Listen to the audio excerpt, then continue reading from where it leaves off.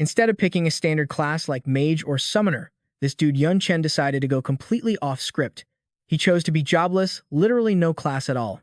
Sure, Jobless players can use a bunch of different skills, but they're all basic trash with zero power. If you pick a real class and grind properly, you've got a bright future ahead. Ever since the world changed, the college entrance exam isn't about boring textbooks anymore. Students have to face dungeons packed with monsters, and if you screw up, you actually die. There are 3 difficulty settings, ranging from easy straight to hell. Obviously, the points you get depend on the difficulty. These kids need to know their limits and pick a level they can actually handle. The whole exam is being live streamed to the outside world. Once it started, most of the students decided to squad up. Makes sense, nobody wants to die. Only a few top-tier elites from the advanced class dared to go solo. Suddenly, the supervisor spotted a familiar face on the screen. This guy didn't squad up either, he's rolling solo. He's strapped with weapons from all different classes, even though he's not part of the elite rocket class. Why is he carrying so many weapons? Did he seriously pick the Jobless class? Most people just thought Yun Chen was a total moron. Picking Jobless and relying on those weak-ass skills? Totally useless. Even Yun Chen's homeroom teacher was sweating bullets watching this. That idiot refused to listen and picked that class anyway. And to top it off, he actually chose the hell difficulty dungeon today. Does he have a death wish or something? The dean standing next to him looked absolutely furious. The homeroom teacher wiped his forehead, laughing awkwardly to cover the embarrassment. That kid's talent is perfect for the Jobless class, so maybe he'll be fine. Inside, Yun Chen was getting ready to officially enter the dungeon. Hell difficulty lives up to its name, just standing at the entrance feels creepy as hell. Outside, everyone figured Yun Chen was probably wetting his pants in fear right now. But right then, he popped the Swordsman's skill sprint, even while lugging around a mountain of weapons. Thanks to that skill, Yun Chen was moving like the wind. In no time, he closed in on the dungeon monsters. Those things look like goblins, don't they? As soon as they saw someone, they went crazy and rushed in to attack. Yun Chen switched it up and used the Mage skill, Fireball. A massive blast of fire shot out, instantly wiping out over a dozen of those little creeps. Everyone watching the screen was in total shock. That kind of power doesn't look like a Jobless with basic skills. It was actually stronger than a lot of low-level mages. As the goblin formation scattered, the staff in Yun Chen's hand transformed into a sword. He switched to swordsman mode and started taking out the rest of the goblins one by one. His moves were clean, fast, and decisive. That wind flame slash skill packs a serious punch. The audience was split. One side was cheering because Yun Chen's style was so sick, while the other side couldn't believe what they were seeing. Because in their minds, the Jobless class has always been mediocre and useless. Even the dean started paying attention to Yun Chen. The power of his skills was clearly on another level. The homeroom teacher explained that Yun Chen had awakened his own talent, and that talent was all-rounder. Hearing that, the dean just shook his head. People with that talent can learn skills from every class, but they max out at rank C+. Looking at the kid, the dean just felt pity, thinking Yun Chen would only get weaker over time. But that's just because nobody knew what he was actually holding in his hands. After a slaughter fest, Yun Chen cleared the first stage. He pushed open the heavy stone door, getting ready to step into the second stage. Inside was a swarm of goblins, way too many to count. Not only were there more of them, but they were also way tougher than the trash mobs in the first stage. They had higher levels and their own unique skills. A normal person wouldn't be able to see that info, but Yun Chen had the appraisal skill. Just one glance and he could read their levels, skills, and attributes. There were nearly 100 of them, kind of a crowd, and Yun Chen's current position wasn't looking too good. Things are getting interesting. A goblin leader pointed right at Yun Chen and growled something. The rest of the pack got the memo and started charging. These guys even had a freaking cheer squad playing drums and horns to boost their morale. Yun Chen carefully sized them up. They were actually using strategy. The fighter and knight types charged the front, while the magic users stayed in the back to cast spells. Letting you guys coordinate would be a pain in the ass. Yun Chen pulled out his staff and used flash, creating a blinding burst of light. That skill temporarily blinds the enemy. Sure enough, the goblin formation started falling into chaos. Seizing the moment, Yun Chen sneaked up on the goblin mage from behind thanks to the assassin class skill, Stealth. He slit the goblin mage's throat in one clean move. The rest of them recovered from the flash and surrounded him again, but Yun Chen didn't look scared at all. Yun Chen popped his shadow clone skill, followed by a whole combo of assassin moves he seemed to love using. Backstabs, heart shots. Yun Chen was using every trick in the book to take these things out. With his speed and smooth skill combos, more than half the pack was dead in no time. A red goblin was raging hard right now, and Yun Chen noticed it. Does that thing have a berserk mode or something? A second later, just like he predicted, the goblin suddenly hulked out, growing bigger and getting way more aggressive. Yun Chen just casually jumped up to dodge, raised his staff, and started summoning water elements.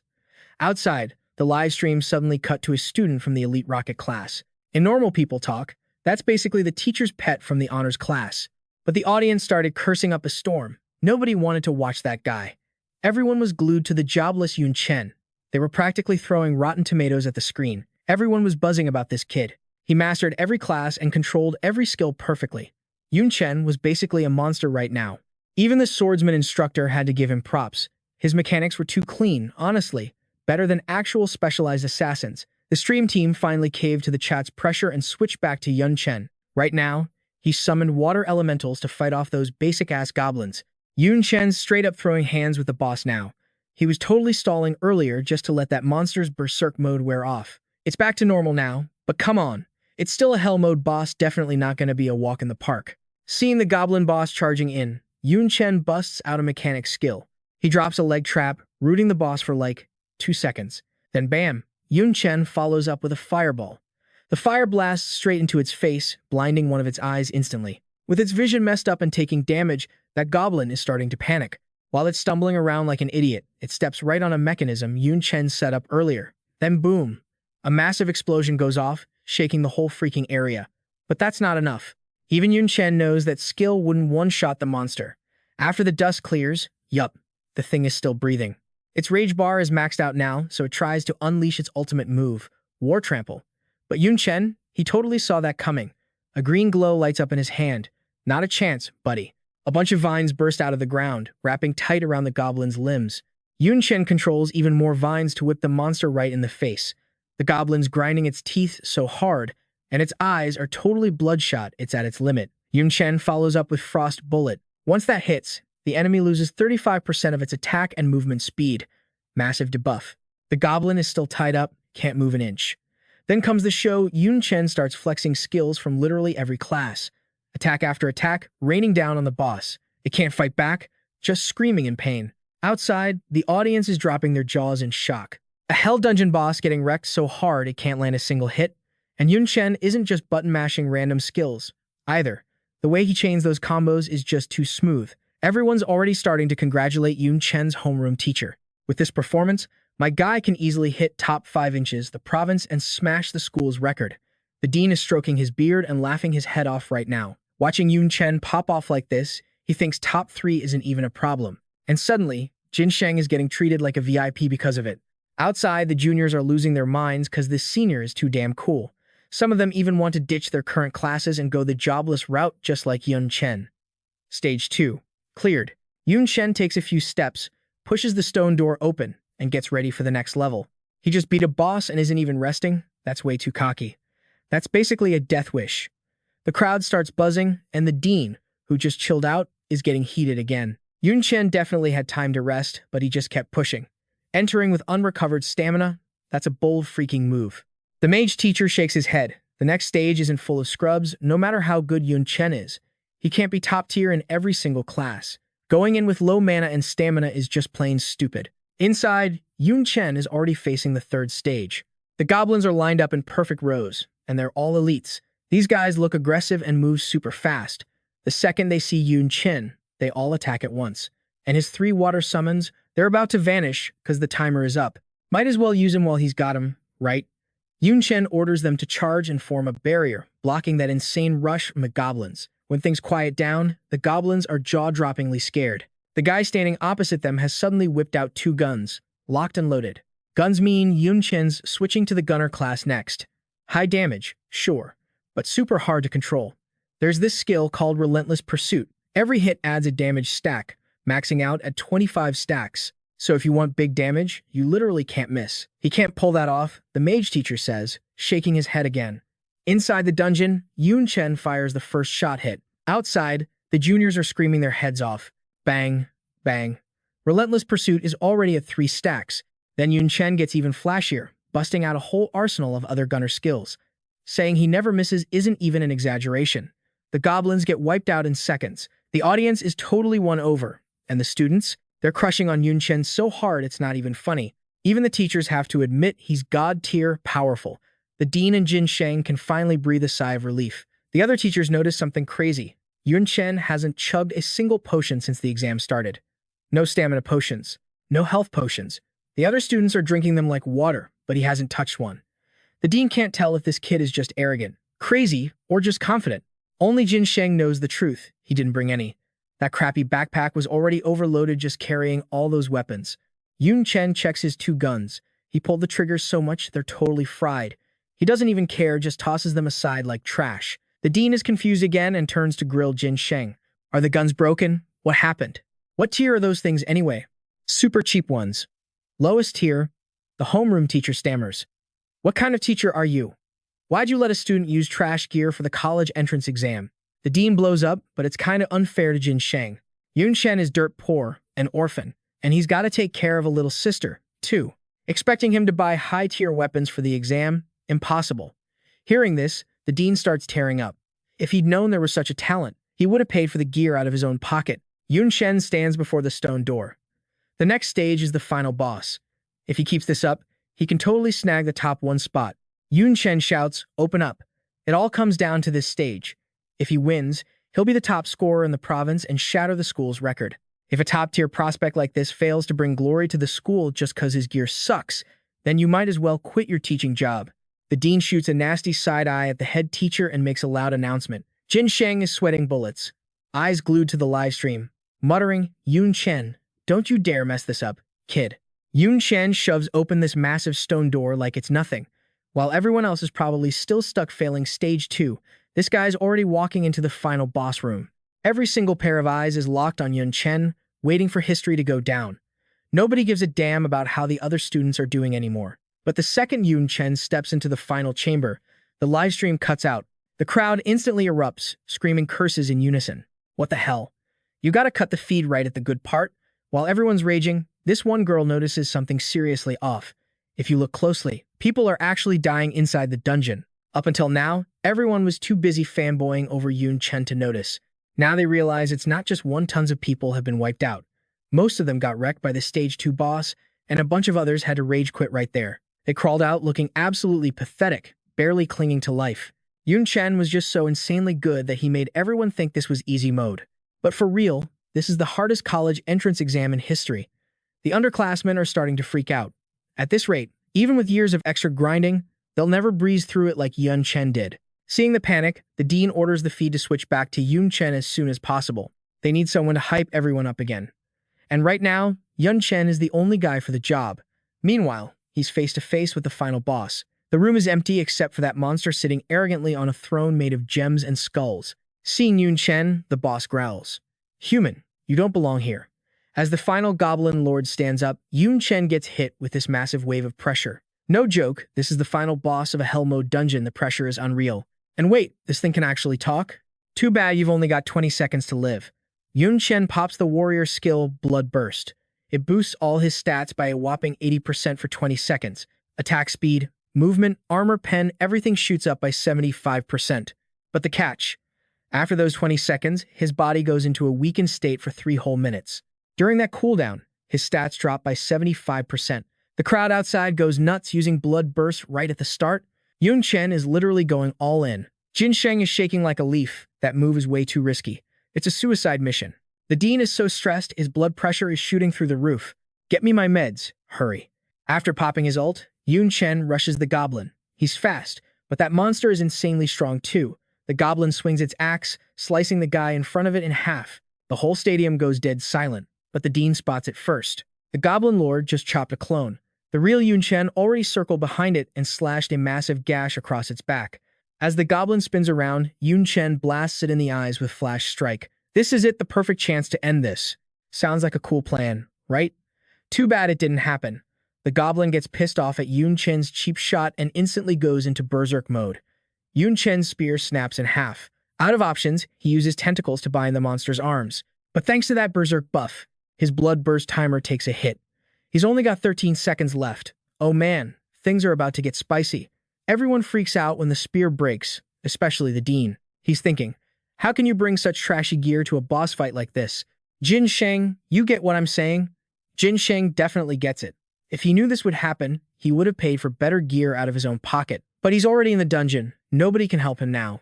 If Yun Chen dies because of cheap gear, Jin Sheng is going to be the biggest villain in history. The dean will literally strangle him. Meanwhile, Yun Chen is stressing out. He wanted to kill the Goblin Lord before it went berserk.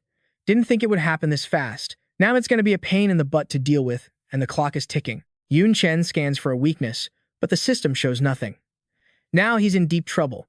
The Goblin Lord starts swinging that axe like a maniac. Bloodburst is still active, so he's fast enough to dodge. But then the goblin stomps the ground, shattering the floor. Yun Chen loses his footing and takes a hit. He's panting hard, losing steam, and Bloodburst only has 9 seconds left. Outside, the fangirls who were just calling him hubby are bawling their eyes out. His buff is fading, and he hasn't even scratched the goblin's defense yet. The dean and Jin Sheng are panicking. Spear, broken. Sword, gone. And worst of all, 0 healing potions left.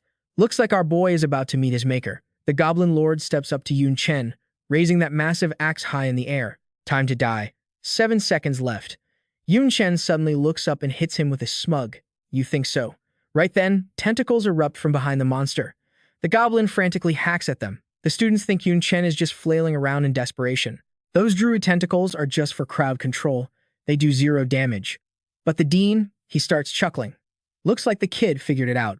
Earlier, Yun Chen's skill couldn't find a weakness. But there's no way an exam boss has no weakness. It's just hidden on its back, covered by that cape. Realizing its secret is out, the monster gets flustered. Yun Chen charges up Fire Fist. 3 seconds of blood burst left. That's all he needs. He teleports behind the monster like a ghost, where the tentacles have it totally locked down. The Goblin Lord isn't dumb, it spins around to protect its weak spot. Yun Chen's fire attack slams right into its chest instead. Humph. That weak attack just knocked me over. You think that hurt me? You lose. Blood burst wears off. Is Yun Chen actually gonna lose? No shot. How could the main character lose? Give me a break. That goblin might be smart, but no way it can calculate every little detail like a human. Yun Chen had a sword set up right where that thing fell. Bam! Its back landed perfectly on the blade. One final, fatal hit. Yun Chen was totally gassed and collapsed on the ground. The notification popped up. Yun Chen successfully cleared the dungeon on hell difficulty. Total clear time was 14 minutes and 47 seconds. His college entrance exam score was recorded. For Yun Chen, this competition was officially over. Outside, the stands practically exploded. Everyone was hyped because Yun Chen cleared the final stage. He only took 20 seconds total to take down the monster. Inside, Yun Chen was getting his dungeon rewards. He leveled up 3 times instantly, plus got a bunch of skill points and tons of loot. And since he was the first to clear this dungeon, Yun Chen unlocked an achievement. Out of 3 choices, he finally picked Swift Cast. It's a magic-type skill that shortens chanting and casting time. The new gear he got was all good stuff too, way better than the old scrap metal he was using. With this gear, fighting the Goblin Lord again would probably only take 5 seconds. Time to bounce, Yun Chen left the dungeon. As soon as he stepped out, the crowd went nuts with cheering. Yun Chen the champ. Everyone loves Yun Chen. What the hell is going on here? Yun Chen looked around like a total doofus. Tons of cameras were pointed right at him. The dean personally came out to welcome him. Jin Sheng was grinning from ear to ear. They both grabbed Yun Chen, one on each side for a photo op. The dean said he'd report the results as soon as possible. Just go home and rest for now. And it didn't stop there. He even sent his private driver in a supercar to take Yun Chen home. That kind of VIP treatment was totally unheard of. Right after Yun Chen left, the head of the education bureau called the dean. Looks like this school is about to blow up for real.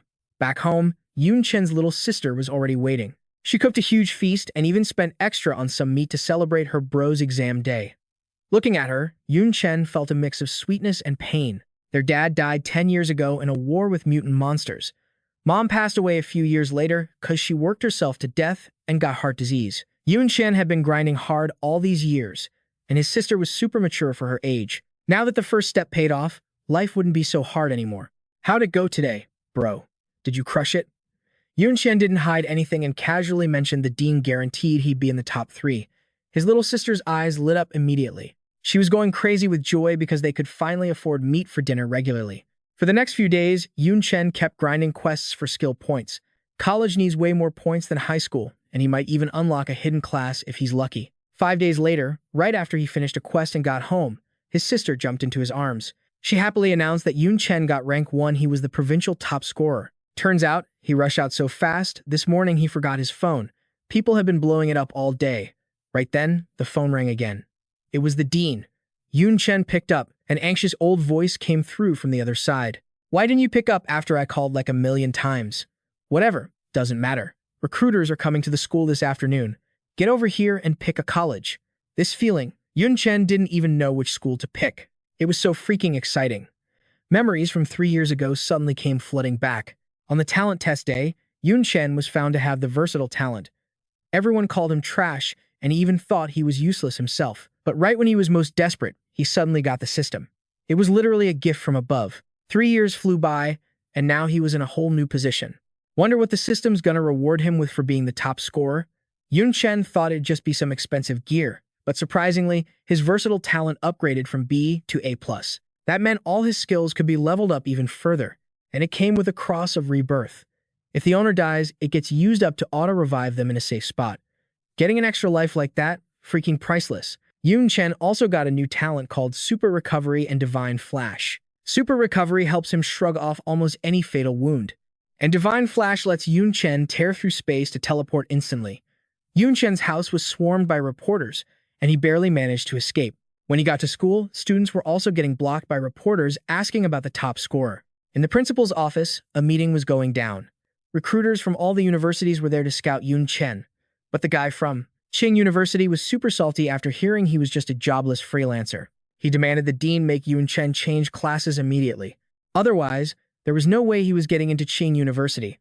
The old guy claimed that even as a top scorer, a jobless freelancer had zero future, and he didn't stop there. The student with him added fuel to the fire, claiming Yun Chen must have used some cheap tricks to get that high score.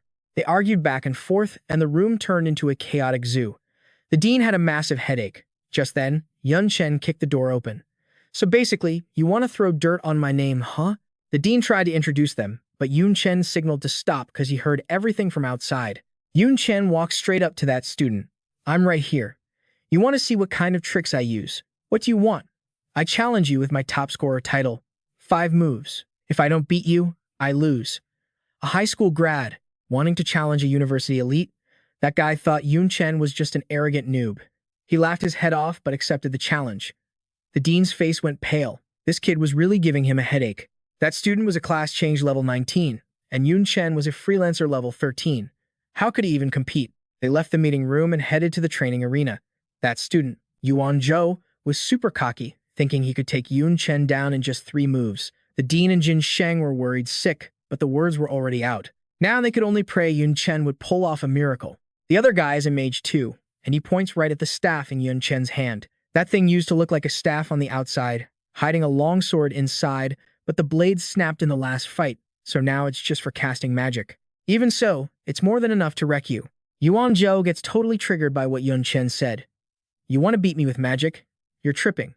Yuan Zhou raises his staff and starts chanting. With his casting speed boost, he only needs 0.7 seconds to fire off a spell. He's all cocky, thinking there's no way Yun Chen can keep up with that speed. But the second he looks up, a fireball is already right in his face. Yuan Zhou can't believe Yun Chen's casting speed is actually faster than his. Caught off guard, Yuan Zhou can only throw up a temporary magic shield to block the hit. But Yun Chen's fireball is just too OP, and his shield starts cracking like crazy. Finally, the thing shatters completely, and a few more fireballs come raining down on his head. Yuan Zhou can't dodge in time, and he gets swallowed up by Yun Chen's flames instantly. Game over. Yun Chen looks at the explosion with a smug grin. Yuan Zhou is totally battered from the blast, face all covered in soot, looking nothing like the arrogant jerk from before. But Yun Chen isn't going to let him off that easy. He walks over and stomps 1 foot right on the guy's back, shouting on purpose to mock him. Is this all a student from Qing University can do? The recruiters from the other schools see this and have zero doubts about Yun Chen's power now. His file says his skill limit is C rank, but looking at the color of those fireballs, that was definitely at least B rank power. Unclassed players usually have 1 fatal weakness, a skill level cap, but Yun Chen just broke through that limit to level up. That means in the future, he's going to be a jack of all trades, totally invincible. The recruiters start swarming him like sharks, while the Qing University guy just stands there salty as hell. So what if he leveled up his talent once? He still has no future. I can't believe you idiots are fighting over him like this. The other recruiters aren't kids. They're not going to fall for his trash talk. In the end, the Qing University guy is so embarrassed he just bails. He even leaves Yuan Zhou lying unconscious on the ground cold. Meanwhile, everyone else is still fighting desperately to recruit Yun Chen. Out of all of them, Jiangnan University makes the sickest offer. They're willing to give him beginner skill books for literally every single class. And not just books from this country, they've got skill books from other nations too. Plus, if his grades are good after enrolling, they'll teach him hidden skills and give him a multi-form weapon, which is the perfect gear for an unclassed player. Holy crap, Jiang University is going all out. Skill books from everywhere, hidden skills, and a multi-form weapon. That's top-tier loot, fam. The crowd starts buzzing, and Yun Chen doesn't waste any time. He walks right up and shakes the Jiangnan recruiter's hand. With resources that good, you'd have to be an idiot to say no. Plus, he doesn't want to go too far away since his little sister, Yun Tang, is still here. Studying at Jiangnan means he can rush home fast if anything happens. School choice locked in, Yun Chen takes a stroll to the backyard. He wants to test out Flash, Step, and man, this talent is insane. Yun Chen can instantly teleport from one spot to another. Whether he's attacking or defending, this is going to be a game changer, but it drains a ton of stamina, so looks like he needs to grind more. His phone dings a few times. It's the scholarship transfer notification. Not a bad payday at all. The other rewards were probably sent straight to his house. Perfect timing. Yun Chen wants to test Flash Step at a longer range. He teleports right to his front door and sees the Jiangnan University crew waiting there. Just like they promised, they brought Yun Chen an enrollment gift, a gold rank multi-form weapon. This thing is called the Phantom Breaker, and it's gold tier. It can switch between 3 different forms: a combat gun, a long sword, and a staff. Yun Chen checks out the new weapon in his hands, totally vibing with it. Finally, he doesn't have to lug around a backpack full of trash-tier weapons anymore. The rep also brought a whole trunk full of rare class skill books. For a guy who loves grinding new skills like him, this loot is worth more than gold. And it doesn't stop there. Dongyun City, where Yun Chen lives, sent a special gift too, a massive luxury villa. It's Yun Tang's first time living in a place this huge, so she's freaking out. The toilet here is bigger than our old house. Unlike his hype sister, Yun Chen is way more chill. He's already cracked open a few books to read. Turns out, their country actually has a ton of rare classes. 70 years ago, when the game merged with reality, players had to pick their race. Most picked human, but some chose elf, beastman, or dwarf. Over the years, a lot of humans married other races, creating kids with special mixed bloodlines. Dongjun is just a small town, so Yun Chen hasn't really met other races before, but he's about to head to Jiang University. This is a solid chance to see what the world is really like. For the next month, Yun Chen grinds system quests and studies skills from the new classes like a machine. With 2 weeks left before school starts, he takes Yun Tang out to have fun everywhere.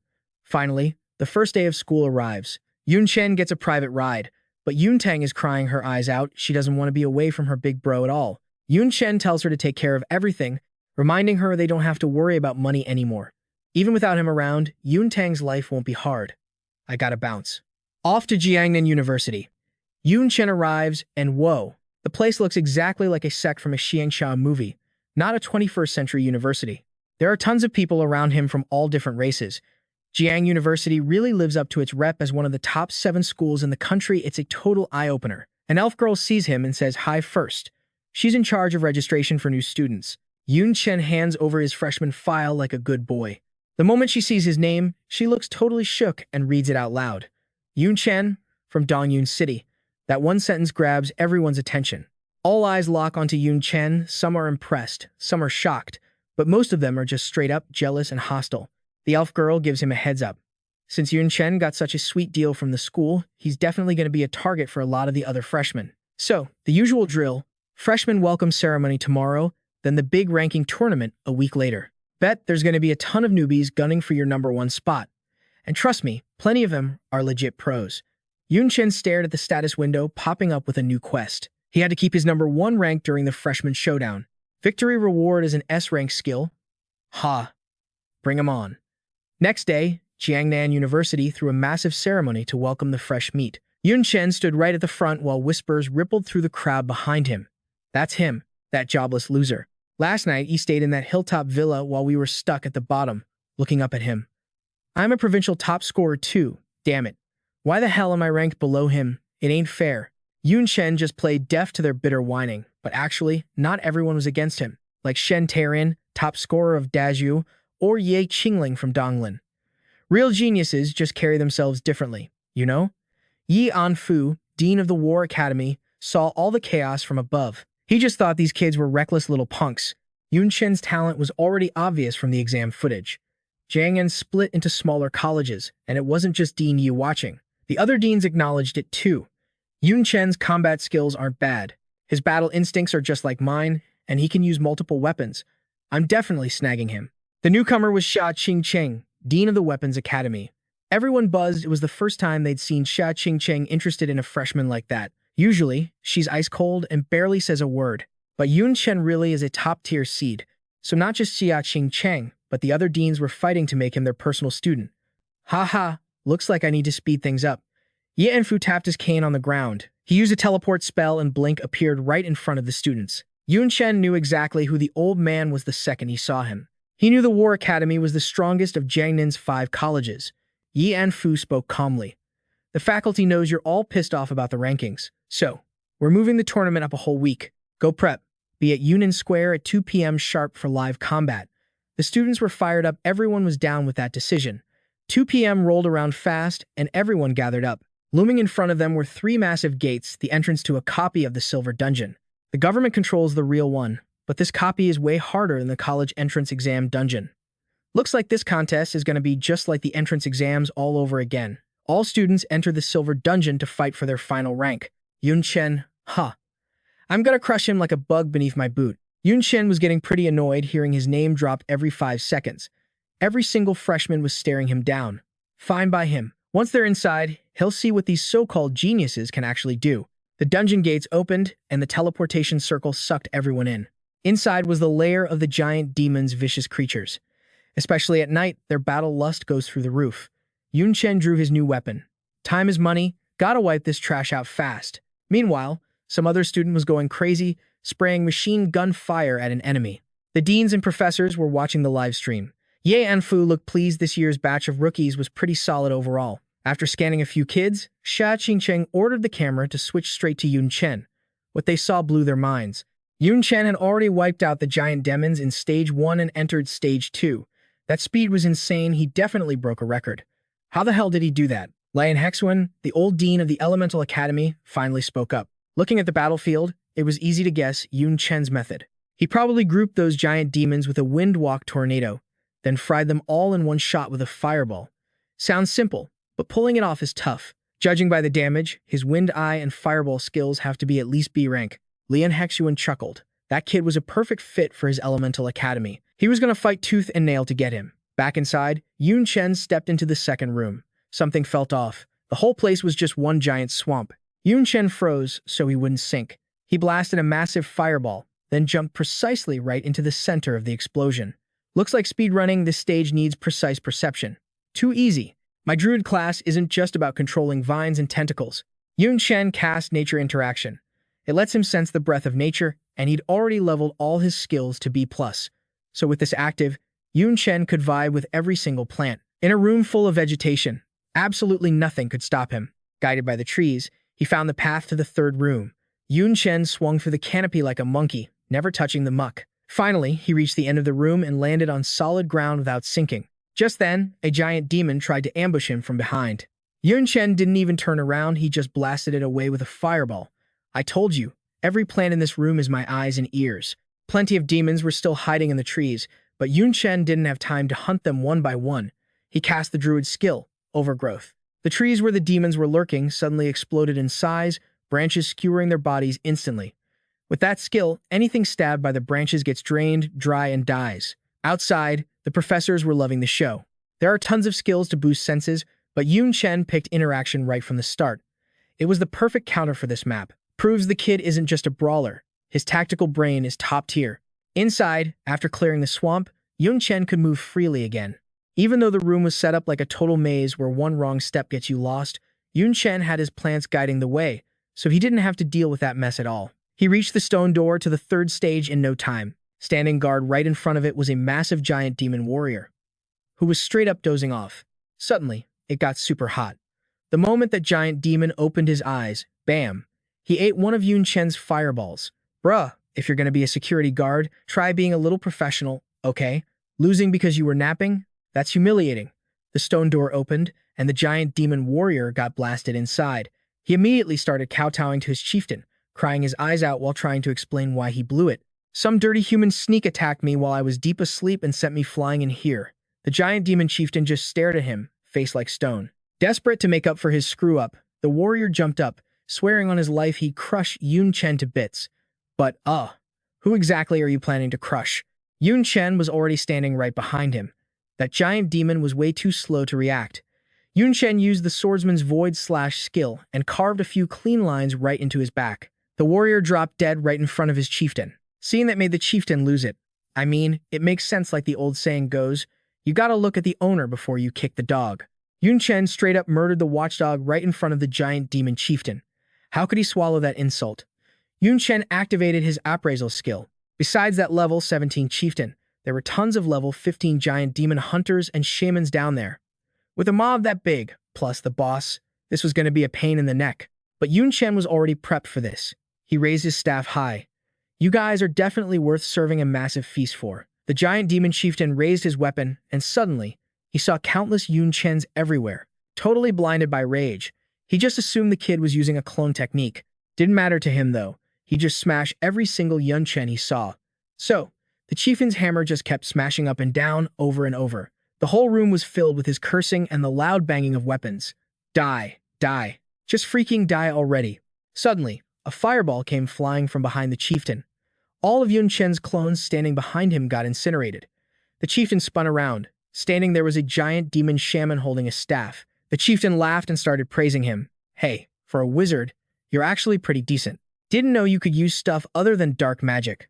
Once we kill this human punk, I'm promoting you to captain. He swung his hammer with even more hype, sending more of Yun Chen's clones to the afterlife with every hit. Meanwhile, that giant demon shaman was going ham with his fire magic too. Pretty soon, there was only one Yun Chen left in the whole massive room. The giant demon shaman walked right up to him. He laughed loudly. All the clones are toast. You're the only one left. This has got to be your real body. Finally, I can kill you. Ha ha ha! But the thing in front of him was rolling around crying. Then, the chieftain's vision suddenly got all warped. Was he seeing things? Why did the Yun Chen in front of him suddenly turn into a giant demon hunter? Before the chieftain could even process what was happening, another fireball came flying in, aiming straight for that hunter. Boom, blown to bits. And the real Yun Chen, who was actually standing behind him the whole time, slowly revealed his true form. The giant demon chieftain snapped out of it. He looked around, all his minions were dead. What the hell just happened? Watching on the screen, the teachers outside couldn't hide their shock either. They couldn't figure out why the chieftain slaughtered his own crew and even just stood there watching Yun Chen blow up the other demons. But Principal Lee and Hexuan figured it out fast. It was the soul-bewitching command skill from the Onmyoji class of Fusang. When you get hit with that, your mind gets totally scrambled. Everything you see is a hallucination, and everything you hear is fake too. Normally, you can't use that skill on someone with a higher level than you. Yun Chen definitely spent a ton of effort using his talent to upgrade the quality of that skill. He also straight up killed the giant demon warrior right in front of the chieftain to make him lose his cool. That made the success rate of the soul-bewitching command way higher. He calculated every step. That kid is terrifying. Now, the chieftain was finally back to his senses. The instructors were dying to know how Yun Chen would handle him now.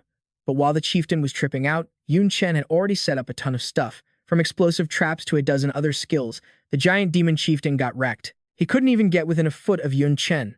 After taking a whole combo of attacks, the chieftain was covered in wounds. He finally dragged his battered body in front of Yun Chen, lifted his heavy hammer, and growled, "Die." But too bad for him, the thing waiting for him was just another clone. The hammer smashed down, but it didn't do a single scratch of damage to the real deal. Instead, the real Yun Chen popped up right behind the chieftain. He used his signature move, Void Slash. That final hit sent the giant demon chieftain straight to meet his ancestors. With the monster dead, Yun Chen became the first student to clear the stage. His total time was 11 minutes and 43 seconds.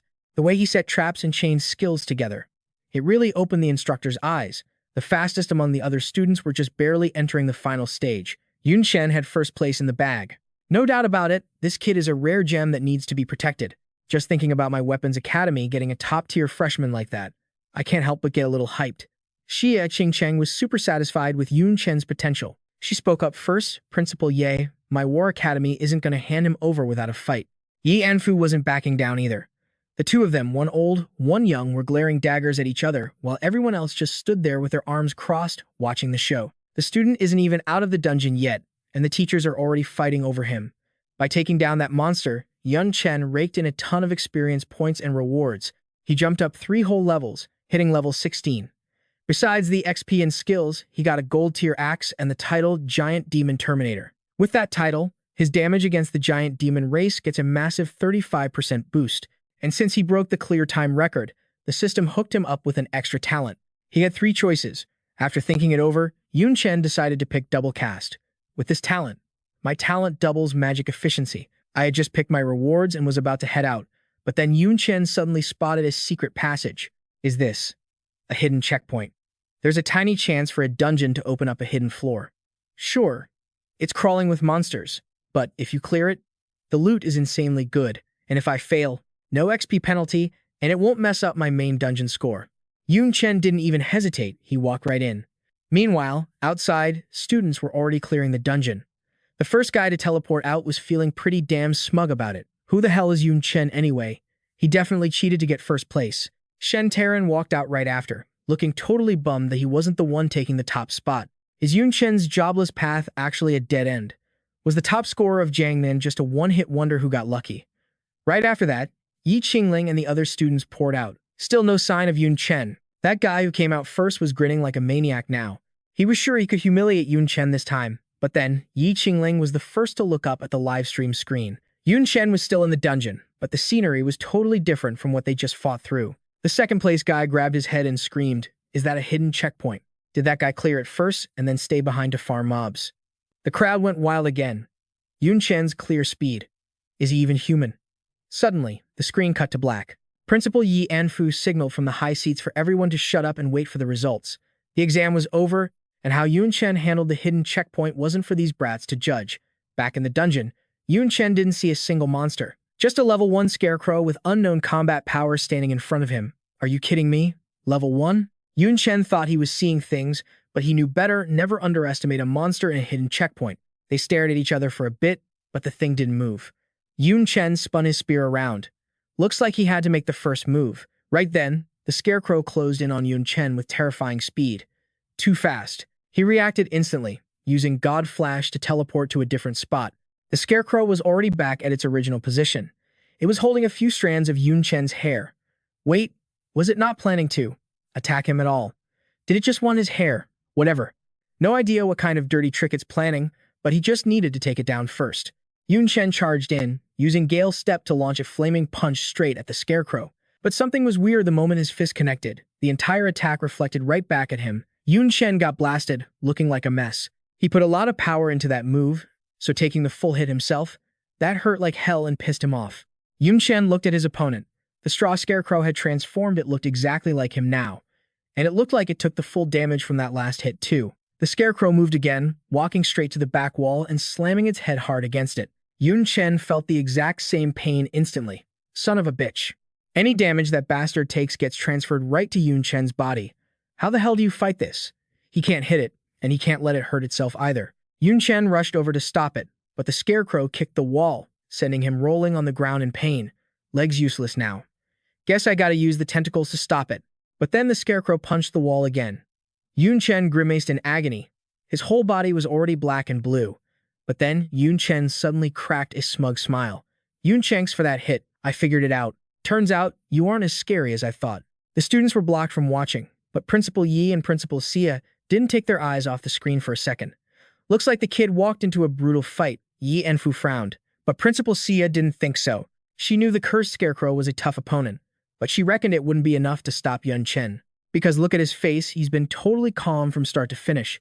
You can't find a single trace of panic in his eyes, still thinking clearly. He's definitely getting out of there safely. Meanwhile, Yun Chen had already figured out the monster's glitch. It didn't actually bind its life force to Yun Chen. Instead, all the damage it took was just being redirected straight to him. It was fine, but pretended to be hurt to fool him. But here's the kicker. If Yun Chen hurts himself, that damage transfers right back to the scarecrow. That's the key. That thing is level 1, while he's level 16. A hit that barely scratches Yun Chen is enough to kill that monster instantly. Figuring this out, Yun Chen immediately blasted his own chest with a fireball. On the other side, the scarecrow instantly burst into flames. It reverted to its true form, a tiny straw scarecrow, and became Yun Chen's reward item. The cool thing about this tool is, if you wrap an opponent's hair around its neck, you can transfer any damage the scarecrow takes right to them. That is a nasty item. Definitely gonna come in handy later. Yun Chen finally stepped out of the dungeon to find over 2,000 students waiting just for him. The cursing was non-stop. Because the next stage of the competition couldn't start until everyone was gathered, Yun Chen awkwardly sneaked into the crowd. That's when Ye Anfu calmly walked out. He announced that someone had cheated by knowing the test content beforehand to get a high score. So, this competition would have a second stage. Damn it, did the old man find out? The student who left the dungeon first started sweating bullets. The rules for the second stage were simple. Students could challenge anyone. If you win, you take their rank and steal their course credits. And nobody was allowed to refuse a challenge. Yun Chen was the center of attention now, so obviously, a ton of people wanted a piece of him. Sure enough, as soon as it started, a few tough-looking guys wanted to challenge the #1 spot. Yun Chen felt that one-on-one was a waste of time, so he told them both to come at him at once. Fine, you asked for it. Looks like we need to teach this kid a lesson, show him what happens when you get too cocky. Both of them gritted their teeth. The enemy of my enemy is my friend, right? Two strangers suddenly became teammates with one goal: take down Yun Chen. They split up, flanking him and using their signature skills to attack, but they were way too slow. Yun Chen casually unleashed a basic stomp skill to welcome them. One hit lands and boom, the shockwave is insane. The instructors down there had to throw up a heavy-duty shield just to keep the other students safe from flying rocks. The whole crowd is literally shaking in their boots, like, seriously. A beginner skill with that kind of terrifying power? By the time the dust and smoke cleared, both challengers were already knocked out cold. You guys still want a piece of this? The ref started waving his hands frantically, shouting, "Stop. No more fighting." I mean, Yun Chen beat them into that state. How could they possibly keep going? This kid is seriously as strong as an ox and fierce as a tiger. If they didn't stop him, he might have actually killed someone. Yun Chen stood tall on the arena, looking down arrogantly at the thousands of students below. Anyone else want to go? Most of the students down there were already totally spooked by that one stomping move Yun Chen used to flex on them. Looks like this #1 spot is the real deal. That nepotism baby who knew the exam questions beforehand that Principal Yi hinted at definitely isn't Yun Chen. I'll fight you. The guy who just stepped up is Shen Taran, top scorer of Daju Province and ranked top 3 in the recent Silver Secret Realm. I challenge you too. Next up is a gorgeous girl from the elf race named Nico, top scorer of Xianye Province and ranked 5th in the Secret Realm. Now this is a battle between true academic elites. Shen Taran and Nico were growling at each other, fighting over who gets to go up first. Yun Chen stuck to his old ways, saying, "Both of you can come at once," but Shen Taran is way too proud for that. Obviously, he wanted a fair one-on-one fight. The second the match started, Shen Taran used Blood Shadow Assault to charge straight at his opponent. This attack was so powerful that even the protective barrier around the arena was about to crack, but Yun Chen, he didn't get a single scratch. He dodged Shen Taran's strike as easily as grabbing a piece of candy. Yun Chen dodged once, and Shen Taran went in for the attack again. He fired off a fireball, but Shen Taran casually pulled out a shield to block it. His defensive gear is top tier, so Yun Chen's fireball spell honestly didn't do a thing. But meanwhile, Yun Chen's tentacles had already wrapped tight around Shen Taran from behind. He used the growth skill again, just like when he fought those trolls. Those tentacles pierced right through the armor and started sucking away Shen Taran's vitality. Seeing things go south, he tried to use Blood Flame to burn all the tentacles to a crisp, but Yun Chen wasn't going to let him have his way. He used the Water Curtain skill, dropping a massive waterfall from the sky to snuff out the fire Shen Taran created. Plus, those tentacles grew even wilder when they hit the water. Shen Taran's vitality was barely hanging on. He really didn't want to use his ultimate move, but if he didn't use it now, he was going to die. Shen Taran used Blood Escape, instantly vanishing from the tentacle trap and popping up right behind Yun Chen. But Yun Chen sensed him coming.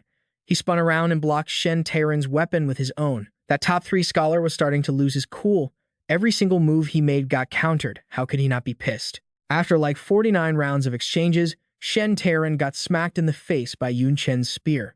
He wanted to use the last of his strength to go all out against Yun Chen. But Yun Chen was one step ahead, using stealth art to sneak up on him from behind. With Yun Chen's blade pressed against his neck, Shen Taran had no choice but to raise his hands and surrender. I give up. The students down below started buzzing like a broken beehive. There was barely anyone left who didn't respect Yun Chen now. Principal Yi stroked his beard and laughed his head off. Shen Taran is a student with great potential. He's literally a living textbook. But too bad there's no book that teaches you how to deal with a jobless loose cultivator like Yun Chen. Nico landed gracefully on the arena. Looks like Shen Taran's crushing defeat couldn't dampen this girl's fiery spirit at all. Nico has the Silver Moon bloodline, so compared to a normal mortal like Yun Chen, the gap is huge. But everyone has to admit his skills are legit. It's still up in the air who's going to win this one. Nico is super skilled with a sword. Every slash she throws out could be a fatal hit. The arena has limited space, which she used to her advantage to attack even harder. Holy crap. First Shantaran and now Nico, that sturdy arena barrier, is about to get shredded into a rag. For the whole start of the fight, Yun Chen was just dodging for his life. His speed is second to none, so none of Nico's sword strikes could actually touch him. But dodging forever isn't exactly heroic. Yun Chen pulled out a pair of low-level combat pistols and started his counterattack. These things probably wouldn't hurt Nico, but they successfully distracted her. Yun Chen took that chance to close the gap. Nico has a huge advantage at long range, so getting this close puts her in a tight spot. But right then, a triumphant smile appeared on her lips. I knew you'd choose to get close. Looks like I bet on the right horse. Yun Chen got blasted back several yards by Nico's secret bloodline technique, Silver Moonlight. That skill drains a ton of energy, but for Nico, the trade-off was totally worth it. The Yun Chen in front of her was now locked down tight, couldn't defend, and definitely couldn't counterattack. She raised her bow, arrow knocked, ready to end the match with one final move. But then, Yun Chen's blade appeared out of nowhere, right against Nico's neck, just like what happened to Shantaran. The thing she used all of her strength to lock down turned out to be just one of Yun Chen's clones. Gotta say, Nico is super smart and her skills are flawless, but Yun Chen is still a level above her. Nico was totally devastated and slumped onto the ground. She lost this match too. I've grown up so much, and this is the first time I've lost to someone my age. Nico felt so wronged and humiliated, tears filling her eyes. She wasn't okay with this at all. From now on, wherever she sees Yun Chen, she's gonna fight him on the spot. Someday, she'll definitely win. Principal Xia watched the showdown and thought Nico wasn't bad either. She wants both of these kids under her wing. Whoa, lady, that's getting a little too greedy. Even after beating two top scorers back-to-back, Yun Chen still had plenty of gas left in the tank. This whole challenge thing was taking way too long. He just straight up announced that anyone could come up. If 5 come, he takes 5. If 10 come, he takes all 10. Whatever saves the most time works. Down below, plenty of people were still ticked off by his arrogance. They all rolled up their sleeves, ready to team up and teach Yun Chen a lesson. But facing them, Yun Chen just used the light shine spell to blind everyone, then spammed fireballs until he cleaned house. Now it's finally a lot quieter. Today's battle has gone down in Jiang University history, maybe even national history, because there's never been a freshman who debuted so epically that he soloed countless peers like that. High stats, diverse skills, calm judgment, sick weapons, and actual combat experience. Yun Chen has all this swag, basically becoming a top-tier pro overnight. At first, the freshies were totally salty, jealous, and even suspicious.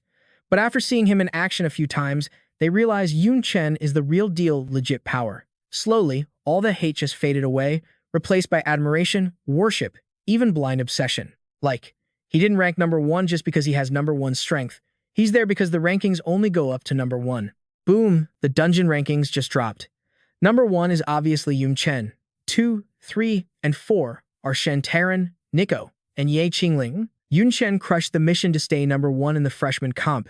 He scored a new S-rank skill called Invincible Total Immunity to damage and crowd control for 3 seconds. It even came with a lucky potion. Drink that, and you get max luck for 24 hours. Now that the contest is wrapped, it's time for the academy sorting. The War Academy is the strongest, no doubt, but everyone knows their students are the first ones getting shipped off to the battlefield. So, the students are kind of nervous about it. On the flip side, the Weapon Academy has been blowing up lately.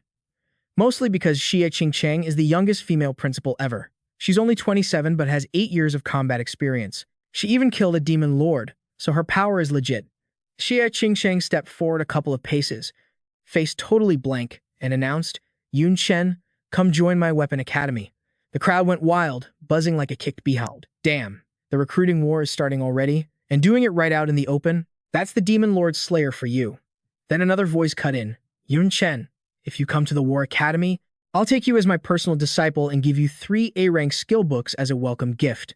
Yi Anfu wasn't gonna let that slide. "Old man, Yi, 3 A-rank books? That's cheap. Yun Chen, come to the Elemental Academy. I'll hook you up with all the potions and magical materials you need, plus a full set of diamond gear." Lian Hexuan jumped into the disciple-snatching race. Principal Ye glared at his old buddy like he wanted to set him on fire. This old guy totally came prepared. He's just flexing his cash, giving zero face to anyone. Yun Chen thought about it. Both Principal Ye and Principal Lian made solid offers. Both options were sweet, and both academies suited him, so he was torn. Right then, Xia Qingcheng pulled something out of her pocket. It was the Demon Lord Essence. This thing was refined from a Demon Lord's corpse, an S++ God tier item. Using it gives your body a massive upgrade, giving you tons of extra attribute and skill points every time you level up, all the way to level 70. Plus, there's a chance it'll unlock the Origin Demon Lord Bloodline talent. This chick is hardcore. With an offer like that, forget the students, even the instructors are going to be jealous. Principal Yi let out a heavy sigh. Looks like this recruiting war is already over. Yun Chen knew that usually, these academies just fight over top students for their performance stats, but Xia Qingcheng is different. She never fights for students, he was the exception. And honestly, her offer blew everyone else's out of the water. Obviously, he had no reason to say no. I choose the Weapon Academy. Xia Qingcheng didn't smile, but you could tell she was satisfied. Along with Yun Chen, Nico got recruited too. Both of them became Xia Qingcheng's personal disciples. As soon as they got to the academy, they were called to the principal's office. The place was like a museum, stuffed with rare monster bones. Yun Chen was gulping nervously just looking at it all. Did Principal Xia take all these down herself? If she did, she's insanely strong. Then a voice asked, "You two made it?"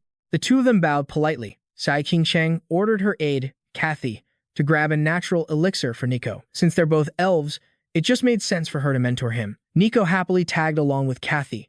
That left Yun Chen. Xia Qingcheng didn't back out on her deal. She handed him the Demon Lord Essence right away. Looking at the item, Yun Chen couldn't help but ask, "Professor, are the rumors true? Did you really get this after killing a Demon Lord?" "That's right," Xia Qingcheng answered without missing a beat. "This is the essence extracted from the Demon Lord's bones, refined by a holy tier alchemist." Seeing how curious her new student was, Xia Qingcheng patiently explained the Demon Lord's origins. 70 years ago, when the world went through its mutation, a bunch of new races appeared. Monsters, elves, goblins, demons. But basically, they were just players who chose a race other than human. At their core, they're still humans born in this world. The strongest among the players are known as the Fourth Advancement Professionals, like the War God, Mage God, and Battle God. But alongside our reality, there's a dark world. It's crawling with demon descendants. They invade our world through dimensional rifts and cause chaos. And the ruler of that dark world is called the Demon Lord. His power is insane, equal to 2 Fourth Advancement Professionals combined. But if the Demon Lord is that strong, how did humans figure out how to refine his bones? Humans didn't figure it out, Xia Qingcheng explained. The world's mutation was actually caused by the heavens. The gods have always existed. Years ago, through sacrifices to the heavens, humans discovered how to destroy and refine the Demon Lord. Think of the sacrifice as a deal with the gods. Besides the Demon Lord essence, you can get divine potions, hidden classes, god-tier gear, and skills all through sacrifice. Yun Chen felt his brain melting. Nobody had ever told him this stuff. It wasn't in any books, and you definitely couldn't find it on the internet. Turns out, the monsters he usually fought were just small fry. The demon spawns and the Demon Lord were the real nightmare for players like him. Xia Qingcheng held the essence out to him again, though she wasn't sure if drinking it would actually unlock the Demon Lord bloodline for him or not. Yun Chen thought for a sec, then asked for an hour to rest before drinking it. Principal Xia didn't say no. She even set him up in her office so he could chill. Alone in the room, Yun Chen knew this thing was too valuable to waste. So, he whipped out that lucky potion and downed it in one gulp. An hour later, Xia Qingcheng came back to check on him. The essence was powerful, and absorbing it was going to be hell. She couldn't leave her star pupil alone in case something went wrong. Yun Chen crushed the Demon Lord essence in his hand. A massive blast of energy exploded, surging straight into his body. Yun Chen screamed his lungs out and collapsed, hurting like hell. Xia Qingcheng rushed over to catch him, shooting him some internal energy to ease the agony. But the pain didn't last long.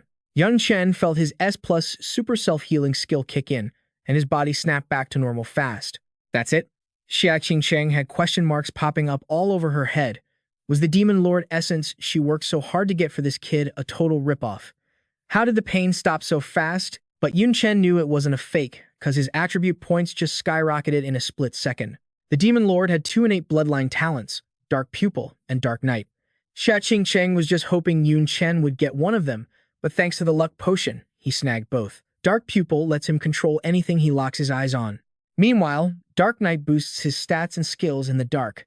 Even though they're both pretty low grade right now, Xia Qingcheng was still super happy with the results. Since both talents can evolve, they can eventually be upgraded all the way to S+. Yun Chen felt crazy lucky. Xia Qingsheng might look cold as ice, but she actually cares about him a lot.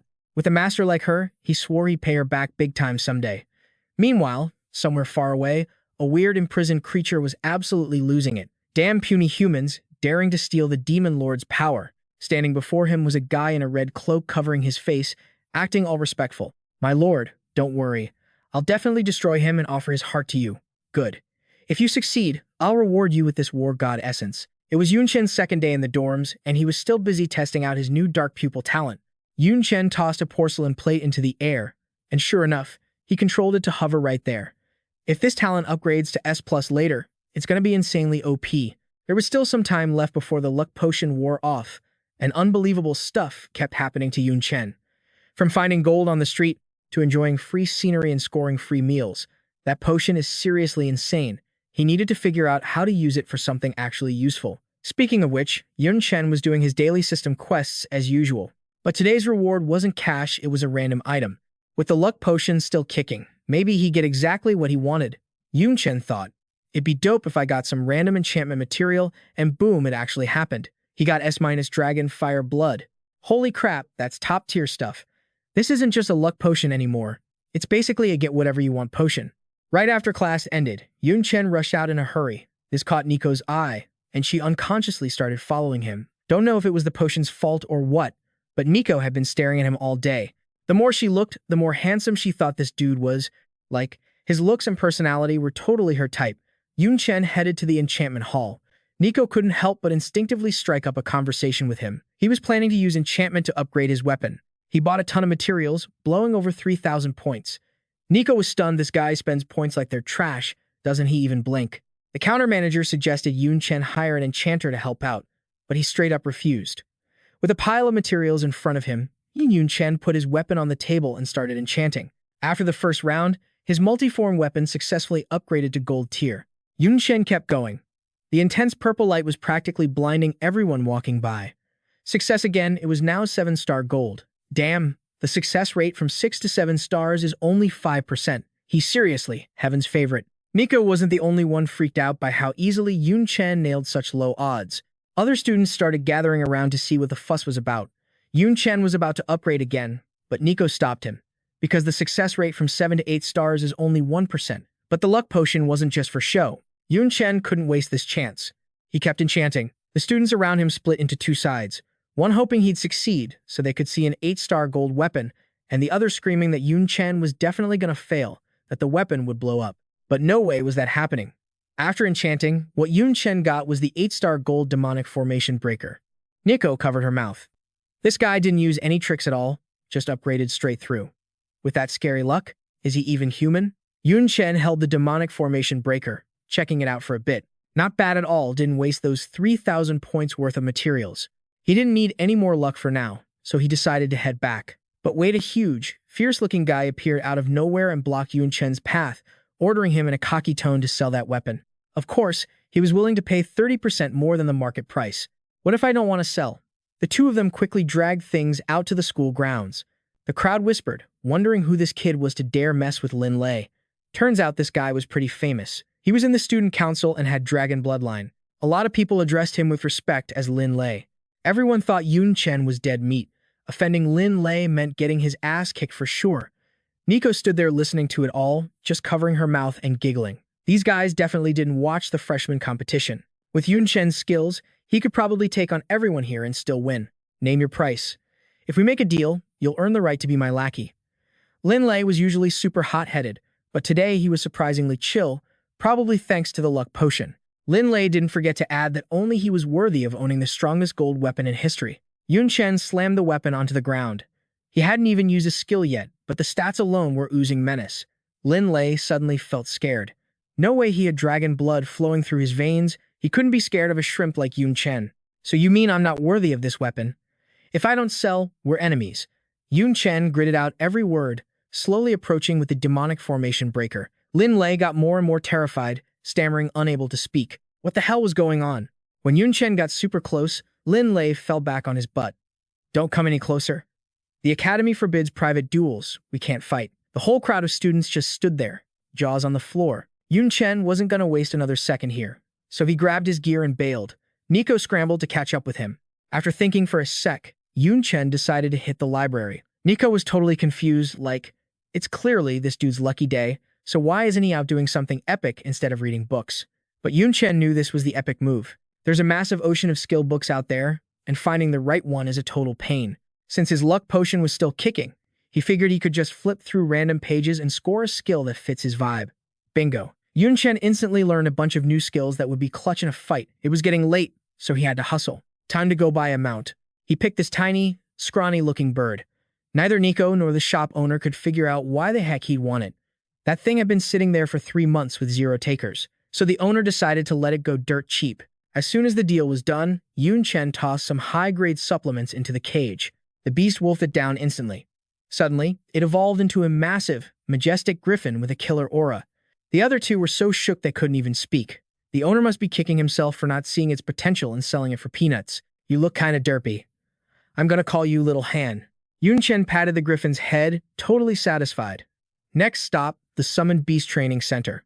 But he was late, so only the plant section was still open. That water elemental he summoned before was total trash. Yun Chen needed something way stronger to level up his game as a summoner. But the stats couldn't be too high, since he's just a freelancer class anyway. Boo-hoo. A loud cry from the corner caught his attention. It was a lively little thorn-flower beast. The owner complained that the thing had terrible stats from birth, was growing slower than the others, and was a total glutton that only ate high-tier food. Basically, a nightmare to raise. Nico told him to pick something with better stats, but Yun Chen already had his eye on the little spiky guy. He decided to take it home. He'd been running around all day and got everything done. Since it was dark, Yun Chen headed back to the dorms. That's when Nico got all shy and asked him for a favor. She wanted to borrow 1,500 academic credits. In college, you gotta pay for everything with credits. And during that freshman showdown a while back, Yun Chen had cleaned out a ton of students, including Nico. Sure thing, I'll transfer it to your ID card. Nico peeked at his account balance. He'd been spending like a whale all day and still had 8,000 left. Who knows how many poor freshmen this guy scammed during the last tournament. Credits secured. Yun Chen took off immediately. Nico watched him go, shouting a Yun Chenks after him. He acts all cold and distant, but he's actually not a bad dude. Huh. 3 months flew by. Today, Dean Yi was checking up on the freshmen. Everyone was doing pretty decent. I mean, they were the top talents from all over the country. As for Yun Chen, he was absolutely crushing it. He aced every single exam and every job class. The only problem? Besides hanging out with Nico sometimes, Yun Chen had 0 friends. It was giving Dean Yi a major headache. Being a beast is great and all, but on the battlefield, if you can't work with a squad, your chances of kicking the bucket skyrocket. He was worried Yun Chen would never learn to trust anyone. Plus, the National Freshman Exchange Tournament was coming up. Like always, Jiang University was sending their freshmen. Dean Yi summoned the top 20 students to his office. Meanwhile, the Weapons Academy was holding archery exams. Nico's a Silver Moon elf, so she's lethal with both a bow and a sword. She was facing off against Yun Chen, but, yeah, she got wrecked in no time. Nobody was even surprised. It wasn't just archery. Yun Chen was ranked #1 in literally every single class. Yun Chen, Nico, head to the training office. Dean Yi wants you. When they got there, the whole top 20 was already waiting. Looks like everyone knew about the tournament. Well, everyone except Yun Chen. Nico just shook her head. This guy does nothing but grind. He's totally clueless about the outside world. Jiang University had won the championship 3 years in a row. Usually, it's just solo and team battles. But this year, they added a survival mode, and nobody knows the rules yet. That's probably why Dean Yi called them in. Just as Nico finished explaining, the system pinged Yun Chen with a new quest. Win the championship. Welp, looks like he has no choice now. Just then, Yi Enfu walked in. This year, the tournament is being hosted by Qingyun University. He said he'd be leading the top 20 personally as the vice principal of Jiangnan U. Nico was confused. Wait, don't we usually only send a squad of 7? Why do we need 20 people this time? Dean Yi explained it was because of the survival mode. All 20 of them would be dropped randomly into a dungeon instance. In there, you get points for looting resources and killing mobs. The total score of everyone determines the ranking. The students groaned. Being the guinea pigs for new rules always sucks. Jiang Yu had a three-peat going on. If they choked this year, it would be a total embarrassment for the school. Dean Ye appointed Yun Chen as captain, and nobody argued with that. He'd spent the last 3 months proving he was a beast. For the solo round, which needed 3 people, Dean Ye picked the top 3 students, Yun Chen, Shen Taran, and Nico. The real issue was the team battle, which needed 7 people. Yun Chen is cracked, but he's always been a solo player. Dean Yi was worried about his teamwork. Dean Yi, can I pick my own squad? Yun Chen spoke up first. Dean Yi agreed immediately. The kid knows himself best, right? Letting him pick his own team would probably make strat calling easier. But when Yun Chen handed over his list, Dean Yi almost had a stroke. 7 people, and he picked 3 melee fighters, a Taoist, a summoner, and an assassin. It was an all DPS team. In previous years, Jiang Yu always used the 2-2-1-2 meta.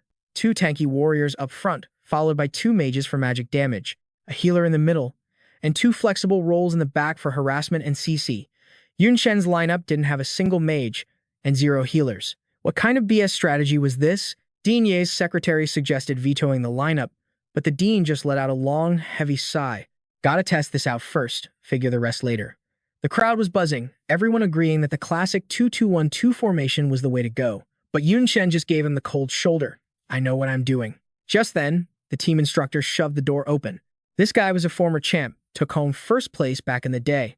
He was totally against a team with 0 mage firepower, so he dragged some mage student along with him. It was Xue Heng, that Nepo baby who got caught cheating in the freshman tournament and got beat down from 2nd place all the way to 26th. Nobody could stand the guy. I mean, he couldn't even crack the top 20. What makes him think he's got the chops to roll with us? And what if I don't want him? But to the instructor, Yun Chen's opinion meant jack squat. He figured, since he was the coach, he could mess with the lineup however he wanted. The students were furious. They busted their humps to get ranked. No way they were letting some cheaters slide in through the back door. You think you can just fish in troubled waters and wreck our flow? Xue Heng claimed he only tanked his rank because he was in bad shape and got spawn-camped by challengers. Xue Heng snapped and whipped out his weapon to flex. The staff he was holding was diamond tier, minimum.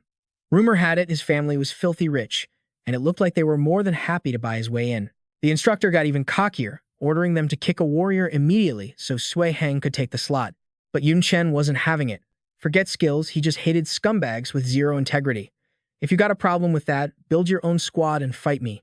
You win, you call the shots. You lose, you get the hell out. The instructor just laughed in his face. He was last season's champ, rolling with elites. To him, a freshman like Yun Chen was just an arrogant little punk who didn't know his place. Challenge accepted. Meet me at the arena in 3 hours. News that Yun Chen challenged a sophomore spread like wildfire. When people heard he was taking on last year's national champ, the hype went through the roof. Students swarmed the arena, dying to see this historic beatdown. Both teams were ready. That shameless instructor, Wei Wu, even dragged a 3rd-year senior into his squad. The crowd was split. Half wanted Yun Chen to teach Wei Wu a lesson for being such a loudmouth, while the other half wanted to see Wei Wu strip Yun Chen of his dignity. Yun Chen's squad was all top 10 freshman heavy hitters, but Yun Chen didn't even bother with a strategy. We'll just wing it when the fight starts. This lineup was totally badass. What's there to be scared of? We've got 4 provincial top scorers right here. Raw talent alone is enough to crush him. We just gotta trust brother Yun. If we win, we party. If we lose, we go down swinging together. Yi Anfu's secretary stepped up as the ref.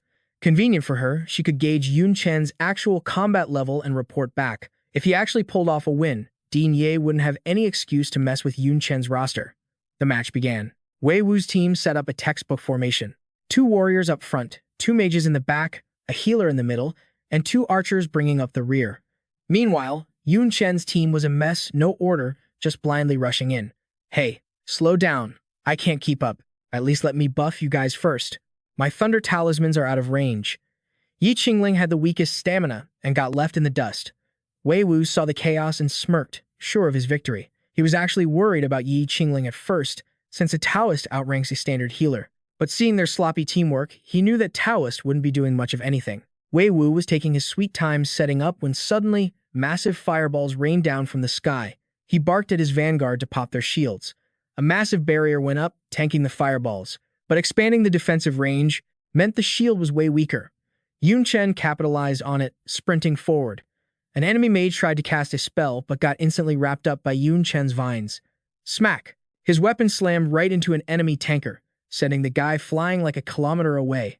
The other tanker tried to counter, but in a brawl, he was no match for Yun Chen. As Yun Chen leaped into the air, Xue Heng realized this was the moment his opponent was most vulnerable and launched an attack, but Yun Chen's weapon instantly morphed into a staff. Yun Chen's to the talents he farmed from quests, his fireball jutsu was fast and hit like a truck.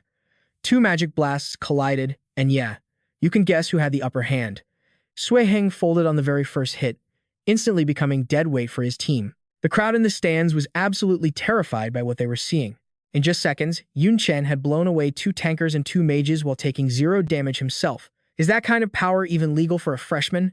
Yun Chen's teammates just stood there, stunned. With him dominating like that, did they even need to do anything? They were supposed to be the top 10, yet they couldn't even show off a little. Their captain was just too much of a beast. The enemy team was down to 3, Wei Wu, a summoner, and a healer.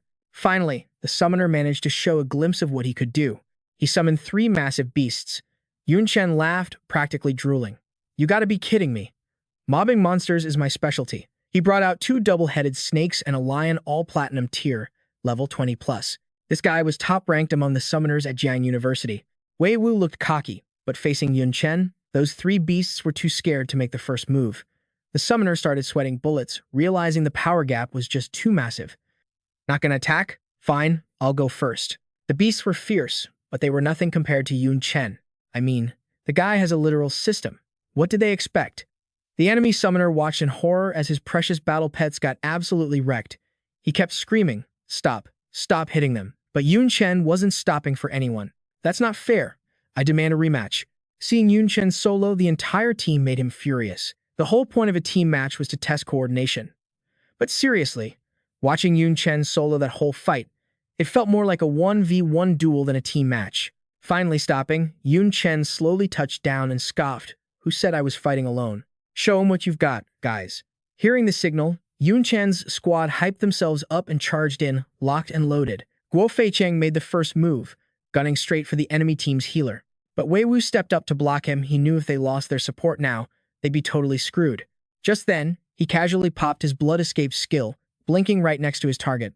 Wei Wu didn't have a prayer of reacting and ate a massive hit right to the face. That summoner was absolutely losing it.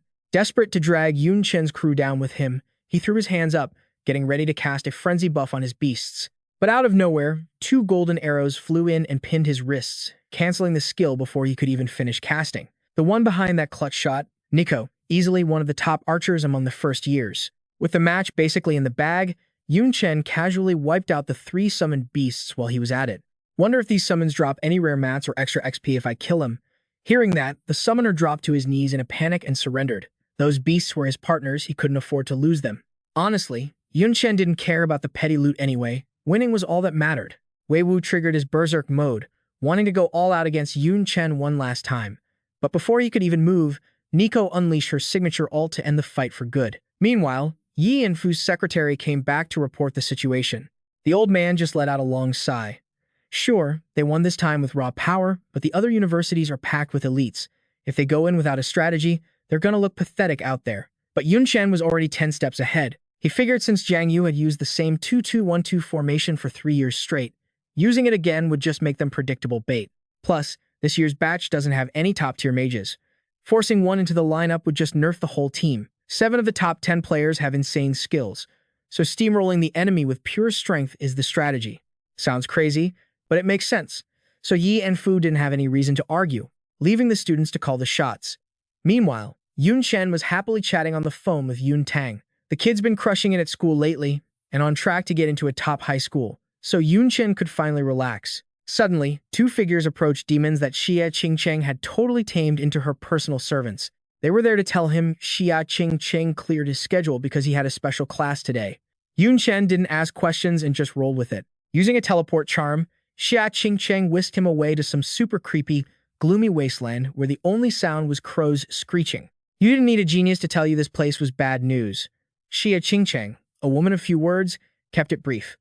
Your only job is to stay alive until noon. Yun Chen could feel tons of monsters lurking in the shadows, waiting to pounce. Xia Qingcheng explained simply that the demon lord essence inside him was like premium fuel for these beasts' evolution.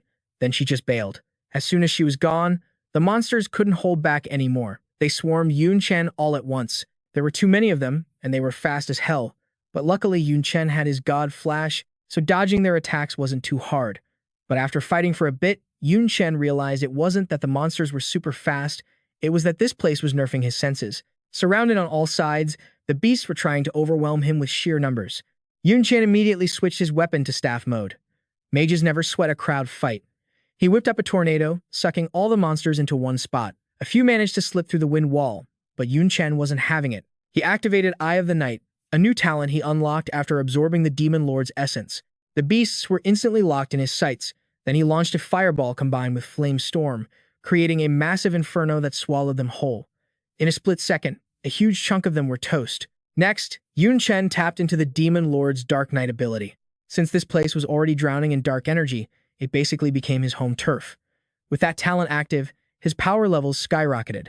A while later, every last monster was dead, but Yun Chen's gear was corroded by the dark energy. Looks like this outfit is going straight in the trash. Luckily, his weapon didn't have a scratch on it. As long as he was armed, he could keep fighting. Time flew by, and when noon hit the next day, the mission was finally over. Shi Qingcheng took Yun Chen up to a high vantage point. The area he just survived was actually a demon realm rift, heavily corroded by dark energy. He only breezed through it because he had the Demon Lord's essence. Normal soldiers aren't that lucky. Once they step foot in here, the dark energy messes with their heads and drains their stamina. That's why for years, humanity has been stuck in a stalemate here, able to defend but unable to push back. Shi Qingcheng set up this special training to give Yun Chen a reality check on humanity's situation. In a few years, if this fragile balance tips even slightly toward the demon realm, it's game over for everyone. That's why Yun Chen needs to level up fast and grind harder than ever before. Enough with the depressing stuff. You finished the training, want a reward? Yun Chen didn't hesitate to ask about something that had been bugging him. He noticed that both Secretary Kathy and Shi Qingcheng's demon servants could use teleport charms without a staff. Shi Qingcheng immediately tossed him a skill book. It was a guide to staffless casting. Master that, and a mage can cast spells directly without needing a weapon. 2 weeks later, the tournament roster dropped. The third years were shocked that this year's team captain was some jobless random. Curious to see if he was actually any good, they all flocked to the teleport gate to check out the starting lineup. Meanwhile, at the cross-zone portal, the team was geared up and ready. But Yun Chen was missing in action, leaving Ye Qingling and Nico freaking out. A moment later, he finally showed up, rocking the team uniform like a pro. He just finished speedrunning a dungeon for a system quest and stopped by the library to grab some new combat skills. With the squad fully assembled, Yi Anfu's secretary fired up the teleportation circle, sending them straight to Qingyun University, one of the top 7 schools with a massive reputation. But when Yun Chen's crew rolled up, 0 people were there to greet them. Just a massive dragon cruising through the sky. Word is this school's got a pact with the Azure Dragon, a divine beast. Guess the rumors were legit. Yun Chen suddenly remembered that bird in Shi Qingcheng's office. Looked like a mini phoenix. Wonder if that was a divine beast, too. Hey, check it out. There's a sign over there. Everyone looked, and man, the stone tablet actually said, "Path reserved for jobless freelancers." No way. Is Yun Chen's rep seriously that huge? Yun Chen thought, nah, it can't be that good. Just then, a bunch of students walked up, laughing their heads off. Look, it's actually that jobless guy Qingyun rejected. Can't believe he's the team captain. Miko was shocked. Yun Chen killed it in the exams, yet Qingyun University actually passed on him. Facing those students, Yun Chen's squad got super annoyed. Lin Yushu, the magic swordsman ranked top 5 in the school, was the first to speak up. Brother Yun is the top freshman at our Jiangnan U. Qingyun's gonna regret passing on a star like him. Just you wait. But that just made them laugh harder. Ha ha ha. The jobless loser Qingyun rejected as Jiangnan's top student? Seriously. Looks like the championship belongs to Qingyun this year. Since they were all just freshmen, seeing Yun Chen get dissed made them lose their cool. They grabbed their weapons but got stopped. Fighting breaks the rules and gets you disqualified. Yun Chen couldn't be bothered arguing with these clowns, so he just turned and walked away. The competition starts the day after tomorrow, with interviews tomorrow morning. Everyone knew the local media was going to target Yun Chen, but nobody knew the real reason why. Yi Anfu's secretary explained that rejecting Yun Chen was a decision made by the whole Qingyun University Council. But after he went to Jiangnan U, he performed way too well. So, to save face, Qingyun had to stoop to these dirty tactics to drag him down. So that's how it is. Now Yun Chen wanted the competition to start even more. Strength talks, and he was going to prove to the whole country that Qingyun is just a bunch of blind idiots. The next day, during the interview, the reporter went straight for Yun Chen's throat. He asked point blank about Qingyun giving up on recruiting him. He even brought up the rumor that Yun Chen only became the provincial top scholar by exploiting a glitch in the exam. That question made the whole room explode. People were pissed that Jiangnan brought a cheater to the competition, and even let him be the team captain. With such a public insult, Yi Anfu's secretary couldn't sit still. Jiangnan Yu considered this top 20, especially Yun Chen, their their pride and joy. The students' families were definitely watching the live stream. She wasn't going to let anyone humiliate her students. Miss Lee, no need to get mad. Yun Chen, on the other hand, looked super chill. To your question, I've only got one answer. He raised his middle finger. Then he flipped his hand down, giving a thumbs down with eyes full of killer intent. If any Qingyun student meets me in a match, don't expect to walk off the stage. The next day, the National Freshman Exchange Competition officially kicked off. A total of 128 universities joined the fray. Entering the arena first was the home team led by Ning Junyi. He's the strongest summoner recorded in the nation's history. He ranked second for the fastest dungeon clear speed in the country. Wait, why second if he broke the record? 'Cause some cheating scumbag was even faster than Brother Ning. That person is. Just then, the MC announced the second team, Jiangnan Yu, led by Yun Chen. His status as a jobless freelancer caused a ton of controversy. So when Jiangnan University walked out, the stands were full of pointing and gossiping, totally different from the cheers Ning Junyi got. Yi Qingling, Lin Yogsu, and the hotheads couldn't swallow their anger, but Yun Chen stayed the calmest. He had to reassure his team. He told everyone to stay cool and perform their best. Meanwhile, up high, a mysterious guy in a red cloak, covering half his face, was watching everything. He, time for me to enter the field too. After the opening ceremony wrapped up, the individual rounds started immediately. This round had two rules: avoid matching the same school, and avoid the number 1 seeds. Aside from that, the matchups were totally random. Yun Chen went first, facing Sun Wu from Nancy University. The referee turned out to be that mysterious red-cloaked guy. After explaining the rules, he told them to take their positions. Being a number 3 seed and meeting a number 1 seed in the first round. Talk about bad luck. Sun Wu thought about it, but with all the rumors about Yun Chen cheating lately, he figured he still had a shot at winning. As soon as the ref said start, Sun Wu backed off. Then he unleashed a bunch of machines, robots, and bombs. Yun Chen, totally poker-faced, lifted his right leg. He used Stomp, a basic fighter skill. The power was insane. Sun Wu got stunned for 10 seconds, unable to fight back, and instantly lost. The crowd went wild. Holy crap, that's just a basic fighter skill? Even a gold-tier boss's Stomp isn't that strong. Is this for real? Is he a fighter or what? Sun Wu got carried off. Next up was a mage from some unknown college. Yun Chen casually used Mage's Hand, a skill he just picked up in the library. Combined with his new wandless casting ability, he easily crushed his opponent. The others who weren't competing watched the live stream with Yi Anfu and Secretary Li. That kid is still such a show-off. But Yi Anfu noticed something. Mage's Hand is just an average skill. For Yun Chen to combine it with wandless casting and get that kind of result, he's a genius among geniuses. But there was bad news too. Shen Taran just lost the second match after a hard 3-minute fight. The guy who beat him was a number 3 seed from Victory University. Totally arrogant. Ye Anfu realized immediately that Victory U had recruited a monster this year. They purposely made him a number 3 seed to match against top seeds from other schools just to humiliate them. Meanwhile, Yun Chen had already won 4 matches in a row. While waiting for the 5th opponent, he glanced at the next arena. The guy standing there was the exact same jerk who just beat Shen Taran. Number 1 seed, huh? Better wash your neck and wait, 'cause I'm definitely gonna lay you out flat. Yun Chen was totally speechless. Where the hell did this clown come from? You gotta be kidding me. That jobless freelancer actually won 4 matches in a row, and they were all insta-kills. The fans from Yun Chen Dai University are starting to panic. Oh, and for the noobs, insta-kill means dropping the enemy in a split second. Just explaining so you don't have to stress yourself Googling it. Next up fighting Yun Chen is Neep Kwong, the number 2 seed from Yun Chen Yun University. Dude's got that rare polar bear bloodline. Hits like a freaking hurricane. Yun Chen Dai saw their boy step up and started screaming their heads off. They're all waiting for their squad to crush Yun Chen and flex on him. Yun Chen finally got a bit hyped, and Neep Kwong is looking pretty pumped too. He ain't like those idiots just running their mouths outside.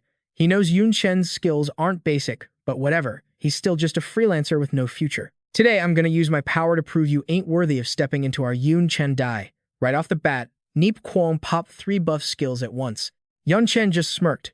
If the guy wants to be arrogant and show off like that, fine. He'll use the same trick to beat his ass. Yun Chen stacked a bunch of skills on himself too, leaving the crowd totally shook. Neep Kwong felt humiliated and rushed in to attack first. His axe was fully charged, but Yun Chen blocked it with his spear like it was nothing. Both sides were going hard, causing a massive shockwave, but Neep Kwong was still weaker and got knocked back by Yun Chen's strike. Before he could even figure out why he was losing, Yun Chen was already in his face. He used his chaotic staff skill to spam hits on the guy. Ni Puang got beat so bad he couldn't even stand, stammering out, "I give." Words didn't even leave his mouth before Yun Chen's tentacles gagged him. Then the tentacles wrapped him up tight so he couldn't move an inch. Want to forfeit? Not that easy, bro. Yesterday, those Yun Chen Dai reporters humiliated him. Yun Tang watched the live stream and cried all night. It's payback time, every single cent. Yun Chen summoned that thorny bush monster he bought last time. This thing is just a level 1 mob, weak damage, but Ni Puang couldn't fight back anymore. He just had to let Little Thorn poke him over and over. Watching his HP bar drop slowly, the physical pain wasn't much, but the emotional damage, off the charts. Ni Puang wanted to cry but couldn't. He was raging so hard. The Yun Chen Dai students couldn't even watch anymore. Yun Chen was being super patient though. He watched Little Thorn attack Ni Puang for 2 whole hours without getting bored. The ref finally got sick of it and announced the time limit 10 more minutes and it's a draw. Yun Chen sighed and finally dealt the finishing blow. After that match, he made it to the top 64 and got a little break to prep for the next round. Back with the team, everyone was hyped. After getting dissed yesterday, Yun Chen used a level 1 mob to humiliate Yun Chen Dai right back. Seriously, it made the bros feel so good. Besides Yun Chen, Nico won all 5 matches, and Shen Taran only lost 1, so they all leveled up. Secretary Li told the 3 of them not to slack off. Top 64 is where the real monsters are. Pretty soon, the second round started up. First match of round 2. Yun Chen ran into Yun Chen Dai's number 3 seed. The guy saw his face and went pale instantly. Oh god, I'm facing this little demon? My luck sucks. Even Ni Puang got hung up and humiliated. How am I supposed to beat him? Match started and the dude tried to forfeit immediately, but Yun Chen wasn't having it. Same old strat, tie him up with tentacle vines, then summon the beast. Little Thorn saw another meal coming and made some excited noises. Yun Chen didn't forget to tell it to aim for the critical spots for max damage. The Yun Chen Dai students were salty as hell. Yun Chen had just humiliated their number 2 and number 3 seeds back to back, and he was actually enjoying it. Now they could only hope Ning Juni would take this guy out fast. Suddenly, a horrible scream came from another arena. It was Ba Hoa Tung, the guy who beat Shen Taran, going crazy. Even though his opponent was down, he kept spamming attacks like a maniac. He wasn't trying to win anymore, he was trying to kill. He's got that Black Dragon bloodline super strong but totally savage. The Yun Chen Dai principle didn't even stop him because his combat power is insane. Just let him do whatever. Top 32 was decided fast. Next up, the fight for top 16. Ba Hoa Tung's opponent showed up real quick. It was Yun Chen. Facing the number 1 seed from a top 7 school made that guy even more bloodthirsty. Yun Chen checked him out. The guy had fully merged with an alien bloodline, so his power was maxed out. But he lost his mind because of it. He's basically a monster now. Is your family watching this? Good. Because I'm gonna crush your skull right in front of them. That trash talk actually pissed Yun Chen off. He burst forward straight at the guy. Ba Hoa Tung was cocky at first, but when the Demon Slayer spear got close to his neck, he panicked. Yun Chen's weapon has a debuff against dragons, dropping all their stats by 15%. Boom! The arena was covered in dust. Yun Chen beat Ba Hoa Tung to his knees, wiping that arrogant look right off his face. His eyes were full of hate, and he tried to keep threatening to kill. But Yun Chen's next hit knocked out 2 of his teeth. Then he delivered a straight punch to the gut. The guy's got dragon blood, so he can tank a lot of damage. Since Yun Chen was annoyed, he just used him as a punching bag. He used his stomp skill to pin the guy down and torture him. The crowd thought Yun Chen was brutal but totally badass. Guess family is his reverse scale, don't touch it. Ba Hoa Tung is in for a world of hurt. On stage, Yun Chen was stomping Ba Hoa Tung. The guy was still furious, his face twisting up like a monster. Yun Chen paused, wanting him to get up and fight again. Ba Hoa Tung struggled to his feet, blinded by hate, and suddenly black wings sprouted from his back. He looked exactly like a monster now. He opened his mouth and breathed out black fire. That stuff had crazy destructive power. But when he looked, Yun Chen's spear was already at his throat. I dare you to stab me again.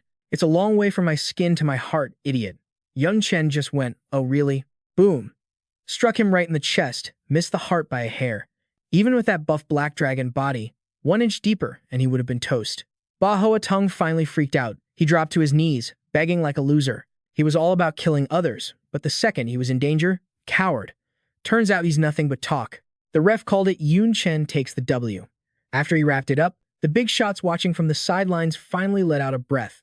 They seriously thought he was gonna off the guy. Killing on purpose gets you disqualified, and losing a talent like that, that'd be a total waste. He just wanted to scare the living daylights out of him. Didn't lose his cool, stayed chill the whole time.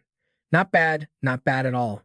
Yi Anfu was nodding along, clearly vibing with this kid. Then his secretary dropped some intel. Yun Chen's got a little sister in her 3rd year of middle school. Bringing her over so they can look out for her? Great idea. Principal Ye was all for it the moment he heard. Yun Chen's parents were heroes, so taking care of the siblings is a no-brainer. Plus, for the Xuanlong Nation, top students are huge strategic assets, especially the ones in the top 7 universities. As long as they don't flop halfway, they're going to be absolute monsters in the future. They're the main squad fighting the dark world. So, they gotta roll out the red carpet for a gem like Yun Chen. Thinking ahead, Ye Anfu sent his assistant to handle it. He told her to hit up the middle schools attached to Jiang University and keep a spot open, stat. They'll ask Yun Chen when he gets back. A VIP student like him needs to focus on grinding levels, not stressing about family drama. Yo, old man Yi, you in? Betting on the solo rounds is tradition. Hurry it up or the match is gonna end. The challenge came through the screen. Yi Anfu laughed, guess he can't say no to his old buddy's gambling addiction this year. After wrecking Ba Hoa Tung, who was supposed to be the champ, by the way, Yun Chen cruised into the top 16. But his next opponent, she's no joke. She's the #1 seed across the top 7 universities, voted most likely to win. The successor to Sword St. Buchan. Dongfu University's ace stepped up, and the principals went wild, throwing down bets. Yi Anfu jumped straight into the action. He bet an A-rank skill book on Yun Chen taking the win. The vice principal from Qing University just laughed at him. Old Ye, going big, huh? You really think your jobless rookie is solid just 'cause he beat that Black Dragon punk? To be real, he didn't think much of Yun Chen. Ba Hoa Tung was all bark and no bite, acted tough, but was actually a total coward. Quit yapping. You in or not? Of course I'm in. I'm betting a replica of an A-rank treasure. Seeing them go hard, the Dongfu principal pulled out his bet, a soul contract. That thing is worth way more than some A-rank skills. But before he could even flex how rare it was, the announcement blasted from the live stream. Yun Chen wins. Principal Jiang of Dong University dropped his jaw and the soul contract. Yi Anfu happily snatched that loot up. Old Jiang couldn't believe his star pupil Bu Chan got clapped so fast. Down in the arena, Bu Chan was just as shocked. She's the Sword Saint's successor, for crying out loud. But this guy matched her sword skills move for move.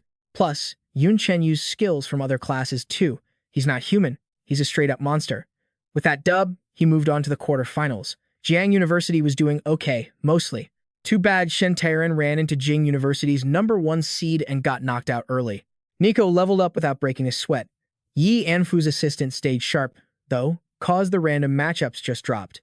She rushed to check Yun Chen's next opponent on her phone, but the second she saw the name, her face went pale. We're screwed. Why him? The crowd went absolutely nuts. Yun Chen was up against Ning Junyi, the once-in-a-millennium summoner and the ace of Qingyun University.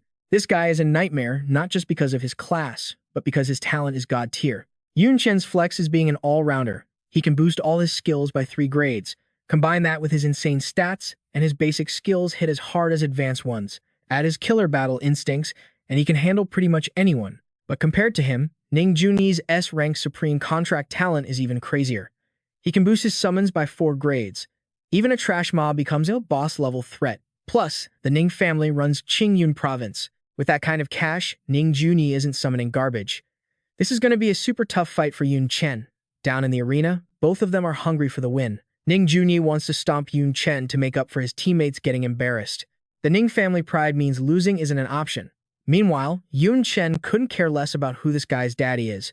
He straight up told Ning Junyi he wouldn't be walking off the stage, called him arrogant. A vein popped on Ning Junyi's forehead. He was so ticked off. He spread his arms to start summoning. Yun Chen was shocked. This guy's casting speed is insane. Gotta interrupt him now. If he brings out a mob of monsters, it's game over. He grabbed his spear and rushed in, but Ning Junyi read him like a book. He used a secret sync technique to fuse with his contract monster, letting him use its skills. Yun Chen's spear thrust was dead on, but it phased right through him. Not even a scratch. Ning Junyi let out a crazy laugh. Your Lancer skills are a joke to me. Yun Chen didn't flinch. Just using his Nightmare Demon skills was enough to handle most scrubs, but that doesn't count for me. Yun Chen popped his Illumination skill, and damn, it messed the other guy up bad. Normally, this skill deals 0 physical damage, but that Nightmare Ghost absolutely despises it. And since Ning Junyi is fused with that summon, yeah, he's feeling the burn too. Seeing things go south, Ning Junyi tried to use the Ghost's void form to bail. Too bad Yun Chen has a whole arsenal of skills that perfectly counter those cheap tricks. He tracked the dude's aura in a split second, and his spear went flying. It should have nailed him, but Clank blocked again. Turns out, it was the Earth Demon flower seeds bursting from the ground. The crowd went wild. So that's why Ning Junyi was scattering seeds like a farmer at the start of the match. While he was busy dealing with Yun Chen, those devil flower seeds spread all over the arena. Give it some time, and those roots are going to take over everything. Just seeing that, everyone thought they knew who won. But Yun Chen, he just let out a cold, mocking laugh.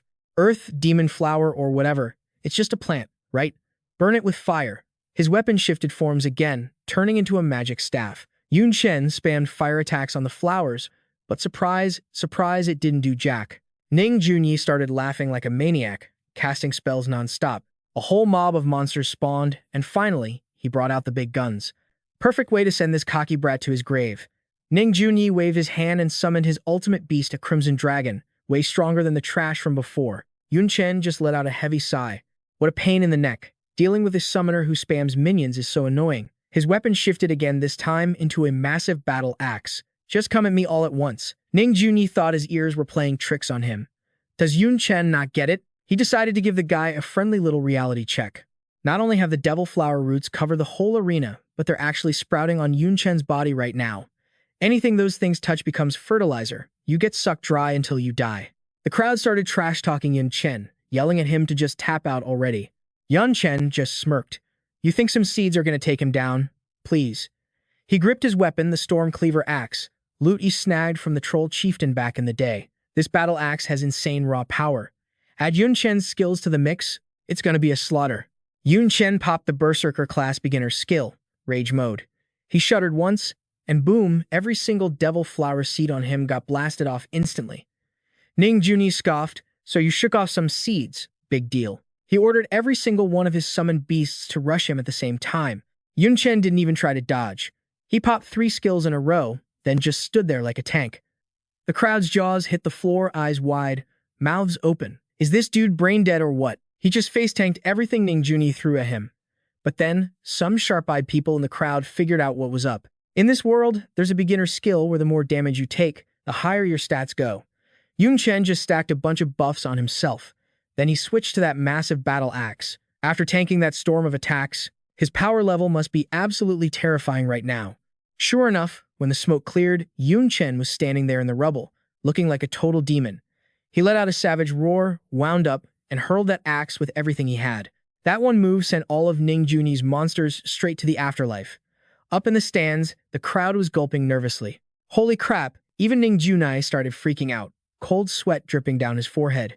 He never in a million years thought his entire army would get wiped out in one shot. If he didn't have that ghost form making him immune to physical damage, he'd be totally wrecked or dead by now. Yun Chen didn't waste a second and charged. Ning Junyi panicked and pulled the Crimson Dragon back to shield him. Wham! That dragon took a brutal hit. But right then, the Earth Demon Flower burst from the ground and wrapped around his legs. It snagged Yun Chen and dragged him across the floor like a ragdoll. Ning Junyi started laughing his head off again. Bet you didn't see that coming. My devil flower is immortal as long as the roots are there.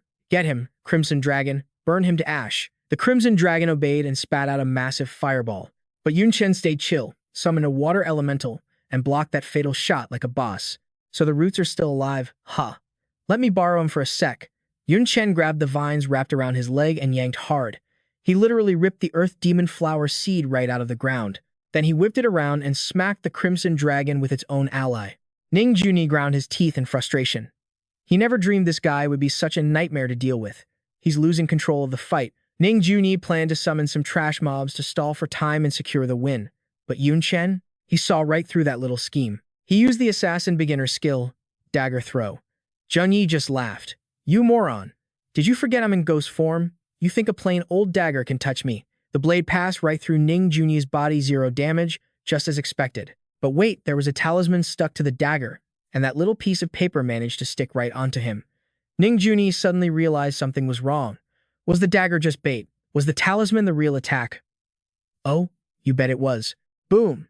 The talisman detonated, and Ning Junyi was forced out of his immune ghost form, back to being a normal human. Yi Anfu, who hadn't missed a second of this, laughed heartily. This kid is legit. He actually figured out how to break the nightmare ghost. See, the The exorcism charm is usually a support skill to help teammates clear debuffs. It's meant to wipe out negative effects. But Yun Chen flipped the script and used it on his opponent to wipe out the Nightmare Ghost possession, reading the battle like a god and making the perfect play. Truly a once-in-a-millennium genius. Yi Anfu stroked his long beard, impressed. Looks like first place in the individual round is definitely going to Jiang University. Back in the ring, Ning Junyi still couldn't believe his eyes. He couldn't believe a tiny beginner's skill dispelled his Nightmare Ghost. But Yun Chen knew the match was already a wrap. To him, Ning Junyi wasn't even a threat anymore. Being in spirit form ain't worth jack squat. Quit looking down on me. Ning Junyi was absolutely fuming. Right now, his red dragon was getting messed up by that devil flower seed. Earlier, Yun Chen totally flattened it like a bug. But Ning Junyi still forced a summon and even fused it with his own body. Old man Zhu, the vice principal of Qingyun Uni, was freaking out even more. Ning Junyi was clearly backed into a corner and lost his damn mind from rage. So what if he turns into a dragon now? Who cares? Yun Chen's got weapons specifically designed to wreck dragons. Didn't he just string up Ba Hoa Tong and beat the living daylights out of him? Plus, Ning Junyi's current state made the whole stadium blow up. They kept screaming for him to hurry up and crush that jobless loser. All the cheering just made Ning Junyi even more delusional. Ha ha ha. This is the power of a dragon. Endless power flowing through me. Right now, you're nothing but a little punk in my eyes. Ning Junyi charged in, wanting to crush Yun Chen in one move, but Yun Chen just casually used his spear and pierced right through the guy's chest with a single hit. Ning Junyi collapsed, coughing up a huge mouthful of blood. No way. He stammered. I clearly have the power of a dragon. Sorry about that, Yun Chen replied, but I specialize in killing dragons. Yun Chen dropped that last line like it was nothing. Then the ref announced Yun Chen as the winner. A lot of the audience started freaking out. This is only the quarterfinals. I can't believe Ning Junyi got stopped at the top 8. What a joke. I ain't watching this trash anymore. A bunch of people stood up and bailed, mostly fans of the home team. Ning Junyi got carried out of the arena. The first semifinal match started pretty quick after that. This time, Yun Chen's opponent was the #1 seed from Jingnan Uni, a guy named Bai Yu. His class is Assassin. As soon as they met, Bai Yu spoke up real politely. You're super strong. I admit I can't beat you. I'm not looking to win this match, just hoping to learn something from you. Cool, then I'll only use assassin skills. The match barely started when Bai Yu rushed at him like the wind. Yun Chen popped a few smoke bombs to blind him. He tried to ambush from behind but got caught by Bai Yu. Turns out the shadow tracking skill he just used could track his opponent's location. They fought head-to-head in the thick smoke. Bai Yu thought Yun Chen only had those lame skills and said, if you can't handle this, hurry up and use your other class skills. Otherwise, you ain't gonna beat me. Bai Yu was trying to be nice, but as soon as he finished talking, Yun Chen's blade was already right against his throat. Turns out when Yun Chen threw those smoke bombs, he made a clone, and his real body was hiding in the clone's shadow the whole time. Bai Yu let out a long sigh and surrendered immediately. The gap between them was just too massive. Hearing Yun Chen speak so casually was wild, especially since nobody expected that the guy fighting close quarters. To a draw with Bai Yu was just a clone. Semifinals won, Yun Chen headed straight to the finals, but nobody guessed his opponent this time would be Nico. Yun Chen was speechless, and the crowd was speechless too. Just give up already. Beautiful. Don't waste everyone's time. Nico got pissed. Yun Chen looked at her helplessly. Are we gonna fight? Fight what? Even though their words are super annoying, I really can't beat you. Nico cheerfully surrendered. Yun Chen went from the most hated jobless guy to sitting pretty as the champion. The stands were dead silent, and the MC was totally awkward about it. Guess that's home field advantage for ya. Even though Yun Chen won, not a single person cheered. But Yun Chen didn't give a damn about that. Compared to some lame cheering, beating Qingyun Yu so bad they couldn't lift their heads was what made him feel good. After that match, news about Yun Chen took over the whole internet, and everyone started aiming their hate at Ning Junyi. He went from a young master everyone worshipped, to the biggest disgrace of the Ning family and Qingyun University. Vice Principal Zhu was shaking with rage, constantly cursing out the student he used to spoil the most. This loss was going to mess up Qingyun Yu's reputation big time. To turn things around now, they absolutely had to win the overall team championship. I don't care what dirty tricks you use. You must win the team round tomorrow, no matter what. After Vice Principal Zhu left, the Qingyun group started sweating, cause for years, the team round has always been their weak spot. Ning Junyi cracked a twisted smile, and a golden orb appeared in his hand. Doing things the normal way ain't easy, of course. But if someone's willing to be a sacrifice, Brother Ning, what are you gonna do? Don't do it. The sentence barely left his mouth before it turned into a blood-curdling scream. Meanwhile, the The Jiangyu students were vibing in pure bliss. Makes sense, Yun Chen was totally badass today.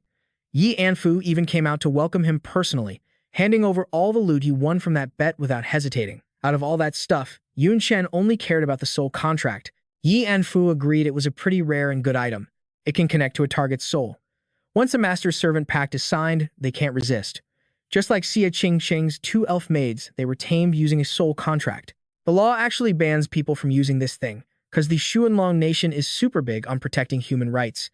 So, Yi Anfu suggested Yun Chen should find a magic beast to sign with, preferably some exotic beast from another country.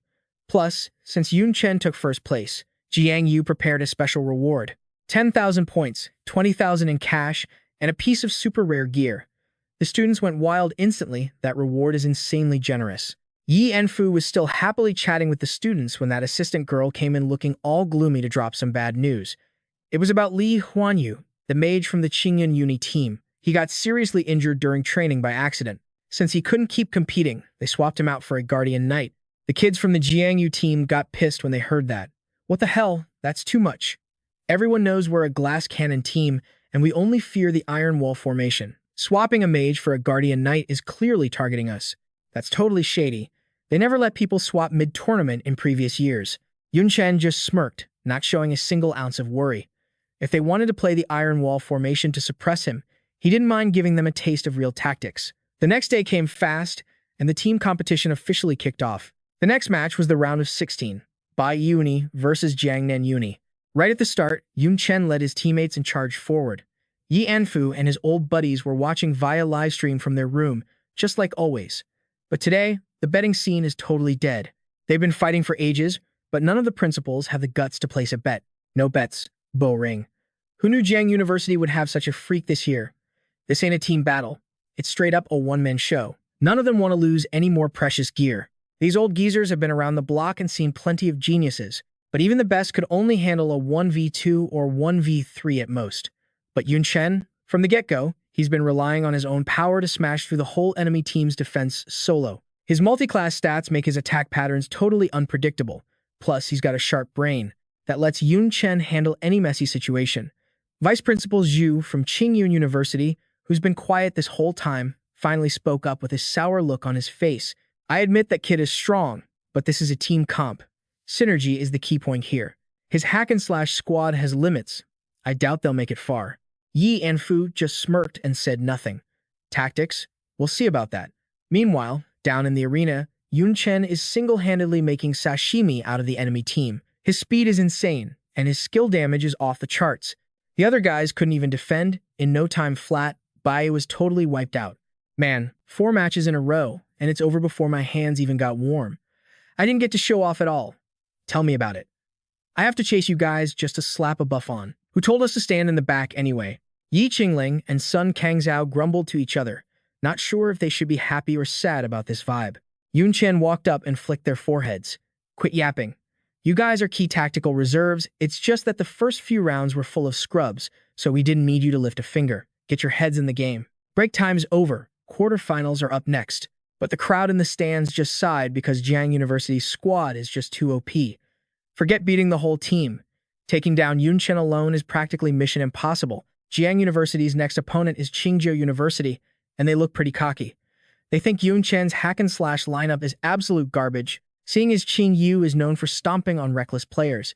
They've always been famous for their mages, and every single player on their roster is a mage. Even though their solo performance wasn't anything special, the synergy between different elemental magic types is devastating in a team battle. Guo Feichang looked at the enemy lineup and found it hilarious.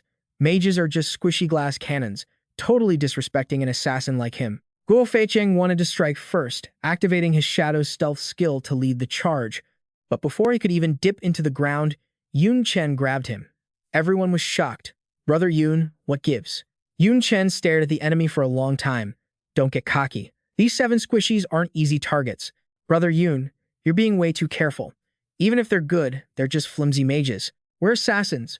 What are we scared of? Guo Feicheng looked skeptical, while Shen Taran also wanted to rush in and tank since he had his blood shield ready. Miko and the gang started clamoring too, wondering how a team with 0 tanks thought they could throw hands with them. Plus, they all wanted to show off their skills, not just act as the cleanup crew.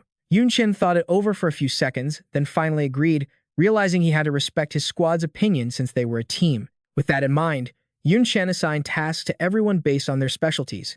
Down in the stands, the crowd was hyped for this battle. Yun Chen's team was pure melee, while Qingzhou University was pure long-range, two totally extreme styles, so nobody knew who'd have the upper hand.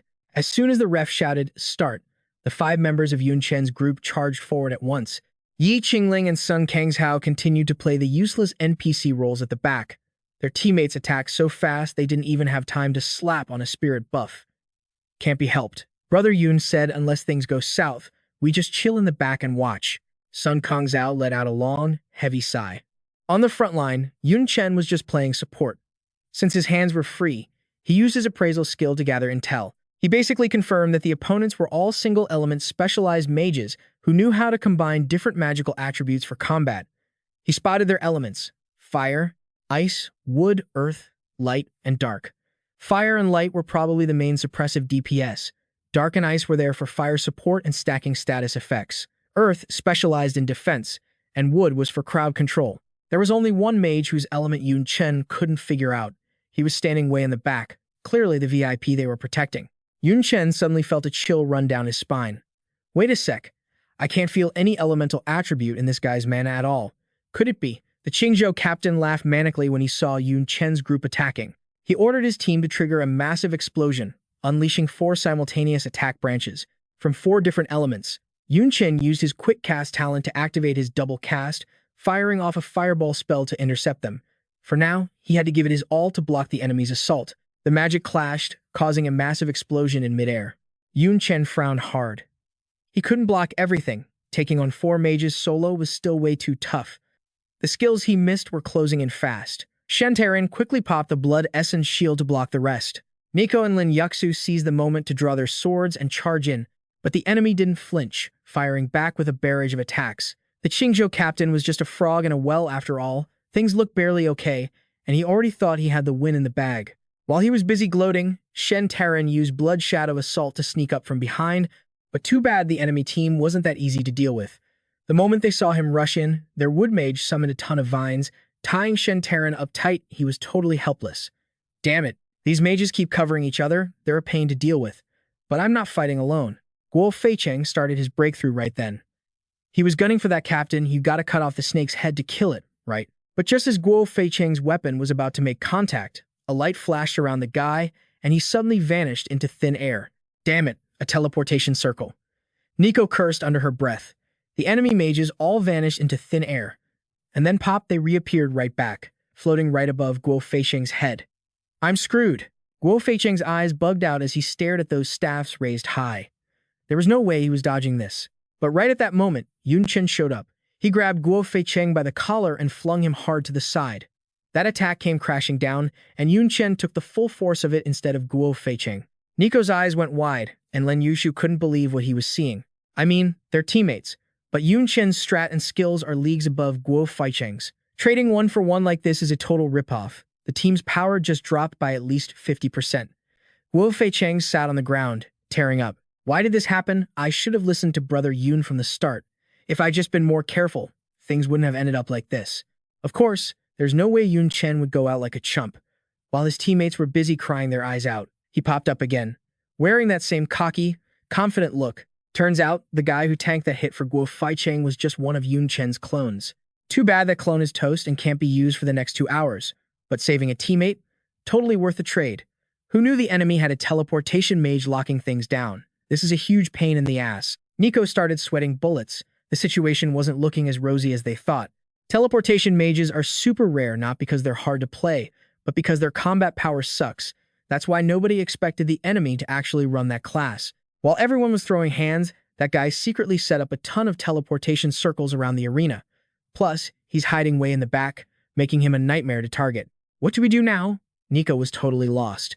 It's chill, Yun Chen said. You guys keep stalling them, don't let them bother me, and leave the rest to yours truly. In this situation, nobody dared to argue with Yun Chen. All they could do was bust their humps to cover him.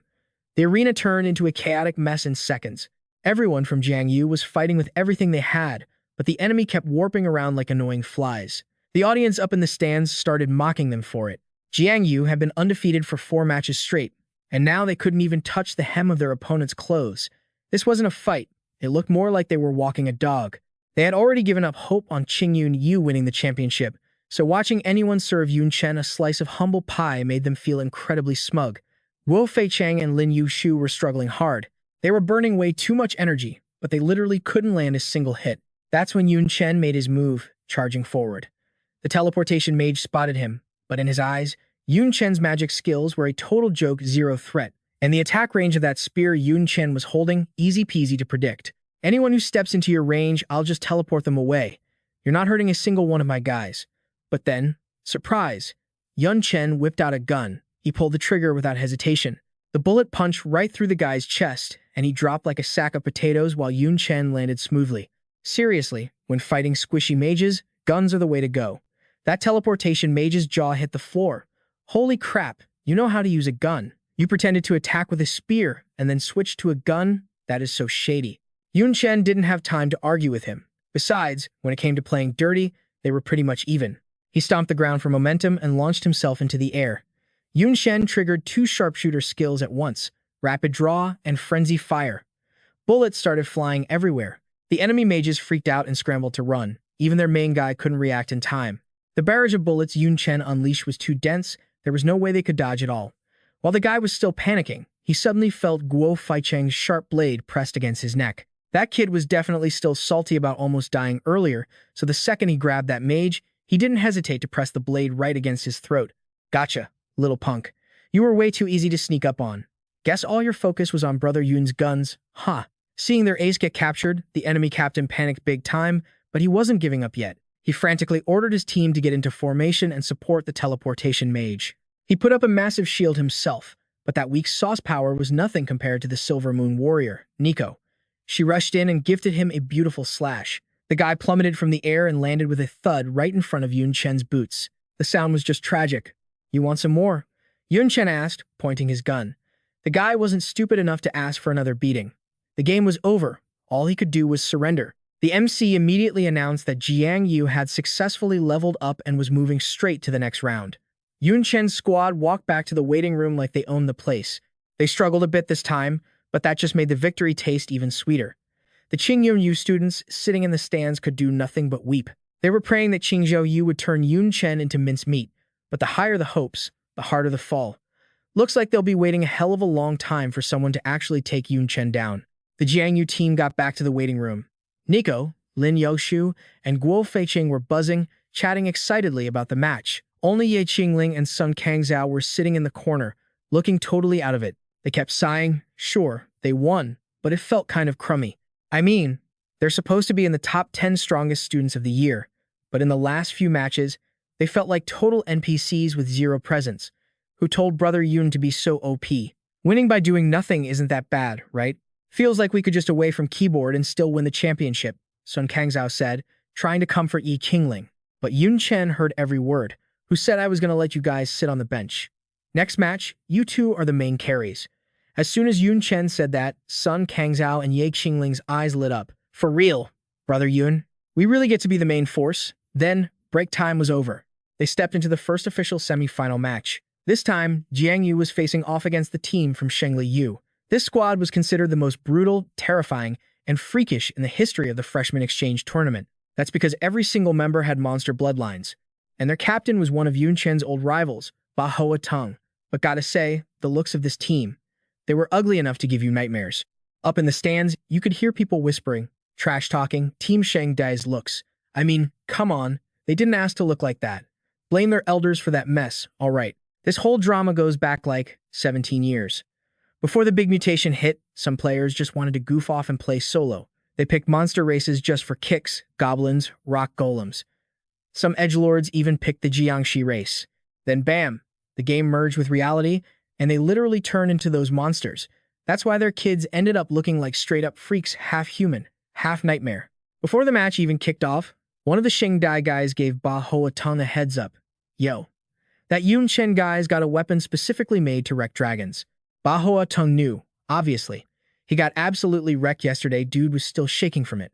But so what? He suddenly let out a massive roar. Maybe he was pissed, or maybe he was trying to hype up his squad. Have you guys forgotten the hell we've been through these past few years? Just because we're ugly and have mixed blood, we've been treated like trash our whole lives. And honestly, Bahua Tung wasn't wrong. They didn't do anything to deserve that hate. It was their parents' fault for being irresponsible edgelords. These kids should have been normal humans, but instead, they got bullied from day one. Bahua Tung grew up thirsty for revenge. That's why he didn't hesitate to follow the Black Dragon and go full monster mode. Now, standing in front of these fancy elites from the top 7 universities, he just wanted to stomp them into the dirt. The Shanghai crew, with their monster blood, were getting super cocky. Bahua Tung's little speech worked like a charm. The whole team was fired up, eyes blazing, ready to absolutely annihilate the competition. Yun Chen was totally over this team. They were annoying as hell, but kinda pitiful too. Still, he didn't forget to warn his own squad that they couldn't slack off, not even for a second. Under Bahua Tung's command, the Shanghai goons rushed in all at once. They didn't give a damn about winning or losing anymore. They just wanted to take someone down with them. Meanwhile, Yun Chen ordered his team to form a solid defense line. Everyone flexed their skills to protect the backline. And the secret weapons back there? Yi Qingling and Sun Kang Zhao. Finally, those two got to feel what it's like to be the VIPs protected by the team, instead of just standing around watching the show like NPCs. Lin Yushu saw them spacing out and snapped. What are you gloating for? Get moving. Brother Yun made you the main force because Taoists can counter monsters and summoned beasts can tank damage. He didn't put you back there just to enjoy the VIP treatment. Sun Kang Zhao got startled and frantically started summoning his babies. He pulled out some high-tier beasts: Earth Elemental, Withered Treant, Stone Golem, and the Wild Bear. Yi Qingling wasn't slacking either. She started casting spells to juice up Sun Kang Zhao's summons. That combo unleashed a crazy powerful attack right at Team Shanghai. Screams filled the arena, and even the principals up top were nodding like, not bad. Taoists are insane. They can DPs, crowd control, and buff. Their burst damage is nasty, plus they hard counter evil monsters. Too bad the range sucks and the cooldowns take forever. Yun Chen's the captain and an unspecialized, so obviously he knows that. That's probably why he had Yi Qingling stay back on defense. Solid tactic, but that's just one piece of the puzzle. Yi Anfu watched his student closely. He knew that in a straight-up fight, Yun Chen probably wasn't any weaker than Yi Qingling. He did it to keep his teammates safe and give them a chance to shine. That kid acts cold, but he's actually a total softie. Down in the arena, Yi Qingling and Sun Kang Zhao were syncing up perfectly, getting more hyped as they fought. Bahua Tung's crew was getting beaten so bad they couldn't even look up. He was face-planted on the floor, totally gutted about losing again. Yun Chen walked over slowly. He'd never been through their kind of hell, and he didn't want to preach. But he really needed to knock some sense into these guys. You should be fighting the jerks who mock you, not innocent people. That's what a real human would do. Bahua Tung looked miserable. Turns out, Yun Chen had treated him like a real human being the whole time. He'd been venting his rage on the wrong people like an idiot. Suddenly, it clicked. Bahua Tung accepted his defeat total respect this time. Jiangnan University bagged another win, and what Yun Chen said to Bahua Tung, it got the whole crowd thinking. That unspecialized guy always seems so cold, but he actually has morals. Since Shanghai walked in, we just looked at them like monsters. Compared to him, we're kinda trash. Yun Chen's rep skyrocketed with the crowd, even among the fans rooting for Qingdai. The rounds flew by, and finally, it was the team finals. Jiangdai versus the home team, Qing Yun University. Ning Juni led his squad into the arena, looking all pumped up. They had 2 heavy warriors, 2 summoners, a guardian knight, a mage, and a priest. The crowd immediately started roasting them, calling the lineup stupid. People started whispering about how Qingdai swapped players at the last second. Nobody said it loud, but everyone knew it was a setup to counter Jiangdai. Even the Qingdai students had a hunch something was fishy, but they just told themselves, nah, our school wouldn't be that dirty, right? As soon as the match started, Ning Juni yelled for defensive formation. The 2 warriors and the guardian knight walled up at the front. The priest slapped healing halos on everyone, while Ning Juni and the other summoner in the back started casting their summoning spells.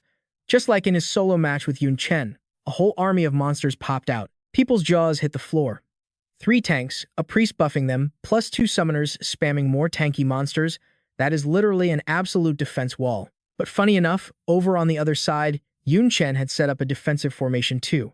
Shen Taran takes the front line. Guo Feicheng and Lin Yushu guard Sun Kang. Sun Kang summons a whole mob of monsters, while Yi Qingling and Yun Chen hang way back. He's spamming a bunch of skills from different classes, and Yi Qingling is busting her butt buffing him, and the rest of the squad. Yun Chen looks like he just unlocked a whole new mode or something. If the enemy puts up their toughest shield, well, obviously, we gotta smash it with our strongest spear. Up in the VIP lounge, Vice Principal Zhou starts wondering, Old Man Yi, why's your little freelancer standing in the back with a melee weapon, stacking buffs like a maniac? What the hell is he actually trying to do? Yi Anfu acts all cool, saying Yun Chen has his own plan. But honestly, he's sweating bullets too, because even Principal Ye has never seen a strat like this before. Then, another principal suddenly realizes what's up. It's a basic low-level skill that lets any class attack from a distance. And right then, Ning Junyi spots something weird too. He didn't think Yun Chen would be crazy enough to use a one-shot skill like that. Ning Junyi hurriedly orders his crew to move all their summons to the front to block it, and use their strongest defensive skills. Just as they shore up their formation, Yun Chen charges up enough power to make the spear in his hand go giant-sized. Yun Chen screams, "Go." Just like he said, the spear launches out using that low-level common skill called Throw. It punches right through Qingyun's first layer of defense and keeps zooming forward. Ning Junyi's squad starts panicking, but in this situation, they can't do jack about it anymore. Yun Chen's spear rips through the air, smashing the defense line that Qingyun worked so hard to set up. Their formation gets totally wrecked. They aren't dead yet, but they're definitely messed up. Ning Junyi lifts his head and bursts out laughing. Yun Chen, oh Yun Chen, I didn't think you'd dare to go all in like that. Now you've got 0 weapons, and my formation is still solid. What are you going to fight us with? Huh? Ning Junyi is overflowing with confidence. But right at that moment, Yun Chen uses 2 of his talents at once, Staffless Casting and Mage's Hand. A giant hand pops out of the ground, grabs the spear, and tosses it right back to him. Yun Chen looks super smug. Who said I went all in? Don't you know round 2 is coming? It's like Ning Junyi just got slapped across the face. Even the crowd in the stands is stunned into silence, because the throw skill Yun Chen just used has a massive flaw. Once you toss your weapon, it's super hard to get it back. But Yun Chen actually used Mage's Hand to retrieve it. That's just savage. Back in the lounge, that other principal starts thinking. He guessed right. Yun Chen really did use the throw skill, but that move literally does nothing except toss a weapon. So why the heck did Yun Chen use it? Because that wasn't just a normal throw. Yi Enfu calmly explains. His talent lets him boost a skill's quality by 3 whole grades. That's exactly why that last throw hit so hard. And now Yun Chen is winding up, getting ready to fire a second time. Ning Junyi is in deep trouble now. He screams at his team not to let Yun Chen attack again, or they're toast. Mages, use your ranged skills to interrupt him. Now, Qingyun's mage hears the order and instantly casts Rock Split. A storm of rocks comes crashing down, but obviously, they can't touch Yun Chen because the monsters aren't just there for decoration. Don't you dare touch a single hair on our captain. With his teammates covering him, Yun Chen launches the throw skill one more time. Seeing that, the Qingyun gang turns tail and runs for their lives. Forget the formation. If they take another hit like that, they're straight up finished. After that spear throw, the defensive shell Ning Junyi worked so hard to build is officially broken. Now it's time for Shen Taran and the crew to show what they've got. The whole Jiangnan Uni team charges in, slashing and beating the crap out of them. Brother Ning, just surrender already. We can't hold them off. Ning Junyi's teammate screams. He grinds his teeth in rage, but with things this bad, Ning Junyi has no other choice. The team round ends here. Aye, sir. Before the word surrender can even leave his mouth, Yun Chen shuts him up. What do you think you're doing? Trying to give up? That's too bad. The ref didn't hear you. Yun Chen lands right in front of him, and his 6 teammates quickly rush over to circle him. Now Ning Junyi is the only one left from Qingyun. Yun Chen gagged him so he couldn't surrender, obviously, so his teammates could vent their rage. Ning Junyi is like a piece of meat on a platter. He's totally helpless and can't stop the Jiangnan group from taking it out on him. Damn Qingyun University, daring to use home field advantage to set up this dirty trap. And you dare to use reporters to bully people? You think you own the place. In a split second, Ning Junyi turns into a punching bag, letting Yun Chen's group beat him however they want. Up in the stands, Qingyun students start walking out in droves. They can't stand seeing Ning Junyi, their glorious captain, getting pinned to the ground and beaten like a dog. The referee can't just stand there and watch anymore. Ning Junyi has completely lost the ability to fight. The match is over? Stop it. The Jiangnan team hasn't vented enough yet, but since the ref said so, they have no choice but to give him some face and back off. Ning Junyi got beaten until his face was swollen. Qingyun University totally lost all their dignity this time.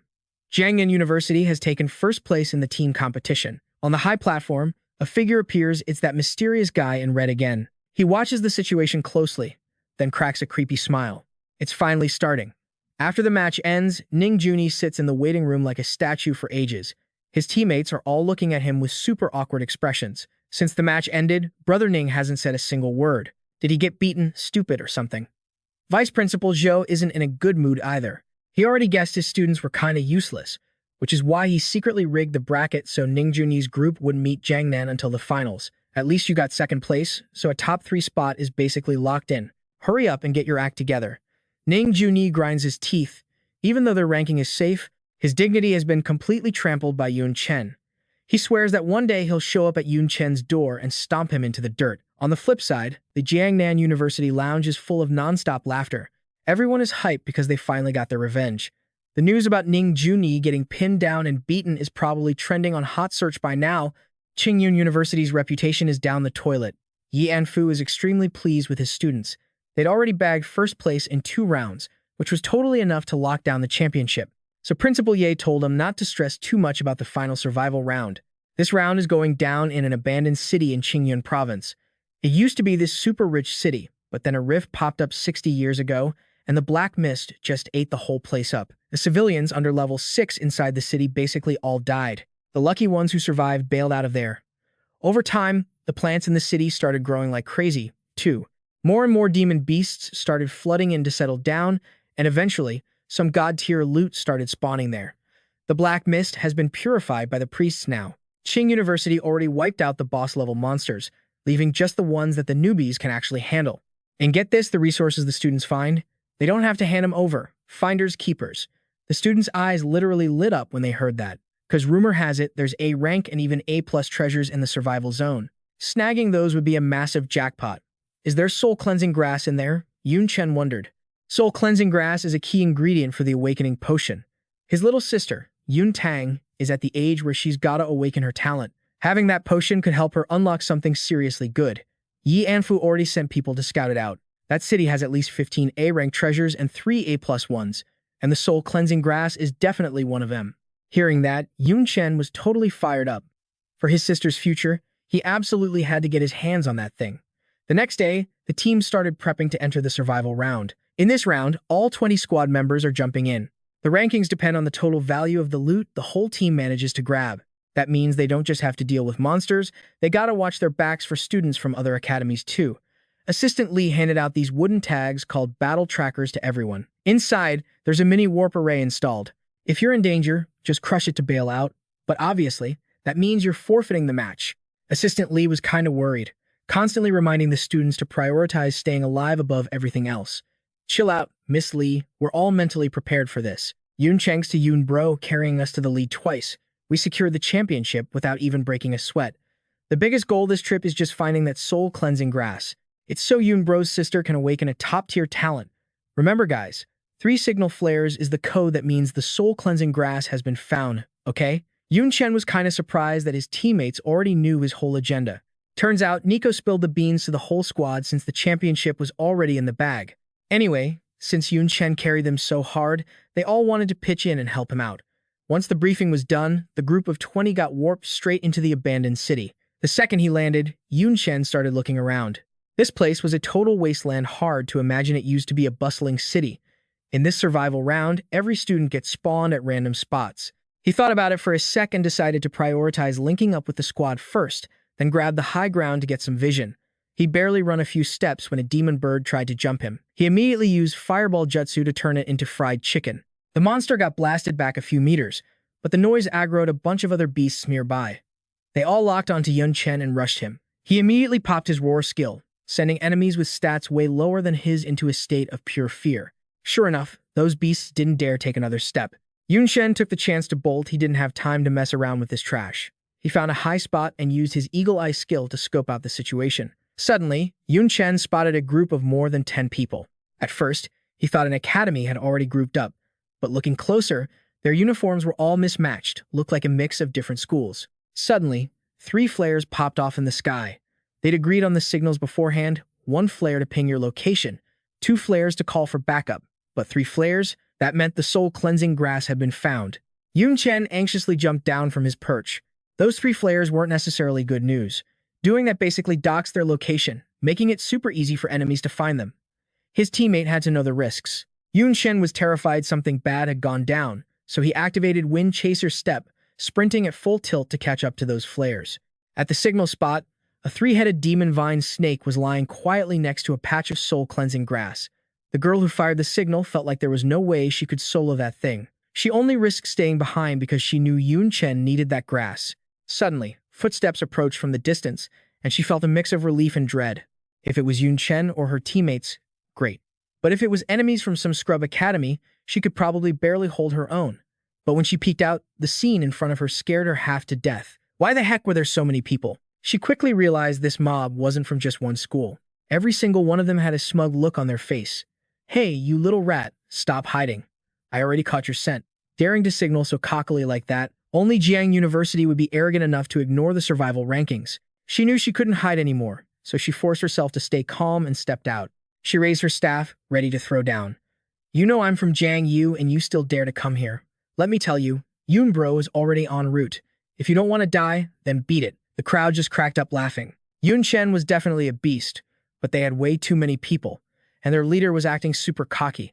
He admitted that normal schools like theirs couldn't beat the top 7 universities in a fair fight, but with numbers like this, what was there to be afraid of?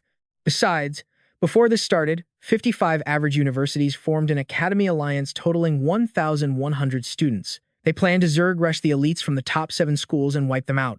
Then they'd loot all the spoils and split it among themselves. This group was already huge, but according to the leader, there were still hundreds more on their way. Just wait until everyone gets here. Forget one Yun Chen, even if the entire Jiang Yu squad shows up, we'll stomp you all flat. While he was still running his mouth, a noise suddenly came from behind. The guys in the back got blasted away by some terrifying force all at once. Yun Chen strutted in, holding his spear with an aura that was completely off the charts. Who exactly are you planning to stomp? The moment the girl saw Yun Chen, she was so happy she started crying.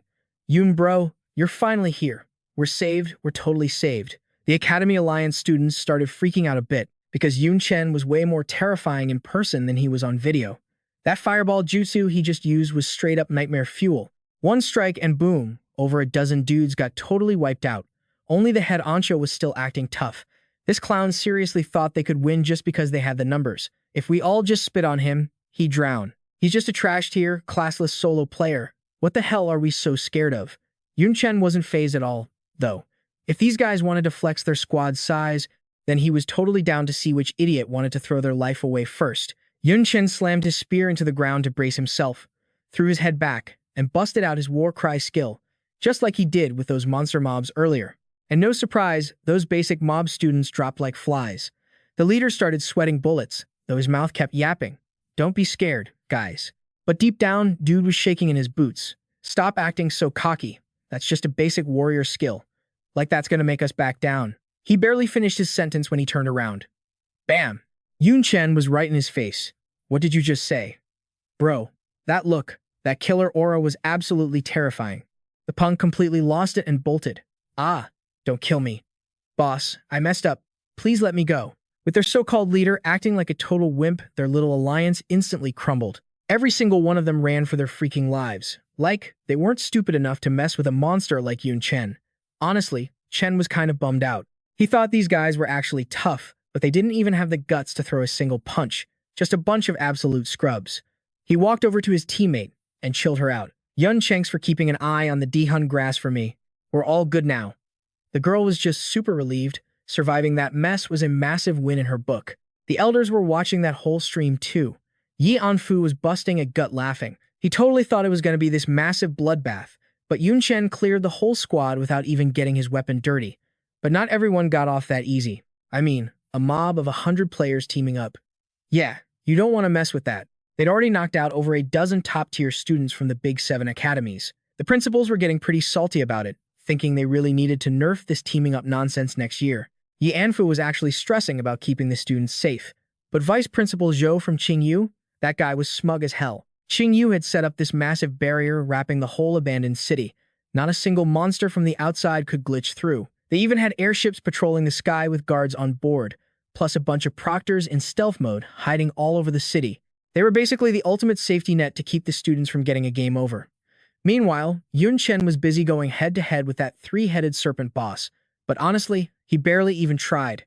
A couple of combo strikes and he sent that thing packing. He grabbed the dehung grass and told his teammate to shoot off a flare so the rest of the crew could group up. She immediately popped a flare into the sky. And yeah, the Qingyu squad totally spotted it. They actually had this whole master plan to camp out at the first drop point and ambush whoever showed up. But they totally didn't expect Yun Chen to beat them to it. Bro, Ning, are we still ganking them? Do we seriously have to fight that solo freak? Ning Junyi? Yeah, he totally chickened out. No way was he squaring up with Yun Chen now.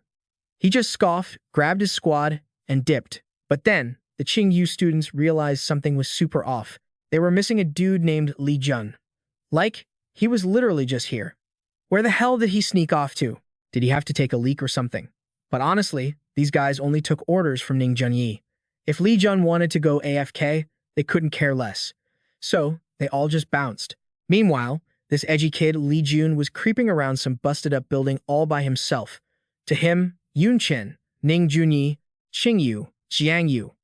They were all just trash mobs. Once my master spawns into this world, you're all gonna get wiped. He pushed open the heavy tower doors and stepped inside, walking up to some wrecked statue. Supreme Master, I'm here. Acknowledge me. I'm giving you all my loot, my stats, and even my freaking life. Bro literally finished his sentence and just stabbed a dagger right into his own chest. He collapsed in a pool of blood, triggering some crazy dark magic ritual called the Sacrifice Gate. His blood started flowing backward, soaking straight into the statue. Suddenly, this massive, blood-red laser beam shot out of the tower and blasted right into the sky. Right in the center of the city, all this sketchy black smoke started rolling in.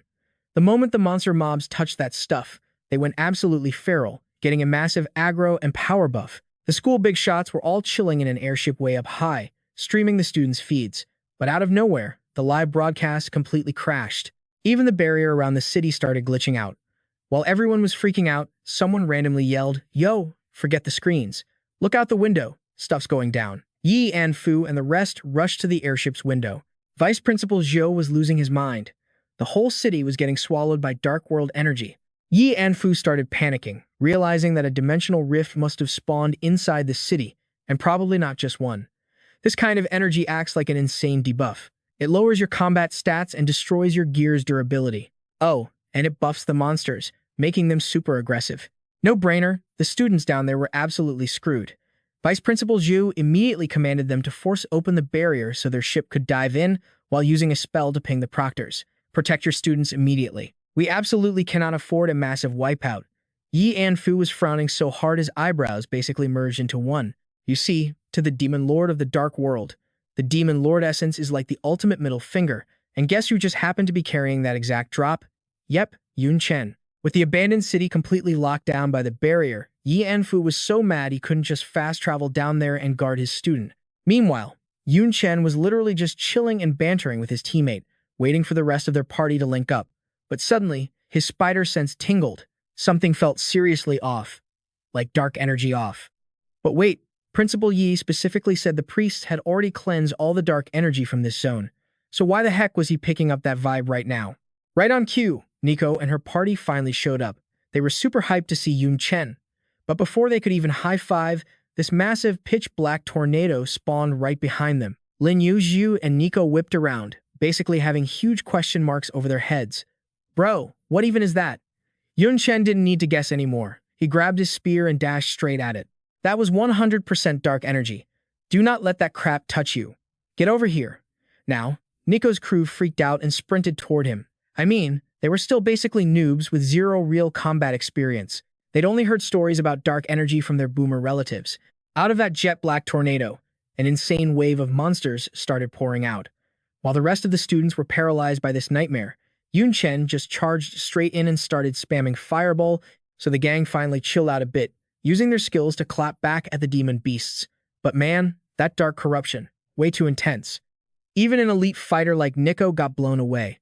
Her precious gear slipped right out of her hands, and her clothes were getting eaten up by the corrosion. She was sprawled out on the ground with that black smoke getting way too close for comfort. Just as things looked hopeless, vines wrapped around her and yanked her back.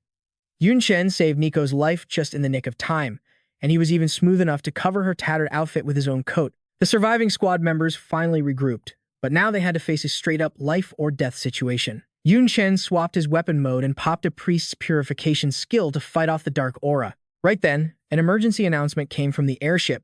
All students had to forfeit and evacuate immediately. Yun Chen told his crew to snap their wooden tokens and get the hell out of there, cause his purification skill wasn't going to hold out much longer. Everyone listened to Yun Chen and crushed their tokens at the same time to bail. Only he and Nico were left. And Nico was freaking out. Why isn't my token working? She was totally panicking. She definitely crushed it with all her strength just a second ago. Yun Chen figured the dark aura must have corroded her token. The teleportation array inside was toast. Without a second thought, he handed her his own token. Nico took it but hesitated. What about you? I got a plan. You go first. That's an order from your captain. Nico's eyes welled up. She knew with her current state, staying behind would just be a burden on Yun Chen. Okay, you stay safe, all right? Nico smashed the token and vanished, leaving Yun Chen all alone on the battlefield. Suddenly, the sound of crisp clapping echoed from the side. It was that weirdo in the red suit. This was actually the first time Yun Chen properly faced this guy. The stranger spoke with a mocking tone. What a responsible captain, wasting so much effort for a teammate. Yun Chen shot him a cold, sharp glare. Even though they just met, the guy looked vaguely familiar. He was one of the judges who presided over the individual round the other day. Yun Chen just didn't get why he was here. The guy quickly waved his hands, explaining he was there to secretly protect him. Elite students like you need special care, Yun Chen. We can't have any accidents happen. He smirked. Let's go. I'll take you somewhere safe. The man put a hand on Yun Chen's shoulder, activated space-warping magic, and instantly whisked him away. Right at that moment, Principal Yi Anfu teleported in, but there wasn't a single kid left. He assumed they'd all crushed their tokens and bailed. But there were lingering traces of magical fluctuations in the air. Ye Anfu looked around warily. Spatial magic, that's high-level stuff. It ignores distance and is super hard to track. If they went too far, finding them is going to be a nightmare. Meanwhile, the place Yun Chen got taken to was totally bizarre. As soon as he landed, he knew this wasn't the abandoned city, but it looked like a place that got chewed up by dark aura years ago. A spot like this definitely wasn't safe. Yun Chen went on high alert because that red suit guy showed up again, diving at him from above. But Yun Chen's reaction speed was god tier. He dodged just in time. The stranger seemed thrilled. This place has been corroded for ages. Your senses should be dull as dirt right now. How'd you even detect my attack? He looked up at the kid and let out a surprised "oh." Yun Chen had entered a different state thanks to his Dark Knight talent effect. The experience he grinded out with Xia Qingcheng wasn't just for show. Sorry to burst your bubble, but darkness is my home turf. He didn't know what this creep wanted, but if he was out for blood, Yun Chen didn't mind taking his worthless life. No wonder you're so cocky. So that's the talent you got from the Demon Lord's essence. The man wasn't fazed at all. As a level 38 second transfer space mage, he looked at a rookie like Yun Chen and saw nothing but an ant. The stranger stomped the ground and launched himself into the air, simultaneously popping two skills, Space Blade and Staffless Casting. Yun Chen could only blurrily see the space bending. Tracking it was nearly impossible. It was basically an invisible attack. But Yun Chen wasn't some pushover. Sensing imminent danger, he triggered his God Flash skill and barely cheated death. The spot where he just stood took a massive hit. A deep cross-shaped gash appeared on a boulder. If that hit him, he would have been sliced into 4 pieces. The man was even more intrigued. Oh, what skill is that? It works just like my space magic. Must be God tier, huh? But he wasn't scared. Yun Chen was still low level, and God tier skills drain mana like crazy. He figured the kid couldn't use it many more times, so he went on the offensive again. Yun Chen threw out dozens of fireballs, but the attacks phased right through them. The stranger laughed arrogantly. This is the power of space magic. It tears through space itself. Nothing can stop it. Just be a good boy and die. Yun Chen gritted his teeth, feeling the pressure. The guy was right. He couldn't spam God Flash forever. Now he had to rely on the enemy's movements and his God Eye to barely predict the trajectory of the attacks. But the onslaught was too intense. Yun Chen finally took a hit, his body screaming in pain and feeling as heavy as lead. Wow, I only landed 1 hit? You're actually pretty elite. Worthy of being called a strategic reserve talent for the Black Dragon Nation. The guy honestly praised him, but didn't forget to flex his own skills. My Space Mage class is the rarest hidden class in existence. Anyone who has it is a strategic asset to the country. In his eyes, Yun Chen's power was just a cheap parlor trick. Yun Chen got slammed again, and this hit was way heavier than the last one. He coughed up a mouthful of fresh blood, eyes burning with pure hatred. He wasn't ready to give up, but his body betrayed him, and he collapsed into a pool of blood. Seeing he was down, the enemy rushed in, giddy with excitement. He wanted Yun Chen's head to claim his bounty. But what that reward is, you'll have to wait and see. The second that guy got close to Yun Chen, bam. Yun Chen hit him with a flame fist right in the gut. The dude coughed up blood and screamed like a baby. "You damn brat. You were playing dead?" That punch sent him flying backward. His clothes were shredded, and there was literally a crater in his stomach. "All right then, for that, I'm gonna tear you into pieces." Yun Chen just stared him down, stone-faced. His body was already healed, thanks to super regeneration. Yun Chen also activated his Dark Pagoda talent. He was ready for a hell of a fight. "Oh, I can't wait." The guy looked like he lost his mind, screaming about how he was going to rip Yun Chen into 10,000 pieces. Yun Chen knew this wasn't going to be a walk in the park. This guy's level was way too high. Flame Fist alone wouldn't kill him. Plus, super regeneration had a massive cooldown. He already burned a charge when he played dead earlier.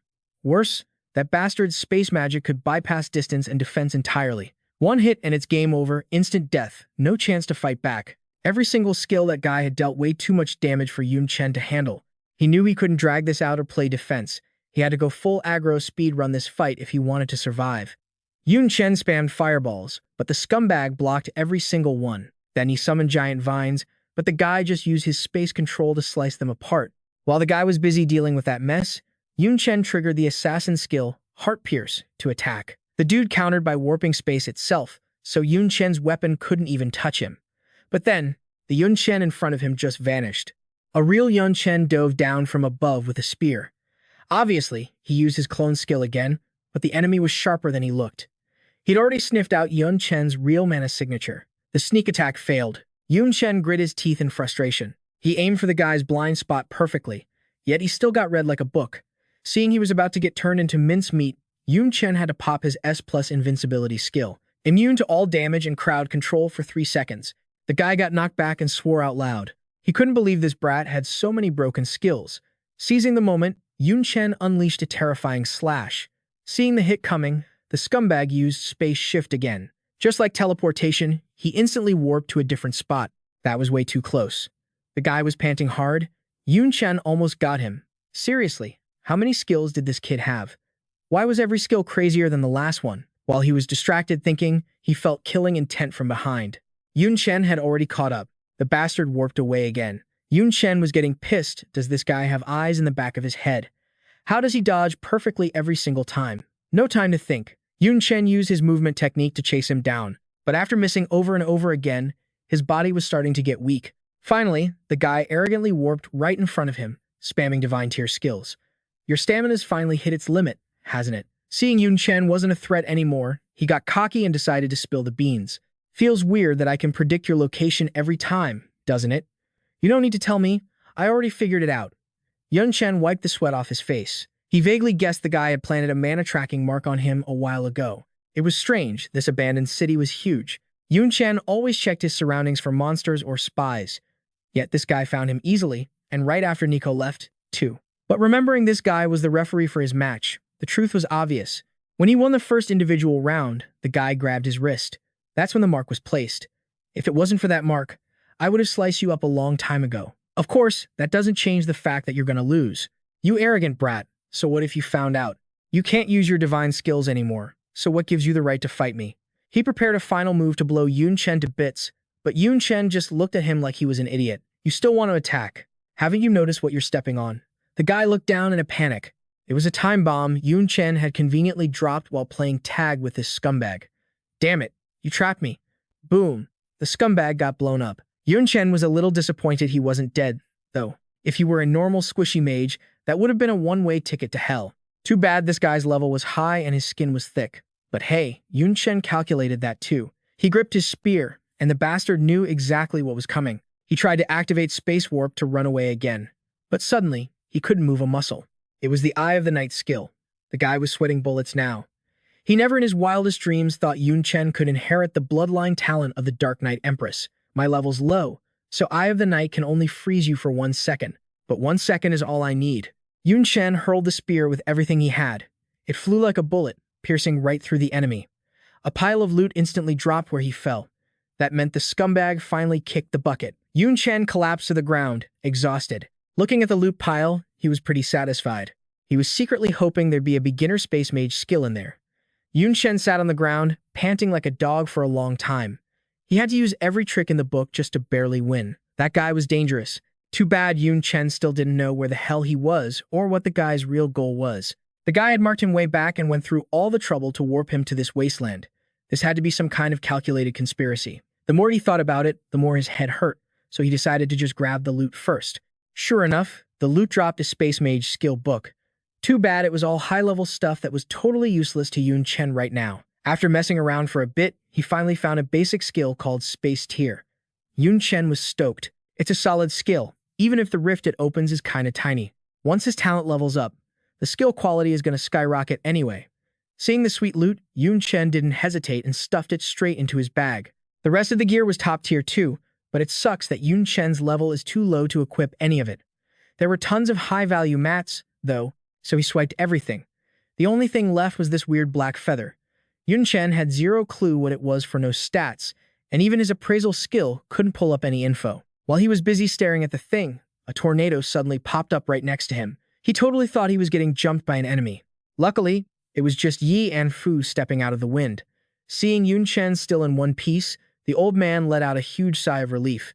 Can't believe there was a mole in the academy. I'm here to back you up, kid. But the second Ye and Fu finished talking, he spotted the mangled mess on the ground that Yun Chen's weapon had skewered. He was shook. That was a level 38 second awakening Space Mage.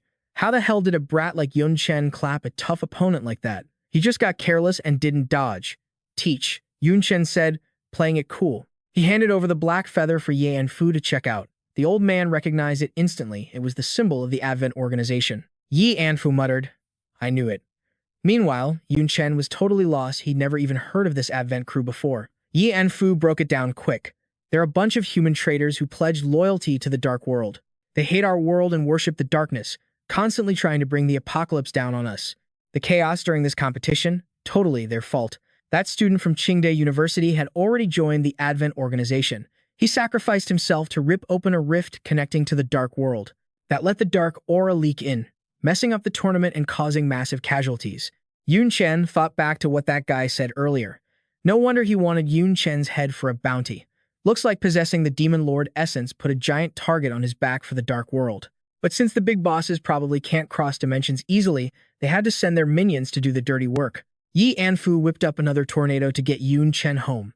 While Yun Chen was fighting, the barrier surrounding the abandoned city had already been taken down. A ton of powerhouses from different academies showed up to join the fight. The situation flipped instantly. The monsters that were going crazy, and hunting students were getting wiped out left and right. In just a few hours, the whole city was cleared out. But even with all that drama, the competition still needed a final result. The organizers scrapped the scores for the survival round. Instead, they combined the individual and team scores to figure out the rankings. No surprise there, Jiangmen University took the championship. But with everything that went down and the losses in the survival round, nobody was in the mood to celebrate. The students took heavy losses, and the Advent organization is getting bolder. It made everyone realize one thing: peace is probably coming to an end. After the match, the school heads gathered in a conference room at Qingde University. The meeting was led by Chu Tianhe, a big shot from the Ministry of Defense. In the survival round alone, 328 students died and 296 were injured. These were the elites of the universities, so the blow was absolutely devastating. Vice Principal Chu from Qingde was so pissed his hair was practically standing on end. He never expected that among his own students there'd be a member of the Advent organization hiding in plain sight. Luckily, the sacrifice only opened a tiny rift. If it had been bigger, who knows how bad things would have gotten. Didn't we wipe those psychos out 30 years ago? How are they back? Yi Anfu was nursing a serious headache over this. It's probably remnants that regrouped and grew in the shadows. 30 years is plenty of time to build up strength. But what worried him most was their actual goal. The Advent organization went all out this time, and there's no way it was just for Yun Chen. Just then, another school head spoke up about something weird they noticed during the fight. I fought a third awakening warrior. When I cornered him, he suddenly busted out a high-level mage skill. That statement made the whole room explode. A warrior using mage skills? Was it another jobless class freelancer? Everyone shot that idea down immediately. That guy used a high-level skill, and jobless classes are stuck with basic skills at best. Does the legendary dual class actually exist? Shu Tianhe, who'd been quiet the whole time, finally spoke up. This was top-secret Ministry of Defense info, but given the situation, he figured he shouldn't hide it anymore. Dual classes are real. The key to getting one is something similar to the Demon Lord essence. For example, if you want the God of War's skills, you need the God of War essence. And the main ingredient for that is the heart of a fourth awakening God of War. One heart can create 5 shards of essence. Using it grants way more stat and skill points every time you level up. Not only that, there's a high chance to unlock a God of War talent. And if you absorb it perfectly, you get the God of War's origin power and become a dual-class user. Wait, isn't that even stronger than the Demon Lord essence? Old Man Chu asked urgently. Isn't it obvious? Yi Anfu let out a long sigh. He didn't want to admit it, but powers from the dark world are always a tier above the righteous ones. It's no surprise they have more secret techniques. But what really worried Chu Tianhe was this. If they already have the God of War essence, what about the Mage God, Battle God, or Spear God essences? If they use multiple essences, are we going to see triple class, quad class, or even pentaclass users? Plus, he suspected that dual class guy was sent there on purpose. The whole point was to prove to everyone that dual classes actually exist. Having a dual class doesn't just double your power. It's way more than that. Once the big families find out, will they be able to resist the temptation? Will humanity start tearing itself apart over this? If that happens, we've already lost before we even fight the Dark World. That's exactly why the Ministry of Defense kept this top secret. If word got out, even the strongest heroes on our side might choose to betray us. At the end of the day, Chu Tianhe had to make the final call. Our side needs to be on high alert. Gotta stay sharp and focus everything on wiping out the Descent organization. Back at Jiangnan University, Yi and Fu is meeting up with the squad after they came back as champs. Too bad they all look totally bummed out, like soggy crackers. Yi and Fu knows these kids have a lot on their minds, so he can only try to cheer them up with words. By whipping out the rewards he prepped beforehand, everyone who participated got 3,000 credit points, an A-rank skill book, and 5 million in cash. Since Yun Chen was the MVP, Yi and Fu promised him a piece of rare gear ages ago, the Flash Dagger, something he's been hiding away for years. The second Yun Chen held it, his eyes lit up. This is legit rare gear. Just looking at the quality, Yun Chen's never even heard of something like this before. Yi and Fu explained it's a one-of-a-kind item. It's made from a bunch of special materials, which is why the quality is so rare. The main material of this Flash Dagger is a rare mineral from the Rift Plains. It's insanely hard, basically indestructible. It's sharp enough to rival any diamond-ranked dagger. Its stats are totally unique too, because dark energy can't even scratch it. Assistant Li was watching from the side and couldn't hide his shock. Principal Yi has kept that dagger hidden for 30 years, only dragging it out to flex once in a while. Yet now he just handed it over to Yun Chen without a second thought. This is both encouragement and high expectations for the dude. Plus, Yun Chen also got the rewards the school promised earlier. He immediately dropped 1,000 credits and an A-rank natural treasure on the girl who helped him find the soul-fixing grass. That girl panicked hard, like, "Brother Yun, I'm already grateful just tagging along with you to get a reward. You don't need to give me this much stuff." But Yun Chen insisted on giving her that loot. So the reward drama is done. By the way, Assistant Li also wanted to chat with Yun Chen about something his little sister, Yun Tang. Principal Yi agreed to set up a good school for Yun Tang. Yun Chen was super grateful for that. Because in Jiangnan, the education isn't just top tier, it's also a super safe place. It just so happens the day after tomorrow is the weekend, so he plans to head back to Danyun to pick Yun Tang up. Then Assistant Li said the good news wasn't over yet. The Phantom Breaker weapon in Yun Chen's hand was actually made by a master blacksmith right in the school. Yun Chen showed off so hard in the competition with that weapon that the master got super hype and wants to design a new multi-form weapon specifically for a jobless drifter like him. Yun Chen was so happy his eyes turned into little slits. Obviously, he wasn't going to say no to a once-in-a-lifetime shot like this. That night, Yun Chen went back to his dorm. He didn't chill for long before he started overthinking. Yun Chen knows the Descent organization has a target painted on his back now. Who knows what kind of enemies he'll bump into later. He needs to get strong, fast. He's basically already figured out the dagger Principal Yi gave him. Next up, checking the quest rewards the system sent over. Just like last time, it's an S-rank skill called Sure Hit. When used, Yun Chen's next attack ignores dodging and environmental effects, guarantees a hit on the enemy, and deals 300% damage. Yun Chen was shocked. This skill is just too savage. If he had this when fighting that space mage dude, wouldn't one shot have just wasted him instantly? Just then, a knock came at the door. It was the maid, Xiao Yu, sent by Xia Qingcheng. Since Yun Chen killed it in the exam, she was super happy and specifically sent her maid with a gift. This time, it's the seed of the Nether Demon Flame. It grows in the rift plains of the Dark World, something Xia Qingcheng snagged after killing a demon lord. Absorbing this thing can raise your affinity with fire elements and boost the power of fire attribute skills. If absorbed perfectly, you could even become immune to fire damage. Yun Chen happily took it. Xia Qingcheng really looks out for the disciples under her wing. Xiao, you didn't forget to warn Yun Chen that he can't just absorb it raw. He has to mix it with ice attribute herbs. It lowers the effect a bit, but it won't wreck his body. But she barely finished speaking when Yun Chen swallowed that flame seed right down into his gut. Immediately, Yun Chen's body started acting weird. We're screwed. The maid panicked hard. If this keeps up, the demon flame is going to make you explode. Spit it out, quick. But it was too late. The demon flame had already spread through his whole body. Just when the maid was freaking out the most, Yun Chen snapped his fingers. His super self-recovery skill brought him back to normal. Yun Chen was panting like crazy. Even though he was safe, that burning sensation just now felt like death. What the hell happened? Is it over? Xiao, you couldn't believe her eyes, while Yun Chen acted cool like nothing even happened. He even casually showed off his new skill for her. This demon flame comes from the dark world, so it's super hard to put out and has a crazy strong soul-burning effect, totally different from normal fire. That maid was just getting hit with one surprise after another. She couldn't believe Yun Chen absorbed the nether demon flame straight up without needing any ice herbs to help. Plus, looking at him, it seems like he absorbed it perfectly. Truly, Xia, Xing Qing's favorite student. Since they had nothing else to do, Xiao, you just took off. The next day, Assistant Li took Yun Chen to the workshop of that master blacksmith. His name is Mu Jiashu. The moment he saw Yun Chen, Mu Jiashu was grinning ear to ear. He watched Yun Chen's matches like 10 times. That phantom breaker in the kid's hand really made Mu Jiashu proud. Turns out, he's been obsessed with researching multi-form weapons forever, but his coworkers always mocked him for being unrealistic. Cuz who actually needs to use both a sword and a staff? It wasn't until Yun Chen showed up that Mu Jiashu realized how huge the meaning of his creation was. But at the same time, he realized that for Yun Chen, a 3-form weapon wasn't enough. This workshop is Mu Jiashu's life's work. He let Yun Chen pick whatever he wanted, and it was all good stuff here. Yun Chen weighed the pros and cons for a while, finally setting his sights on one thing. It was called Phantom Soul Shocker.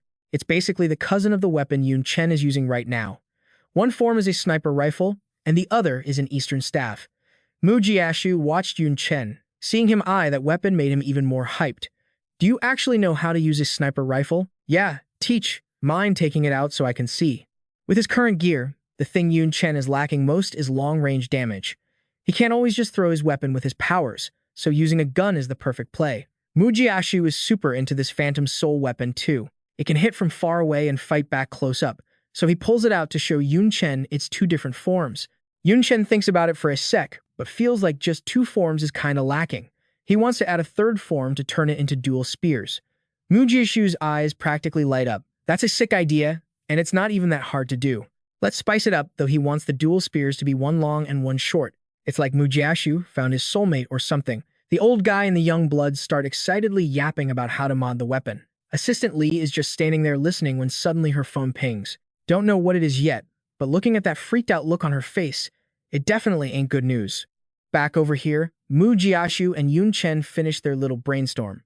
He hands the Phantom Soul to Yun Chen to mess around with and get the hang of first. As for the upgrades, Mu Jiashu needs about a week to draw up the new blueprints. He even generously announces that once it's done, he's giving Yun Chen a massive 70% discount.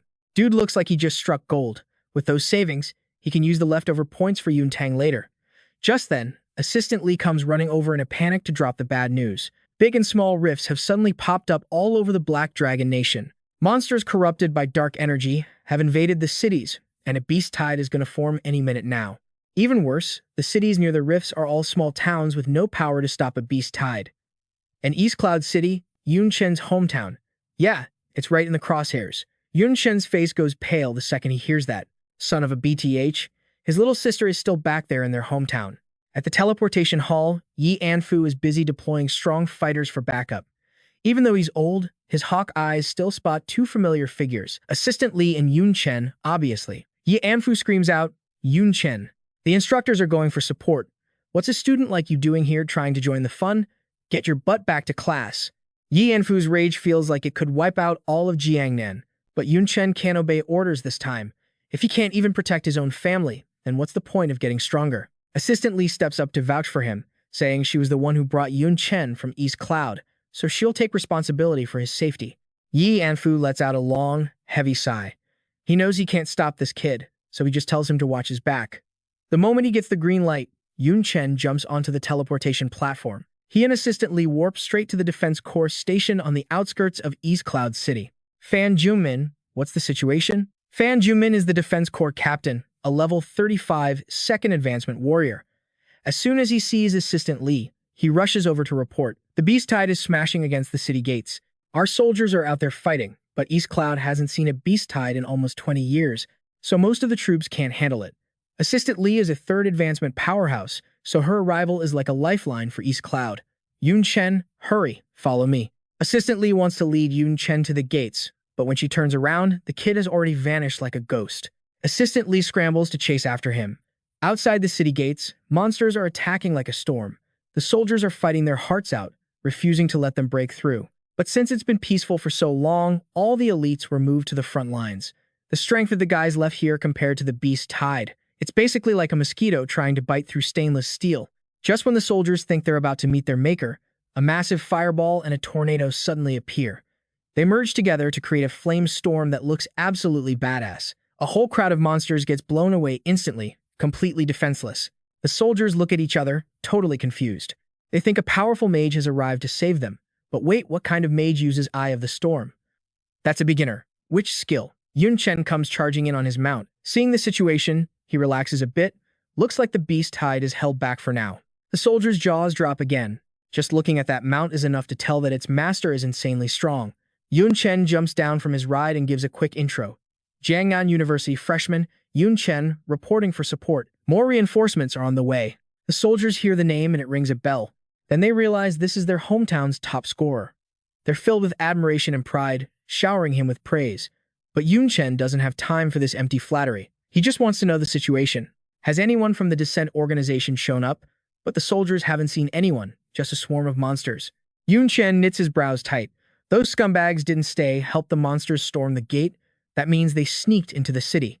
But what's their goal? Before he can figure it out, Yun Tang calls him. Needless to say, Yun Chen is relieved as hell to hear his sister's voice. Turns out, because of the monster invasion alarm, the teachers led Yun Tang and the others to the school's safe room to hide. Yun Chen exhales, glad she's okay. But what she says next makes his nerves snap tight again. But it looks like some people just arrived outside the safe room. They're dressed really weird. They don't look like teachers. I don't know who they are. Yun Chen doesn't waste a second thinking. He bolts straight toward the school. Do not open that door. I'm coming right now. Meanwhile, at No 3 High School where Yun Tang studies, those strangers have already reached the safe room. To them, this so-called safe room is about as strong as a cardboard box. And yeah, their target is definitely Yun Tang. Since getting to Yun Chen at Jiangnan University is too hard, they switched targets to his little sister to use her as leverage against him. The leader gets super hyped just thinking about the reward. The War God Essence. He drags a massive blade and unleashes a skill. Explosive Slash. The safe room door shatters instantly, dust flying everywhere. The students inside are shaking like frightened lambs. The black-robed goons walk in and scan the room, identifying Yun Tang immediately and heading straight for her. Yun Tang's homeroom teacher rushes them with a dagger, but she's no match for these scumbags, and a single flame break sends her flying into the back wall. Can't really blame her, though she's only a level 23 first advancement assassin. These guys in black are all second advancement or higher, so the power gap is insane, and they aren't looking to waste time here either. Grab Yun Tang, then we teleport out of here immediately. The leader, dragging that huge blade, steps closer. Yun Tang trembles, crying out for her brother, "Big brother, save me." Just when Yun Tang was totally losing hope, a miracle happened. Yun Chen wasn't even visible yet, but his weapon? It was already there. He used that launch skill again. The scumbag standing right in front of Yun Tang got skewered, instantly looked just like a kebab. The other guys went pale as ghosts. Seeing the Demon Breaker, they knew Yun Chen had arrived.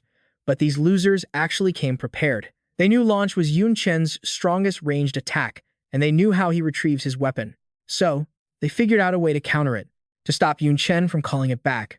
Staring at the Demon Breaker on the ground, one of the black-robed guys got greedy. Is this an 8-star weapon? What a rare treasure. It's mine now. Hey. But before his filthy hand could even touch the Demon Breaker, it got stomped into oblivion. Yun Chen showed up, glaring daggers at him. Immediately, he used the fighter's Rush Fist skill to send that guy straight to hell. 2 left. Yun Chen threw out the blink dagger that Principal Ye gave him. The 2 guys saw what looked like a normal dagger and totally underestimated it. But that thing was a legit treasure. 1 slash and another guy dropped dead before he could even blink. Yun Chen pulled Yun Tang into his arms. "You're not hurt, are you?" "I'm okay." "Big bro, look out behind you." The bad guy's running away. The last guy was scrambling to escape. Yun Chen had just wiped out 3 guys in seconds. This definitely wasn't normal human power levels. When that space mage got defeated before, they assumed Principal Ye Anfu did it. But seeing this now, it's obvious Yun Chen was the one who wrecked him back then. That scumbag was running for his life, but Yun Chen was totally chill, just comforting Yun Tang. Don't worry, he's not getting away. A second later, he pulled out a new weapon and morphed it into his sniper rifle. Yun Chen raised the barrel and pulled the trigger without hesitation. The bullet, loaded with insane magical power, punched right through the last guy in black. Yun Chen dusted off his hands. That was a beautiful quadra kill. His performance just now left Yun Tang's friends totally awestruck. Yun Chen basically just accidentally picked up a few future fangirls. Just then, Assistant Lee finally caught up. She started yelling at Yun Chen for leaving his post. But when she saw the bodies on the ground, Assistant Lee understood the situation. These guys were all Second Awakening professionals. This kid is just too OP, Assistant Lee sighed. Given the situation, since Yun Chen has the Demon Lord's essence, he's become a huge target. Looks like they'd have to bring Yun Tang along too. Assistant Lee headed back to Jiang Yu and immediately reported everything to Principal Ye. They still weren't sure what the Descent organization was after, but it was clear as day they were targeting Yun Chen. Now, Assistant Lee was seriously doubting whether the Demon Lord's essence that Sha Qingcheng gave Yun Chen was a blessing or a curse. Yi Anfu stroked his long beard. He knew the essence was just the spark. The war between the light and dark factions had been going on forever. It's just that right now, Yun Chen is a genius on the side of justice, so it makes sense that the Descent wants him dead. Of course, the good guys aren't just sitting around playing defense. Right now, the academies have all set up demon hunting squads to strike back. It's a chance to counterattack and help students grind for experience. Jiang Yu has already picked a team to head to the battlefield alongside other academies, led by their instructors. As for Yun Tang, Yi Anfu had already sorted everything out. In 2 days, she can enroll in a prep school affiliated with Jiang Yu. Her safety will be guaranteed, so Yun Chen won't have to stress about it anymore. By now, Yun Chen had brought Yun Tang back to his dorm for a tour. She was super hyped. Maybe since she was used to living in poverty, she couldn't quite wrap her head around all this luxury. She even grabbed Yun Chen's flower demon and played with it like a toy. Yun Tang's schooling was all set, but Yun Chen was still figuring out how to make sure she was actually worthy of getting into Jiang Yu's affiliated high school. Thinking about that, he started grilling her.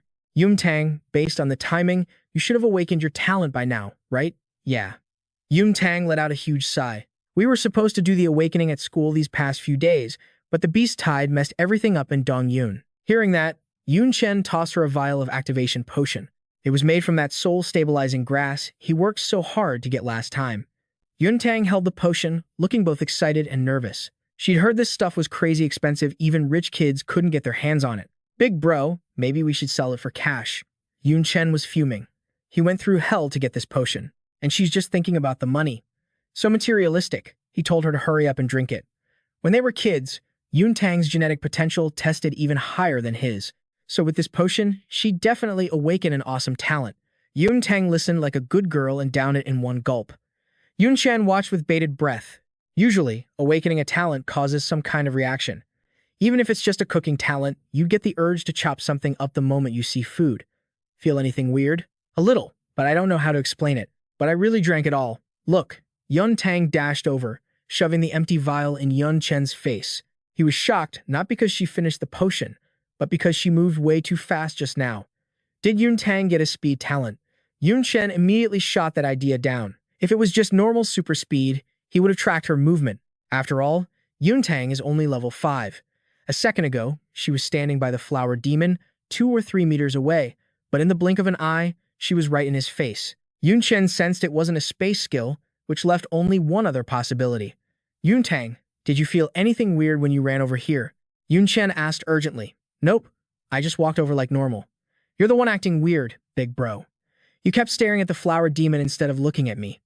Yun Chen knew his guess was right. It wasn't that Yun Tang ran fast. She had literally skipped the time it took to walk from the flower demon to him, so he only saw the result, not the movement. Her talent was time-based. That's even rarer than space-type talents.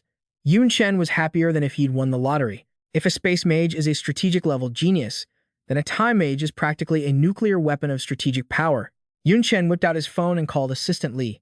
Right after that, they rushed Yun Tang to the awakening room at Jiangnan University. Yi Anfu showed up too.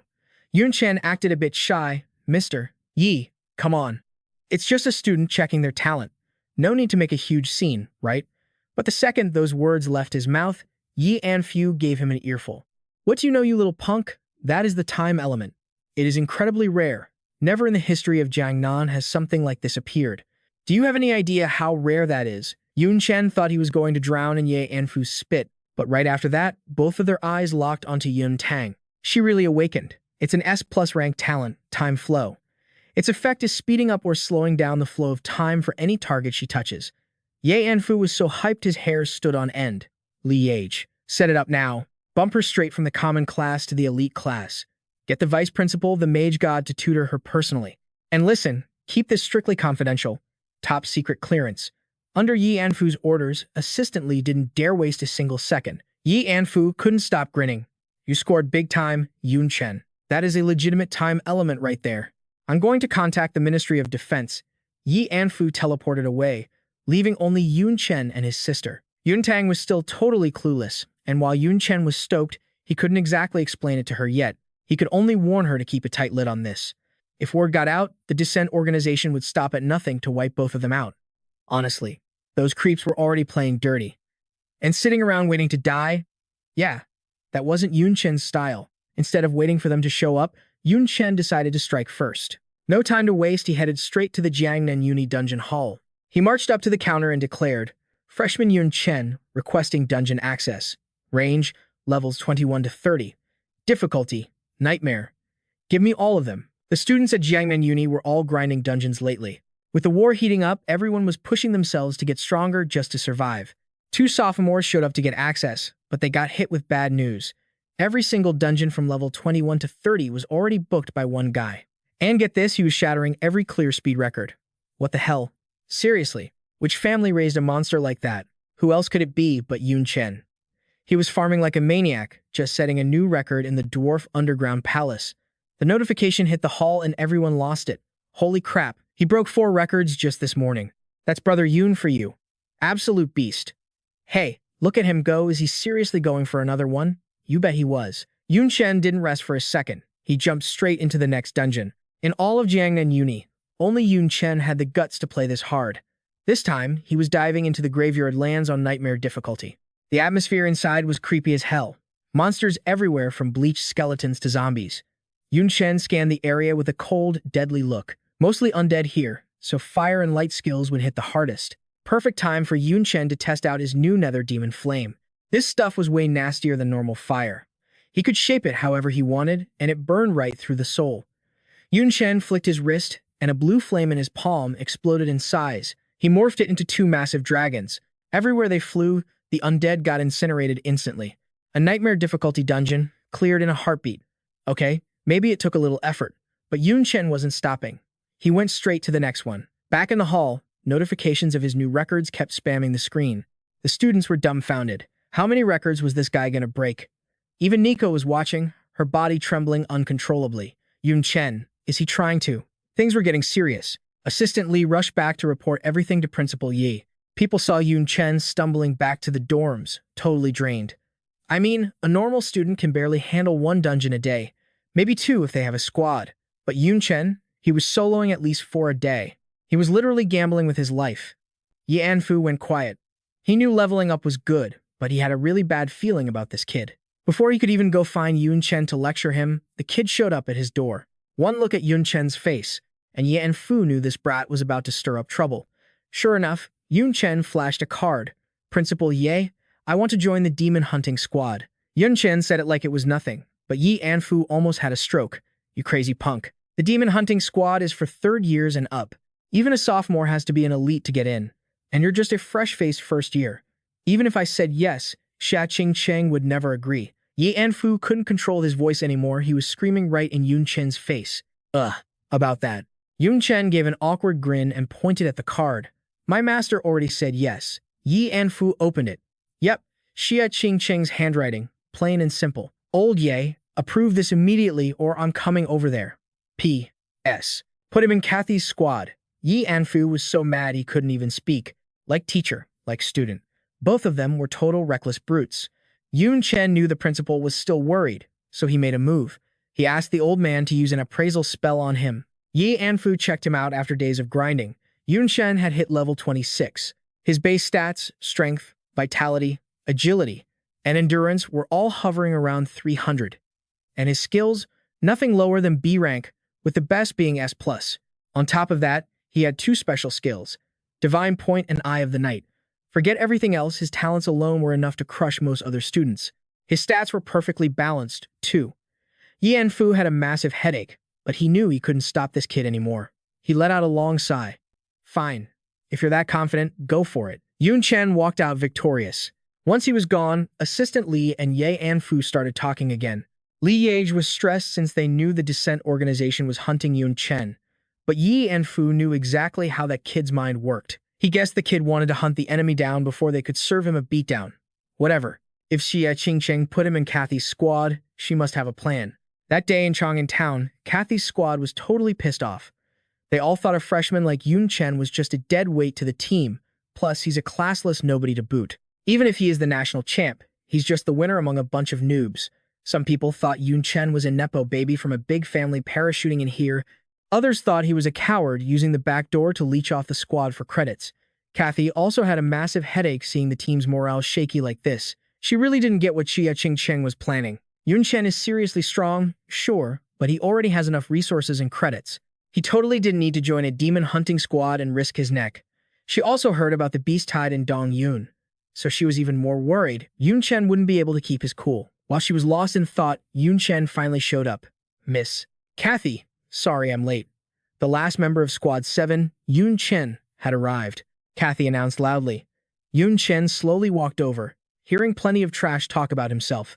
Yo, the credit leecher is here. But he didn't really care, because right then, the system sent a new mission. The mission this time was to get the #1 contribution ranking in the Demon Hunting Squad. The rewards were a Limit Break Stone and a Cross Rebirth Herb. Yun Chen was a bit bummed out. Since the mission was too simple, there weren't any new skills or talents. But those two rewards weren't bad either. The Cross Rebirth Herb could be for Yun Tang, and the Limit Break Stone could upgrade the quality of his gear. After Yun Chen successfully joined, Kathy immediately briefed them on the squad's upcoming moves. These days, the Descent organization is teaming up with monsters to trash small cities in the illusory Dragon Nation. They're even targeting middle school kids specifically. That tactic is just straight up scummy. Kathy just got intel from the local defense corps saying there's a bunch of people squatting in a warehouse at the lakeside dock recently. Investigation says they're most likely cultists from the Descent organization. Their mission is to wipe those creeps out. Kathy led her squad to the lakeside area, all fired up. She popped her natural perception skill and could see a total of 28 people inside the warehouse. They all had dark auras, so they're definitely Descent guys. Kathy scoped out their power levels, two mostly second class, and there's one strongest guy who's probably a third class officer. The squad members weren't scared at all. In fact, they were kinda hyped. They're all elite students from Jiang University, after all. To them, that crowd in the warehouse was just a bunch of walking credits. If you guys are that confident, then go for it. As soon as Kathy finished speaking, the students raced each other toward the warehouse. The first guy used Exploding Slash, blowing the roof off the warehouse in a single hit. The people inside looked up, totally confused, only to see 10 kids falling from the sky, charging at them like maniacs. They had different classes, but one thing they had in common was that they were all slashing and killing like crazy right now. The low-level cultists were getting their faces smashed in. They panicked searched for that third-class officer to report the situation. Bishop, suddenly, there's a ton of people attacking us. We don't know their numbers. Shouldn't we bail on this operation? That third-class guy wasn't a pushover, though. Just like Kathy, he sensed their power levels. There's only 10 attackers, mostly second class. Kill them all. He ordered coldly, and the tables turned real quick. The Descent cultists got their confidence back once they realized what was up. At first, they were scared because they thought it was a massive army attacking. But after knowing the enemy's strength, they got cocky.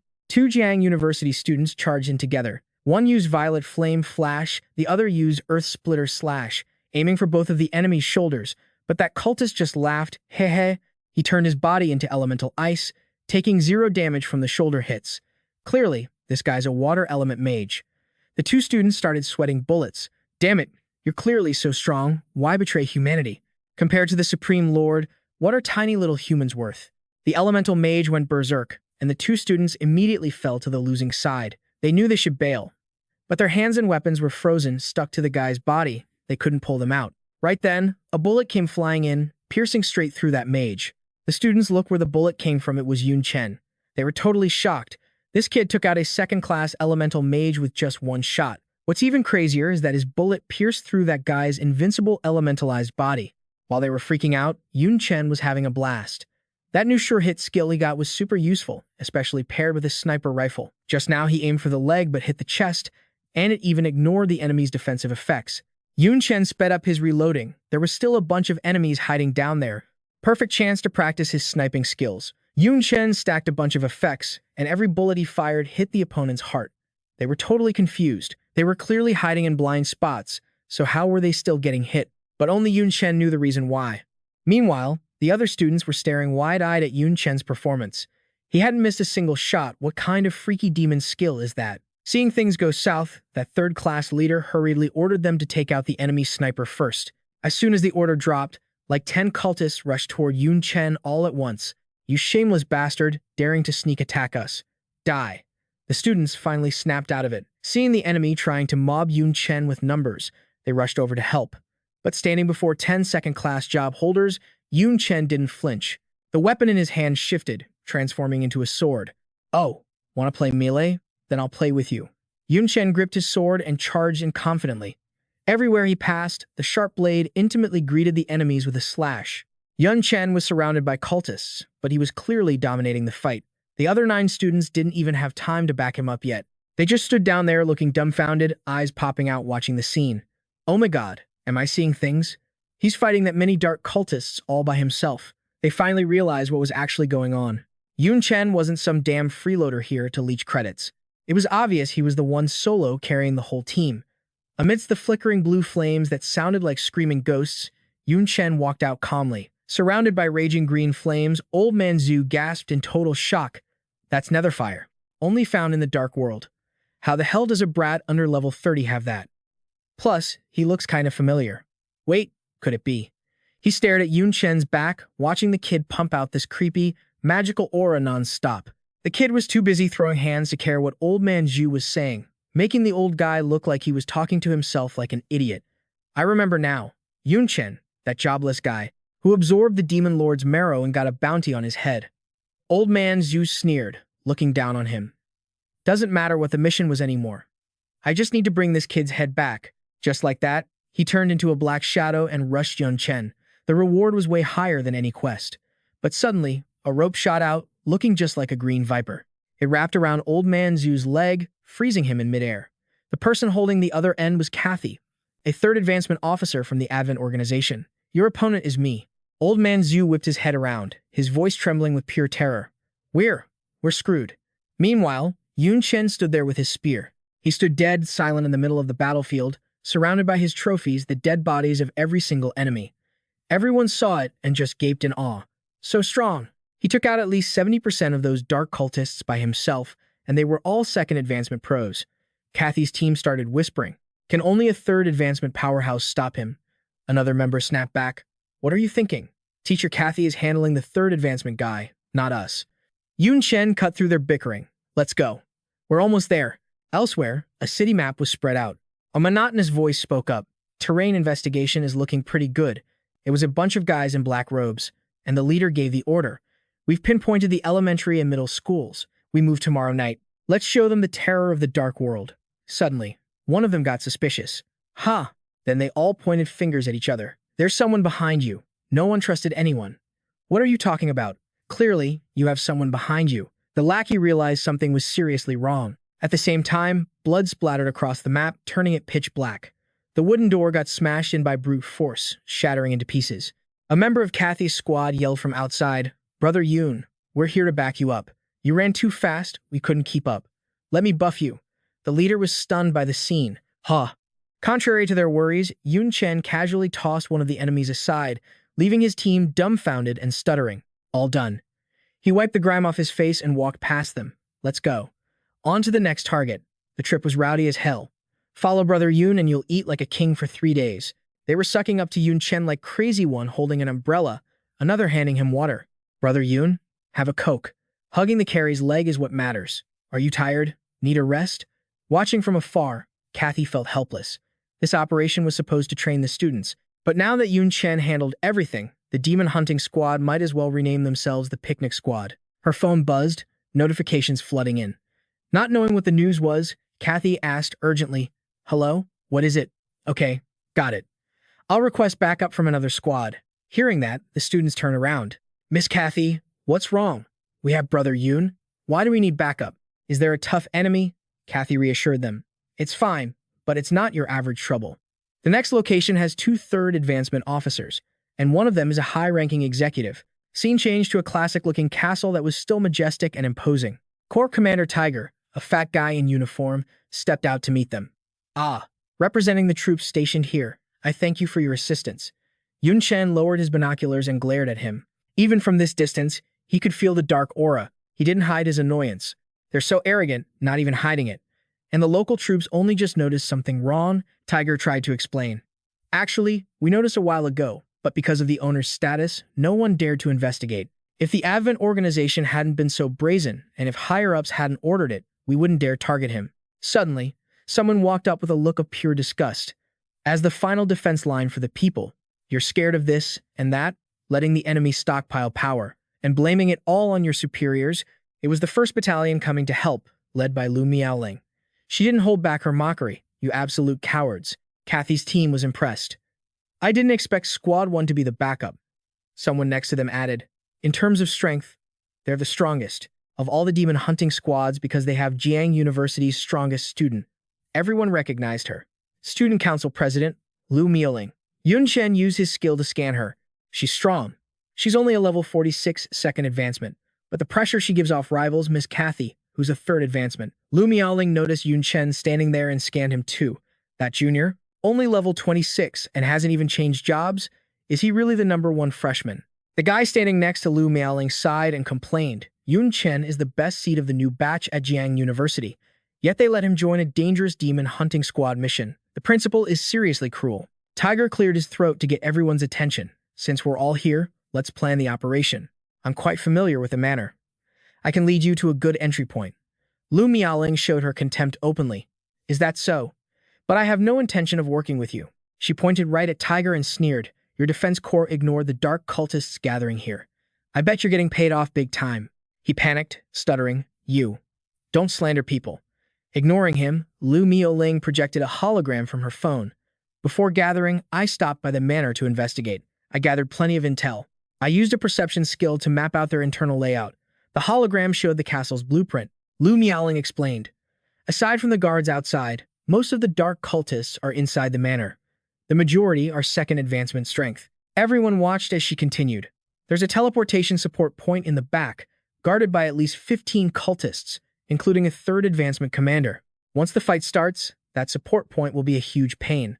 Lu Miaoling proposed a risky idea. "I want the 2 teachers to lead the main team and draw their fire. I'll circle around back alone and take out the support point directly. Once that's done, we pinch them from both sides and flatten the place."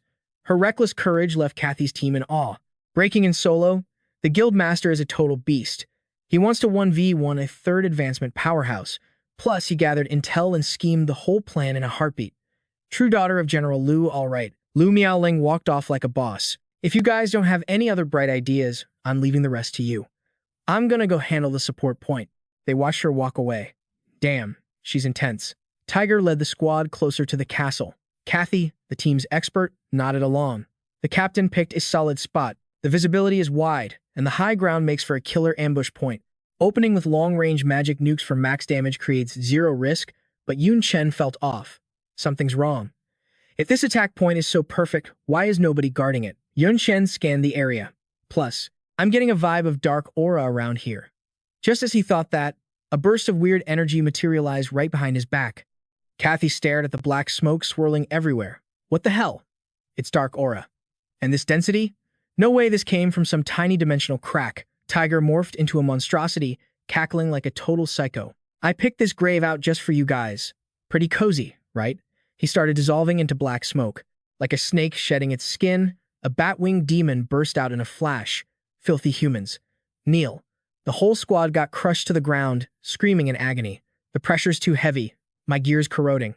I can't move." Kathy spoke up, figuring it out. "This level of density. Could it be?" Yun Chen gritted his teeth, sweating bullets. He's a demon kin from the dark world. Tiger, now in full demon kin mode, shot into the sky. A blood-red energy orb wrapped around him, blasting dark aura in every direction. Kathy screamed at Alien beside her. Call for backup, now. Alien shut that down fast. I can't. The comms gear got corroded by the aura. Signal's dead. Kathy felt helpless. Damn it.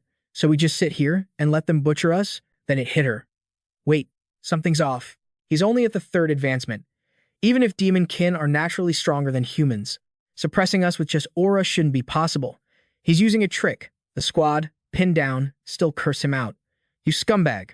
No wonder you let those dark cultists gather. The captain turned traitor ages ago. How could you turn on your own kind? Tiger looked down with a pure sneer. My own kind? You think you trash are worthy? I accepted the Lord's grace ages ago. I shed that weak shell, purged that filth you call human blood, and ascended to demonhood. He gloated over them, writhing in the dirt. You, kneeling before me right now, that's all the proof I need. Suddenly, Tiger twitched. How can you still move? Turns out Yun Chen was standing tall, his body shifted into his Dark Knight form. His weapon morphed into a sniper rifle, locked straight onto Tiger. I can do a hell of a lot more than just move. He pulled the trigger. The shot flew true beginner skill. Marksman's heart-piercing shot. It's a guaranteed hit. Tiger crossed his arms, tanking the shot. He chuckled, ignoring the green flames blazing on him. So this is the talent of the Dark Knight Empress. Can't believe I ran into that freelancer brat. My lucky day. Tiger touched down and charged at Yun Chen. Now, let me teach you a lesson on just how stupid it is to mess with a 3rd advancement demon kin. Mid-charge, a fireball slammed into him. Tiger threw his head back and inhaled deep, looking like he was charging up some Toad-style move. He let out a massive roar, using the sonic waves from Demon Howl to obliterate the fireball. Yun Chen split into 2 clones, flanking left and right with the beginner skill. Swordsman's Void Slash. Tiger scoffed loud. Clone Jutsu? You really think these cheap parlor tricks are going to work on me? He threw a punch straight at the slashing Yun Chen. Go ahead. Empty your bag of tricks. At my level, spotting your real body is child's play. Fist met, sword, and energy exploded on impact. Yun Chen got totally overpowered, flying back and smashing into a boulder. But the other clone didn't quit, it attacked from behind. Beginner swordsman skill. Tiger swung his arm back, shattering the clone instantly. Just a clone from a level 20 scrub. Absolute trash. The squad on the ground felt hopeless. Is this the power of a 3rd advancement? The stat gap is huge. It doesn't matter how good his beginner skills are. How can he compete with high-tier skills? Tiger stood there, smirking. Hey kid, I thought you were supposed to be a fighter. Bring it. Yun Chen wiped blood from his lip and smirked right back. Tiger moved to snatch the dagger out of the air. You can't even scratch me, yet you're running your mouth about winning? With this piece of junk? Suddenly, the dagger vanished. Tiger blinked. Huh. It reappeared right in front of his face.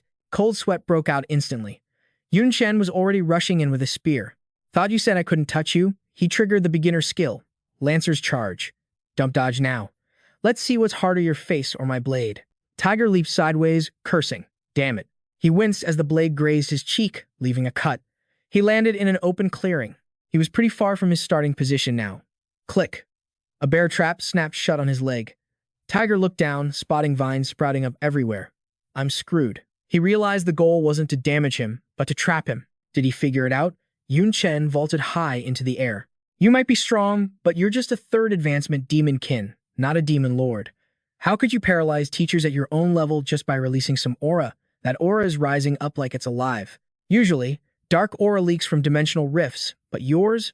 It's seeping up right from the ground. Obviously, you used a cheat code. Yun Chen kicked off the air, aiming his spear at the center of the formation. The only explanation is that you buried an aura-enhancing artifact right here.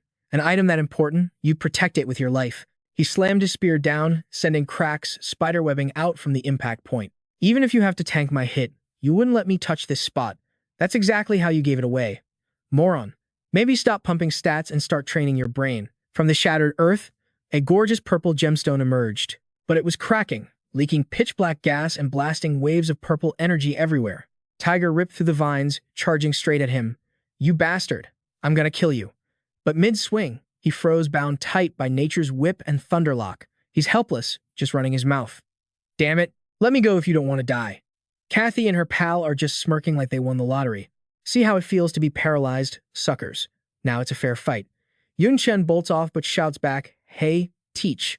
You guys handle this mess. I'm gonna crash the manor and deal with those dark cultists. Kathy waves, all chipper. I know you're strong, kid, just don't get yourself killed, okay? Creepy old castle, bones everywhere, total horror movie vibes. Then bam, an explosion rocks the place, and that familiar blue fire blasts right through the windows. Panic mode inside. Enemy raid. Which blind idiot dares to torch our base? Yun Chen stands there, juggling a fireball, looking totally hyped. I just got my ass kicked earlier, and I'm super salty about it. You guys mind being my punching bags? He charges in, swinging a spear to clear out the creeps in black robes. Seeing him move like a blur, the cultists start freaking out. No way. This kid's a monster. We can't even touch him. Damn it, he's a total freak. Where's backup? Why aren't they here yet? One of them screams. If this keeps up, he's gonna wipe us all out. Another guy asks, any other options? Then, that dude looks up at the sky and starts chanting. Brothers, instead of letting him slaughter us, let's offer our lives to the Supreme Lord. He will avenge us. They all chant in unison. The Lord will avenge us. Massive flames erupt from where they're standing. Yun Chen realizes what's up. They're seriously sacrificing themselves. Just like that, bunch of psychos. Gotta stop them, fast. But they get ripped to shreds instantly. Yun Chen clicks his tongue. Damn, too late. That many sacrifices, they're definitely summoning something nasty. But hey, a sacrifice is just another skill at the end of the day. Yun Chen gets ready. He figures he can interrupt it if he spams enough attacks. Suddenly, a blood-red abyss opens up. Dark art. The Gator's sacrifice. Something inside starts cracking and shifting. Then, a hand with wicked sharp claws shoots out. Don't even think about coming out. Basic skill. Lancer's charge. You'd think he'd be scared, but Yun Chen just rams his spear right into it without flinching. He looks hyped. It's working.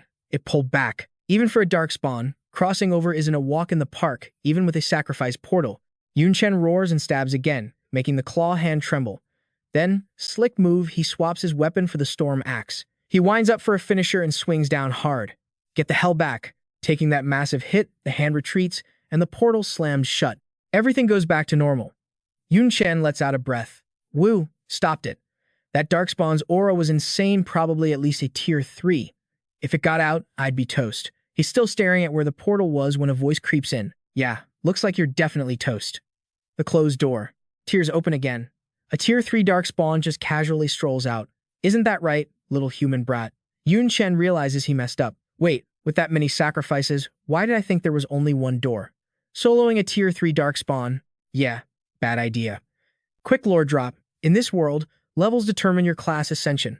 Every ascension gives you a massive stat boost and access to overpowered skills. Regular folks hit their first ascension at level 10. That's tier 1. Level 30 is tier 2. 60 is tier 3. And 90 is tier 4. The higher the tier, the crazier the power gap. Yun Chen locks eyes with the enemy. In the human world, tier 3 elites are basically VIPs with insane power. But this is a tier 3 Darkspawn way stronger than any human equivalent. Yun Chen stands his ground, gripping his spear. Running isn't an option. Only 13 seconds of buff time left. Gotta end this fast if I want to live. Seeing him square up, the Darkspawn Wu Ming laughs. You're actually drawing your weapon. Does the Dark Knight Empress's blessing give you that much of an ego? Suddenly, 4 wings burst from his back. Maybe you don't get it. Your head is worth a fortune if I deliver it to the Demon Lord. Yun Chen doesn't wait. Flash step. He vanishes and reappears behind Wu Ming, slashing with full force. The blade is inches away, but Wu Ming throws a blind punch backward. Puny little human. You couldn't even scratch me. The punch shatters Yun Chen's attack and sends him flying into the wall. He coughs up blood. Bastard's stats are too high. I can't block that. While Yun Chen is dazed, the enemy lunges. Too fast. Can't flash, step in time. Huge explosion, smoke everywhere. You think he's dead meat, but Yun Chen swaps weapons instantly. Phantom Terror, Invincibility S+. Wu Ming is stunned. Huh? No damage? An immunity skill? Yun Chen ignores him, morphing his weapon into a dagger. Now it's my turn. He thrusts the dagger straight at Wu Ming's face, aiming right between the eyes. Going for the eyes again? Wu Ming roars, slamming Yun Chen into the floor. You dirty little rat. Wu Ming starts stomping on him over and over. Take that. And that. And that. Yun Chen curls up, just trying to tank the hits. Invincibility is running out, but my setup is complete. He glares up, his pitch-black eyes practically smoking with intensity. Suddenly, he bursts up and knocks the tier 3 Darkspawn back. Caught off guard, the demon growls. What the hell? Yun Chen holds up a straw doll. Told you. It's my turn now. He dangles the doll mockingly. Looks like not even a hair could stop my dagger. Dead silence. They just stare at each other. Finally, Wu-Ming snaps out of it, looking down at the smoking hole in his chest. What? What is this? Why did I take my own damage? Yun Chen doesn't answer, just holds up the voodoo doll. If the Descent cult is willing to be your lapdogs, then a master like you must know where their HQ is, right? Yun Chen stares him down. Compared to the Xuantian army, the Descent cult is a joke, but they're annoying because they hide in the shadows. I gotta find their nest and wipe them out. The Tier 3 Darkspawn doesn't give a damn and charges again. You want intel? Dream on. Even our dogs are loyal to the death. Yun Chen didn't even bother reacting, just gently snapped the puppet's hand. Is that so? Instantly, the Tier 3 demon spawn's arm was twisted violently behind its back. The agony made him lose control, slamming into the ground a distance away from Yun Chen. But he refused to give up, raising his one good arm toward his opponent. Blood shadow chains, he screamed in fury. Die. But before those chains could even touch him, Yun Chen crushed the puppet in his hand. Still trying to fight back? Guess you guys still don't get the situation. The Tier 3 demon spawn's body instantly crumpled, twisting in a grotesque way. Black blood spurred out, making him howl in despair. Even though his eyes were glazing over, he kept running his mouth. You brat, you might kill me, but Lord Demon King will never let you off. He stared dead at Yun Chen and screamed, join us or die. Those are your only choices. Yun Chen didn't even answer him. The hand holding the puppet just ignited with an eerie green flame. If we can't make a deal, then there's nothing left to talk about. The puppet in his hand was slowly swallowed by the scorching fire, crumbling into ash. That same fire erupted all over the Tier 3 demon spawn's body, but he just laughed like a maniac. So what if you kill me? Humanity is about to enter its darkest hour. He howled while condensing a small pink orb from his own head. Join the Advent organization. Submitting to the dark world is the only way out. Even in death, I won't let you off the hook. Right after that, the small orb shot straight forward. Yun Chen couldn't react fast enough and took the hit. You can't escape. But not long after, the cave was left with only his resentful muttering before falling dead silent. Yun Chen broke out in a cold sweat, touching his neck in frustration. Damn it, I got careless. I didn't think it could still counterattack in that state. His neck didn't feel any pain, so it didn't look like a direct damage skill. Right then, a spiral symbol with 3 small dots around it slowly appeared on his neck. I'll have to go back and ask Mr. Xia about this. Looking at the completely motionless enemy, Yun Chen muttered to himself, if I didn't have the cursed straw man, I wouldn't have been able to damage it even in peak condition. Finishing it off was all thanks to the Shimmer Dagger. The gap is huge, and it's not just about overwhelming stats. The skills of a Tier 3 powerhouse, whether active or passive, have scaling ratios with attribute points that far exceed beginner skills. For example, 1 point of strength used in a beginner skill might deal 10 damage, but used in an advanced skill, it deals 100. The same goes for agility and defense skills. This is exactly why the Jobless class has no future.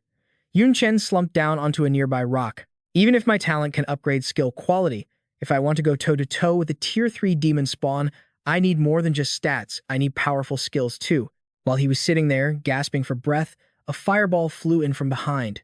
The moment it got close, Yun Chen glanced back. In the split second before the explosion, Yun Chen forced himself to use Flash Step. He dodged just in time and shouted, "Who goes there?"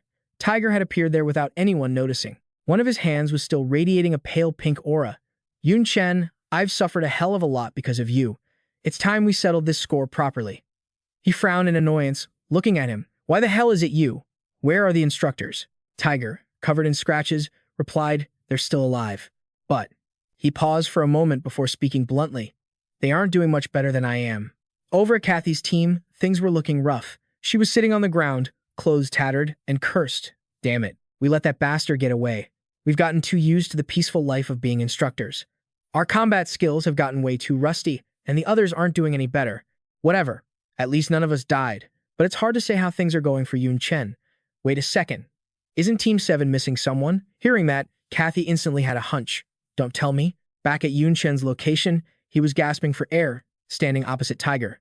His whole body was trembling from exhaustion, he could barely breathe, and the situation was critical. He had used too many buff states at once in the previous battle, and now that the duration is over, the side effects are hitting him all at once. Yun Chen knew his condition better than anyone right now, even standing up was a struggle. Even if I die, I have the Resurrection Cross. At the very least, I have to wound him before I go down.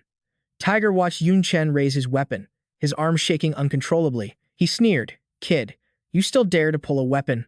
Do you honestly think you have a chance of winning? Kneel and submit now, and I might just spare your life." A strange glint flashed in his eyes. If he could recruit him into the dark world, Lord Demon King would definitely increase the reward. However, even though Yun Chen had reached his limit, Yun Chen didn't hesitate for a second and charged forward. "Submit? My ass." Tiger didn't flinch, then die. Just then, the sound of someone leaping through the air rang out. A silhouette suddenly appeared in midair, and a split second later, a foot slammed straight into Tiger's neck before he could even react. The force behind the kick was so massive that it sent his huge body flying headfirst into the rocks. Yun Chen stood there, stunned, watching everything happen in a blur. "Who are you?" The newcomer was the girl from Kathy's team, but her appearance was shifting. "Mr. Yun, say what you will, but you are the master's only beloved student, so we have to be prepared." Her appearance then transformed into Xiao Yu, smiling at him. "How could the master bear to let you put yourself in danger?" Xiao Yu stood with her arms crossed, shielding Yun Chen. Realizing who she was, it all clicked for Yun Chen. "No wonder Mr. Xie forced me to join Kathy's team. So, that's why. It was because you were here." Xiao Yu turned back and gave a friendly smile. "I was originally sent here to investigate a few things. My identity as a succubus attracts too much trouble, so traveling with a team is more convenient. Since you wanted to join a demon hunting squad, the team I was on was the best choice." Opposite them, the demon spawn from the dark world staggered to his feet and choked out.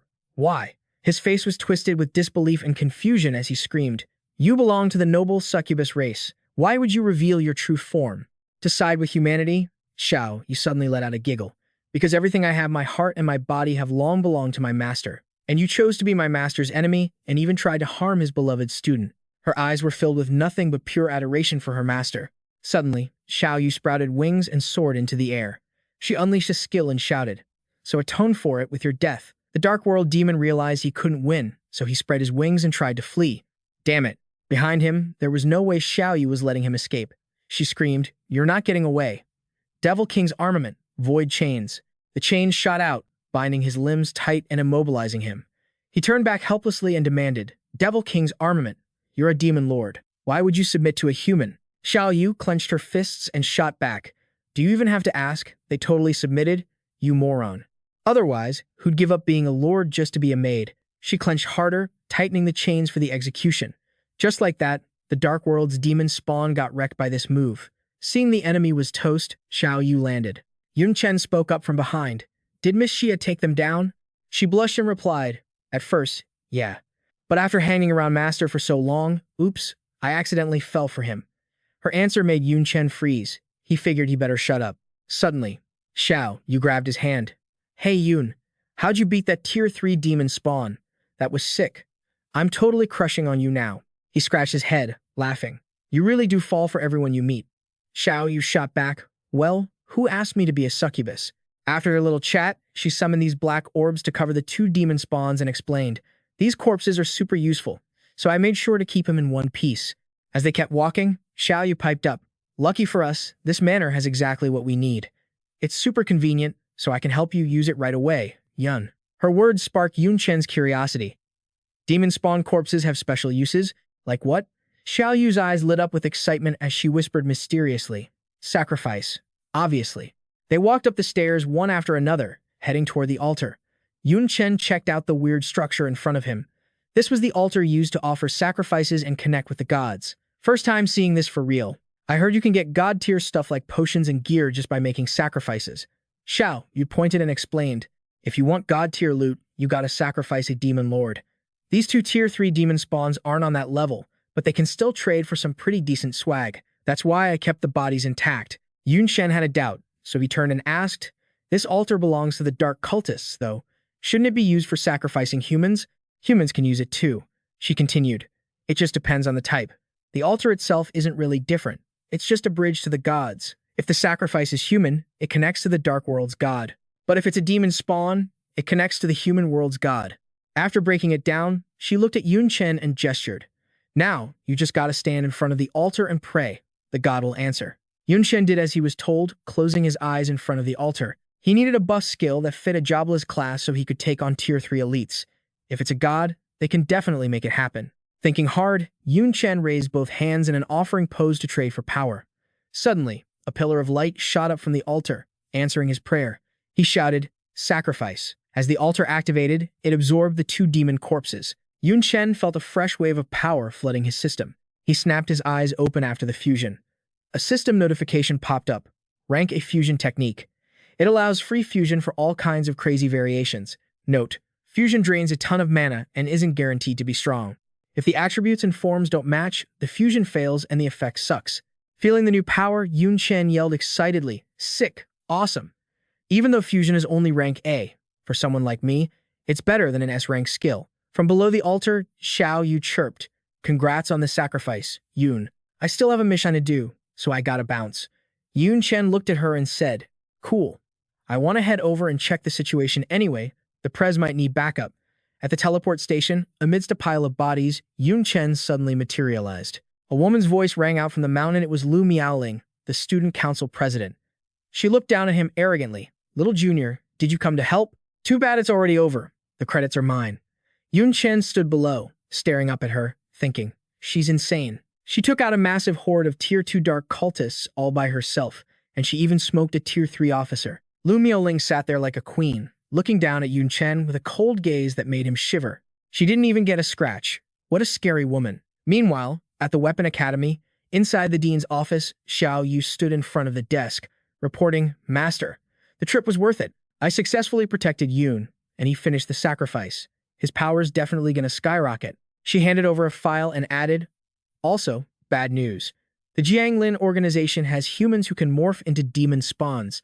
I also picked up some intel from the manor." Sitting across from her, Shi Qingcheng reached out and took the recon file. The more shocked and pissed off she got. So this is their next target? The nerve of them. Over at the Jiangnan University crafting room, the vibe was chill. Mu Jiashu hurriedly explained, "My bad. Things got intense at the front lines, so I was deployed for logistics. I just got back." Yun Chen totally understood. The front line is where the real action is. I get it. He grinned and asked, "So, how's the blueprint coming along?" He beamed with pride, done and dusted. "It matches your specs perfectly." Yun Chen pulled out a weapon and said, "Cool. Can you also reforge this Phantom Soul for me? Also, I've got a new request. I want to upgrade its quality to Diamond Tier."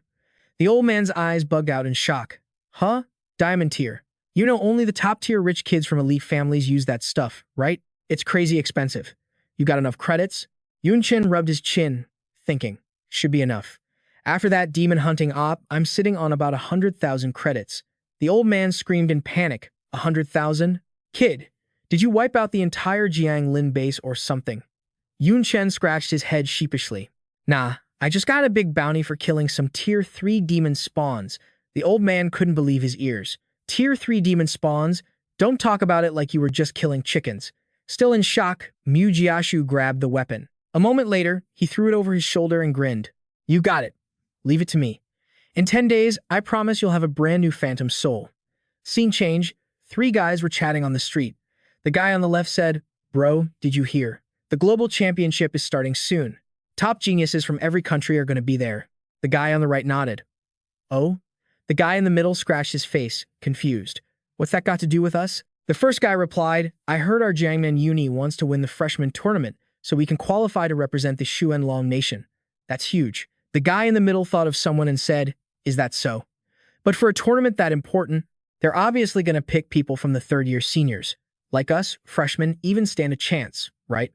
Meanwhile, over here, Yun Chen is super focused. He's staring at his weapon fusing with the purple stone. Suddenly, the stone hums, signaling the refinement is done. Sure enough, after the noise, the limit-broken weapon reveals its fresh new look.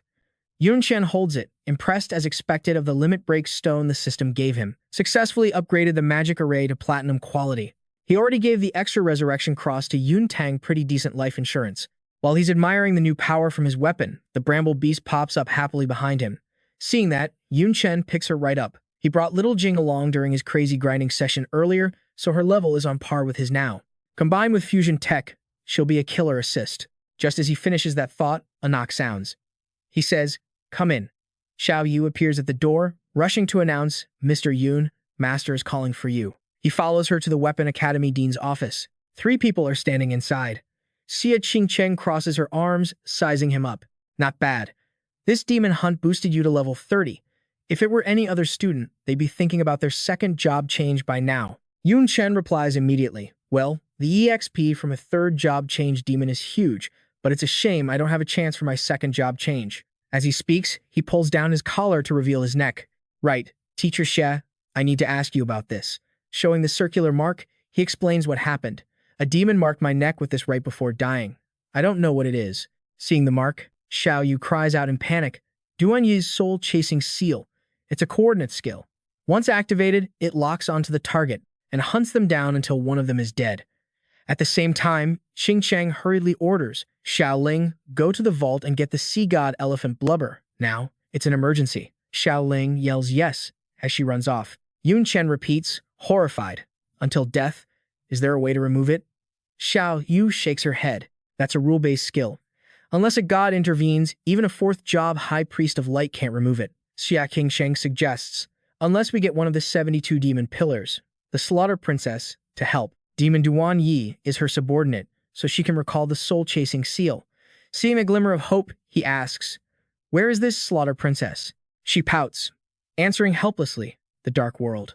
And by the way, the 72 demon pillars are all demon lords. With your current strength, you can't handle them. Yun Chen throws his hands up, so basically, there's no way. Just then, Xiao Ling rushes in, offering a box. Master, here is the sea god elephant blubber. Qing Cheng says, hand it over. She quickly opens the box. Lucky I managed to kill a sea god elephant a few years back. As she applies the ointment to his neck, she adds, refined quite a few materials from its corpse. Sea god elephant blubber can mask the soul-chasing seal, but time is limited. It's just a temporary fix. True enough, as soon as the ointment touches his skin, the mark disappears. After applying it, she hands the box to Yun Chen. Take this. Remember to apply it once a day. Before you run out, you must find a way to remove the soul-chasing seal. Yun Chen stares at the box as she warns him. Otherwise, your every move will be exposed to the enemy, and you'll face endless pursuit from the Descent Organization and the Dark World. This whole situation makes him worry this isn't looking good. Xia Qingcheng speaks up, cutting off his train of thought. Consider the soul-chasing seal handled for now. Since you've actually fought a demon, what's your impression of them? Yun Chen speaks up. They're like humans. Qingsheng nods in agreement. Exactly. They are very human-like. Some demons even look identical to humans, like Xiao Yu and Xiao Ling. She thinks of the two girls and continues. If they didn't emit dark aura and hid their horns and tails, no one would doubt them if they claimed to be human. She pauses, imagining it, then speaks slowly. In fact, if you cross the rift into the Dark World, you'd find the scenery there is as beautiful as heaven. The two of them discuss the Dark World together. Yun Chen replies, unable to believe it, Teacher Xia, that description is wild. I always thought the Dark World would be a place like purgatory. Qingqing explains, it has those places too, just like our world has harsh environments. The biggest difference between our world and the Dark World is the mana concentration. Our concentration is much lower, she continues explaining.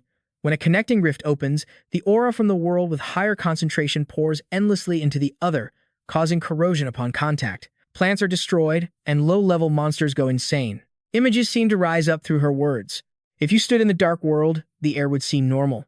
It's only unbearable because we're from this world. No matter how beautiful the scenery is over there, for us, it's still hell. Yun Chen realizes the truth.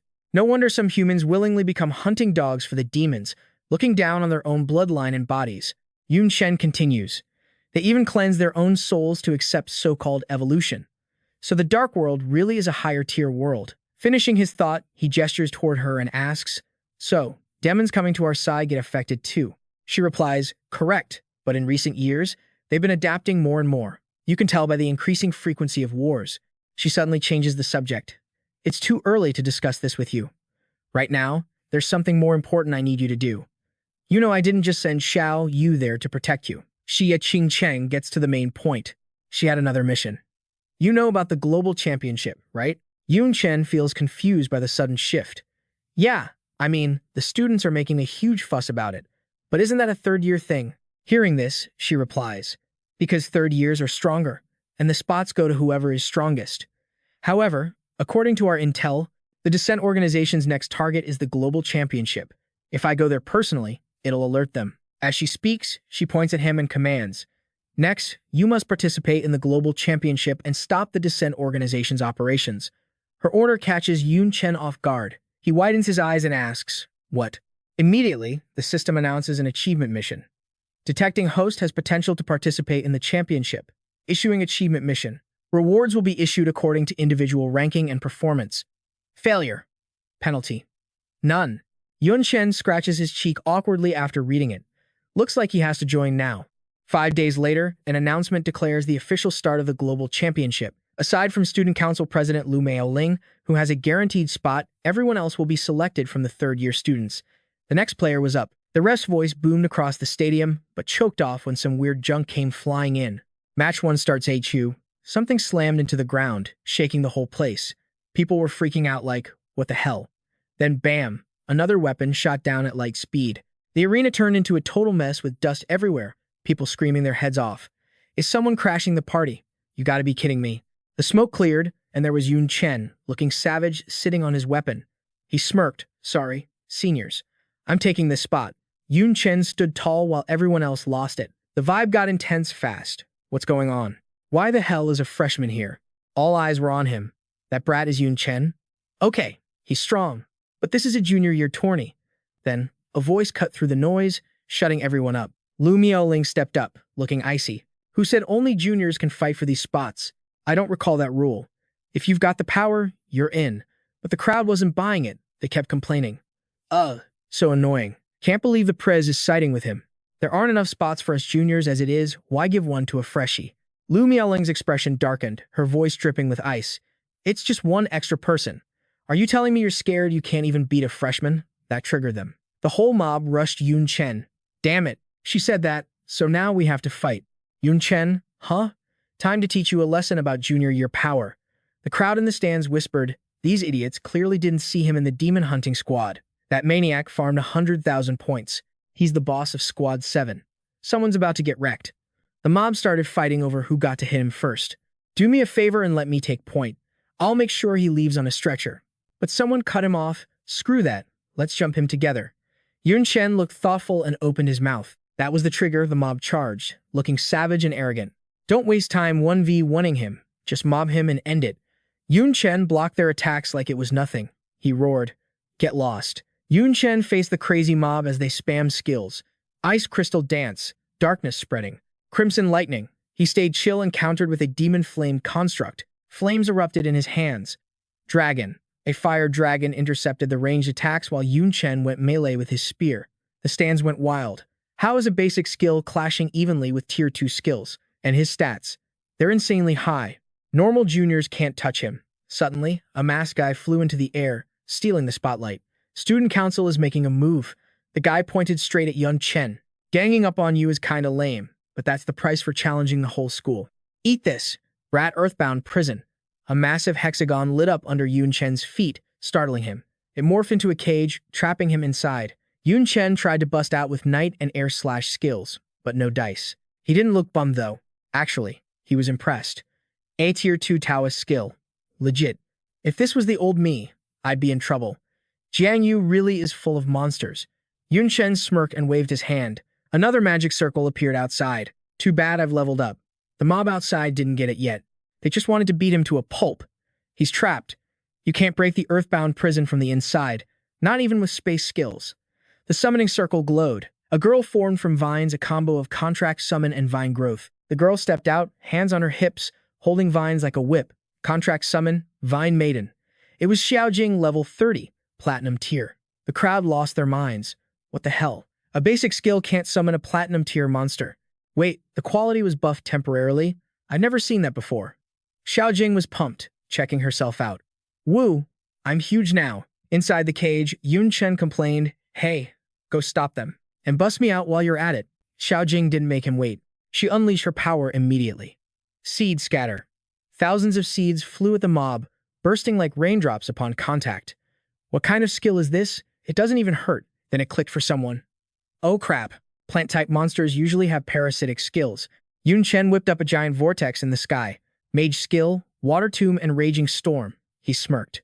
Natural growth is too slow. Let's speed this up, Rainfall. A massive downpour soaked the arena, pissing everyone off. But the moment the water hit the seeds, they exploded with growth. The mob groaned in pain. Tiny vine girls popped out of the seeds, grabbing and tripping everyone. Screams echoed everywhere. Damn it. Get off me. Total chaos. One guy had a vine girl on his head. Another got his shirt yanked. Someone else was getting their cheeks pinched and dragged away. Hey, stop covering my eyes. I can't see. Let go. Roots wrapped tightly around the hexagonal prison, shattering it. The ground around Yun Chen buckled. For Earthbound Prison, you just gotta wreck the ground outside and the skill fails. The guy in the black cloak watched from above. Interesting. Guess I'll have to get serious. Suddenly, a voice startled him.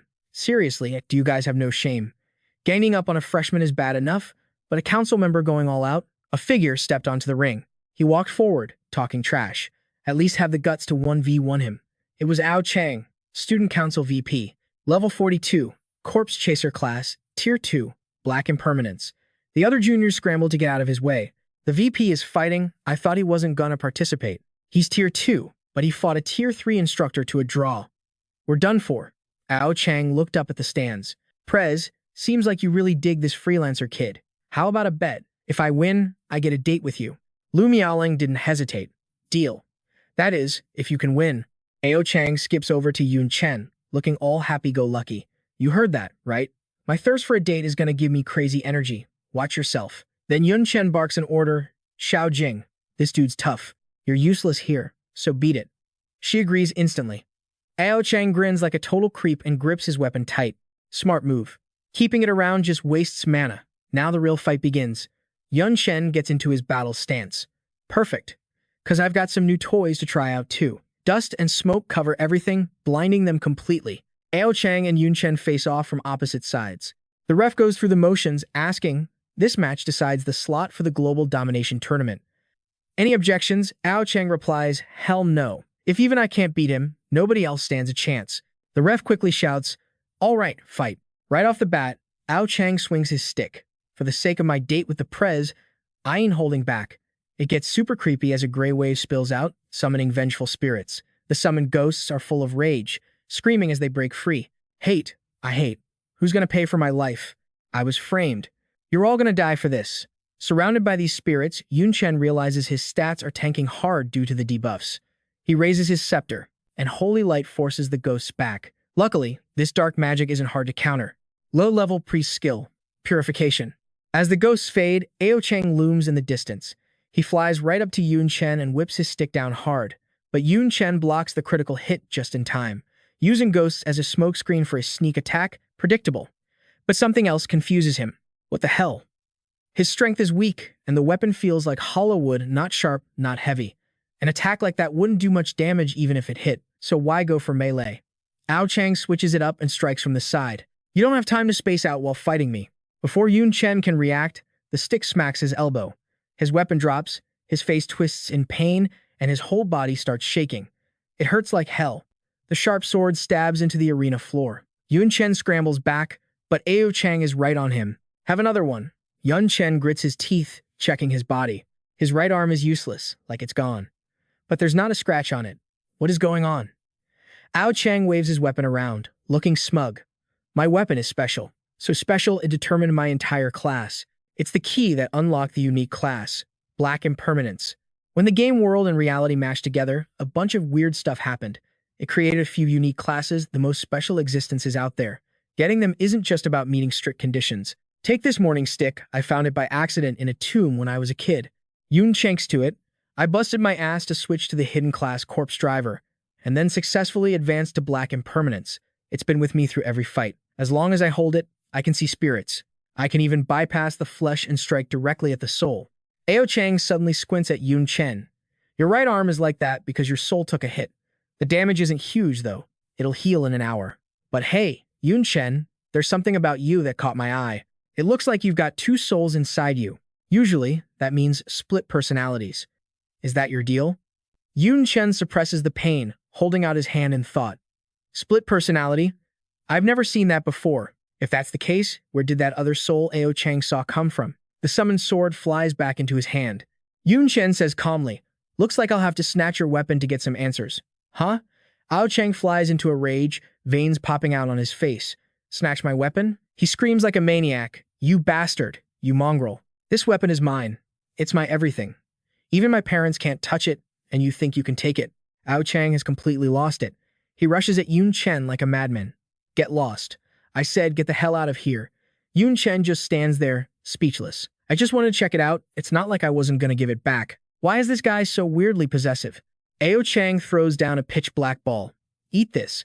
It's the swamp of vengeful souls, spreading out like a marsh. Black arms shoot up from the swamp, grabbing Yun Chen's legs tight. Suddenly, a light flashes like the morning sun chasing away evil. Yun Chen stabs his glowing sword into the ground, shattering the swamp's grip. Evil repel, a beginner exorcist skill to drive away spirits. He feels annoyed by his status. So annoying. Another debuff. Even though I escaped, my agility took a huge hit. Yun Chen rushes forward, gripping his sharp sword in his left hand.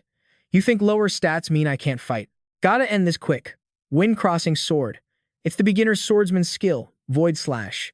Ao Chang blocks it, sneering, useless. Just as planned, Yun Chen smirks. Not quite.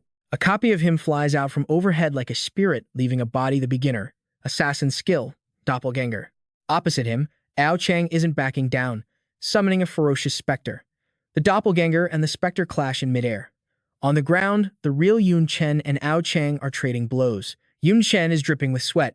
Damn it, I'm losing the melee exchange. Fighting 1v1 with these debuffs is dragging me down too much. The specter suddenly stretches its arm and smashes down. Yun Chen freezes as the shadow of the attack engulfs him. Yun Chen gets knocked way back, and his doppelganger is nowhere to be seen. Ao Chang, now gaining the upper hand, waves his morning stick, summoning spirits and the swamp of vengeful souls. Yun Chen is too exhausted to fight back, watching helplessly as the swamp covers him. Soon, he's trapped in a black cage. Ao Chang laughs maniacally. Watch me drop your stats to 0. One more hit and you'll wish you were dead. But then Ao Chang sees something unexpected and gasps. Huh. The black cage shatters from the inside. Yun Chen's voice rings out.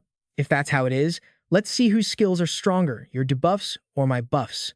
A wave of power explodes outwards. Yun Chen stands in a pillar of divine light. Skill fusion, all class-based status fusion. As the light fades, Yun Chen appears in his all-class-based form, Myriad Cycle. Seeing Yun Chen's Myriad Cycle form, Ao Chang is totally stunned, left speechless. Check this out. In this form, Yun Chen's energy is straight up off the charts. No way he's getting pushed around like before. Here's the specs on A-Rank Wan Lun. All stats increase by 500%, resistance up 150%, damage up 80%. Duration is 45 seconds. After that, he hits a weakened state and stats drop 99%. This transformation got the crowd going wild. What the heck kind of skill is that? That buff is terrifying. That is totally a high-tier skill level. I thought freelancers could only use basic skills. Even Yun Chen himself is shook by this form. This is a high-tier state skill only third jobbers possess. But damn, it drained half his mana in the blink of an eye. Ao Chang is still stubbornly talking trash though. Useless. Doesn't matter how much you buff. I can strip it all away. Just takes a sec. Facing his debuff ult, Yun Chen just gave a cold comeback. Don't bet on it. He instantly popped a basic swordsman skill, Draw and Slash, closing in on Ao Chang with godlike speed. With my current agility, dodging your stuff is a piece of cake. Ao Chang quickly summoned bodyguard armor and possessed sharp armor. But Yun Chen's power ain't no joke. The explosion blowing up the ring proved that. Though, Ao Chang actually managed to block the hit. Since he successfully summoned his spirit form, he took the chance to yap some more. Useless. High stats or not, you're just a freelancer. Don't think you can beat me with basic skills. Yun Chen stated coolly, then I just won't use basic skills anymore. He immediately fused the hero skill, Void Slash, and the swordsman launched skill to pressure Ao Chang. Sure enough, his weapon couldn't take it and started cracking. Yun Chen put everything into a severing Void Slash and totally knocked the guy back. He wasn't done showing off. He clenched his fist, fusing martial artist, ice punch, and strongman skills for a full power strike. Yun Chen aimed right for Ao Chang's gut and unleashed a terrifying sky-shattering ice punch. He couldn't dodge and got launched back at breakneck speed. Took a while for the dust to settle before the crowd could see Ao Chang. He was coughing up blood, totally wrecked this time. The crowd watching the fight went crazy again. Oh my god, what is that damage? Plus, I've never even heard of half the skills he's using. What is up with this kid? Yun Chen coldly walked over to the morning staff. To confirm what happened earlier, he stepped on it. A shiver ran down his spine, and he knew instantly.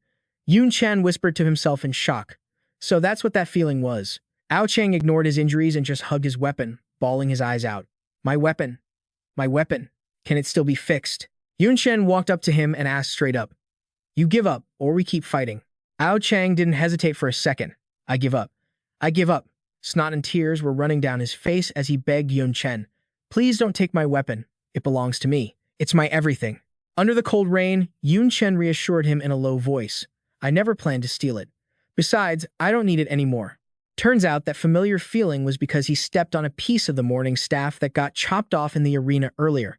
He was holding a fragment of Ao Chang's weapon. Seeing the faint shadows in front of him, Yun Chen realized one thing for sure. He could actually see human souls. Facing the mirror, he noticed something even weirder. Like Ao Chang said, most people only have one soul thread, but the reflection clearly showed Yun Chen and another blurry shape. There were two threads, judging by how they looked. He figured one thread was his own, linked to his body just like everyone else. But looking at the other soul thread, Yun Chen noticed something different. That other soul thread was unique. One end was linked to him, but the other connected to the sky. Touching it quietly through the mirror, a theory popped into his head. If I'm right, this soul thread probably comes from my system. Does the system have a life of its own or what? Yun Chen clicked his tongue. This just got complicated. Meanwhile, Li Yaj was reporting to Ye Anfu. Principal Ye, we got the tournament list. He laughed heartily, pretty fast. Sipping some hot tea, he asked calmly. I thought it'd take 2 days of fighting to get results. Who's in? Li Yage answered quickly. Lu Miaoling and Yun Chen. Hearing that, he choked on his tea. Yi Anfu shouted in disbelief. What the hell? Isn't this for 3rd years? How'd that brat get in there? Li Yage replied casually. Probably Xia Qingcheng's orders. I don't think he planned to join before. Hearing that, he got all pensive. If it's that girl, Xia's idea, this definitely isn't just about joining a competition. Yi Anfu suspected something big was brewing. Afraid, she's making a move. Xiao Yu politely reported to Xia Qingcheng, Master, Mr. Yun didn't let you down. He successfully grabbed a spot. The data predicted it, but this is just the start. For him, the hard part is still to come. She changed the subject. How's the military side? How many people are they sending? Xiao Yu answered fast. Since the front lines are critical right now, the military can only guarantee minimum support. Xiao Ling added some info. Each zone can spare about 20-something second jobbers, and 2 or 3 third jobbers. That was enough for Xia Qingcheng to get to work. Looks like we're going to be busy. A thrilled, amused smile spread across her face. In the days following, Yun Chen kept attending his all-class courses. He grinded out his daily quests too. His stats and skill proficiency shot up fast. Meanwhile, over 500 nations finished their intense qualifiers and picked their competitors. They all started heading to the venue in the Holy Empire. Of course, not everyone was going just for the competition. A shady-looking guy spoke coldly. Get up. It's time the world felt the fear of darkness. He smirked along with his crew. A whole month later, Yun Chen finally had time to visit Yun Tang. She was throwing a fit. I'm so mad at you. She pouted while helping him pack. I barely survived the first semester and finally got a break. I wanted to hang out with you, but now you gotta go compete. Yun Chen laughed, trying to comfort his sis. Can't help it. Special situation, and I've got a mission anyway. Watching Yun Tang try to stuff everything into the suitcase, he whispered. Easy on the packing. It's a world-class tournament, for crying out loud. They're gonna provide the basics. But look at you. The more I talk, the more you shove in there. Well, maybe if you hadn't already stuffed your inventory full, I wouldn't have to drag this extra suitcase along. Yun Chen stood up, letting out a long sigh as he explained things to her. You know you gotta complete a class change to expand your inventory space, right? Yours is tiny, just your weapons alone take up half the slots. Yun Tang asked her brother, totally curious. I heard some of the big shots have insane storage space. Like, they can fit an entire palace in there. Is that 'cause they've done a bunch of class changes? Yun Chen rubbed his chin, voice dropping as he took a guess. Not exactly. I think they use some super rare material called spatial breathing soil or something. Suddenly, a knock at the door cut him off, so Yun Chen spoke up fast. Come in. The door opened to reveal Nico standing there, looking all shy. Can we go for a walk? The two of them strolled side by side in silence. Nico sounded bummed out as she told Yun Chen, I have to go back to the Silver Moon Forest. I need to take the trial. For the second class change, Moonlight Hunter. A girl comes all this way to say goodbye and all he gives is a cold, oh. Nico started freaking out, scolding Yun Chen nonstop. I said I'm leaving. Your reaction is way too chill. We're not going to see each other for a while, you know. Unlike her, Yun Chen didn't look like he was going to miss her at all. Going home for the holidays is normal, isn't it? What? You want me to throw a party to see you off? If Nico wasn't mad before, she was about to explode now. You are so annoying. She was fuming, mentally kicking herself. God, why did I have to fall for this jerk? Pulling out a precious necklace, Nico blushed and shoved it at Yun Chen. Anyway, Yun Chen for your help this semester, lending me those credits and stuff. Consider this a small thank you gift. And don't get the wrong idea, okay? It absolutely doesn't mean anything else. At least Yun Chen actually took the necklace and showed a little appreciation. Thanks. But why a necklace? Feels kind of weird. This is the Nature's Protection item. It's a special type. It symbolizes the friendship of the elf clan. It gives +1 to all base stats. Whoever holds it gets increased affinity with the elves. Note, only those with the Elf Queen's bloodline are qualified to give this. Terrified, Yun Chen might get the wrong idea or the right one. She started rambling in a panic. Don't you dare overthink this. It's just a normal necklace. It is absolutely not some kind of love token or anything. You can take it as a challenge letter. Yeah, that's it, a challenge. As soon as she handed over the token, she turned around and speed blitzed out of there, too scared to look back. Taking the necklace means you accept my challenge. Just you wait. When I finish my second class change, I'm coming back to settle the score. Since Yun Chen didn't get the item's true meaning, he just stood there, completely speechless. Talk about being competitive. Suddenly, Lu Miaoling's voice chimed in from right behind Yun Chen. Hey, Junior. She gave him a stern nudge. Time to move out. The two of them boarded the airship, heading to the gathering point at god-tier speed. The inside of the airship was super stable and loaded with amenities. There was even a guide waiting for them. Sun Fei introduced himself with a bright smile. I'm Sun Fei. It's an honor to be your squad leader for this trip. Whatever you need, just ask. If it's within my power, I'll make it happen. Lu Miaoling took a delicate sip of tea and coldly dismissed him. Fine. You can go handle your other business for now. Sun Fei gave a quick bow. Understood. Then he backed out and closed the door behind him. Yun Chen jokingly said to Lu Miaoling, that squad leader feels more like an errand boy than a leader, don't you think? She didn't deny it. In fact, she confirmed it right away. You're not wrong. His job is literally to serve us. With a dignified look, she broke it down for Yun Chen.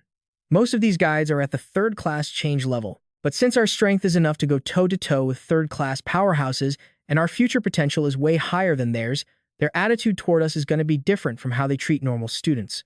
Ideally, they'll even try to suck up to us. It's normal. Yun Chen lowered his voice, commenting, damn, that's pragmatic. Ignoring his thoughtful look, Lu Miaoling cut straight to the chase.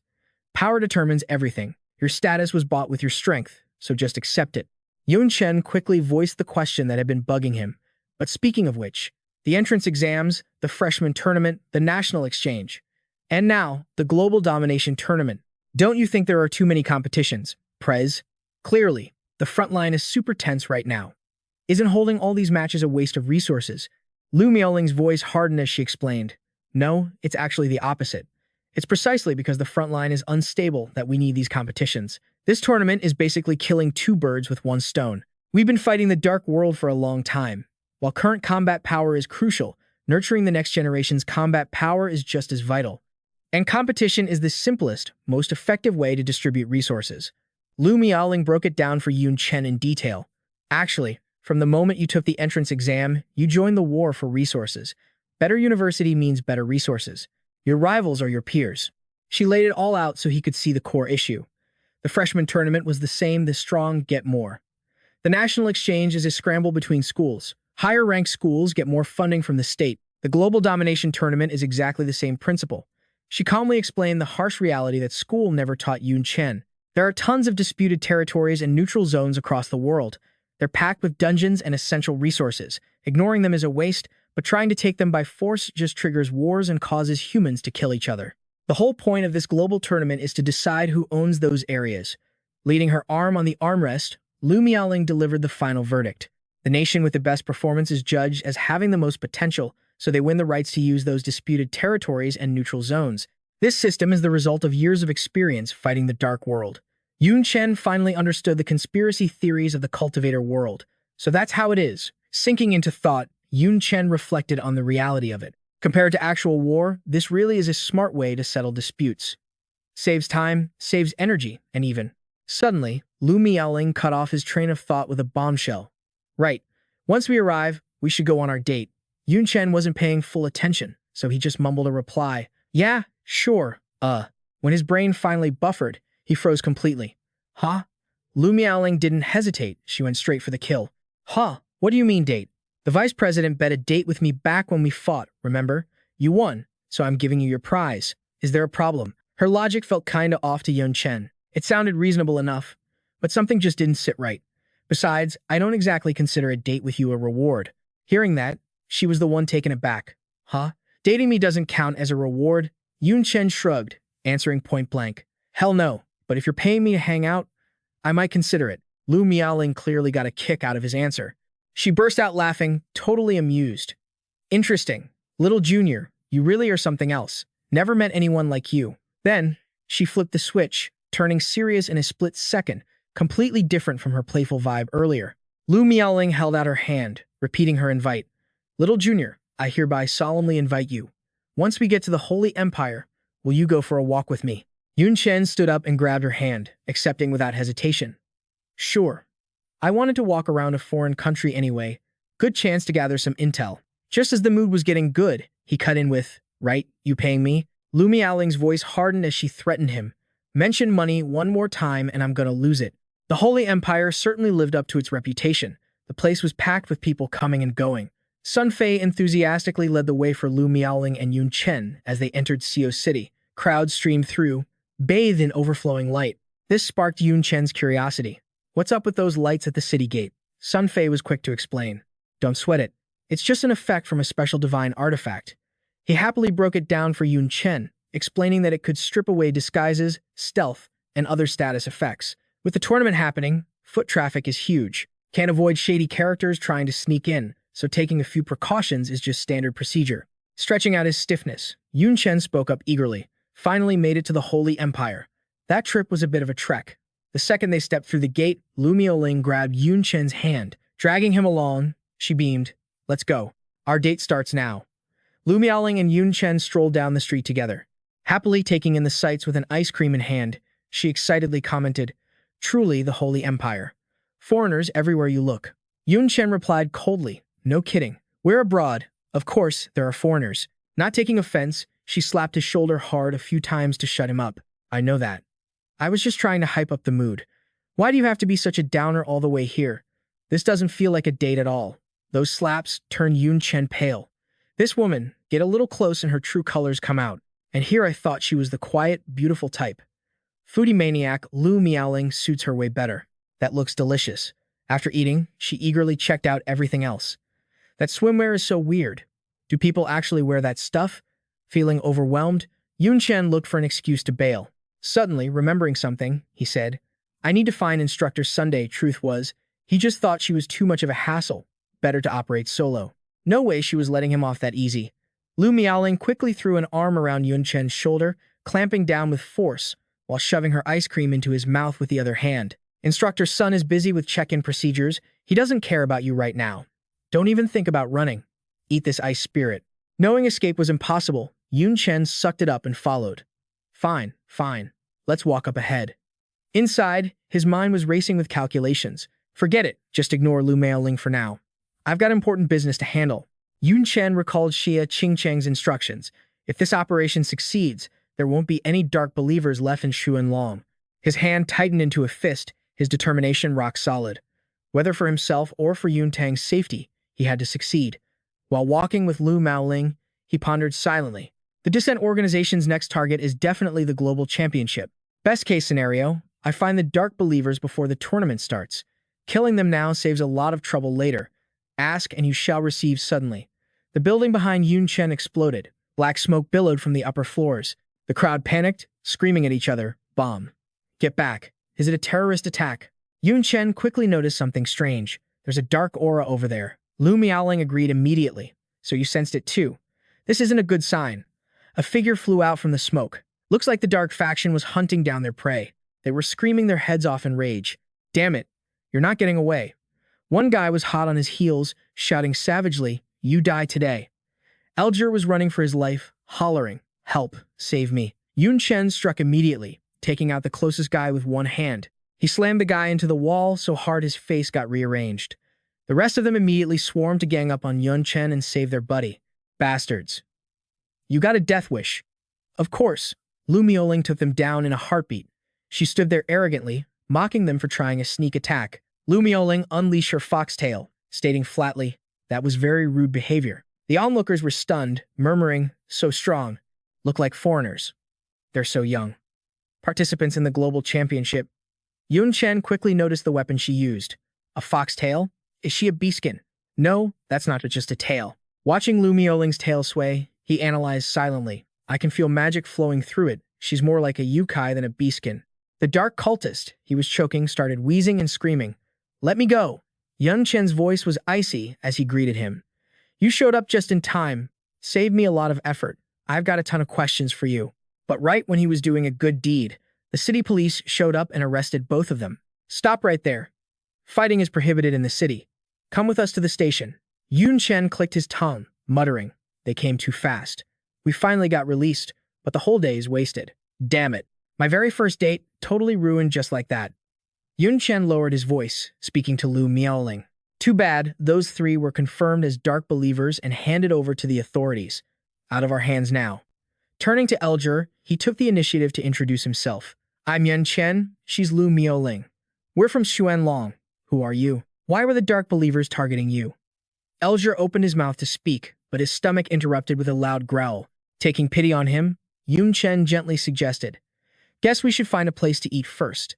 The three of them headed to a nearby restaurant for a meal. Elger ate like a vacuum cleaner, clearing plate after plate, stuffing his face. It took a good long while before he finished. Yun Chen watched, honestly impressed. How long have you been starving? Lu Miaoling sighed, judging him. Judging by his clothes, he's probably from some remote little country. Some of those places have terrible economies. People even have to eat dirt to survive. Even though he was a bottomless pit, Elger knew how to behave. He held out his meager savings. This is for my food. I don't know if it's enough. Yun Chen waved him off and made a counteroffer. Nah, keep it. You can pay for your meal with intel instead. Just spill everything you know to me. Elger lit up and agreed instantly. Yun Chen's bro Yun. He wasted no time spilling the tea. My name's Elger from the Kingdom of Saladiatan. I came to the Holy Empire to rep my country in the global domination tournament. His story shed some light on the dark cultist's shady plot. Turns out, he hadn't been in town long before that crew snatched him up. They were going to kill me and steal my identity to enter the tournament. Luckily, I had a special item on me. I blew open the cell and made a run for it. That's when I bumped into you guys. Yun Chen narrowed his eyes. That it? Elger scratched his cheek, eager to be useful. Actually, I heard him say their buddies already managed to swap out some other contestants, planning something huge for the tournament. Drop a bombshell like that, and Lu Miaoling looked more hyped than worried. Just some low-level dark cultists. A bunch of rats using dirty tricks. Pretty ballsy of them. Honestly, I kinda want to see what games they're trying to play. After milking him for info, the two of them headed back to the assembly point. But Yun Chen was skeptical. Something feels off. Everything today was way too coincidental. We bump into dark cultists and get intel just like that. Too easy. He looked straight at Lu Miaoling. Plus, Elger's weak as hell. Is he really here to compete, or is there another angle? She nodded, totally vibing with his logic. I'm with you on that. Saladiatan is some broke kingdom out in the boonies. Flexing her knowledge, she broke it down. They call themselves a kingdom, but their total power is basically equal to one average city in the Black Dragon Nation. The whole country barely has any Third Awakening pros. He's probably just here to scrape a low ranking and drag some resources back home. Yun Chen nodded slowly. Is that so? He'd already made up his mind. The tournament starts tomorrow. Going on a killing spree beforehand isn't an option. Looking up at the bright moon, he felt a little uneasy. Guess we just gotta wait and see what they pull. Lu Miaoling smirked at him. By the way, Junior, I've been meaning to say. Didn't peg you for the trendy type. Turns out, the makeup covering the mark on his neck had worn off. A neck tattoo? Definitely didn't match his usual vibe. Yun Chen touched the mark, stunned. The sea god's disguise wore off. Did the city's barrier wipe it? Suddenly, the gears in his head started turning. He hatched a pretty sick plan. So that's how it is. Looks like this tournament just got interesting. The next day, the Holy Empire's teleportation hall was absolutely packed. Yun Chen and Lu Miaoling strutted into the main hall like they owned the place. Heads turned the second they walked in. Yun Chen scanned the room. Crowd's tough. Watching the players in the hall, he analyzed them, mostly hidden classes. Even rare classes are the minority here. Literally 0 normal classes. Yun Chen kept scanning. Guess that's what you expect from the world's top geniuses. Seeing him checking out the small fry, Lu Miaoling scolded him. Junior, judging strength just by class is total rookie behavior. Don't be lazy. Look at you, you're a classless freelancer. But you're not weaker than anyone here. A warrior fights by channeling stats, strength, energy, technique, blade skills through their core. Sure, hidden classes have better base stats and skill intensity than normal classes, but that's not the whole story. Race, bloodline, talents, and how well you sync with your class. That stuff matters way more. A normal warrior with perfect sync isn't necessarily weaker than a hidden class. Getting lectured didn't bug him. He grinned. My bad. I was being shallow. A thought flashed through Yun Chen's mind. Stats don't tell the whole story. I know that better than anyone. Not wanting to loiter at the entrance, they stepped inside, leaving the crowd stunned. Check it out, players from the Black Dragon Nation. That girl. I heard she's the daughter of General Liu, the nation's guardian, one of the favorites to win. A few thirsty Sims couldn't take their eyes off her, drooling over her looks. Damn, she's gorgeous. Like, next level. But a smarter guy snapped at them. Quit staring at her face, you idiots. She's a monster on the battlefield. Do not mess with her. The chatter shifted to Yun Chen, standing next to her. Okay, but who's the brat next to her? I used appraisal. He hasn't even class transferred yet. Probably just filler to make up the numbers. For one of the 5 great nations, the Black Dragon Nation is really slacking. The noise was annoying enough, but then some loudmouth roared over the crowd. I told you, relying on trash from some backwater country. You think you deserve to be in the global tournament? Kagari, a massive hulk of a man, parted the crowd. His sheer size had people shaking in their boots. He barked out a threat. You all got a death wish? Keep talking and I'll crush your skulls after the match. His savage vibe sparked immediate whispers. That's Kagari, the 3rd prince of the Behemoth Empire. He's got the golden behemoth bloodline. Damn it. Why is that violent psycho here? He wasn't bluffing. The guy had a history of torturing people to death. Once they realized who Kagari was, the crowd started begging for mercy. Sorry. Please, Your Highness, forgive us. We shouldn't have dirtied your eyes with our presence. Elger, standing right in front of him, was shaking like a leaf, praying silently, please don't look at me. Just pretend I'm an ant. Just walk away. Yun Chen watched them groveling to that scumbag and frowned. That's a bit much. Lu Miaoling chimed in, equally unimpressed. Not every country is as strong and peaceful as the Black Dragon Nation. The Behemoth Empire, they live for war. She imagined the brutal rule of the Behemoth Citadel. Plus, those small nations are weak. It's no exaggeration to say if they actually tick off Kagari, he could lead his army to wipe them off the map, and no one would stop him. Acting weak and sucking up is how they survive. Dignity is a luxury the weak can't afford.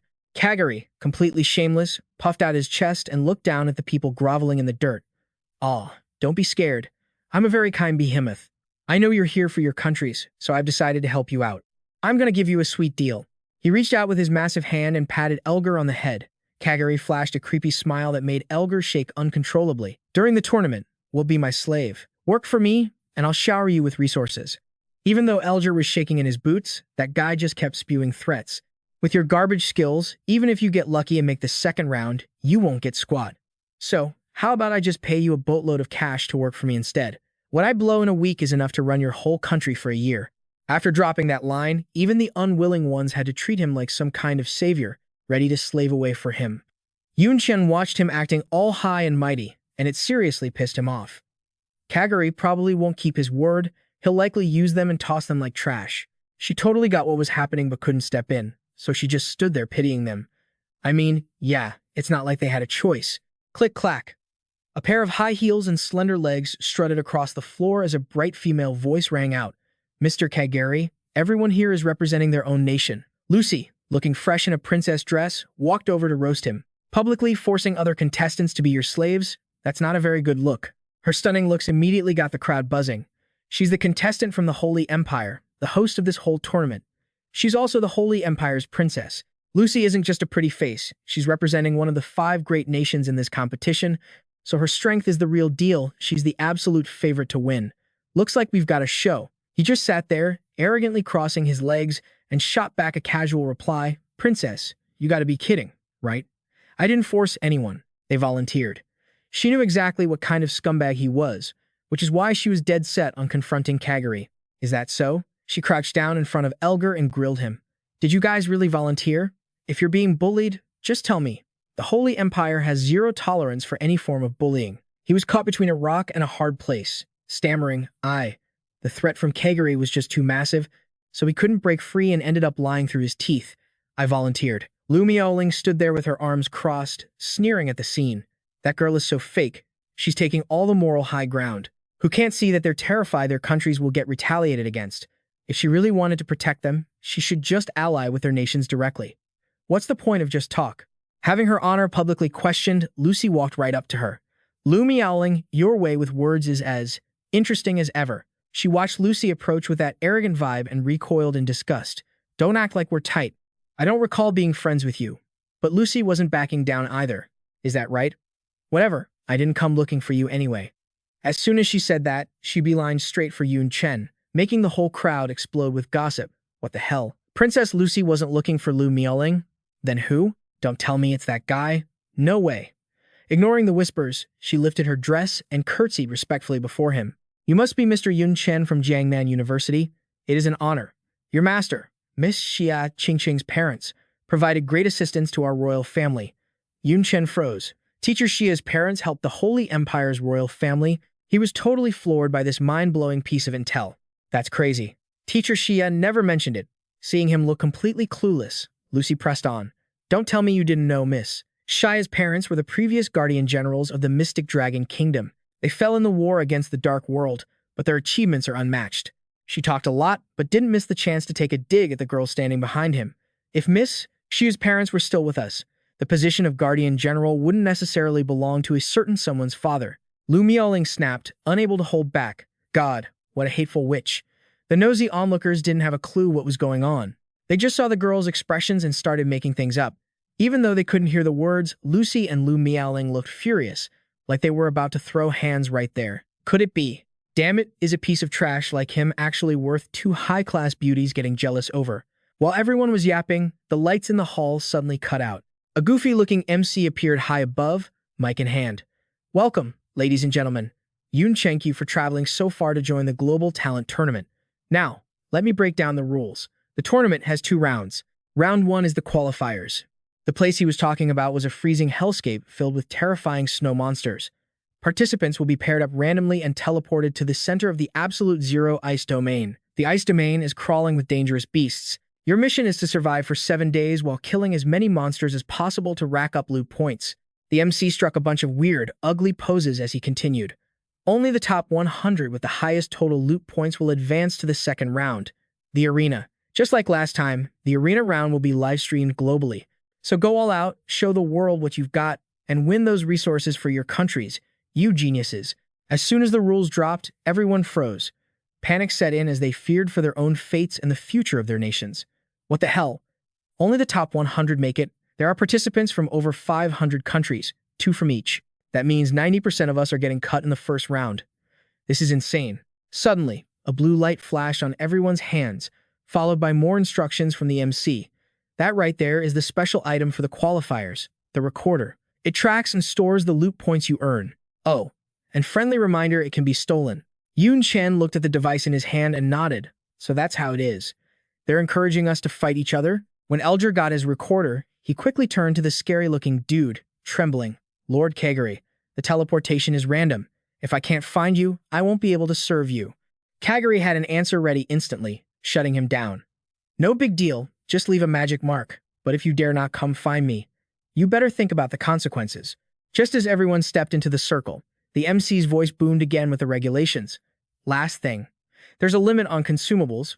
You can only bring 5 healing potions and 5 mana potions max. Plus, absolutely no food allowed.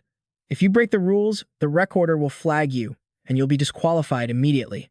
The participants grabbed their recorders and shot off, turning into streaks of intense blue light. And now, I declare the qualifiers officially started. All players were warped to the absolute zero ice domain. Massive snowy peaks towered under a freezing cold sky. So this is the absolute zero ice domain. Yun Chen and Lu meowling materialized in a place as frigid as the Arctic. He took the lead, glancing back to talk strategy. We gotta survive here for 7 days. Hearing him say that, she teased him a bit, saying since they were all alone, it was basically a date, right? After saying that, Lu meowling looked a bit tired, stretching and worrying. 7 days of survival meant a lot of things to think about. Yun Chen was on the same page and chimed in. True, we can melt snow for water, but food might be tricky. His face suddenly got serious. Anyway, gotta scout the area first. He reached out over the snow, using a fusion skill, Mage's mana fluctuation mixed with mechanics recall beacon. Then, Yun Chen's hands touched the icy ground. Instantly, glowing circles rippled out, surrounding him and Lu meowling. Right there in the middle of the blizzard, his power pulsed out in every direction. Lu Miaoling rested her chin on her hand, looking at Yun Chen with admiration. He's even got tracking and sensory skills. Is this guy totally OP or what? He ignored her comment and just counted down. 1, 2, 3. Not bad luck. There are 3 monster dens nearby. After checking the situation, Yun Chen quickly made a call and dragged her along. Let's grab some food and loot points first. Dark caves at the foot of the mountain appeared in the freezing landscape before them. A pack of ferocious beasts, snow mountain giant apes growled, waiting for prey. These were level 43 monsters with 4-star gold potential. Beside them were snow hedgehogs covered in sharp spikes. That's the Snowfield Piercer, level 41, 3-star gold potential. And finally, those humanoid creeps. Eyeing the two of them were ice snow goblins, level 44, 4-star gold potential. Yun Chen's body erupted with blue flames. He looked at the monsters, chill as ever. I just lit a little fire. Why you guys so mad? Then his eyes narrowed and he frowned. The monsters loomed larger in his vision. Yun Chen didn't flinch. He smashed them with a powerful extreme fist impact. His clenched hands held massive power. Having big fists doesn't mean you're strong, idiots. Done talking to the small fry, Yun Chen threw a punch to block their attack. He used a fusion skill, Pugilist, Flame Fist, and Strawman, a full-force strike. His punch blasted a solid white shockwave right into the mob. The monsters got wrecked, unable to fight back, just screaming in pain. Lu Miaoling stood aside, happily watching him show off. That's my talented junior. To fight physical monsters like that with a human body and a level 36 taking on level 43s, not everyone can pull that off. Suddenly, a drop of water hit her shoulder, startling her. Right then, an ice storm poured down. Hard hailstones rained from the sky, smashing into the ground around her feet. Lu Miaoling looked out and saw a goblin waving its staff, controlling the hail. It was the ice snow goblin's skill, causing a slow status effect. Seeing them lock onto her, she realized they were ignoring her junior to target her. She happily accepted the challenge, adding, "Looks like you guys get it." A fluffy tail appeared in her hand, which she casually stroked. You know who the bigger threat is, huh? Fire element. A bright red flower bloomed in the snow, wrathful destruction. The goblins were quickly consumed by the eerie fire, screaming in agony. They vanished amidst their terrifying screams within the flames. In the end, nothing remained but black ash in the snow. The ashes drifted down, poor monsters, defeated before they could even fight. Meanwhile, Yun Chen was fighting the Snow Mountain ancient apes, but he had to turn and look at her in surprise. The power she released was overwhelming. He glanced at her, feeling a wave of shock. Elemental magic. Is she an elemental mage? No, the skill form is totally different. The sound of shattering rocks rang out from an attack. A massive tremor shook the battlefield. The ancient ape roared in fury, slamming its fists into the ground, cracking the earth. Snow Mountain ancient ape, level 51, 5-star platinum potential. 2 arms, one of water, one of fire, appeared and struck the monster together. The two of them blasted the beast away, making it howl. She couldn't help but say with disgust, "So noisy." Yun Chen was also annoyed, complaining about the racket. Amidst the falling snow, a final roar marked the end of the beasts in the cave. By the time the fight ended, it was late at night. They sat by a fire, grilling food. He finally sighed, busy all damn day. Holding an item in his hand, Yun Chen couldn't help but speak his mind. Finally cleared out 3 monster dens. Killing a normal mob only gives 1 loot point. A boss gives 50. Lu Miaoling, sitting next to him, glanced over. Even splitting the points, the haul today is huge. At this rate, passing the qualifiers shouldn't be a problem. After discussing the intense fight, he grabbed a skewer of meat. That's assuming the monsters here stay this easy to find. Yun Chen handed the skewer to her, letting the lady eat first. Here, meat's done. She looked at the blackened meat with disgust. It's burnt. She took it reluctantly, though. Let me do the cooking from now on. Seeing her dish his cooking, Yun Chen boldly shot back. Better burnt than raw. Just eat it. Looking at the burnt meat, he couldn't help but think of someone back home. Usually, Yun Tang did the cooking. His own skills were definitely trash. Lu Miaoling stared at the charred skewer, annoyed by Yun Chen's excuses. Master and disciple, you're both the same. Can't cook but full of excuses. Speaking of which, Lu Miaoling remembered a plate of black meat from the past. It still traumatized her. 3 years ago, my dad and I were invited to Xia Qing Cheng's for dinner. She enthusiastically cooked one dish herself. The result was a disaster. I told Xia Qing Cheng her cooking sucked, and she acted like it was totally normal. Xia Qing Cheng appeared in Lu Miaoling's memory with a not-so-great impression. Oh, otherwise, why would I need a maid? Hearing her story, Yun Chen was horrified. He didn't know Miss Xia had that side to her. After chatting a while, he recalled Lu Mioling's fighting style. Yun Chen curiously asked, "By the way, Prez, what exactly is your class?" "Feels like an elemental mage, but the skills are totally different." Lu Mioling pretended to be indifferent, stroking her hair. "No wonder you kept staring at me, Junior. I seriously thought you were crushing on me. Wasted all my time debating if I should give you a shot." Yun Chen, totally unable to handle the flirting, immediately shut her down. "Yeah, let's not go there." Beside the roaring fire, Yun Chen sat silently, listening to Lu Mioling ramble on. "I'm technically an elemental mage, but because of my bloodline and natural talent, my skills kinda mutated. To put it simply, I can sling spells from 9 different elements, like metal, wood, water, fire, earth, wind, and lightning." Realizing her math wasn't mathing, he called her out. "What about the other 2?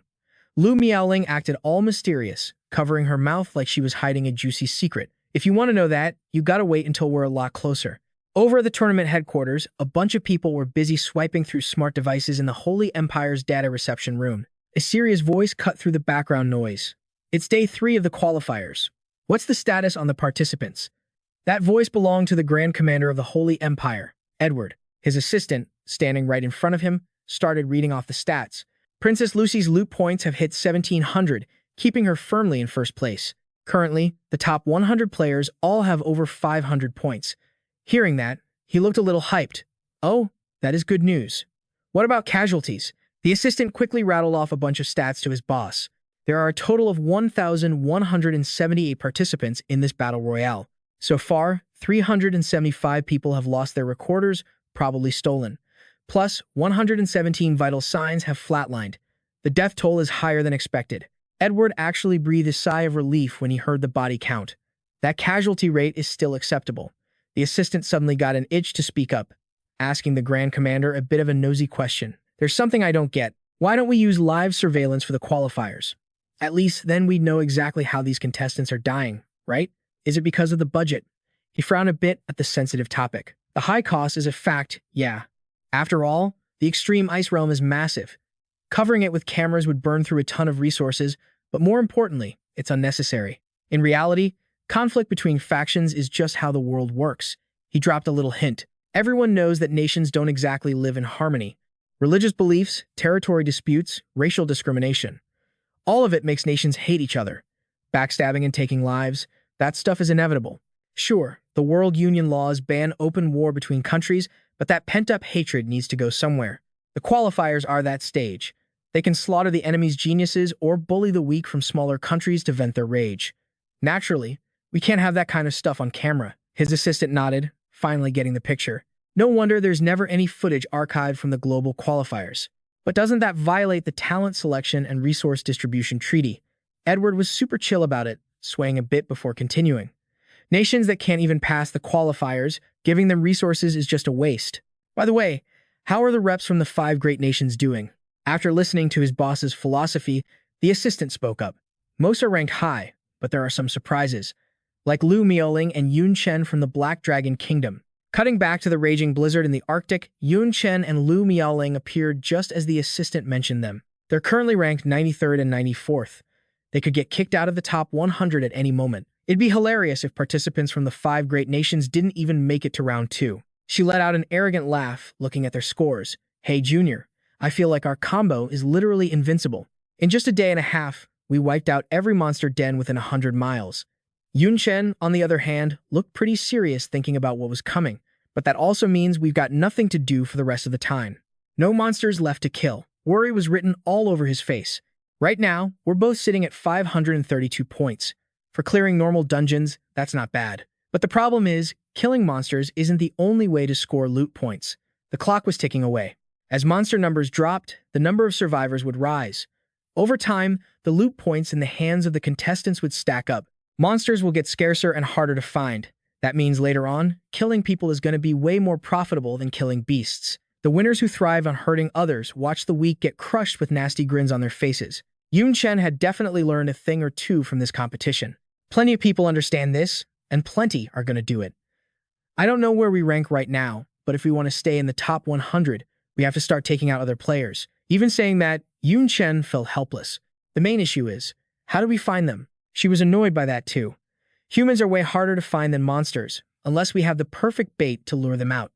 Lu Miaoling dragged out her words, ending with a risky idea. Like a tiny, unclassed freelancer from the Black Dragon Kingdom. Is there any bait tastier than that? It was probably the most realistic plan given their situation. Step by step, footprints were left in the snow. Yun Chen walked alone through the freezing zone, actually feeling kind of excited. I just spent the afternoon wandering around aimlessly, deliberately leaking mana trails. His sharp eyes darted back, sensing something lurking. He didn't expect his plan to work so well. Turns out, a lot of shady characters hiding behind the icebergs took the bait. 2 participants from the World Qualifiers, a werewolf and a vampire, were the closest. The werewolf with the keen nose turned to his buddy. I smell a lot of energy around here. Seems like a lot of people are targeting this kid. Should we make a move? The vampire looked at Yun Chen with greedy delight. Obviously, he's teamed up with that Lu Miaoling girl, so he's definitely got a stack of loot points. Yun Chen's lonely silhouette in the hunter's sights made them practically drool. If Lu Miaoling isn't nearby, this is the perfect chance to swallow this piece of meat. After agreeing, they rushed toward him. Let's finish this quick, grab the recorder, and bail. Other lurking groups saw the competition moving and charged out too. They were fighting over who got the juicy prize that was Yun Chen. Don't even think about stealing my kill. That loot is mine. Yun Chen looked at these bullies eyeing his points and wasn't amused. Looks like you guys really take me for a weakling, huh? He immediately unleashed a fusion skill to wipe them out. Grappler. Stomp plus martial artist, quake kick. A massive, ground-shaking impact made the whole world tremble. 5 greedy losers got absolutely wrecked by Yun Chen's attack, screaming their heads off, while the other chickens were too scared to even move after seeing his move.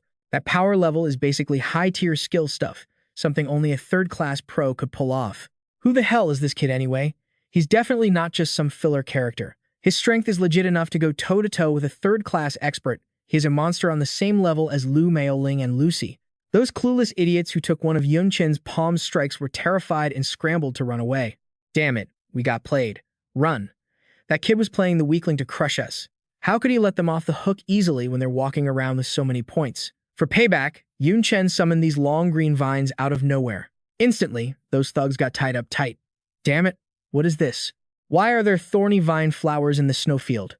The thorny vine beast answered the summon and wrapped right around the contestants. What caught them was the twisting thorny vines. Yun Chen watched them struggle like crazy and scoffed at them. You guys hide in the dark thinking you're careful hunters, but you don't realize you're just the prey. His voice came out fast, but got drowned out by the blue fire power bursting from the spear in his hand. The contestants burning in pain could only scream. What kind of fire is this? It won't go out. Too hot. I'm gonna die. Spare me. We won't do it again. We'll give you all our loot points. Okay. Lu Miaoling sat behind a big rock watching Yun Chen look totally badass handling them. She couldn't hide the grin on her face. Looks like she doesn't need to lift a finger. Once they handed over all the points, they ran for their lives. Damn it, why pretend to be weak if he's that strong? That scumbag, those were my hard-earned loot points. Their whining just annoyed him. He hated that attitude of stealing and then playing the victim. You guys obviously just saw me as Lu Miaoling's accessory. After fighting for a bit, he finally got to sit his butt down on the ground. Hugging the pile of recorders in his arms, Yun Chen felt overjoyed. Used too much demon flame. So tired. Guest geniuses from other countries are no joke, really hard to deal with. Staring at the pile of points, he was totally mesmerized, ignoring everything else. Not a bad haul. Made over 3,280 loot points in one go. Even splitting it with the prez, that's a lot. The other contestants using invisibility arts saw the whole thing and were sweating buckets just looking at him.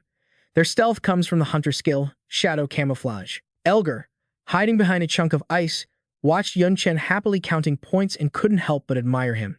So strong. Mr. Yun is amazing, definitely a hidden candidate for the championship. The other guys didn't think like him though. They were just eyeing the recorders in Yun Chen's hands, gripping their weapons, ready to attack. So what? He is totally spent now. Even we could definitely take him. With that many recorders, offering them to Lord Sigori would get us a huge reward. They wanted to jump him while his guard was down to steal his points. Let's go. Risk it. Yun Chen heard a noise, turned around, and saw a bald guy twisting with echo magic walking toward him. These little rats finally couldn't hold back. Huh. Once again, the blue flame appeared in Yun Chen's hand. As they rushed in, the light flared up, ready to wipe them out. But right at the critical moment, Elgar rushed in to stop it. Stop. The other contestants were about to stab Yun Chen but froze when Elgar blocked them. Don't hurt him. The 3 guys just stood there, totally dumbfounded looking at him. Seeing his lonely back, they hesitated. This kid. The bald guy screamed furiously at Elger for standing in front of Yun Chen. Elger, do you know what you are doing? The three contestants kept yelling at him. Damn it, why is this idiot our teammate? If we don't get enough loot points today, Sigori is gonna lose it. Elger felt helpless too, but he had to explain to stop his teammates from doing something stupid. I know, but Mr. Yun saved my life. We still have a little time before dark. I will figure out a way to find a new target. His next words made Yun Chen's face go dark, so everyone, please let him go. Not wanting to put Elger in a tough spot, Yun Chen decided to handle these low lives himself. His hands lit up with bright blue fire right in front of everyone. No need to make it complicated. I can handle this. Seeing the terrifying power pouring out of him, they freaked out and started running. Damn it, this guy still has some juice left. And with Elger blocking us, we might not win. Retreat. The three cowards disappeared down the path of the northern Arctic. Once they were gone, Elger bowed down to beg for forgiveness. I am sorry, Mr. Yun. I didn't think they would actually try to attack you. Sorry, I have to go. He quickly ran after his teammates. Wait, don't leave me behind. Lu Miaoling, who had been hiding until now, finally popped out to say a few words. Elger still hasn't realized the person he saved wasn't you, but his own teammates. Her hair covered one eye, giving her face a deep, mysterious look. When he gets back, he is probably going to get punished pretty hard. You care. Yun Chen heard that and asked casually out of curiosity. Why? Everyone in the qualifiers is a rival. He and I only met once by chance. Suddenly, his expression changed, grabbing his sharp spear and stepping forward seriously. But I am very interested in Sigori's loot points. She looked at Yun Chen with disdain for beating around the bush. Seriously, you are such a tsundere. Can't you just be straight about it? The sky was getting dark, and a large campfire was lit, looking all cozy. Sigori was aggressively gnawing on a drumstick. He spoke rudely with his mouth full of meat. Honestly, I didn't expect you useless trash to be of any use anyway. That is why I told you to target the weak ones. If you had bad luck and ran into a strong enemy who beat you, that was part of the plan too. His two upward-jutting fangs moved like horns as he chewed. However, if the mission failed for some unknown reason, then that is an attitude problem. His eyes glared ferociously at the ones who disappointed him as he threatened them. A dog that doesn't listen isn't worth keeping. Elger knew he was talking about him, so he kept banging his head on the ground begging. I am so sorry. But Mr. Yun saved me. I couldn't just ignore it. Please, Lord Sigori, give me one more chance. Elger's excuses didn't mean squat to Sigori. He just kept up his bullying tone. No need to be so scared. I am a gentle behemoth. Naturally, I will give you a choice. I can smash your brain to bits, or I can level your entire country. You decide. His voice was soft, but the threat hit right at the bullseye. The contestants from Elger's country were freaking out, begging Kagori not to touch their families. Why? Because Kagori always walks the talk. Elger had to pay the price for being an idiot. Hearing that, he ground his teeth so hard they almost cracked. He had to throw away his pride and bow down to the guy threatening his homeland. Even though he was shaking like a leaf, Elger forced himself to bow deeper. Then thud, his head smashed right into the dirt. Shaking, he managed to stutter. Please, spare my country. Seeing him grovel, Kagori licked his lips in pure delight, his scumbag voice ringing out again. As you wish, then. But the second he stopped talking, Kagori froze. A gun barrel was pressed right against his skull. Yun Chen showed up like a boss, aiming a gun right at his temple. It was a freaky-looking weapon in shotgun mode. Elger looked up, seeing his savior. He was happy, but also terrified for the guy. Yun Chen. The three wimps from earlier were totally shocked seeing him stand there so cocky. What the hell is going on? When did he get over here? I didn't sense him at all. Oh my god, is he sticking his neck out for Elger? Yun Chen ignored their chatter, locking eyes with that scumbag Kagori. Move your foot. Kagori didn't look scared one bit, still provoking Yun Chen. And if I don't, Yun Chen didn't give a damn about Kagori, so he just pulled the trigger right against his temple before the guy could react. The spectators watched the shell fall and nearly peed themselves. Holy crap, he actually fired. Point blank with a shotgun to the head. He killed him. He's gonna kill him. But Kagori took the shot without a scratch or a drop of blood, just glaring back with eyes full of murder. Yun Chen is strong, but even he was shook seeing the guy totally fine just some singed hair.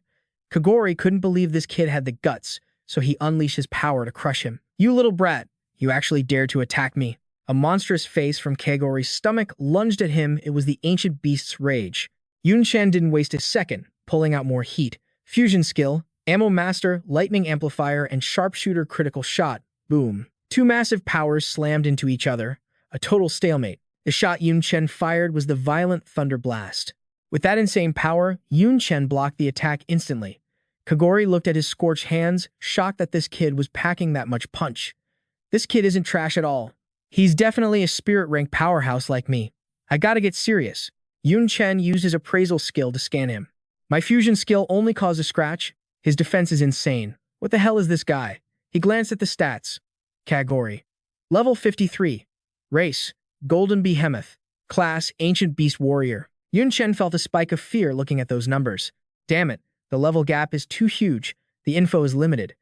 Kagori used a spell to giant-size his body, stomping forward with massive force, shaking the whole ground with every stomp. Yun Chen wasn't slacking either, dodging the attacks like lightning. But while he was figuring out a strategy, he didn't notice Kagori appearing right behind him. Kagori raised his fist, ready to smash him into oblivion. Yun Chen glanced at the sneak attack, sneering at the brute force contest. His hands gripped his weapon as it shifted into an eastern staff, his determination radiating like crazy. You want some? Come get some. As Kagori brought his fist down, Yun Chen punched up and blocked it cold. A giant and a tiny human clashing head-on, the spectators were losing their minds. He's too strong. What kind of monster can go toe-to-toe with a golden behemoth? Kagori's body kept growing larger and larger, his mouth stretching wide as he bulked up. Violent, heavy hammer. Yun Chen didn't back down, staring down Kagori while charging a fusion skill. Martial artist, ice fist plus strongman, full power strike. Yun Chen's small frame raised the gun, firing the ice split heaven blast right at the giant. Immediately, he launched himself into the air. Next thing you know, Yun Chen is chilling on the giant's shoulder, ready to end it. Kagori looked at him with pure hate. He wanted to rip the kid into shreds. Arrogant brat, you think you can beat me? Without a word, Yun Chen aimed his spear right at the monster's eyeball. He squinted one eye, ready to pop that thing. But Kagori wasn't done. He unleashed his golden behemoth bloodline, transforming into something even more massive. He knocked Yun Chen back and roared. Listen up, runt. You got two choices. Get stomped flat or get crushed in my grip. After unleashing his bloodline, Kagori had turned into a monster as big as a mountain, towering over Yun Chen. The crowd in the back was terrified, screaming, "That's horrifying. He's like a monster among monsters. This is Lord Kagori's true power." Amidst the panic, some people were analyzing Yun Chen's moves. That kid is a freak though. He can use literally any weapon. And his skills are all over the place. Kagori raised a massive hand, ready to squash the bug in front of him. Kid, if you won't choose how to die, I'll choose for you. Boom! His fist flew at Yun Chen, tearing through the air. The giant's heavy punch slammed into the ground, shattering the earth in a split second. Luckily, Yun Chen jumped just in time. While floating in mid-air, he spun around and swung a glowing red sword. He slashed Kagori's arm with everything he had, but the monster looked weirdly calm. Yun Chen landed and checked the spot he hit, not a single cut, not even a scratch. Shocked by the guy's defense, he muttered, "His skin is way too thick. What if I try this?" He made a snap decision. Fusion skill. Knight's Void Breaker / plus Swordsman's Knockup. Once the skill is fused, Yun Chen unleashed a massive Void Breaker /. Kagori just smirked at the attack. Useless. That tickle damage is nothing. His body was still flawless even after taking that massive hit. Yun Chen kept raining attacks all over the giant's body, but it was totally pointless. Watching the whole thing, Elger was terrified, thinking, there are over 500 nations in this world, but only one built a top-tier empire relying on a single race, the Behemoth. The reason is their physical bodies are terrifyingly strong, and Lord Kagori is a golden behemoth. His physical defense is on a whole other level. The golden behemoth is straight-up legendary. Old books say its body is so tanky that unless you've got god-tier power, you ain't scratching it. And yeah, the legends are true. Anyone who awakens the golden behemoth bloodline can basically stomp everyone else into the dirt like it's nothing. Elger's mind was racing while Yun Chen charged at Kagori, sword in hand. To even barely call it god-tier strength, you'd usually need to be a 4th turn class holder at least. Plus, that hidden class, Ancient Beast Warrior, gives a massive buff to physique. Kagori might only be at the 2nd turn, but he's never lost a fight, not even against 3rd turn heavy hitters. I can't even picture how we win this fight. Just then, Yun Chen switched up his fusion skills, aiming a stab right at Kagori. He fused the swordsman's raid and thrust skills. The attack drilled straight into the guy's body, making this screeching noise that hurt to hear. Looks like that hit wasn't totally useless. He actually dealt some damage to Kagori. But man, the cut was shallow, like pricking an elephant with a needle. It didn't do any real damage. Do I have to use the myriad wheel? No way. The backlash from that is way too sketchy. Yun Chen skid to a halt, his feet carving a long trench in the ground. He did the math in his head. Once his buff runs out, he won't be able to handle anyone else. It sucks that you need space talent to tear through space, or I would have ended him ages ago. While Yun Chen was distracted, Kagori made his move. Red energy surged into his fist. Ancient Beast Fury. Quit tickling me, you little rat. I could stand still and let you hit me all day. And you'd die of exhaustion first. The punch smashed into the ground exactly where Yun Chen had been, but he'd already hopped back. Even facing Kagori's raw power, Yun Chen kept his cool and taunted him. Oh yeah, then stand there and take it. At the same time, he triggered another fusion skill.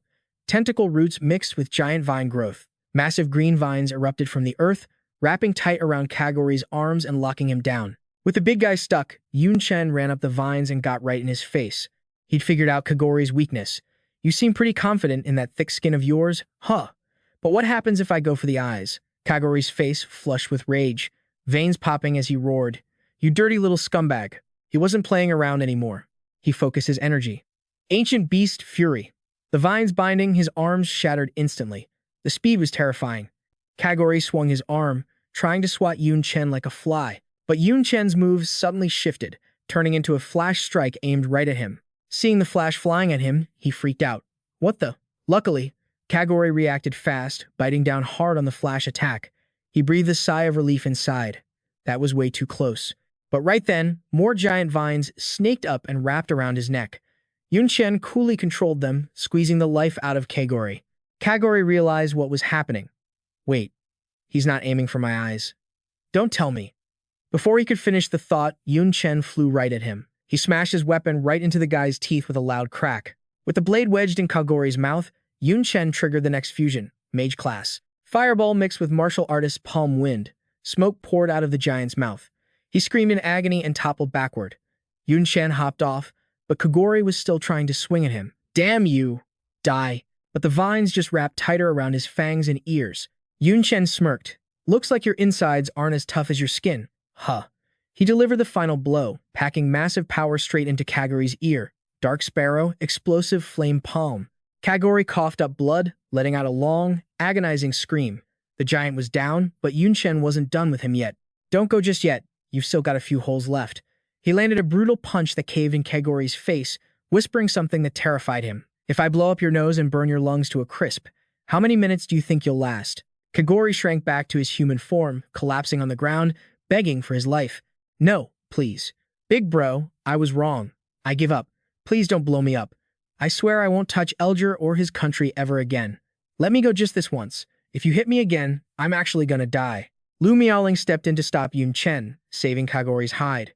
Junior brother, that's enough. He's still a top-tier genius, after all. Once he grows up, he'll be useful on the battlefield in a few years. Yun Chen looked cold as ice. Fine, I'll spare him. But hand over the loot point recorder. Now, inside, he knew she was right. Reducing humanity's combat power right now wouldn't be a smart move. Kagori's hands were shaking as he handed over the loot. His voice was trembling with fear. Here. Yun Chen turned his back. Let's bounce. Lu Miaoling gave Kagori a pitying look. Listen, kid. Save your energy for the dark world. Bullying small countries doesn't make you tough. That night, under a bright full moon, Yun Chen and Lu Miaoling sat by a warm fire. You worked hard today, Junior, she said. Get some rest. I'll take the watch tonight. After that crazy battle, Yun Chen was totally drained, so he passed out immediately. The next morning, the sun was high and clouds were drifting lazily. The weather was perfect. Yun Chen hadn't even fully woken up when shouting jolted him awake. Oh crap, we've got a huge problem. What is it? Junior brother is still asleep, just tell me. Yun Chen yawned, walking over while still rubbing the sleep from his eyes. Yo, what's going on? Elger stood there, panting, eyes wide with terror, stuttering out a name. See Kagori. Lord Kagori is dead. Somewhere nearby, Kagori's lifeless body lay in a gruesome state. Neither Yun Chen nor Lu Miaoling saw that coming. They both yelled, What? Lu Miaoling sounded totally shocked. What did you just say? Kagori is dead? She looked at Elger, worry written all over her face. How is that possible? He was hurt bad. Sure, but nothing fatal. Yun Chen chimed in, his face dead serious. I fought the guy myself. I know what he can do. Just talking about his defense alone. He was easily on the level of a third-turn demon, maybe even higher. Even with those injuries, he wouldn't be that easy to take out. Elger scratched his head, looking confused. I don't know the details. I was asleep, but I heard a noise and checked it out. I saw him. And there were these dark believers standing right next to him, and right in front of them was Lord Kagori's corpse. Elger held his head, shaking with fear. Those creeps. They actually sneaked into the qualifiers. They're actually killing people. If I hadn't bolted out of there, they would have wasted me too. Freaking terrifying. Dulin looks skeptical. I've taken out at least a few hundred dark believers, minimum. If they took down Sigori, they're legit. He buys my story. Before they nabbed me, I heard them mention some young commander, probably the Grand Commander's kid from the Descent organization. The dark believers here are on another level. Way tougher than usual. Yun Chen probes him, face dead serious. You sat on that intel? Why didn't you spill it at dinner? Elger starts sweating, making up excuses. No, I totally forgot. Yun Chen smirks sarcastically. Is that so? But looking at the bright side, this young commander is a big catch. Taking him out would be a massive slap in the face to the Descent organization. Problem is, how do we track him down? Elger stammers, looking spooked. My class is Phantom Hunter. I'm the best at tracking and hiding. Their scent is still lingering in Sigori's camp. Get me back there, and I can pinpoint him. I can lead the way if you guys are down. Yun Chen walks ahead, sounding totally confident. Well, thanks for stepping up, brave guy. Let's roll. The scene cuts to the observation room, buzzing with panic. We're screwed. The third prince of the Behemoth's empire. His life signs just vanished. First time in history, a top-tier contender got smoked in the qualifiers. The Behemoth's empire is a powerhouse, second only to the 5 great nations. A guy grits his teeth, stressing out. Dulin and Yun Chen's points just skyrocketed. Right after Sigori died, even a moron could figure out what went down. Behemoths loves a fight. If this news leaks, they'll definitely hold a grudge against the Black Dragon Nation. Heck, they might even declare war. Humanity can't afford a civil war right now. What do we do? Watt roars furiously. Chill out. It's just an accident. Why are you panicking? The extreme ice realm has always been a death trap. Unexpected crap happens all the time. He quickly deduces Sigori might just be the beginning. Meanwhile, the trio Yun Chen, Dulin, and Elger are sprinting back toward the camp. Elger looks back, rushing them. Pick up the pace, guys. If we wait too long, the aura in the camp is gonna fade. Finding those creeps will be way harder then. They both reply in sync. Got it. Suddenly, Yun Chen senses something off. His eyes go wide, face turning grim as he realizes something. A massive tornado materializes right in front of him. The other two dodge just in time. Yun Chen shouts, annoyed. Who's there? He thinks. This energy. Whoever this is, they're strong. A woman's voice echoes from the wind. My bad. You guys look super busy, but can we pause for a sec? A gorgeous woman steps out, winking calmly. I kinda want your battle points. Elger is freaking out, sweating buckets. Princess Lucy, we're dead meat. We don't have time for this. But Yun Chen stays ice cold. Face totally blank, he stares her down. He spreads his hands. There are dark believers crashing the qualifiers. I need to deal with them. Don't have time to play games with you. Move. Lucy isn't letting them leave. She taps her chin, teasing. Is that right? Wow. Sounds doomed. But honestly, I'm way more interested in you guys than some rats hiding in the dark. What now? Just then, Dulin steps in front of Yun Chen, telling them, you two go. Don't waste any more time. She crosses her arms, totally confident, I'll handle this fake witch. The guys take off immediately. Lucy keeps taunting Dulin. Mr. Yun Chen just ditched you like that. Guess he's not that into you, huh? But Dulin has total faith in Yun Chen. She flips her long hair, smiling softly. Shut your mouth. My junior is definitely into me. He just trusts that I can kick your butt. Instantly, her power explodes outward. Lucy looks smug, spreading her hands to summon a mysterious dark purple energy. Oh, really? Afraid you're gonna let him down then. The two of them clash, triggering a massive explosion. Meanwhile, Yun Chen and Elger reach the camp. They're staring at a body drenched in blood. It's Sigori. Yun Chen crouches, touching Sigori's slashed-up body. Tons of wounds, and a lot of residual magical energy. Based on the cuts, there were at least 6 different weapons. Dude got jumped and beaten to death. Elger stands behind him, eyes full of murder. He raises his weapon, acting shady but keeping up the act. Yeah, Lord Sigori died a brutal death. Their methods are vicious, and they're strong. He swings at Yun Chen with a triumphant grin, his whole vibe flipping. Mr. Yun Chen, you gotta watch your back. His weapon flies straight at him, but Yun Chen dodges it like it's nothing, smiling like he knew it was coming. Don't need the tip. I'm always watching my back. The smirk on Elger's face vanishes, replaced by a look of pure shock. What the? Yun Chen spins around, shouting Elger's name. Instantly, he slashes his sword at him. You're the one who iced Sigori, aren't you? That strike leaves a long gash from his shoulder down. Yun Chen coldly leans in for the next hit. He declares, I don't know why you lured me here, but since you tried to take me out, killing you first is definitely the right move. He swings to finish Elger, but a woman darts in, grabbing him and dodging the blow. Young Commander. Suddenly, a fierce-looking guy appears behind Yun Chen. He swings a massive axe, screaming, Die. Yun Chen instantly raises his sword to block. Metal clashes against metal. He stands his ground, barely holding back the heavy strike. One slip and he's sliced meat. Suddenly, two more guys dive from above, attacking aggressively. Yun Chen instantly pops his skill. Explosive slash. It's a fusion combo. Fighter's stomp mixed with martial artist's earth shock. He stomps the ground, unleashing a massive shockwave that sends them all flying. The woman asks Elger anxiously, Young Commander, are you okay? He lifts his head, opening one eye. Damn, didn't expect to get blitzed like that. Nearly got chopped to pieces. Elger glances at the smoking wound on his chest. Lucky. This level of damage can still regenerate. Yun Chen clocks it immediately. The wound healed? Is he doping? No, potions aren't that effective, and phantom hunters don't have healing skills. What the hell is going on? Something else shocks him. They took my fusion skill to the face and still stood up? That's way beyond the power level of some contestant from a minor nation. Yun Chen gets serious, adjusting his collar. Looks like this is going to be a sweaty fight after all.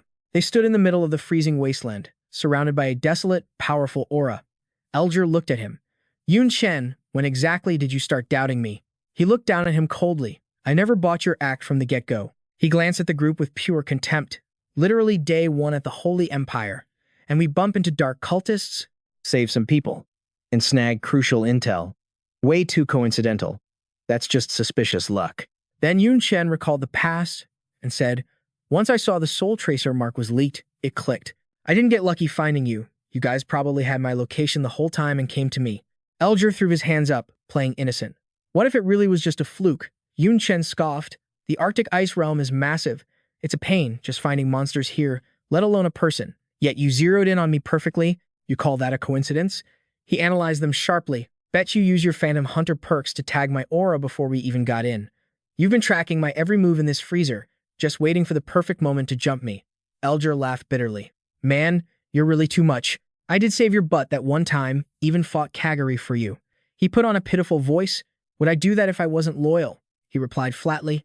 I just wanted his combat points. Plus, I wanted to see how long you could keep up the act. And that protecting me crap. Total garbage. If you hadn't sensed Lu Miaoling hiding in the shadows, you would have jumped me with your crew right then. Yun Chen glanced around at the army surrounding him and spoke. Just then, Elger shrugged, smirking helplessly. You really are a pain in the neck. No wonder the organization put such a fat bounty on your head. He waved his hand dismissively. Doesn't matter though. He started fading into his camouflage, disappearing, but not before dropping one last line. Because soon, there won't even be bones left of you. Yun Chen closed his eyes. Camouflage is just a visual trick. The body doesn't actually vanish. My mana echo can track him easily. Elger doesn't know about that yet, if he misses. He slowly opened his eyes, sensing someone coming from behind. Figured they wouldn't have the guts to attack head-on. Yun Chen dodged the flurry of attacks instantly and snapped back with a counter. One guy gasped. What the hell? The other growled. He dodged it. Yun Chen fired off a skill. Basic fighter skill. Stomp. Then Yun Chen followed up. Basic fighter skill. Burst punch. The hit slammed into the guy, sending him flying across the snow. He crashed hard onto the frozen, desolate ground. The guy cried out in pain, cursing. Damn it. Yun Chen didn't waste breath, rushing forward. I'm taking you out first. But suddenly, a massive tentacle shot out. It appeared right behind Yun Chen, catching him completely off guard. He glanced back at it. Dark tentacles. A dark high priest. Yun Chen spun around, channeling power into his hand. Can't dodge. Gotta hit it head-on. Nether Sparrow exploding palm. The girl, Elger's partner, was exposed. Dark high priests are squishy targets. Their crowd control and buffs are a pain. Gotta delete that chick first.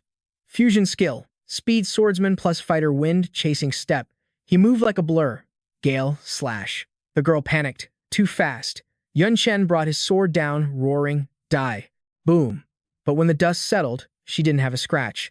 She was decked out in battle armor. Yun Chen was stunned. What the hell? She's a dark priest. How is she holding a great shield and wearing paladin armor? She smirked, enjoying his shock, and laughed. You're not the only one who can use skills from other classes. She commanded her tentacles, dark tentacles. Go. Another guy started charging up. Druid Raptor form plus Grandmaster exploding double burst punch. He screamed, die. Yun Chen watched, whispering, God Flash. Yun Chen was impressed by the power. Do all these guys have dual classes? Their stats are insane. They must have consumed something like Demon Lord Marrow. I was wondering how they thought they could hurt me. Looks like they actually have the firepower to back it up. He analyzed them quickly. That guy used momentum to buff a Grandmaster skill. That damage is definitely high-tier level. And that chick used paladin traits to cover her low defense. Neither of them is going to be a walk in the park. Suddenly, a voice crept up from behind him. Hey kid. The guy mocked. Where are you looking? He shouted, explosive flame wave slash. Yun Chen jumped back, eyes narrowing. Mage skills boosting magic swordsman attacks. Not a bad combo. Yun Chen activated his power. Assassin skill, stealth shadow walk. Another enemy rushed in. Finally found an opening for a crit. Berserker rage strike. With assassin speed and berserker burst damage, you're dead meat. But Yun Chen wasn't having it. God Flash. He vanished instantly, leaving the guy gasping in shock. Yun Chen landed gracefully in the distance. He looked at them with pure disdain. So you added an extra class skill. Big deal. I got bored of those cheap tricks ages ago. You can't beat me with just that. Moving like a phantom, Yun Chen smashed his weapon down onto the contestant's spot. The guy looked totally bewildered, sweating bullets. He gritted his teeth at Yun Chen. You think we can't beat you? He slammed his weapon into the ground with a massive boom and screamed, stop screwing around. He triggered his skill. Berserker skill, Frenzy. He wasn't letting Yun Chen off the hook, lunging at Yun Chen in midair and yelling, you're just a jobless loser. Mixing a bunch of trashy basic skills together, how can you possibly compete with my dual-class power? Yun Chen watched him calmly, his weapon already glowing. Fusion skill, Fighter Feint plus Martial Artist Crushing Step. The guy slashed right through Yun Chen, but it was just an afterimage from his phantom step. His axe smashed into the earth, shattering the ground, but Yun Chen was already clear. In the back, the girl was charging up a massive spell. Dark High Priest, Dark Tentacles. Then a massive light sword spawns right above Yun Chen's head, crashing down Holy Paladin's Smite. Two heavy-hitting attacks target right where Yun Chen is standing, but he pops Phantom Step to dodge him. That guy keeps rushing in, screaming his head off. Go to hell. Die. Just die already. He leaps into the air, dodging the strike and thinking, for real, these guys have a ton of max-out skills from all kinds of classes. Compared to me and my basic rookie skills, they're on a whole other level. Back in the day, I would have just had to run for my life against them. But that guy isn't letting up. He ignites his weapon with flames and stabs straight at Yun Chen. Explosive flame wave slash. Yun Chen keeps dodging the attacks, but things are different now. I've got fusion skills. I'm not just mashing abilities together like these losers. Yun Chen lands fast, staring down the guy in front of him with a serious look. It's more than just fusion, it's creating new skills entirely. Another dude dives down from the sky, both hands blazing with fire. Bring it. Yun Chen keeps his train of thought going. As long as I master enough of these basic skills. Skill fusion. He asserts with total confidence that he can craft skills to handle literally any situation, then instantly summons his power. Assassin class, Doppelganger plus Shadow Flow strikes Shadow Kill. A shadow that looks exactly like Yun Chen spawns and blocks the guy's punch. Shadow Puppet. Having his attack blocked, the guy jumps back and screams in a rage. What the hell is this thing? Yun Chen stands behind the shadow, turns around with a smirk, and answers calmly. It's normal, you haven't seen it. After all, it's something only I can create. The one and only Shadow Puppet. It has all the assassin skills of the original body and inherits 75% of my stats. Then Yun Chen points at the bald guy, ordering his shadow to charge straight at him. Go play with him. The shadow rushes in like lightning, eyes radiating killer intent, and throws a punch straight at him. The guy barely blocks it. This monster's stats are insane. It's almost as strong as the real deal. The bald guy grits his teeth, using every ounce of strength to block the punch, trembling as he thinks. This is definitely not some rookie-level skill. Yun Chen's shadow clone gets knocked back by the recoil, its arm flinging backward. The bald guy seizes the moment to counterattack instantly. It's just a clone. Don't look down on me.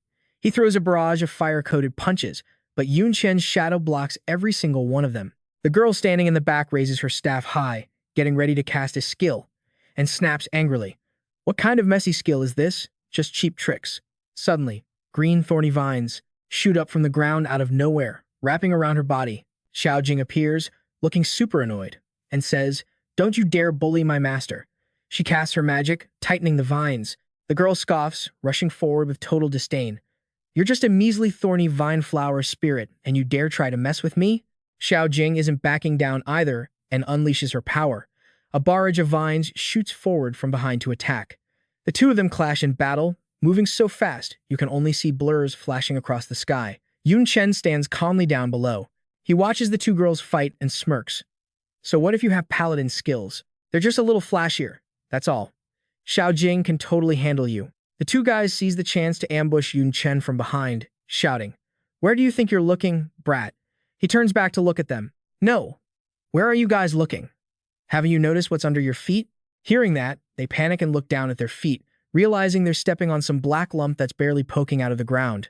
It starts making a tick-tick sound, and instantly, a massive crimson tornado spawns, swallowing the both of them whole. Skill Fusion Mechanic, Danger Trap, and Shaman, Eye of the Storm. They scream in agony while getting wrecked inside the fire tornado. Damn it, another trap, you scumbag. The bald guy realizes he's in trouble, so he kicks off the ground and flies up, trying to bail. This is bad, gotta bail. But he didn't expect a sniper rifle to be aimed right at his back. It's Yun Chen.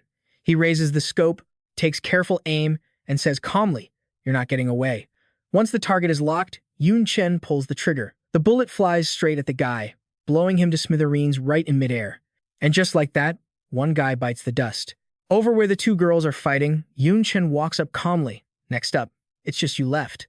Seeing Yun Chen coming, she freaks out completely. "No, don't come over here." A moment later, all three contestants are tied up by vines. Yun Chen stands before them, arms crossed, looking down at them. The fight's over, and I still haven't seen Elger make a move. Can't sense his location either. Did he realize the skill gap and just ditch you guys to run away? Even though she's tied up, she still laughs arrogantly. "Insult me? Yun Chen, you're way too delusional. You think you're worthy of the young commander's attention. From the start, you weren't even our target. Taking you out was just a side quest." Yun Chen freezes, totally in disbelief. "What? I'm just a secondary target." His eyes light up as he suddenly realizes something. Then their real target is. He looks over at Xiao Jing and orders, "Xiao Jing, while they aren't paying attention, plant the item on them. Then you can head back." She answers firmly, "Yes." Then Yun Chen channels his power and sprints off. Skill Fusion Swordsman, Godspeed, and Fighter, Wind Chaser Step. He urges himself on as he runs, fast, faster. Gale Chasing Swallow. Yun Chen thinks anxiously, "I have to make it in time." Meanwhile, Lu Miaoling and Lucy have been fighting so hard the ground is totally wrecked. Both of them are exhausted, clothes covered in dirt, glaring at each other with zero intention of showing mercy. She pants, smirking as she says, "Lu Miaoling, you're just as tough as the rumors say." Lu Miaoling shoots back a terrifying glare. "You're not bad yourself. You actually forced me to use 7 elements. For someone my age, you're the first to push me this far. But this ends now." Lu Miaoling raises her hand, forming a red orb, and says seriously, "We're both running on fumes. Let's settle this with our ults. You better handle this, don't die on me."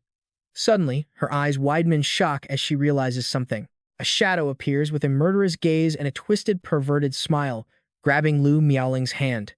"It's Elger," he whispers. "Forget about her. You should be worrying about your own life." He instantly stabs right through her chest. Lu Miaoling grits her teeth, suppressing the pain, staring helplessly at the weapon piercing her body. Lu Miaoling lets out a painful groan as the weapon impales her. She's bleeding out, her whole body trembling as she glances behind her. A special cursed item. So that's it. This was a trap set up ages ago, specifically designed for me. Elger licks his lips like a creep, staring at Lu Miaoling. When it comes to status and raw power, nobody in this comp comes close to her. Not Yun Chen, hell, not even Lucy. We gotta take her out if we ever want to rest easy. Lucy's face went dark when she heard that. She covered her mouth, looking creepy as hell. "The hell do you mean by that? That bitch is stronger than me?" She glared at Elger like a psycho. "I hate that mouth of yours. Maybe I should just rip it right off your face." Elger didn't flinch. "Princess Lucia, look at yourself. Fighting me right now? Not the brightest move. Unless you want to risk your neck for some rando." The camera pans out. Lucy just stood there, frozen. Meanwhile, Lu Miaoling was struggling to stay on her feet with a massive hole through her chest thanks to Elger.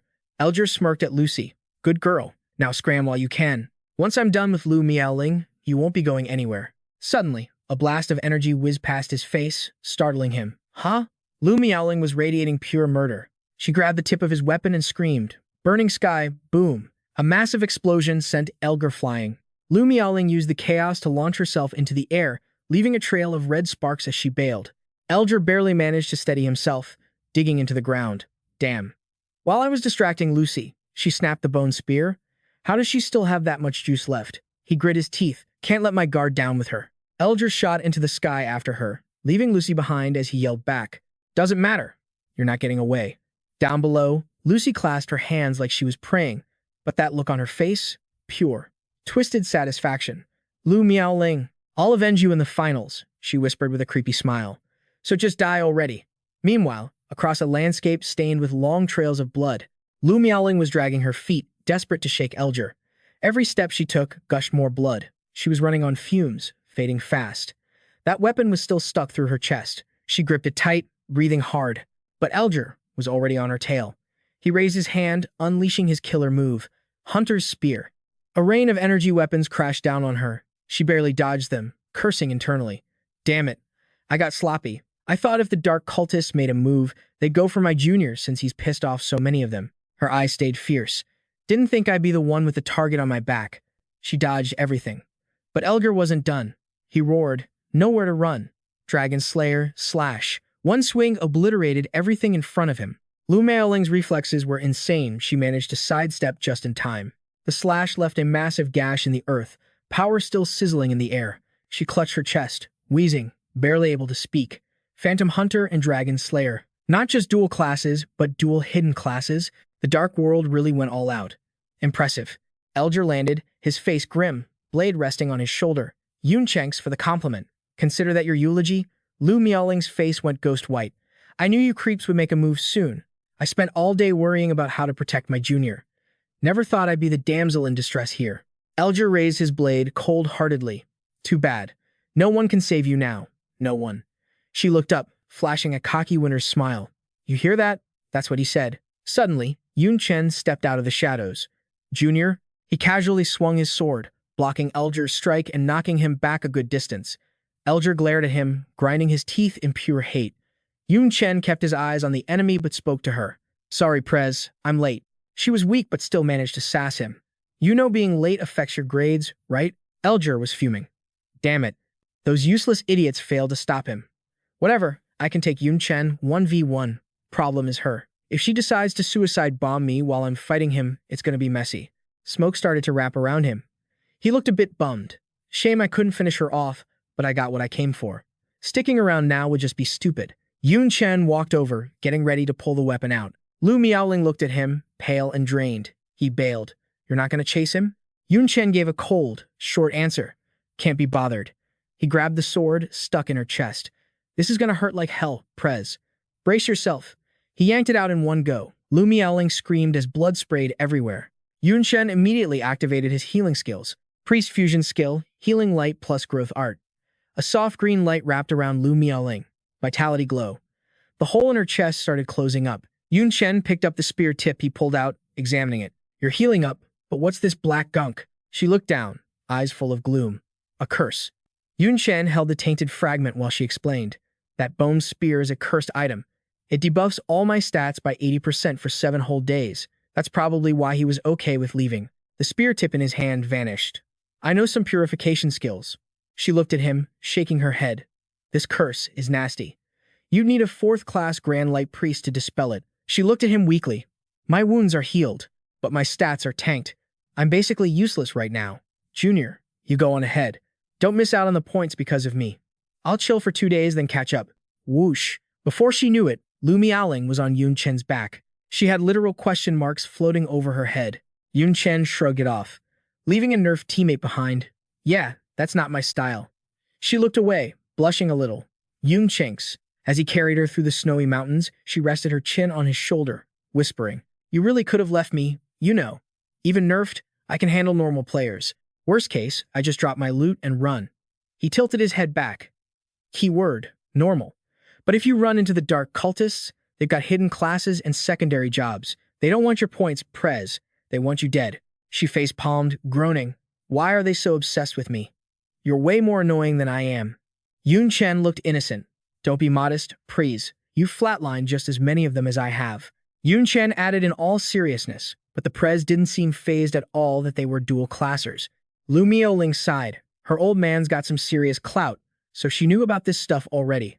But she didn't expect a hidden dual class to show up. She thought back to those dark entities with glowing eyes. To get a dual class, you gotta use Essence of the Demon Lord, War God, Mage God, or Martial God. For convenience, they just call him all War God's Essence. Lu Maoling remembered how smug Elgar looked when he impaled his opponent. The principle behind War God's Essence is just like the Demon Lord's. You need the heart of a fourth-turn powerhouse, but it's way stronger. It boosts stats, skills, and gives the user the class of that powerhouse. Lu Maoling frowned, looking worried. Elgar's second class is a hidden one, too. That means the War God's Essence he used was made from the heart of a fourth-turn hidden class user. Yun Chen fell into thought. He figured a dual class was crazy enough, but a hidden dual class? Just how many dirty tricks does the Dark World have up its sleeve? What's their game plan sneaking into the tournament anyway? He kept walking steadily the rest of the way. They stopped in front of a huge round platform with 4 smaller rings arranged inside. "We're here." She slid off Yun Chen's back, surprised. "Can't believe we made it to the teleport exit on just the 4th day. Rules say this thing only activates on day 7. Lu Maoling stretched and sat down. "Still got plenty of time. Junior, go find a spot to farm some loot points. I'm done feeling like dead weight. I'll just chill here till the comp ends." He looked around and teased her about actually being a burden. "Without you, I'd be stealing monster eggs just to eat, let alone anything else. Besides, their loot points were already enough for the top 100. No need to keep grinding." She let out a shy little laugh at the teasing. Lu Maoling turned as Yun Chen reassured her, "Just relax and get some rest." At the very end of the qualifiers, the crowd poured in. Whispers everywhere. Someone complained, 7 days straight. I'm dead tired. Fighting mobs, fighting players, worrying about getting ganked. Couldn't sleep a wink.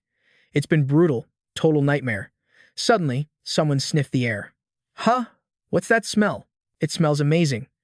Then it hit him. It was the scent of famous traditional food from the illusory dragon kingdom. The guy speculated. No way.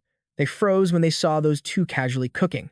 Everyone was stunned speechless. Yun Chen ate and offered. Anyone want to join? You gotta bring your own bowls and chopsticks, though. I didn't bring extras. They started getting pissed at the two of them. This is too much. We've been stressing out every single day, and he's just sitting there eating hot pot. Are we even in the same tournament? Is there no justice? Seeing Lu Miaoling enjoying her meal so carefree really ticked them off. Especially that Lu Miaoling. Looks like she's on vacation, not in a competition. She heard them, rested her chin on her hand, and teased. It's not a vacation, it's a date. Their eyes bugged out. Is there a difference? Damn it. As expected of Illusory Dragon Kingdom's top genius, she brings a trophy boy along and still lives the good life. The gap between us is just too huge. Suddenly, the teleport exit glowed with blue streaks, grabbing everyone's attention. She and Yun Chen stood up. Time to go. Huge stone pillars started popping up around them. Next thing, everyone stepped in. They warped back to the arena. Assistant Edward invited the contestants into the back passage leading to the rest area. Staff will collect your recorders tonight. The top 100 loot earners will advance to the ring matches tomorrow. Yun Chen stepped up to ask a question. Does the teleport circle from the extreme cold ice realm only lead here? Assistant Edward replied, correct. This is a mandatory checkpoint. Everyone has to come here for recording. Thinking of Elgar's sinister eyes, he announced, good. I've got some major intel. There are dark disciples mixed into the qualifiers. They're led by Elgar from the Salatithanan Kingdom. Every dark disciple has a dual class. Assistant Edward was stunned. What? Dual class dark disciples? He laughed out loud, thinking dual classes didn't exist. The Holy Empire guards strictly and uses divine artifacts to strip disguises. How could dark disciples possibly sneak in? That's ridiculous. Unbelievable joke. Yun Chen's face went dark and he frowned. Do I look like I'm joking? Just arrest them and check their IDs. Assistant Edward's face turned ugly, sweat rolling down his temple. He craned his neck to argue. If there really are dark disciples, better to kill the wrong person than let one go. But how do you expect me to believe you? Arrest people, just on your word? He smirked confidently. Relax. I came prepared. You'll see soon enough. Suddenly, Assistant Edward shouted for calm. Silence fell. He slowly announced that contestants needed to queue up quietly for recording to pass through. Thud. Damn it, what the hell is this? A scream suddenly grabbed everyone's attention. Damn you, get off me. Assistant Edward looked up from his clipboard. He said sternly. Who's causing a scene? You want to fight? Do you want to be disqualified? Suddenly, thorny flower demons sprouted from their bodies. A giggle echoed. Several contestants in the world round were horrified as thorny vines climbed up and wrapped around them. How is this happening? Is it a branching skill from a plant monster? Get off. Assistant Edward shouted at those contestants. You dare summon monsters in the main city? Assistant Edward pointed an accusing finger. These three contestants are acting suspicious and disturbing the peace. Arrest them all and take them in for interrogation. Subordinates rushed at them with batons. That night, in a high-end room, he sat back in his chair, holding a glass of wine. An assistant reported, Grand Commander, after the interrogation, we've confirmed those three are dark disciples, and they all have dual classes. He tilted his head, surprised. That is indeed terrible news. Assistant Edward looked up and explained, Luckily, we found out early. Next, we just need to catch their leader, Elger. Whatever plans the dissent organization has, they'll be stopped. Edward held his wine glass, turned his head, and said casually, Do as you said. I'll arrange for people to handle it. You discovering the Dark Disciples in time is a huge merit. His face looked deep and calculating as he continued, Maybe we should have a drink to celebrate. Meanwhile, Lu Miaoling laughed so hard Yun Chen felt a bit awkward. She sat on the chair, chin in hand, and praised him, Junior, you're truly wicked. Specifically, ordering the thorny flower demon to leave seeds on them. I heard those three got arrested. We're safe for now, he replied absent-mindedly. Just wanted to make sure. If nothing goes wrong, Elger won't be able to compete tomorrow. By the way, Prez, how are you doing? Is the curse gone yet? Lu Miaoling covered her face, totally bummed out. Nah, I looked all over the main city. Every support player above Tier 3 is tied up saving people. She flashed back to seeing those players wrecked in hospital beds mostly from the powerhouses, even the top seeds from the 5 great nations. They were barely breathing. The lucky ones got hit with curses and can't fight. It's a total mess. Lu Miaoling raised her hand, dead serious. Lots of people are critically injured. I bet the death toll isn't low either. The Holy Empire just claims the competition was intense and casualties are normal, but this kind of carnage, totally unheard of in previous tournaments. Yun Chen's gaze turned icy. It's definitely the dark cultists. But what's their play here? Just killing geniuses from other countries? That doesn't feel right. Whatever. Their little scheme ends now. She showed him the item in her hand, grinning to hype him up. Little Junior, my run is over. If I go out there, I'll just embarrass the Black Dragon Nation. Take my points and grind hard for the both of us, okay? Yun Chen took it, checking it out. I'll give it everything I've got. The next day, the stands were packed. Assistant Edward stood on the high platform, hyping up the crowd. Welcome to the arena, everyone. After a brutal qualifying round, we've picked out the top 100 geniuses. He threw his arms out, full of energy. Today, these 100 prodigies are entering a hardcore arena battle. As always, this showdown is being live-streamed globally. As the World Tournament contestants marched out looking fierce, Edward shouted, Next up, let's get the players on the field. Give it up for them. Back at Dongyun Academy, teacher Zhang Sheng was crying his eyes out. I never even dreamed of this. A student from our school actually made it to the global championship. Yeah, being his homeroom teacher is a total honor. Another teacher clenched his fists, grinding his teeth in jealousy. It's all thanks to Yun Chen. His status skyrocketed. He's the dean's favorite now, practically on par with the vice principal. Damn it, why don't I have a student like that? Another teacher just sighed. Over at Jiangnan University, the final match kicked off. Our Jiangnan student is on the world stage. Come check out the hype. Someone was hustling snacks. Get your grilled corn and cola combo. Only 1 school credit. Yun Tang bragged to everyone. Look, that's my big bro. The guy fighting is my brother. He's the GOAT. At Nico's house, Yun Chen popped up on the screen. Her mom teased her. Didn't think my daughter was into fighting tournaments. Kinda weird, huh? Is that the guy who got your necklace? Not bad. Nico blushed hard hearing that. She turned away, acting shy. Mom, quit talking nonsense. Just watch the match. I'm just analyzing how the pros fight. I'm totally not watching because of him. Back in the arena, Edward announced the players were in. All the world contestants looked forward, waiting for him to drop the qualifier results. As usual, we're revealing the point rankings from the qualifiers. Edward pointed to the big screen so everyone could check out the standings. The scoreboard lit up. Salati Tanel, Holy Empire's Lucy, Black Dragon Nation's Yun Chen, White Eagle's Omar, Northern Bear Empire. The crowd went wild. What the hell? Princess Lucy is only second. Who's number 1? Some nobody from a country I've never heard of. Where's the top seed, Lu Miaoling? How did some trash from the third-rate Black Dragon Nation get up there? Is this rigged? Lu Miaoling glared, gritting her teeth. Elger is still on the list. What are the organizers doing? Did they not catch that he's a dark cultist? No way. Elger sneered at the chaotic crowd. Freaking out over something this small, the real horror show is just starting. Yun Chen looked at him, face dark, deep in thought. He frowned, worried. If he's still here, There's probably only one reason. I really hope I'm wrong. Edward kept hyping up the crowd. For this round, we're doing random group battles. The higher you rank, the more resources your country gets. Now, I declare. The second round of the Global Championship officially open.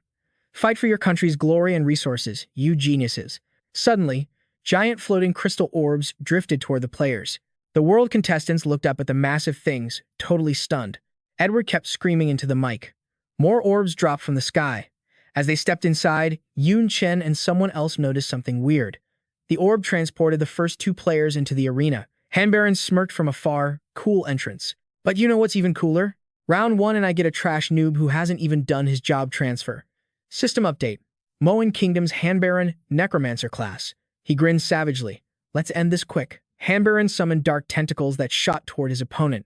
They grew longer and longer, while skeletons surrounded him. The system popped up. Summon Skeleton Soldier, Summon Undead Knight, Summon Skeleton Archer. Yun Chen got swallowed by the dark pool from his attack. Ending this quick sounds good to me. Suddenly, his eyes glowed red, and he dashed straight at them. Hanbaron was shocked. What? Shadow Step? Shadow Assassination? He realized, damn it, he's using my monster's shadows to move. Hanbaron frantically scanned the area for Yun Chen. Where is he? He's hiding in one of the shadows. Suddenly, a sharp blade pressed against his neck from behind.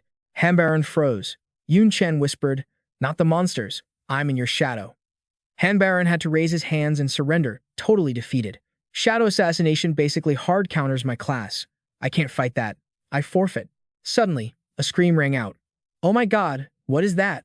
How is that guy using multiple classes? Does he have dual class skills? Yun Chen and Hanbaron turned to look, totally confused. The audience froze, staring at a sphere covered in dark energy. Someone gasped, how? Does the legendary dual class actually exist? The guy's jaw dropped. No way. Absolutely no way. On the other side, Elger was floating in the air, looking all skinny. He held a giant blade, surrounded by dark energy. His opponent down below was ready to fight, dark power swirling around him like tornadoes. Elger exhaled, satisfied, then laughed like a maniac.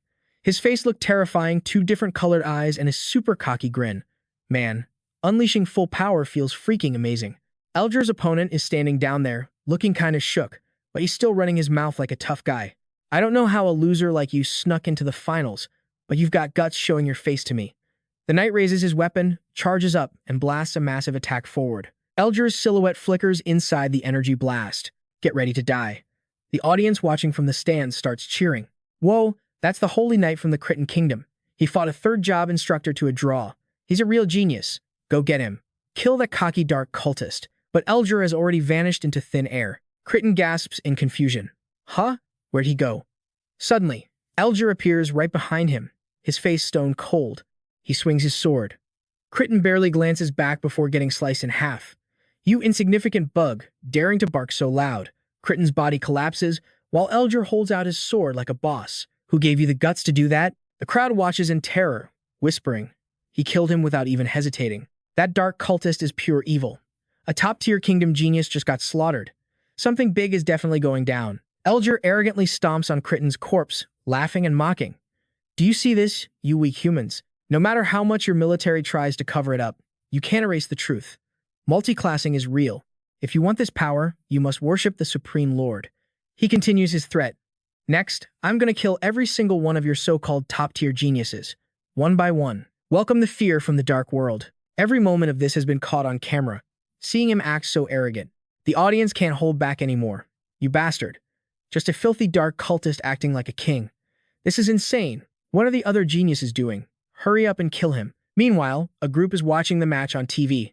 One of them shouts angrily, that annoying punk, but the older guy in the middle stays calm. Don't worry. Our nation's genius will handle it. Let him have his moment for a little longer. The masked guy next to them is deep in thought too. Dual classes really exist, and they look super strong. If I get the chance, joining them might not be a bad idea. Damn it, how can I even think about betraying humanity? Conflicting thoughts keep flashing through his mind, but it seems he's already tempted by Elger's power. Only one thought remains. Getting a second class is just too tempting. In the control room, the bald guy stands up in a rage and screams, Damn it, how did things end up like this? What are you standing there for? Shut it down. Watt slowly stands up. It's too late. Elger has already declared war on all of humanity. At this point, Cutting the feed will just cause unnecessary suspicion. The bald guy nervously suggests, then let's just hope this plays out in our favor. If he actually takes first place, everyone loses faith in the future, and morale tanks. Edward stares ahead. I'm afraid that's exactly what the Advent organization wants. They're using this tournament to announce dual classes to the world, causing panic and recruiting anyone hungry for power. The bald guy panics even more. So what do we do? Edward calmly suggests. Why not let him keep competing? We have the strongest princess, Lucy. She'll handle everything. Back to Elger. He's laughing arrogantly and mocking everyone. Weak. Weak. You're all too weak. Elger has sent every opponent straight to the afterlife. No one who fights him survives. He steps onto the body of a big guy lying motionless on the ground. That was one of his opponents. He spreads his arms and sneers. These are the geniuses you talk about. They're all pathetic. The audience is terrified again, voices shaking with fear. Akhmer from the White Eagle Empire, Glovieski from the Northern Bear Empire. They were top-tier geniuses, and Elger killed them all. That guy doesn't just have hidden class skills, his stats are unbelievably high. Can anyone actually beat him? Lu Diaoling stands in the back, fuming to herself. If only that bastard hadn't used the preliminaries to wipe out the threats, it wouldn't be this bad. If I was still in peak condition, I could step in there and crush him right now. She clenches her fist, shaking with pure rage at Elger. Damn it! Elger rests his hand on his sword, stuck in the ground, taunting. Who's next? Who's the next one to throw their life away? This isn't enough people for me to kill. Suddenly, a swirling black tornado appears behind him. He glances back. It's Lucy. She looks at Elger and smiles mockingly. Long time no see, Elger. You're just as detestable as ever. The crowd below finally sees a glimmer of hope. Oh. She's finally making her move. The strongest genius of the Holy Empire, one of the favorites to win it all. Princess Lucy. Come on, princess, kill that maniac. Lucy doesn't rush to attack. She gently touches her chest. Ah, I can feel it. This is everyone's expectation of me. So intense. Dark energy starts oozing out from behind Lucy. She mutters, it feels so heavy. A massive pair of black wings forms behind her, making her look like a fallen angel. Let me answer you. The crowd starts whispering again. Rumor has it that when Princess Lucy was born, there was a miracle. She was favored by God and has the power of an angel. Someone stares at Lucy's wings, confused. Black wings? That doesn't feel right. Isn't her class supposed to be an angel? A woman in the crowd hears this and speaks up. You foreigners only know the surface-level stuff. It was like that at first. But one time, when the princess was out, she got ambushed by dark cultists and was in serious danger. She continues. To protect her servants, the princess willingly gave up her holy class. She corrupted herself. Lucy raises her head high. Spreading those black wings, she became a fallen angel. Black tears stream from her soulless eyes. She accepted that evil, immense power just to save everyone. The woman is so moved she starts crying, creeping out the two guys behind her. She is definitely going to win this tournament. The princess is truly great. Only someone as noble, elegant, and strong as her, who saved her servants like that, can stand up to Elger. The man behind her points at the arena, noticing something. Speaking of fighting Elger, I actually spotted someone else who's really dangerous. Everyone's so focused on Elger that they forgot about him. In an arena covered in smoke and dust, that's probably where Yun Chen is fighting. Just like Elger, he hasn't lost a single match yet. Plus, the speed he's wiping the floor with people, it's right up there with Elger. Heck, might be even faster. He's the rep from the Xuanlong Empire. Yun Chen looks totally ice-cold on screen, turning back to stare at that jobless drifter. Then the MC starts shouting, all hyped up, here it is, it's happening. The Holy Empire's strongest prodigy, the goddess-blessed warrior versus the dark disciple. This is basically the finals right now. Lucy and Elger are squaring off, surrounded by the bodies of all the losers he just wrecked. The MC's voice booms out again. Feast your eyes on her magnificence. Princess Lucy carries all our hopes. She's gonna execute this dark scum for sure. The crowd goes wild, chanting, kill him, show him how stupid it is to betray humanity. If you can't even kill a dog of the dark world, how are you gonna beat the demon spawn? Elger hears the trash talk, digs in his ear with his pinky, and scoffs. So noisy. Seriously, how many of you do I gotta kill before you all shut your traps? Lucy's already floating in the air, giggling like she's pleased with herself. Hee hee. She clasps her hands under her chin, smiling. To her, all that screaming sounds like beautiful music. Suddenly, she snaps her black wings forward. Black feather. A ton of dark feathers shoot out, ripping through the air. Elger doesn't even bother blocking. He just pops a skill to dodge. Phantom Flash. Lucy's attack is insane. That single move just shredded the arena floor. She smiles, calling him out. During the qualifiers, you used dirty tricks to wipe out the top geniuses. If they were still here, do you really think you could act this cocky? She pulls her wings back, charging up for the next hit, but keeps yapping. But you only killed the weaklings. Lucy flaps her wings, whipping up a tornado that traps Elger right in the middle. She throws in a warning, don't get too full of yourself. From the outside, the tornadoes swallow the whole stage. You can only see her silhouette flying above it all. The crowd is going nuts. That skill is terrifying. Even a third-class expert probably couldn't handle that. As expected of Princess Lucy, she's a beast. That scumbag is definitely shredded meat by now. Ha ha ha. Lucy waves her hand, and the tornado vanishes. The arena is wiped clean, nobody's there. But she looks down, shocked. Elger's gone. Did he dodge it? No.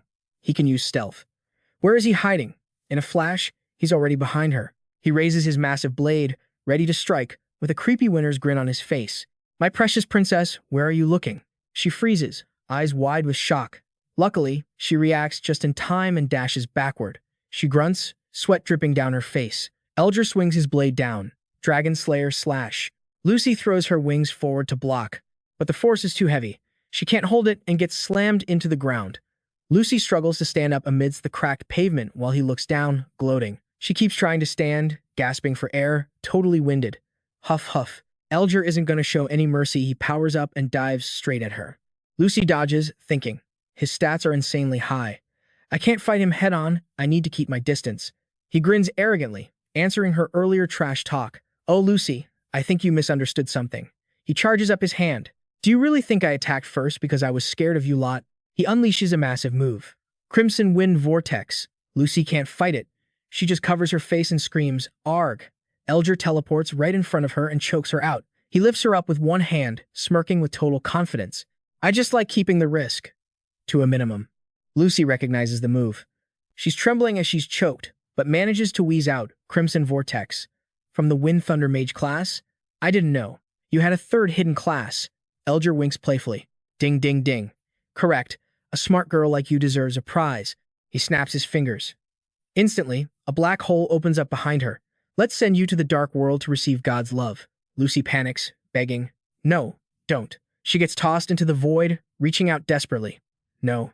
Once she's gone, the black hole seals up and vanishes. Everyone watching just loses all hope. They're sweating bullets, totally terrified. Elger mocks them. Why so quiet? Weren't you guys super hype a second ago? Say something. The crowd isn't talking big anymore. They're all shaking. How did this happen? Princess Lucy lost. And she got sent to the dark world. I can't even imagine the torture she's going to go through there.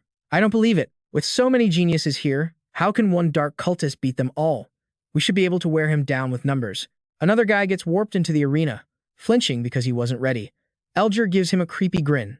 So, you're my next victim. The guy instantly turns tail and runs, crying his eyes out. No, I forfeit. It just teleported me here automatically. I don't want to fight. I don't want to die. Let me out.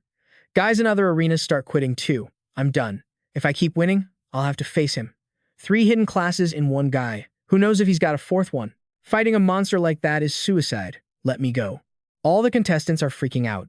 Even Princess Lucy couldn't beat him. What chance do we have? Some are covering their faces, too scared to even look. It's hopeless. I don't want to die. Teleport me out. Most of them are cowards, shouting without hesitation. I quit. I want to forfeit. Elger throws his head back, cackling like a total psycho. Haha, geniuses. This is humanity's best. Pathetic. Everything is being live-streamed to the whole world. His demonic voice echoes everywhere. People watching are falling into absolute terror. Rumors and panic are spreading like wildfire. Princess Lucy lost.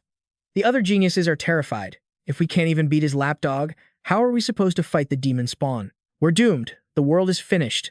But then, someone notices something and points. Wait, look, there's one guy who's not scared. He's actually walking onto the stage.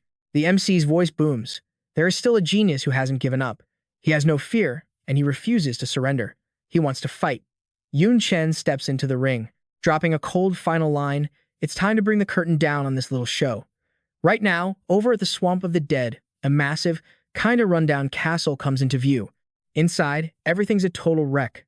Sitting on a chair, legs crossed and looking chill as hell, is Xia Qingcheng. She's got 2 servants by her side, while 3 guys are kneeling down below, hands tied. The dude in the middle looks like the boss, wearing a nasty scowl, while the two lackeys next to him are too scared to even breathe. Finally, Xia Qingcheng breaks the silence. Hiding your HQ inside monster territory. No wonder it was such a pain to find. Back in the Xuanlong Nation, the military has already wiped out every single base belonging to your little dissent organization. I've wrecked this place too. So, got any last words? He roars in fury, Xia Qingcheng. Didn't you retire ages ago to become some university professor? Why are you still coming after us? That's Elvic, the Grand Commander of the Dissent Organization. Xia Qingsheng replies without missing a beat. Who says a university professor can't catch a few rats, especially the big, fat ones?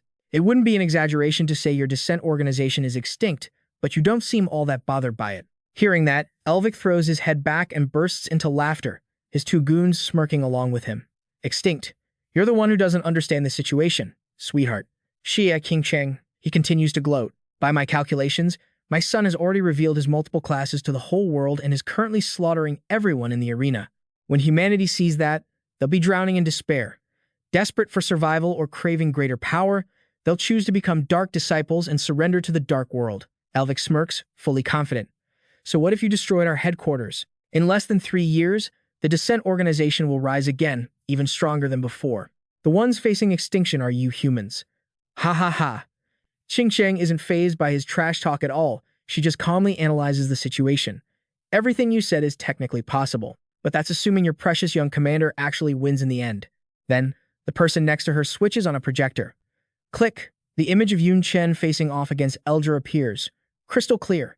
Qingcheng states with absolute confidence, too bad he's about to face an insurmountable mountain. Scene change to the arena. Yun Chen's expression is dark, his posture tall and unyielding. Seeing him, Elger sneers, Yun Chen, I gave you plenty of chances to live, but since you're so eager to die, come on, I'll grant your wish. As he speaks, Elger points his blade straight at Yun Chen. Unafraid, Yun Chen takes a step forward. Is that so? Funny, I don't recall that. He stomps hard on the ground, and in a flash, he teleports right behind Elger. In his arms, he's holding the body of a critically injured person. Is this what you call mercy? Elger spins around in a panic, staring at him. When the hell did he get behind me? Yun Chen ignores him completely and moves the defeated contestant out of harm's way. It's true, these participants aren't as strong as you. But they never surrendered. They fought you until the very last moment.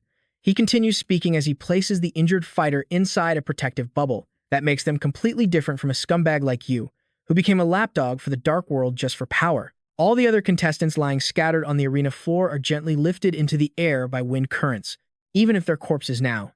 He uses the beginner martial artist skill, Mini Tornado. They're carried out to safety. Yun Chen's voice remains steady, defeated, but glorious. The crowd below starts buzzing. That guy is Yun Chen, right? They say he has no international rep, but he seems built different from the others. If it's him. Maybe he can actually beat that dark disciple. Seeing this, Elger speaks up, his voice dripping with arrogance and contempt. Looks like he's given those humans a glimmer of hope again. But me. His eyes turn ferocious. I absolutely love crushing that kind of hope. He lunges forward with full force, activating the Dragon Slayer skill, Crimson Charge. Meanwhile, Yun Chen stands his ground, totally chill, as Elder's attack comes rushing in. He slashes down hard, but hits nothing but thin air. Surprise, he thinks to himself, again, he just vanished into thin air. Yun Chen instantly appears behind him, coldly swinging his spear. It's normal to be shocked. After all, every dark disciple who's ever seen this move is basically dead. Fusion skill, Lancer's Sweep combined with Berserker's Rage Strike, followed by Explosive War Spear. And you're no exception. The attack slams straight into Elger before he can even react. His body warps upon impact with the spear, and he gets sent flying across the arena. Showing no mercy, Yun Chen follows up with a fusion skill, Mage's Fireball and Shaman's Drifting Wind. A blue tornado shoots out from the staff in his hand, barreling straight toward his opponent.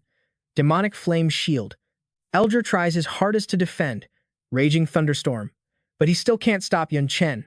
He gets swept straight up into the air. As the blue tornado closes in, Elger can only stare wide-eyed, thinking in panic, how is this happening? The attack smashes into him, leaving him defenseless. His body free falls after the hit, terror filling his heart. My high stats plus my hidden class skills. And he broke through head-on. He successfully lands safely, face first. Yun Chen leaps high again, driving his spear down toward the battered Elger on the floor. But what he pierces isn't the real body. He's slightly surprised. Phantom. Instantly, Yun Chen is surrounded by multiple clones of Elger. An observer below yells out, "It's that move. The Phantom Hunter's multi-phantom." Princess Lucy lost because she couldn't tell what was real, wasting her skills on the phantoms before the main body took her out. He has to be careful. The clones fly in a high-speed circle, creating a vortex that traps him inside. Elger mocks him, "Kid, feeling stupid yet? This is the true power of a Phantom Hunter." In an instant, all the phantoms rush toward him. You won't even know how you died. Yun Chen calmly switches weapons. Fusion skill. Fighter's 1-inch punch and martial artist's ice fist. Frozen cloud strike. One hit, and he flattens his opponent into the ground. Standing over the motionless Elger, Yun Chen declares, "At least I know exactly how you're gonna die." From a distance, smoke rises from the center of the ring right where Yun Chen just beat Elger to a pulp. The audience below is stunned. Holy shit. A total knockout. That Yun Chen guy is insane. That dark disciple was like a toy to him. He's probably dead. Suddenly, someone notices something wrong and shouts, "Wait, no, he's still alive." And sure enough, steam starts rising from his injuries, and the wounds are healing at a crazy speed. Yun Chen looks down, watching closely. His wounds were almost fully healed. Elger shot Yun Chen a mocking look and sneered, "I've got the blessing of one of the 72 demon lords, you loser. My body is immortal. A scrub like you can't kill me." But barely a second later, he got hit with another shock, eyes popping out of his head. Yun Chen didn't give a crap about his trash talk and just kept attacking. Martial artist, shatter step plus fighter, stomp. He stomped down so hard on Elger that the ground exploded, cracking into massive chunks. You could tell just by looking that this move was insane. "I'm gonna stomp you into mush." He went totally crazy with the stomping. Elger's face was getting flattened into the dirt, but he was still grinding his teeth in rage. His black eyes went wide, glowing with a gold streak in the middle.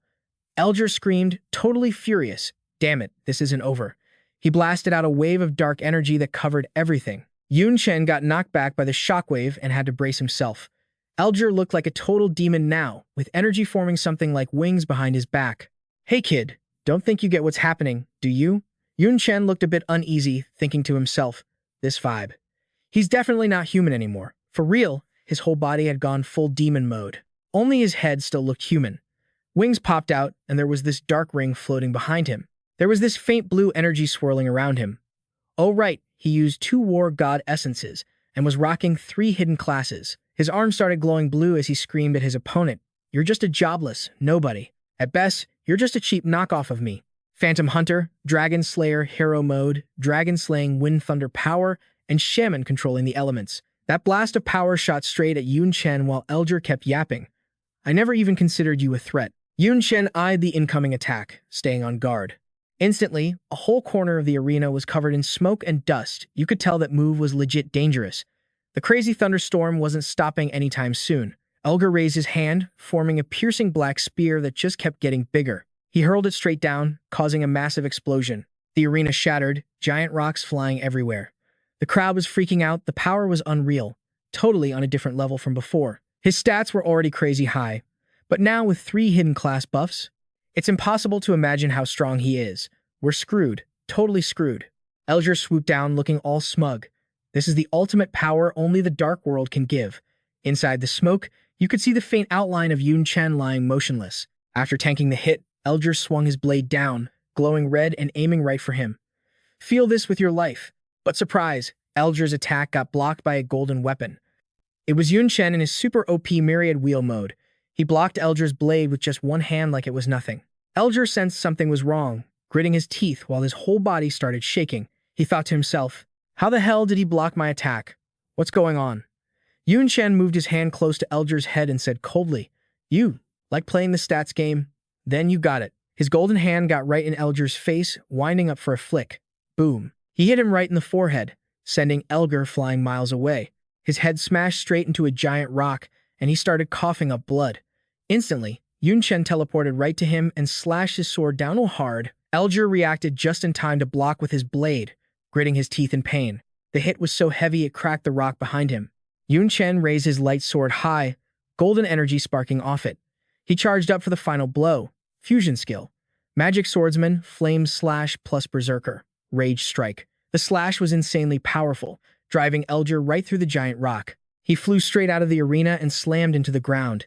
The audience dropped their jaws, gasping. Holy crap, that arena was specially built for the championship finals. Even a tier 3 powerhouse would have trouble scratching it, and they just destroyed it. These two were absolute monsters. But Elger was tough as nails.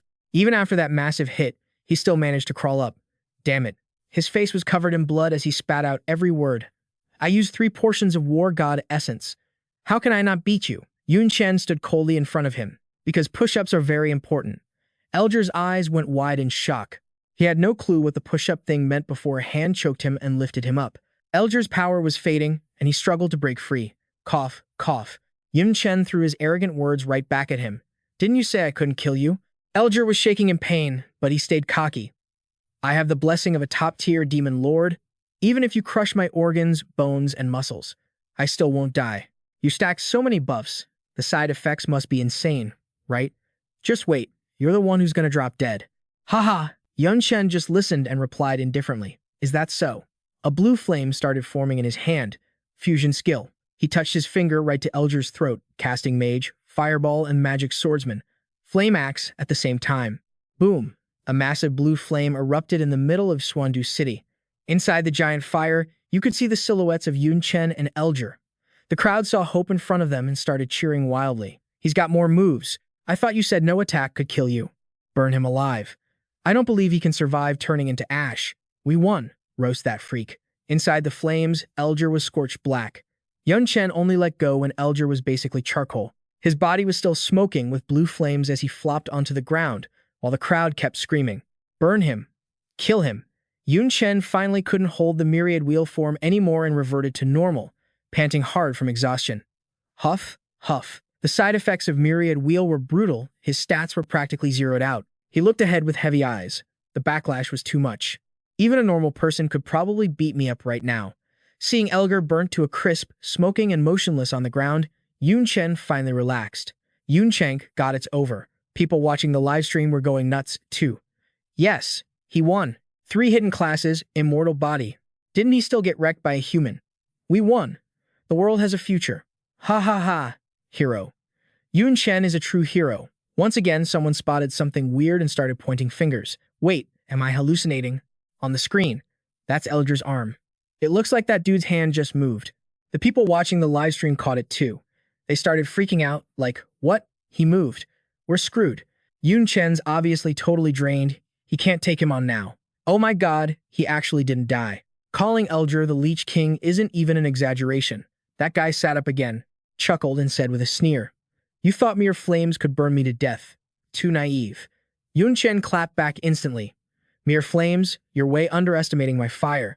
Even though he was super weak, he patiently explained, at the very least, it's an S-tier existence with a special soul-burning effect. So what if you're immortal? Elger started feeling dizzy, totally blindsided by Yun Chen's words. You bathed in that fire for so long, your soul is pretty much toast. His eyes rolled back, and his body gave out, collapsing. Damn it, my consciousness is fading. He looked totally shocked. Is this what death feels like? His vision was closing in, about to kick the bucket, but he still wanted to drag his opponent down with him. I might die, but I absolutely can't let him live. Otherwise, sooner or later, he'll bring disaster to the dark world. Lu Miaoling, standing in the stands, felt something was wrong and screamed in panic. This isn't good. He struggled to raise his arm, mumbling nonstop, Demon Lord, please accept my final sacrifice. A black hole started appearing behind Yun Chen. Elger's arm was shaking as he poured his last bit of strength into this move. Reverse gate, lock. Yun Chen recognized it too. God Flash. He turned back heavily, thinking. His dying move was within my calculations. My remaining mana is enough for 1 God Flash. Suddenly, a mark was carved onto his neck, and Yun Chen cried out in pain. Humph. Arg, damn it. He grabbed the mark on his neck, frozen in place. The black hole was forming and closing in. That bastard locked his soul-chasing mark on me. Once cast, it won't stop until the target is dead. I'm screwed. Can't dodge it. A hand touched his face. It was Lu Miaoling. She pulled Yun Chen away from the black hole. Junior. The black hole was getting bigger by the second, sucking in everything it touched. She stared at the scene in horror. Too dangerous. We almost got hit. Yun Chen turned to warn her. President, you shouldn't have come here. My soul-chasing mark has been triggered. This skill. The black hole flew up high, aiming straight for Yun Chen. His voice remained steady. Sure, hit. The black hole swooped down, sucking Yun Chen and Lu Miaoling inside, leaving a massive crater on the ground. The crowd below gasped in terror. Look, Elger was fading away, but he still had that winner's smirk on his face. So what if you're strong? In the end, I still won. His head started disappearing too, but he still tried to scream out one last sentence. What kind of ending does a human get in the dark world? Do I even need to spell it out? Wait to get torn to shreds by Lord Demon Descendant. Ha! Then he completely vanished. Even though Elger was defeated, no one could celebrate. Damn it, we clearly won. That hateful dark believer couldn't win, so he played the sacrifice card. So annoying. An elf girl anxiously placed her hand on her chest. Why did it end up like this? A vein-popping hand slammed onto the table. It was Principal Yi Anfu. He roared in anger. Bastards. What are the organizers doing? Why did the rank 4 powerhouses just sit there the whole match? Where's the person in charge of controlling the arena? Are they all dead? We shouldn't have let them participate in the first place. Then a girl ran in, panicking. Principal. Bad news. Inside a massive sphere, there was a silhouette of a person. The girl continued reporting. The time flow in the academy square suddenly went haywire. The trees and architecture around it all started rotting and weathering. A lot of students got caught up in it. Inside the sphere was Yun Tang, Yun Chen's little sister. Her eyes were wide open, and she was unconscious. Tears were streaming down someone's face as they screamed. Yun Tang's power has gone berserk. Students outside were yelling, "Run. Don't get close to her." I got too close earlier and half my body turned into an old geezer. Who the heck is that girl? From inside the sphere, she gritted her teeth and squeezed out, "Bro. Big brother." She probably lost control of her power after finding out Yun Chen got sent to the dark world. Back to Ching Cheng's side, Elvic was kneeling on the ground, cracking up and mocking them. Victory belongs to our descent organization in the end. The only genius who beat Elger is dead. Humanity will finally fall into despair. Her face was pitch black, and she didn't say a word to him. Little, you beside her transformed from an arm into iron chains. You still dare to laugh? The chains choked Elvic tightly, making him cough up blood. She kept threatening him. Try laughing again. Laugh. Keep laughing. Little Ling spoke up respectfully. Master, Mr. Yun. He.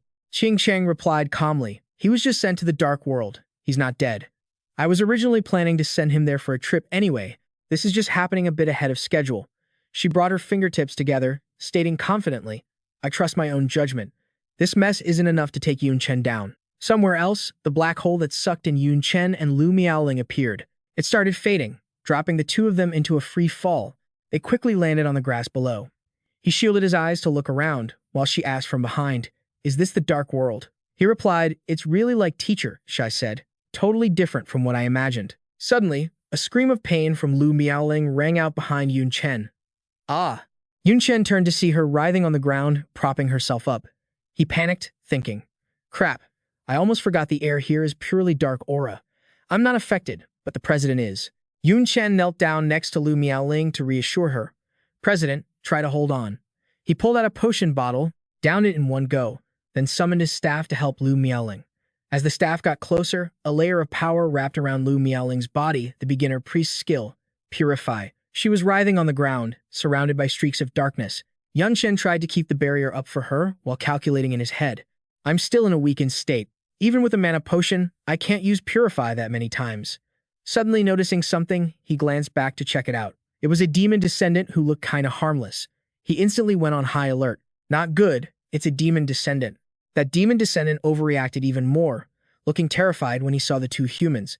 He immediately turned and ran. We're doomed.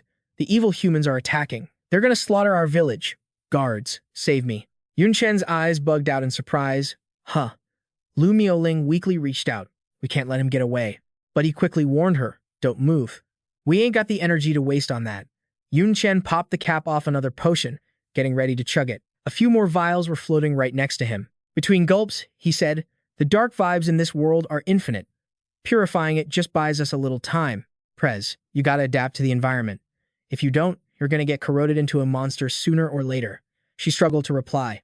I know. I'm working on it. Lu Miaoling bit her lip hard, shaking all over but staying tough. It's just a little bit of dark energy. Big deal. Then she suddenly sprang up. A blast of blue power exploded out, crackling with lightning. Don't you dare try to corrode me. Right then, a black tail sprouted from behind Lu Miaoling. She was back to full health just like that. Watching her, Yun Chen said, It worked. Lu Miaoling put her hands on her hips and explained, My last two elements are yin and yang, and since yin is kinda similar to this dark energy, it actually gave me a boost. But behind her, a whole army of demon spawn was swarming in. He stared them down. But it looks like we can't chill just yet. The demon spawn glared at the two of them and shouted arrogantly, "Lowly humans must die. Sacrifice their corpses to the god." Then they all screamed, "Kill." Yun Chen eyed them with some serious caution. These demon spawn aren't tough looks like just first or second transfer level, but my weakened state isn't going to wear off for another 30 minutes. Prez, you're dealing with a curse too, so fighting won't be easy. Before he could finish, Lu Miaoling grabbed his arm tight. In a split second, he was already on her back. 10,000 question marks popped up in his head. Huh. Lu Miaoling took off running and gave her final answer. Then obviously, the choice is not to fight. Hang on tight, Junior. He couldn't help but sigh. You really didn't hesitate to run away. Seeing this, the demon spawn chased after them, screaming, "Get them. Don't let them escape." Then they unleashed the Eye of Shadows. Since Lu Miaoling was carrying Yun Chen, dodging their attacks was seriously tough. Long-range attacks? Huh. Time to test my footwork. Junior, pay attention and don't fall off. Lu Miaoling glided through the incoming attacks, her hands gripping him tight. After running for a while, blood was trickling from her mouth. She'd clearly taken a bunch of hits, but she still bragged, Hey, perfect dodging. Your senior's got skills, right?" Yun Chen looked at her injuries and replied, "The only one who dodged perfectly was me. Look at you." Instead of answering, she just burst into a sprint, taking long strides and rushing forward. Lu Miaoling was starting to bleed out bad. Her whole body was covered in wounds. She grinned like she'd won a prize. "Haha, just scratches. Besides, we're at the finish line." Confused, he asked, "Finish line?" Lu Miaoling slammed her foot down to brake hard. Yun Chen hopped off, while Lu Miaoling swayed, barely able to stand. He looked at what was in front of them and asked in shock, "Prez, don't tell me you." She was wobbling but still mustered the energy to announce, "This is it. Took me all day to find this sweet spot." Suddenly, Lu Miaoling grabbed his wrist and threw him straight inside. "I don't have the strength to carry you anymore. Go hide in there and don't come out and mess things up for me." Yun Chen hit the ground, totally drained. A moment later, he sat up and started analyzing. Crap. The only advantage of this terrain is that if you guard the entrance, you're safe. But the downside is obvious. If Prez guards the cave mouth, she loses all her fighting space. She's got nowhere to retreat. He stared at his hand and made a judgment call. Right now, if I join the fight, I'm just dead weight. Weakened state lasts another 18 minutes. I just gotta survive it. Yun Chen shouted to Lu Miaoling, who was blocking the cave entrance. "Prez, if you can't hold them off, you have to run. Don't try to be a hero." She stood tall and promised confidently, "Haha, running away my style. Bring it on. Let's bet our lives on this fight." Smoke covered the cave entrance. Through the haze, Lu Miaoling stood fierce, facing down the entire demon spawn army alone. They kept firing off skills like Extinction Blast, Blood Claw, and Eye of Shadows. Lu Miaoling didn't back down, countering with Incineration. Her one move clashed against a barrage of theirs, but since she'd already taken so many hits, she was fading fast. Before long, she couldn't hold it back and coughed up a mouthful of blood. Damn it, this little bit of fire isn't doing jack squat. Inside the cave, Yun Chen worriedly called out, "Prez," but his logic stopped him. "No, I can't go out there. I'm just a liability right now. I gotta control myself until the weakness wears off." Guarding the outside, Lu Miaoling turned back and smiled to herself, satisfied. "That's my junior, all right." Didn't let feelings mess up his head. Smart move. She channeled her power, manifesting fox ears and a tail. Elemental magic drains way too much mana. I can't keep this up for long. Her eyes flashed red and her nails grew into claws as she made a firm choice. In that case, Lu Miaoling transformed into her half-fox form. I'll use a form better suited for close combat. Blood-weeping roar, sky, mysterious claw. The demon spawn, knowing no fear, all rushed into attack at once. Humans deserve to die. If we let them live, they'll just slaughter us. Kill her. Lu Miaoling shouted back furiously, "Don't you dare twist the truth. You demon spawn are the ones who deserve to rot." A chaotic brawl broke out as Lu Miaoling dove into the crowd of monsters alone, attacking like a maniac. But they had the numbers, and she was already hurt. One of them smacked her in the back, and then a barrage of attacks swarmed her. After a brutal beatdown, Lu Miaoling collapsed, gasping for air, looking totally drained. She thought to herself, getting trashed by a bunch of low-level demon spawn. It's really true that when a tiger falls, even the dogs pick on it. The demon spawn actually looked terrified of her power. Humans are terrifying. She's clearly hurt that bad. So how is she still fighting? Is she immortal or something? And with her strength, she could totally run away, but she's not doing it. Hearing that, the corner of Lu Miaoling's mouth curled up. She stated firmly, "Run? That's not gonna happen. I gotta protect someone who's actually amazing." Inside the cave, Yun Chen listened to her voice echoing back. I don't know how he does it, but that junior's potential is infinite. He gets stronger every single day. As long as Yun Chen keeps growing, he'll bring endless possibilities to humanity. Then, Lu Miaoling put her hand over her heart and declared loud and clear, trading my life for his, totally worth it. One of the demon spawn lunged forward, screaming in rage, keep dreaming. None of you are making it out of here alive. She acted tough, but the truth was, she was completely drained. Before passing out, she still managed to warn Yun Chen, Junior, I'm done for. You're smart. You'll find a way to stall until the weakness wears off. Then, the demon's massive blade came crashing down. Lu Miaoling squeezed out her final words. Guess our date is finally over. The demon roared, die. But suddenly, an arm blocked the blade, snapping it in half. Yun Chen's voice cut through, no. The date isn't over yet. Lu Miaoling was shocked and stammered. Junior, how? Is your weakness cooldown over? Yun Chen looked a bit ragged, but he still looked dope as hell when he answered. Nope, 3 seconds left. But 3 seconds is plenty. Invincibility S+. Immunity to all damage and crowd control for 3 seconds. The demon, holding his broken blade, freaked out and ordered his minions to attack. How is this possible? This kid's a freak. Get him. Kill him. The mob rushed in at once, screaming out their attacks. Kill him. Die, you human scum. Yun Chen's expression went cold. As he readied his strike, he muttered, Skill fusion. Countdown start. Blue flames gathered around his fist. Mage skill. Fireball. Fighter skill. Mach punch. 2, 1. Time's up. Yun Chen roared and threw the punch. Cloud-piercing demon flame fist. The flames instantly incinerated the whole pack, leaving nothing but screams of agony. Lu Miaoling let out a long sigh of relief. Phew, it's finally over. But Yun Chen pulled something out and said, not necessarily. Running into these demons was just bad luck. He rubbed a substance over the mark on his neck. But if I don't deal with this mark, their hunters will track me down. The substance blurred the mark, masking it. He looked into the distance. Besides, something over there caught my eye. A while later, at the cave where Yun Chen and Lu Miaoling had been hiding, a massive, powerful-looking demon walked up, trailed by a smaller minion. Colada spoke coldly to the one behind him. The soul-chasing mark's trail ends here. Are you sure a human was here? The minion dropped to his knees, shaking in fear.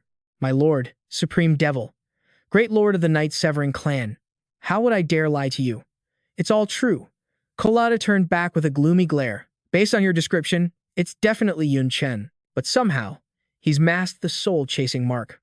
I could only track him this far. The minion quickly guessed. Did that damn human run away? Colada looked toward the towering mountains in the distance and muttered, Run. Impossible. That path leads to a dead end. He continued, that is the boundless forbidden mountain range. Legend has it, even the gods are forbidden from entering that land. No one can enter. Not even the 72 demon lords, let alone cross it. Colada stepped forward. They're trapped. A smug grin spread across his face, power radiating with every step. I just need to take my time catching up. The only thing waiting for them is death. Elsewhere, high up in the mountains, heavy breathing echoed through a crude shelter. Huff, huff. It was Yun Chen doing push-ups. The curtain lifted, and Lu Miaoling walked in, surprised. Wow, Junior, you're really dedicated. Even in the dark world, you never skip a workout. Yun Chen wiped the sweat from his face. Physical training is crucial. He knew that attribute points and skill points came from daily quests. He couldn't skip a single day. A quest summary panel floated in front of him. Quest, the championship. System detected, host achieved first place in the global competition, distributing highest tier rewards. Global champion rewards. S+ spatial soil, S-rank limit breaker stone, luck potion, blank blueprint. Finally got the championship rewards, he thought, studying the items on the screen. Spatial soil can create spatial artifacts or expand my inventory. It's powerful stuff. Big shots use it to build mobile fortresses. Teacher Jia's treasure vault was made with this stuff. And the limit breaker stone is straightforward. It helps equipment or items break through their grade limits to a higher tier. The luck potion explains itself. But this blank blueprint, I've never heard of it. Must be a system-exclusive item. The quality depends on the materials used. Meanwhile, Lu Miaoling felt like she was being totally ignored. Yun Chen was lost in thought. If I have high-tier materials, I could craft something insane. Lu Miaoling, feeling a bit awkward, called out, Junior, why are you spacing out? Let's eat breakfast. Yun Chen snapped back to reality. As they sat down to eat, Lu Miaoling sighed. Yun Chen, God, I kept some monster meat from the frozen realm in my inventory, or we'd starve. She picked up a piece of meat. She continued cheerfully. But seriously, it's a miracle you found this village in the middle of nowhere. Spiderwebs clung to the corners. It's a bit of a dump, she admitted, looking around. Looks abandoned for decades. But hey, Beats sleeping on the ground. While eating, Yun Chen brought up the past. Prez, didn't you find the competition weird? For a global event, the Holy Empire should have had fourth-turn powerhouses guarding it, but they did absolutely nothing. He recalled his fight with Elger, and the rules. Basic potions only, no food. Yet Elger managed to smuggle in a special cursed item. Even after I reported the Dark Cultist issue, he was still allowed to compete. He went to grab another piece of meat. If I'm right, then. Suddenly, Lu Miaoling tensed up. Her chopsticks flashed out, blocking his. Stop. Her voice dropped, warning him. I know what you're thinking, but we have no proof. It's just a theory. Right now, we just need to survive. Yun Chen sat up straight, his face shadowed, a smirk playing on his lips. Seems like you figured it out ages ago, Prez. You just don't want to admit it. Before the mood could get any heavier, she quickly urged, Eat up. We need to get moving. The two finished breakfast and left immediately. On the way, she softly called out, Hey, Junior. Standing before a towering mountain, Lu Miaoling asked curiously, This is your destination? I'm getting some seriously bad vibes here. Layers of towering mountains overlapped, creating a majestic natural scene, but crossing it looked like a total nightmare. Yun Chen looked up, sizing it up. But this is the only place we can go. Two humans suddenly popping up and slaughtering that many demons. Things are definitely going to get messy. They both turned back to look. The only thing waiting for them back there was death. Standing before the vast mountain range, his voice remained steady. I use a detection skill to scan the area. There's zero sign of life for 1,000 miles. With our current food stash, we can't go around. We've got no choice but to move forward. As the two stood on the cliff, Yun Chen suddenly voiced a concern. Plus, there's one thing bugging me.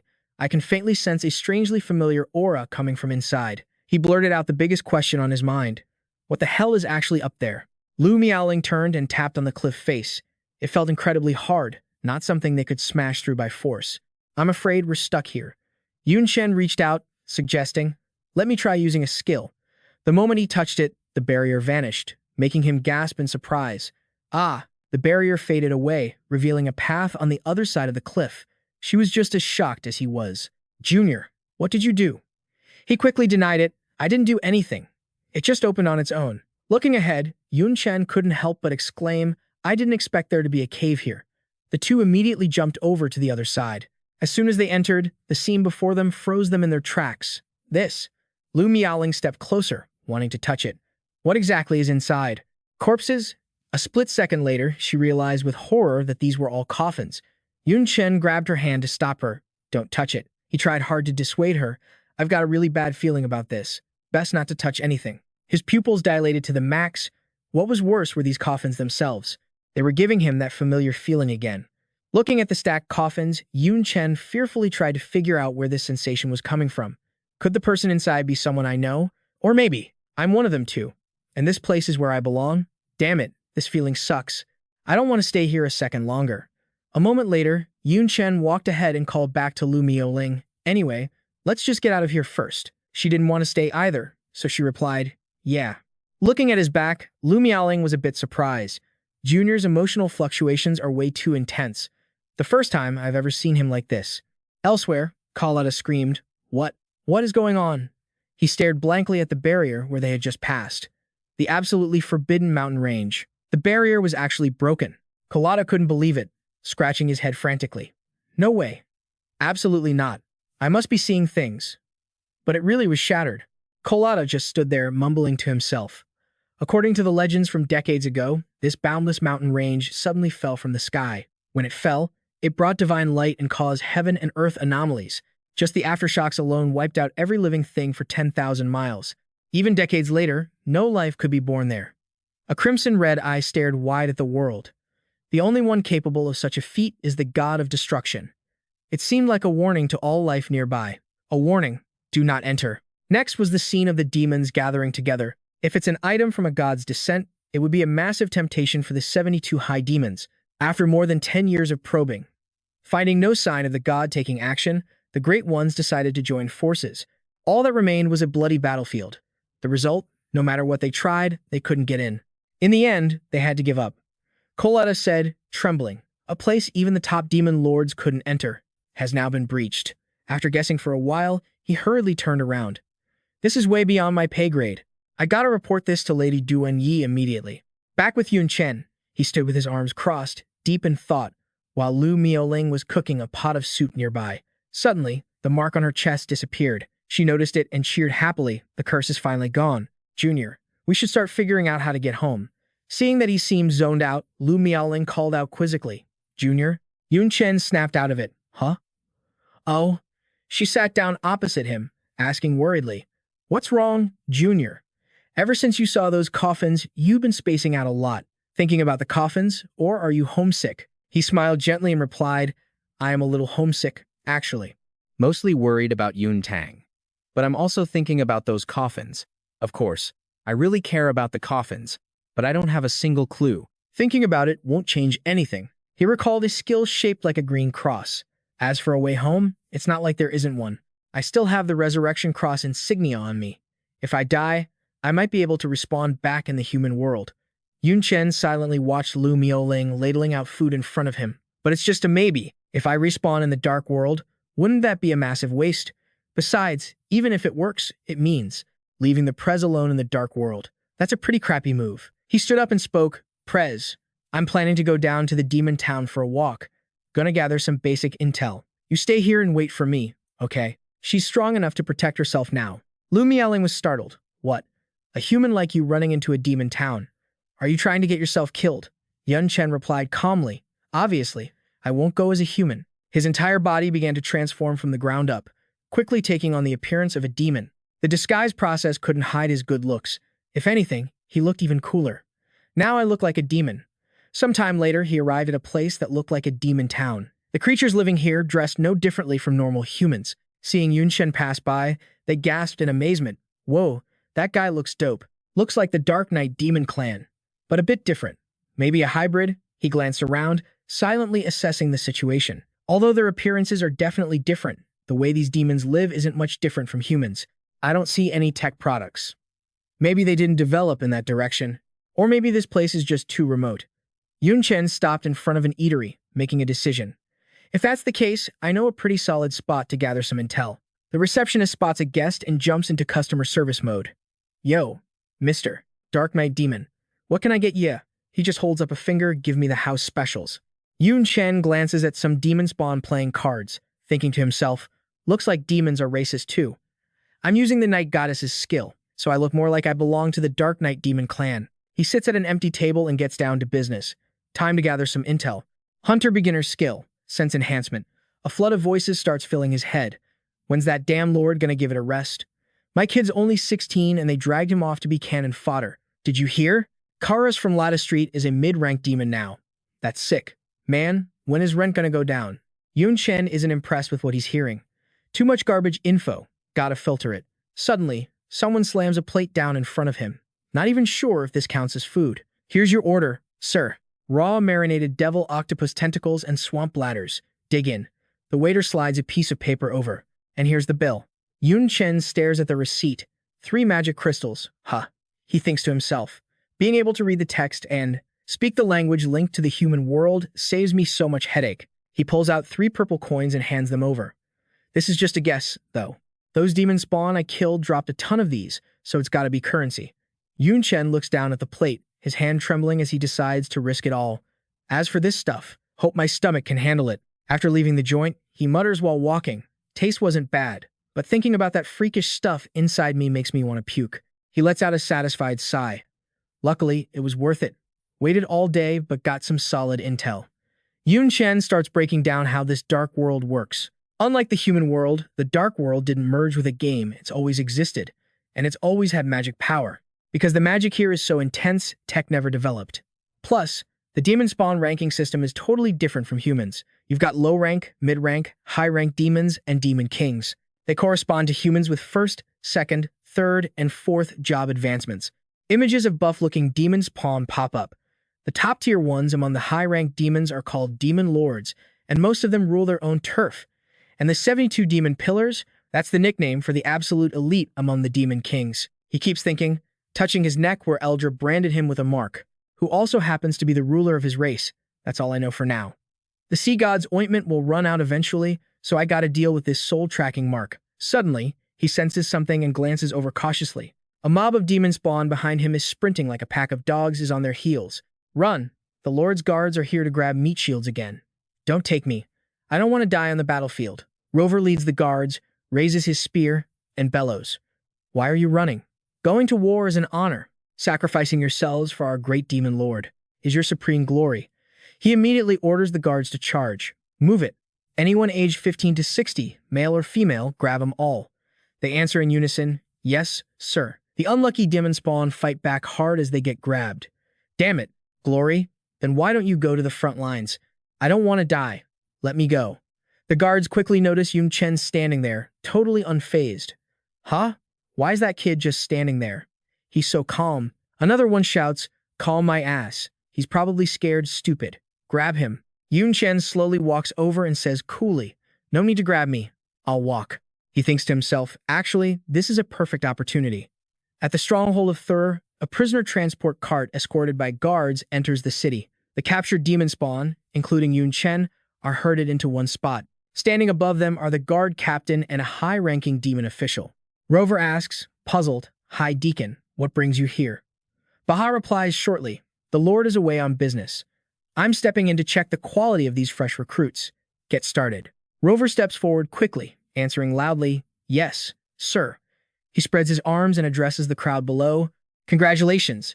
You graduated from being worthless commoners to brave warriors.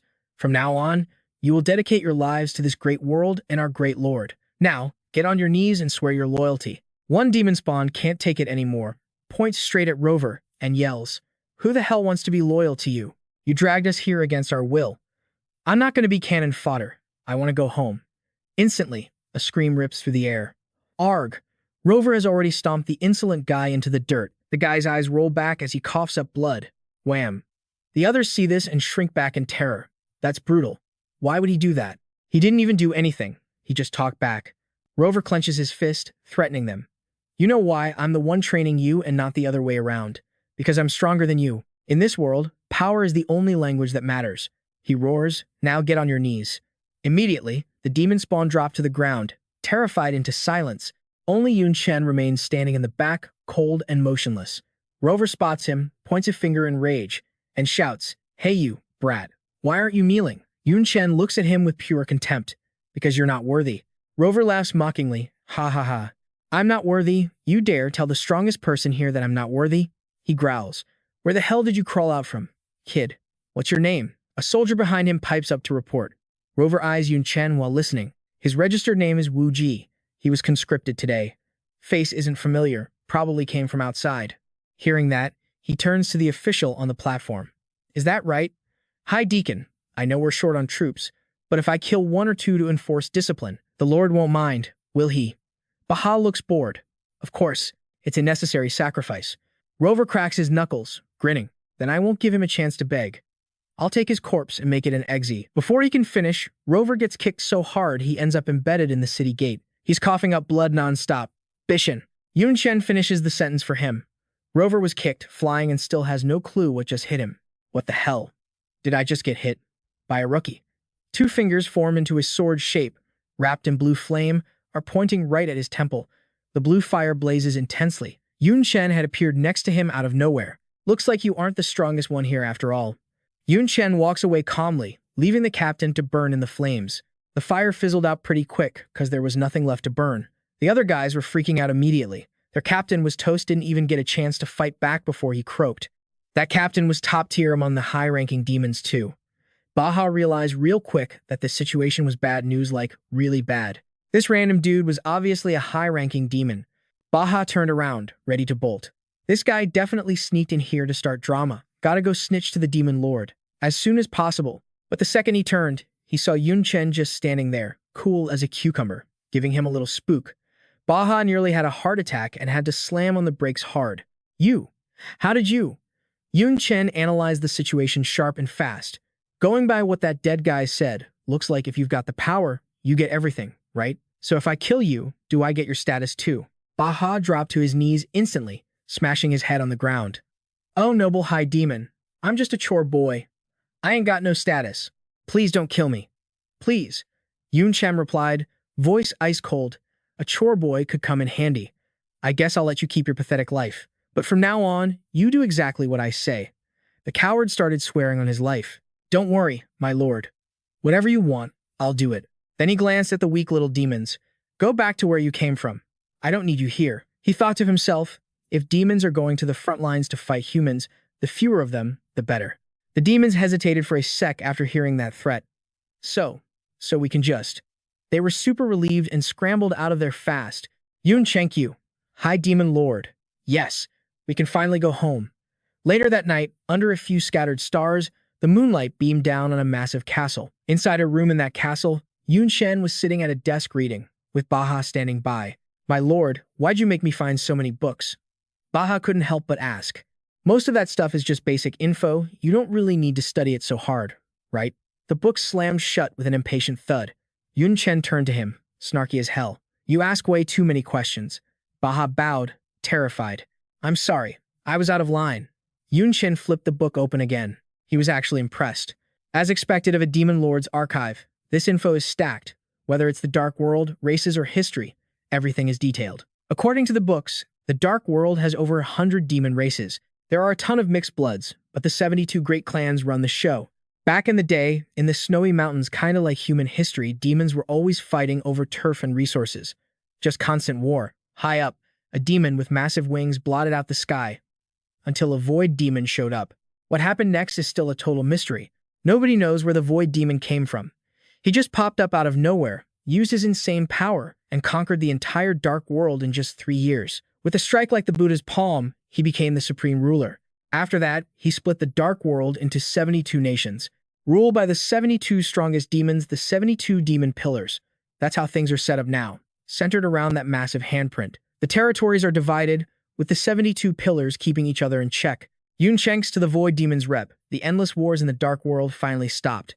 Time passed until 70 years ago, when creatures called humans suddenly showed up. They tore through space, invaded the Dark World, and started slaughtering demons. The demons fought back, starting a full-scale war with humanity. But Yun Chen noticed something weird. Wait, that's not right. From what I know, humans don't have the power to invade the Dark World. Just defending the borders on the front lines is hard enough for them. He traced the lines with his finger. This book is definitely fake news. But why? Then he saw a date that was way too coincidental. 70 years ago.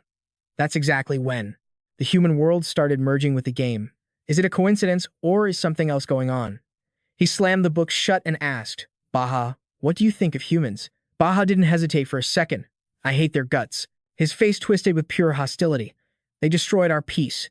And my best friend. Humans tortured him to death right in front of me. Yun Chen stood up calmly. In front of you? You mean there are actually humans in the Dark World, and you've met them? Baha nodded firmly. Of course. Humans do terrible things. Sooner or later, we'll wipe them out. Yun Chen finally got it. No wonder those weak demons were so scared of me when I first got here. Looks like the reality is way different from what I thought. I need more intel. The system panel popped up. Let me guess. New mission? The panel displayed a chain mission. Host meets requirements. Initiating chain mission. Phase 1. Become the Demon Lord. Reward. Massive EXP. Phase 2 was locked until Phase 1 was done. Yun Chen smirked, interested. Haha, now this is getting fun. I needed to boost my status to get more info anyway. He slowly walked away from the desk. Baha, what does it take to become a Demon Lord? Baha hesitated. Well, he was sweating bullets, his mind racing. Why is he asking that? Does he want to? Yun Chen let out a cold, scaring the life out of him. He spilled the beans immediately. First, you need the Dark Knight demon bloodline. Only those with that bloodline can become a lord. Yun Chen tilted his head. So, do I look like I fit the bill? Baha was sweating like a fountain. Yes, you fit. You totally fit. Aside from being a bit small, everything else about you screams pure-blooded Dark Knight demon. Yun Chen was satisfied, finally relaxing a bit. The Dark Knight Sanctus rules that clan. With my transformation skill, I should be fine. He asked again. What else? Baha made a chopping motion with his hand. Kill. You have to take out the current Demon Lord and steal his Demon King relic. Yun Chen walked down the stairs, looking thoughtful. Excellent. You served that lord for a long time. Maybe it's time for a change of management. The castle gates creaked open, the portcullis rising. Outside, a massive, fire-red bull marched in, carrying a throne on its back. Sitting on it was a muscle-bound demon holding a glass of red wine, Demon Lord Bodhi. As he passed the city guards, he felt something was off. What's going on? The guards seemed weird. Did something happen in the city?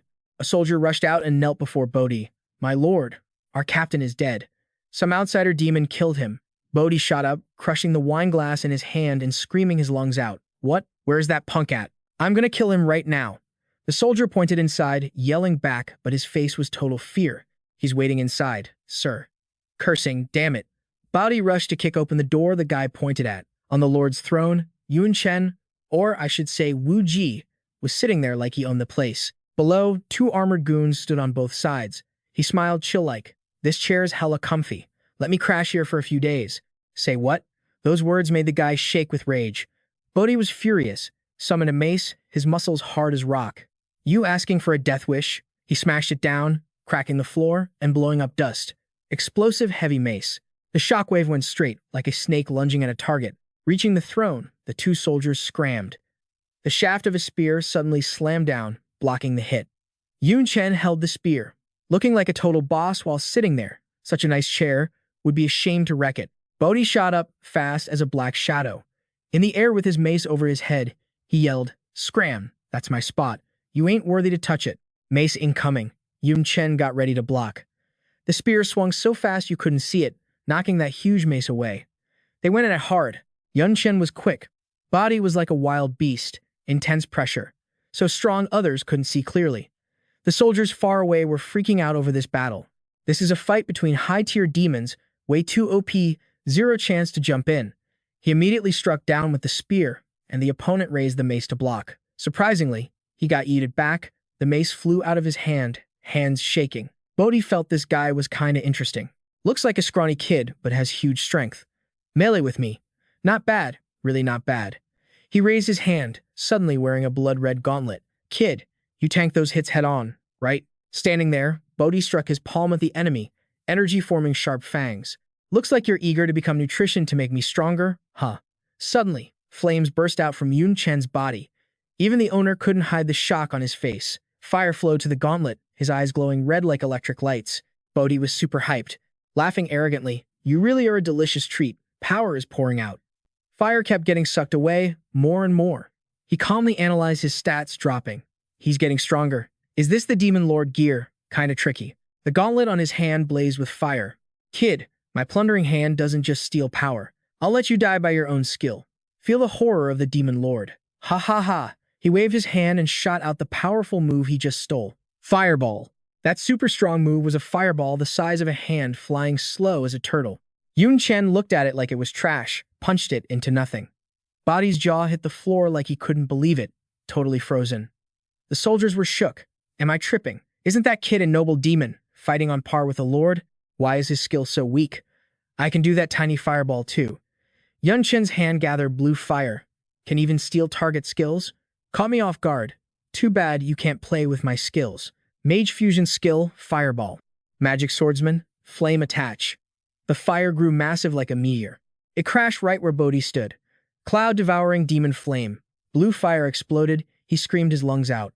Ah, gonna need some ice for that burn. But he rushed out quickly, looking unhurt, holding the gauntlet out. Damn it, don't get full of yourself. He used Phantom Step to dodge. Still want to steal stats?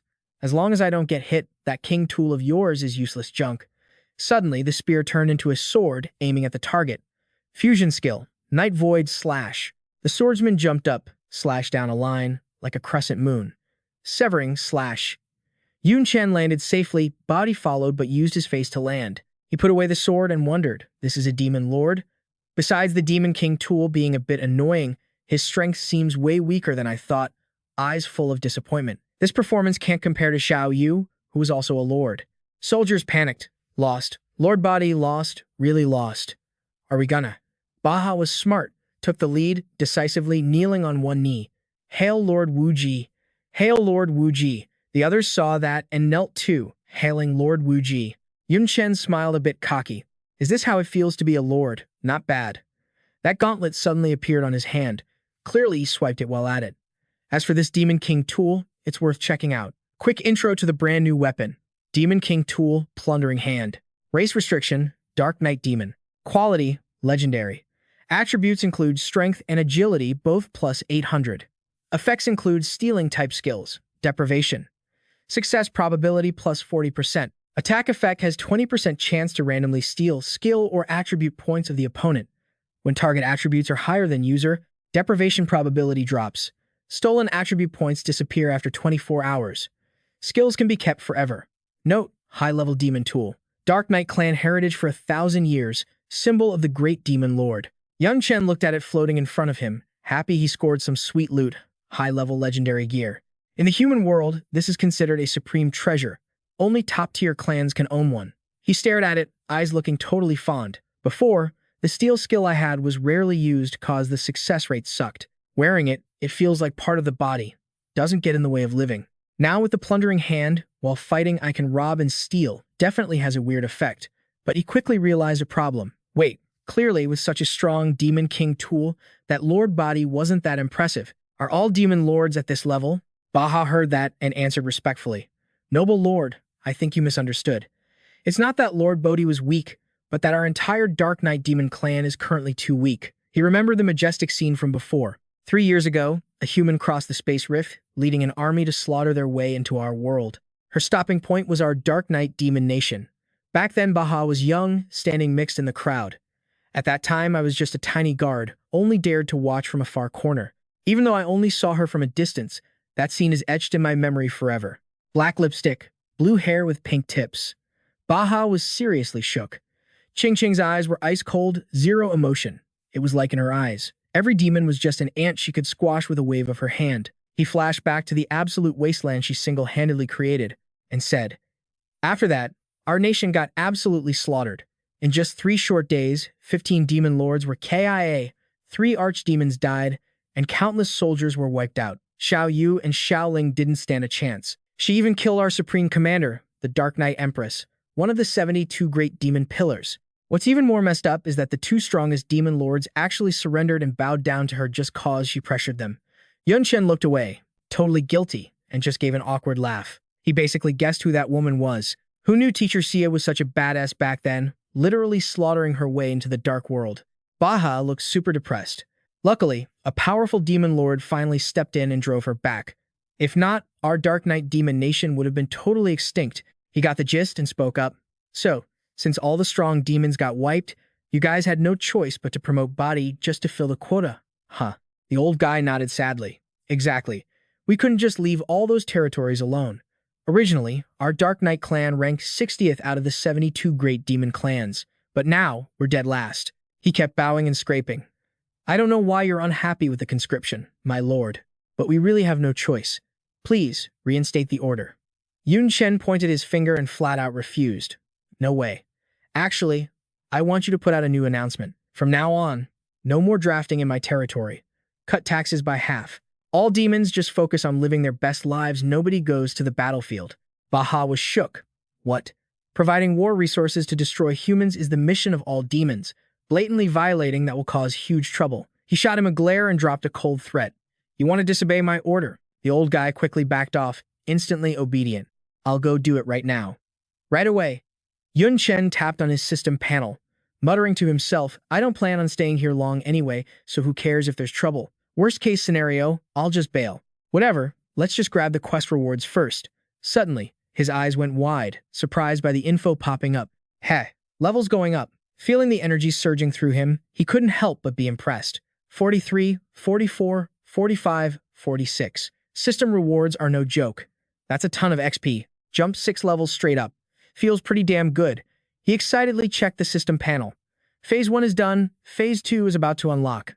As he read through it, he saw some unexpected info. The dashboard displayed the quest text. Chain Quest Phase 1. Become a Demon Lord. Reward. Massive XP. Status. Completed. Unlocking Phase 2. Quest details. Yun Chen realized this wouldn't be a cakewalk. Didn't expect this for Phase 2. Hey system, you really handed me a tough one this time. He went out for a stroll on the streets. The demons around were super welcoming. Whoa, it's the Lord. The Lord is so cool. Look over here. I'll follow the Lord forever. Suddenly, someone questioned why there was a human next to the Lord, but they got shut down immediately. Stop being so nosy. Obviously, she's a slave. Lu Mioling looked around in surprise. Wow, it's only been a few days and you're already a lord? And you seem pretty popular too. Yun Chen acted nonchalant. I cut taxes and ended the draft. With perks like that, it's only right they welcome me. The gates were wide open for them, and Baha was already waiting. He bowed respectfully. Welcome back, my lord. May I ask how to address this slave girl you brought back? She looked confused. As slave? Yun Chen explained. Hey, just call her Little Lingzi. Also, she's not really a slave. She's a follower. Baha respectfully gestured for them to enter, allowing a human to be a follower. My lord truly is generous and open-minded. Next, please proceed to the warehouse to take inventory of the war supplies. The delivery deadline is approaching. That detail instantly grabbed his attention. Definitely worth a look. Yun Chen and Lu Miaoling walked in, standing in the middle of a massive warehouse packed to the brim with stuff. She couldn't hide her shock looking at the pile. Damn, this stash is huge, and the quality is top tier. She thought to herself, this is totally on par with the treasury of a mid-sized human nation. Yun Chen looked at Baha and gave an order. Baha, go stand guard outside. I don't want to be disturbed while I'm doing inventory. He obeyed immediately. Yes, sir. Lu Mioling cut straight to the chase. What do you plan to do with all this? If these are war supplies, they're probably meant to be used against our human world. He wasn't worried at all, summoning a dark void with his hand. Isn't it simple? Just clean it all out. Everything got sucked into the void like an invisible current was sweeping it all away. She watched the scene, totally flabbergasted. No way. A standard inventory bag can't hold this much stuff. Plus, Junior hasn't even class changed yet, so his inventory should be smaller than a normal Awakener's. Yun Chen watched the black void fade and calmly explained, I got my hands on some spatial expansion soil a while back. Used it to expand my inventory. I could easily fit 10 warehouses like this in there. Now, only one heavy weapon remained in the warehouse. He spoke his mind. In this whole place, this is the only thing that actually interests me. Yun Chen closed his eyes to focus. Blue patterns swirled around his widened eye. Appraisal skill activated. Gotta check the stats before I stash it. Detailed info on the weapon popped up instantly. Demon Touch Annihilation Cannon. Special warfare weapon of the Dark Knight Demon Clan. Can be mounted on structures or used as a standalone weapon. User strength requirement, 1000. Requires massive mana charge before firing. Charge time, 15 seconds. He cheered, good stuff.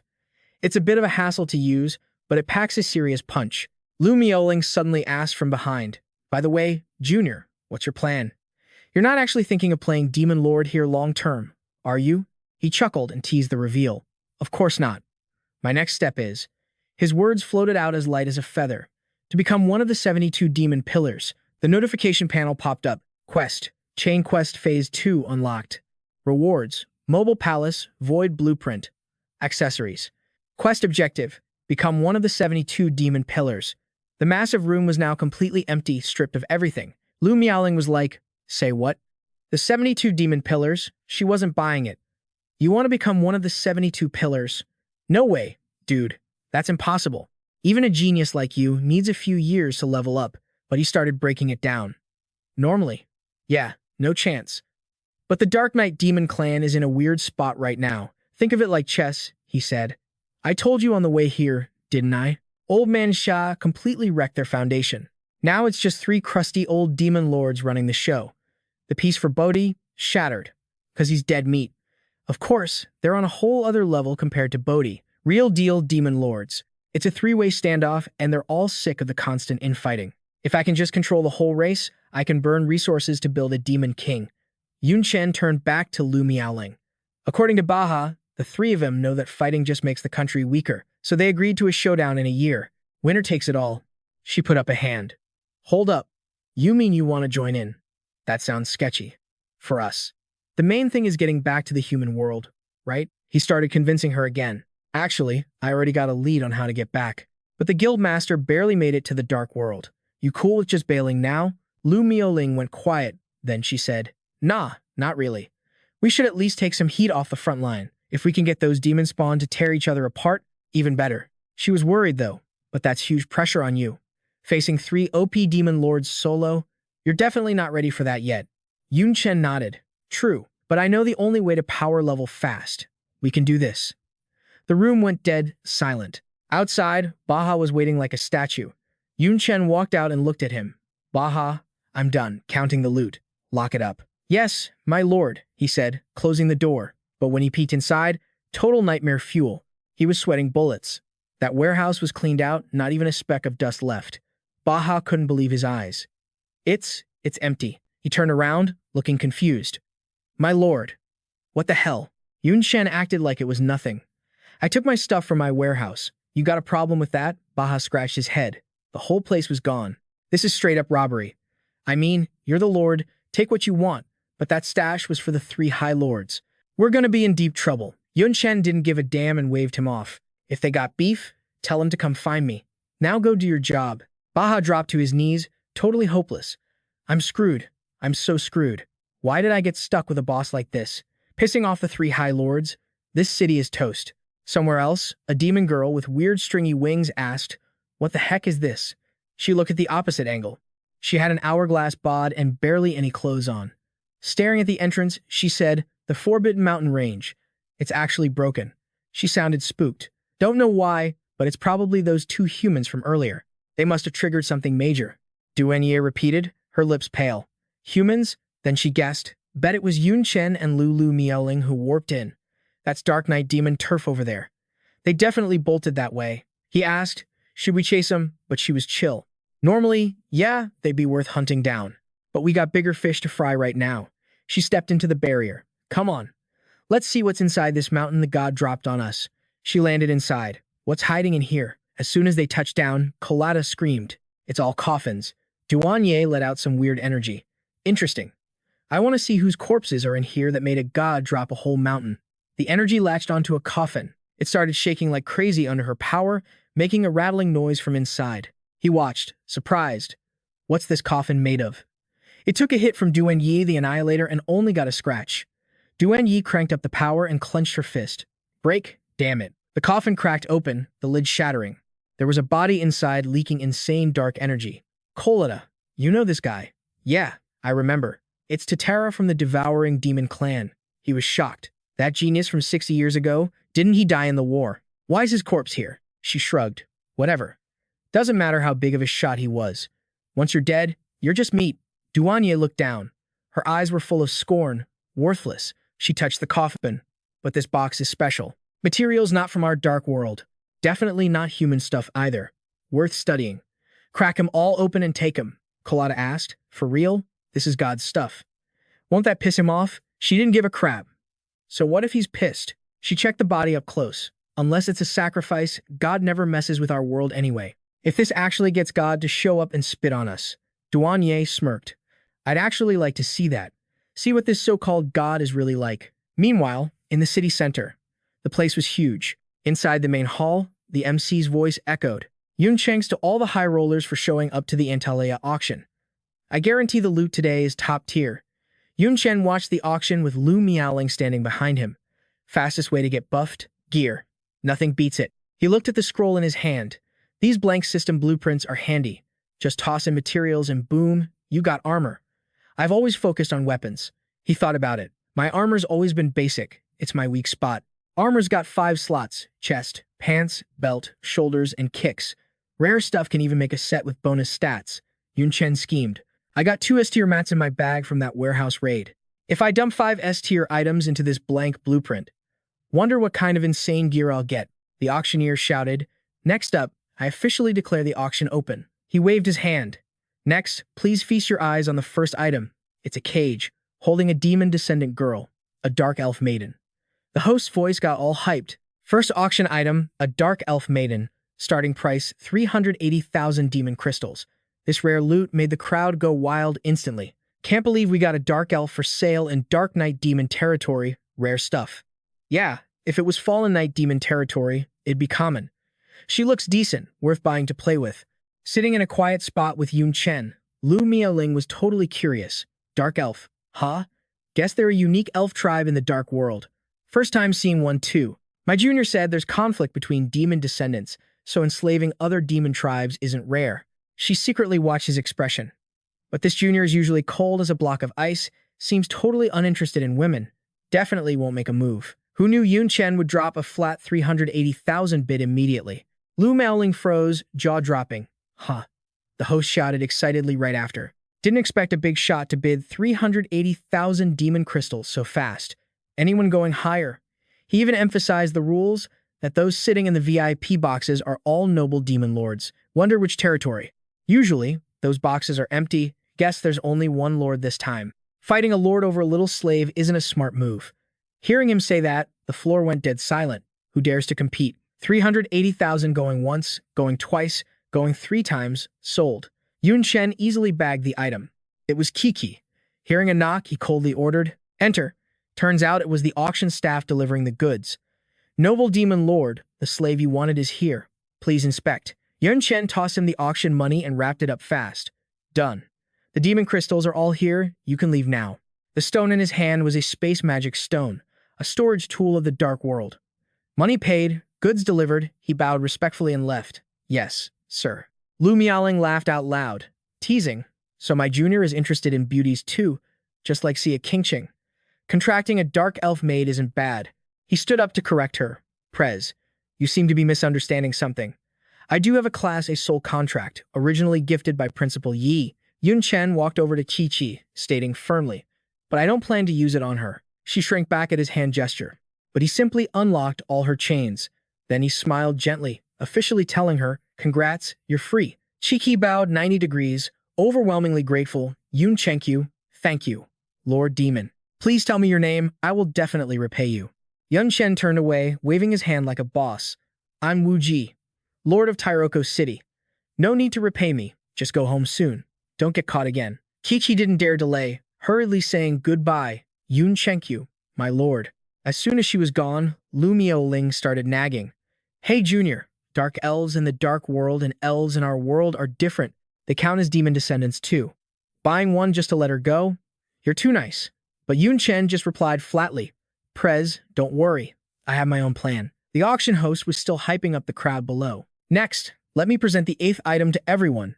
It's an extremely rare material, taken from deep within the stone forest of the dead. Can be used to craft armor or weapons. Can also refine death force to strengthen the body." Excitedly revealing the item, he shouted the price. Its name is the Death Origin Stone. Starting price 7,600,000 demon crystals. The floor exploded in commotion, bids shouting out constantly, 8 million demon crystals, 8,300,000, 8,800,000, 9 million, 9,700,000. Finally, the item Yun Chen had been waiting for showed up. Baha's intel wasn't wrong. This auction really had S-rank materials. Just need to grab this. And I'm only 2 S-rank materials away from completing my armor set. From the high box, he coolly dropped a massive bid. 12 million crystals. The crowd was stunned by his baller move, but still tried to fight for the magic stone. He's making a move again. Naturally, a lord wouldn't ignore good stuff like this. But so what? The Death Origin Stone is important to me too. They kept jacking up the price, 12,800,000, 13 million. Not wasting words, Yun Chen shouted a sky-high number, 20 million demon crystals. With his mountain of cash, obviously, he wasn't afraid of anyone in a spending war. "I've got years of accumulated wealth from an entire city in my hands. You guys can't shake me." Knowing it was over, the host hammered it down immediately. 20 million. As expected of a demon lord, truly generous. Anyone going higher? The crowd below could only look on helplessly as the item was snatched away. Damn it, the lord is playing for real. Even rich nobles like us can't beat the wealth of a whole city. Can't compare at all. Just gotta give up. His gavel echoed through the auction hall. 20 million going once, going twice, going 3 times, sold. Congratulations, noble demon lord. The precious Death Origin Stone is yours. Suddenly, the stage exploded with a ground-shaking boom. A bunch of strangers storming in from both sides of the stands. "Looks like dark cultists caused this." The demon crowd whispered in shock. "What's going on?" The auction got ambushed. "Is it those damn humans appearing?" The illegal intruders got even more excited, slaughtering everywhere. "So many demon descendants, and demons too. We can kill to our heart's content this time." They just ganged up and launched attacks ruthlessly, not caring who the target was. The demons took heavy losses. Those who could run just scrambled for their lives. Not good. It's really humans. "Please don't kill me. I can give you demon crystals. As much as you want. Alert the guards, quick. Damn it, by the time the guards get here, we're dead. Run." Their appearance totally shocked Lu Miaoling. "They're humans?" she asked. Yun Chen, stunned. "Why are humans appearing in the dark world?" He crossed his arms, calmly commenting, "Their strength isn't weak. Second transfer level 40 to 50. Among them are 2 third transfers. Definitely not opponents an auction of this level can handle. Looking at the empty display podium made him even more annoyed, plus the material I need got snatched too. The humans swept the auction clean and left together, a massive haul in hand. Those guys were totally buzzing, bragging like, "Man, this auction is loaded. My inventory is maxed out, and we even got to waste a bunch of those freaks. What a rush." The High Priestess of Light shut them down fast. "Zip it. The mission isn't over. The new High Cleric needs a ton of rare mats for his third job advancement. We snagged the Death Origin Stone, but looking at this map, she traced a route for the squad. We gotta hit the next spot on the treasure map, like it's ever that easy." Yun Chen had already caught up, looking fierce. He stared them down. "Rob and run? Seriously? Interesting. We've got a lot to talk about." The humans, banking on their numbers, squared up to fight. Shocked some Death Wish idiot actually chased them down. "Wrap this up, fast." He transformed right in their faces. "I think there's a misunderstanding here." Back in human form, Yun Chen smirked, arms crossed, looking chill. He told him, "We can talk this out." Yun Chen and Lu Miaoling stood square against that gang of humans who raided the Demon Realm auction. After seeing him shift, one guy shouted, "Is this dude a human disguised as a demon spawn?" The High Priestess was way more suspicious. "Or a demon disguised as a human." Yun Chen's voice went cold as he grilled them. "You're humans, but the dark aura doesn't rot you, and you slaughter demons without blinking. You're not dark cultists either. Who do you serve? How'd you get to the dark world, and what's the play?" Suddenly, his vibe shifted. The High Priestess didn't bother talking. She summoned a spear of repentance to strike him first. Of course, Yun Chen and Lu Miaoling dodged it like it was nothing. He growled, pissed off, "Guess they don't want to talk." Then she cast Holy Nectar to buff the whole crew. Powered up by the resistance spell, the humans felt infinite strength surging through them. They roared, "Looks like the bishop can't wait any longer. He wants them crushed." They mobbed Yun Chen and Lu Miaoling. Fighting off a buff guy, she still tried to reason, "I'm not lying. We're actually humans. We're not demons in disguise. Killing our own kind in the dark world is stupid." But he just spat back. "You think trash like you is our own kind? Die." Meanwhile, Yun Chen was juggling 3 guys at once. One dude with a spear went straight for his vitals. He ducked easily, mocking them, "Going for the kill already? We're fellow countrymen. Shouldn't we be happy to see each other?" The fanatic screamed, "Demon, human, whatever. If you don't worship the Lord, you're a monster." He unleashed a radiant triple strike right at Yun Chen. "Pay for your sins with your life." Seeing their buddy look so epic, the other humans got all hyped up. Taking a full hit from a third job expert, that guy's toast. Body and soul purified. "Rip, loser." The spear guy was smug, thinking he won, but his eyes bugged out in seconds. Cause Yun Chen blocked the spear with one hand like it was nothing. "I've killed third job demons. You think a bunch of third job paladins," he squeezed, shattering the spear tip, "can kill me?" Yun Chen dropped a chilling threat. "Since you couldn't purify me, guess I'll purify your brains instead." The spear guy froze, stuttering in fear. Yun Chen didn't hesitate, using the martial artist fusion skill, Ice Fist and Strongman. He packed all his power into one punch. Talk about physical purification. He wound up for the heaven-splitting Ice Smash, and that guy was done for. He unleashed an earth-shattering punch, sending the dude flying into the horizon. Obviously, there was no way to block a hit that massive. The guy lay motionless on the ground. All that big talk, and now he's just a corpse. Having made his point, Yun Chen scoffed at the rest. "The gap in power is obvious. Now can we talk?" But they rushed him like moths to a flame, screaming, "Our lives mean nothing. All for the great Lord. Kill him." He clicked his tongue, totally done. Lunatics. Naturally, Yun Chen and Lu Miaoling cleaned up the small fry, only tying up the High Priestess and one other guy. She frowned. "These guys are psychos. They attacked like suicide bombers. I couldn't hold back, had to kill them all." Glancing at the bodies, he whispered coldly, "Killed them all, huh?" Not a flinch. Yun Chen praised Lu Miaoling's skills. "That's the guild master for you. Ruthless when it counts." He eyed the captives and continued, "Most are paladins and holy swordsmen. And this chick's a third job High Priestess of Light. Pretty holy crew." She nodded, agreeing with him. "These classes are super common in the Holy Empire, but we're in the dark world." Staring right at her, he grilled her. "If I'm right, you're the humans wrecking the dark world and attacking demons. Spill your goal and who's backing you." "Maybe I'll join." Suddenly, a weird sigil glowed on her forehead. "Join? Only we are worthy of the Descent organization. Are you ready to sacrifice everything for the Lord?" Sensing danger, Lu Miaoling yanked Yun Chen away. "Bad news. It's the wings of discipline. Move." She cursed them before the sigil triggered. "Die, you freaks." Then boom, she self-destructed. Facing the blast, he quickly used a mage fusion skill, magic shield mixed with druid's guardian vines, casting Shield of Life. He raised a sturdy plant barrier to protect Lu Miaoling and himself. In the distance, one of the humans twitched. Eyes snapping open, he seized the chaos. Chance. The smoke from the explosion took forever to clear.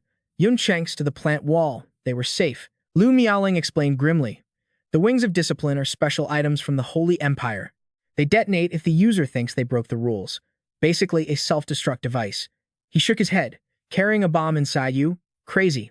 But not enough to take us out. After the blast, his prize finally appeared. The Death Origin stone had dropped. Conveniently, a treasure map and some other junk dropped. Let's call it a bonus haul. Yun Chen also fired up his appraisal skill to check out that white feather he picked up. But surprise, surprise, the quality and effects came up as unknown. This white feather looks exactly like those black ones that dropped from the dark cultists earlier. Can't appraise those either. Maybe it's some kind of ID badge. That woman claimed she was with the Descent organization right before she croaked. No clue if it's linked to the Descent group back in our world. Lu Miaoling put on her detective hat, theorizing it might just be a coincidence, same name, different crew. After all, the Descent cultists we know are obsessed with worshipping demon kin. They want demon kin to descend, but these guys, they see killing demon kin as some badge of honor, but they aren't exactly loyal to humanity either. Yun Chen agreed with her logic instantly. Exactly.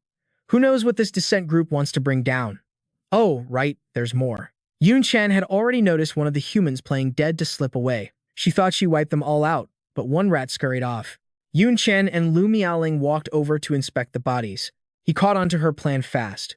Prez, you let that guy escape on purpose, didn't you? Lu Miaoling nodded. Can't hide anything from my sharp junior, can I? Her tone got serious. It's hard to pry info out of fanatics like that, leaving one alive to lead the way. Might give us a shot at infiltrating their base. She looked down with disgust at the support mage she killed. These scumbags slaughter innocent demon-kin civilians. They act like they're fighting for humanity. Lu Miaoling saw right through their twisted little game. But they're not actually hurting the dark world. They're just fueling the demon-kin's hatred for humans, which guarantees a brutal retaliation.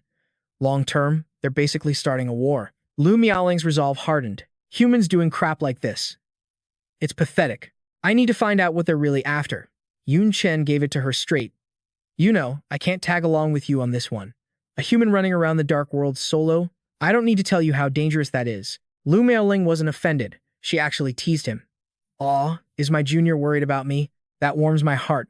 But since I'm infiltrating a human organization, I don't need a fancy demon-kin disguise anyway.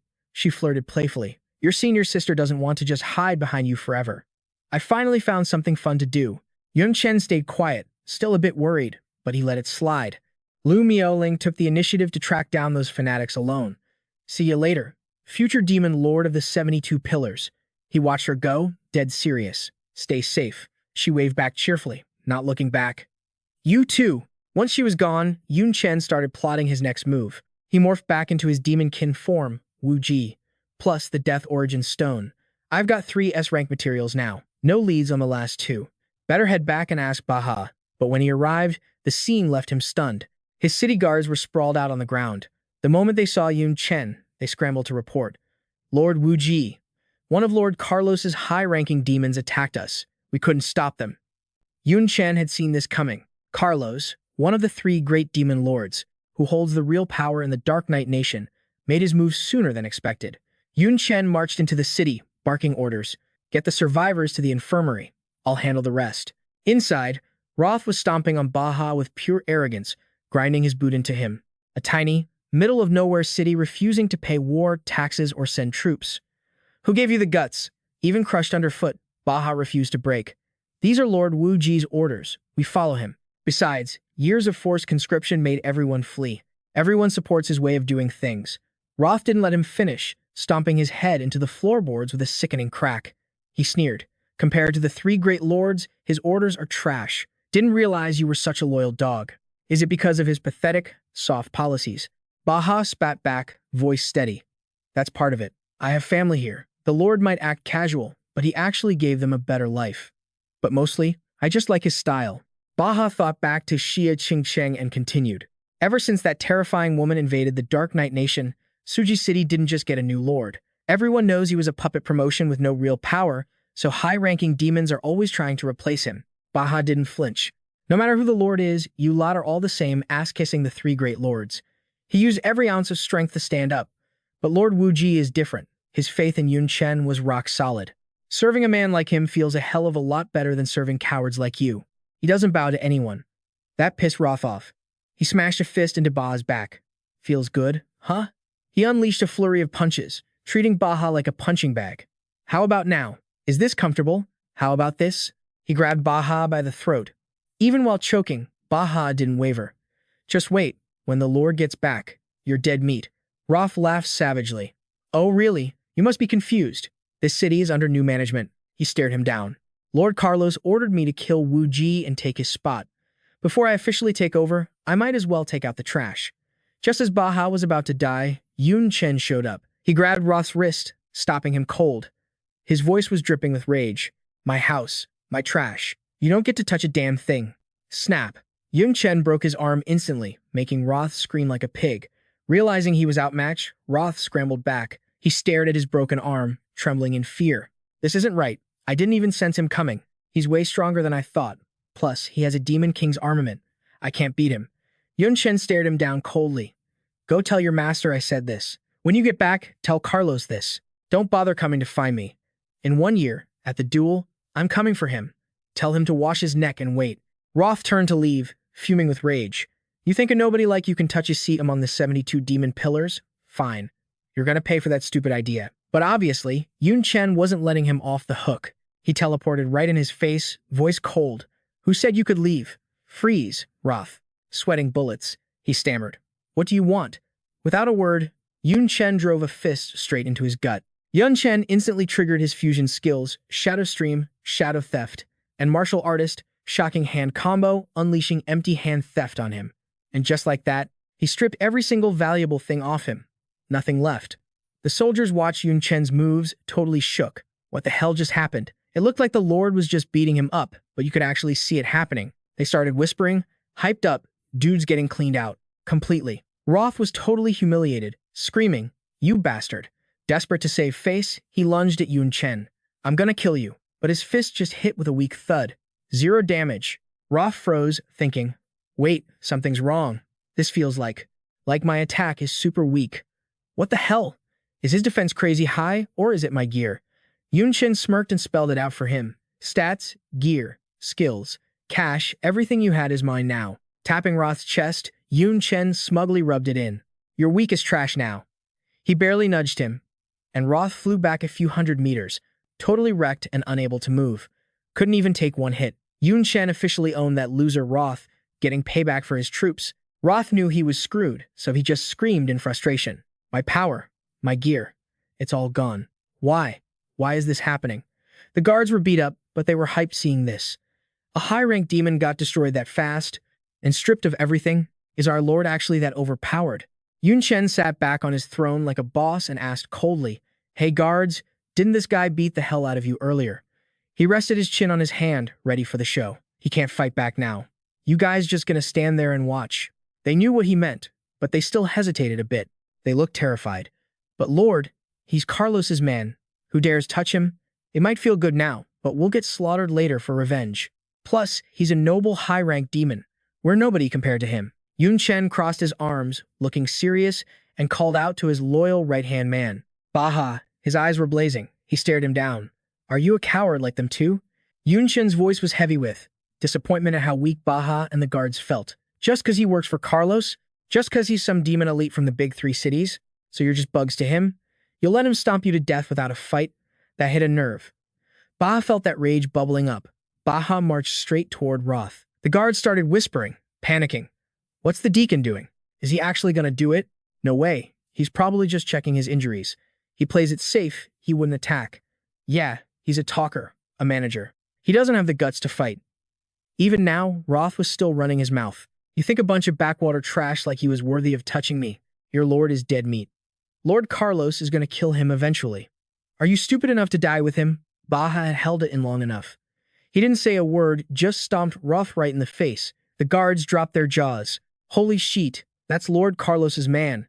The deacon actually hit him. Did he lose his mind? Baha's gone crazy. Like a true loyal follower, Baha shouted at the crowd. Did you guys not hear him? This is how the three great demon lords see us. We're the same race, but he slaughtered his way in here without mercy. Are you fine with just being stepped on like ants? Turning to Yun Chen on the throne, he hyped everyone up. Our chance to rise is right now. Lord Yun Chen is going to take a seat in the 72 demon pillars. This high demon lost all his power, and you're still scared to touch him. If you're that cowardly, you don't deserve to follow our lord. Yun Chen shouted, serve me, fight for me. We take down the three great lords, or you can stay here and live like pathetic bugs forever. His voice boomed out, I'm giving you a choice, make it. His aura finally got through to them. Screw the three great demon lords.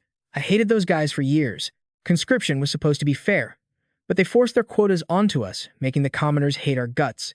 I'm the follower of a future 72-pillar lord now. We're different. Beating the crap out of a high-ranked demon, just thinking about it gives me a rush. The guards surrounded Roth, looking like hungry wolves. He panicked, screaming, hey, what are you doing? You filth. Touch me and you're dead. But nobody cared anymore. They jumped him, beating him senseless. Screw the three great lords. Whoever wants to take their crap can go ahead. Compared to our future 72-pillar lord, this guy is nothing. We're going straight to the top. You're just a stepping stone for us, loser. Hit him harder. Roth screamed like a baby. You bastards. They beat him black and blue and tossed him outside like trash. He lay there in agony for a long time. Face swollen like a balloon, Roth struggled to get up. I'm telling Carlos everything. Lord Carlos will kill you all. After the adrenaline wore off, the guards started panicking. The Lord's words had been like a spell or something. Oh God, I totally lost it. What did I just do? We're dead. They're gonna come for us. Baha, the guy who started it all, was sitting in the corner, hugging his knees, crying his eyes out. I must be insane. Why did I do that? I'm so dead. Only Yun Chen stayed chill, calming everyone down. Everyone goes a little psycho sometimes without giving a damn. Yun Chen's thinking to himself that hyping this crowd up was a total pain. Turns out, he had to pop his fusion warrior skill, along with Warcry and Spearman, just to get them excited enough to rally. If he hadn't low-key spammed those skills to push them, he's pretty sure those wimps wouldn't have lifted a finger. Of course, they were already pissed off deep down. Otherwise, no matter what skills he used, it wouldn't have hit that hard. Looking at Baha acting all awkward, Yun Chen actually felt bad for the dude. Okay, maybe it was a bit of a dick move, but hey, mission accomplished. They've got no choice but to ride or die for him now.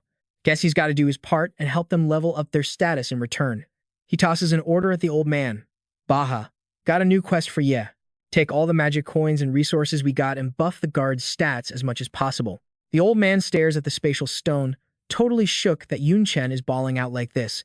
That's most of the loot Lord Vedi had stashed away in there. I mean, sure, everyone knows might makes right, but what kind of lord drops that much capital at once? Yun Chen cuts to the chase. I told you to scout for those S-rank materials earlier. Any luck? Baha shakes his head, keeping it real.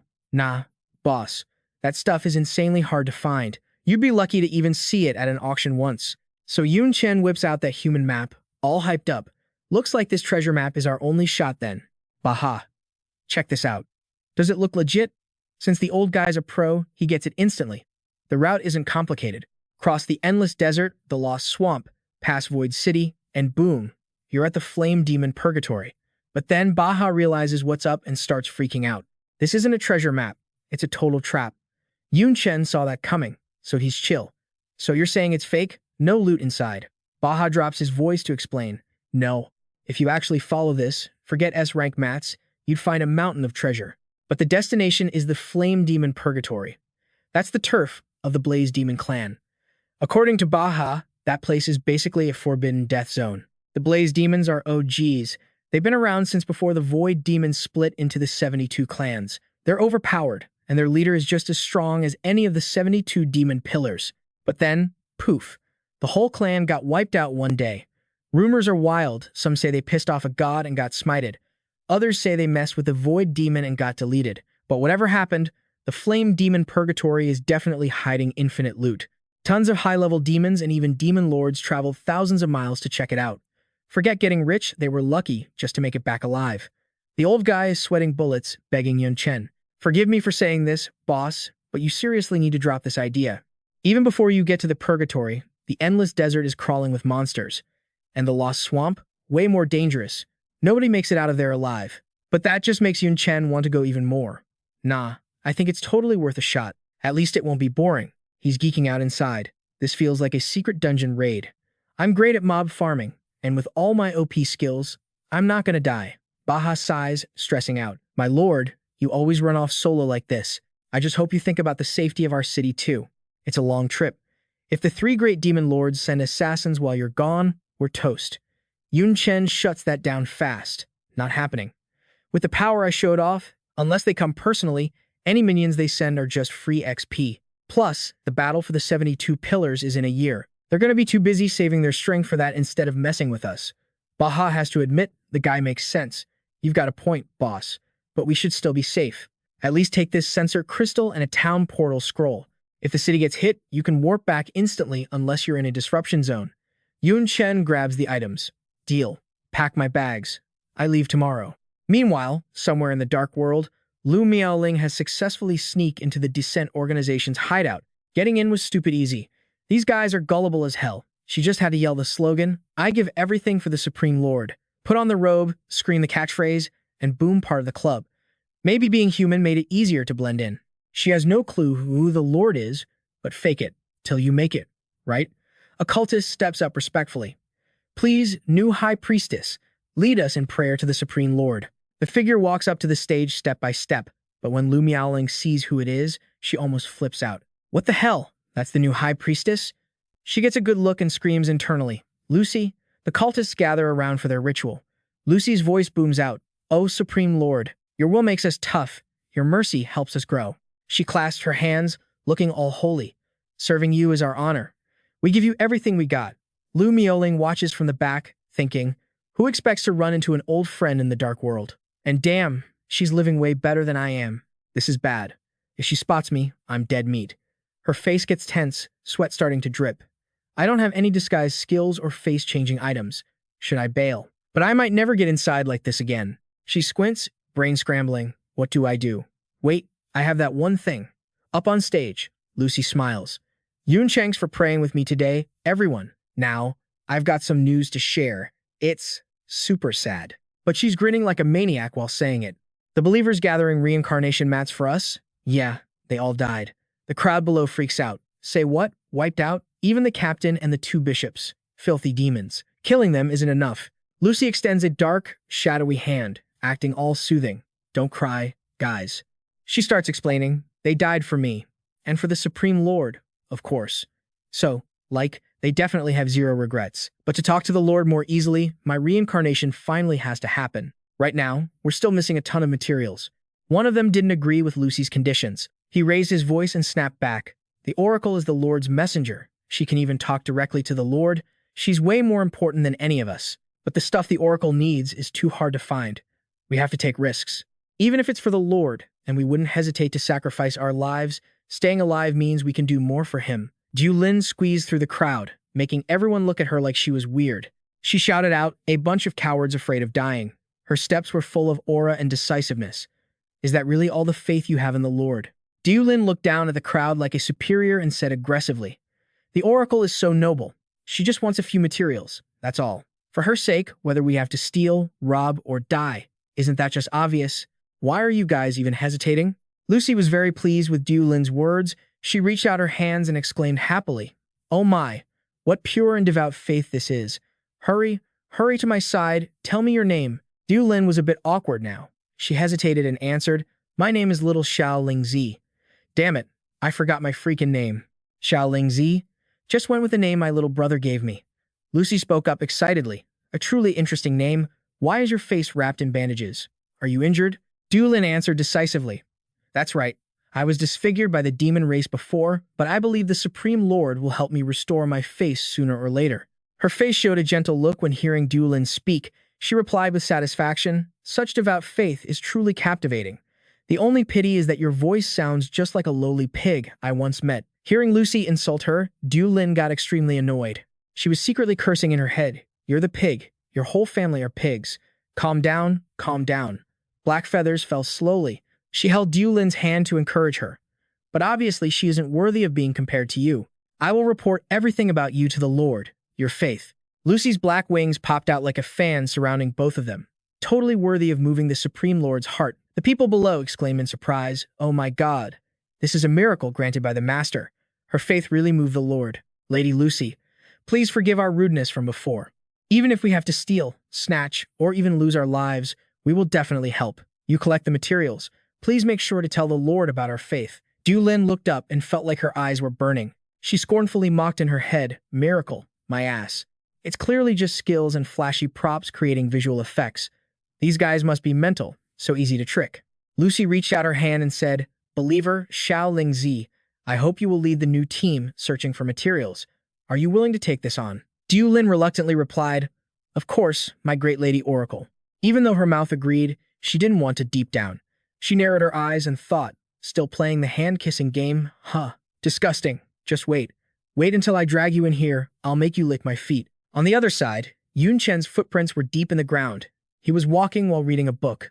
He used his finger to point in the direction he needed to go. The endless desert, this way.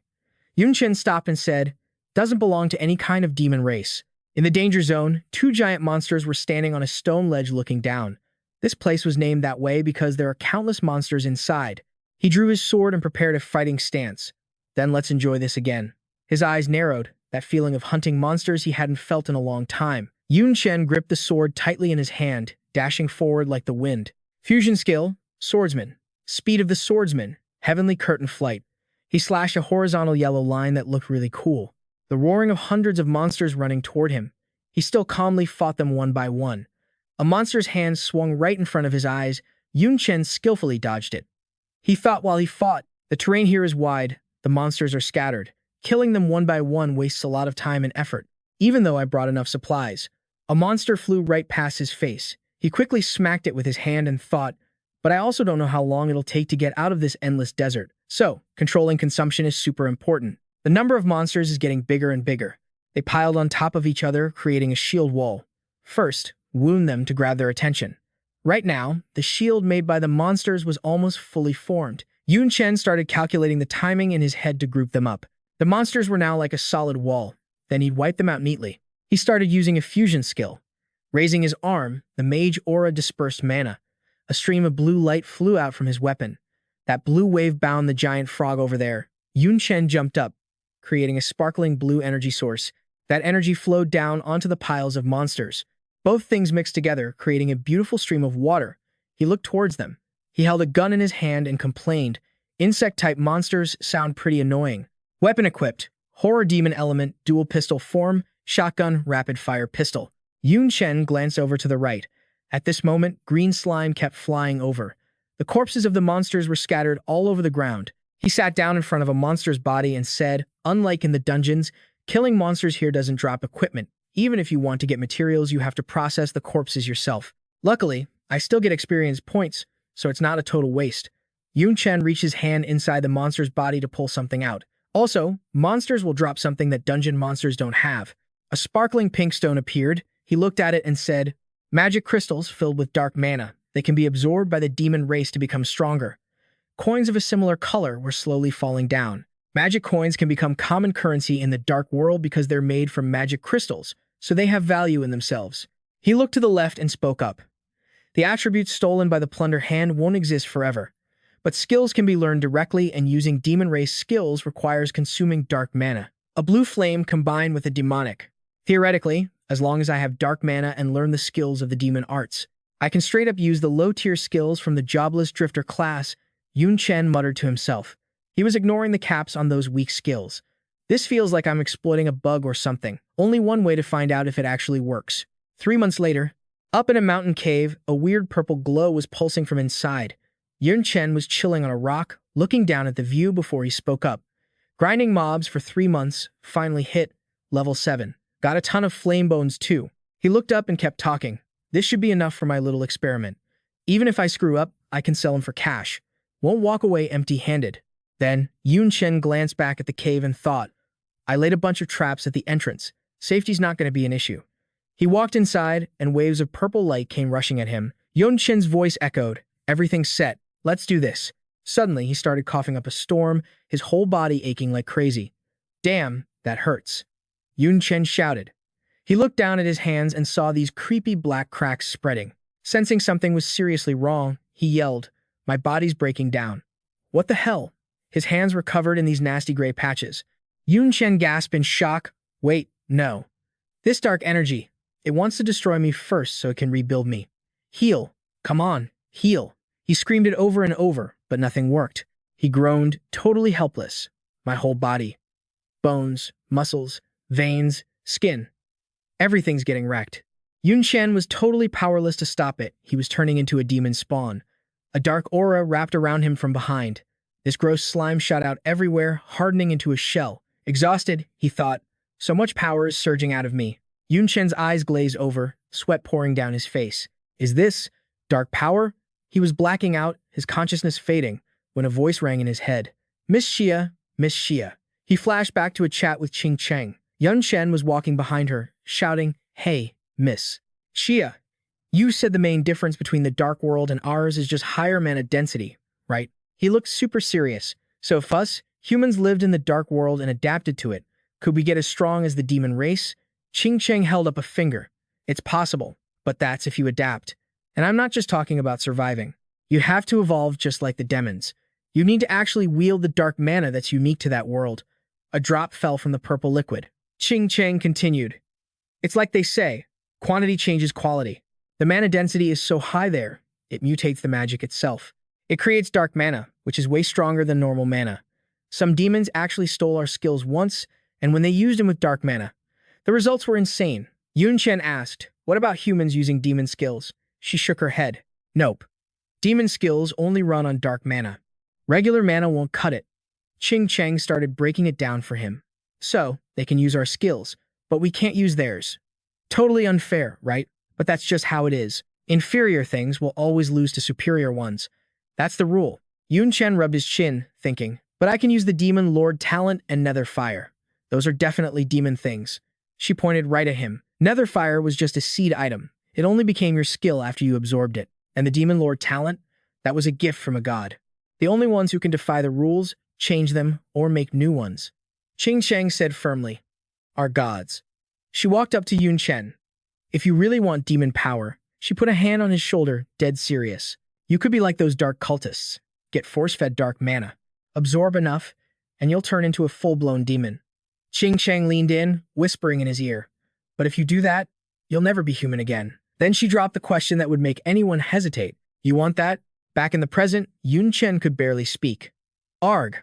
Suddenly, that green slime stabbed into him like knives. Oh crap, no. He slumped his head, weak as hell. This was just a test run. I'm not going to lose myself just for power. If humans can't handle dark mana. Yun Chen grabbed his head, looking totally stressed out. Then I refused to absorb it. He stared wide-eyed at his hands, completely devastated. No, I can't stop it. He was freaking out, screaming. Once this starts, there's no going back. Blue fire erupted from his hands. Ultra self-healing? Even that's useless. It wasn't just a regular injury. The blue light was getting way more intense. He froze like a statue, looking up. It's like I broke some cosmic rule, and now the system's trying to delete me. It's probably going to nullify my resurrection cross too. Cracks started appearing on Yun Chen's face. He stammered. This feeling, it's familiar. In a hospital room, Yun Chen was lying in bed with Yun Tang beside him. Am I dead again? The heart monitor beeped. He looked skeletal, like a dying old man. Yun Tang was crying her eyes out. Big bro, don't close your eyes. You gotta keep them open. Please, don't leave me. Don't leave me alone. Before he slipped away, Yun Chen stared at the ceiling, thinking, sorry, Yun Tang. I want to live too, but I can feel my mind fading away. His eyes drifted shut. I can't stop it. Not even a little. Facing death, I'm totally useless. Suddenly, the scene shifted. Yun Chen was floating in water, his mind drifting. He couldn't stop it. That same helpless feeling again. Just like back then. Is this really how it ends? He snapped awake and burst out of the water. No, not this time. I've already died once. Death ain't nothing new to me. There's got to be a way to survive this. Yun Chen braced himself on the ground and looked down. Even with the naked eye, he could see that human and demon bodies weren't that different. The only real difference is that demon bodies are built to handle dark mana. In the end, dark mana is just another power source. Beneath the water, he saw Yu-Sai's reflection. It just needs the right vessel. Like a demon's body. If that's the case, what if I use a fake body made from my skills to trick it? Yun Chen didn't waste another second. He dragged the body up to the surface. Guess I'm just a vessel now. A heavy voice echoed from inside that shell. Come here. Come get some. He finally snapped back to reality and screamed, I'm done fighting it. You want in? Then come on in. That slime hit him like a freaking tornado. Yun Chen shouted, "Merge with my shadow. Merge with my skills. I'm taking it all, baby." His scream totally shattered the silence. The shell cracked open, and rocks started crumbling from the ceiling, falling in slow motion. He popped those black wings, checked his hands, and was all chill about it. Looks like it worked. S+ rank Dark Element Bloodline. Transformed by fusing dark magic into my blood. Stats got boosted and skill effects went through the roof. His body went full demon mode. Now he can sling dark magic and regular magic. Sick. Yun Chen bragged, "This dark body thing, it was originally the Night Queen's skill, but I snatched it using the seed of the fallen god. It's not just a legit magic skill. It actually protects my body, links to me, and can evolve. I tricked the system into thinking this dark form is my actual flesh and blood, scammed the darkness limit so it only tweaks my body after I transform. So, it's not changing Yun Chen, just the look of the skill. Turn it off, and boom, I'm back to being human. Can't use dark magic in that mode, obviously." Yun Chen stared at his hand, feeling pretty hyped. "Gotta thank the Night Queen from the 72 Demons for this one. This skill is seriously powerful. Plus, it's not even done evolving yet. It's got potential, but I can't shift it into another form right now. Missing some condition or whatever. I know the laws of heaven were trying to boss me around." Yun Chen looked up like he just figured it out. But now, my actions basically cheated the rules. And the guy who made the rules, totally clueless. Before he could finish, a noise cut him off. He glanced over. Some black beast with yellow eyes was charging right at him. It looked nasty. And of course, a whole army of monsters was following it. Yun Chen figured. Seems like they got attracted by all that dark magic I was soaking up. He smirked, totally cocky. Perfect. You guys are just test dummies for my new power. Yun Chen glared, letting that spooky dark energy roll off him. As soon as those monsters felt the dark vibes, they just froze in their tracks. He looked smug as hell, his vision shifting completely. Standing in front of the frozen mobs, Yun Chen said, "Looks like the key to evolving. The Night Queen's talent is just raw, dark magic. Dark Vision S+. Pop that skill, and everything I look at freezes solid until my mana runs dry or I turn it off. Note to self, the more targets I freeze or the further away they are, the more dark magic it burns. Also, if the target's stats are higher than mine, it burns twice as fast." Yun Chen whipped out his staff, all excited. "Let's mix dark magic with some other skills. Dre's starter skill, Poison Tentacles." Instantly, spiky purple tentacles shot out. They wrapped up the frozen monsters tight. He nodded. Not bad. Those basic tentacles got upgraded with spikes now. Kept the original effect, but way more damage. Yun Chen raised his scepter and blasted blue fire, torching the whole lot. The monsters blew up on impact. Yun Chen kept going. Fireballs now explode and splash. That power level just went up a notch. He added, "But the skill that surprised me the most is definitely the clone." He grinned, "I can make another one." Yun Chen threw his hands out, summoning a water clone and a fire clone. He wondered, what if I use the fusion technique? Fire clone meets water clone. What happens then? Fusion technique. Dark Fire Swordsman plus Assassin Clone equals Fire Demon. Inherits 65% of my stats and knows all my assassin moves. Attacks deal fire damage. Now Fusion Technique, Taoist Thunder Summoner plus Assassin Clone. Thunder Prison. Inherits 65% of my stats, keeps the assassin skills, and deals lightning damage. Yun Chen and his two clones walked toward the monster swarm. He gave the order, "Kill him." The two clones dashed in and absolutely wrecked the place together. 3 months later, Yun Chen mumbled as he walked, "They don't call it the endless desert for nothing." Took 7.5 months to reach the end. His bags were stuffed with monster corpses. I mean, it's partially because I killed literally everything on the way. Just walking wouldn't have taken that long, but hey, the loot is insane. My space bag is practically bursting with monster parts. Yun Chen went on. My level shot up a ton too. Stat-wise, I'm not losing to most level 3 reincarnators. All that Demon Lord essence stacking. And those daily tasks gave me some crazy stats. Name, Yun Chen. Race, human. Level, 62. Base stats without gear. Strength, 913. Health, 913. Agility, 911. Intelligence, 911. Stamina, 911. Main weapon, Strange Breaker Platinum tier. Sub-weapon, Strange Soul Diamond tier. 3-star Diamond, special weapon. Legendary Bandit Hand. Innate skill, Omnipotent A+. Fusion Tech, Demon Form S+. Night Eye S+. Super Heal S+. Invincible S+. Sure Hit S+. Hellfire S. Cast Speed A. Double Cast A-. special skill, flash body S, cast without staff A, and a bunch of other junk. There's still plenty of heavy hitters in this world though. Yun Chen frowned. Compared to those God rank level 4 players, still a huge gap. The deeper you go, the XP needed to level up gets totally ridiculous. For normal reincarnators, the rewards are huge, and level 4s have tons of ways to boost their stats. For a demon lord, don't even get me started. Yun Chen thought while walking, becoming one of the 72 demons is just step 1. There are bigger threats to deal with. I gotta get stronger. He stopped. Total wasteland ahead. Area 2, the Lost Swamp. Finally here. Yun Chen opened his system. Oh, new mission dropped. Kill mission. Subject matches conditions. New mission released. Destroy the illusion shell. Penalty for failure? None. Reward. Weapon blueprint. Yun Chen scratched his head. Illusion shell? What the heck is that? This place doesn't look like a monster den. Plus, it's crawling with toxic gas. No smell, but the vibes are straight up creepy. The swamp isn't poisonous, just a bit corrosive. Nothing major. It'd take, like, 6 months to actually burn through my skin. He stomps on the ground, checking if it's safe to walk. Then he whips out a talisman, muttering, "This ain't good news anyway. Let's see if I can dispel it. Fusion skill, Chieftain, Purify, and Taoist. Exorcism charm. Help me purge this filth." Yun Chen stands there for a sec, but the charm does zip. He looks pretty bummed. Seriously, nothing? Either this place is harmless, or it's so messed up I can't even cleanse it. But I'm still missing 2 S-rank materials. Heading back now would suck. Suddenly, beasts start approaching. Yun Chen's surprised. Oh, guess this place isn't dead after all. But they don't look like they want to fight. Suddenly, he tenses up, realizing something's off. Yun Chen looks down, his hand is covered in purple slime. Crap. I've been poisoned since the moment I walked in.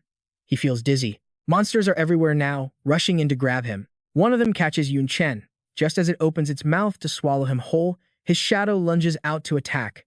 Yun Chen is totally out of it. The shadow stands guard behind him, fighting off the horde. In his dream, he sees Yun Tang pushing a wheelchair with him sitting in it. He groggily opens his eyes, whispering, "Warm sunlight, weak body.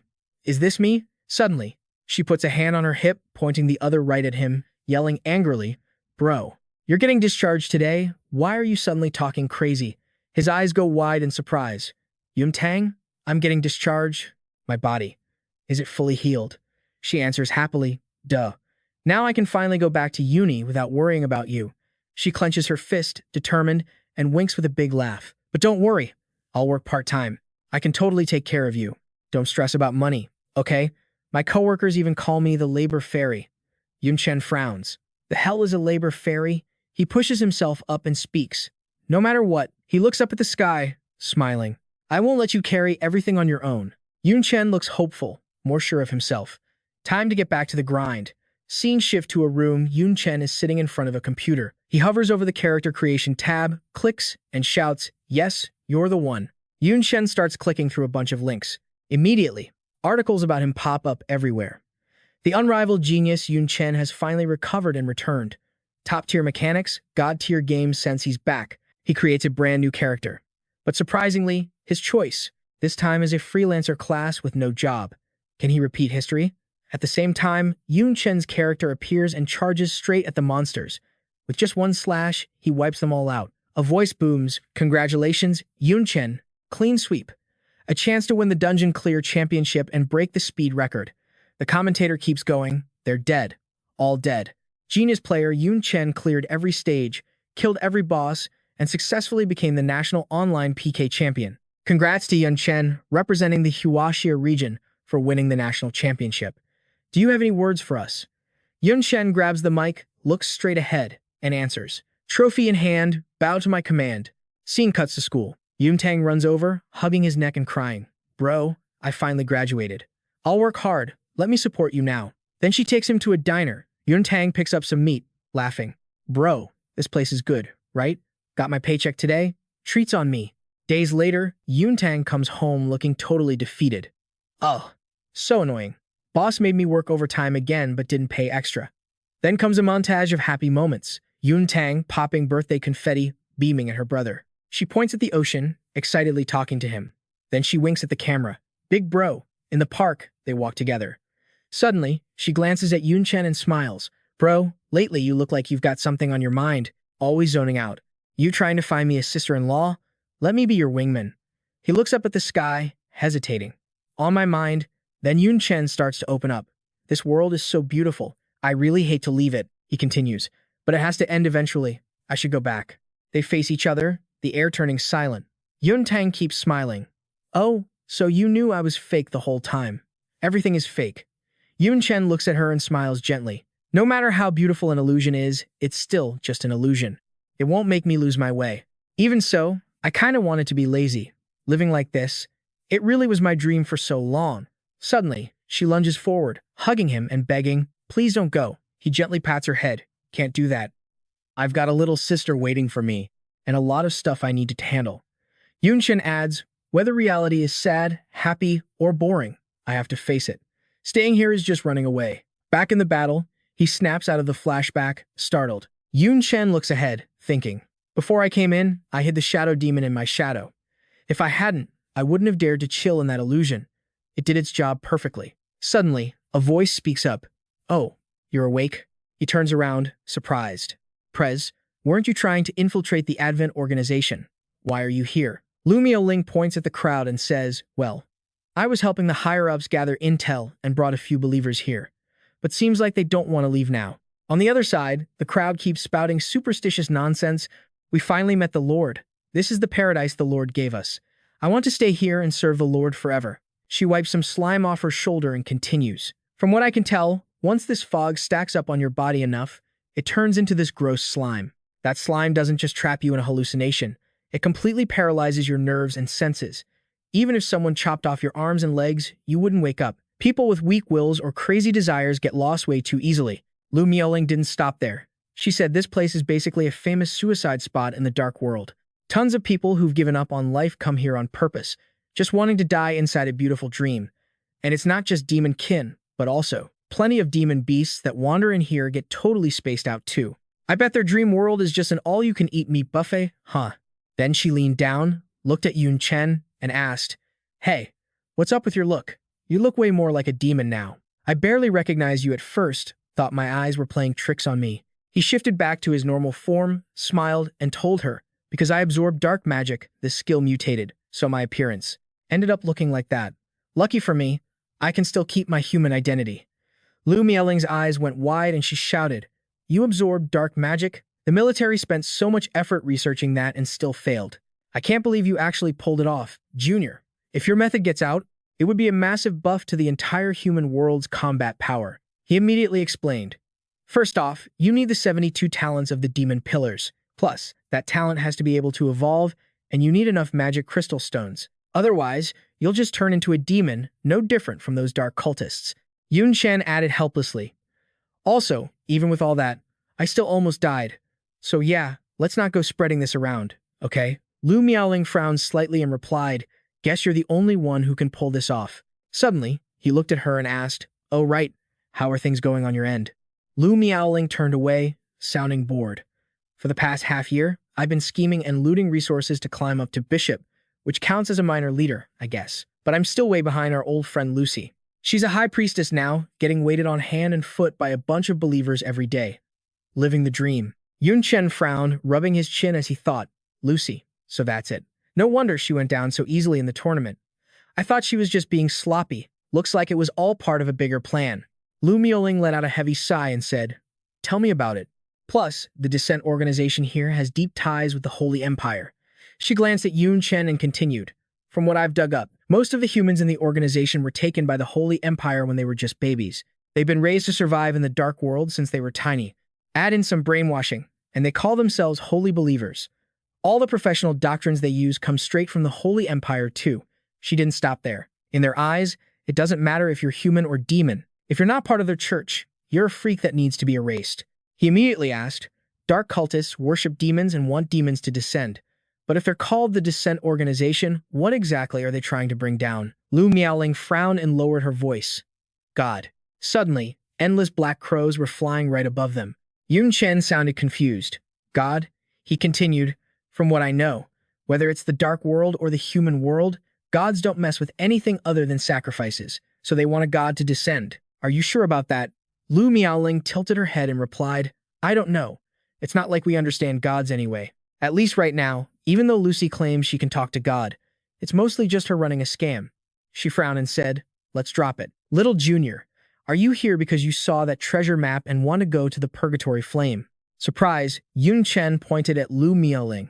You too, Senior, she replied. Only an idiot would go there. I'm just here for a mission. I'm not even setting foot in the Void City ahead. He stayed silent, knowing how dangerous it was inside. She wasn't done yet. After all, that's the ruins of the entire violent flame demon clan. It's enough to make the 72 demon pillars jealous. Lu Miaoling showed off her intel as she continued. Countless demons have targeted that place, but they've all failed. They tried their hardest and didn't even get a glimpse of the Purgatory Flame. You could hear the dread in Lu Miaoling's voice. It was all because of that city blocking their path. Nobody knows what's inside it, but once you step inside, no demon ever comes out. Even a demon lord would suffer the same fate. Walking in there means turning into nothingness, ceasing to exist. That's why it's called the Void City. Lu Miaoling reached out and said, Little Junior, take some advice from your senior. End this trip right here and go back to the fortress. I'll figure out how to get the S-Rank document. I mean, I am a bishop now. I've got some power, so working in secret to get it isn't impossible. Yun Chen cut her off immediately. No way. That's too dangerous. You're in the enemy camp right now. If you get caught, you won't make it out of the Descent organization alive. He thought to himself. Back then, the president was willing to die to protect me. If I agree, she won't care about her own safety. Yun Chen stood up and said, I'll figure out the S-Rank document on my own. Just trust me. I've got a solid plan. At the same time, he kept thinking, I have to secure a spot among the 72 demon pillars and finish my defensive gear. He walked away, leaving Lu Miaoling behind, waving his hand as he went. There's less than half a year left until the battle with the Dark Knight Demon Lord. Time is tight. Catch you later. Yun Chen looked down at the dry bones on the ground, frowning as he spoke. There are no living things left here, and I don't see the illusion shell mentioned in the mission. He glanced around and muttered to himself, I don't know if I'm imagining things, but these demons and beasts, they don't look corroded or rotted. It looks more like they were digested. Yun Chen moved fast and concluded, looks like I'm standing in front of a city full of bad vibes. He had arrived at the next location. He looked up at the gloomy castle and said, so this is the Void City? I can't sense a single sign of life inside.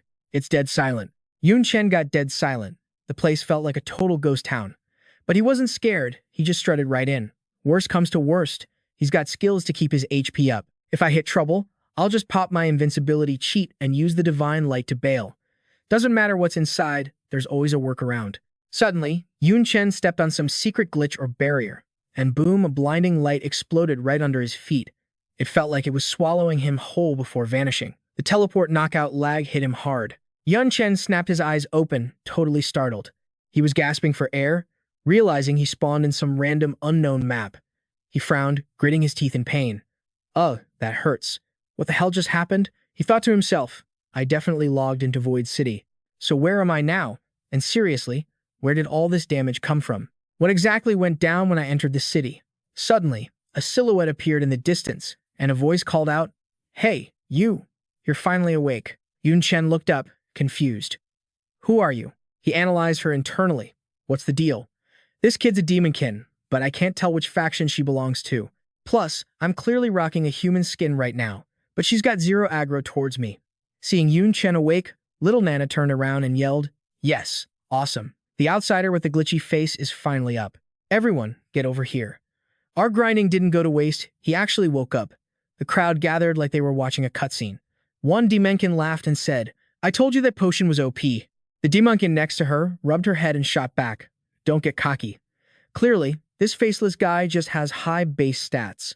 Rita's pig ate that same herb and straight up died. You know, it's my first time seeing an outsider, glad he didn't get wiped out. She ran up to him, all excited. What's your name? Where you from? Yun Chen wobbled to his feet, hesitating. Suddenly, little Nana stared at him and spoke up. Weird. Even up close, I can't render your face. It's all blurry and glitchy, like there's nothing there. Then she suggested, Forget it, let's just call you Void. Void? A demonkin heard the nickname, gave a thumbs up, and laughed. Void? That's sick. Totally fits him. Looks like little Nana's got a talent for naming. She grabbed Yun Chen's hand and said, I looted you first, so I'm gonna take care of you. Come on, let's go to my place. He blinked, surprised. Your place? Then, Yun Chen started his internal narration. And just like that, little Nana dragged me home to live in this village. He dropped some lore about the village. Turns out, these Demonkin's ancestors all came from a zone completely wrecked by war. They came here to escape the drama, isolating themselves from the server for hundreds of years. No beef, no PvP, just peace. Ideally a paradise. But Yun Chen kept wondering why they couldn't see his face properly. To them, my voice is just muffled noise, not clear at all. My avatar is blurry too, they can't even guess my age or gender. It makes them feel like I'm a glitch, like I don't even exist. That's why the name Void stuck. Yun Chen continued his train of thought. Luckily, they aren't toxic about it. They accepted me, super friendly. Living with them is chill. Honestly, camping out here forever wouldn't be a bad play. Outside the straw hut, Yun Chen sat back, relaxing. Now this is what I call a weird but fun life. Infinite possibilities. These guys crafted some seriously cool stuff. I gotta respect that. Suddenly, he clutched his head, grimacing. Not this annoying glitch again. A thought crossed his mind. In the 3 months since I spawned here, I keep saying random weird stuff.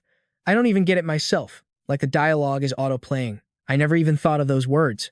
Just then, little Nana walked out holding something. She said, "Void, like we promised yesterday, I'm here to teach you how to read. Let's start with the most important one." Little Nana held up a stone in front of Yun Chen. "Look, this is your name, Void." Suddenly, the Demonkins in Void City rushed past, yelling. Another one spawned. "We gotta move. Hurry up. Don't let him die." Yun Chen was confused, so he looked at them and asked, "Yo, what's up? What's the drama?" One Demonkin turned back and replied, "We found another injured outsider. But this one is different from you. We can actually see his face, and he looks a lot like us. New member for the village." Little Nana looked at Yun Chen and chirped happily. Actually, when the first outsider appeared, everyone was scared of getting griefed. But Void turned out to be cute and nice. This new outsider must be just like Void. So no one's scared at all. We're actually super hyped to welcome him. Yun Chen listened and frowned slightly at her logic. That kind of thinking is going to get you killed. Meanwhile, a bunch of battered Pyro Clan demons were lying on the ground, groaning. Arg. It hurts. The Pyro demon clutched his head and screamed. Damn it, the Phantom Cliff is way more hardcore than I thought. I'm wrecked and haven't even found the loot yet. I should have listened to my old man. The other guys started blaming him. Young master, the clan leader warned us a million times. Never enter the Phantom Cliff or the Lost Swamp. But no, you just had to go exploring. Great job. Now we're all screwed because of you. Hearing that, he got flustered and angry, holding up a dark red gem. It's just a minor setback. Don't you forget who I am. Worst case scenario, I crush this sensor quartz. Once my dad shows up, we're basically unkillable. He paused, looking thoughtful. And we don't need to worry about lag time either. Then, the Pyro Demon recalled the map layout. Our Pyro Clan territory is right next to the Phantom Cliff anyway, and the Lost Swamp is linked to the Phantom Cliff. With my dad's max stats, he can speedrun here in seconds, but the others looked around nervously. We were definitely at the border of the Lost Swamp and Phantom Cliff, but then we clipped through the map and fell here. What is this map? I've never seen this place before. Suddenly, a crowd approached. The rustling noise caught the Pyro Demon's attention. The local Demonkin villagers looked thrilled. Hey, the outsiders are here. Everyone, come check this out. Meanwhile, one of the Tyrant Demon's lackeys clicked his tongue. Just my freaking luck. Running into another demon descendant clan right now? Seriously. Can't tell which clan they are, but lucky for us, they look super weak. Better take them out now before they run back and snitch to their tribe. But just as they were about to jump him, someone stopped it. Tyrant Flame raised an eyebrow and ordered, "Hold up, don't attack." They don't look like they're looking for a fight. His crew was totally confused. Usually, the young master is the most bloodthirsty one here. Why is he suddenly acting all nice? They didn't know he was mentally roasting them. Bunch of clueless idiots. With his purple eyes, he scanned those native villagers and saw the ancient dark seals. These guys were clearly that pure-blooded ancient race from the history books. So, he immediately started faking it, moaning in pain. Help. Someone help me. I'm dying here. Isn't there anyone kind enough to save me? But inside, he was plotting something twisted. That pure-blooded race went extinct 1,000 years ago. These demon descendants are basically living fossils. Whether I sell them as slaves or use them for experiments, they're worth a fortune. Eventually, the Tyrant Demon crew got carried back to the village by the natives. Everyone, come look. Outsiders are here. They're hurt pretty bad. Bring all the herbs, quick. We gotta help them. That Tyrant Demon guy was buzzing with excitement seeing purebloods everywhere. Jackpot.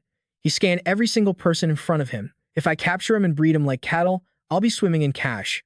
Yun Chen watched the Tyrant Demon gang silently, but then he saw little Nana step forward. I want to help too, she said. But he immediately stopped her. Don't. He analyzed the situation fast. Being peaceful for so long made these guys forget how messed up the outside world really is. They've gotten weaker with every generation. They have no clue that outsiders usually bring total destruction. Little Nana looked at him, confused. Void, why won't you let me go? Yun Chen hesitated, screaming internally. Damn it, I can't speak. No matter how hard he tried, he couldn't make a sound. It wasn't the first time this happened. He just froze up. It was just like back in the outside world. Just a few words could change everything, but I couldn't say them. I was right there, but I felt like I was just watching a movie. I could only watch helplessly as things played out, unable to change a single thing. Yun Chen felt a wave of frustration wash over him. In a situation like this, I could basically guess what was going to happen next. And so, time just ticked away. After a week of healing in the village, the Tyrant Flame Demon clan fully recovered. They left with the whole village, cheering and waving goodbye like idiots. Then one day, on a crisp morning, Yun Chen went up the mountain to chop wood like usual, wanting to pull his weight. But when he got back to the village, everything had changed. He froze. The scene waiting for him was a straight-up nightmare. Fire was raging everywhere, and bodies were scattered all over the ground. That tyrant demon scumbag was choking little Nana, laughing like a maniac. This is what happens when you fight back. If you won't be my livestock, then you can all just die. She could only gasp out weakly, Void, outsiders, I hate them. Then, she was brutally strangled to death right in front of Yun Chen's eyes. His eyes nearly popped out with rage. His power exploded as he roared, damn it, damn it.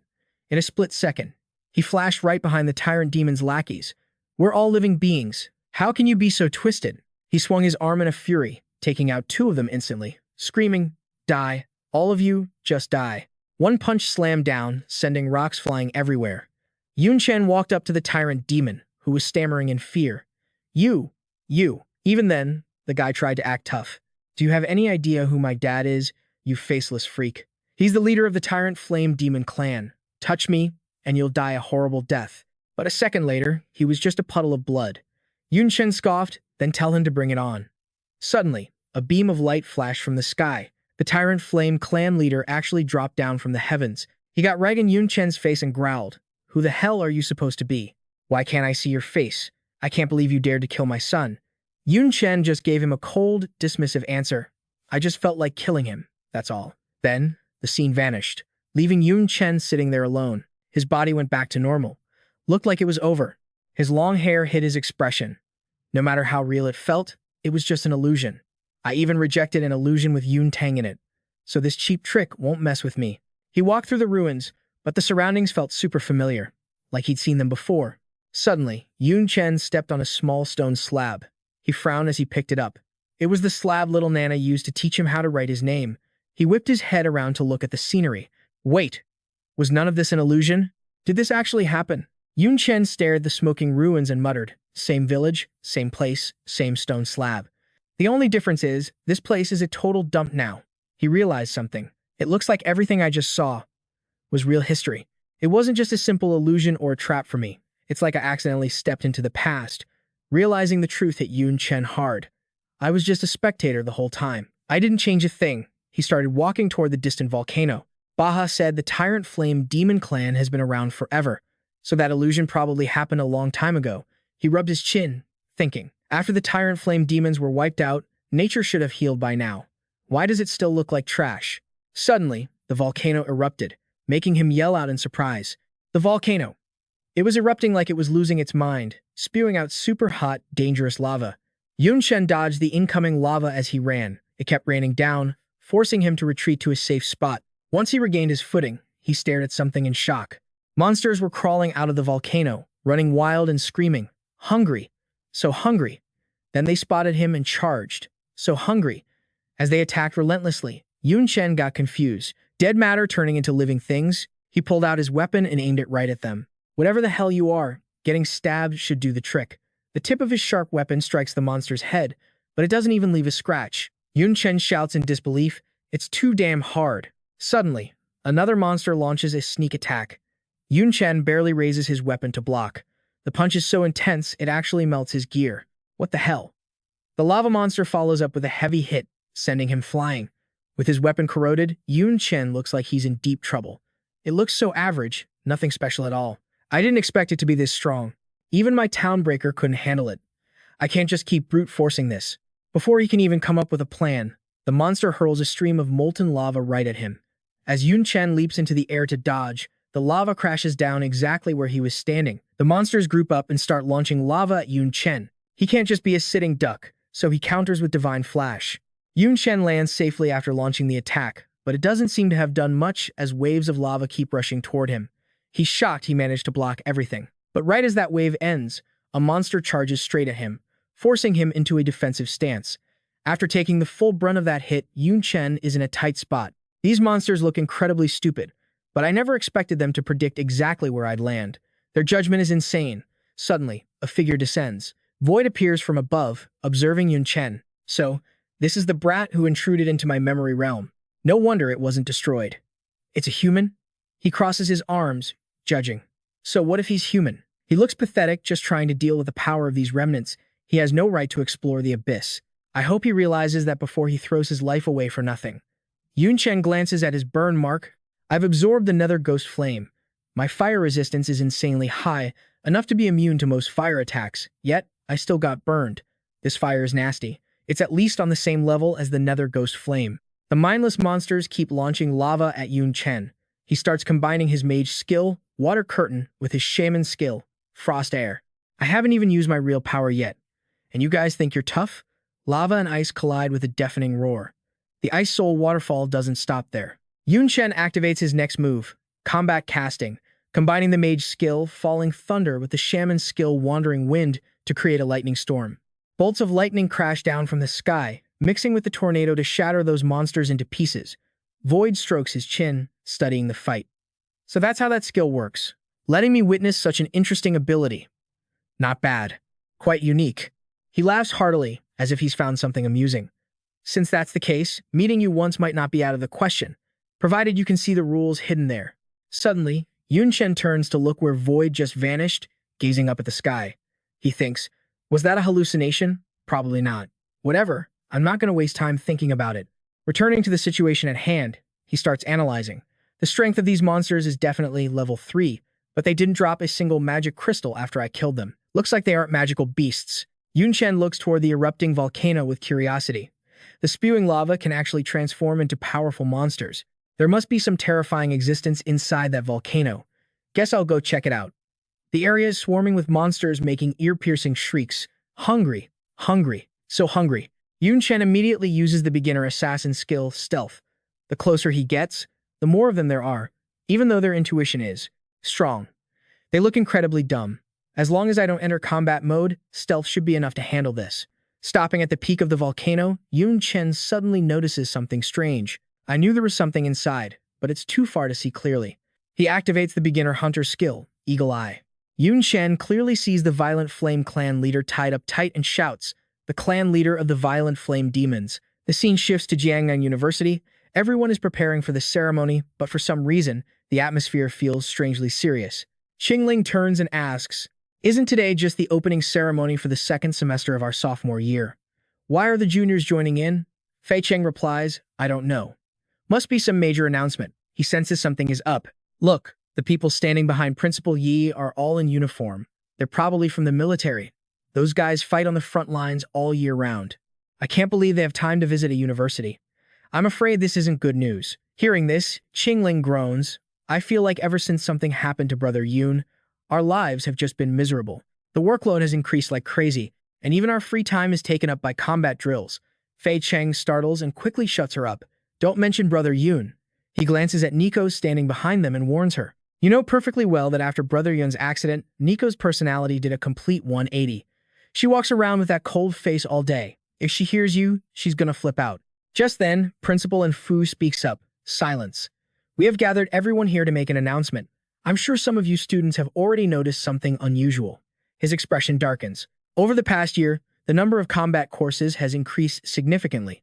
Dangerous dungeons that were previously forbidden to students have now all been opened. This has led to a situation where not only students, but even some instructors have suffered casualties. The reason for this situation is, he drags out the words, then suddenly speaks faster. Starting today, all sophomores, juniors, and instructors will be sent directly to the front lines for combat. All those dangerous courses and combat drills were to help you have a better chance of surviving on the battlefield. The students immediately panic. What? In previous years, only seniors were sent to the battlefield. I can't believe they've already expanded it to sophomores. Looks like the situation on the front lines is way worse than we thought. We're screwed. We are so screwed. I heard even the seniors took heavy casualties out there. Sending us now? Isn't that just sending us to die? Ignoring the chaos, he orders the next phase. Next, the military officers will sort everyone based on rank and class, then assign you to appropriate combat zones. Please cooperate. This is a matter of life and death. The soldiers quickly receive their orders and get ready. In her office, Ching Cheng is being visited by soldiers from the front lines. Tianhe and his subordinates bow 90 degrees and shout loudly, "General Xia, please, you've got to come back. The front lines are a total disaster, and we really need your muscle." Even though they were basically begging, she just looked totally annoyed. Is this about the Holy Empire? I told you guys from day one, if we didn't wipe those losers out, they were going to be a ticking time bomb. The old man struggled to explain, "You make it sound so easy. But the Holy Empire and our Mystic Dragon Nation are part of the Big Five fighting against the Dark World. If we actually make a move, both sides are going to get wrecked. Even if we took out their leaders with minimal losses, the other four nations wouldn't have enough juice left to fight the demon race. Plus, we don't have any hard proof that they actually sold us out to the Dark World." She shut him down cold. It's exactly because too many people think like you that those guys act so cocky. They let a ton of rookie geniuses die in the tournament and then just gave a lame apology to brush it off. Isn't that why our future talent pool is drying up? Tianhe let out a heavy sigh. If the front lines collapse now, there won't be a future to talk about. Ching Ching scoffed. Just because you guys keep letting them off the hook doesn't mean the Holy Empire is actually going to pull their weight on the front lines, you know? Her words hit him hard because he knew she was right. Yeah, you've got a point. But what else can we do? A lot of the top brass know the Holy Empire is like a cancer, but we're stuck letting them grow. If we try to cut them out by force, the front lines might just collapse instantly. And then, total extinction for humanity. His face got super tense. But right now, the biggest threat out there isn't even them, it's the devouring demons. Tianhe was looking more and more freaked out just thinking about them. We used to be able to hold the demon race back, mostly because they couldn't handle our world's environment and their combat power would drop like a rock. But now, the Lord of Devouring the Second Pillar figured out some way to make the demons of the Devouring clan adapt way faster by eating humans. So now the pressure on the front lines has doubled. But even with him panicking, Ching Cheng looked totally bored. Oh, so that's the deal. Yeah, sounds like a huge pain. But too bad. It's not time for me to jump back into the fight yet. The stress must have snapped something in him, cause he started yelling. Years ago, after you got pushed back in the Dark World, you suddenly retired. You said you were waiting for the right moment. You've been waiting 3 years. Isn't that enough? But Ching Cheng just shut him down. Nope, not enough. Probably need another year or two. Tianhe wasn't letting it go. But the front lines might not last that long. Luckily, she finally threw him a bone. Relax. I left a trump card in the Dark World back in the day. Looks like it's finally time to cash that in. Tianhe didn't have a choice, so he just rolled with it. Fine. I just hope this goes the way you want. If you can't fight, at least send those 2 demon maids of yours to help out. They're pretty useful, you know. But he was too slow, she cut him off. Too bad.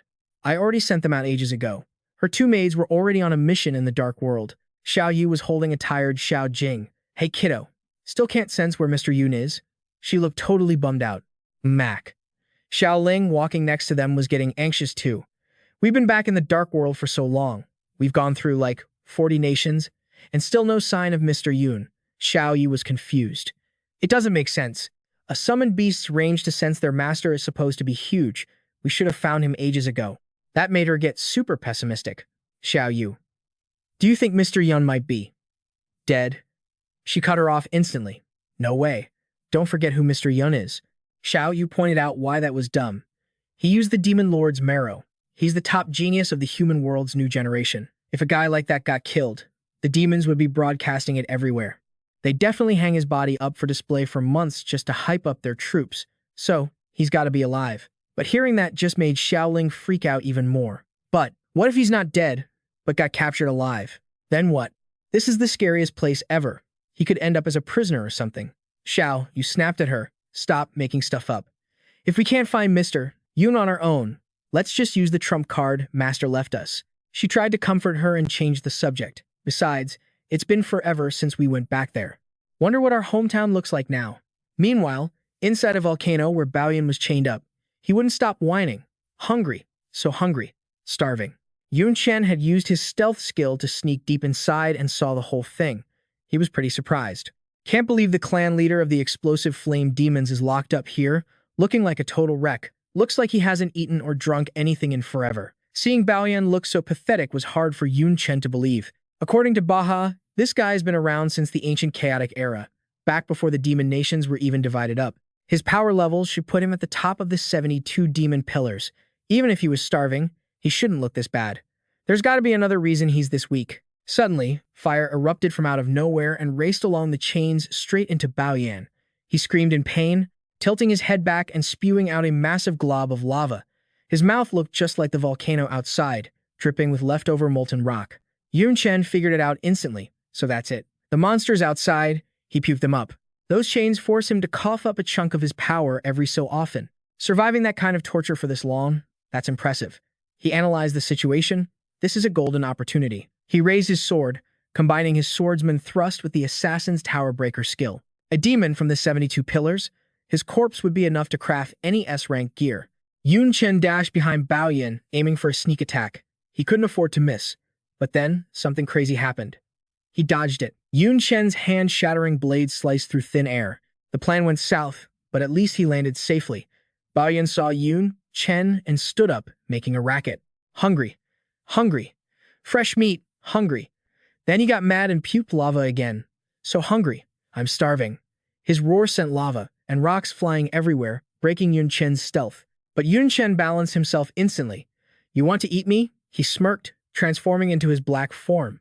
Let's see if you've actually got the guts for that. The magma chains held tight, keeping clan leader Bao Yan in check despite his rampage. The dude stood up, towering over Yun Chen like a freaking giant, muttering hungry, hungry, over and over. Huh. Like he just spotted a snack, he started screaming in excitement. Fresh blood. Tasty fresh blood. Yun Chen did a quick mental check. Even if this guy's weakened, he's still one of the 72 demon pillars. Bad news. Lucky for me, his range is limited. As long as I keep my distance, I can handle this. He pointed his staff fused with the Ink Mage and Frost Shaman powers straight at the beast and unleashed the Ice Soul Waterfall. A massive cascade of water burst out from Yun Chen, crashing down on Bao Yan.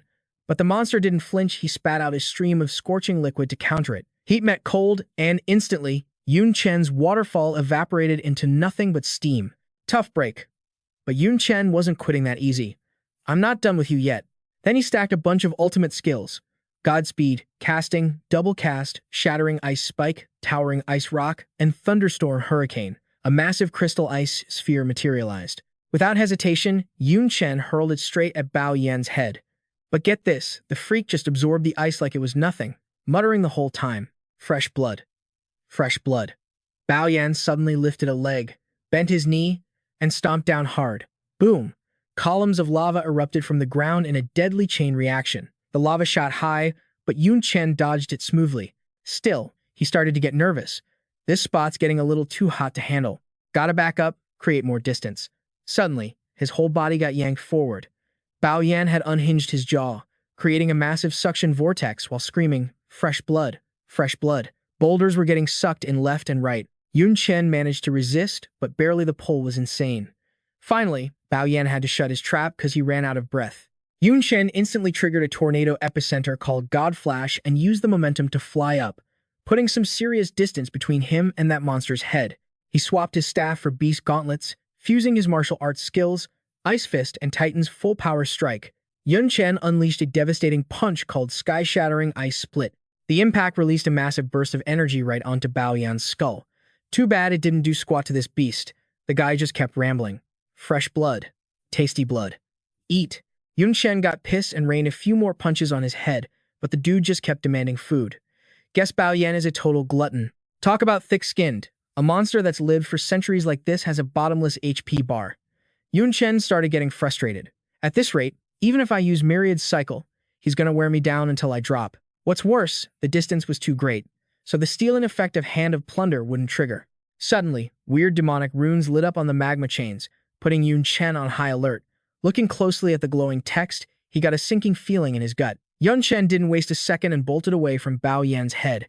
The moment he took off, for some reason, the monster puked up that crystal ice sphere he'd absorbed earlier. Yun Chen frowned, totally confused. He spit it out. Is he trying to?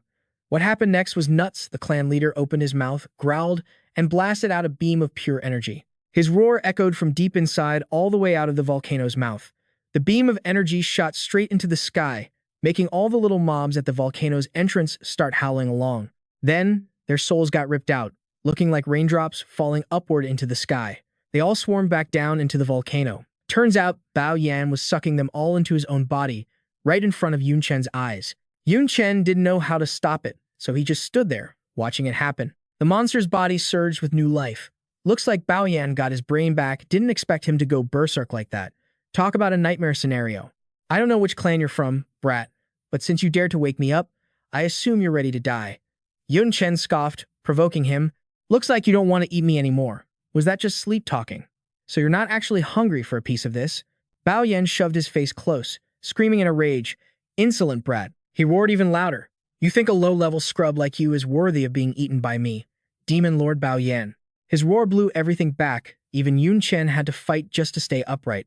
This power was on a completely different level than before. He really was asleep earlier. All that fighting was just unconscious instinct. Yun Chen's face went dark. You gotta be kidding me. My full power attack was only enough to be his alarm clock. Ignoring him, Bao Yan started talking to himself. I can't believe I haven't crushed this ant yet. I've become too weak. Hey, Void, you've trapped me here for 700 years. When are you finally going to kill me? Are you just waiting for my power to fade away so I rot? He mumbled while charging up a sphere of magma. Whatever. At least let me die by your hands, not by this ant's. Yun Chen tried to keep his cool, staring at the magma ball aimed right at him. I have to dodge this. As it flew closer, he twisted his body and leaped backward. Bao Yan saw him struggling and reached out a hand. You think you can run? Suddenly, Yun Chen stumbled and crashed toward the ground. What the hell? Did he just melt the space between me and the floor? He slammed into the dirt, sending mud flying everywhere.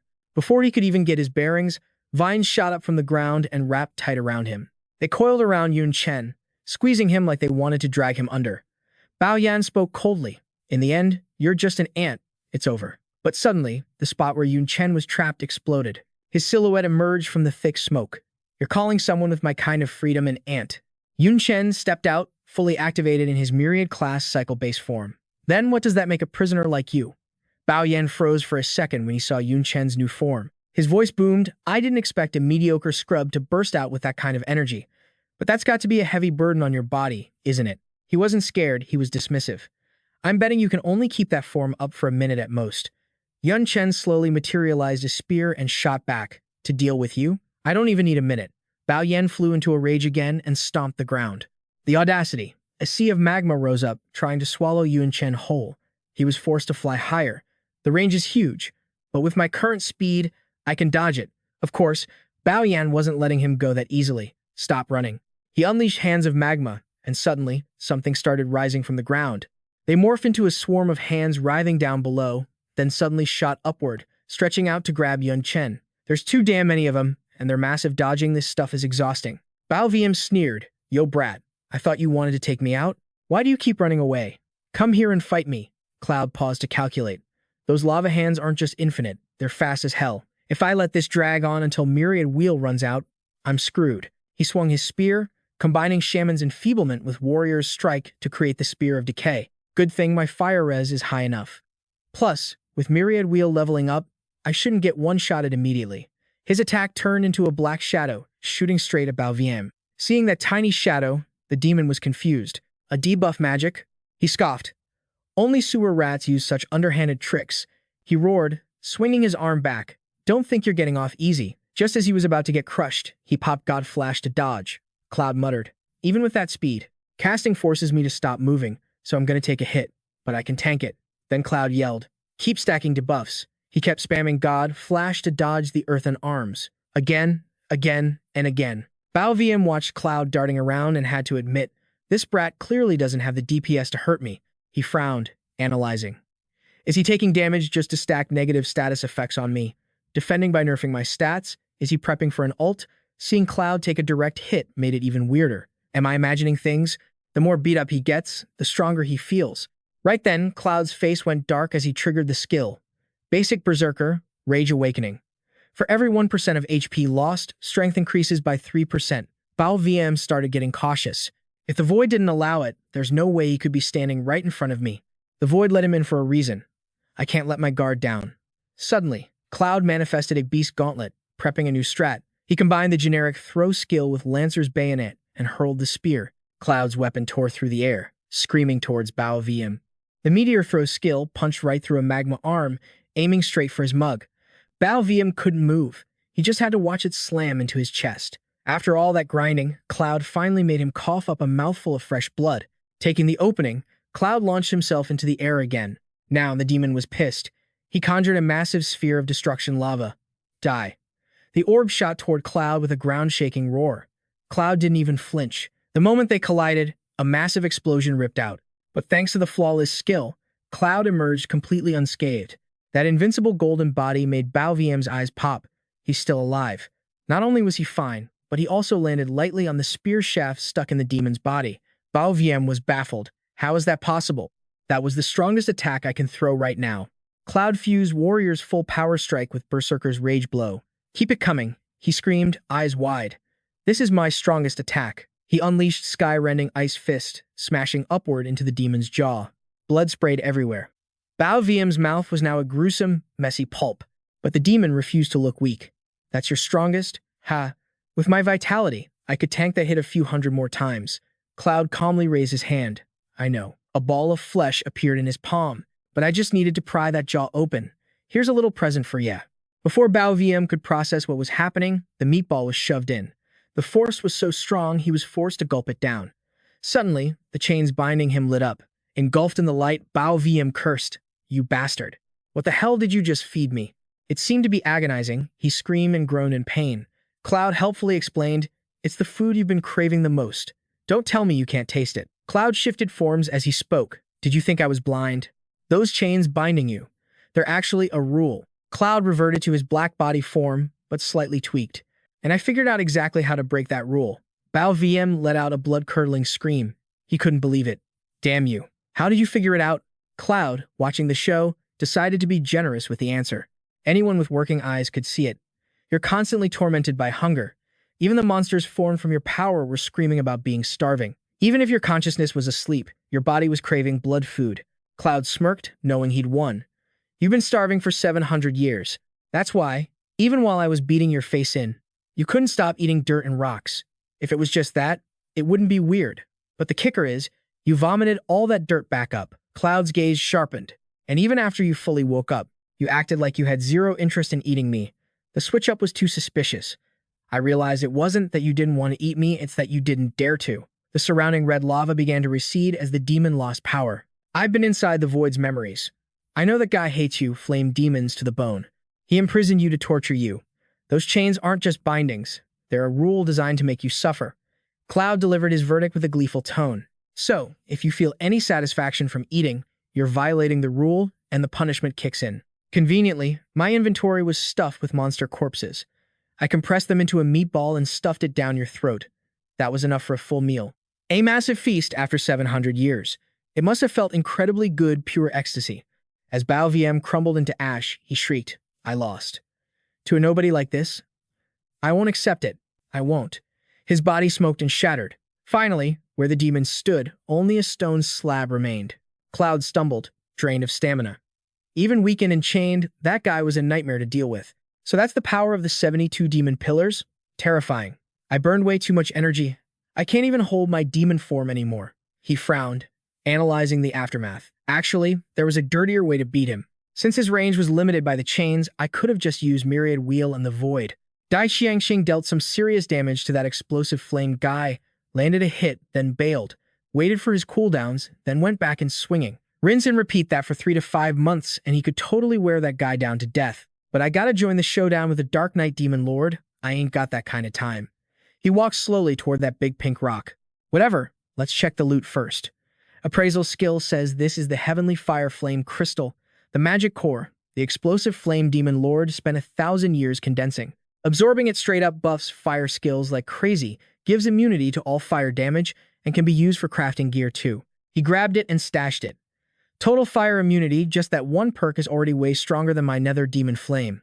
Now I'm just missing one piece of tier 5 material. Suddenly, a noise made him glance over. It was the Void, clapping his hands. He walked toward Yun Chen step by step. Not bad, you're pretty good. He smiled, looking satisfied. Thought it'd be just a surprise if you got in here. Didn't expect a whole shocker. The Void pulled out a sword. I really want to spar with Yia, but I got something to handle first. Yun Chen flinched on guard. Then the blade slashed through him faster than lightning. Yun Chen didn't even have time to react. He spun around to look, totally confused. No damage. Actually, felt kinda relieved. What the hell did you do to me? The Void turned back to explain. Nothing much. Just temporarily cut your connection with something. Wouldn't be good if it saw I exist. Suddenly, the rocks on the ground started floating. Yun Chen froze, thinking, is that connection? The system. Can't even call it the system anymore. The Void sat on a rock, the smoke clearing to reveal little Nana's form. It'd be awkward for you to chat with a guy whose face you can't see. I'll just use a look you've seen before. But gotta say, didn't think you wouldn't be scared of me. That's a surprise. Yun Chen sat down opposite him. Well, I did play as you entering your memories. I kind of figured out your personality. If you wanted to kill me, you wouldn't have dragged it out this long. Am I right? The Void demon, even being called out, kept the same expression. The Void chuckled. True that. You should be glad you're human. Because I set a rule for the Void City. Any demon descendant who enters must die. Didn't expect you to find a loophole. Anyway, you really aren't a demon descendant. He sighed. This place is where I store precious memories. Wasn't expecting anyone to walk in. But accidents happen, and here we are. Don't know if that's good or bad yet. Yun Chen still hadn't calmed down. He really is the great Void demon ruling the dark world, dividing the 72 demon pillar kingdoms. But isn't setting and changing rules something only God can do? Could it be? As if reading Yun Chen's mind, he said, stop overthinking it. I'm not God like you guys call it. That made him lose his cool. Then what are you? Why can't anyone see your face clearly? The Void explained without getting annoyed. Because the gap in life levels is too huge. No one can clearly see an existence they can't comprehend, including you. He pointed at Yun Chen. Basically, higher beings like me can see everything about you. Yun Chen's eyes went wide, jumping when he heard the rest, including that other soul inside you. That thing called the system, your transmigrator identity, all your items, and even the blank blueprint. Sweat poured down his face. What exactly are you? He thought. Being totally seen through sucks. The Void laughed. You're not qualified to know yet. Unless you can prove you won't end up in that coffin, everything else is just a pipe dream. He thought hard, stressed out. The coffin? The familiar one in the mountain range? He means I might end up lying in there. Is that really my final resting place? Suddenly, the Void conjured a stone. You killed the explosive flame demon lord, so you helped me cut off a piece of obsession. This myriad calamity fire stone is my thanks. It's exactly what you need. Also, take out the blank blueprint. I'll teach you how to use it. Yun Chen pulled it out without hesitation. Yun Chenks. The purple stone glowed as the Void explained. The blank blueprint is good stuff for you, but you can't just shove random junk in it. You need a main material to make the set's core, then use auxiliary materials to develop it into a complete set. Yun Chen looked up, watching and listening to the lecture, and the myriad calamity fire stone works as the main material. When it flared up, the Void shouted, now, throw in the auxiliary materials you want to use. Yun Chen quickly tossed up the stones he collected. Heavenly Fire Flame Crystal, Origin Stone of Death, Black Forest Core, and Golden Marrow Crystal Merge. Everything melted and turned into text on the blank blueprint. It wrapped around him, not forgetting his arm. When it was done, Yun Chen had the Myriad Calamity Meltdown set. It consisted of the Myriad Calamity Fire Shirt, Heavenly Flame Meltdown Pants, Origin of Death Shoulder Pads, Black Forest, Swamp Belt, and Golden Marrow Boots. Equip limit, Yun Chen. Total stats, Strength plus 1,950, Constitution plus 23, Agility plus 14, Intelligence plus 21, Durability plus 1,250, Immune to fire damage, Resistance to negative effects plus 3. When flame power is full, release meltdown once. Auto charge time is 24 hours, absorbing any disaster type damage. Once full, you can use the power of Myriad Calamity Fire. Note, unique set, Yun Chen grinned, Meltdown. That was the explosive flame demon lord's ult. Didn't think it'd work in the set. The harder it is to charge the Myriad Calamity Fire power, the more terrifying it is way beyond Meltdown. Plus, the stat boost is insane. Truly, a legendary grade set. He clenched his fist, determined. With this set, I can handle those 3 demon lords. Just don't know how far behind I am compared to the demon venerable. Then, Yun Chen turned to ask, oh right, I want to ask something. Do you know where the Shell of Illusory Destruction is? He remembered the system gave his subjugation quest ages ago. but he still hadn't seen this so-called shell.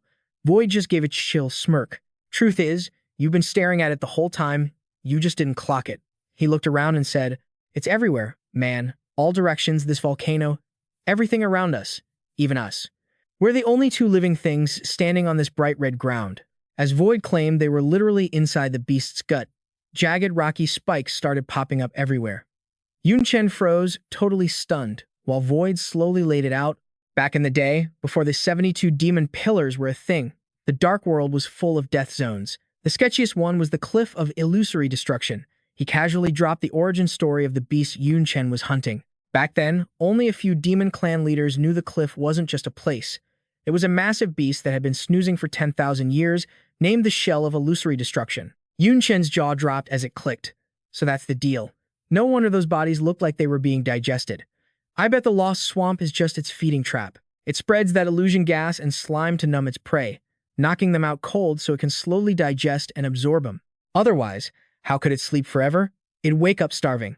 He started connecting the dots, and where the Cliff of Illusory Destruction meets, the lost swamp probably has a crack leading right into the shell's insides. Maybe it's the beast's waste chute. Little Nana's ancestors must have taken a wrong turn and fell right into its gut.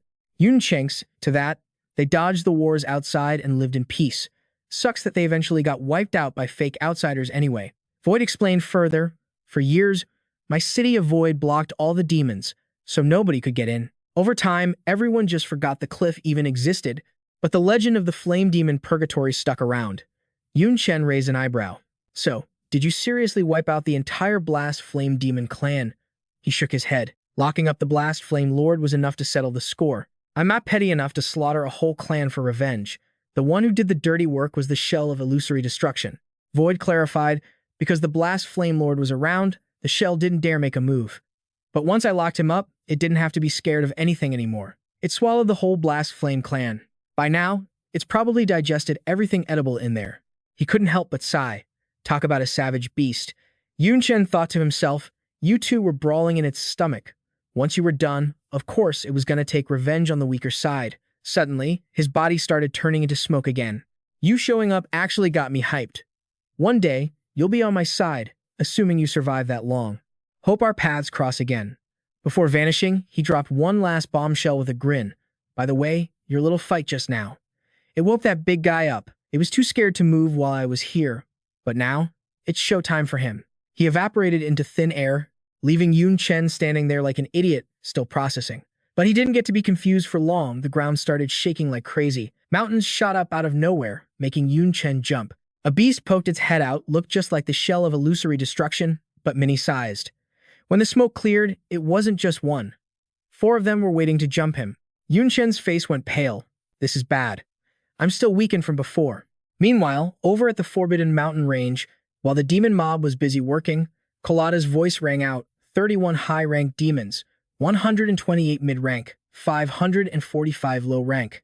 With an army like this, we could conquer territories, yet we grind all year just to crack open 3 coffins. He sighed, shaking his head. "Lady Night Slayer, she only needs 1 serious hit to pop a coffin open. But for us, we gotta go full power for 3 to 5 days straight. The gap in skill is just terrifying." Suddenly, a minion screamed out, "Lord Collada, there's a weird coffin. It's moving." Collada was totally shook. "Say what?" he wondered. "Aren't coffins just for dead bodies? Is there some guy still alive in there?" The coffin was actually shaking, like the corpse inside was trying to bust out. It kept going, thud, thud, and Collada's crew was clueless. The minion was freaking out, the ones we've opened before. Were full of legends who were super OP when they were alive. Some were practically myths. Is a monster gonna jump out or what? Meanwhile, Collada calmly sent out his life force sensor to check it. "I seriously can't feel any life signs, but the thing is moving. Plus, I'm getting a vague vibe that it's dangerous." The minions asked him, "Should we report this to Lady Slayer?" But Collada shut that down. "She's got way too much important stuff to handle. Why would I distract her with some random coffin?" He barked an order seriously. "Don't touch this coffin. I'll deal with it myself. You guys go do something else." They nodded. "Got it, leaving it to you, boss." As they walked away, they started gossiping. "Heard Lord Collada has had a crush on Lady Slayer for ages. He definitely wants to take the credit for himself." A chubby demon replied, "Lady Slayer is gorgeous and strong. It'd be harder to find someone who doesn't admire her. Lord Collada is way out of his league, though." Not sure if Collada heard that, but he just smirked, looking all excited. My demon armament is special. It's way better for analyzing stuff than fighting. If there's something awesome inside, Lady Slayer is going to be so happy. At the same time, the Dark Knight Royal City looked super gloomy under the crescent moon. The night vibe in the Dark Knight Demon Kingdom was totally bleak. On the other side, a bunch of demons were crowded around an arena. Next to the ring, VIPs sat on thrones. They were Demon Lord Carlos, Demon Lord Puro, and Demon Lord Latia. The crowd below was buzzing. That's the three great demon lords. Every demon lord joined this showdown, but in the end, it's just these three fighting amongst themselves. Today's battle decides the future of our kingdom. They stared at the highest seat and shouted, "The lord who survives till the end gets that supreme throne and becomes our one and only king." A guard nervously asked, "Steward Baha, is our lord really showing up? I know Lord Wuji is strong and all, but the three great demon lords are beasts. If Lord Wuji can't win, Lord Carlos definitely won't let us live in peace." Baha calmed him down. "Have some faith in our lord. She's never broken a promise. And trust yourself, too. Guards of the lord like you guys aren't inferior to any other demons." Some guys from another clan heard that and laughed. "Did I hear that right? The boss of Thio Castle wants in?" Another guy shot back. "That little lord from the sticks, is he here to get himself killed? I heard they messed with Lord Carlos. Guess they want to go down fighting." The guards heard that and snapped. "You trash-talking Lord Wuji, you want to die or something." The cowardly haters begged for their lives. "We were just running our mouths. Why you so mad?" Don't kill me." Baha stepped in chill-like. "It's a big day. Starting fights now ain't gonna end well. Screw him, let him talk." The gossip just kept spreading. "Is this that broke-ass Theo Castle from the middle of nowhere? Heard the demon spawn, they were weak, but that looks wrong. These guards got some expensive gear, totally different from the rumors." Suddenly, a voice boomed out, cutting through the noise. "For years, our Dark Knight Demon clan has taken enough crap, ranked dead last among the 72 clans. The Dark Demon stood there, loud and proud. But today, it all ends. The new king's gonna lead us back to glory. The rules for this showdown are simple. Any demon lord in the clan can step up and take on challengers. Everyone shut up and listen close. Whoever's still standing at the end will be our new king." He finished strong. "Now, I declare the great battle officially started. Any lords want to fight, get up here." Before he could finish, someone jumped on stage. Dita smirked. "The new king's gonna be me. Anyone want to try me? Step up." The crowd went wild. "It's Lord Dita from Loafer Castle. Heard he's a beast among the high-ranked demons. After getting that Demon King gear, he's even scarier. They call him the strongest boss under the three great demon lords. Being the first one up means fighting the most rounds. Everyone else wants to go last, but only he's got the guts to start." Right away, another guy jumped into the ring. "Dita, don't be so cocky. That throne ain't for you." But Dita just flashed a smug grin. The whole arena blew up, smoke everywhere. The guys below gasped. "So strong. If this ring wasn't reinforced, the shockwaves alone would have killed us. That's a battle between lords for ya." Terrifying, down below, two shadows were hiding in the crowd. It was Xiao Yu and Xiao Ling. Xiao Yu scoffed. "You call this fighting? What a joke." Her sister nodded in agreement. "Can't believe our home's gone to trash like this. Even scrubs think they can be king." Xiao Jing, fast asleep in Xiao Yu's arms, suddenly woke up. "Xiao." You saw him happy and asked, "Hey kid, what's up with you?" Xiao Jing bounced with excitement. "Master. Master's coming." Xiao Yu's eyes went wide. "What? Mr. Yun is coming?" Xiao Jing nodded like crazy. "Yeah, Master's getting closer. He's almost here." She beamed with joy. "We looked everywhere for him with no luck, and now he just shows up. Why do you think Mr. Yun is here?" Xiaoling guessed. Definitely not to fight. Even if he leveled up fast this past year, he'd only be a high-ranked demon. Probably just here to watch the show. With his Dark Knight talent disguising as a demon spawn as a piece of cake. On stage, Dita punched his opponent into the sky while everyone watched. He yelled out, pumped up, "You trash. You really think you can beat me? Who's next? Hurry up. The king's throne is mine." The crowd started whispering. "Damn.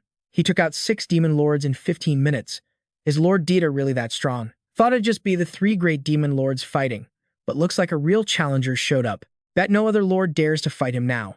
Maybe he really could be the new king. Latia sat on her throne, sipping her drink. Bunch of idiots. Guess all you want, rack those tiny brains. You'll never know the ending was fixed from the start. Poro smiled, satisfied. Dita is a pawn we've been raising for years. His whole purpose is to play the dark horse today. The more he crushes them, the louder they'll cheer for him. Besides, taking the throne without a fight wouldn't satisfy those idiots' expectations of a king. She gave a sinister smile. After all, I'm just the opening act. The main event today is still our civil war. She turned to Carlos. You don't seem to care about the matches. Thinking about that Wuji guy? The one who didn't pay up, crippled your goons, and even dared to mess with you? He still ain't here. Guess he chickened out. Carlos smirked. If he dares to show up, I'll tear him apart with my own hands. But even if he doesn't, it's fine. I got something way more interesting planned. Suddenly, soldiers started marching over, making Baha turn around in shock. They surrounded the Thiao crew, leaving him totally confused. What the hell is this? Carlos stood up and announced. Before the next battle starts, I want to add a little bonus. Seems like you guys don't know. There's a territory that refused to pay war tributes this past year, putting huge pressure on us. Let's make this clear.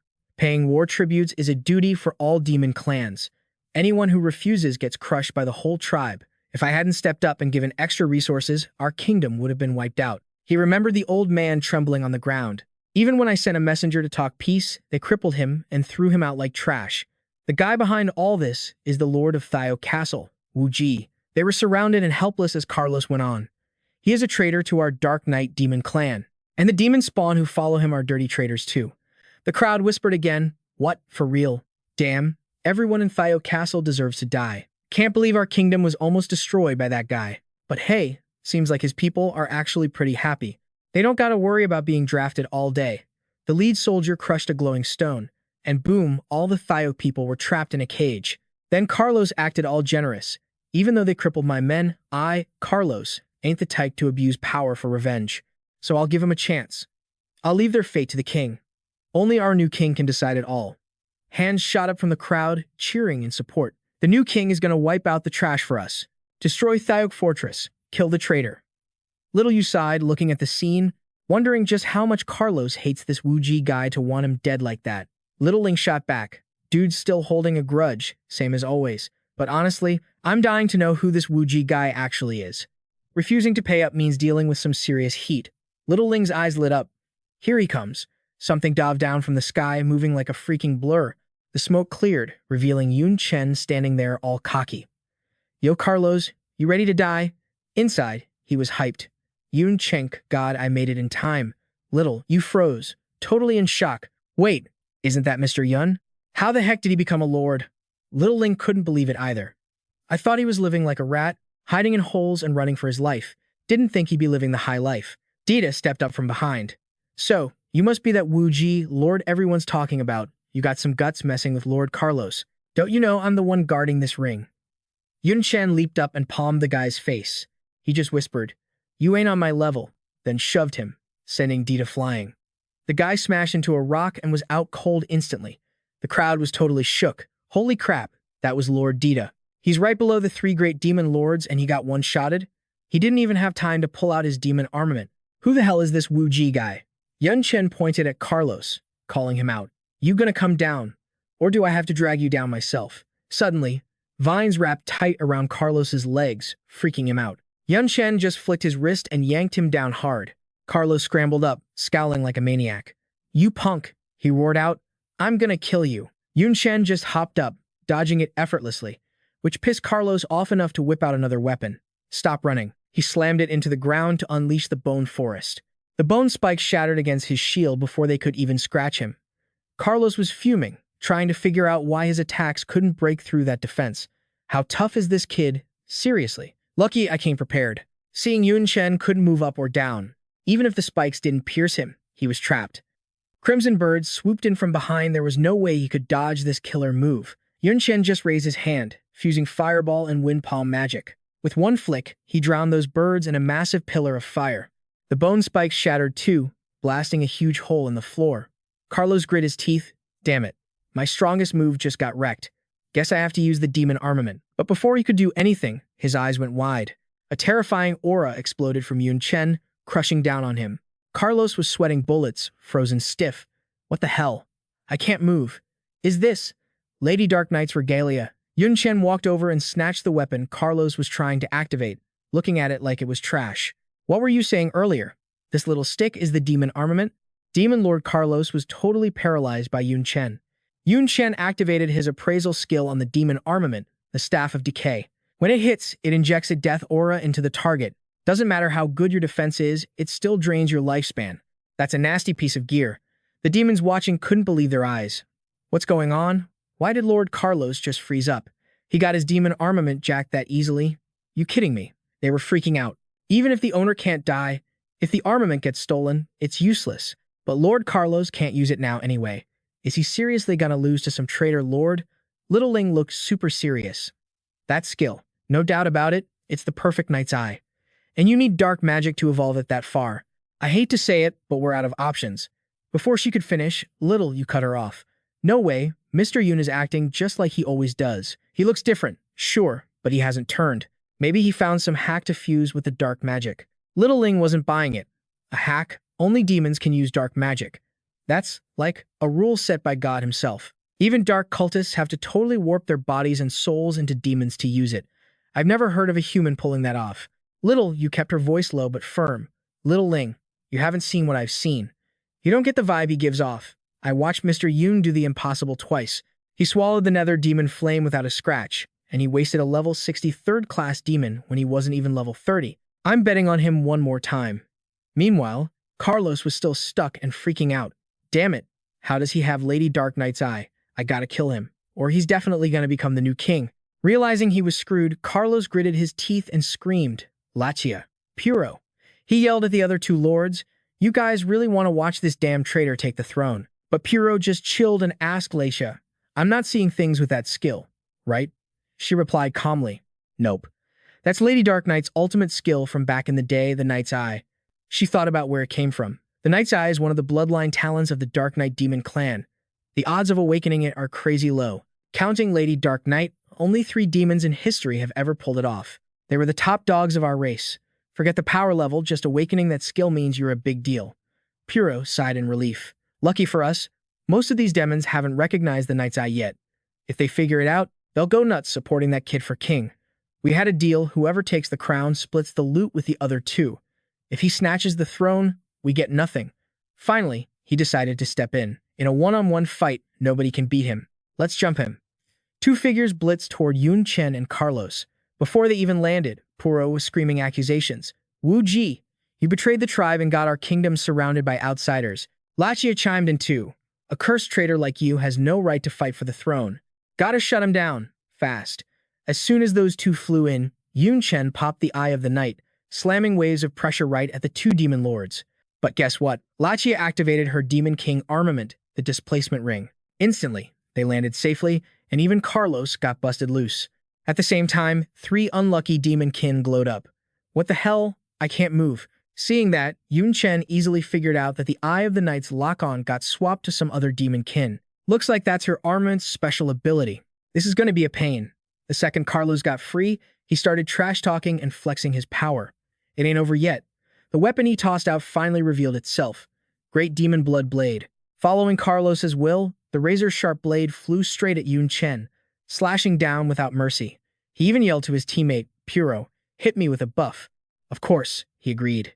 Demon King Armament, Amplification Grimoire, 2 powers combined, turning that small blade into a gigantic weapon of mass destruction. It crashed down toward Yun Chen's head as they both shouted, Amplified Sky Demon Blood Blade. Yun Chen frowned, annoyed at Puro's book. Great. Another guy whose armament can buff skills. A massive Dark Sparrow explosive flame palm rushed to meet the blade. The blast radius was too huge to dodge. He had to tank it head-on. But Lachia wasn't just standing there for show. She quickly used her displacement ring again. Little brother, stop struggling. It's useless. It was that target-swapping move again. The palm strike that was about to hit the blade suddenly did a U-turn and rushed straight back at Yun Chen. Have a taste of your own medicine. Just like that, both the enemy's attack and his own skill slammed right onto his head, completely destroying the ground beneath him. The mob of demon kin watching below went wild, cheering for their lords. That's the 3 great demon lords for you. Teamwork makes the dream work. So Oppie, that traitor is definitely toast now. Not even ashes left. Truly a terrifying battle. But despite everything, Yun Chen was still standing firm on the shattered stage. Puro's jaw dropped in disbelief. Still alive. How? My amplification grimoire boosts skill power like crazy. Yun Chen didn't care, arrogantly declaring, no big deal. My base stats are just cracked. Internally, he knew the score. He was wearing a full legendary set, after all. No way he'd get one-shotted by a demon lord instantly. Still, dealing with these 3 teaming up was seriously tough. Plus, Yun Chen was deep in enemy territory, so he had to watch his back for the mobs too. This place was crawling with demon kin who hated his guts. Spamming Myriad Wheel right now would be suicide if he ended up in a weakened state. He didn't know why Xiao Yu and Xiao Ling were here, but he didn't want to rely on them. Watching from the sidelines, Xiao Yu was freaking out. Even if they weren't on our level, Lachia and Puro were still super strong. With them teaming up, Mr. Yun might not make it. We gotta help. Xiao Ling was still suspicious. But I don't know Mr. Yun's status, if he's really turned into a full-blown demon kin. Just then, Tiny Xiao Jing stuttered, Master. He noticed us. I feel like he wants us to stay put. Xiao Ling was surprised. He noticed us, but no hostility? Xiao. You happily patted Xiao Jing's head. See? Mister. Yun is fine. He's pulling off the impossible again, just like always. Let's listen to him for now and jump in if things get hairy. Back in the fight, Yun Chen realized he couldn't let Latia stay in the game. Bottom line, gotta take out that female lord first. Her armament is the biggest headache. So, he fired a tiny fireball at Latia. She used the displacement ring. Still spamming random skills. Little brother, do you really look down on your big sis that much? Once again, she used her swap skill. As expected, the fire Yun Chen shot out bounced right back at him. But he looked like he had a plan. Without flinching, he mobilized his power and rapid-fired 3 different moves. Rapid cast, double cast, fireball. Countless fireballs flew at Latia at breakneck speed. Relying on her armament, she didn't even bother dodging Yun Chen's flames. Trying to win with quantity? How cute. No matter how many you throw, I can shift them all. Sure enough, every attack he launched got reflected just like before. The spot where Yun Chen stood was blasted to smithereens by the fireballs, blowing another hole in the stage. Xiao Yu and Xiao Ling were sweating bullets watching this. Mister. Yun is playing with fire, unless the skill power goes way beyond her limit. Lachia's armament can reflect anything. She's not the type you can beat with brute force. Xiao Jing screamed in terror. But suddenly, not only was Yun Chen fine, he used the smoke as cover to rush straight at Latia. She was totally caught off guard. What the? He tanked all that fire without a scratch. In a flash, Yun Chen was right in front of Latia. He channeled his full power into plundering hand. Too bad for you. My fire resistance is maxed out. I can eat my own fire skills all day without taking a single hit. Shift all you want, it's useless. Game over. Yun Chen launched himself at Latia with explosive speed. He raised a heavy fist. It's over. But instead of fear, a scornful smile twisted her face. Tell me, little bro, didn't you forget something? Before he could react, both Carlos and Puro rushed in with their weapons. You think we're invisible? But to everyone's shock, despite their fierce attack, Yun Chen effortlessly blocked them both, taking 0 damage. However, Latia looked smug, like she predicted this. Game over? Don't make me laugh. Puro and Carlos know exactly how important their big sis is. They know who the VIP is. Arrogantly swinging your sword at me, targeting me first. Smart move, kid. But you got tunnel vision. Unexpectedly, Yun Chen smirked, not worried at all. Tunnel vision on you? Please. You're the one staring at me too hard. So hard you didn't even notice the shadow creeping up behind you. The situation flipped so fast, Puro screamed. Latia, check your 6. Move. In a split second, dust swirled where she stood. Latia was completely captured by the shadow. She whipped around, screaming her head off. Damn it, he's got clone skills too? Since when the hell did that happen? Yun Chen just shrugged it off, explaining, back when you tried using my own moves against me, specifically when those flames blocked your view, I slipped my shadow fiend right into my own shadow. Conveniently enough, it knows how to stay hidden. So ambushing you from behind was a piece of cake. Latia struggled to look up at him, thinking, he can hide in shadows and use clones. That's super rare. But what terrified her even more was the realization that was just a clone, and it totally overpowered me. Just how insane are his real stats? Yun Chen looked down at them coldly. Without her conversion ability, you guys don't stand a chance against me. So, are you gonna kneel and submit? Or what? Baha opened his mouth wide, inhaling some weird purple smoke. You gotta be kidding me. It ain't over till it's over. Suddenly, a dark mist exploded outward, catching everyone off guard. Yun Chen just glanced around, totally chill. Using thick fog to block my vision? You that scared of my night eye? Doesn't matter. It's useless anyway. Magic Echo has already been activated. It's a fusion of the Mage's Mana Surge and the Mechanic's Echolocation. Every move you make is under my control. Baha dashed over to Latia. This kid is ridiculously strong. I have to free Latia, otherwise we're dead meat.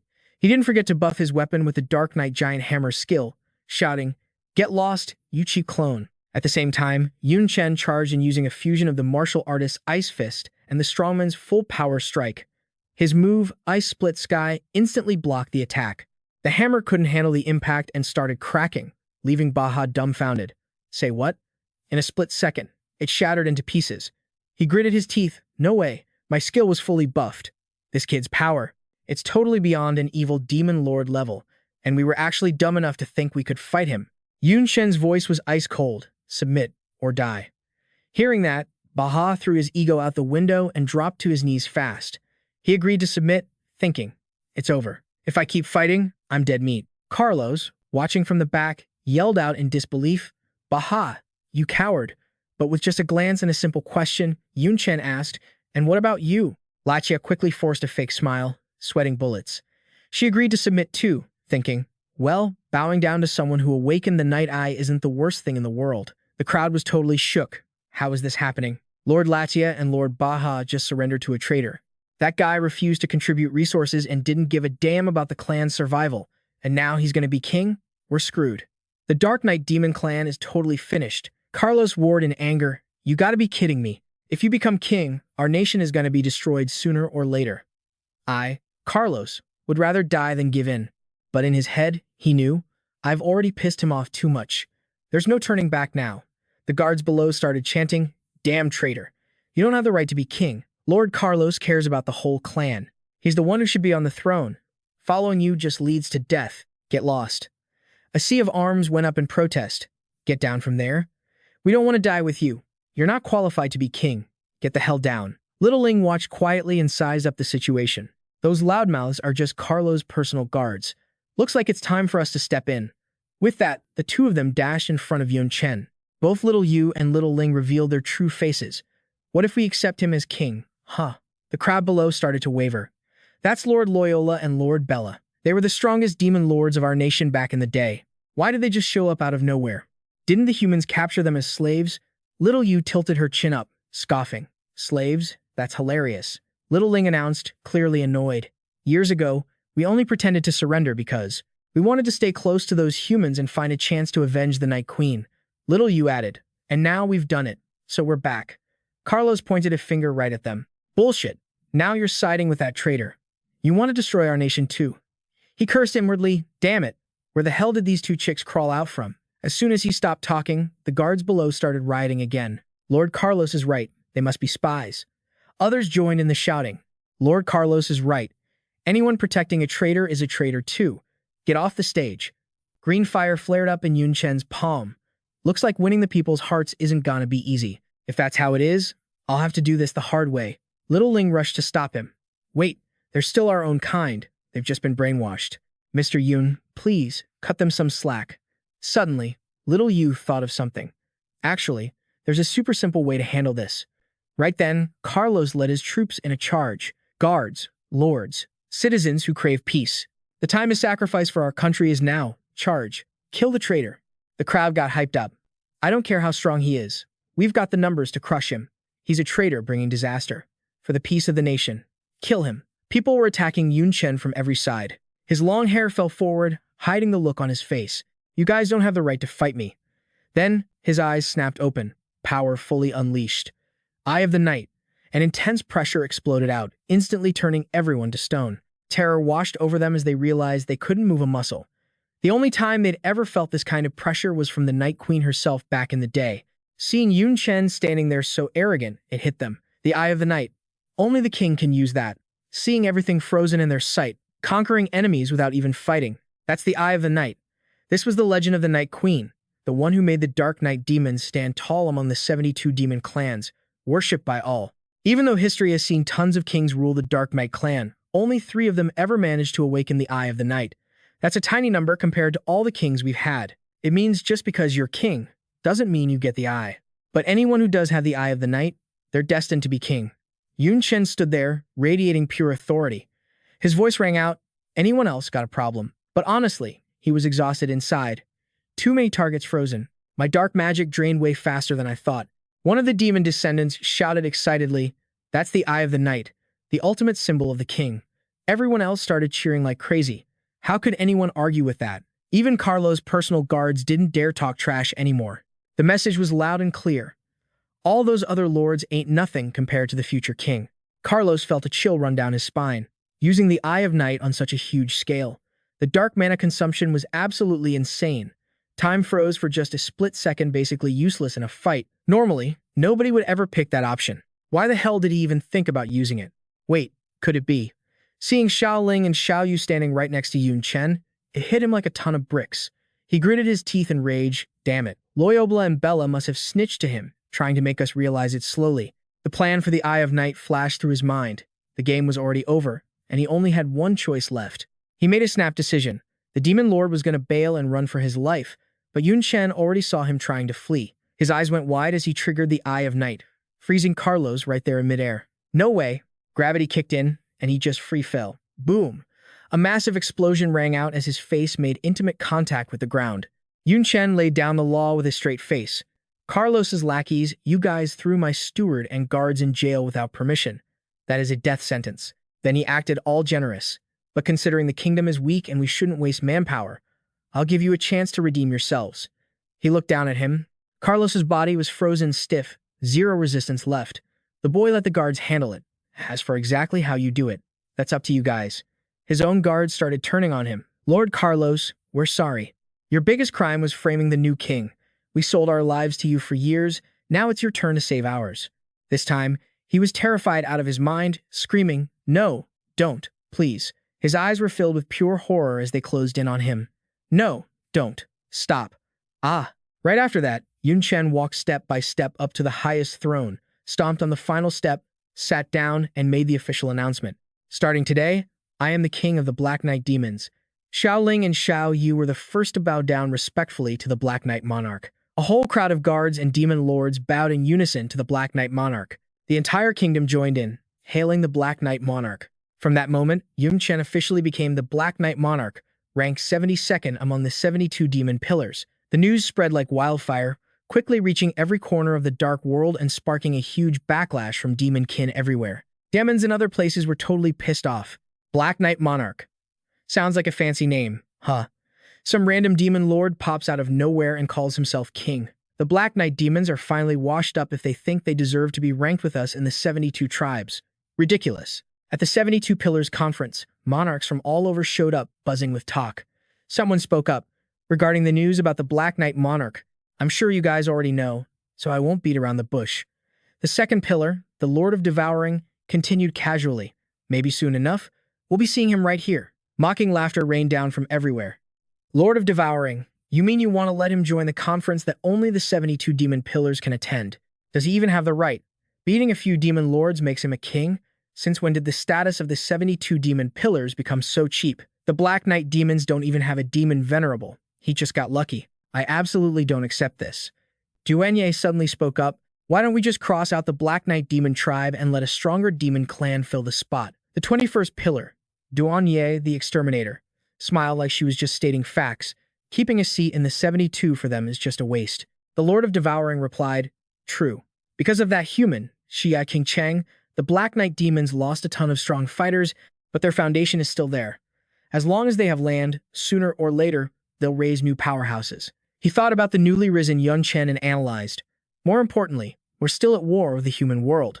Mid-tier and low-tier demons are the main force on the battlefield. Here's the point. Their value is way higher than the small demon clans. As long as they pay enough war resources to contribute to the dark world, I don't care who calls himself king. He lowered his voice. If the Void Demon and the first pillar were here, I think they'd agree with my decision too. The other pillars started making noise like a rowdy market. Nobody knows where the first pillar ran off to these past few years. We haven't even seen any demons from his clan. The Void Demon is even flakier. Haven't seen him since the 72 kingdoms were divided. Now everything relies on the Lord of Devouring's decisions. The real power is in his hands.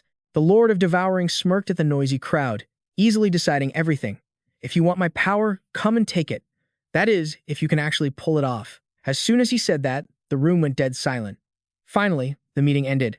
Lati was feeling totally salty about it. This is too much.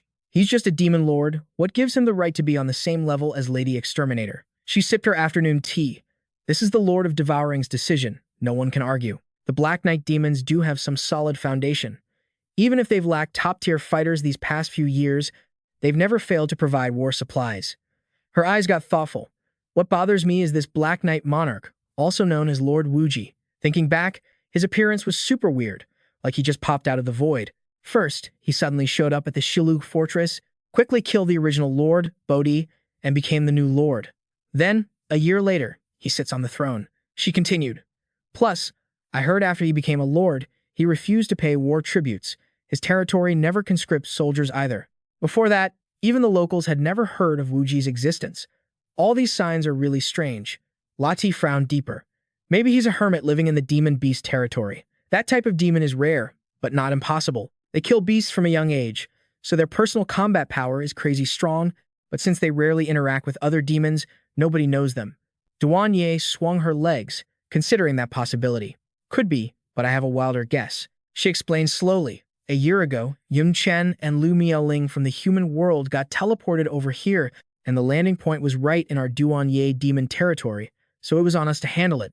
She stood up and recalled, so I sent Colada. I didn't expect the hunt to fail, and instead, we found out the Forbidden Mountain Range was opened. Considering how important that place is, I gave up the chase back then.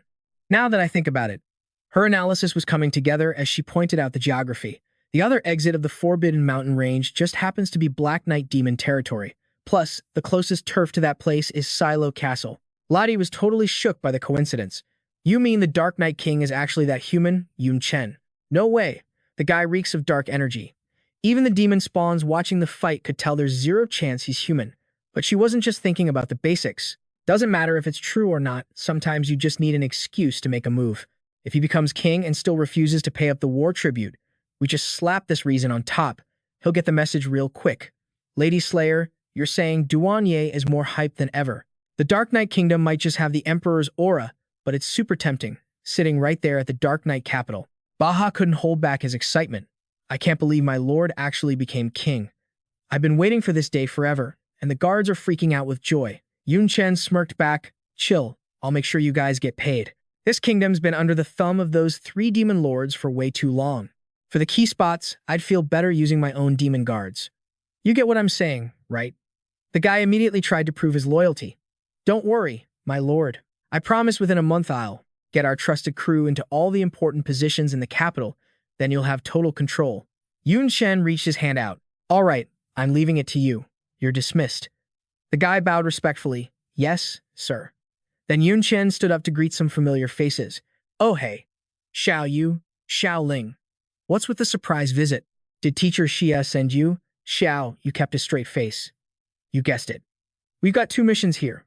One is to find Mr. Yun, and Miss Lu Maoling to help you guys get back. The other mission, her voice got super serious, is to activate the trump card our master left behind in the dark world. Yun Chen was confused. What kind of trump card? Xiao, you hesitated. Well, about that. Xiao Ling stepped in to answer. We gotta ask master first before we can spill the beans to you, Mr. Yun. That caught his attention immediately. Wait, you guys can actually talk to Teacher Xia? This is a whole different world blocked by a spatial barrier, you know. Xiao, you grinned. Yeah, regular human power definitely won't cut it. But what if we use the power of a god? She happily showed off a gadget. With this god-tier item we got through a sacrifice, calling master as a piece of cake. Item details, Phantom Star Mirror, god tier. Effect, ignores all restrictions.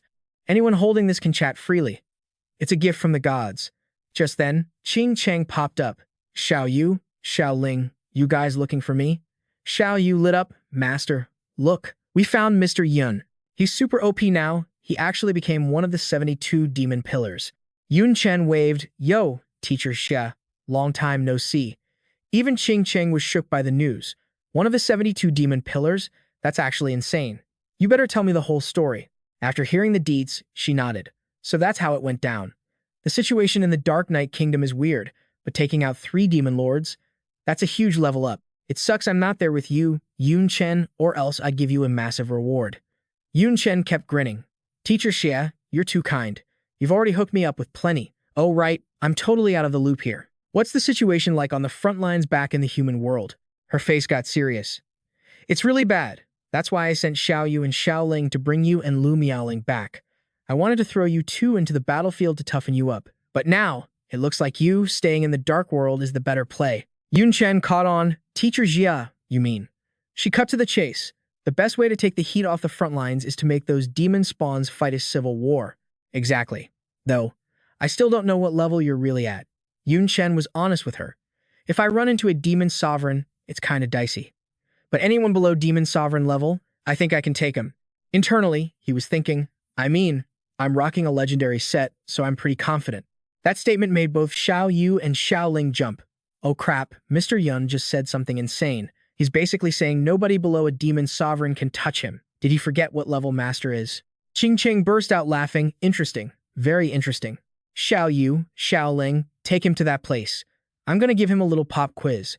As they walked toward a strange tunnel, both sisters started feeling sorry for Yun Chen. Mr. Yun, you're gonna suffer big time. Poor Mr. Yun. Yun Chen sighed. Come on, it can't be that bad, right? He started guessing. Does teacher Xia want to fight me herself? Wait, I remember. Even though her record is legendary, she's only at the 3rd transfer stage. That's definitely below Demon Sovereign. But if I have to fight her, yeah, my confidence is gone. Xiao Ling didn't know how to respond. I'm not really sure. Xiao, you changed the subject. By the way, Mr. Yun, where did you go when you first got to the Dark World? We searched everywhere for you. He casually dodged the question. Oh, that. I just took a trip to the Endless Desert. You know, a little training in treasure hunting. But inside, he was thinking something else. Better not mention the Void stuff. There's no way I can explain Kong Bai's designs or the system.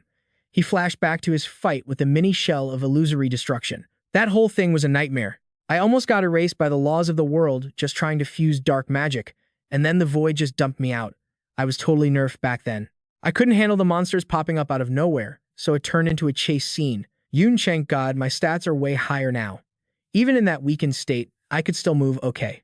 Between chugging potions like crazy and using the terrain, I barely managed to keep running. Looking back, that sucked. But obviously, I wasn't just running blindly. I planned a route to herd all those monsters together. Finally, I used my set skill and nuked the whole mob in one shot. He gave himself a wry smile. Before more monsters could spawn, I dove into the entrance of the Void City. Talk about dodging a bullet. One wrong step and I would have been toast. Finally, the 3 of them reached their destination. Xiao, you stop in front, mister. Yun, we're here. Yun Chen touched the glowing circle on the door. This protective magic circle is insane. I can tell I wouldn't be able to break it on my own. Who set this up? And where are we anyway? She was already standing in the center of the door, activating it. Master set it up, obviously. Behind this magic array is the Dark Knight Empress's treasure vault. Yun Chen couldn't help but stare, totally dumbfounded. Can't believe the 3 great demon lords didn't snag this treasure trove. It actually survived until now. Xiao Ling explains from the side. The magic circle Master set up has a stealth effect. Mr. Yun, you can only see it because we're here. Finally, the door opens thanks to Xiao Yu's words. Let's head in. Master's test is inside too. Deep inside, someone has been waiting for who knows how long. And the shocker? That person is actually Qing Qing. Yun Chen pushes the huge inner door open with force. She immediately snaps her head around, spots him, and before a word is spoken, she launches a sword attack filled with killing intent. Demonkin, die. Xiao Yu rushes to stop her. Master, stop. He isn't a Demonkin. He's the disciple you took in after going back to the human world. You can't kill him. Yun Chen freezes, sweating bullets. That speed is insane. I couldn't see a thing, let alone react. The clone Qing Cheng can't believe it. Me? Take a disciple. Like I have time for that garbage? She glares. Xiao Yu, Xiao Ling, you guys know the consequences of lying to me, right? Xiao Yu gives a wry smile. Mistress, we still want to live a few more years. Xiao Ling smiles as she chimes in. By the way, it has been 4 years since you were stationed here. Our names are Xiao Yu and Xiao Ling now. Master gave us those new names after returning to the human world. Xiao Yu doesn't forget to whip out the illusion star mirror. If you don't trust us, at least trust yourself. Remembering back then, they hadn't known the Master long, and even though they signed a soul contract, they hadn't fully earned the Master's trust yet. The original version of Qing Cheng appears to clear everything up. He really is my student. Heck, calling him my favorite student isn't even an exaggeration. That includes Xiao Yu and Xiao Ling. They are totally worth your trust. Clone Qing Cheng still looks indifferent. Fine, I trust you, but it still makes no sense. Even if I am you, you know our talent and strength better than anyone. Taking a disciple is a waste of time and totally pointless. She replies slowly. I used to think that too. But then, some stuff happened, and I had no choice, and I had to hand things over quickly. You don't need to dig too deep. Just help me test this brat's strength first. Feel free to go a bit hard on him, just don't cripple him. Meanwhile, Yun Chen is totally lost. What the hell is going on? Why is Miss Xia inside the Dark Knight Empress's treasure trove? She's obviously in the human world. Is this Miss Xia clone? But when you guys were talking, you mentioned 4 years passing or something. How can a clone last that long? The clone Qingcheng looks at him. Facing this sudden situation, he can still think calmly and quickly find the key issue, even guessing it's a clone. I like those traits. No wonder the original said you're her favorite. Xiao Yu confirms Yun Chen's guess. Mr. Yun, you're right. The master here is indeed a clone of the master, but it's not a skill effect. She used a special god-tier item to create it. She has all of Master's power from 4 years ago. Recalling Qingcheng's past journey, years ago, after Master killed the Dark Knight Empress and found her treasure trove, she found a lifetime collection of items inside. Next, Xiao Yu mentions the main reason. Too bad the treasure trove was sealed with a special trick. Couldn't open it quickly. Master had to create a clone to stay here and set up a protective magic circle so the clone wouldn't be disturbed while she went off to conquer other nations. Looking at the Qingcheng from 4 years ago, she continues. After that, Master got seriously injured and had to rush back to the human world. This clone was forgotten in the treasure trove, but by some twist of fate, she became a trump card. The Qingcheng in front of them looks up at the locked door. Pity. I still can't crack this vault open. It's not something brute force can solve. You gotta meet some specific conditions, unless I forcibly destroy the whole vault, but that would self-destruct the treasures inside. Hearing the full story, Yun Chen is in awe. A clone with 100% of the original's power that lasts 4 years? That god-tier item is insanely strong. He thinks about himself. Even my shadow ghost can only use all my skills, but the stats get nerfed. Can't compare to this at all.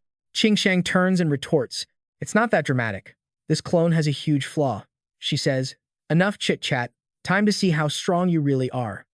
As soon as she finishes, Yun Chen draws his sword. He gets into a stance, feeling honored, but his mind is curious.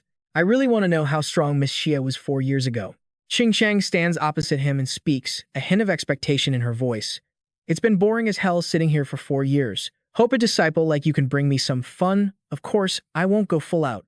It's just a test, after all. A faint blue energy radiates from her body, preparing for the explosive fight. If you can force me to draw my sword, I'll count it as your win. Her name is Xia Qingcheng. Class, Frostblade Swordsman.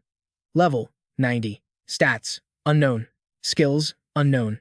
Yun Chen frowns, annoyed. A swordsman who won't use a sword. Even if you're Miss Xia, I'm not cool with being looked down on like that. Saying that, he immediately pops a beginner magic swordsman skill, Mirror Edge Walk, summoning countless illusions everywhere as he moves. Qingcheng calmly crosses her arms and steps back. You haven't figured out my tricks yet, but you chose a head-on clash? Don't know how the original taught you, but that's a bit reckless. She doesn't notice the purple tentacles quietly burrowing up from the floor. Suddenly, those long tentacles wrap tight around her legs. Beginner Druid's skill, Vine Wrap. Qingcheng is surprised and looks down at her feet. The form is a bit different, but this is definitely the Druid's Vine Wrap skill. She looks at Yun Chen, puzzled. But the weapon he's using is clearly a sword, and he used a swordsman's skill. What is this situation? He flies toward her like an arrow, sword slashing down hard from above. Miss Xia, looks like you're the one who hasn't figured out your opponent's tricks. Right then, the spot wrapped by vines suddenly freezes over and shatters into chunks.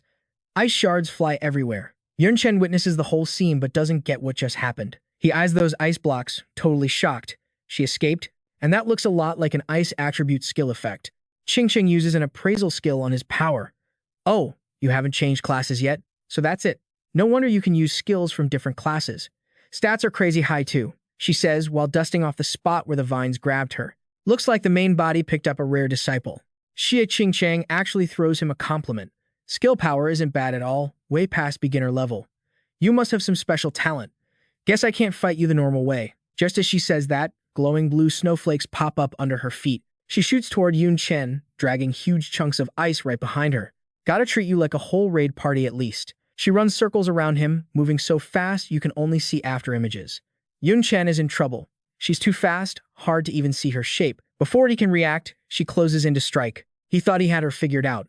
He glances to the side, sensing killing intent, but then a woman's voice speaks from behind him. Yun Chen freezes. Too bad. You guessed wrong. Yun Chen was so focused on what was in front, he couldn't react to what was behind. A divine flash strike comes crashing down. It hits with terrifying power, smoke everywhere. But the opponent vanishes the second she touches him. Yun Chen barely escaped with his life. He watches her, impressed. That speed is insane. If I didn't use Divine Flash, I couldn't have dodged it. Side Xingqiang has to give him props too. Spatial type skills? Interesting. Then he teleports away from his spot. Once again, she appears right behind him. But sorry, it ain't over yet. A giant ice block shoots up from the ground and knocks him away. Yun Chen didn't see that coming. Who knew she'd rely on raw speed to chase down his divine flash? That's just broken. Without giving Yun Chen time to breathe, Sha Qingqiang jumps up, ready to stomp on him. She's not done. She stomps straight down, with power so crazy, it leaves a deep crater in the ground. Yun Chen spits out a mouthful of black blood. His body seriously can't handle these brutal attacks. Xia Qingqiang looks at Yun Chen lying motionless and can't help but compliment him. You take a beating pretty well, don't you? Is it because of that full body gear? She takes a wild guess. Did the main body give you legendary armor? Isn't that rushing things a bit? Yun Chen gives a weak smile and explains. Don't get it twisted. Instructor Xia always values training me. The reward is mostly just growing stronger. He rolls over and struggles to sit up. I gathered this armor myself. Suddenly, small patches of ice start forming on his hand. They keep spreading up his arm. This is the snow dance step from the Ice Soul Dancer hidden class. When moving, it leaves a frost zone on the ground. Opponents just need to touch it to get frozen. Now Yun Chen gets it. Turns out, all that moving around earlier was just to leave enough frost zones to box him in and shrink his dodge range. The attack from the air was the same deal. She meant to stomp him right into the frost. But isn't Instructor Xia a Blizzard Swordsman? How can she use Ice Soul Dancer skills? Seeing Yun Chen struggling with the ice, she announces, it's over. He doesn't say a word, but long tentacles start rising up around there. It's the fusion skill, Creeping Roots. The tentacles and roots twist together, piercing right through the ice layer she used to trap him. Giant Python Coil. Xia Qingqiang touches a tentacle. Oh, you can't move, so you used vines to pull your body out? Interesting. And those flames are melting the ice. She watches the green fire rising from Yun Chen. She even gave you the Nether Demon Flame. Talk about playing favorites, huh? Standing high up, Yun Chen still won't quit. If I can't beat her in speed, I'll increase the distance and use dense AoE attacks she can't escape. He combines his fusion skills, Mage Fireball, Qi Gong Rapid Bullets, Mage Water Arrow, and Magic Swordsman Lightning Enchantment. Eat this. Yun Chen unleashes explosive Key Flame Barrage and Thunderbolt Arrow Rain, launching a massive wave of fire big and small straight at her. Xia Qingqiang isn't backing down. She launches multiple ice blocks to attack from a distance. I'll play along. Fire and ice smash together, causing a huge explosion. Smoke fills the room. Nobody's giving an inch. Yun Chen wonders, full of doubt. That was my fusion skill. And it got neutralized just like that. Besides, a Blizzard Swordsman is clearly a melee class. Even for ranged attacks, she should be using sword chi slashes. What the hell are these ice bullets? Before the smoke clears, she dashes out. Increasing distance was a smart choice. But stuck high up like that, to me. Her fist is already right in front of Yun Chen's face. You're just a live target. He flashes a sinister grin, sounding confident as hell. We'll see who the live target really is. Yun Chen summons a clone that stabs a knife right at Xia Qingqiang. Her eyes go wide. There was a clone hiding in the shadow. This brat actually used himself as bait to lure me in and create an opening for the clone. She jumps off its back, barely dodging the stab. She lands but still has to give him credit. That was sneaky. I almost got hit. Yun Chen switches weapons to attack, as expected of Instructor Xia, dodging even in that position. He pours power into his sword. Too bad that Shadow Ghost was just bait too. The next attack won't leave her any space to dodge. Fusion Art, Magic Swordsman, Flame Slash, and Mage Fireball. Yun Chen swings down. One sword demon flame explosion. But even that isn't enough to stop Xia Qingqiang. She uses her skill to freeze the tip of his blade.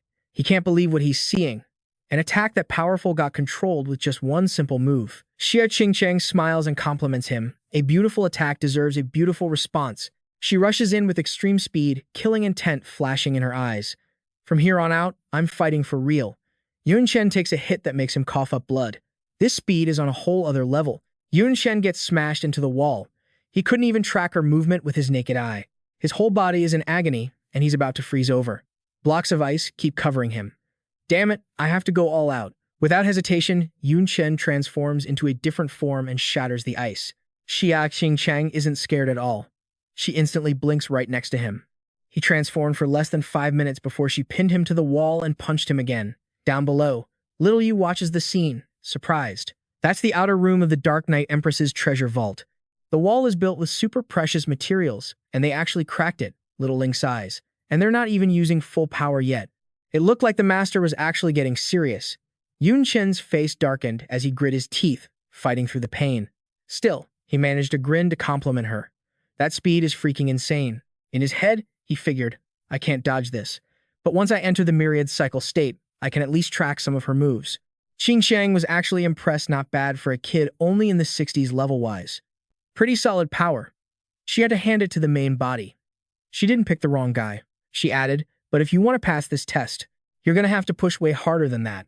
As she spoke, she channeled some strange magic into him. Suddenly, Yun Chen grabbed her wrist tight. Then I'll just turn up the heat. He immediately triggered his fusion art. Mage, Fireball combined with Magic Swordsman Flame Boost. Chaos Demon Flame. A sudden blast of fire erupted, threatening to swallow everything. Xingqiang leaped back to dodge, thinking, is he seriously using a kamikaze self-destruct move? But looking closer at Yun Chen planting his staff into the ground, she realized, wait, something's off. He doesn't have a single burn on him. It finally clicked. So that's it. Looks like when it comes to fire resistance, even I can't beat you. Taking that as a compliment, Yun Chen shouted back, Yun Chenks for the praise, while simultaneously casting his next spell. Countless tentacles shot up from the ground. Fusion art, druid entangling roots mixed with mage overgrowth. Standing atop a writhing tentacle, he commanded the giant python-like vines to strike with insane speed. Rapid cast. Dual cast. The tentacles grew into a chaotic mess, gradually shrinking the battlefield. But honestly, this wasn't enough to faze her. Xingqiang dashed toward Yun Chen like there was nothing in her way, forcing the terrain to get all complicated just to nerf my speed. Not a bad strategy. She was moving at breakneck speed, but she couldn't completely flip the table yet. Yun Chen smugly summoned 2 fire puppets. How about we add these guys to the party? Xingqiang instantly conjured a massive ice shield. I'm getting sick of seeing this trick. The puppet's attacks were totally useless against her shield's defense. In a heartbeat, she launched sharp ice spikes that obliterated the puppets. They even pierced right through Yun Chen's tentacles. Seeing things go south, Yun Chen immediately bailed. Xingqiang wasn't about to let him get away. She leaped into the air. But suddenly, right where she was about to land on a tentacle, a landmine appeared. It started beeping like crazy. Xingqiang realized too late, it's a trap. A violent explosion ripped through the air.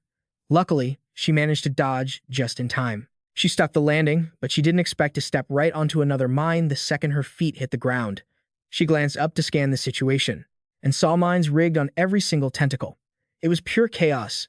This brat, he's actually making it hard for me to keep my guard up. Explosions started popping off one after another, non-stop. Fusion art, Mage Chain Fireball mixed with Mechanic Hazard Device, creating chain fire bombs. As the thick smoke began to fade, Xingqiang was still standing tall amidst the debris. The ice wings she summoned had blocked almost the entire blast. Even with a few scratches on her, she didn't forget to give credit where it was due. Combining different skills to cover and support each other like that, that's actually pretty high-level play. Xingqiang withdrew her wings. If we were the same level, you'd definitely be one of the opponents I'd hate to face the most. The main body really found herself a terrifying disciple. His red staff, topped with a green gem, began sucking black energy into its core. Yun Chen threw his arms wide, and behind the glowing light, a pair of gigantic hands appeared. Fusion art, Shaman Free Wind plus Mage Tornado. You're out of escape routes this time. Xingqiang looked startled, clenching her fists as she stepped back. This is bad. I need to back off, now. Yun Chen activated his Eye of the Night, his gaze turning razor sharp. Don't even think about running. She was frozen in place for a split second. The Dark Lady's Eye of the Night. Didn't think you had that one in your arsenal. It can only freeze me for a moment, but that's plenty of time for you to cast a spell. The scene erupted into chaos as massive blasts of blue flame rained down from above. She stood her ground, facing the onslaught head-on. Skill name, Celestial Hurricane. Xingqiang analyzed sharply. So the fire clones and the fire traps, they weren't just for attacking or cover fire. They were setting the stage to ramp up the speed, using wind to fuel the fire. An attack with that kind of range and intensity, yeah, that's enough to completely shut down my movement. A finishing move, huh? Not bad.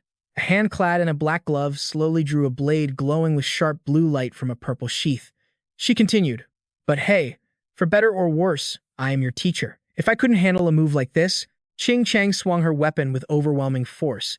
She unleashed a blinding blue energy that sliced space itself into cross-shaped fragments, finishing her sentence. I die of embarrassment. Yun Chen's face was painted with pure shock. He threw a hand up to shield his eyes from the blinding glare. The air crackled with sharp, powerful energy. Is Is this Teacher Xia's true power? Space itself seemed to fracture around them. The test was over. Yun Chen touched down gently. Everything. Gone with just a single slash. Qing Cheng stood there holding a purple sword pulsating with a powerful blue aura. Congrats, you passed. Now, for your reward. Before Yun Chen stood a colossal door covered in exquisite, intricate patterns, giving off a mystical, ancient vibe. Qing Cheng gestured toward the vault. Every single treasure the Dark Lady hoarded over her lifetime. It all belongs to you now. Yun Chen reverted to his normal form, with little Yu and little Ling appearing behind him. He looked totally stunned. The treasures she hoarded her entire life. Teacher Xia, I thought even you couldn't crack this vault open? She reached out and touched the strange, glowing door. The door radiated a spooky magical aura, the gateway to the hoard. I told you, it requires a very specific condition. If you try to force it, everything inside will self-destruct. Mysterious blue and red lights flickered through the cracks. The vault door's design is insanely special. There's a massive amount of mana flowing inside it, moving in a super complex, precise pattern. That mana flow, it's like tiny, slender pipes, but it also flows fluidly like water. The safety mechanism and the self-destruct mechanism are constantly flowing and intertwining with each other, never stopping. This door is built like a tank, she explained further. If you want to open it, you have to freeze the mana in the safety sector, while simultaneously keeping the mana in the danger sector flowing. Wait until it reaches the safe zone, then you stop it. That's the only way the self-destruct won't trigger.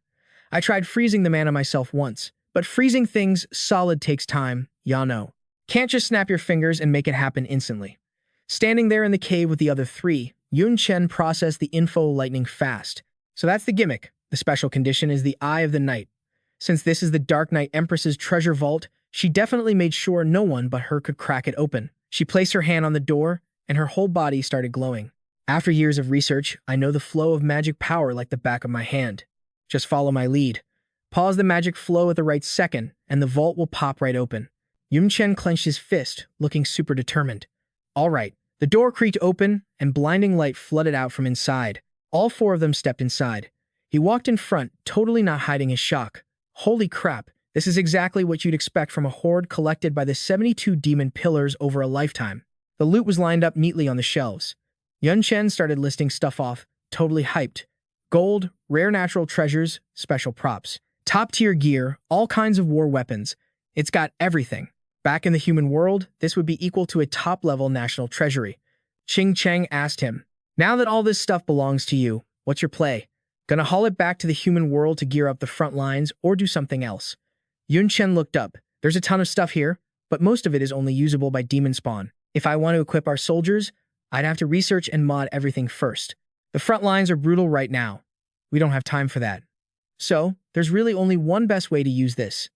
He looked at her with rock-solid determination and dropped one word, war. Qing Cheng crossed her arms. You want to trigger a civil war among the demon spawn in the dark world. Do you actually have the muscle for that? Yun Chen tightened his fist and replied, I can figure out a way to boost the combat power of the low and mid tiers. For mid-tier fights, I can rely on myself, little Yu, and little Ling. But for the heavy hitters, I'm going to need to rely on Miss Xia. Little Yu jumped in, Mr. Yun, Master's clone has a limited range. Once she leaves the treasure vault, she'll vanish in 3 days. Little Ling chimed in too. Plus, the main body gave her a way more important mission. Those 3 days have to be spent on that task. He realized the catch immediately. Turns out, that's the biggest flaw. Still, a clone created by a god-tier item is already insanely powerful. Man, Miss Xia has a scary amount of treasures. Yun Chen thought to himself, she gave me the Demon King's marrow, the sea god statue's condensed fat, the ghostly demon flame. There's even a divine beast contract back at the office. Add in little Yu and little Ling's phantom star-piercing shadow, plus this god-tier clone item. It's like she has every treasure imaginable and can just pull out something OP whenever she wants. In that department, I bet even Tier 4 Principal Yi can't beat her. Yun Chen rested his chin on his hand, deep in thought. But the Miss Xia standing in front of me is only Tier 3. So where the heck did she get that artifact? And that terrifying power of hers? Even a guy with a system like me isn't even a fraction as strong. I doubt it's just raw talent. Yun Chen turned to ask Qing Cheng, Miss Xia, I think I've been grinding hard, but against a Demon King, I'm still pretty weak. Both you and I are in the Tier 3 range, but you can kill a Demon King. Hell, even take out one of the 72 Demon Pillars, and you can use long-range magic skills as a melee class. How on earth do you do that? Hearing Yun Chen's question, Ching Cheng didn't mind answering. Looks like my main body hasn't taught you yet. Level and class aren't everything. Otherwise, why would she take a freelancer like you, who can't even advance classes, as a disciple? I get why she did it, though. Some stuff just doesn't make sense if you teach it too early. Ching Cheng broke it down carefully. You probably know the difference between a Tier 2 and Tier 3 class user lies in skill power. The stat conversion multiplier for high-tier skills is way higher than mid-tier ones. But Tier 3 and Tier 4, that's a whole different ballgame. Once you hit Tier 4, not only do you get skills with even crazier stats and multipliers, you also qualify to use an origin skill that holds a tiny bit of origin power. Yun Chen looked stunned. Origin skill? Origin power? What's that? She went on. If I say origin skill, you probably won't get it. How about I call it an ultimate skill or a god-tier skill? For the vast majority of users, an origin skill is their peak, the absolute end of the road for their class. But for the truly strong, the origin skill is just the starting line. The scene shifted to a forest view. The strength of an origin skill lies in the fact that it holds a trace of origin power. And origin power is the source that forms a world, basically the fundamental power God used to create the universe. She continued. It comes in many types. It could be life forms like flowers, trees, animals, and so on. Or it could be phenomena like water, fire, wind, whatever. Sure, normal skills can make water and fire too, but in the end, that's just a cheap simulation running on magic power. It can't touch the core essence. Ching Cheng kept explaining. After hitting Tier 4, a class user will learn a specific origin skill that fits their class. Even though it only has a tiny bit of origin power, its damage is leagues above normal skills. More importantly, it can become a stepping stone to actually comprehending origin power. She raised a finger. Once you successfully grasp and master a type of origin power, you'll possess power beyond your class limits. You can make your origin power shift into any form you want. Take my Frost origin, for example. Even though this block of ice looks like a mage's beginner ice bullet skill, it's actually just a shape I made using origin power. She fired the ice bullet as a demo. As for its power, it left a massive dent on the treasure vault wall. Yun Chen's jaw hit the floor. No wonder that thing could counter my fusion skill. It wasn't a mage's ice bullet at all. The wall behind crumbled into dust. Origin power belongs to the realm of gods. That's why Tier 4 users who can use origin skills are also called God-tier powerhouses. Of course, there's a power gap between God-tier users and even among demon kings. Ching Cheng said, the key to deciding who's stronger lies in the type of origin power and how well they control it. Ordinary Tier 4 users or demon kings can usually just use the origin skill itself without really understanding origin power. Some might never get it their whole lives. But once you reach the level of the 72 demon pillars, basically, everyone can control origin power. The better you are at controlling it, the higher your rank. It's that simple. Yun Chen finally got it, so that's the trick. Teacher Xia mastered origin power that even the Demon Lord didn't have, which explains her insane battle record.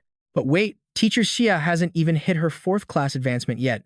Where the heck did she get an origin skill to learn origin power? Then he remembered there are other ways to cheat the system, like using special items, materials, gear, or top-tier divine runes. Man, it sucks that my main body isn't here right now. Even the Night Empress's treasury didn't have that stuff, or I would have totally hooked you up. Then Yun Chen thought about the origin skill. Wait, maybe I do actually have something like that. Cut to Yun Chen, moving a massive rock, unable to help himself from bragging. Nice. All right, I've got a new mission for you guys. He slammed the rock onto the table. Baha stuttered, looking shook. A new mission? Inside, he was screaming. Holy crap, that spatial magic stone is huge. He literally couldn't believe his eyes. It was stuffed with an insane amount of gold, jewels, gear, and materials. Baha clutched his head, freaking out. Oh my god. Did the Lord just move the entire national treasury over here? Yun Chen just shrugged it off. Chill. I left plenty in the treasury so the kingdom keeps running. This is just, like, half of my private stash. Private stash meaning he totally looted the Night Empress's vault. Baha was still reeling. Good lord. With this much loot, we could build a freaking massive fortress. Yun Chen opened his palm, projecting a hologram of a castle. Your job is simple. Take this mobile palace in my hand and turn it into a mobile war fortress. You guys think you can handle that? Yun Chen thought back the system gave him this mobile palace as a reward for clearing the 72 Demon Pillars quest. But just having a palace, boring. The crowd went wild. Night Monarch, don't worry. We'll work our butts off to build a battlefield super weapon that'll blow your mind. Using this many god-tier materials to build a fortress. This is like a once-in-a-lifetime opportunity for us. We're totally fired up. Let us do it. We won't let you down. Yun Chen grinned. Your luck was already good, but now it's blinding. All right, it's all yours. Cut to a different scene, wind howling, leaves blowing everywhere. Yun Chen and Xiao, you were taking a stroll up a mountain. Xiao, you spoke up. Mr. Yun, I planted guards among the craftsmen. If anyone gets greedy, they'll be taken out instantly. Yun Chen looked pretty pleased with that. Nice work. I doubt they dare to betray us, but hey, better safe than sorry. Xiao Yu's face turned bright red, and she looked away shyly. Actually, Mr. Yun. I've been meaning to ask. She tapped her chin. You brought me all the way out to this deserted mountain. Are you trying to? Yun Chen laughed, as expected of teachers she has made. You're sharp. You figured out exactly what I'm thinking. She acted all coy. Out here, where no one can disturb us. A guy and a girl alone. We're definitely gonna do that, right? You pervert. You look so serious, but turns out you're into some kinky outdoor play. Yun Chen was done. I take back everything I just said. He walked ahead and found a good spot. All right, this is the place. Yun Chen conjured a small fireball. Back when I fought the Demon Lord of Explosion, I had to rely on my fire resistance just to land a debuff on him. I tanked most of his hits, but there was this one move. Even with my invincibility cheat turned on, I didn't dare let it touch me. Yun Chen compressed his energy into a tiny sphere and then let it rip. I only managed to touch that skill once because I had invincibility active. The move was called Meltdown. Wherever that orb went, everything just vanished. It wiped out a huge chunk of the mountain. Smoke everywhere. The power was terrifying. Xiao, you look terrified. Holy, that skill is insane. Even a demon lord wouldn't want to mess with that intensity. It could probably damage the 72 demon pillars. Could it be a fire attribute origin skill? Yun Chen remembered what Qing Cheng said. If Teacher Xia wasn't lying, then the rumors about the explosion demon lord being in the top 10 means he definitely controlled origin power. He flew up, blue flames erupting from his hands. Even though he was super weak at the time, this move was his ultimate killer move. It definitely had a trace of origin power in it. Yun Chen turned to Xiao Yu. I'm about to do something stupid and risky. I'm going to spam fire skills until my mana hits 0. When that happens, my safety is entirely in your hands. Xiao Yu bowed. Got it. He spread his hands wide. Time to compare my flames with the flames of origin power. If he kept testing it, he'd eventually figure out how to unlock origin power. 3 days later, Yun Chen was still tossing fireballs like a maniac, smoke filling the air. But something felt off. Nope, this isn't it. Something's wrong. My fire and the meltdown fire. They aren't even in the same league. Yun Chen summoned 2 flames in his hands, staring at them, trying to spot the glitch. Technically, my nether demon flame is S-class. It's way above any normal junk. The explosion demon lord used normal fire too, so why is the power gap so massive? Where the hell is the answer? Xiao Yu brought him some water. Sorry, Mr. Yun. Apart from serving you, I'm pretty useless here. Origin power is just a pipe dream for someone like me. Anyway, drink some water. He took the bottle. Don't apologize. It's not you, it's me. Mastering origin power is way harder than I thought. We need to strap in. This is going to be a long grind. By the way, when's the war fortress going to be ready? Xiao, you hesitated. Might take a year. The scale of that project is just too massive. She added, oh, right, Mr. Yun, the 72 Demon Pillars conference starts in 2 days. As the Night Monarch, you gotta show up. Should I tell Xiaoling to get things ready? Yun Chen took a sip of water. Hearing that reminded him about the 72 Demon Pillars conference. Baha mentioned that too. Apparently, it happens every 2 months. You don't even have to be there in person. Just use a special device to project a magic hologram. Thinking it over, Yun Chen turned to Xiao Yu. That conference is just a boring meeting to talk about the frontline war and back-end supplies. I've already decided to cut off all war resources. Arguing with them is a waste of breath. Plus, if I go, I risk blowing my cover. His coat flapped in the wind. Let's keep moving. Meanwhile, somewhere else, at the Descent organization, Lucy was standing high above everything. A mysterious figure in a cloak takes a knee out of total respect. She's beaming with pride. Lu Miaoling. Promoting you to bishop was the right call. You got guts. Only took you a year to gather all the 3rd transfer materials from me. I'm super happy with this. What kind of reward do you want? Cash? Status? Miaoling whispers. Serving you, Lady Divine Officer, is the only honor I need. I shouldn't ask for anything. But if I could, I'd love for you to go out with me. She turns away, totally blushing. Asking me on a date? Ha, I saw that coming. I have tons of admirers, after all. Fine, I accept your invite. Lucy walks off, but not until I finish my third-class transfer. I'll come find you then, so you better be ready to date me whenever I say so. Maoling bows low. Yun Chen, Lady Divine Officer. But behind that respect, pure scheming. Don't worry, Lucy. This date's gonna be one you'll never forget. Meanwhile, over with Yun Chen. A massive beam of green light smashes down from the sky. He's still grinding hard, wiping sweat off his face, breathing heavy. No matter which fire skill I use, or even if I fuse them together, the difference is still like heaven and earth. Grinding for so long with zero progress, what the hell am I supposed to do? Little Yu wonders, Master Yun, maybe I'm seeing this wrong. Your demon flames have changed form, sure, but compared to that source skill, it's nothing. Like one is real and yours is just a fake reflection.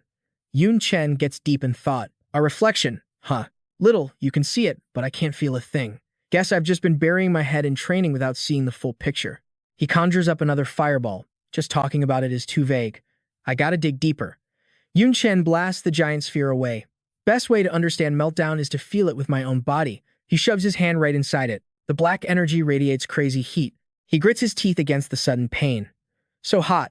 Damn, that hurts. Even with my fire resistance and immunity, I'm still getting burned. Just using my own flames won't cut it. Even while burning, Yun Chen throws his whole body inside. Is this the source skill? No, not enough. I need to feel more. Inside the inferno, Yun Chen is turning red, his vision blurring, clothes tearing apart. He screams in agony. Arg. Little Yu is terrified by his reckless move. That's a source skill. Even a fourth transfer expert wouldn't dare face it head-on. That power comes directly from a god. Even with your high fire resistance, Master, you can't block it. Yun Chen endures it, feeling the scorching heat flood his brain. But he still answers Little Yu from inside. That's exactly why I have to feel it with my body. The fireball fades. His face is pale from the pain. I felt it. Black smoke pours off him. He has no strength left to stand and starts to fall. Little Yu rushes over, Master Yun. Sheer willpower makes him stomp his foot down. Bam! He fires off another one. I finally caught a glimpse of it. I can't collapse now. Fireball Jetsu. He raises his hand to control it. Inside the green sphere, he condenses a massive red one. Face flushed. Yun Chen pushes his limits. Not enough. Not enough. Condense it more. Make it huge. Deep inside that fireball creates a tiny, burning speck. It's way smaller than before. But small as it is, Little Yu is shocked. That tiny flame. It feels insanely dangerous. Is that a source skill? No. Wait. It's still missing something. It looks like a bunch of normal skills mashed together to fake a source skill. The ball fades. He laughs. Well, for a first try, that's my limit. Yun Chen looks relieved. Out of strength, he falls backward. At least I barely managed to scratch the surface. Little Yu catches him in her arms. I'll keep you safe, Master. Please, just rest. Meanwhile, in the Black Knight Empress's treasury, Xia Qingcheng's clone stands before a mirror. Little Ling sits solemnly next to her. The real Xia Qingcheng speaks. This is your final mission. Complete it, no matter the cost. The clone replies, don't worry, main body. I have your memories, emotions, and powers, but I didn't inherit your will to live. Death means nothing to me. She adds, but I can't start the mission right away. I estimate Yun Chen still needs my help for another 6 months. The real Qingcheng says, fine. The front lines won't collapse in 6 months. Her serious face gets even darker. Can you tell me everything now? I still can't figure out what happened back then that made me care enough to take a disciple. The Qingcheng in the mirror goes silent, emotions swirling. They're alive. The clone's eyes go wide. They, really? The real Qingcheng jumps up, not believing her ears. What did you say? Is that true? Tears start falling uncontrollably. They're still alive. Teacher Xia in the mirror thinks, yeah, but honestly, being killed would be better than living like that. It's a shame. Even after 4 reincarnations, I couldn't fix it alone. Qingcheng looks at the floor, lost in thought, arms hanging loose. If they're the opponent, then yeah. She tells herself, I know what I have to do now. Back with Yun Chen. He's lying on a huge block of ice while Little Yu tends to him.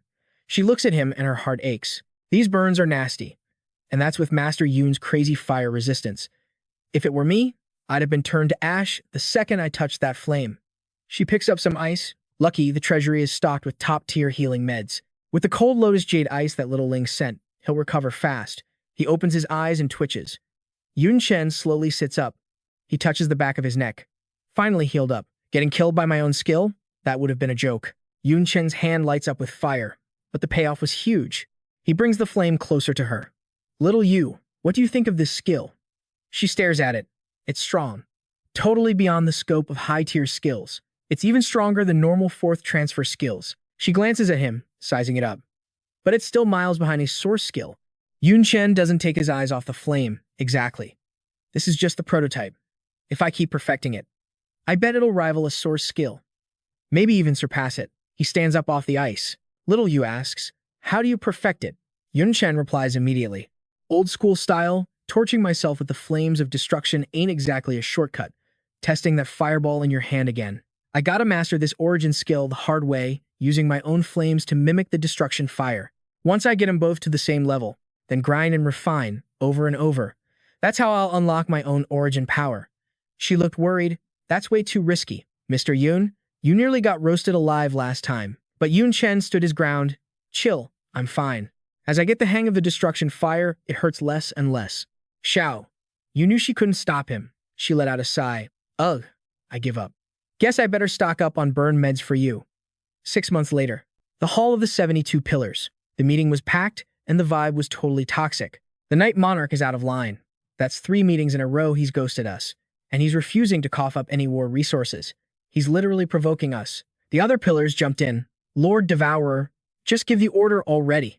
That punk doesn't deserve to be one of the 72 pillars. Let's just wipe out the Night Clan and let someone else take the spot.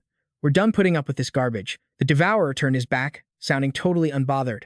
Oh? You guys seem pretty pissed. He glanced around. So, who's gonna step up? Sudden silence. The Devourer laughed. Quiet now. Huh? You're all loud when you're complaining. But if it comes to a real fight, nobody wants to take the hit. You want the loot without the damage? Dream on. A voice cut through. It was the 5th pillar, Lord of Nether Shadows.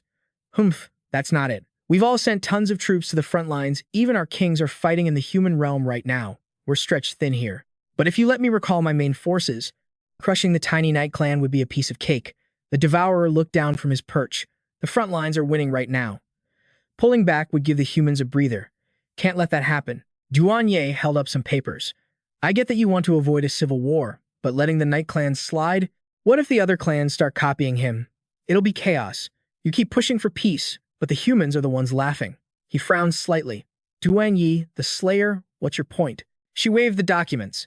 You remember Yun Chen and Lu Miaoling coming through the Void Gate, right? The dark cultists in the human realm worship you.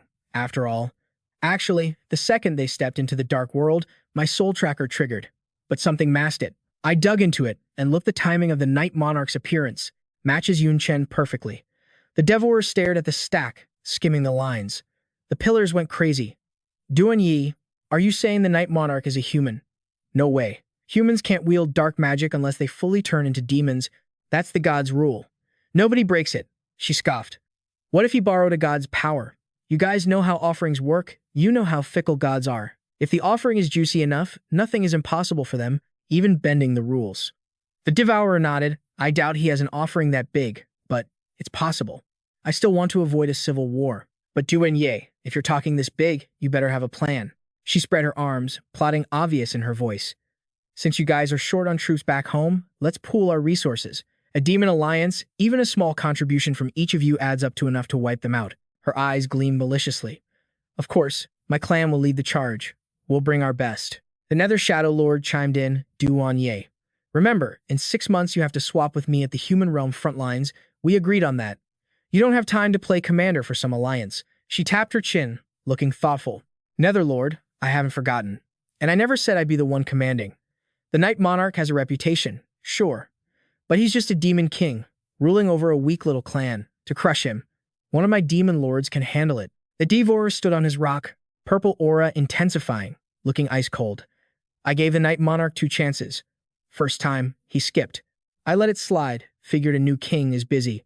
Second time, he refused to pay tribute. I let that slide too, thought he needed the strength to defend his turf. His eyes went dark, but a third time, if I take that disrespect, I might as well be dead. Scene shifts to Duanye's turf. Demon Lord Belidi, you're going to be the commander-in-chief of the Alliance. I trust you. Don't screw this up. He bowed low. Lady Duanye, don't worry. Crushing that puny Night Clan will be a walk in the park. By the time you get back from the human realm, we'll have a lot more territory. She warned him, don't get cocky. Yun Chen went from 0 to Night Monarch in a year. He's got tricks. Even though you're not fighting alone, and on paper we totally outgun him. You still need to watch your back. Duanye handed him a mysterious purple crystal. Take this inscription crystal. It's got one of my skills stored inside. It'll handle anything that goes wrong. Back to Yun Chen. He was staring at a massive, deep crater, shaking with exhaustion. Xiao Yu cheered from behind. You did it, Mr. Yun. You finally nailed it. I can feel the insane origin power in there. 6 months of hellish training, and you're finally on the master's level. He gasped for air. Just using it nearly drained me dry, let alone trying to shape it. I'm still leagues behind teacher Li Xia. Gotta keep grinding. Xiaoling swooped down, grabbing Yun Chen's attention. She was frantic. Mr. Yun, I just got intel the clans are making moves. Then she saw the giant crater and froze. Whoa. Did you do this, Mr. Yun? She stared in shock. That's insane. Xiao, you replied. True that. If I hadn't seen it with my own peepers, I wouldn't have believed it either. Thinking back, it was just like when Xiao Yu and Xiaoling brought tea and snacks for Yun Chen. When we first met, he was just some jobless nobody. Compared to us, he was total trash tier. If he wasn't the master's disciple, we wouldn't have even given him the time of day, let alone any respect. But looking at him now, Xiaoling saw a totally different guy, a completely different person. Now, he's way out of our league, insanely strong. All we can do is sit back and watch in awe. A human becoming the king of the Dark Knight demons. Don't know if that's awesome or tragic. Yun Chen turned around. Oh, right. Xiaoling, what were you babbling about just now? Xiaoling snapped out of it. Ah, crap. I almost forgot the big news. She got serious, Mr. Yun. The other clans have sent a massive army of demon soldiers to our borders. They're forming a coalition, and their target is crystal clear.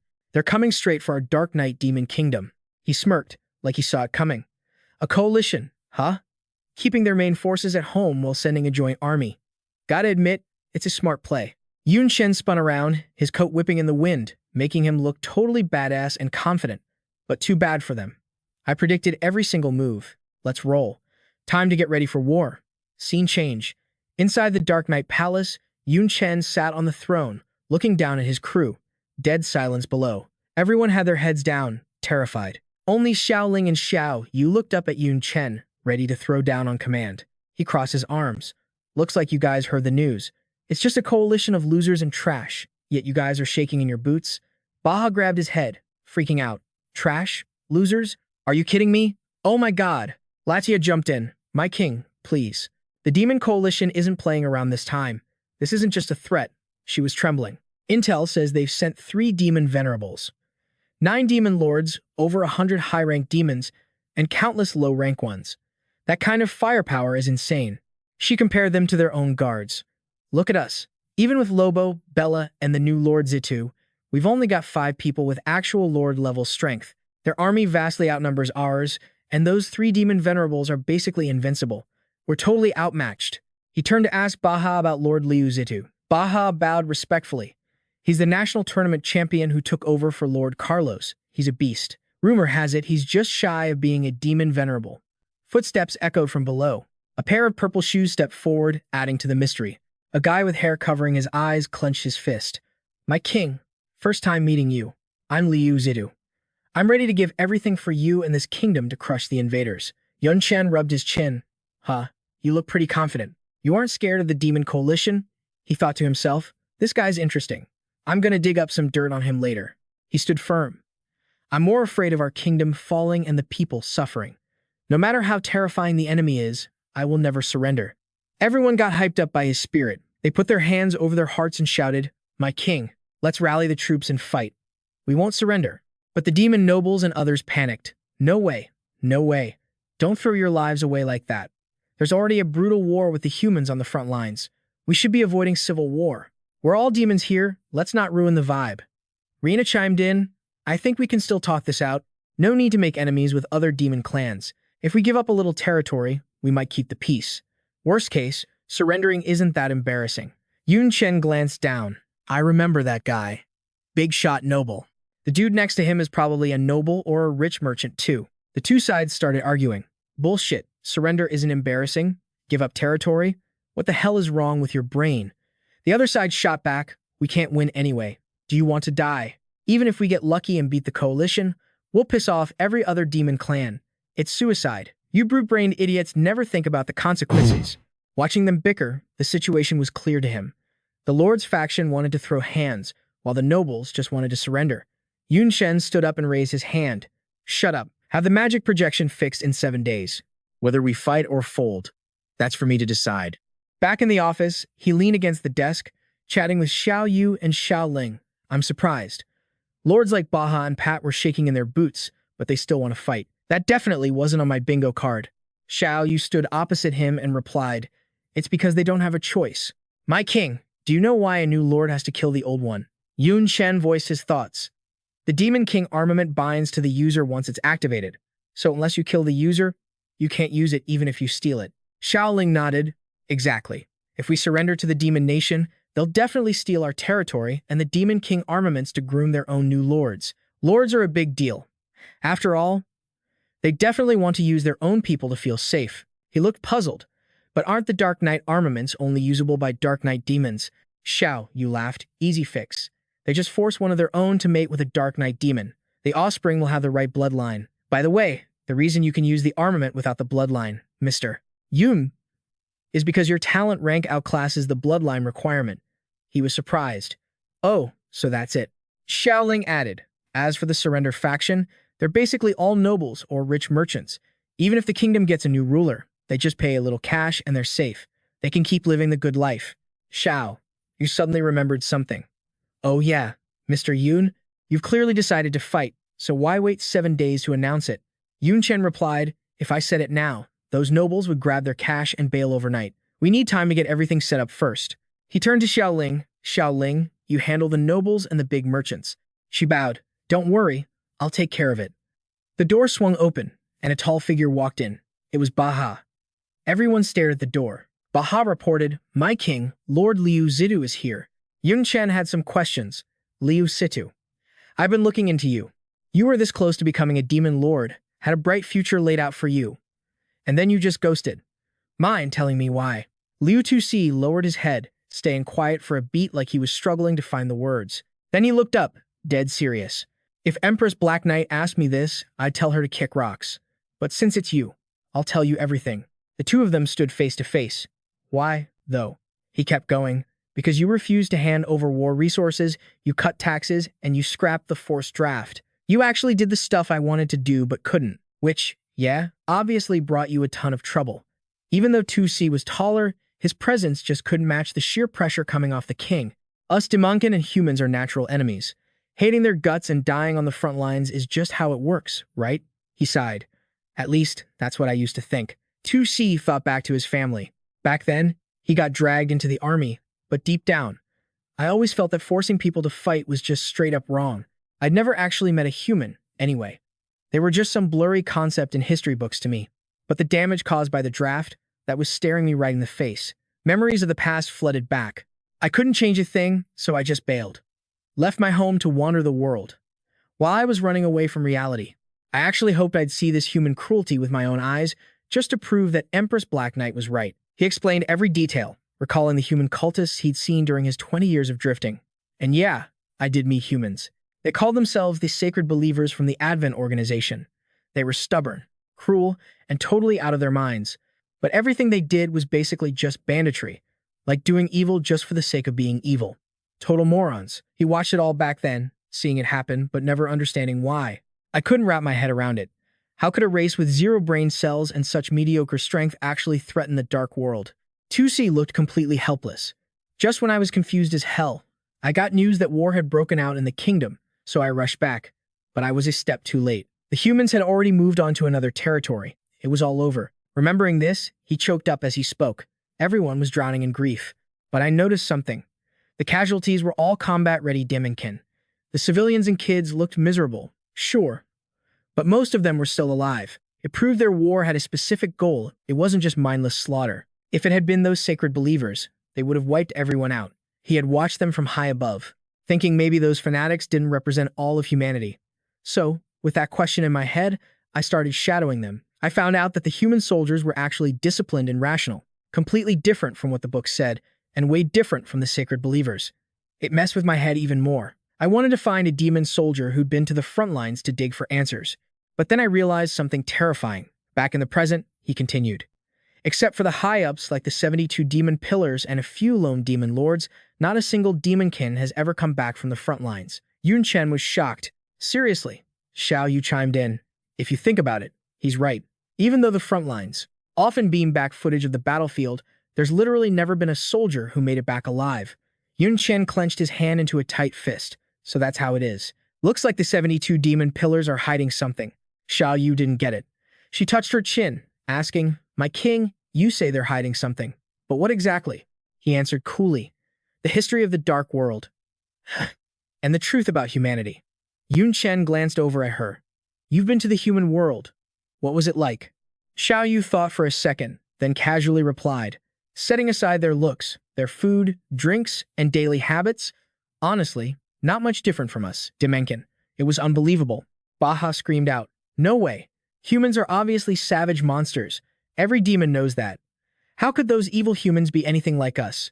Yun Chen stayed calm and started breaking it down. Baha, I totally expected you to react like that. Lioa, Alan Bella. Before you went to the human world, you two probably thought the exact same thing as him, right? The two girls nodded in agreement. Yeah, exactly. In their eyes, humans were probably just twisted, evil creatures. In the dark world, the only humans we really see are those lunatics like the sacred believers. But in a real fight, soldiers hesitate to kill humans when they realize they have feelings just like us.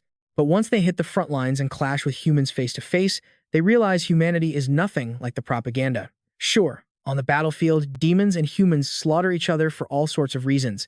And even if a few manage to keep their heads straight at the start, watching their best friends die will eventually let hatred take over. But still, once they realize their enemy isn't just some mindless monster, they're gonna start questioning what the hell this war is even for. Yun Chen looked straight at Baha. They might even try to talk things out to stop the fighting or just bail on the war entirely. Because let's be real, nobody wants to die. Baha was still stunned. Yun Chen kept going. Once that idea spreads back to the dark world, it's gonna shatter the Demonkin's beliefs. It could even shake the foundation of the ruling class. Their power relies on total control over the people, and that is exactly what the 72 demon pillars are terrified of. That's why they're so ruthless about it, banning anyone who's been to the front lines from ever coming home. They're nipping the problem in the bud. Baha clutched his head in confusion, still trying to deny it. That's just insane. Even if you are our king, I can't just agree with that. Suddenly, Liu Tusi spoke up. I didn't want to believe it at first either, but after seeing that human soldiers were nothing like I imagined, I started suspecting that I'd been played. He recalled entering a ruined library. I started investigating everywhere. I found tons of books describing the cruel acts of humanity, but they were never specific. And even when there was a detailed record, whenever I went to check the actual location, I could never find a single trace of humans. Tuzi wasn't messing around. He was dead serious. All of that just made me more sure of my theory. I heard the new king was a bit of an oddball, so, out of curiosity, I decided to come back and meet you. Yun Chen quietly watched them arguing their points. So, according to you, the lords of the 72 demon pillars want this war to happen. But what do they get out of it? I don't know. Yun Chen spoke up. That's exactly what I'm trying to figure out. His cyber brain was whirring. He thought as he spoke. The dark world has way more demonic energy than the human world, so why go all out to attack them? Yun Chen added, overthinking it won't help right now. The main priority is the survival of our nation. He said that, but he already had a rough theory. The real reason, that was probably something only the 72 demon pillars knew for sure. Word got out fast about the demon alliance coming for us spread through the Dark Knight clan like wildfire. Some peeps were down to fight, donating cash to the treasury to protect this chill life we barely just got. But then there's this mob at the city gate, acting like they want to bail, screaming surrender, dragging their old folks and kids to hide somewhere else. Of course, most of the demon kin just chilled to watch how things played out first.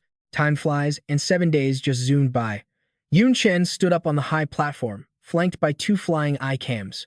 The crowd down below stared up at the boss, everyone in the Dark Knight clan stressing out. Some came to the capital to see it live, but obviously, not everyone could fit, so they slapped screens on walls in faraway places. People watched the projections, every single eye glued to the capital square, just dying to know what the king's gonna decide. Yun Chen looked down and dropped the mic figuratively. I bet you all know what's up. The reason I fired up the magic screens across the country today, it's cause of the Demon Coalition. Before I make the call, I got some stuff to say. The demon descendants were staring at their king, totally locked in. We demon kin have bled dry just to fuel these wars. Every place got hit with crazy high taxes, and they even forced people to enlist. Our Dark Knight clan was the same. But the difference is, ever since that battle 4 years ago, our rep tanked hard.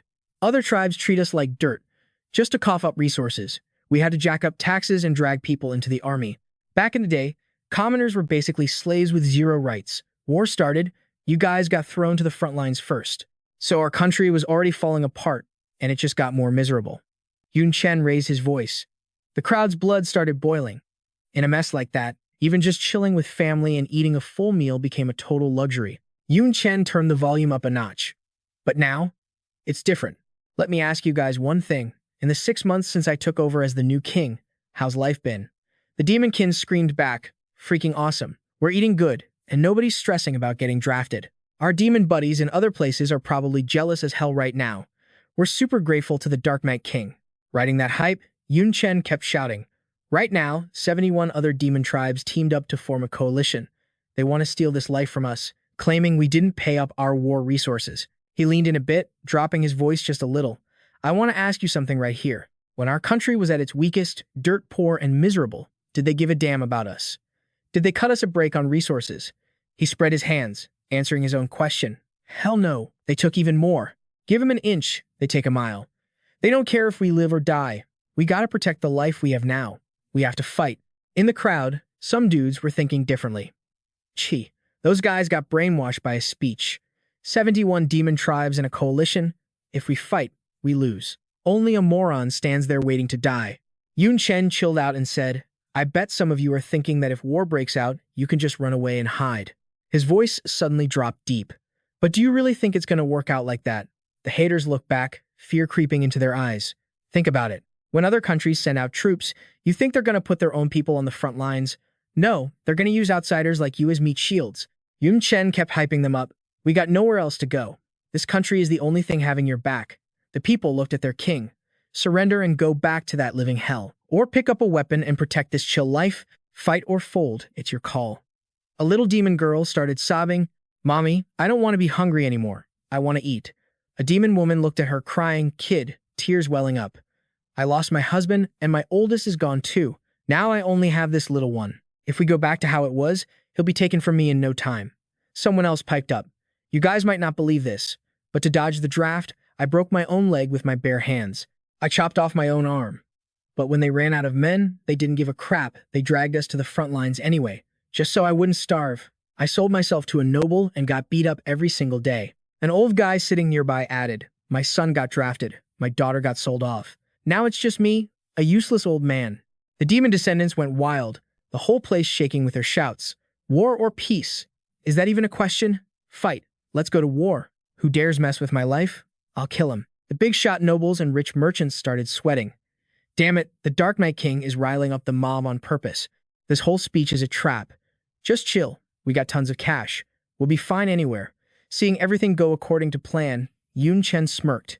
Awesome. Since you chose it, I officially declare that Dark Knight is going all in. He was cut off by a loud voice yelling, my king, please listen to our opinion. I got a better idea. Going to war like this is way too sudden. We can totally negotiate with that demon alliance. Just pay him off, and we can probably dodge this war. Seeing a chance, the rest of the rich scumbags backed him up. Yeah, king, think about it. Just give him some land. Throw in some extra resources and they'll back off. Nobody wants war, right? The commoners were furious. If there wasn't security, they would have turned those guys into paste. Screw them. Those loudmouths are all nobles, bunch of useless trash who just want to live the high life. I'd rather die than go back to the way things were. Yun Chen signaled for them to chill out and started soothing the crowd. Guys, relax. I'm the king. I gotta look out for all my demon peeps. But look, this fight, it's happening. He kept going. If you nobles and merchants aren't down for it, feel free to pack up and move to another country. I won't stop you. The big nobles and rich merchants grinned, thinking they won. Oh, finally. But wait, making money here. Spending it is fine, but the assets?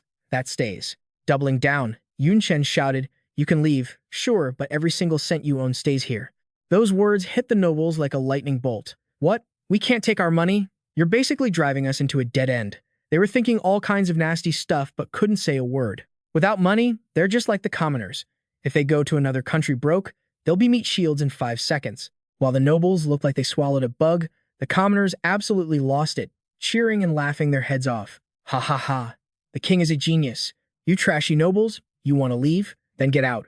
But leave the cash. Without your money, you guys ain't squat. Usually, I take enough of your crap, but now you want to dodge the war? Yeah? Dream on. Ragna eyed Yun Chen, his voice dripping with suspicion. My king, are you for real right now? Hearing that, the guy looked back with pure disgust. What? You think I'm joking with you or something? Crushed by the king's overwhelming aura, he had no choice but to drop to his knees and yell. If the king is this dead set on fighting, then obviously, I swear I'll fight to the death. Hearing that, the nobles were totally shook, like they couldn't believe their ears. Lord Ragna actually gave in? How's that even possible? I mean, looking at his assets, the dude is rich enough to rival a whole country. Him? Fighting alongside the peasants, he's got to be faking it. But still, some people secretly agreed it was a smart move. Exactly. The new king is ruthless. Going head-to-head with him? Yeah, that won't end well. The nobles placed their hands over their hearts, dropped to their knees in sync, and screamed, We swear to fight to the death for the new king. But contrary to the oath they just shouted, deep down, they weren't on board at all. First, I'll pretend I'm down for war, then secretly move all my assets out. Heh. As long as I got money, I can live like a king anywhere. Ragna's thoughts were seriously twisted. War? That's a problem for the peasants. Thinking he'd hatched the perfect dark scheme, he chuckled to himself. Haha, what a bunch of morons. If the king dares to announce it to our faces, he's definitely prepared. Thinking about moving assets now? Too late. He was totally impressed with himself. I'm on a whole different level than you losers. Just in case, I prepped everything the day before yesterday. Calculating the time, my guys should have already escaped to the border with the loot by now. I'll make my run tonight. You can defend this empty shell of a country all by yourself. Thinking he'd outsmarted the Dark King, Ragna was suddenly jumped by a loud shout from his underling. Bad news. Lord Ragna, something terrible happened. Annoyed by the guy's panic, he snapped back. Humph, what are you making all this noise for? Without waiting for his boss to ask, the underling rushed in screaming, The guards escorting the assets. They betrayed us. Everything's been stolen. Ragna freaked out. What? At the same time, a whole swarm of underlings flew in to report to their own masters. My lord, it's bad. The royal guards suddenly showed up and seized the warehouse. They said anyone trying to move assets out gets killed on the spot. We couldn't stop them. The nobles went from panic to total rage. How did this happen? We've been robbed. They started cursing like sailors.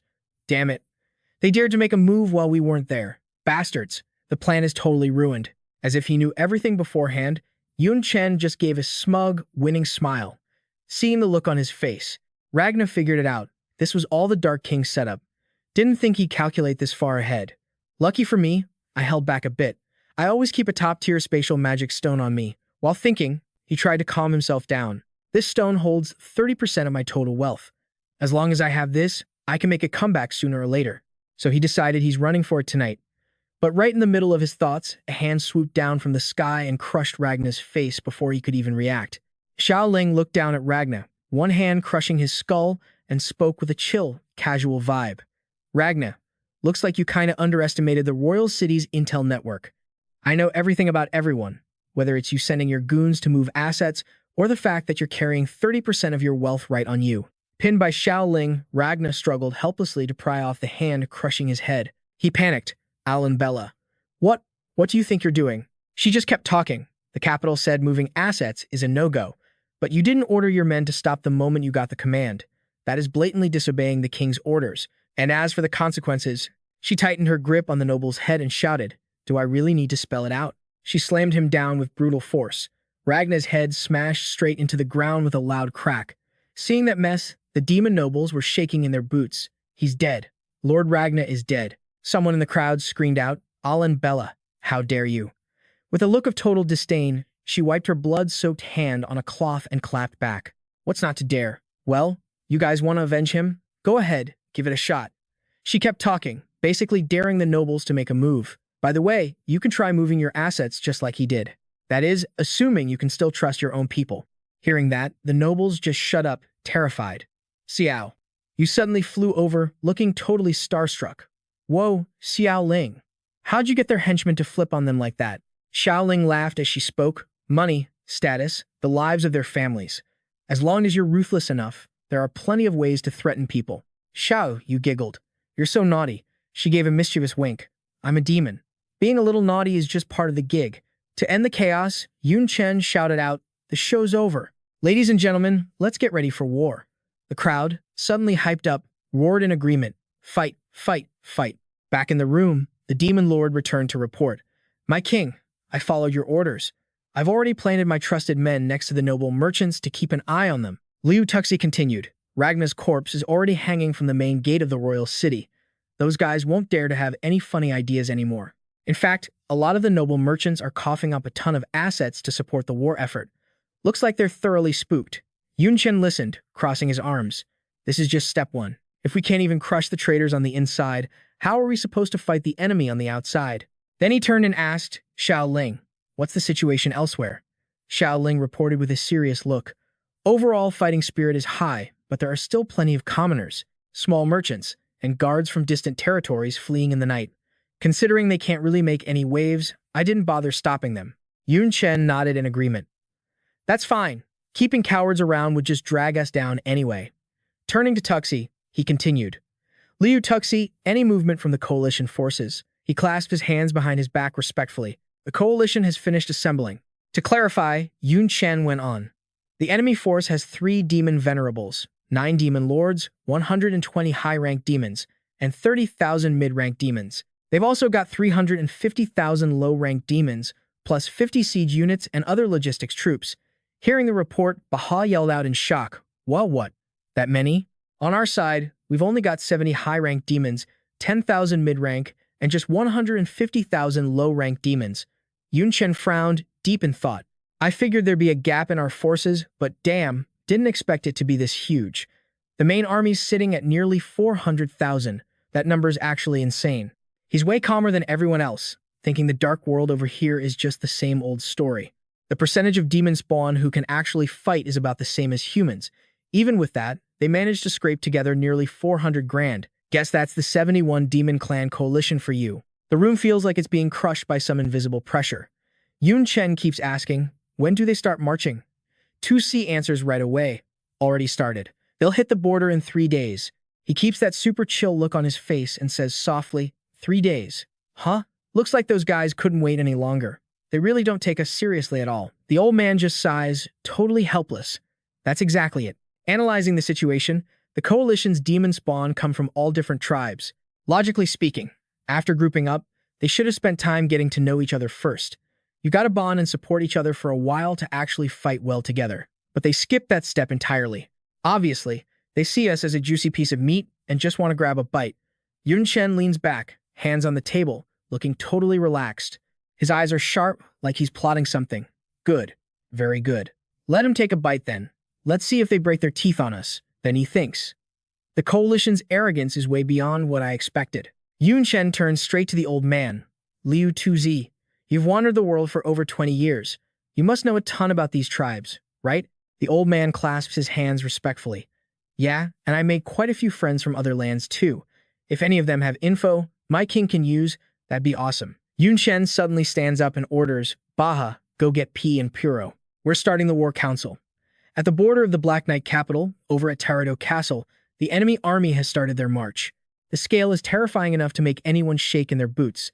Lanost is leading the charge, his aura sky high. Riding a majestic war dragon, he shouts, "It's just a tiny castle of the Black Knight demons.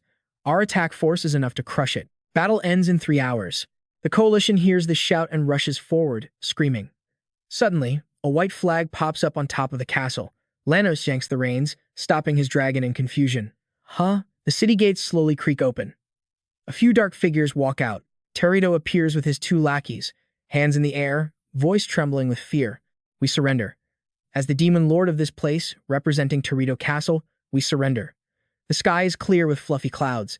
The sun shines brightly against the blue sky, lighting up everything. On top of a tent, a fire is crackling. Inside, on the highest platform, 3 people are sitting like they're holding a court trial. Terito is kneeling flat on the ground, begging, "I surrender. I'm ready to give you all the intel. Please, I beg you, just don't kill me." Luo Lei looks at him and sneers, "Surrendering without a fight? You're a total piece of trash for a demon, but at least you know the gap in our power." Sitting next to him is Z, the violent demon, crossing his arms and flashing his white teeth. "What a shame. I thought I could have a fun killing spree, but you guys didn't resist at all. Killing prisoners is half the fun, you know." Sitting between them is Barati. Taking over a territory with 0 losses is obviously the best outcome. Besides, prisoners are our shared loot. If you dare kill him, I won't just stand by and watch. Luolei smirks and plays along. True that. They're valuable. The high-quality ones can be sold as slaves. The crappy ones can be cannon fodder on the front lines. Killing them is a waste. Z rests his chin on his hand and snorts. Don't need you to remind me. Barati crosses his legs and orders his subordinates. Take this, surrendering Lord to the interrogation room. Record every piece of intel he spills. Throw the other prisoners in the camp. We'll decide what to do with them after the war. Teruto is tied up and dragged away, struggling and begging. I'm ready to show my loyalty. Please spare my life. Luolei spreads his hands. Looking smug, I think I get it now. These Black Knight demons are the biggest cowards. Do they even deserve to be one of the 72 demon clans? I'll just go straight to destroying their royal capital. Save their king some trouble. Zay sits there getting hyped up. I think so too. A bunch of losers aren't worth wasting our time. Barati sits in the middle, arms crossed, asking calmly.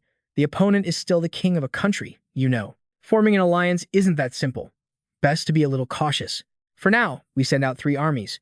The main force takes Teruto Castle. The other 2 target the surrounding towns. Should go smoothly. Z gets pissed and crushes the armrest of his chair. Warning, Barati. We're all demon lords here.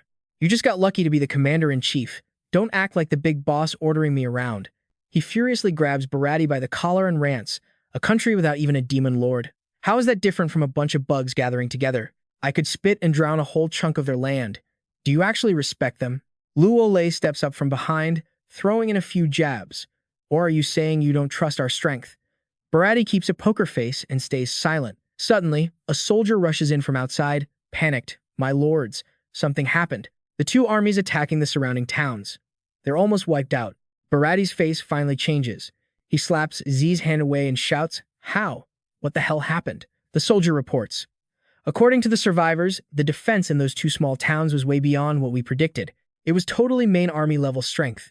We couldn't even break in. And the enemy seemed prepared. There was a huge number of Black Knight demons ambushing our retreat path. We lost bad. Barati asked him sharply, How many troops did they have? Our 2 armies had over 1,500 soldiers total. That's more than enough to sweep 5 remote little towns. How could you not even retreat? The soldier kneels on one knee, stammering. T10. 10,000. Hearing that, Barati screams, What? 10,000 troops to protect a worthless little town. The main castle with all the resources just surrendered straight up. Even counting the surrendering soldiers and the city guards, that's only 2,000. Where did they dig up enough people to fight a war like that? His face is super serious, eyebrows locked together. Damn it, they definitely have a goal doing this. He calculates in his head, planning a new move. Right now, I have 2 choices. Either bypass Teruto Castle and go straight for the royal capital. But doing that is basically exposing our rear. The guerrillas around the towns could harass us anytime. Gotta switch strategies. We could send more troops to storm the town, but that'd just spread our forces thin and slow down the hype. The 3 demon kings stood there, looking totally gloomy. Barati was calculating his moves like crazy. At first, those coalition demons totally looked down on the midnight demons. They wouldn't even do the basics, like teamwork refused straight up. All they wanted was to wreck his kingdom fast and split the loot. But if the pace drags on, yeah, they're gonna start fighting amongst themselves for sure. Lare had 0 clue how bad things were. He spread his arms out all arrogant-like and scoffed. Just some cheap tricks. That's hilarious. Looks like that Midnight King doesn't get it.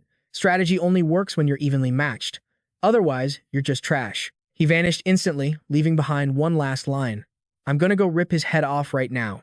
Barati was fuming, screaming, You idiot. Standing on the sidelines, I was actually enjoying the show. The Flash-scale demon clan is top tier at assassination and sneak attacks. Plus, it's a demon king doing the dirty work. We just need to figure out how to party afterward. Back at HQ in the Midnight Royal City, the crew was gathering, high-fiving and laughing their heads off. News from the front lines said we caught the coalition off guard. We bagged the first win. 2C leaned on the table and killed the vibe. It's too early to celebrate. Against an army of 400,000, losing 1,000 guys doesn't even dent their morale. Zeeling put a hand on her hip and clapped back. Still better than losing, though. Then Yun Chen spoke up, grabbing everyone's attention. Either they ignore the losses and rush us, or they split up and slow down. We just gotta wait and see what move they make. Suddenly, a massive boom rocked the castle, freaking everyone out. Someone yelled, What the hell was that? Yun Chen bolted for the door, shouting, Let's go check it out. Outside the walls, it was total chaos. Just ruins and crushed rocks everywhere. People were hurt all over the place. In a crater in the ground, some guy was choking a dude, lifting him high in the air. Laurie smirked, "Talk. Where is your Midnight King? Or I'll snap your neck." His eyes were pitch black and full of murder, smiling ear to ear while spitting threats. By then, Yun Chen's squad had made it to the entrance, staring at the wreckage. Larray turned his head to look at them. Still choking the guy with one hand, he snorted, "Found him." In a split second, he was gone. Just a streak of golden light left hanging in the air. Boom. Laurie was already in Yun Chen's face, throwing a massive punch. "First time meeting, too bad for your head." The wall shattered into pieces, dust flying everywhere. Regular demons were running for their lives, screaming, The king is under attack." Turns out those cracks in the walls were just from Larry's sheer pressure. But 2C blocked the hit. Yun Chen stood chill behind him as 2Z growled, "Don't you dare touch the king." Larry hesitated for a second. "Oh," he thought. "This guy isn't basic." 2C didn't give him time to think and shouted, "Baha, give me a hand." Hearing the order, Baha was there in a flash. Holding the Demon King tool, the amplification grimoire, he boosted 2C's power from behind. Two forces slammed into each other, and Larry got knocked back instantly. Xiao, you threw her hand up, casting void chains, and blood-red chains swirled around her. She yelled, "You got the guts to assassinate our king in his own city. Dying 100 times isn't enough for you." She whipped out her Demon King tool, the decapitation scythe. Ziling charged in with an axe that looked straight out of the Grim Reaper's collection, using Shattering Slash. Larry wasn't scared at all. He unleashed his power, shooting golden lightning everywhere. He roared, "You're just a demon lord, don't get cocky." Flash thunderstorm. The lightning shredded parts of Ziling's clothes. Larry went full power mode, spreading his arms and mocking them. "A few little brats dare to fight me? You're asking for a death wish." 2C didn't let him gloat for long. He charged in with a rock-hard fist. Bam. A massive punch slammed Larry right into the ground, burying him in the dirt. Everyone watched the dust settle from the impact. Larray was still standing, wiping blood from the corner of his mouth. "Damn it," he cursed through gritted teeth, eyes locked on the floating figure. "I didn't think the Midnight Demons had guys on this level. He's barely a step below a Demon King. With that Demon King tool boosting him, he's actually a threat. Plus, he's got backup from the other lords." Larray realized he was in a bad spot, and what sucks even more is the Midnight King hasn't even made a move yet. As a king, he's definitely got an ace up his sleeve. "I plan to sneak attack to take him out, but getting blocked like this is bad news. I'd better." Suddenly, Larray noticed Yun Chen was gone. "Huh? Where's the Midnight King?" In a blink, Yun Chen appeared right behind him, voice dripping with contempt. "Things are just getting fun. You're not thinking of running, are you?" Hearing Yun Chen's voice, Larray reacted instantly, using a teleport spell to bail, leaving just a trail of light. He reappeared, way up high, far away, but Yun Chen was already behind him again, freaking him out. Spatial fluctuation? This guy is just like me, he's got spatial teleportation powers too. Realizing his enemy was way out of his league, Larray decided to book it. Since it's like this, I can't kill him quickly. I gotta bounce. "You think it's that easy?" Yun Chen's eyes went wide as he roared. "You aren't going anywhere." He hit him with the Eye of the Night, sending a shockwave that blasted Larray. Crap, I forgot he had that move. The four demons down below saw their chance and shouted, "Now, get in there and kill him." Slaughtering a Demon King. Just thinking about it gets me hyped. Sweat was pouring down Larry's face. "The Eye of the Night is tough, but you're not the Midnight Queen. Freezing me for 3 seconds is your limit. In that short time, those demon lords can barely scratch me." Suddenly, his instincts screamed that something was wrong. "Huh? What's going on?" The temperature just spiked, and I can feel it. Larry's guess was dead on. Behind him, Yun Chen was holding a massive fireball, concentrating an insane amount of dangerous energy. Larry glanced back and was absolutely terrified by the power. That move is no joke. No way. I absolutely cannot block that. The suffocating death aura triggered his survival instincts, his mind screaming like crazy. Run. He had to run, had to get the hell out at all costs. Those four jumped rally all at once, beating him down before he could even fight back. He wailed like a baby. Boom! The clash made a huge noise. Rubble rained down. Dust cleared. Yun Chen looked down from above at a dry skeleton, confused. Dead already? Nah, something's off. He dropped down cold to check it out. Someone noticed the weirdness. What the hell? It's empty inside. Yun Chen picked up a piece of the Demon Lord's remains, thinking hard. Is this Demon Lord just a puppet? 2C clenched his fist, roaring. This is the royal city. Dude thinks he can just waltz in and out whenever? It's a disgrace. Total humiliation. Xiao Ling put her hands on her hips, sounding bummed. Can't help it. Looking at him, he's probably a flash-scale demon. That demon clan is famous for being unkillable. A demon lord from their race? Even worse. Yun Chen asked, flash-scale demons are hard to kill. Xiao, you spilled the beans. Yeah. You probably know this, boss. But every demon has a unique bloodline ability. Like us. Dark Knight. Demons have Dark Knight and Eye of the Night. Raleigh smugly escaped the royal city. The flash-scale demons' abilities are Spatial Blink and Life Molt. Basically, all of them have Spatial Blink. But the range and cooldown depend on how strong they are. Like that demon lord. He could probably fly from the front lines to our city in like 30 seconds. Even a sword through the chest wouldn't kill him. Life Molt is their survival skill. Only the elite ones unlock it. They can shed their old body to wipe all crowd control and debuffs and block a fatal hit. Then they use Spatial Blink to escape. Life Molt only works 3 times in a lifetime though. Use it once and you're weak for a whole month. Yun Chen, who'd been silent, started analyzing. I remember flash-scale demons are only ranked 31st. With skills that OP, they should be ranked higher. He calculated in his head. 1 God Flash skill, plus at least 2 extra lives.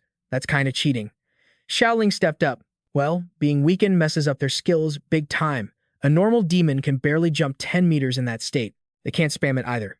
Plus, flash-scale demons suck at fighting head-on. They're built for assassinations and running away. In a fair fight, they're not that tough. He got it. So that's it. He thought deeper. Feels like human assassins. The demon lord probably wanted to assassinate me instead of sieging the city solo. Yun Chen stood up. He pointed at the ground, ordering. Stitch those bones back together. It'll hype up the troops. And get all the jamming crystals from the treasury. Jam the spatial flow of the whole royal city. Yun Chen turned around, voice cold. This whole come and go as you please crap. Not happening again. The crew shouted, yes sir. Back at the demon lair, curses flew. Raleigh, look what you did. Raleigh's shed shell was hung on the city wall by Yun Chen's group for show. You ignored my orders, attacked on your own, got nothing, and came back looking like a loser. Now your body parts are stitched together and hanging on the Dark Knight Royal City gate. In the Royal City, life was buzzing. That demon lord tried to assassinate our king and got the crap beaten out of him. The allied demon lords are just a bunch of weaklings. Dark Knight King is invincible. Rumors spread all over. Barati roasted Raleigh right to his gloomy face. Worse, the rumors hit the Alliance and killed morale. Especially your flash-scale demon troops, they feel totally ashamed. Meanwhile, the enemy is hyped. How are you going to fix this? Raleigh knew he messed up. Weak as hell, he tried to squeeze out 2 words. Sorry. Zack patted Barati's shoulder, defending Raleigh. Who knew the royal city had so many demon lords? There was even one just a step behind him. Whatever, it's done. Blaming him won't help. Let's plan the next move. Raleigh bit his finger in rage, brain spinning for a new plan. Damn it. Having a demon lord was our big advantage. Just the pressure was enough to scare the Dark Knight demons. Now that Edge is gone, gotta boost morale first. He waved, barking orders.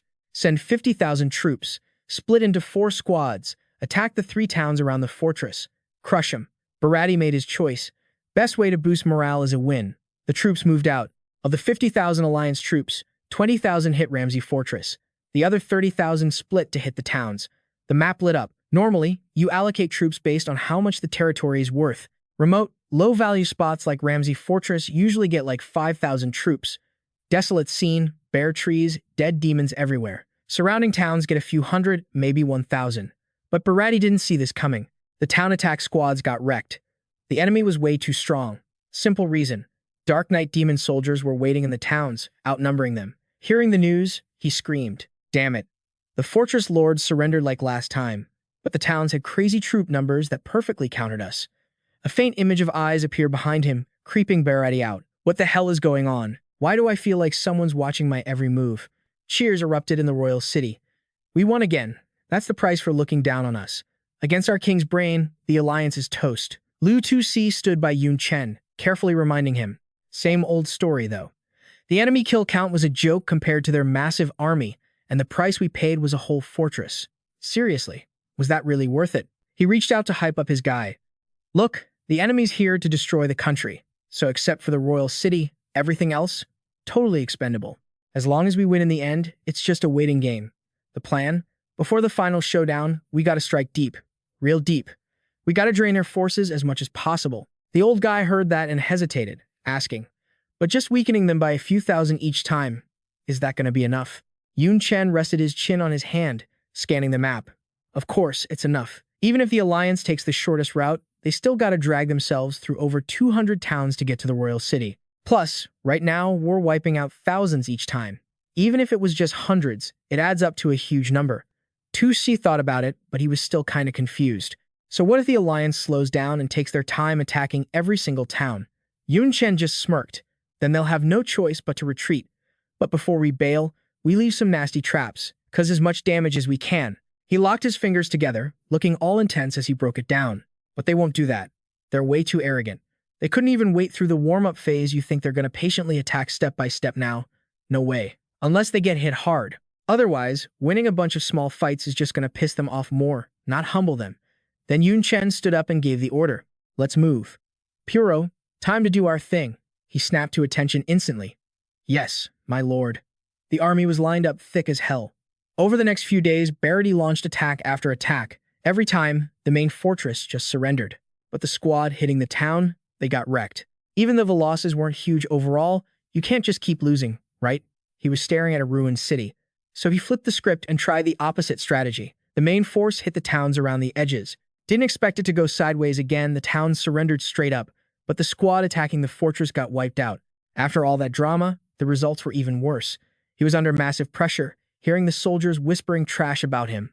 The Alliance's reaction was exactly what Yun Chen predicted. Those constant little failures didn't make them any less cocky, it just made them way more pissed off. So the Alliance started turning on each other. They blamed the losses on Barati's crappy leadership, feeling super impatient and totally humiliated. Hair was falling out like autumn leaves. Damn it, I got played again. He was so stressed, he was literally ripping his own hair out. Every single time I send out demons, low rank, mid rank, high rank, they know exactly what I'm doing.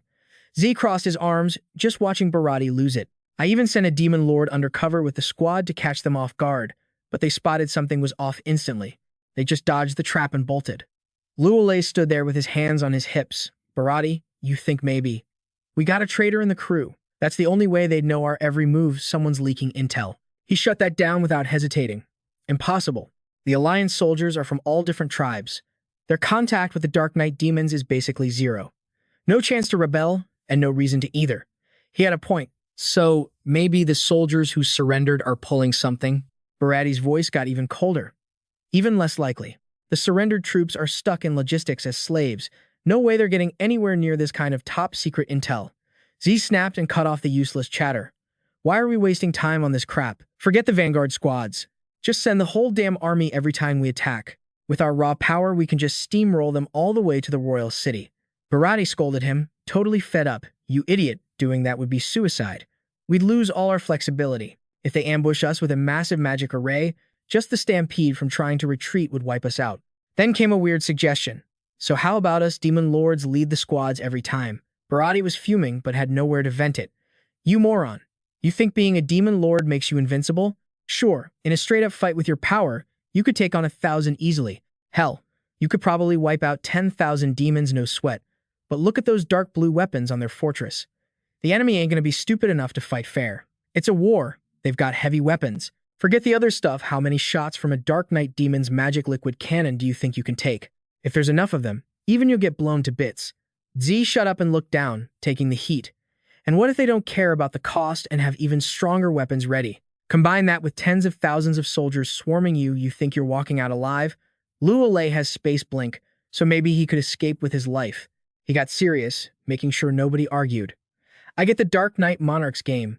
He's using a blunt knife to cut flesh, slow and painful. He's draining our forces bit by bit, trading land for blood. But to pull that off, he has to know my exact layout. If not, he'd get wiped out in a second. A massive war isn't just a chaotic brawl to the death. Intel is just as important as raw power. Barati looked like a true commander for a second. The Dark Knight Monarch knows our moves inside out. But I don't know a damn thing about his setup. How the hell is he doing it? Meanwhile, back at Yun Chen's spot, he was training hard with Puro guarding him. Yun Chen was practicing Magic Echo, fusing his mage and mechanic skills. Doesn't matter if it's a human or a demonkin. If they have magic, they'll leak energy waves without even knowing it. My Magic Echo picks that up, giving me their exact numbers and location. Think of it like sonar waves rippling out. I can send out Magic Echo pings 1,000 miles in every direction, with me at the center. Yun Chen mimicked, pushing the waves out. But if I channel dark magic and focus it in one direction, I can push the range to 20,000 miles. It drained mana like crazy, though. The signal blasted out from the fortress, rippling way out into the distance. Add the boost from the amplification tome and the psionic crystal, and I can hit a limit of 200,000 miles. That covers the entire enemy army. Plus, I can use magic crystals to refill my mana and keep the echo going. Yun Chen and Berardi were like reflections on opposite sides of a mirror, one chill, one losing it. But here's the thing, enemies aren't the only ones with mana vibes. To tell who's who, I gotta dig deeper. Most of these dark demons have the same dark talent as me, and their mana fluctuations and demon forms are basically twins to mine.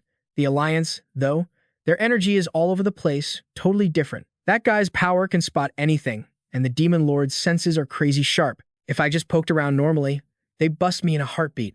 But right now, we're outside the camp, surrounded by hundreds of thousands of soldiers. The mana vibes are a total mess. Him catching me deep in thought or spotting my skills. Yeah, almost impossible. Once I figured out the enemy's moves, the rest was a piece of cake. Just gotta send 80,000 troops to patrol the towns that might get hit and send backup whenever.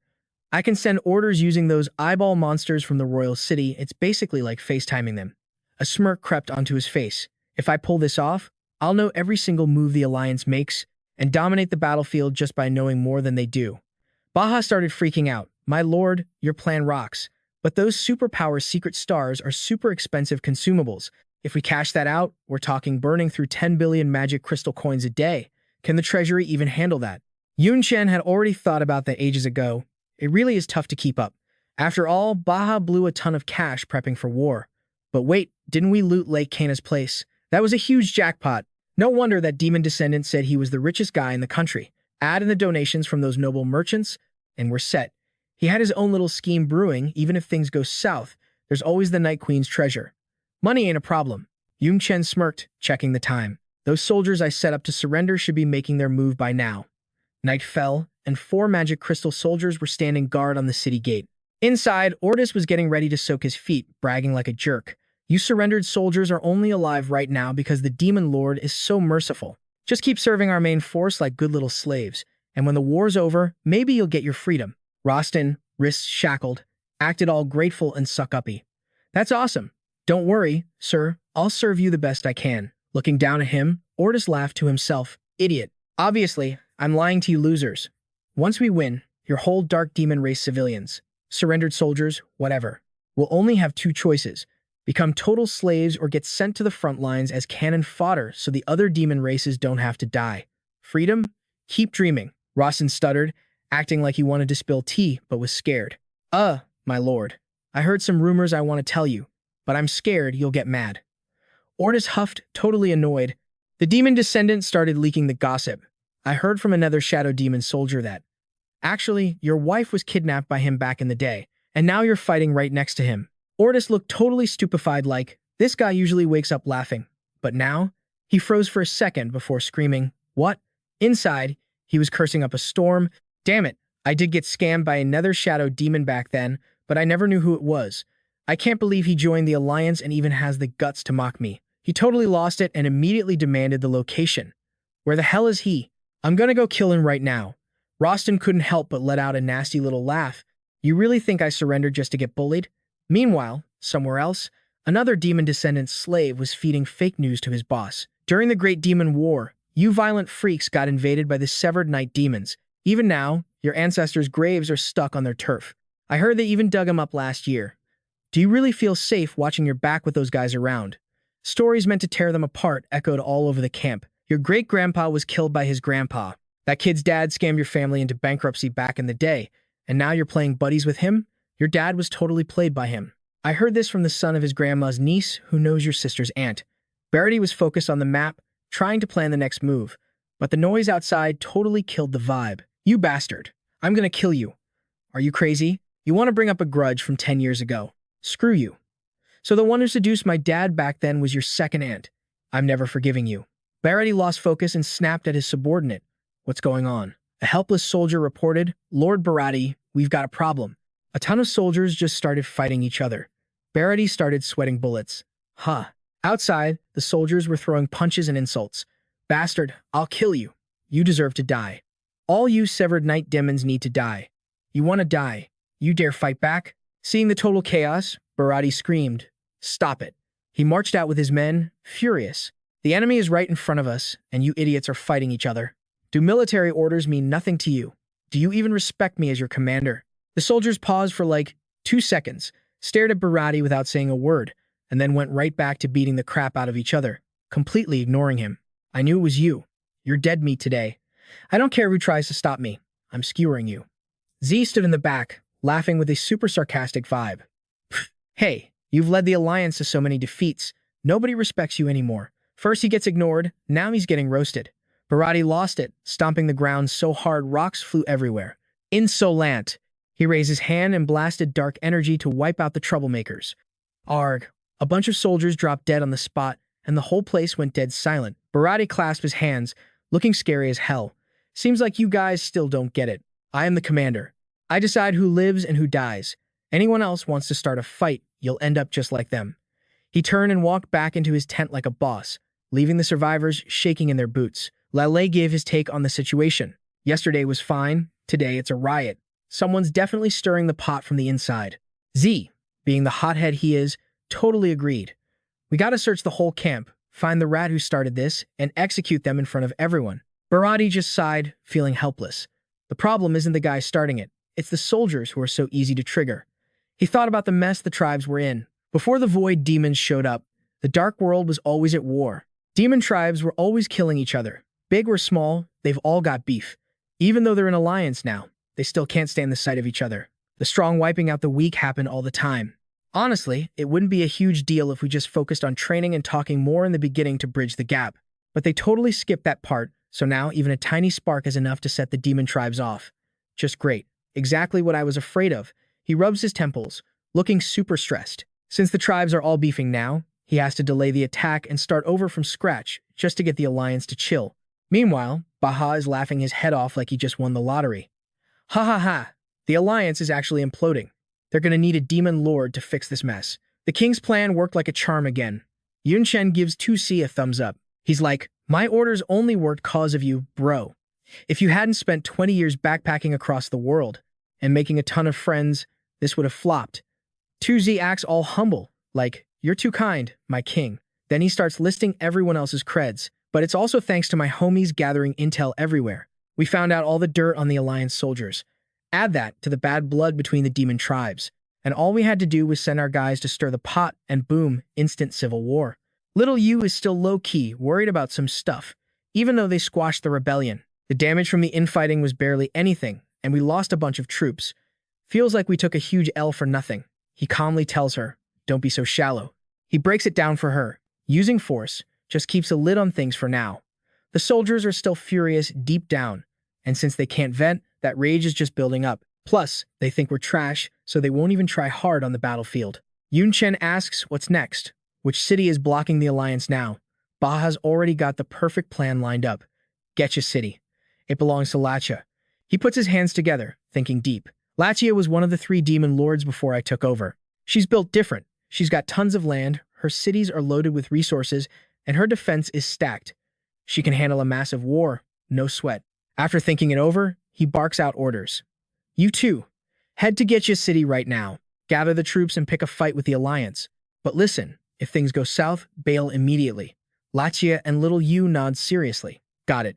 Back at the demon camp, the soldiers are forced to sit together, staring daggers at each other. They totally hate each other's guts. Damn it. What is the boss thinking? We used to stick to our own tribes. But now look at this mess. We're all split up and mixed together. It sucks. I'm surrounded by freaks. I can't even eat. Just looking at them makes me want to puke. Bharati watches the drama from a distance. Yeah, they're still distant, but whatever. It's always awkward at the beginning of integration. He hypes himself up on this unity idea. I just gotta force these guys into the same squads. Make them eat together, train together, and suffer together. Give it 3 months max, and they'll be besties. Bharati is totally hallucinating a happy ending here. Once they bond, I'll have a super army, and I can finally stop stressing. Back in the command tent, Bharati lays out the strat. In 3 months, we hit Getcha City. That place is a gold mine. Even the Night King won't ignore it. Suddenly, a bunch of screaming ruins the vibe. You scumbags want to die? They're revolting. Screw eating. Let's kill these losers. Bharati loses his cool again. What the hell now? He's freaking out inside. Another rebellion? No way. A soldier rushes in and kneels. Yo, Demon Lord. The Night King's goons are talking smack outside the camp. They want to throw down at Getia City. They said if we got guts, come fight 'em. He goes full panic mode. Say what? How many troops are at Getia? He's raging inside. Those jerks. We just started bonding and they choose now to start trash talking. The soldier is shaking in his boots. Looks like a ton of Night King soldiers are grouping up there. Rough estimate, like 70 or 80,000. Barati is sweating bullets. That many? Looks like they're digging in for a death match. He remembers getting his butt kicked before. Usually those Night King guys surrender or run away, so their main army is still fresh. He makes a call. This is our shot to wipe them out. We can't blow it. Still, Barati is super uneasy. The worst part is the soldiers heard the insults. There's no way they're gonna let the Night King's crew get away with dissing them. If we don't fight, morale is gonna tank. Barati knows he needs a solid plan. La Loi is still weak for a few more days, so I gotta stay here just in case. Z, you have to lead this one yourself. He has zero confidence, but he's not backing down. Even if it's a trap, we gotta smash through it. Barati hypes up his teammate for the big fight. I'm ordering you to take 3 lords, 40 high-ranked demon generals, and 120,000 mid- and low-ranked generals. You must take Getia City. Z has been waiting for this forever. Finally, some bloodshed. Meanwhile, the Night Kingdom soldiers are flying overhead. They're getting impatient and start taunting. Hey, you turtles. Why isn't the Demon Alliance moving yet? They arrogantly broadcast their voices. Didn't you want to flatten our Night Kingdom? Come and get it then. Daddy's waiting for you in the city. If you dare show up, we're gonna wreck you. Suddenly, there's movement on the ground near the camp. The Alliance is rolling out. The scouts panic. Hurry. Check it out and report back to the city. The massive army comes into view. Looks like the Alliance has about 120,000 troops headed straight for Getia City. They aren't spreading out. They're going for a frontal assault, and the guy leading them is. The scout starts stuttering, terrified. Why? Why is it him? We don't have anyone near Demon Lord level in the city, and the king isn't here either. But the enemy leader is Z. Z is riding a war beast, looking super confident and fierce. The scouts scream in terror. It's the savage Demon Lord, Z.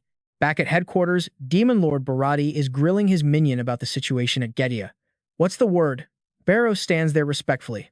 Lord Z has reached the city and started a massive battle. Barati takes the news with a weird look. Is that so? He thinks to himself, with overwhelming numbers and a Demon Lord leading them, this should be an easy win.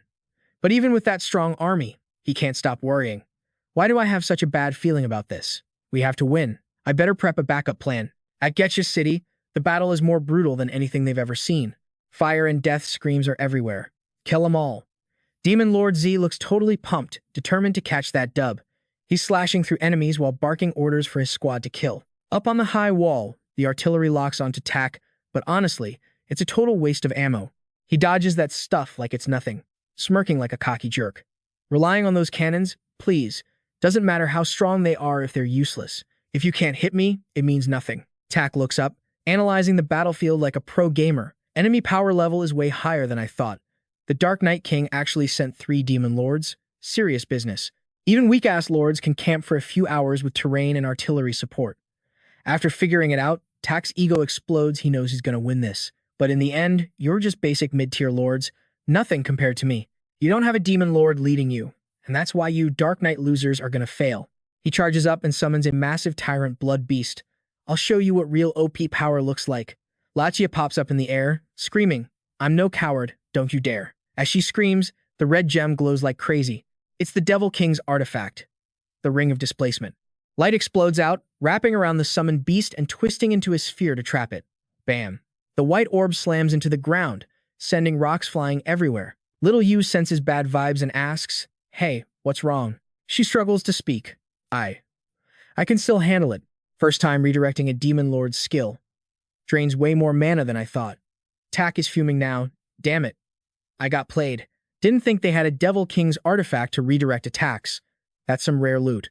He turns into a streak of light, rushing straight for Lachia. I'm gonna kill her, loot that ring, and give it to the Tyrant Demon Clan. Instinctively, she throws her hand up to block him. Void chains.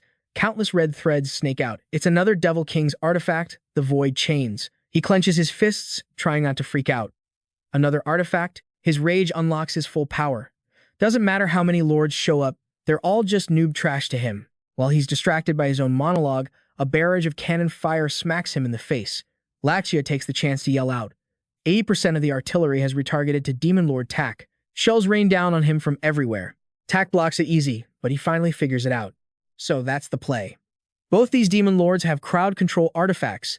They're syncing with the artillery to pin me down, not to beat me. He frowns, calculating. Okay, gotta admit, their strat is working. But so what? Most of the city's firepower is aggroed on me now. My 120,000 troops can easily steamroll them. Suddenly, he spots something weird in the distance. Wait, what the hell is going on over there? The whole vibe flipped. The coalition is losing. How is that even possible? On the ground, Junie screams at the guy behind him. Yo, help me out here, hurry. Sokka puts a hand to his ear, playing dumb. Huh? What? I can't hear you. Speak up. Junie curses him out. We're on the same team, you scumbag. Distracted at the worst possible second, Junie gets his arm chopped off and dies. The other guy just stands there holding his sword, laughing his head off. I've hated your face for ages. You dying doesn't change anything. We're still gonna win. Suddenly, a purple fog creeps up and wraps around him. Turns out another coalition faction is trolling them. Finally got my shot. You betray me and think you're gonna live? Dream on. Hovering in the air, Tak watches all this drama unfold. You dirty rat, sneaking around. I'm settling all our beef right now. My army doesn't need you anyway. Tak's face is twisted with rage, grinding his teeth with every word. These morons are fighting each other in the middle of a war. His eyes glow red, totally losing it. He screams at the sky, idiots. You're all asking for a death wish. Tak clutches his head, freaking out. If I knew they were this stupid, I would have forced them to get along. At this rate, even if I survive, my army is toast. What do I do? What the hell do I do? Before he can figure it out, shouting erupts, attack. Kill every last one of those Dark Knight demons. Charge. A demon army riding war beasts storms in like bosses. Reinforcements. The backup is here. We can actually win this. Lachia's face drops, and she starts swearing. Damn it. 120,000 against 80,000 wasn't enough for them. They brought more. Little Yu runs the numbers and panics. Reinforcements. Looks like 100,000. We can't fight that. She slams her hands on the ground. Only one option left. Channeling all her mana, she broadcasts a message to the entire army. All Dark Knight demons, listen up, retreat now. Fall back to the base and execute the final plan. The well-trained soldiers bolt instantly. Retreat. Move it, move it. Tak, being a try-hard, chases them down. You're not getting away. All units, charge. Open fire with everything. Wipe them out. Firepower rains down even harder, smashing into the city's shield. Lachia jumps off the wall with Little Yu, shouting orders midair. Blow the shield and trigger all the explosives in the walls. Do it now.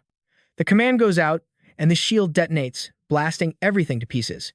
Demons pour into the zone one after another. Finally, the city is taken. The coalition takes the W for this battle. The place is a wreck, bodies everywhere, a totally tragic victory. Cut to the council hall, where a demon grunt is giving the report. We've got the stats on casualties for the main force and backup. We lost 97,300 troops, 35,000 critically injured, and 20,000 with minor wounds. Demon Lord Barity frowns. What about the enemy? The grunt stammers. Total killed and captured. About 20,000. At least half our losses came from the wall and shield explosions. Tak loses his cool completely. Damn it. Who knew they rigged it with explosives? Even the shield was booby-trapped. It was all the Dark Knight King's setup. Plus, those idiots starting a civil war. If we didn't have backup, we would have lost for sure. Demon Lord Leroy throws his hands up. Do the math. We've only got 210,000 main troops left. 3 demon lords leading the charge, and we still got wrecked. Even though we won, we're going to be the laughingstock of the dark world. The argument gets heated, and Barity holds his head, trying to chill. Even if our numbers are better right now. To hit the royal city, we gotta go through a ton of towns. If we march the normal way, our troops will burn out. Thinking about the aftermath makes him feel a little better, though. Lucky thing is, after getting owned this hard, the soldiers finally woke up. They won't dare start another civil war or underestimate the Dark Knight demons again. Guess that's the silver lining. Barati suddenly barks an order. You guys, beat it. The minions obey instantly. Yes, sir. Inside his head, he's actually giving props to the enemy. The Night Monarch's tricks are way beyond what I guessed. Even now, I still don't get how our intel was so screwed up. Watching his lackeys walk away, Barity started cooking up a new game plan. He figured if he could just smash straight into the Night Monarch's capital, all of his problems would vanish. Barati turned his gaze toward Lale, and his intentions were definitely nasty. Things had gotten so bad, there was only one card left to play. Lale felt a chill run down his spine and whipped his head around. Wah, what are you staring at me for? Losing this battle wasn't my fault. Don't you dare pin this all on me. Barady glared at him with a dark look and mocked him. Nothing to do with you? If you hadn't barged into the capital on your own and gotten your butt kicked, draining our strength, those night demons wouldn't have stood a chance. With Demon Lord Xianlin leading, they wouldn't have dared to fight back even with 100 extra guts. Lale knew he was in the wrong, so he couldn't say a word. Seeing that, Barady went in for the kill. I hear Demon Master Xianlin cares a hell of a lot about his reputation. If he finds out about this mess, what happens to you?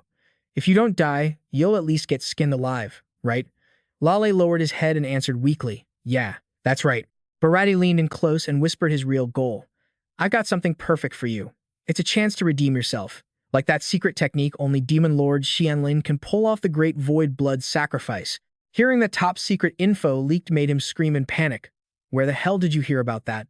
Just assume it came from inside the Xianlin demon clan. Only the demon lords and masters know this secret art. Barady avoided eye contact as he explained. Obviously, I'm not important enough to know it myself. Lady Slaughter told me. She fought the Xianlin demon clan a few hundred years ago and saw that move with her own eyes. It's a blood ritual with insane benefits. As long as you have enough Xianlin demon blood, you can warp a massive army for lightning-fast attacks from huge distances. The surprise factor is totally broken. Right now, there are about 10,000 Xianlin demons in the Alliance. After the battle, that should still be enough to teleport 200,000 soldiers straight into the Night Demon's capital. Lale stood up, shaking with rage, and pointed at Barady. No wonder you sent the Xianlin demons out every time we fought. You wanted them to get hurt. No way. The blood sacrifice drains them dry. I'm not going to send 10,000 of my own kin to their deaths for that. Barady crossed his arms and looked at Lale like he was trash. You think I'm negotiating with you? Don't forget who I am. He dropped a real threat. Do I really need to remind you what happens to people who disobey orders? Then he switched to persuasion mode. If we take the capital, you'll get the biggest credit. You'll get enough land and resources to make up for whatever the Xianlin clan loses. They trapped him with no way out. On one side, the rage of Demon Master Xianlin. On the other, glory and rewards. Unless your brain is broken, any idiot knows what to pick. 10,000 soldiers is nothing to the massive Xianlin demon clan. Lale sighed heavily and bowed his head in defeat. Fine, I get it. Getting what he wanted made Barady laugh like a maniac. Ha ha, Night Monarch. I bet you never saw this move coming. If all my soldiers suddenly pop up in your capital, I wonder what face you'll make. Ha ha. Meanwhile, in the city square, soldiers gathered to hear a new announcement. The Xianlin demons were hyped up. Lord Lele is finally sending us into battle. We aren't cowards like those other demon clans. We're gonna win for sure. When we win, Lord Lele better reward us with some extra slaves. But slowly, a red aura started gathering around Lele. I'm sorry, but this is the price. He clenched his fists and whispered, victory always needs stepping stones. As he spoke, a blood sacrifice circle formed around the soldiers. The clansmen shrieked in agony as their essence was sucked dry, looking at their leader in confusion. What is this? It hurts. It hurts so bad. Lord Lale. He stood silently, listening to his own people scream. Help me. I don't want to die. Why? Lord Lale, why are you doing this? We didn't do anything wrong. Why? The blood array drained the soldiers until they evaporated into nothing. Next, Lale raised his hand to absorb that massive energy and triggered the Great Void Blood Sacrifice. Location, Night Capital. Inside the city, Yun Chen thanked his subordinates, good work, everyone. Little, you led the group in a respectful bow. It was all thanks to your plan, my king. Lisha jumped in excitedly. Honestly, with the king here, nothing feels impossible. Even that demon lord isn't as scary as I thought. He was pretty pleased and encouraged everyone. Things are looking good. If we keep this up, by the time the Alliance army gets here, they won't have many soldiers left. When that time comes, we'll figure out how to deal with those 3 demon lords, and we might actually win. Suddenly, an unwanted sound echoed through the air. A subordinate rushed in to report, my king. The Alliance army is already at the capital. There's about 200,000 of them, and they're attacking the city. Luckily, I spotted them just in time. Activate the defensive shields immediately, but just shields won't hold for long. Yun Chen raised his voice, stunned. What? He immediately put 2 fingers to his temple to send a mental message. The Alliance base is 130,000 miles away from the capital. How could the Alliance army just suddenly appear here? What the hell is going on? He used his spiritual power to scan the area. Sure enough, soldiers were storming the city, but there shouldn't be any demon or monster in the Alliance with magic like Demon Lord Xianlin. His face got serious, unable to hide his worry. They must have paid a heavy price to unlock a skill like that. Yun Chen quickly organized the defense. Contact the soldiers on the front lines right now.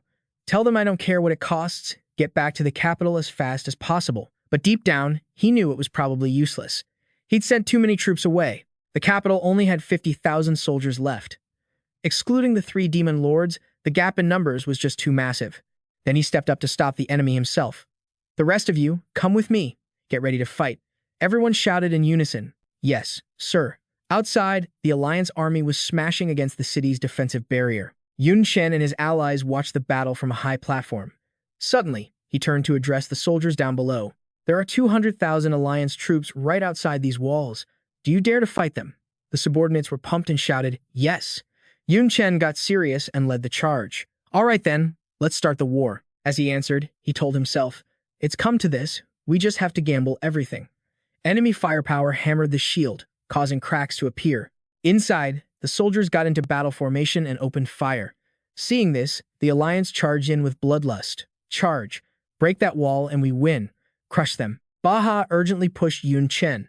"If this keeps up, we'll lose our biggest defense. My king, send out the troops." He pursed his lips and didn't say a word. But will sending them out actually help? Even with the defensive cannons supporting us, 50,000 soldiers just won't be enough to hold them back. Yun Chen was tossing and turning over this, totally indecisive. But finally, he made the call to sortie, cussing out the other side under his breath. Damn it, this raid is totally off script. Watching the battle blow up, Yun Chen hyped himself up. Only choice left is to put it all on the line. He barked out orders, "All demon lords, move out. Target the Alliance's demon lords." The minions instantly dove off the city walls. Roger that. The deployed demon lords joined the fray, their power totally crushing the grunts. Liu Tuxi attacked while taunting them. "Let me show you punks the real power of a Dark Knight demon." The old guy dropped enemies so fast it even shocked Yun Chen. He was taking on 3 at once without breaking a sweat, making up for the power gap big time. Yun Chen kept a close eye on the other side too. Xiao Yu and Xiao Ling were tight, one focused on crowd control, the other on offense. Both were veteran demon lords, and their combo was sick enough to handle a 2 versus 4. Then he quickly sized up the formation. Overall, the demon lords on both sides were pretty matched, but the foot soldiers were a different story. The grunts were slashing away like maniacs, not caring if they died. High, mid, or low-tier demons doesn't matter. The enemy numbers are overwhelming. Once the main force breaks, Yun Chen started biting his nail, analyzing. Enemy troops are buffing their lords. That's going to break the stalemate between the lords and lead to defeat. We're only holding on because their demon king hasn't shown up yet. If he does, it's game over immediately. So what if I unlock the origin skill? That demon king has it too. Fighting one is hard enough, let alone a 1 versus 3. Yun Chen closed his eyes, thinking hard. This is just absolute power crushing us. No trick works against that. What the hell do I do? How do I flip the script here? Suddenly, his eyes snapped open with a spark. Wait a sec, why am I panicking? Why do I even need to flip the script? At the end of the day, I'm just a human. Causing a demon civil war is already a win. I don't actually have to beat them. Yun Chen remembered they were different species. Alliance or Dark Knight demons from a human perspective, the more that die, the better. If I win, I use the Dark Knight demons for more stuff. If I lose, whatever. As a human, I've done enough. His fists clenched until they shook. The Dark Knight demons obey me completely. If they go all out, I can grab Xiao Yu and Xiao Ling and bail. The choice was eating him up. With those girls, getting back to the human world will be a breeze. That's the smart move. But why? Why is this so hard to decide? Images of the citizens burn into Yun Chen's mind. The king is so handsome. Look at me. Yun Chen's to the king, we don't have to live in fear anymore. The Dark Knight army was totally devoted. We'll fight for the king until the very last second. We will never surrender. Soldiers' screams rang out. My king, we leave the rest to you. Ow, psychos. These Dark Knight demons are total psychos. It snapped him back to reality. In front of Yun Chen was the grim reality of war. A soldier grabbed an enemy from behind and screamed, My king, please take care of my old man. You have to win. Yun Chen shouted in panic, What the hell are you doing? That Dark Knight demon blew himself up along with the enemy. Boom! Others started sacrificing themselves one by one. My king, look after my wife and kids. Alliance scum, witness the guts of a Dark Knight demon. Behind us is the capital, our beloved families. We have nowhere to run. 50,000 against 200,000? So what? Since I stepped onto this field, I never planned on going back alive. A squad of death seekers, risking it all. Blow up 1, break even. Blow up 2, pure profit. Let's die together. Ha ha ha. Even the enemy was terrified of these suicide attacks. Lunatics. Dark Knight demons are all lunatics. Stay back. Get lost. I don't want to die. Yun Chen was stunned, blaming himself. Suicide attacks? I didn't order that. It's their own will. No orders, all voluntary. Everyone knew the gap in military strength, so before marching out, every soldier carried a self-destruct crystal just for this moment. Every citizen in the city was fearless. Actually, not just soldiers, almost every civilian home in the capital had a crystal ready. If the city fell, they'd drag the enemy to hell with them to protect their king. This nation, this beautiful land that the king rebuilt. After hearing everything, Yun Chen bowed his head, questioning his conscience. If these lowly demons can go this far, how can I be heartless enough to run? Yeah, I'm human. Being the Demon King is a fake identity, all lies and scams. He finally found a new resolve. But even so, even if it's fake, I am still your king. In a split second, Yun Chen charged into the battle. I'm leaving command to you. I'm joining the front lines personally, leaving the commander stunned. Huh? Meanwhile, enemy troops surrounded a Dark Knight demon, laughing. You were so loud just now, wanting to drag us to death with you. Now I've crushed your arm. Let's see how you use that crystal. Scream. Scream louder.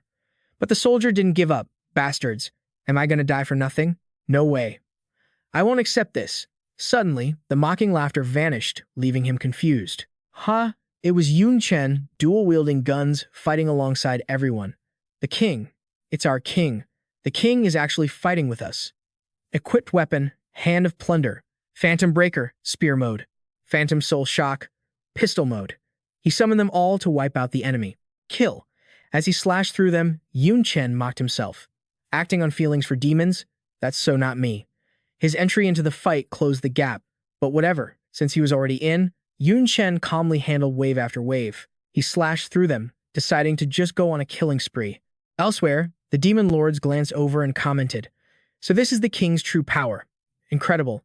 Looks like he was holding back a lot when he fought us. Tuxie had to stop and watch. As expected of the king, he's strong. I'm ashamed to admit I can't compare. I get the vague feeling this isn't even his full power yet. There's something terrifyingly strong hidden inside him." Yun Chen's moves fired up the Dark Knight army's morale. Brothers, charge. Don't let the king fight alone out front. If the king is fighting right here with us, there's no way we can't win. Kill them all. On the other side, the demon kings watching the battle closely heard that the rival king had joined the fray, sending the Dark Knight demons' morale through the roof. Barati suddenly spoke up. This wasn't supposed to be this much trouble. He rubbed his chin, sighing helplessly. The original plan was to warp the whole army straight into the Imperial City and wreck it from the inside. But damn, the city's space got jammed up, so getting to the outskirts was the absolute limit. Damn it, this is all because of Lao Li's assassination attempt. They're on high alert now.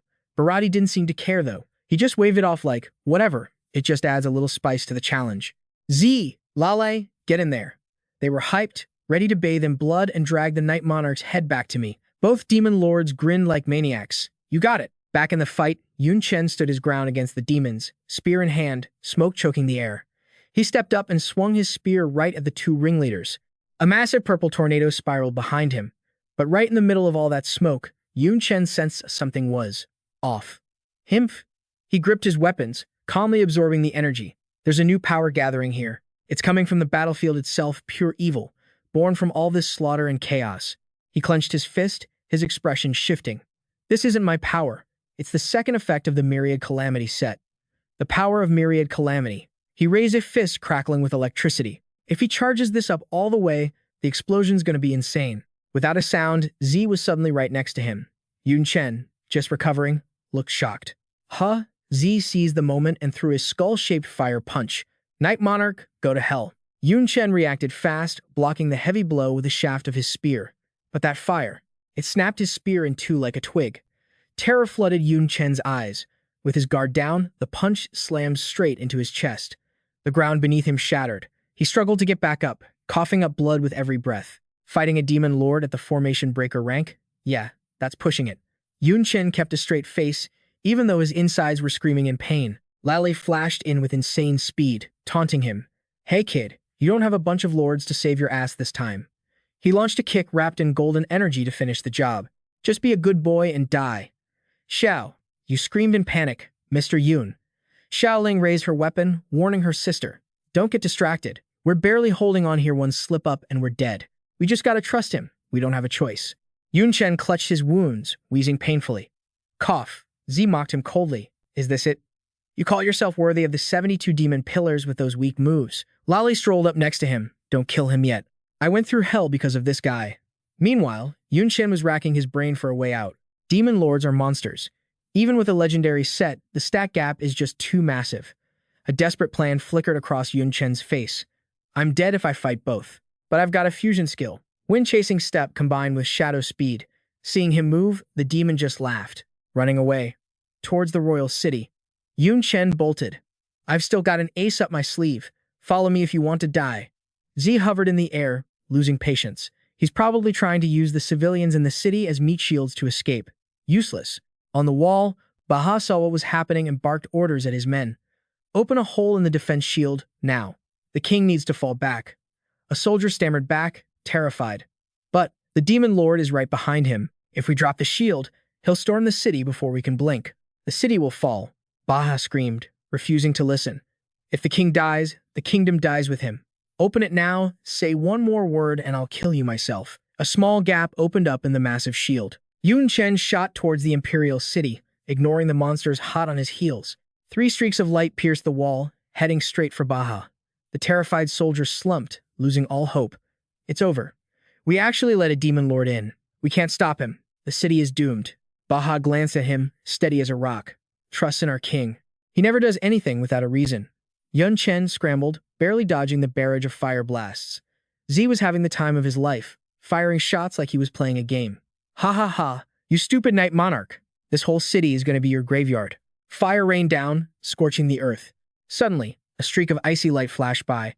Lale sneaked in close, his fist blazing. Hey kid, you think you're the only one with spatial skills. He slammed Yun Chen face first into the dirt, burying him in a sea of yellow energy. Yun Chen rode a wave of blue aura, desperately trying to shake them off. Gritting his teeth, he pushed his body to the limit. Just hold on a little longer. Almost there. A massive blue-purple gate loomed ahead, imposing and ancient. Yun Chen barely outran a massive explosion, diving straight into the depths. Seeing that majestic gate, his pounding heart finally slowed down a beat. Just a little more. Yun Chen covered his head and smashed right through the wall, debris raining down everywhere. The 2 demon lords stopped at the rubble, chatting like they were on a stroll. So the Night Monarch didn't use the civilians as shields. He lured us here on purpose. He's probably got a trap waiting inside. Watch your back. Z, looking savage as always, took the lead. It's just one puny night demon. What could possibly stop us? Let's just go in there and crush everything. Lale nodded. True. The place is completely empty, not a soul in sight. They've been chasing him for a while, and it wasn't making sense. Huh? What the hell? We were right behind him. Where'd the Night Monarch go? Suddenly, the beautiful Xia Qingcheng drifted toward the 2 demons, cool as ice. A human figure stepped out, eyes deep and silent but screaming murder. She drew her sword, and lethal energy slashed out in every direction. Die. She moved like a ghost, flickering in and out of sight. Her attacks crashed down like a falling mountain, forcing Z and Lale onto the defensive. A massive mountain of ice rose up, trapping them instantly. Z's face twisted in rage. How the hell does the Night City have? Xia Qingcheng stood there, looking effortless. She turned her back on their screams. A human at the Demon Master level? The 2 demon lords, who were talking trash just seconds ago, were now frozen solid in a block of ice. After taking them down, Xia Qingcheng called out calmly, You can come out now. They're done for. Yun Chen dragged his battered body out from the shadows, bowing respectfully. Yun thank you for stepping in, Teacher Xia. He couldn't help but marvel at her power. Those were 2 friggin' demon lords, yet Teacher Xia wiped them out in the blink of an eye. Insanely strong, like, terrifyingly strong. Qing Chang got all serious to discuss business. That's about all I can do. The Alliance just lost 2 demon lords, so good luck baiting them here again. Plus, I'm stuck here and can't bail. Winning this thing is ultimately up to you. He thumped his chest, promising her with total confidence. Don't sweat it, Teacher Xia. You've helped a ton already, I can handle the rest. Outside, the brutal battle was winding down. The Alliance soldiers laughed their heads off, acting all cocky. Ha ha ha. Your king ditched you guys, ran back to the royal city with his tail between his legs. Our demon lords chased him right inside. They were getting more and more aggressive. Dark Knight City is going to fall any second now, and the demon lords are going to slaughter all your families. That's the price you pay for messing with our alliance. They clearly brought self-destruct crystals for a final stand, but ended up like this. Pathetic. The royal city soldiers snapped back furiously. Bullcrap. We're going to win for sure. Keep talking trash and I'll cut your tongue out. But deep down, they knew it was hopeless. I mean, those were two demon lords. Even the king can't beat them. Our kingdom. It's seriously doomed. Suddenly, the gate lifted right in the middle of the standoff. The demons thought they had it in the bag and grinned like idiots. Check it out, the royal city gates are opening. The demon lords definitely killed the Dark Knight King and opened it from the inside. Hell yeah, Dark Knight City is toast. We won this battle. Hearing that, our soldiers just froze, totally stunned. Was the royal city actually taken? No way. Absolutely no way. Who the hell opened the gate? Yun Chen stood there looking epic, gripping a blue thread that pulled the door open. It's the king. Our king opened the gate. The end of that thread was tied tight around Zerol, and he actually hung those two demon lords up on the city gate. All the soldiers went wild and started cheering. Ha ha ha, it's the king's victory. Our king is invincible. In contrast to the hype, the demon mob had never felt more hopeless than right now. How is this possible? The two demon lords are dead? No way. I must be dreaming. Oh my god, demon master, please wake me up from this nightmare. Barati screamed in shock when he saw his two underlings get wrecked so easily. Zerol, what the hell happened? His pride wouldn't let him hesitate. Two demon lords are dead. Warriors, follow me. Charge and wipe out the demon alliance. Both sides rushed in at his scream. Kill him. The defending troops had to turn tail and run because the enemy's morale was just too high. Barati, with a savage look on his face, gritted his teeth and gave a twisted compliment. Dark Knight King, I admit I underestimated you. Whatever dirty trick you used to kill two demon lords, that's some real skill. He crazily crushed a glowing purple crystal. But do you still think you can win? You're too arrogant. I didn't want to use this, but you forced my hand. Barati roared, his voice full of rage. I don't care what traps you set in the royal city. If I just destroy the whole place, problem solved. The crystal burst with demonic energy, twisting like giant snakes. He threw his head back and shouted the summoning chant. Oh great, night-severing slayer. Show these stupid Dark Knight demons your supreme power. The weak civilians trembled as they looked up. What is that thing? Why'd the sky get so dark all of a sudden? It feels awful, like some terrifying power is gathering up there. I can't even breathe. Yun Chen clutched his chest, suppressing his fear, and cursed under his breath. Damn it, what kind of skill is that? Why do I feel like I'm gonna die? Is it a demon lord? No way. A demon lord can't put out this kind of power. Just then, some random guy panicked and screamed, My king, that thing flying up is a sealed crystal. It's gotta contain the power of the 72 demon pillars. His sharp eyes went wide in shock. Say what? He quickly calculated if it was true. The Demon Alliance still has a trump card like that? This is bad. The target of that skill. He wants to wipe out the royal city.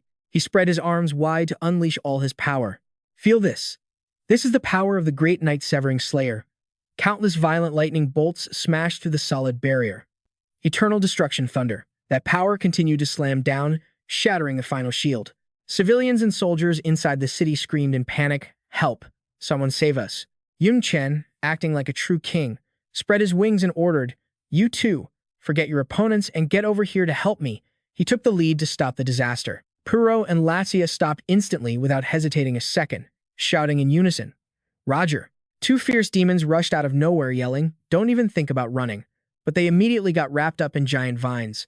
Damn it, we're blocked. Yun Chen watched the energy shifting on the makeshift altar, then gave out detailed instructions. Even if you drain all your dark magic, you have to boost Latia's power to the max. Latia, can you shift the target of this skill? She tapped her chest and explained her ability. No way. That's a skill from the 72 demon pillars. Even if I force it, I can only move the target a few meters. The royal city is still going to get destroyed. Seeing her fear, he spoke with total calm. A few meters is enough. Make it target me. Puro rushed to stop him. Are you crazy? If you die, the kingdom falls too. Latia quickly added, After it kills you, the skill will keep attacking the royal city. Nothing changes. Your sacrifice will be pointless. Hearing that, Yun Chen yelled back, totally pissed off. Sacrifice my ass. Can't you say something helpful? While you guys are dawdling, tens of thousands of civilians could get blown up. Stop wasting time and do exactly what I said, that's an order. He didn't even care anymore and clasped his hands to cast the spell. I got it. She accepted all the dark aura, Latia. The rest is up to you. You have to shift the target successfully. Using the Demon King tool, the ring of the teleporter, she used every ounce of strength she had, causing blood to flow from her eyes, nose, and mouth. She looked like she was in agony, but still screamed, Screw it. Shift the target. Shift it. Move. At the critical moment, a beam of energy hit Yun Chen. and his body was slowly swallowed by a golden light. The purple energy from Demon Lord Barati, combined with the teleportation power Latia created, exploded in mid-air. The people in the city were totally stunned because their king had pretty much taken that whole hit. A dude drops to his knees, totally shook. The king put himself on the line to save our skins, and some guys are freaking out so bad they're bawling their eyes out. Like, seriously, why? No way, we can't lose the king.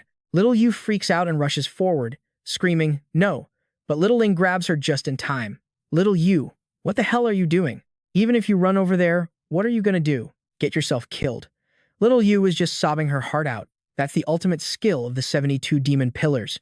Even Mr. Yun said he wasn't sure he could tank that hit. Hasn't Mr. Yun pulled off enough miracles already? On the flip side, that demon Lord Barati just busts out laughing like a total creep. Ha ha, then he starts talking smack to rub it in. Idiots. I can't believe the Dark King is this dumb. Once you're dead, the kingdom of eternal night goes down with you. In the end, you didn't protect squat. Ha ha. Suddenly, he freezes, spotting something that makes him gasp. Huh? Out of that purple haze, Yun Chen steps out without a single scratch, thanks to the last few seconds of his invincibility mode. Seeing him totally fine makes Demon Lord Barati lose his mind. No, not even a scratch. His eyes bug out, and he screams at the top of his lungs, no way. That's absolutely impossible. Meanwhile, Yun Chen lets out a sigh of relief, knowing he just barely cheated death. Lucky that the Imperial City shared some skill buffs earlier, even if the timer was running out. Still, just relying on invincibility mode wouldn't have been enough to tank that. The aftershock is still there. Just that leftover power nearly turned me into ash. He frowns, checking himself out as a streak of green energy lingers on his face. If my super regen ability hadn't kicked in right on time, I wouldn't be standing here right now. Puro looks like he can't believe his own eyes. He stammers, "My king, you actually tanked that? I thought I was hallucinating." Meanwhile, Latia, who's totally wrecked after blowing all her mana, speaks up with a weak voice. Too bad we burned through everything and have zero fight left in us. Honestly, going up against a Demon Lord tier skill from the 72 pillars, getting off with just this much damage is pure luck. Yun Chen walks forward like a boss, telling them, "It's cool. You guys fall back and rest. I can handle the rest on my own." That makes Latia step back in panic, her eyes wide with fear, and Puro's freaking out just as much. As for the soldiers of the royal city, seeing him safe makes them go wild with joy. Ha ha ha. Even the 72 demon pillars' ultimate move couldn't scratch the king. Is there anything he can't beat? Our king is invincible. Let's go, boys. Victory is ours. On the flip side, the enemy troops are starting to get cold feet. He didn't just smoke 2 demon lords. He even nullified a demon master level skill. Can a high-ranked demon really be this OP? You gotta be kidding me. The Dark King is definitely on demon master level. To wipe out the kingdom of eternal night, you'd need all 72 demon pillars here. We can't win. With just us? No freaking way. Demon Lord Barati's face is twisted up, cold sweat dripping down his forehead. He starts rambling, trying to figure this out. Wait, something's off. If he was really at demon master level, he could have wiped us all out instantly.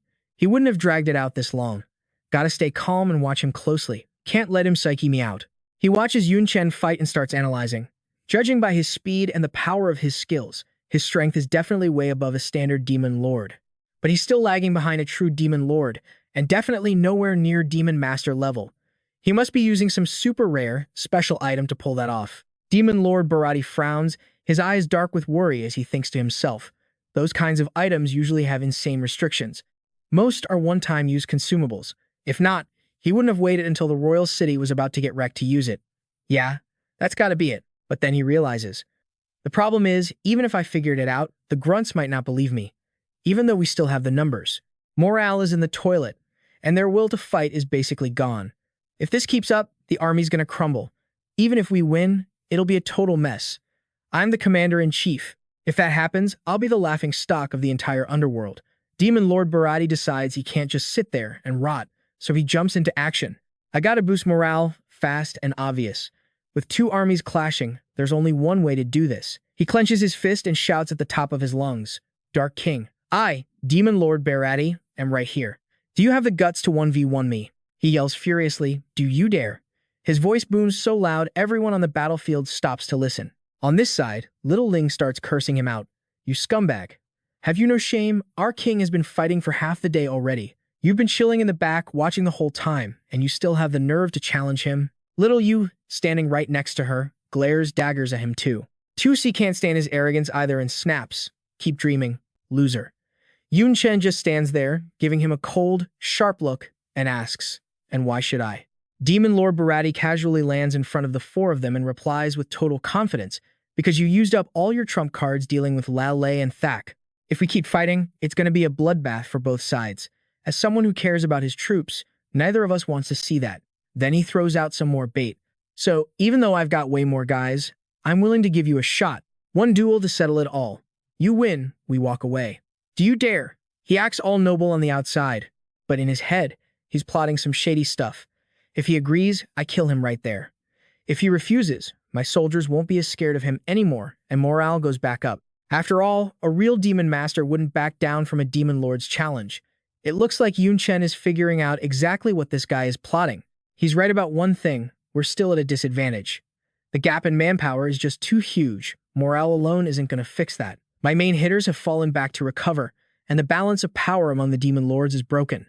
If Barati jumps into the fray now, a chaotic brawl is going to be bad news for us. He glances at the soldiers watching him from behind. Plus, I don't want to see any more dark demons self-destructing. Yun Chen looks forward, his eyes totally locked in. Golden veins start popping out all over his arm as he powers up, making his choice. All right then, let's fight. Soldiers on both sides back off, clearing a circle for the showdown between Barati and Yun Chen. You can hear the enemy hype squad screaming, "Let's go, Lord Barati." They keep yelling, "Avenge Lord Thak and Lord Lao Lei. Kill the Dark King." But Yun Chen's side isn't staying quiet either. The royal city soldiers are screaming their heads off. The king's gonna win for sure. Our king is invincible. He already smoked 2 demon lords. What's one more to the list? Even if the king bites the dust, we're riding to hell with him. Little Yu was stressing out, though. Fighting a tier 3 demon lord solo? How is that even possible? Mr. Yun isn't exactly our master, right? Little Ling could only whisper, "What do we do now? This battle. It's way out of our league." Demon Lord Barati whipped up a shield of black magic and started running his mouth. "Night Lord, you probably don't get it. Not all demon lords are created equal." His eyes narrowed, staring daggers right through him. "I didn't just suppress Z and Lale because of my rank as Commander-in-Chief." He flashed right next to Yun Chen, jamming a hideous gun against his body. "Comparing me to those losers? That's just plain stupid." Yun Chen stood his ground, not even blinking at the gun barrel. He glared back and coolly replied, "This fight? It's gonna be over in a heartbeat." Barati scoffed. "Yeah, real fast." Bam. He fired point blank at his face. But tearing through the black smoke was a hand with razor-sharp claws. Yun Chen had fused his base state with the all-class skill called Myriad Cycle. Seeing that, even Demon Lord Barati started freaking out. It's a buff skill. His aura is totally different now. He's almost at my level. He froze as the tables turned. Now he was the one with a gun pointed at his head. Yun Chen looked down on him and smirked. "One headshot for me, one for you. Fair's fair, right?" That gun was formed from fusion arts. Ammo Master, Electro Diffusion Bullet plus Sharpshooter, Deadly Critical Shot, bang. This time, it was Barati getting swallowed by a massive blast. After the explosion, Yun Chen casually blew the smoke off his gun barrel. But Barati just sneered, his voice dripping with sarcasm. "That's just a high-tier demon skill. You should feel lucky you even scratched me." But inside, he was thinking, just as I predicted. Watching Yun Chen's cocky attitude, he carefully calculated the power gap. The Night Lord is somewhere between a warlord and a demon lord. Even if he's using some hack to buff himself, his stats are barely hitting the minimum for a demon lord. He's still leagues away from me. Barati aimed his gun again, confident. Killing him. Easy. He unleashed a dark aura called Phantom Screen. Yun Chen immediately used Mana Echo, realizing his sight, smell, and hearing are all disabled. Must be that black curtain. He smoothly dodged to the side, using mana to track me. Nice try, but it won't save you. Barati fired his Dark Annihilation rapid gun non-stop, but not a single bullet could touch Yun Chen. Barati screamed in rage. What the hell? He dodged everything? His mind raced.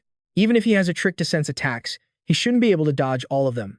They clash at speeds way too fast for the naked eye. Yun Chen thought, compared to Master Shia's speed, you're trash. He raised his fist, fusing Strongman's full power strike with Berserker, creating Rage Strike. The punch slammed into Barati, launching him into the sky, but he barely felt it, laughing mockingly. You call that an attack?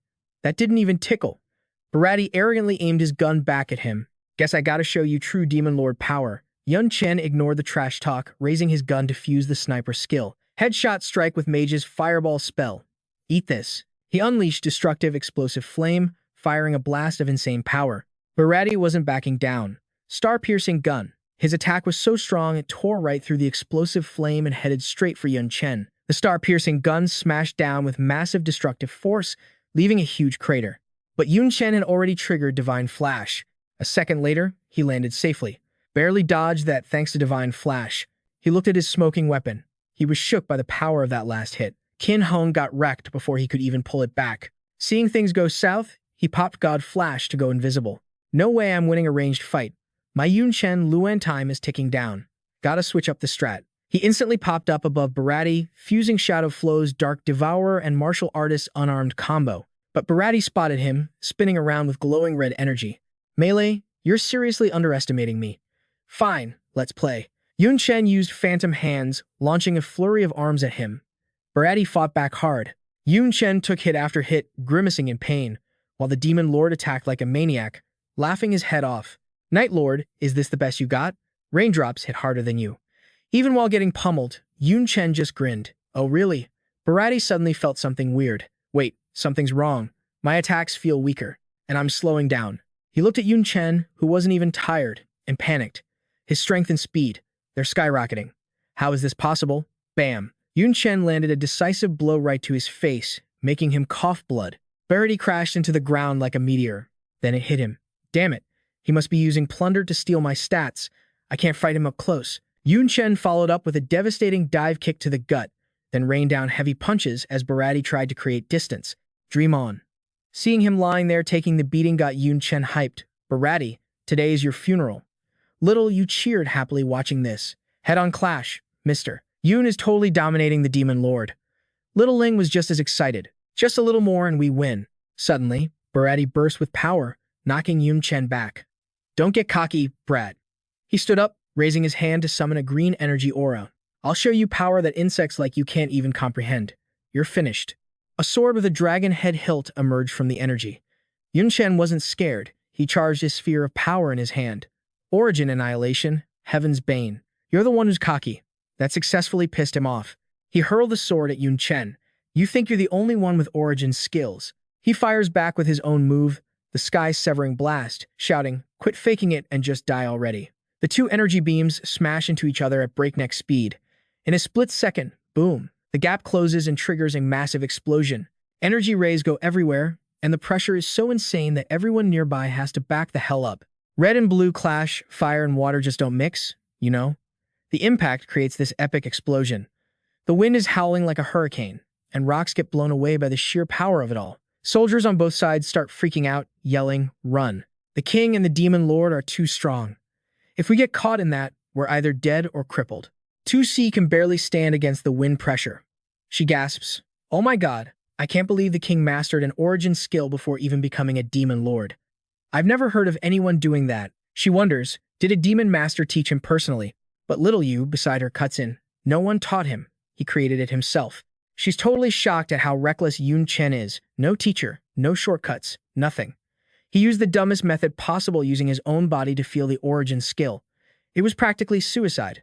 Even a tier 4 god wouldn't dare try what he did to master it. Standing in the dust and smoke, she's super tense. I mean, the opponent is a real demon lord with an actual origin skill. The power gap between them is huge. It's hard to tell who's gonna win. They stop attacking, and Demon Lord Barati looks like trash, totally beat up, while Yun Chen looks completely fine. Yun Chen's got this half-lidded, arrogant look, but suddenly, he drops to his knees, coughing up blood, looking way worse. And the other guy, he lost an arm in that last exchange. Missing an eye now, the Demon Lord groans. I can't believe you mastered an origin skill before becoming a Demon Lord. He sounds super salty about Yun Chen's insane power.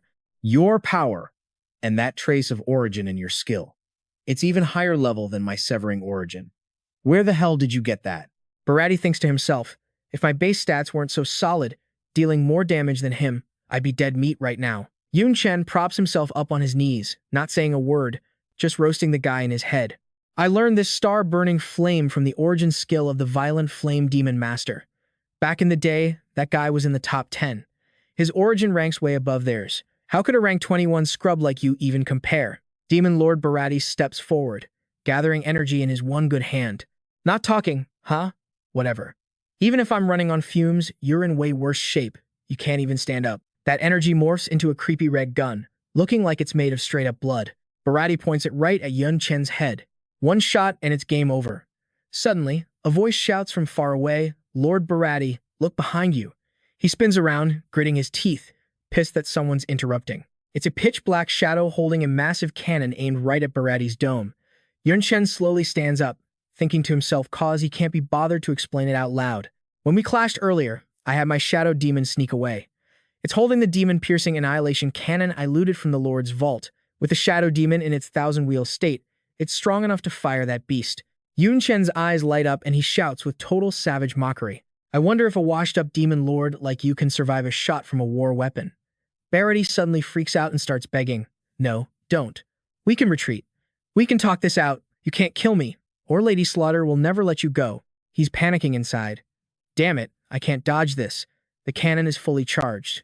Seeing this, Barati begs even harder. Don't, but it's too late. Demon Lord Barati's body gets totally swallowed up by the terrifying blast as he screams in despair. Ard! His upper body gets toasted, leaving just a mess on the ground. Yun Chen goes back to normal form and collapses, totally exhausted. His soldiers cheer like crazy. It's over. The king won. Victory for the king. Haha, our kingdom is safe.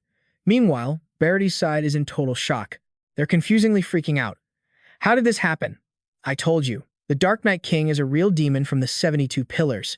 How could Lord Barati beat him alone? We're done for. But then, they suddenly get murderous.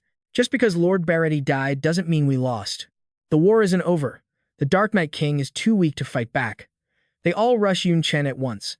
Let's take the head of a 72-pillar demon. This is a once-in-a-lifetime chance. If we bring back his head, we'll be legends. Hurry up and kill him. Yun Chen's side rushes in too. Protect the king. Damn it. We agreed on a duel to decide the winner, and those scumbags are flipping the script. Protect the king at all costs. Little, Yu leads the charge, looking super worried. This is bad. They caught us off guard. We're too slow. Little Ling yells out in panic. We won't make it. Yun Chen just chills, speaking like it's a joke. You want to kill me? Energy gathers in his hands instantly. Come and try it. He's mocking them inside. Even if I'm weak, I can still use my equipment skills. Idiots. As soon as it charges, he fires a devastating blast of scorching fire. The fireball explodes like a terrifying energy nuke. The power feels like that cannon from before, but honestly, it's way stronger. The soldiers who were acting tough a second ago just vaporize, gone without a trace. The survivors stare at the crater, terrified, and scream, "Run! Run away!" But they get blocked by another army. Bastards! You dare to attack the royal city while we were gone? Led by Enzone, the army follows orders and charges. Kill them all! Baha stands on the city wall, cheering. The guerrilla troops the king sent to the front lines are finally back. With their help, the Alliance army can't escape. Barati's soldiers lose all will to fight, dropping their weapons and kneeling. I surrender. The rest of them kneel and cover their heads. I surrender too. Please spare our lives. The sky clears up like after a storm, and Yun Chen sits on the ground, soaking in the warm sunlight. Woo, we finally won. News of the Alliance's defeat spreads fast to every corner of the Dark World.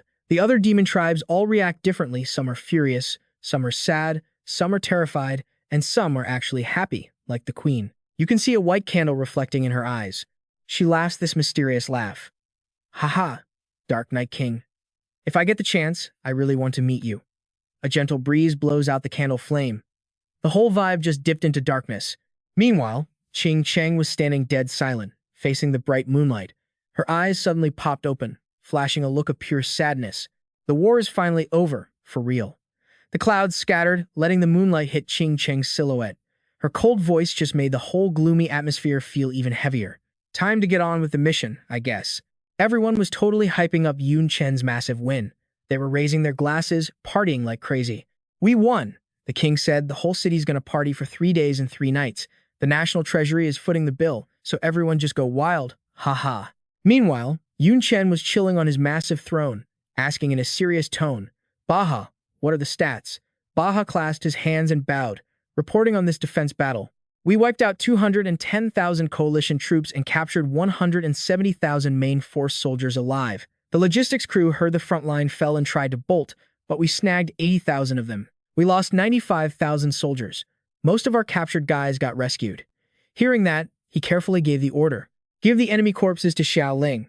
The captives go up for auction everywhere. Their families will definitely pay top dollar. All that cash goes straight into the treasury. Plus, any prisoners nobody buys, brainwash M and turn M into battle slaves. Baha and Xiaoling bowed without hesitating. Understood. Then Tusi piped up, confused. My king, we only lost over 90,000 troops to get these results. That's a huge dub, so why do you look so bummed? Yun Chen coldly waved his hand at them. A massive country left with only 50,000 main troops, and half the city is trashed. Honestly, I can't even crack a smile. If there's nothing else, you guys get lost for now. Everyone bailed, leaving only Xiao Yu and Xiao Ling behind to talk. He was a bit surprised and asked, Xiao Yu, Xiao Ling, what's up? Something else. The two of them dropped to their knees and swore an oath. Mr. Yun, you're a human. You could have totally bailed, but you chose to fight to protect us. We're super grateful for this favor and willing to give everything to you, Mr. Yun. Yun Chen happily helped them up. No need for that. With our bond, you don't need to be so extra. Plus, you guys have a connection with Master Xia, so we're basically fam.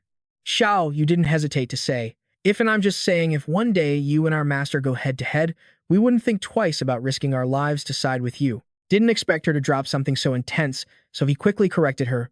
What are you saying? How could I ever fight Master Xia? Suddenly, a familiar voice echoed from above. Talking trash behind someone's back isn't cool at all. Qing Chang showed up like a boss, shocking Yun Chen. Master Xia, when did you get here? Xiao Yu and Xiao Ling were shaking in their boots, stammering, Ma. Master, both of them were freaking out inside. We're dead. Did Master hear everything? With her temper, if she finds out we're disloyal, she'll kill us without mercy. Qing Chang breezed past them and gave them a cold glare. Xiao Yu, Xiao Ling, I know what you're sweating about, but I'm not that unreasonable. If you dare talk nonsense again, though, I won't hesitate to rip your tongues out. Xiao Yu and Xiao Ling just stayed silent, not daring to make a peep. Yun Chen quickly figured out why she was there. Master Xia, if you left the treasure vault, does that mean? Since he brought it up, Qing Chang didn't hide it. Yeah. I'm gonna disappear in 3 days. I came to say goodbye. I'll use my remaining time to finish the mission. Her eyes look sad. I'm just a clone. I wasn't supposed to get attached to this world. It was like that before, but seeing what you've done now, I actually really hate to leave. Then she gently patted Yun Chen's head. If I could, I'd really love to see how much you grow, but too bad there's not enough time. Qing Chang turned around and walked off. I'll let my real self enjoy all of that. Goodbye, my disciple. He held back his pain, bowed respectfully, and said, safe travels. Meanwhile, at the 72 Pillars Council, they were buzzing with gossip about Yun Chen's massive win. How could a tiny Dark Knight demon fight off our 71 demon clans alliance? I can't believe even 3 demon lords couldn't beat him. My clan lost 10,000 troops. Damn it, damn it. Broken Knight Saker, look at what a trash idea you had. She was so pissed she bit her own finger. Stupid Barati. If my main body wasn't in the human world right now, I'd go kill that Dark Knight King myself. The demons started arguing intensely again. Himph. Among the 72 demon pillars, plenty of us are still in the dark world. I, the Lord of Devouring, will handle it personally. I'll kill the Dark Knight King, and his nation will be ours. Yeah, right. You just want to hog all the loot. Don't think I'll agree to that. If anyone's going to battle, it's me. My clan took the biggest hit this time. The Lord of Devouring shouted to shut them up. Silence. The front line is looking good. Our army has already taken half of the human world's territory. At most, in 6 months, we'll wipe out the humans' main forces. He sternly warned the other demons. To handle the human counterattack, you guys better be ready to support. No screw-ups allowed. Anyone who tries any funny business during this time is answering to me. They seemed scared of his power, so they stayed quiet. The Lord of Devouring dropped one last line before vanishing. As for the Dark Knight King, I'll deal with him after wiping out the humans. Back at his castle, he asked his subordinate in a low voice, how are the supplies coming along? He got a respectful report. Since we were missing the Dark Knight clan's share, it took longer than expected, but we've got everything together. It's being transported through the spatial rift to the human world. We've prepped enough resources to last the front line for half a year, supporting them until the war ends. The Lord of Devouring looked pleased and laughed arrogantly. Ha ha, Void First Pillar. So what if you guys pulled a disappearing act? Without you, I can still use the power of the Dark World to crush those weak humans. He stood up, declaring confidently, when this war is over, the ones kneeling before me will be you guys. Right then, another minion rushed in with bad news. Lord Demon Master, big trouble. The spatial rift was attacked. All the supplies meant for the human world are destroyed. The 5 demon lords guarding it are dead too. The Lord of Devouring growled in shock. What? He thought to himself. Who the hell did this? Void, first pillar, second pillar, humans, or the other 7 guardian gods. He decided to go to the battlefield himself. I have to go see what's going on. Through the spatial rift, everything was totally wrecked and desolate. His soldiers died with their eyes wide open, bodies rotting on the ground, blood flowing like a river. The Devourer Lord saw the mess and growled at the messenger. All the demons are dead, so how come you're still alive? She knelt down, freaking out as she tried to explain. I was far away checking supplies, so I got lucky. Then she added, luckily, I saw the attacker with my own eyes. Suddenly, she held a knife right against the Devourer Lord's throat. She dropped the act and said coldly, the attacker used this weapon. The disguise spell faded, revealing a familiar figure. Her cold voice matched her true face perfectly. Xing Sheng stared at him with pure hate. So that's how it is. The Devourer Lord just gave a savage smirk. I see. I was wondering why you didn't show up at the front lines. Turns out you stayed back in the dark world. Since you dare to attack me, you must be ready to die. Not letting him talk any more trash, Xing Sheng shouted while launching her magic. You're the one dying today, not me. Waves of power quickly wrapped around the Devourer Lord's whole body. They linked up to form a tight seal. Meanwhile, back at the human world's front lines, the battle was getting insanely intense. Demons and humans were clashing everywhere. You could hear weapons smashing together nonstop and screams of killing all over the place. Nico was trying her best to fight off the demons. The kingdom can't fall. You damn demons. I'll fight you to the death. She slashed at one of them with a clean move, making him scream in pain. Suddenly, she noticed something weird. Just as she was fighting like crazy, the demons all started running away together. She was totally confused. The demons are acting different. Inside the command room, everyone was buzzing, trying to control the battle and rushing support to Team 2. Team 2's defense is about to break. No wait, Team 5 is in bad shape too. They need help.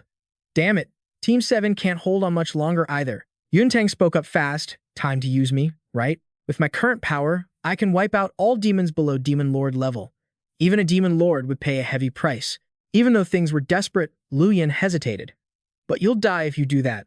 The whole point of fighting is to survive. She didn't care about his logic at all. I lost my only family. Do you really think I want to live? If it wasn't to repay Principal Yi, I wouldn't have lasted this long. How long are you going to hide me? Until Shumalong is destroyed? Her determination shut him up, so he finally gave the order. Yun Tang, I order you to go now. Suddenly, a scout shouted, they're retreating. Chikshu happily reported that the surrounding monsters were pulling back. I can't believe it. Our capital is safe. Lu Yin was stunned, not believing his ears. What the hell just happened? He excitedly explained. According to a prisoner we caught, the royal city in the Dark World got taken over. The Dark Kingdom ordered an emergency retreat. Sounds like something huge happened at the royal city. Among the monsters, only the possessor demons can adapt perfectly to our environment. They're the main force. Once they pulled back, the other monster tribes followed. Hearing that, he felt super pumped. Did General Xia's trump card actually work? Anyway, holding our ground means we still have a chance. Only Yun Tang whispered sadly, so I don't die again. Meanwhile, outside the Dark Knight royal city in the Dark World, Yun Chen was gathering the bodies of 3 demon lords. He smirked, praising his subordinates' skills. He had Xiaoling handle the enemy bodies earlier just to use them for this ritual. Only she could do it without raising suspicion. Yun Chen started activating his power while chanting seriously. 3 demon lords, plus the bodies of 210,000 monsters. Trading such a massive offering for the power of the 72 demon pillars isn't too much to ask, right? But then, nothing happened around him. He analyzed coldly. No reaction. Looks like the offering isn't enough.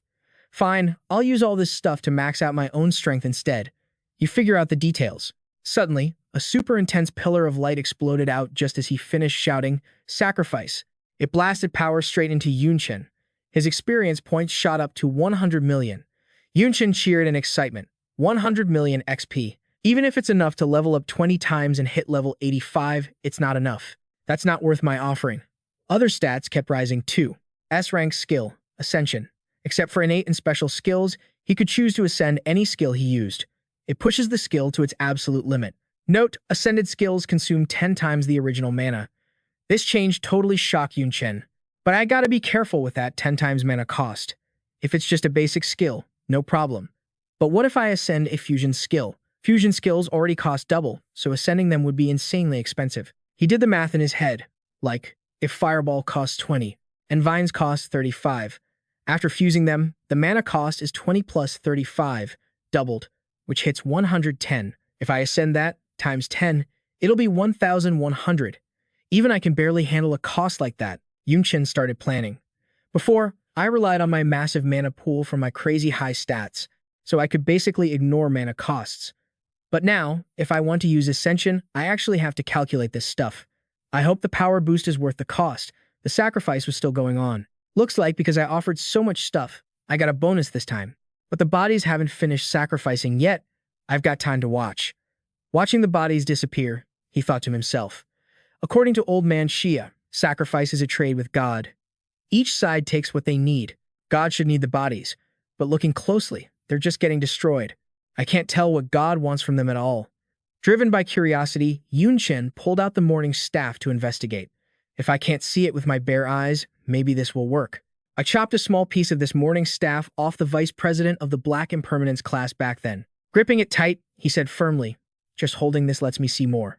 Suddenly, fear filled Yun Chen's eyes, because up above, God finally showed up. The moment that eye appeared, his heart started pounding like crazy. What the hell is that?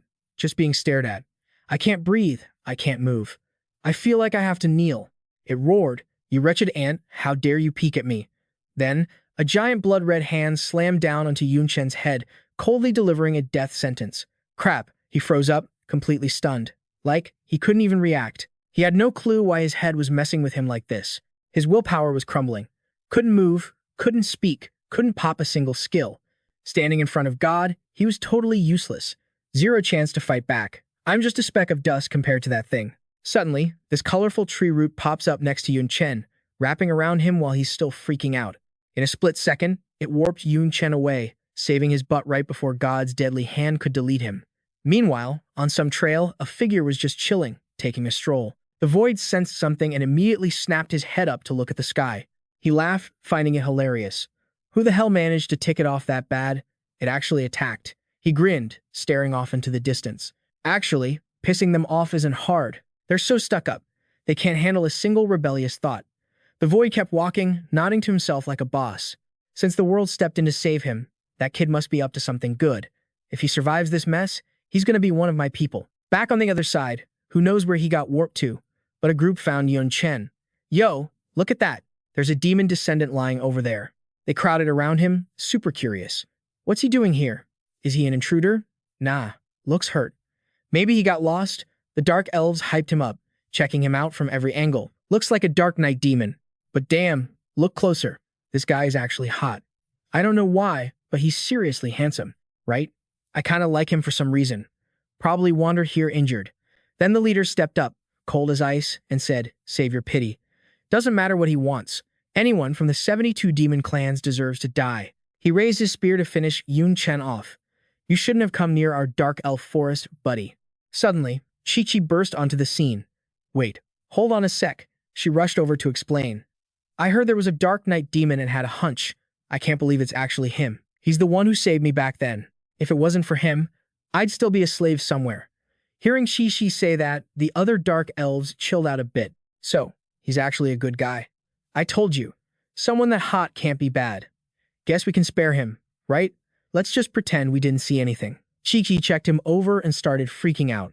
"He's in bad shape. His body is cracking all over. He's barely breathing. We gotta take him to the forest, now." The others weren't having it.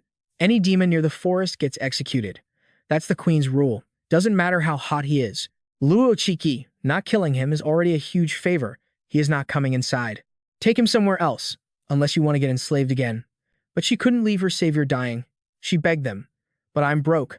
I can't afford a healer. And the nearest demon city is 3 months away. He won't make it. Please, just let this slide." But no matter how much she begged, they shut her down hard. No. Rules are rules. Chi-Chi whispered sadly, "Fine. I'll figure it out myself." So, she decided to drag Yun Chen to her place to take care of him. His body was wrapped up like a mummy with bandages. Even while passed out, he was haunted by the pressure of that giant eye. "You little bug. You dare look at me? Even if you live, you're gonna pay." The memory of that giant red hand smashing down was burned into his brain. He jerked awake a second later, soaked in sweat. Yun Chen was shaking uncontrollably. Damn it. What the hell was that thing? Why did it just show up? Why did it want me dead? He grabbed his head, frustrated. "Just 'cause I saw it? You gotta be kidding me." "You're awake." Yun Chen recognized her immediately. "You're that dark elf slave I freed at the auction. right? Where am I? Chi-Chi was super happy, diving in to grab his hand and rambling. I can't believe you remember me. I'm Luo Chi-Chi. We're at a treehouse about 10 miles from the Dark Elf Forest. He froze. Dark Elf Forest? His mind was racing. What the hell? I mean, I planned to come here, but definitely not like this. Turns out, things are pretty tense between Dark Elves and the Demon Clan, so Yun Chen put his guard up. Plus, the Dark Elves are kinda weak. Their women are gorgeous, so the 72 Demon Clans always kidnap them as slaves. The Dark Knight demons are the worst about it. That's why Dark Elves hate all demons with a passion. Surprised I'm even safe this close to their forest. Noticing two girls peeking in, Yun Chen asked, "Who are they?" Chi-Chi introduced them proudly. "Those are my besties, Ali and Yue Lulu. They risk getting attacked by monsters just to gather herbs to heal you." Lily asked all shyly, Are you okay?" On the outside, he politely thanked them, but inside, he was totally on guard. He used his appraisal skill to scan her. Level isn't high, maybe 20. Low-tier demon class. Gear is trash too. Even if things go south, they can't hurt me. She blushed and whispered to Lulu, "Wow, he's totally checking me out. What if he proposes? I know the queen banned outsider marriages, but he is so hot." Yun Chen heard that and felt weirded out. Handsome. Me? In this form? Instead of being happy, he was just suspicious. I've been in this dark world for ages, and this is the first time anyone's called me good-looking. Do dark elves just have a weird thing for my look? Chi-Chi blushed and sighed. It's so weird. The first time I saw you, I felt this special connection. I didn't think my friends would feel it too. This never happens. He was still deep in thought. Dark elves? Suddenly, he remembered the necklace Nico gave him. Maybe it's because of that thing Nico gave me. Didn't think it would work on dark elves. If it hadn't boosted their affinity, they probably would have killed me. It was the nature's protection item. Special effect. Symbol of friendship. Base attributes +1. The owner gets a massive affinity boost with the elf clan. Note, only someone with the elf queen's bloodline is allowed to give this gift. Yun Chen carefully tucked it away, deciding to figure it out later. So, what exactly happened? He felt something was off. The Dark Elf Forest is like a million miles from the Dark Knight capital. How the heck did I get all the way here? Meanwhile, at some altar outside the Dark Knight capital, Xiao Yu was freaking out because she couldn't find Yun Chen. Are you sure Mr. Yun was here? There's nothing here. Xiaoling was dead certain about it. There was definitely an altar right here. Mr. Yun was totally doing a sacrifice, so why is everything just gone? The creepy vibe of the place was totally freaking her out.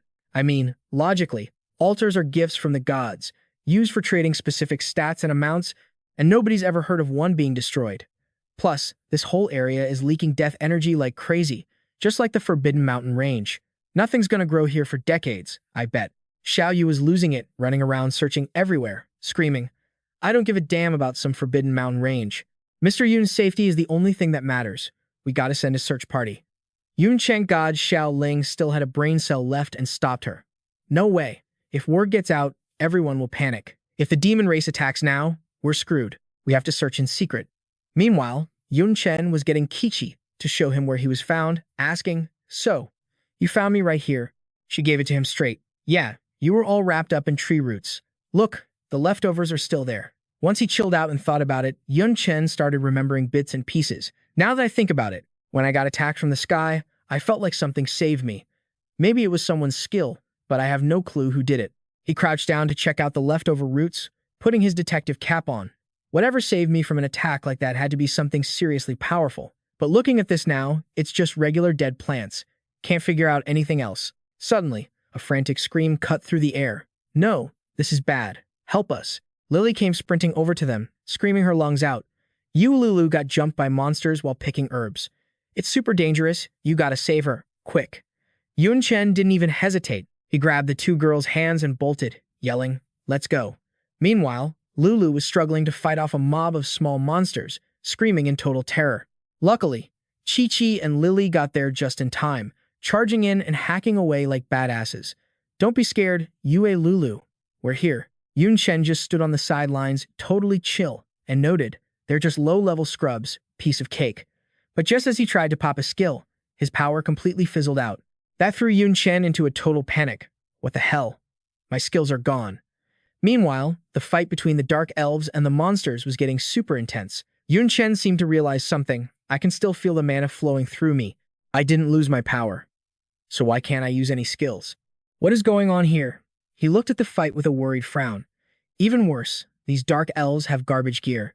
Their levels and numbers are way lower than the beasts. If this keeps up, they're definitely gonna die. What do I do?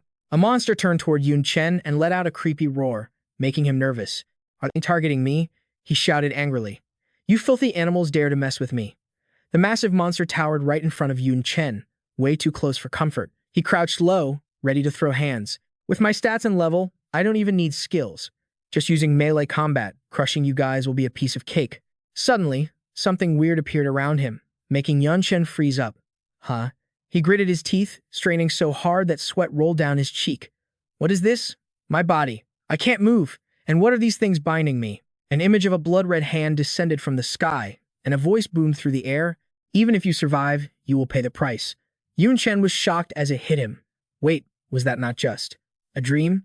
Is this condition the price I have to pay?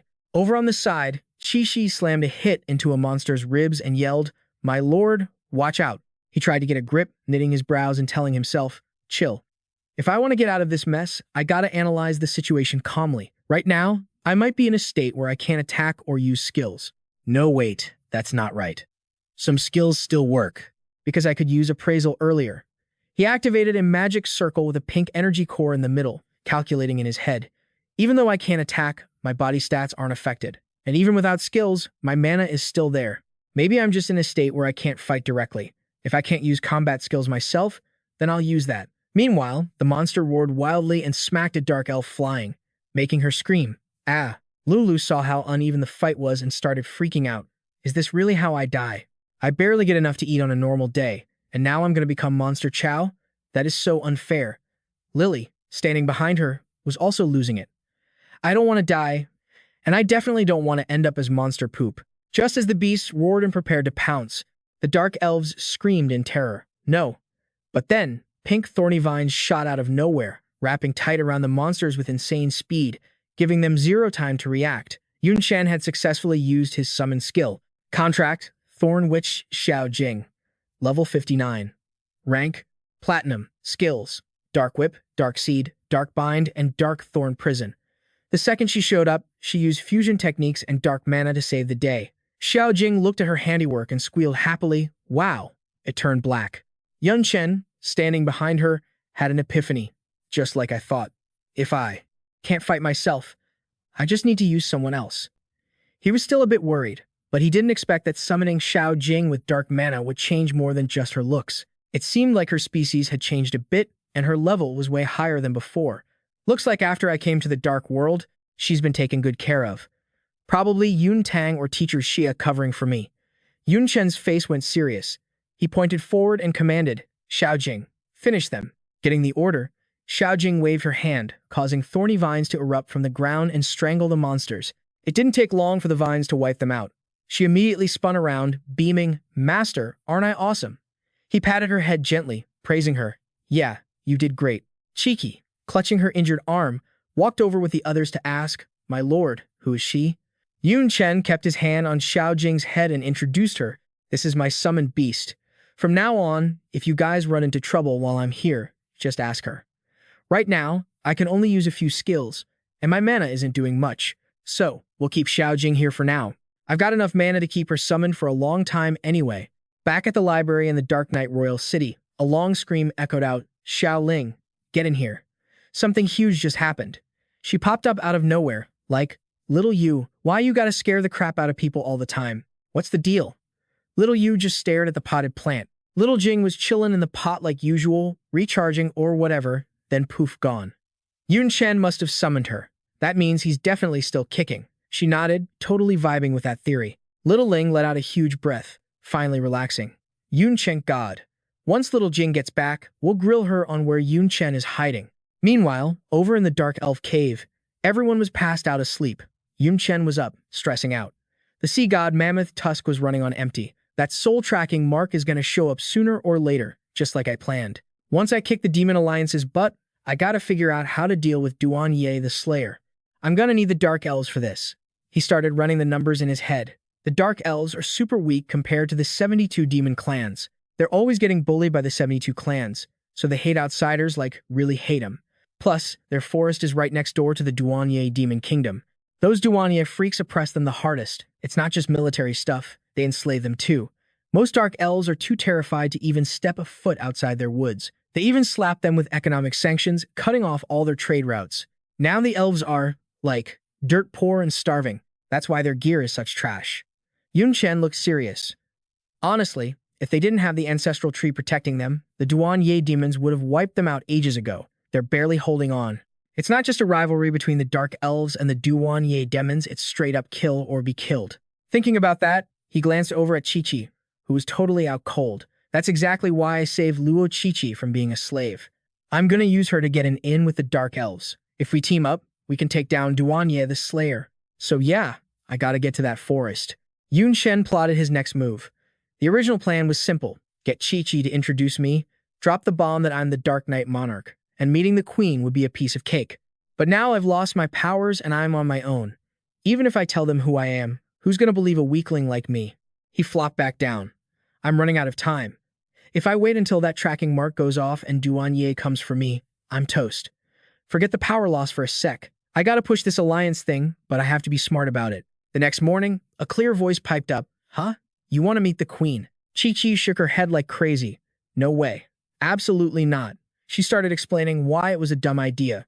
The Queen hates outsiders. We had to sneak around just to heal you. Walking up to her is basically suicide. You can't do it. Yun Chen frowned. If I can just talk to her face to face, I can handle it. Inside, he was thinking, worst case scenario, I just tell her I'm human. Plus, I've got that charisma-boosting necklace Nico gave me. And I did beat the Demon Alliance. Unless the Queen is a total moron, she'll listen. Chi-Chi tapped her chin, thinking it over. Even if you're right, the Queen lives in the center of the forest. It's guarded like a fortress. Those guards are way stronger than little Jing. We'd be dead before we even saw the Queen. Yun Chen's reply hit her like a ton of bricks. Who said I'm gonna barge in? If we can't go to her, we make her come to us. From what I hear, you dark elves are broke, right? Chi-Chi flinched, looking embarrassed. Ugh. Okay, it's true. But did you have to say it like that? So rude? She sighed. It's all because of those nasty douanier demons. We're stuck eating wild fruit and bugs. Nobody ever gets a full meal. We can't go far to farm or hunt without getting kidnapped by other demons. And yeah, we have trees, but zero minerals. The guards haven't had new gear in decades.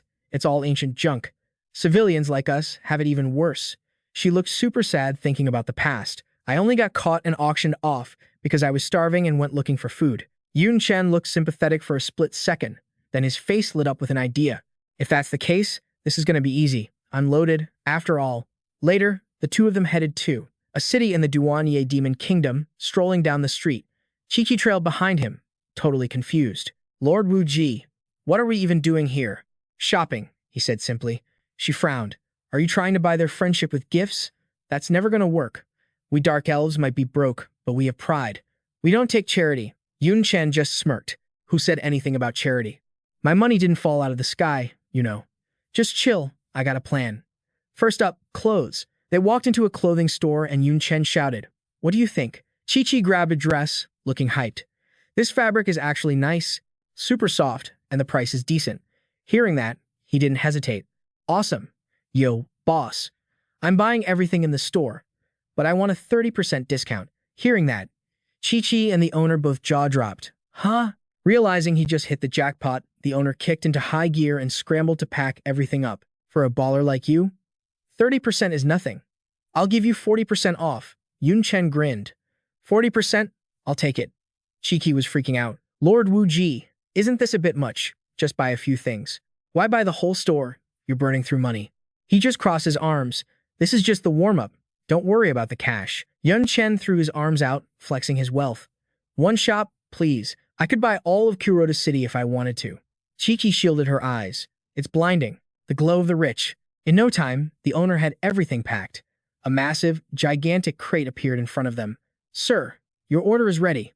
Yun Chen casually paid the bill. After that, every shop they hit up on the street was echoing with pure joy. Welcome. Wait, what did you say? You're buying the whole store. Even the stuff in the back. Oh my god, you're the best. Have a great day. A month later, they were still traveling around, but Chi-Chi was starting to look terrified. She was totally freaked out. In just a month, they'd hit up 5 cities. Lord Wu Ji practically wiped every shop clean. I've never seen anyone shop like a total maniac like this. She looked at Yun Chen, panicking. Lord Wuji, you're stocking up on so much stuff. Are you planning to go back to the Broken Night Demon Kingdom and overthrow the whole place or something? He was speechless. Seriously, what was going on in her head? He thought. Rebel against myself? Really? Suddenly, two of the Elf Queen's guards showed up, swords drawn. You! What kind of demon are you, anyway? Daring to set up shop on our turf? And that smell. It's illegal to smell this good. Seriously, way too good. You're totally here to humiliate us, aren't you? Bullying us because we're broke. Yun Chen stepped up, chilling them out. Relax. We just set up outside the forest, way off from the entrance. We aren't trying to invade or anything. Did your queen say doing that is against the law? Xiao Ran thought about it and was like, that actually makes sense. No, she didn't. But you're luring in broke customers on purpose. That's basically harassment. Xiao Yue got all up in his face. Spit it out. What's your game? He stayed cool, holding out a steaming plate of meat. He blew on it and took a bite, the smell wafting everywhere. Chill out. It's a free sample. Xiao Ran tried to talk tough, but her body betrayed her. Damn it. A hot guy offering free food? And it's free. Xiao Yue wasn't doing any better and gasped. This is so unfair. How am I supposed to resist this? They couldn't hold back anymore and took huge bites. The flavor just exploded, and they literally started crying tears of joy. It's real meat, not bugs. Oh my god, it's so good. I don't even remember the last time I had actual meat. Seeing everything go according to plan, Yun Chen grinned and gestured behind him. If you're still hungry, there's more inside. The two guards lost all their attitude, completely defeated by the juicy, delicious meat. They stuffed their faces like crazy. Xiao Yue sobbed, boo-hoo. It's so tasty. I can't stop eating. Xiao Ran spoke with her mouth full. Totally worth it. Even if the queen punishes me, I don't care. After stuffing themselves until their bellies were round, they sprawled out, satisfied. I'm so full. If I eat another bite, I'm gonna explode. That's when Yun Chen stepped in, looking down at them, ready to close the trap. I only said the sample was free. I never said the main course was on the house. I heard dark elves are pretty proud folks. If word gets out, you guys dine and dash. The two guards panicked immediately. Sorry, we'll puke it all up. Yun Chen was caught off guard. Gross, who wants you to puke? He stepped forward and put his hands on their shoulders. Relax. I'm not going to make this hard for you. Just go back and tell everyone we've got good food for sale here. And we only take shadow wood for trade. I recall your dark elf forest is loaded with that top-tier wood, right? Xiao Ran's eyes lit up. Wait, you just want to trade with us? Why didn't you say so sooner? Xiao Yue added happily. We've got tons of shadow wood. No problem at all. This is awesome. Now everyone can eat good food. Getting exactly what he wanted, Yun Chen smirked. Because of the war, Dark Knight City took a huge hit. Rebuilding it needs a massive amount of fuel, and shadow wood happens to be top-tier construction material. Plus, trading some cheap daily stuff not only does them a favor, but also gets us such high-quality goods from the Dark Elves. What a steal. Chi-Chi was super touched by his kindness. Yun Shenkyu, Lord Wuji, you're so generous. I haven't had new clothes in years. Yun Chen just shrugged. You've helped me out a ton. Consider this your paycheck. Come on, let's head back. Suddenly, her face went pale. Wait, I think we're being followed. They kept walking without looking back. Chi-Chi guessed. It's definitely the Broken Night demons. Maybe 4? No, at least 5 of them. Yun Chen wasn't worried at all. He was totally chill. Broken Night demons, huh? Figured. But there's more than that. 17 total. Mostly mid-level demons. They've been tailing us since we left the city. Chi-Chi started to freak out. That's way too many. You spent so much money. They're definitely after your cash. What do we do? And of course, Xiaojing isn't here right now. He explained quickly. Xiaojing has another mission. I sent her hunting with Yue Lulu and the others before we left. Then his eyes narrowed seriously. A head-on fight is a no-go, but if they're dumb enough to look for a death wish, well, I can't help them. The Broken Night demons looked super smug. We can make a move here without alerting the city guards. They all jumped out from behind, ready to slice up the fat sheep. Suddenly, something popped out of the ground, making them scream in surprise. Gah! A trap. Explosions roared, mixed with panicked voices erupting right behind Yun Chen and Chi-Chi. Arg! Damn it! Why are there so many traps? My arm. My arm's blown off. It hurts. He smirked. Hey, if I just accidentally set a few traps and someone accidentally stepped on them, that doesn't count as direct combat, right? Then, the two of them headed back to Kuro City. Yun Chen, getting crushed by the crowd of dark elves, shouted, Chill out. There's enough for everyone. Quit shoving. Hey, Who just grabbed my butt in the chaos? And who the heck kissed my cheek? Cut it out. I'm selling clothes, not my body. He yelled for help. Cheeky, don't just stand there. Come help me manage this crowd. She giggled. Just deal with it, Lord Wu Ji. I don't know why, but everyone's just super into you. I mean, even I sneak peeks at you when you sleep. Some dark elves started complaining. My gear is totally rusted. If I could buy new stuff, that'd be awesome. Way safer. Yeah, and we're short on daily supplies too. I want to buy a ton of stuff. Man, I really hope there's booze.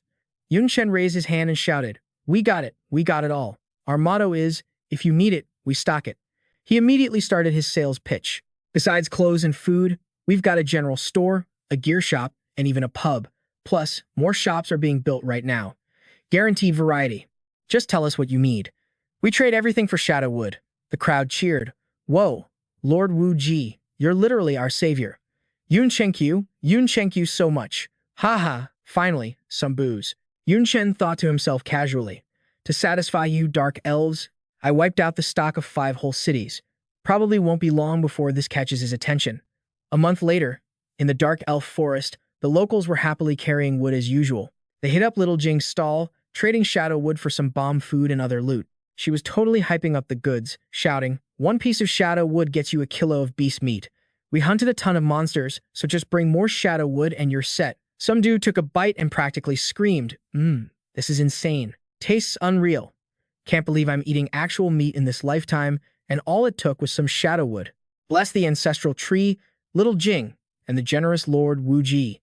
Nearby, 2 girls were standing there, totally venting to each other. I mean, I'm happy and all, but if I could, I'd totally swap for some fresh clothes. I've been rocking this outfit for years, right? Same. Then Yun Chen showed up with brand new clothes for the locals. Satisfying every customer's need is our vibe. Clothes are a must-have, obviously. We got all the styles, all the colors, and yeah, you just need shadow wood to trade. The girls went wild, screaming, whoa, Lord Wu Ji, I think I'm in love with you. I got shadow wood right here. Hurry up, I need that new fit. Finally got new clothes to wear. Not far away at the Queen's Tree Palace, the dark elf queen woke up from a deep sleep, stretching and yawning big time. Ugh, slept way too long, my head's all fuzzy. Must have been out for like 2 months, right? Not like I had a choice. The whole clan's locked down by the severed night demons, stuck in this forest. She zoned out thinking, even if I wake up, there's 0 drama to handle. Might as well sleep more so I don't get annoyed. Keep this up and I'm gonna turn into a total lazy bum. Suddenly, the queen gasped. Whoa, that meat smells amazing. What's going on? Guards, get in here. Outside, the guards and servants were shook to see her awake. Your Majesty, you're awake. The queen was pretty shocked looking at them. Haven't seen you guys in a bit. How come every single one of you got so chubby? Your faces are all greasy. And what's with that delicious meat smell? Did you guys go hunting? Aren't you scared of getting snatched and sold off? The 2 servants looked at each other, all confused and stammered. Actually, nobody went hunting. The thing is, after hearing the tea, she had a million questions. Merchant Wu Ji, the severed night demons only trade for shadow wood. Then she paused, realized something, and said, that name Wu Ji sounds kind of familiar. Swear I've heard it somewhere. Whatever, figure that out later. Gotta handle this mess first. The queen scolded them angrily. I gave orders to kill all outsiders and demons who come near the forest. You guys dare ignore my orders and let that shady merchant chill here. Before the blockade, shadow wood was a top-tier resource, our best-selling stuff. Now you're trading it for basic supplies and letting him make a killing. The male guard quickly dropped to his knees. Your Majesty, he seriously has no bad vibes. Yun Chen's to him, everyone's living way better. Shadow wood might be valuable, but you can't eat it. It just sits in the forest looking pretty. Might as well trade it for practical stuff. The queen scoffed, my own guard begging for an outsider? And even you girls are like that. The other dark elves must have been bought out ages ago. Hearing that, she got worried. Everyone knows our dark elf clan hates outsiders. Yet that shady merchant risked coming here to do business. He's definitely got an angle. She turned her back and ordered the 2 guards, bring him to me, determined to get to the bottom of it. Fine then, let's see what he's actually plotting. Yun Chen and Chi were brought to the main palace hall. He bowed respectfully. Greetings, Your Majesty. Inside, he was totally vibing, thinking, didn't waste all that effort, finally got to meet her. The queen took one look at Yun Chen's handsome face and turned bright red, totally panicking on the inside. This guy is actually kinda hot? Wait, why am I catching feelings for a stranger I just met? That shouldn't be happening. and the way the guards acted. So that's why. She looked around at her people. She thought deep. We dark elves are tight with nature. He's probably carrying some treasure with a strong natural vibe. Even I'm affected, so no wonder the girls are tripping. Putting her royal face back on, the queen spoke up. You purposely brought a treasure with nature's aura to get close to my people, using it to buy their loyalty. Wu Ji, you're a real schemer. Putting in all that work, I bet it's not just to make some quick cash, huh? Yun Chen hit back with a serious tone. You got me. I want to ally with your dark elf clan so we can team up and crush the Severed Knight's slaughter machine. The queen looked suspicious immediately. Our dark elf clan might not be one of the 72 demon clans, but we're top-tier outsiders. You're just a tiny merchant. What makes you think you can ally with us? A massive power surged up behind Yun Chen, and he spoke slowly. Based on the fact that I'm the monarch of the Black Knight demons, the dark elf crowd started whispering like crazy. No way, even the ancestral tree got triggered. Makes sense though, he is the Black Knight monarch. Rumor has it, he dropped 3 demon lords in a row. They were the weakest of the 72 in the dark world, but still. They whispered, weakest or not, they were demon lords. No wonder the ancestral tree reacted. Grandpa used to say whenever the ancestral tree vibes shift, something big is going to hit our clan. Wonder what the tree's going to tell the queen this time. Yun Chen crossed his arms, thinking, I thought the dark elves' ancestral tree just protected the forest, like a defensive fort. But clearly it's more than that. It probably has its own mind, ranks higher than the queen, and calls the final shots for the dark elf clan. The queen ordered him, Black Knight monarch, come with me. The ancestral tree wants to see you. The crowd gasped. What? The ancestral tree wants to see a foreign demon heir. That's never happened before. The tree only ever sees the queen. Yun Chen thought silently. Is it meeting me just because of my Black Knight monarch title, or is it something else? If so, this might run deeper than I thought. He quietly followed her to the tree. The queen spoke up as they walked, shutting him down in advance. I'm not spilling any tea about the ancestral tree unless it specifically tells me to, so don't even dream about it. He thought helplessly, I haven't even asked anything yet, geez. The queen softened up a bit, but I can promise you one thing, meeting the ancestral tree isn't dangerous. It's not bloodthirsty. It's literally never hurt a soul. Yun Chen let out a breath. Is that right? The queen stopped walking abruptly, bringing him to a massive ancient tree with a sleeping face on it. We're here. The ancestral tree sensed someone and spoke. I want to speak with him alone. She bowed obediently. Understood. I'll step back. The old tree slowly called out, Yun Chen, we meet again. That totally threw him off. You know my real name? He couldn't help but feel suspicious. Only Prez Lu Miaoling, Little Jing, Little Yu, and Little Ling know my real identity. There's no way they'd be chatting up the ancestral tree. I was sweating bullets, totally freaking out. Wait, hold up. The only other guy who knows is the Void Demon, since he can see right through me. No way. Suddenly, the ancestral tree just started laughing. Ha ha. Looks like you figured it out. Yeah, Void told me about you and said I should help. Yun Chen looked at him, totally sus. You said we're meeting again, but I don't remember seeing you before. The tree reminded him, you were basically dying back then, so it's normal you didn't notice me. Then he showed him this super colorful root. What if you see this? Yun Chen gasped. A root? Oh snap. So that's it. You saved me back then. But seriously, who the hell attacked me? Why did they want me dead? The ancestral tree just stayed chill. Why? Ask me. You already know deep down who it was, you just don't want to believe it. Yun Chen went quiet for a sec, then looked up at the old tree. So it really was God who tried to kill me, and you were able to save me. Escaping from God's hands. You're definitely not just the ancestor of the Dark Elves. The old guy spoke slowly. I paid a huge price to save you, kid. Only cause Void vouched for you. But I don't think you've got what it takes to stand with us yet. A root suddenly sprouted up while the tree kept talking. You want to know more? You gotta pass my test first. Suddenly, a male elf appeared. This clone is made from my roots. Beat him, and you win. Yun Chen got kinda pissed and yelled. I never said I wanted to join your little club. I'm just here to talk about an alliance with the Dark Elves. Plus, I'm cursed by God right now. I can't fight head-on, so how am I supposed to be your clone? The ancestral tree snapped back. You, cursed by God. You think too highly of yourself.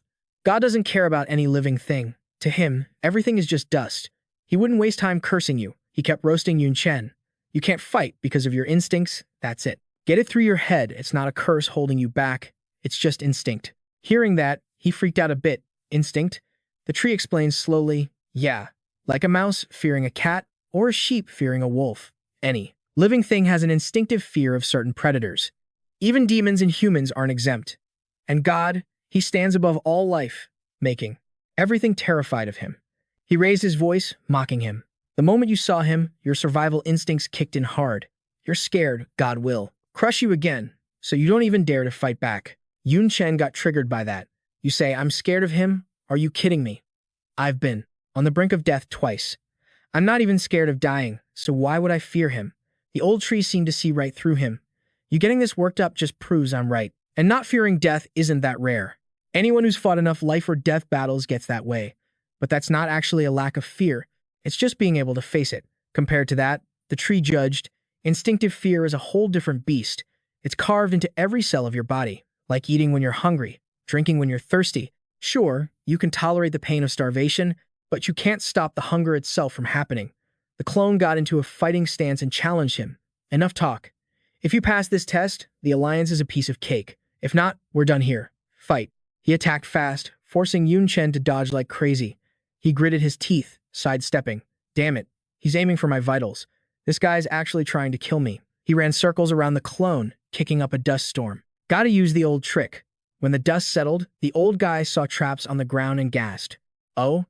Instead of attacking directly, you accidentally set traps near me. Clever way to bypass your instincts. He wasn't scared at all and just stepped right on a trap, but too childish. Boom! An explosion went off, covering everything in dust again. The clone said calmly, these kid games won't hurt me at all. Got anything else? Bring it.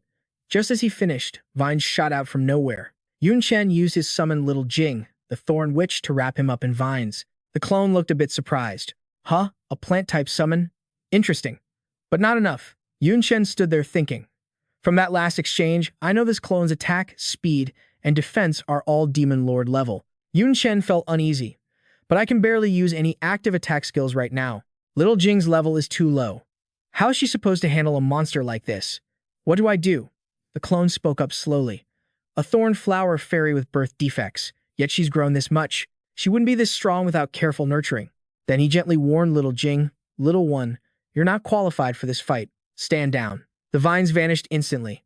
Yun Chen panicked and yelled, Little Jing, let go. Hearing the command, she quickly let go. Yun Chen's eyes went wide in shock. A hand had appeared right behind him. The old guy grabbed tight, but Yun Chen used Divine Flash to escape. That actually surprised him. Huh? That's a rare skill. Yun Chen reappeared behind him, sighing. That was close, almost got caught. He felt a bit relieved. Didn't think I could actually use Divine Flash. He quickly equipped the plundering hand just like he planned.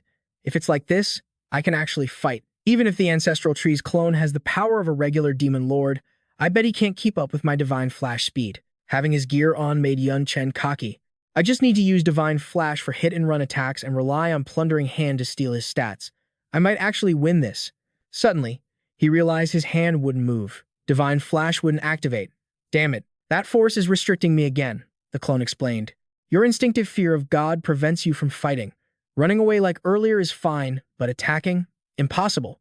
He leaped into the air to attack Yun Chen. If you can't kill that instinct, you're dead meat. Seeing the danger, Little Jing rushed up behind him. You are not allowed to hurt, Master. The clone's voice went deep. I told you, you're not qualified to be here. Then he blasts her with a palm strike, sending her flying. The impact launches Jing hundreds of meters away. Heartbroken, Yun Chen screams out, Jing. That move triggers him to unleash his fusion skill. Mystic Capital Demon Flame. He growls, hey old man, you want to die. The Ancestral Tree clone jumps up to dodge Yun Chen's counter. He's surprised. You still got the guts to attack? Did he actually pull it off? No way. Yun Chen doesn't stop. He leaps up, charging his Mage Windblade and Magic Swordsman Blazing Flame skills right in front. Feeling like that ain't enough, Yun Chen adds Wind Fire Wheel Path to the mix. His moves surprise the old guy. The attack trajectory is weird. It doesn't look like he's aiming at me, but if I don't move, I'm gonna get hit. He jumps to dodge. Wait, don't tell me. Behind the Ancestral Tree clone, a mass of green energy explodes. He looks at the burning tree trunk and gets it. So that's it. You're pulling a fast one on me. He thinks it over. This brat looks like he's attacking me, but he's actually gunning for the plants behind me. So even if he hits me, it's not like he's trying to fight. It's just me running into his attack. He's just gardening, chopping weeds and trees. He's got zero intention of actually fighting. This pisses the clone off, and he charges. You moron, you're just lying to yourself. Just like that trap earlier, these are cheap tricks. Yun Chen uses God Flash to bail. That's just your opinion. This makes the old tree angrier. Still running your mouth? He summons giant roots that rip through the air and stab into the ground, but Yun Chen dodges them all like a pro. Pointing at Yun Chen, he calls him out. Then why aren't you defending? This attack, you could totally block it. Why waste energy dodging with space skills? It's simple. Defending counts as fighting. Eyeing the sharp roots hovering above, Yun Chen schemes. Damn it, the old man figured it out. Usually, against a weak AoE attack like this, I just throw up an ice wall to block and wait for an opening. He keeps jumping, thinking fast. But I can't defend now. Even dodging is a pain, and I've got zero juice left to hit back. Plus, God Flash burns way too much mana. If I keep dodging, I'm gonna gas out and die. What do I do? What the hell do I do? Suddenly, a root shoots out right in front of him. Yun Chen freezes. It almost stabs him right in the eye. He freaks out. Crap, I got distracted and left an opening. No time for God. Flash. A vine whips around him. It yanks him out of danger just in time. He sees Jing is totally fine and is shook. Jing, you're alive. You're barely even scratched. She nods. Yeah, I'm surprised too. She tells him, it didn't hurt though. When I landed, there was something squishy under my butt. He figures it's soft wood. The ancestral tree clone actually cushioned her fall. Remembering what the Dark Elf Queen said earlier, Yun Chen finally gets it. Right, this isn't a death match. It's just a test. Didn't the Dark Elf Queen warn me? The ancestral tree isn't like Teacher Sia. He doesn't just go brutal for no reason. Those attacks were just for show. He held back. He looks at the clone, thinking hard. Also, judging by his tone, he and Void are enemies of God. If you're fighting God, you need all the allies you can get. But to join them, I gotta meet a condition. Yun Chen stands up, hyped. And that condition is getting over my instinctive fear of God. Like in a wolf pack, instinct is stuff you're born with. You don't learn it, you just know it. It helps you survive and breed, like hunting, mating, and running from predators. The fear that Hand gave Yun Chen. Like the tree said, I'm not fighting back because I'm scared. The God's curse is just a lie to save face. God didn't actually do much to me. He frowns. It just looked at me and tried to slap me to death. The ancestral tree saved me, but I was so scared I couldn't fight back. I was scared God would notice me and wipe me out. I thought I wasn't afraid to die, but I can't beat the instinct to fear God. One look terrified him. That's why God is so arrogant. He looks down on everyone, ignoring them like bugs. He doesn't even have to lift a finger. You look at him, you freeze up, lose your will to fight, and live in fear. The thoughts mess with his head, and he grabs his skull. Now that fear is burned into my DNA. It's torturing me 24/7. For a month, I wake up terrified every night. My life is a lie. The fear is driving me crazy. I've even thought about ending it. Yun Chen shakes and mumbles, I'm sick of this. How do I make it stop? He's freaking Jing out. Master? Yun Chen keeps spiraling. The simplest way is to get stronger than God, or at least strong enough to fight back. Power is everything. Humans stopped being scared of beasts when they grabbed weapons and got stronger. He pictures Void and the ancestral tree, feeling hopeless. But I'm stuck. I can't even fight, let alone get stronger. Besides, Void and the tree aren't stronger than God. If they were, they'd have killed him already. Why else would they need teammates? But they aren't scared of God. How? Why? His eyes go dead as he mutters, every living thing should be afraid of God. Every living thing. Every living thing. He's zoning out. The clone looks at him, amused. Oh, looks like you figured it out. Pitch black energy oozes off Yun Chen. It looks creepy. The clone shoots a branch like a spear and yells, what an idiot. Can't believe you just gave up, resisting the second you realized I wasn't trying to kill you. I mean, sure, I'm not going to kill you, but that doesn't mean you won't piss me off. Act like that, and don't expect a painless ride. A branch grazed Yun Chen's bicep, and blood went spraying everywhere. The guy didn't even flinch, just let the red blood gush out like crazy. That really drove the old tree over the edge, sending a swarm of roots rushing straight at Yun Chen. Not fighting back, not dodging. You just gonna give up? You seriously think I won't mess you up? The roots stabbed into the ground, forming a cage around him. Suddenly, the ancestral tree noticed something weird. Wait, something's off. This kid's state isn't normal. Plus, that aura exploding out of him. It ain't dark magic, and it definitely ain't human mana. Seeing Yun Chen slip into that unconscious state, and his hair turning jet black, the tree guessed. Only a corpse gives off death energy like that. But this intensity, it's way beyond any normal dead body. Suddenly, Xiaojing jumped out to block him. No. Stop hurting Master. But Yun Chen didn't even notice. Behind her, his eyes flashed, and he started panting heavily. Gasp! The ancestral tree's clone immediately screamed a warning. Bad news. Bad news. Kid, get away from him, now. Yun Chen completely lost it and threw a punch straight at Xiao Jing, but he couldn't hit her because the roots popped up just in time. Still, the shockwave sent Xiao Jing flying, but the roots caught her and whisked her to safety. She looked back, eyes filled with tears and fear. Master, the ancestral tree's clone shot out a massive root like a pillar, pissed off on her behalf. You brat, you've crossed the line. As a fellow plant, I can feel exactly how much that girl loves you. She's even willing to die to protect you. Yun Chen caught the root, and cracks started spreading from his grip. The tree clone was totally shocked by his power. Yun Chen crushed that massive root with one hand like it was nothing.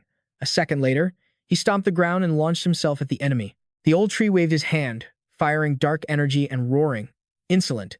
But it was useless against the cold aura surrounding Yun Chen. Yun Chen totally lost control and laughed maniacally. Ha ha. Inside the freezing mist, he charged at the ancestral tree with dizzying speed. Facing the crazed Yun Chen, he only had time to think, too fast. A punch like a hammer from the gods slammed down, cracking the earth and sending dust flying with a boom. He kept punching, ignoring the old man's age, punching like a machine gun. The ancestral tree watched his clone getting beat up and confirmed. No doubt about it, the kid is actually fighting. He's definitely overcome his instinct for fear. It's just, the method is totally different from what I imagined. Yun Chen's mental walls had crumbled. The ancestral tree slowly pieced it all together. After suffering through that tormenting fear and having me expose the lies in his heart, his pride shattered. The kid chose to stop thinking entirely, looking for an opening by craving death. That's why his body is leaking death energy. It's actually a legit strategy, since fear is something only living things feel. If you're on the verge of death, you're not really considered a living being anymore. So naturally, fear doesn't exist either. He kept thinking while the kid kept swinging. He gave up the will to live and sought death. Add in my clone's attacks, and Yun Chen is getting pushed closer and closer to the grave, making the death energy insanely intense. But his vitality is too strong. Instead of dying, he's fallen into a special state, hovering between life and death. In this state, Yun Chen's potential is unleashed without limits, but he's also lost his mind. The ancestral tree finally concluded, this is a terrible method, and what's worse, this kid's potential is just too massive. Yun Chen showed no signs of stopping, while the clone turned back into plain wood. He screamed and put everything into smashing the lifeless puppet. RO. Then he stood up straight, eyes locked on the real ancestral tree. The old tree chuckled as more roots sprouted around him. Still want to fight, huh? Looks like I've been underestimated. If that's how it is. The roots shot up, bursting with vitality. Saplings grew instantly, forming 3 giant monsters right in front of Yun Chen. The ancestral tree spoke, voice dead serious. I'm going to get serious now. The giant treants stomped forward, getting ready to attack Yun Chen on the orders of the dark elf ancestral tree. Seeing that, Xiao Jing held her head, sat down, and started wailing. Master hit me. Master actually hit me. One of the giant treants swung a massive fist at him. Yun Chen didn't back down and charged in to counter. On impact, his power was so insane it shattered the treant's arm, sending rocks and dirt flying. The ancestral tree watched them trade blows and commented, this strength is on a whole different level compared to before. The kid just keeps getting stronger. But he wasn't too worried about the giant treant, knowing that, luckily, giants made from my roots carry my life essence. A wound like that will heal in no time. Once it finished healing, the treant that just attacked Yun Chen and another one let out a massive roar. They smashed their fists down together right where he was standing, but with his agility, he dodged it easily. Yun Chen leaped onto the head of one of the giant treants, roared at the top of his lungs, and slammed his hand down. The hit was so hard it tore the thing in half. But he forgot there was still another giant treant, so he ended up getting snatched up and crushed tight in its palm. The dark elf ancestral tree saw the opening and shouted, now's the time. Dozens of branches shot out and started wrapping around Yun Chen, but they only covered him a little bit, so the old man wasn't satisfied and barked another order. Not enough. On command, a bunch of thicker, denser branches appeared and kept wrapping around Yun Chen. Once he was completely bound, he suddenly started screaming his head off. The ancestral tree assumed Yun Chen was screaming in pain, so he gloated. The sealing magic these are made of contains a sliver of my origin essence. You can't escape. I just need to seal you, and then everything will be easy.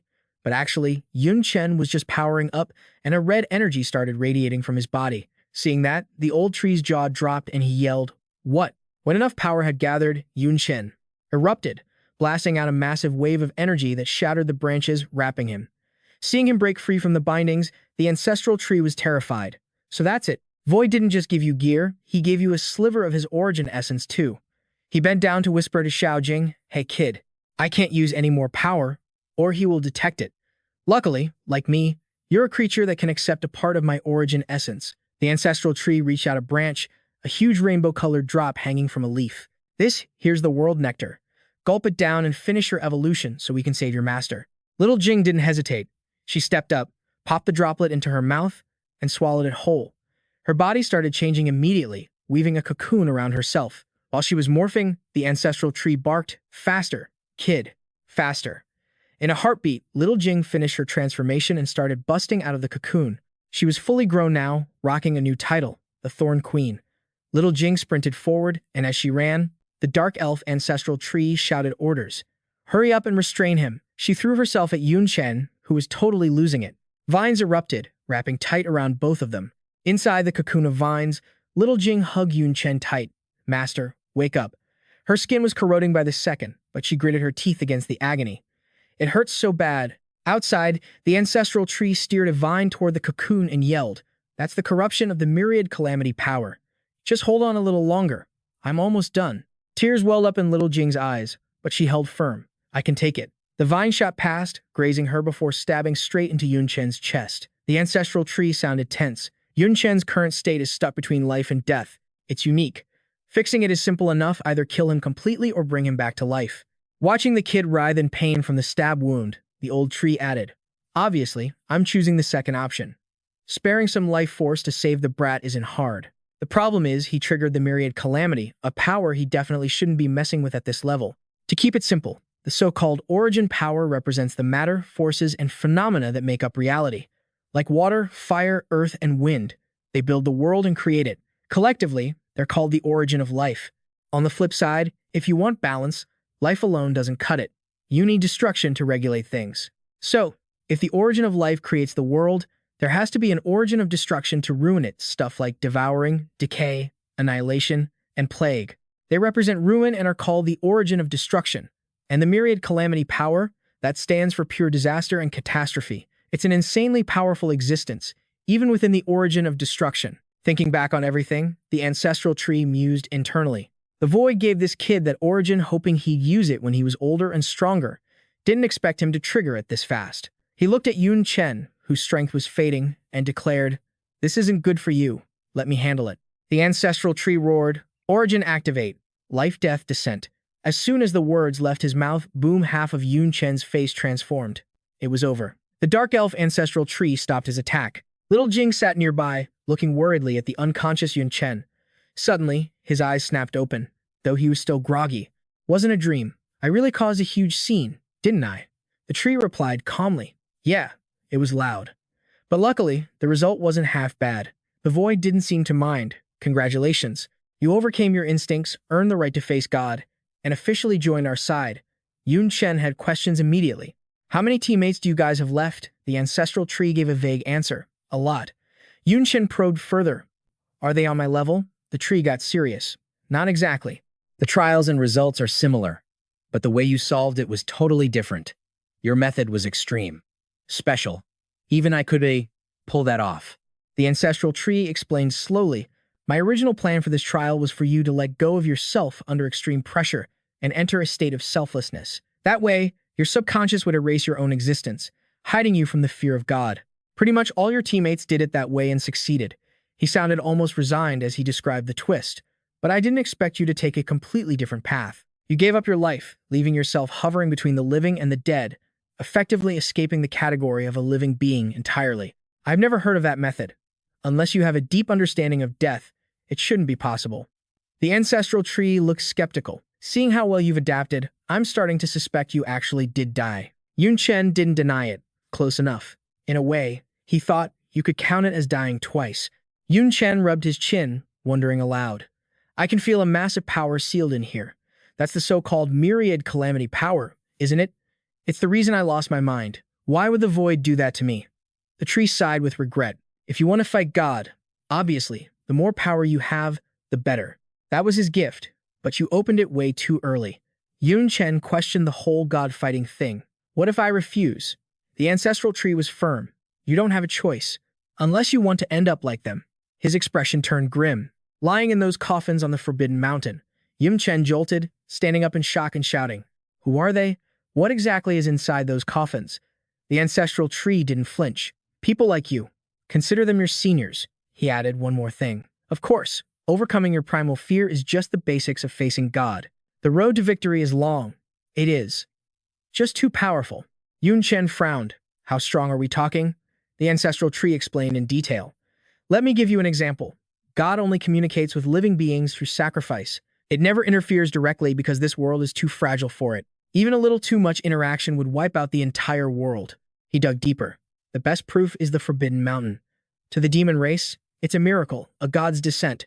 But to God, it was like casually tossing a pebble into a dark pond. That axe stripped the life from the land for 10,000 miles. Nothing will grow there for ages. Hearing that, Yun Chen couldn't help but ask, how the hell are we supposed to beat an enemy like that? It was beyond comprehension. Even the ancestral tree didn't know.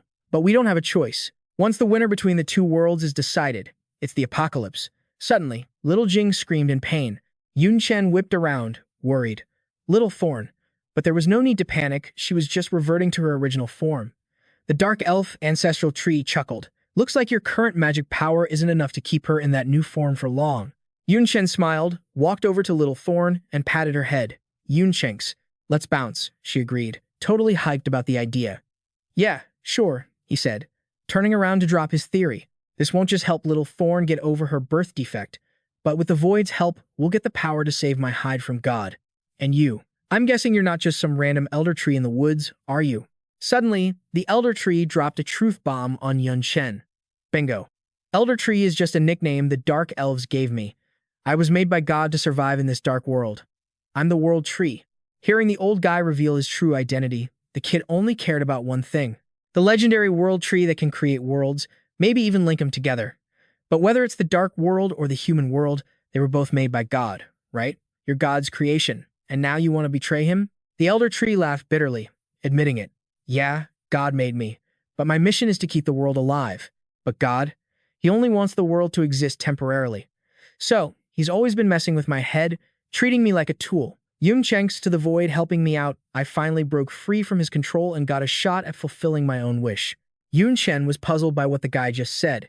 What the heck is the Void anyway? And why pick me? Is it because I've got potential? The elder tree sighed. I can't spill the beans on that identity unless the Void tells you himself. Otherwise, no living creature has the right to say a word. But he did throw Yun Chen a bone. As for why you were chosen, simple. Potential is only a tiny part of it. I've seen way too many geniuses come and go. Compared to that, your identity as a human is way more important. The elder tree imagined a chessboard being manipulated by two different forces, but as you know, there are two gods in total. They created and control the human world and the dark world. The war between the two worlds is actually a fight between the gods. Sacrifices are just part of the game. Every living thing, including you, is just a pawn in their war. He shivered at the thought no matter which side wins, the world gets wiped out. So, the god we gotta fight isn't just one of them, it's all of them. However, the dark world has the Void, but the human world doesn't.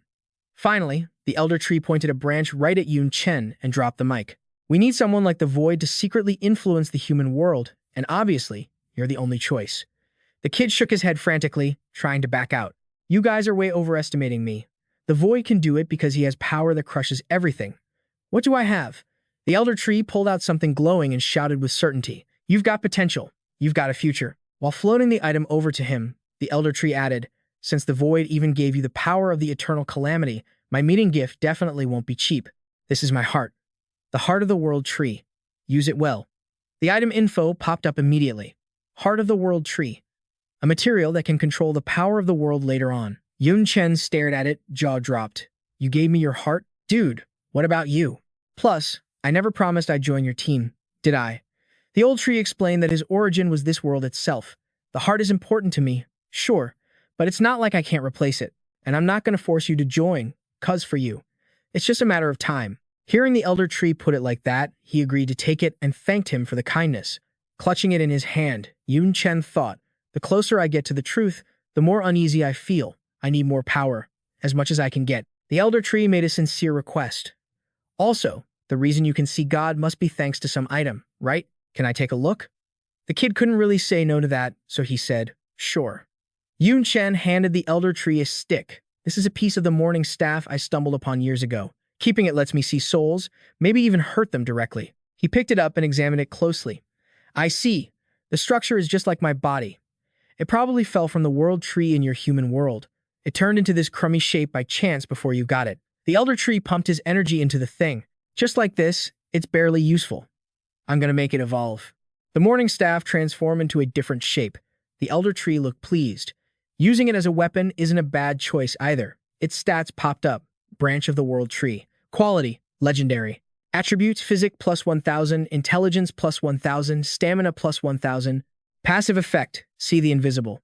Active effect, ignore defense and directly attack the target's basic structure, blood, organs, bones, and soul. Holding the branch, Yun Chen was totally stoked.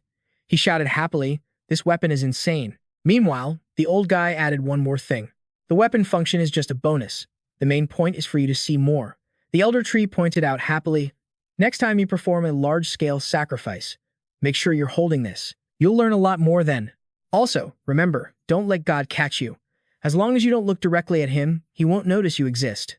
Just like how nobody pays attention to ants walking with their heads down. The kid nodded seriously. "Got it. I understand." Yun Chen suddenly remembered the most important thing. "How am I supposed to use this world tree heart?" The tree instructed calmly, "Combine it with a blank blueprint. When you get the heart of the human world tree, you can craft a set." Yun Chen asked another question. "So, like you said, the human world tree doesn't have the void's help. It must still be under God's control. You think it's going to willingly hand over its heart?" The elder tree reminded him. "Of course not. How could it be as easy to talk to as I am? But you can't just go in guns blazing. Once you kill it, the human world will collapse. As for exactly how to handle it, figure that out after you get back to the human world." He mapped out a path for the kid. "Because right now, for you, the hardest part is dealing with this eternal calamity power. It's not like a normal power source. The more you fight, the stronger it gets.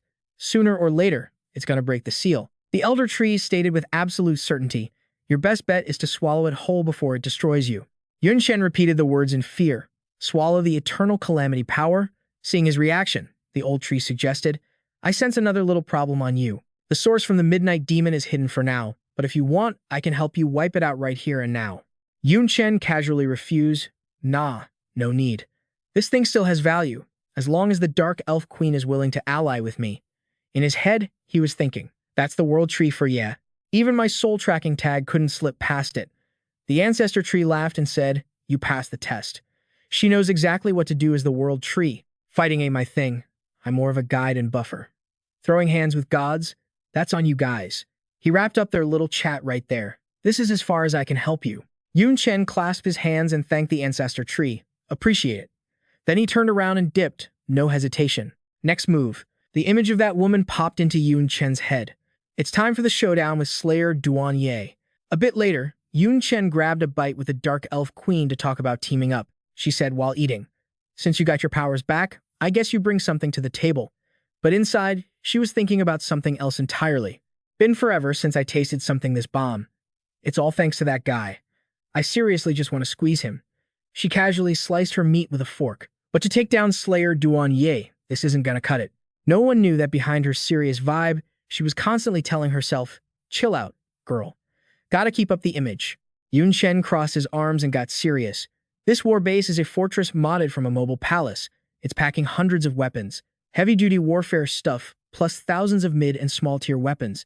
Plus, the strongest demon armies under the Dark Knight Demon and the Thorn Queen, someone whose power sits between a demon venerable and a demon lord. The queen twirled the knife in her hand. "We won't know the fortress's real power until we test it out. As for the Thorn Queen, if she's really as strong as you say, she can be a main force, but it's still not enough." The queen's gaze suddenly got super intense. "Slayer Duan Ye is the head honcho of the 72 demon pillars. After all, even with what you're adding, I can barely hold my own. To actually kill her, I need a game-changing power." Hearing that, Yun Chen pulled out his stash. "What if I throw in these three things?" He showed a crystal, 2 vials of potion, and a scroll. The queen looked like she just had an epiphany. "So that's how it is. Separately, they ain't much, but if we combo them right, they could do some serious damage." He dropped a hint. "That's my contribution. What about you?" The queen happily sipped her wine and said, "My clan's elites are going all in. Also, I'm gonna ask the ancestor tree to send 3 clones to help." She broke it down further. "You probably know the ancestor tree is actually the world tree. Even though its main body is stuck, its roots go deep into the dark world. They can reach any corner of the map, and every single root branch can turn into a clone with demon venerable level power. The queen's face suddenly got all brooding. You know, a lot of my dark elf people are enslaved by demon Duan-Ye, right? But they aren't just regular slaves. They're carrying out secret missions. Meanwhile, over at the Forbidden Mountains, the workers were gossiping up a storm. So freaking weird. Every day it's just coffins and dead bodies. When does this gig end? Gotta open all the coffins first. Lord Colada is really grinding hard. But hey, those are Slayer Duan-Ye's orders. Everyone knows he's simping for Slayer Duan-Ye. Too bad, he's probably gonna get nothing in the end. Suddenly, a loud laugh made them jump. So that's it. I finally figured it out. Colada walked out holding a piece of wood, laughing. My research wasn't for nothing. If we trigger it, this mountain range has the power to flip the whole dark world upside down. He slammed the wood block onto the ground, hyping himself up about the future. If Slayer Duan-Ye can use this power, my demon Duan-Ye will be top 5. No, top 3. Maybe even number 1 of the 72 demon pillars. He suddenly blushed, thinking about Duan-Ye's curves with a totally perverted look on his face. With a win this big, how will she reward me, even if I ask for something? Naughty. She might actually say yes. He. He snapped back to serious mode and barked orders. I'm heading back to the royal city. You guys keep working. Don't slack off. The others happily agreed. You got it, Lord Colada. Meanwhile, at a church, Lucy was clasping her hands next to Du Lin and speaking softly. Great master, I'm ready for your orders. She sounded super devout. Please guide us to show our devotion. Du Lin stood next to her thinking, another oracle? Seriously. She watched Lucy suddenly float up. After spying for this long, I've got this organization figured out.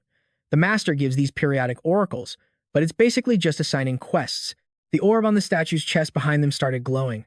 Special items and rewards were sent through that ball of light. But that orb is just disguised teleportation magic. The other end is probably in the Holy Kingdom.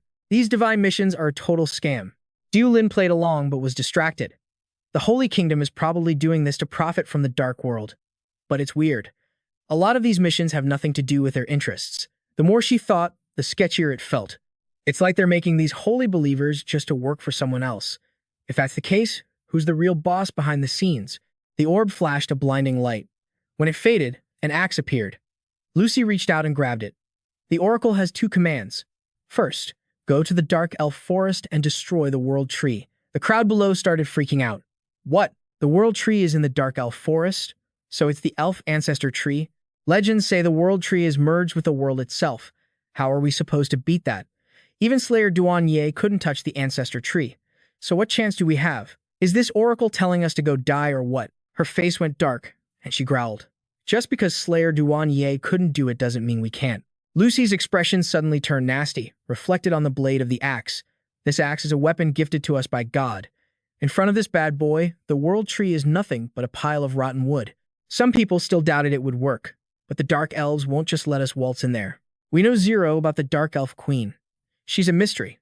No one knows her power level. Rumor has it that back in the day, she beat the 67th Demon Lord. If the Dark Elf clan wasn't so weak overall, she would have been ranked in the 72 Demon Pillars a long time ago. Lucy gave a sinister smile to calm them down. Don't sweat it. I'll hit up the Pope and mobilize the Holy Cross Army. It's just some Dark Elves. No big deal. Hearing that intel, the place went nuts. The Holy Cross Army? That's the strongest squad in our entire Holy Believer faction. Totally different from our usual petty fights. Mobilizing them is enough to wipe out an entire devil nation. Holy crap. I never thought I'd get the chance in my lifetime to witness a holy war on this scale. Lu Miaoling was stressing out, thinking it was weird. Why is the Divine Empire attacking the Dark World's World Tree? The two sides have absolutely nothing to do with each other. But judging by past experience, these oracles usually sound like they're gonna hurt the Dark World. But actually, they totally benefit them. Lucy smirked like a total villain. As for the second oracle, wipe out the Dark Knight Demon Kingdom. Then, for some reason, she suddenly started drooling. She grabbed her own chest, looking totally thirsty to kill the Dark Knight King. Lucy's behavior was so gross it actually freaked Du Lin out. She'd been quiet this whole time, but finally spoke up. High Priest, completing this oracle is going to take forever. Before we start, I expect you to keep your promise. Lucy stroked her chin and replied, My, what an impatient little kitten. Fine, we've got plenty of time anyway. She stared into Du Lin's eyes with a super creepy, obsessed look. I'll take your feelings seriously. Let's start. Our date. The vibe was all peaceful and quiet, with a gentle breeze blowing. Du Lin looked at Lucy, confused. High Priest, how are you planning to handle those two oracles? So, she laid out the plan. Once I decide to use the Holy Cross Army, it means we're strong enough to crush everything. Obviously, we'll just do whatever's most convenient. Route-wise, we wipe out the Dark Knight demons first, then hit the Dark Elf Forest. Suddenly, she gripped Du Lin's hand super tight. This is a rare date. Stop talking about work. You should relax. And stop calling me High Priest. I'll let you call me something cuter. Just call me Lucy. Looking all hyped and love-struck, Lucy added, My little rogue, you helped me collect all the materials for my third rebirth. I saw all your hardships. Anything you ask for, I'll say yes. Du Lin looked skeptical, asking like she didn't believe it. Any request? Even if it's over the line? Lucy's creepy hands started wandering and groping everywhere. Anything goes. Suddenly, that playful hand got snatched tight. Du Lin's vibe got sharp fast. What if I told you to kneel and lick my feet? Lucy froze at the crazy demand, her eyes narrowing with killer intent. Little rogue, don't make jokes like that. Someone noble and pure like me doing something so low? Yeah, that's a no. But I'm down for other games. Du Lin started unwrapping the cloth around her body. Lucy, you totally misunderstood me. This isn't about playing games. I just want to make one thing clear. Her real face was revealed, voice dripping with mockery. Who's the real lowly so here? Lucy couldn't believe it. Du Lin? What the hell? Why are you in the dark world? She thought. Did the High and Long Nation send an army? No way. They're too weak. Du Lin swung her big tail back and forth, answering coolly, How did I get here? I was forced here, just like you. You didn't know. Guess your connection with the Holy Empire sucks. Lucy suddenly flew up into the air. No wonder you picked this middle-of-nowhere spot for a date. You planned this. Black wings started forming, but she acted all chill. So what? If you think my performance in the battle back then was my full power, you're dead wrong. Plus, I've finished my third rebirth, Lucy screamed. Even Du Lin has to bow down. Third rebirth. Six-winged fallen angel. Du Lin looked like she knew it all along. Just as I thought. You lost to Eld on purpose that year. When did the Holy Empire start teaming up with the Dark World? Lucy didn't hesitate and launched a surprise attack. A dead person doesn't need to know anything. Heaven, severing light. The attack was massive, but Du Lin dodged it fast, even though it almost swallowed her whole. Lucy's face got even more twisted and evil. She laughed, daughter of the Guardian General, top genius of Huiyan Long. Useless. I gave up everything for this power. I fell into darkness. What right do you have to fight me? The attack left a huge crater in the ground. Lucy couldn't believe her eyes. Du Lin, who should have been dead, was standing there like it was nothing. Lucy started losing her cool. Not a scratch. You kidding me? You're just a second-class elemental mage. Even with bloodline talent, that's impossible. Then it hit Lucy. Wait, are you too? Du Lin replied casually. Don't act so shocked. I've been working hard for you all these years, but I use your name a lot to get stuff done. A little sneaking around, and boom, completing a third rebirth isn't that weird. Oh, she added cheerfully. By the way, I took the best loot from every mission. What I gave you was just the trash leftovers. Behind her, colorful tales appeared. Third rebirth, elemental spirit fox master. Lucy, in total denial, fired more dark magic. Creepy skulls flew at her. Bastard. You damn parasite, you should be erased by heaven. In contrast to the crazy rage, Du Lin just stood there. Dark magic, break, she shouted. Yangwood demon ceiling pillar. Lucy froze for a second. It got dispelled. What is that? Wood element? Du Lin bragged about it. Not just normal wood. My yin element combined with yang. Besides attacking, it buffs my other stats. A blood-red sphere formed out of nowhere just like that. Yang flame, she shouted. Crimson heaven. Lucy couldn't teleport in time. Damn it, my wings. She pulled herself together and flew off. Gotta get away from this heat. Then she saw something. Yin, water dark giant wave. Black mist wrapped around her, choking her. Ack. Du Lin's hands closed, revealing two black and white fish intertwining. Where there's water, there's fish. Yin and yang merge. She shouted, Yin-yang fish. The two fish shot straight at Lucy. She crashed hard to the ground, her elegant hand loosening its grip. She tried to speak through the pain. Du Lin. I underestimated you. You're stronger and prettier than I thought. Lucy's face was covered in mud and blood. Suddenly, tears started streaming down her face. If it's you, Du Lin, you can totally step on me, trample me. I'll take anything from you, just unleash your desires on me. Hearing that gross nonsense, Du Lin jumped back in panic, shouting, You. She's even more of a pervert than I thought. Meanwhile, on the other side of the forest, under the blue sky and fluffy clouds, two people were walking together. The queen glanced at Yun Chen, signaling him. Everything's ready. Let's get this party started. Cool with me. Yun Chen stood there looking anxious. Don't let me down. Cut to Duanye, the slaughter princess, at the Duanye royal city. The vibe was super solemn and majestic. The person sitting up high was surrounded by a murderous aura. All her minions knelt down with total respect. Welcome back, Lady Slaughter Princess. Fighting for half a year was a drag. How's the front line looking? Duanye answered, sounding exhausted and annoyed. It sucks. Right at the critical moment, the commander-in-chief screwed everything up. Otherwise, we could have at least conquered another big human nation. She thought to herself, remembering the brutal slaughter on the battlefield back then. Just feeling pissed off. What the hell is wrong with a devouring lord? Even a guy like him who can't stand losing chose to retreat. Plus, after pulling back, he ordered the royal city to boost defenses and go on lockdown. He didn't even show up for the 72 Pillars conference. What is going on? Duanye brushed off the complicated stuff. Whatever, let's drop the frontline talk. How's the situation at home? The lead minion stepped up to answer. Aside from Barati getting killed and the Alliance army failing, nothing big happened. Hearing about her subordinate's failure, Duanye suddenly got irritated. Leading an alliance of 71 demon tribes and still couldn't beat the Black Knight demon. What a bunch of useless trash. Duanye snapped and unleashed her power. The surroundings started getting wrecked. But no matter how useless he was still my subordinate. I am Duanye, the Slaughter Princess. The only one allowed to take Barati's life is me. I'll handle this Black Knight monarch myself. Suddenly, something caught her attention. All the minions looked up, totally confused and freaked out. This feeling. It's the soul tracking mark. As far as I know, the only guy who survived the mark is that human, Yun Chen. I couldn't sense him at all before. Why did he suddenly pop up now? It's super far away. I can only guess the general direction. I need to check more to get the exact spot. Duanye crossed her arms, acting all chill. No need to check. He's about 100 miles from the eastern border. I couldn't sense him before, probably because he was using some special trick to hide. Now that trick clearly isn't working anymore. She ordered her minions, Sura, Ajin, go bring his head back to me. That thing is worth a fortune. Ajin knelt down, listening closely. He still hesitated and asked, but, Lady Slaughter Princess, didn't you once say that the Black Knight Monarch's true form might be that Yun Chen guy? Sura looked pretty worried too. Before, 3 demon lords teamed up to kill him, and Yun Chen wasted them all. Just the 2 of us. I'm afraid.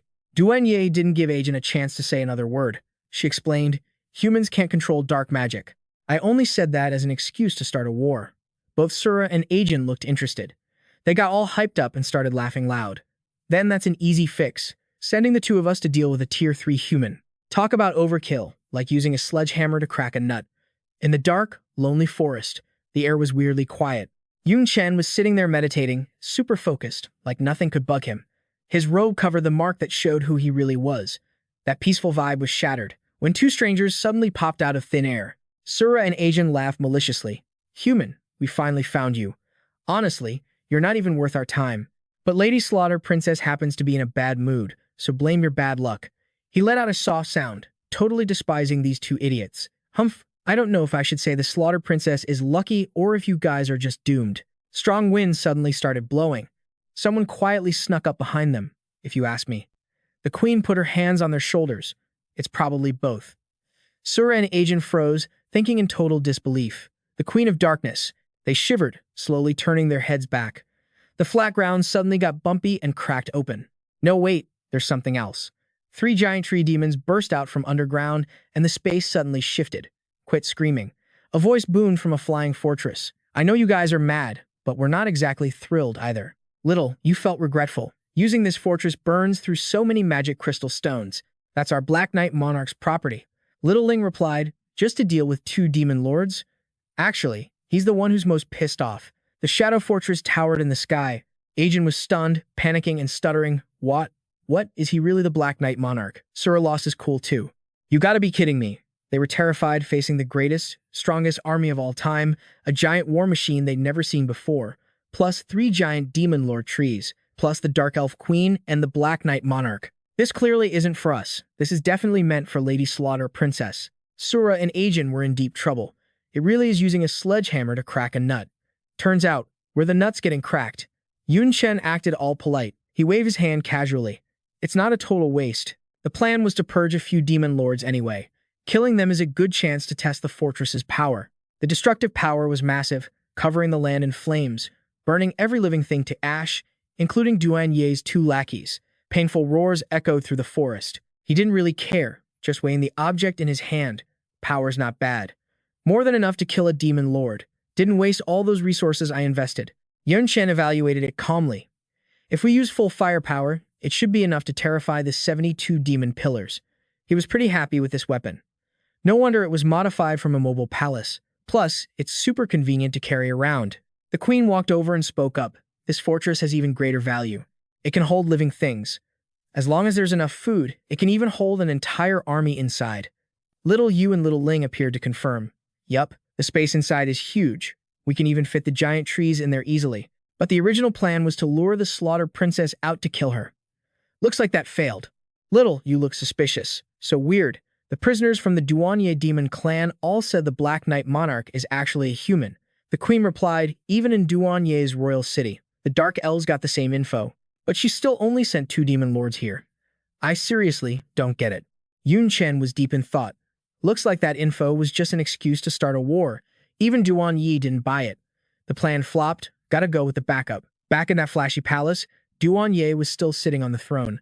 She had no clue her minions just got wiped out, thanks to the teleportation arrays. They should have hit the border by now. What's taking so long? She thought to herself, weirdly feeling a bad vibe in her gut. Suddenly, there were rushed footsteps. Emergency report. It's bad, Lord Slaughterer. The guy kept talking, looking totally terrified, sweat dripping everywhere. The eastern and western borders are getting hit by the Dark Knight demons and Dark Elves at the same time. The enemy is super OP, and the local lords can't hold them off alone. Duan Yi didn't believe both things happened at once. Coincidence or a setup, whatever, doesn't matter now. You two, go help out immediately. Split up to each location. They turned around instantly and shouted, Roger. Duan Ye noticed something sketchy about all these back-to-back events. Something's off. Feels like all this drama is targeting me. Plus, the aura of the soul tracking mark is suddenly getting closer.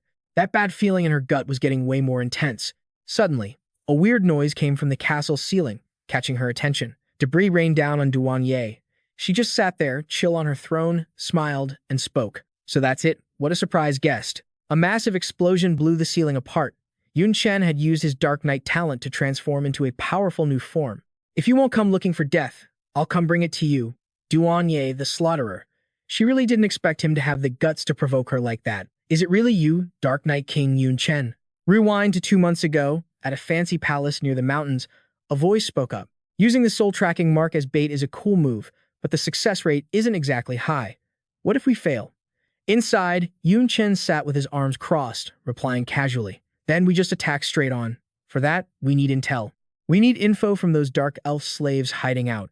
Sitting opposite was the queen of the Black Spirit clan. She smirked. I knew you were aiming for this. That's right. The gap in national power is just too massive. A head-on war is just a death sentence. The only way to win is to cut off the enemy's head. We're on the same page here, and I've been setting this up for years just for this moment. The queen spread her hands and explained.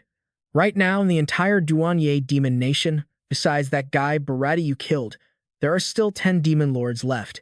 3 of them are fighting in the human world. We can ignore them. Out of the 7 left, 3 are permanently camped out in the 3 major cities outside the Duanye royal city. The other 4 operate inside the royal city. A virtual map popped up below them. Plus, inside the royal city, there are 7 demon lords, 300 high-rank demons, 9,000 mid-rank, and about 180,000 low-rank ones. Plus, we got the stash spots for major war weapons, teleportation array locations, and the guard layout. Hearing that, Yun Chen looked a bit suspicious. Hold up, aren't those undercover Dark Elves all slaves? How could they get their hands on such detailed info, especially top-secret stuff like that? She shot him a look and explained, I think you've got it twisted. Even in the royal city, the ones buying slaves are usually demon nobles. And the super hot Dark Elves, they usually get taken as concubines by the high-ups. With that status, they obviously get access to secret info. The queen leaned in and pointed at a spot on the map.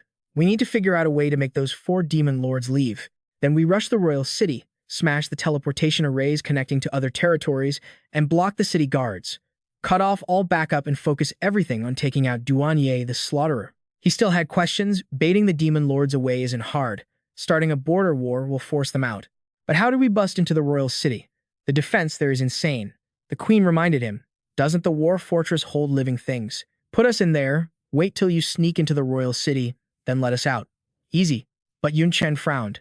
Did he think this tactic was too basic? It's not that simple. My soul tracking mark is hidden, but it's not gone. If it were other Duan Yi demons, it'd be fine. But with Duan Ye, the slaughterer there, I get busted before I even got close. She stayed chill and replied, I see.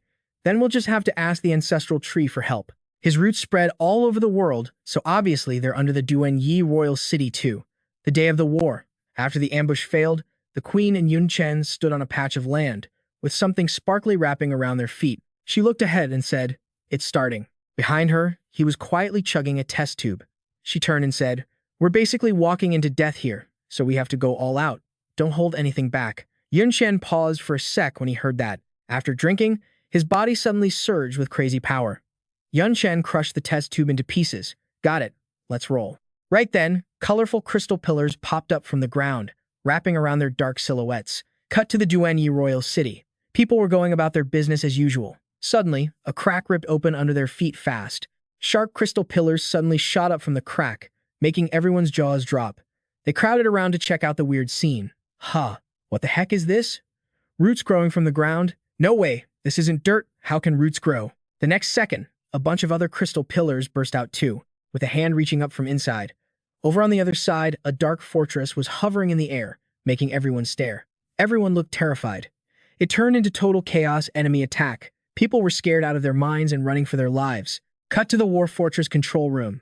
Little, you slammed the fire button without hesitation. Outside, blasts rained down on the town where people lived. Standing amidst the rain of bombs was Yun Chen and the Queen, marching forward with pure guts. They knew the final showdown had started. Cut scene. Yun Chen gave a low warning. We wrecked all the teleportation arrays connecting to the outside. Nobody's coming to save you, Duan Ye, the slaughterer.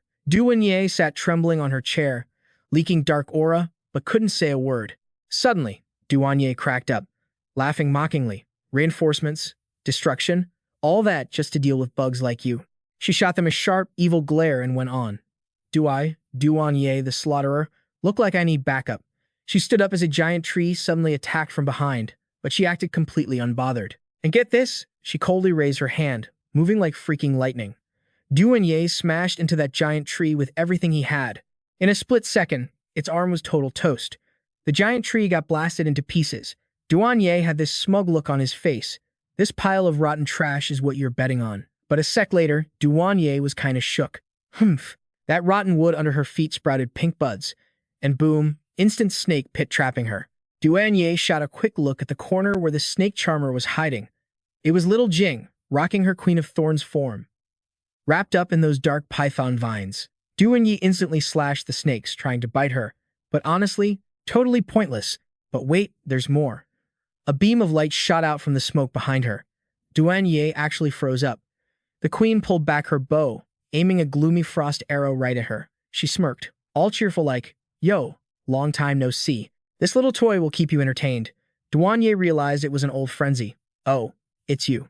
Just as she said that, the green arrow flew forward with some serious power. Yun Chen jumped in, unleashing his star-burning flame move. Both attacks rushed straight at Duan Ye insane speed. Her face, still totally stone cold. Then bam, the castle inside exploded, creating a massive shockwave. Yeah, a huge beam of light shot up through the clouds, and a loud voice screamed out, This is bad. The king's palace just got nuked. Ask the demon lord for backup. The guards were sweating buckets, yelling, Lady Slaughter Machine is under attack. It's over. The teleportation circle is wrecked. We don't know how long it'll take to fix, and we ain't got time for that. Suddenly, a voice cut in, making everyone whip their heads around. My subjects, chill out, the voice echoed. The war has started. You guys handle the rest. Duan Ye frowned, voice low and dangerous. These bugs dare to sneak attack me? I'll crush them myself. The Dark Elf Queen laughed, charging forward and shouting. Bug? Big words. Haven't seen you in years, but your mouth is still just as trashy, huh? She popped her origin skill, Shadow Blade. Duan Ye clapped back instantly. Origin Destruction Scale Armor. She narrowed her eyes, looking down on her with a sneer. Calling you a bug is a bit rude, I guess. But so what? You're just a loser I already beat. The queen gritted her teeth, pissed off. Right then, Yun Chen dove down from above, fist aiming right for Duan Ye's head. She dodged it like it was nothing. Then she swung back at him, asking, You really relying on these losers to turn the tables? She kept attacking both of them, laughing like a maniac. If so, that's actually hilarious. Little Jing wasn't quitting, though. She signaled the attack, throwing out a blue flower.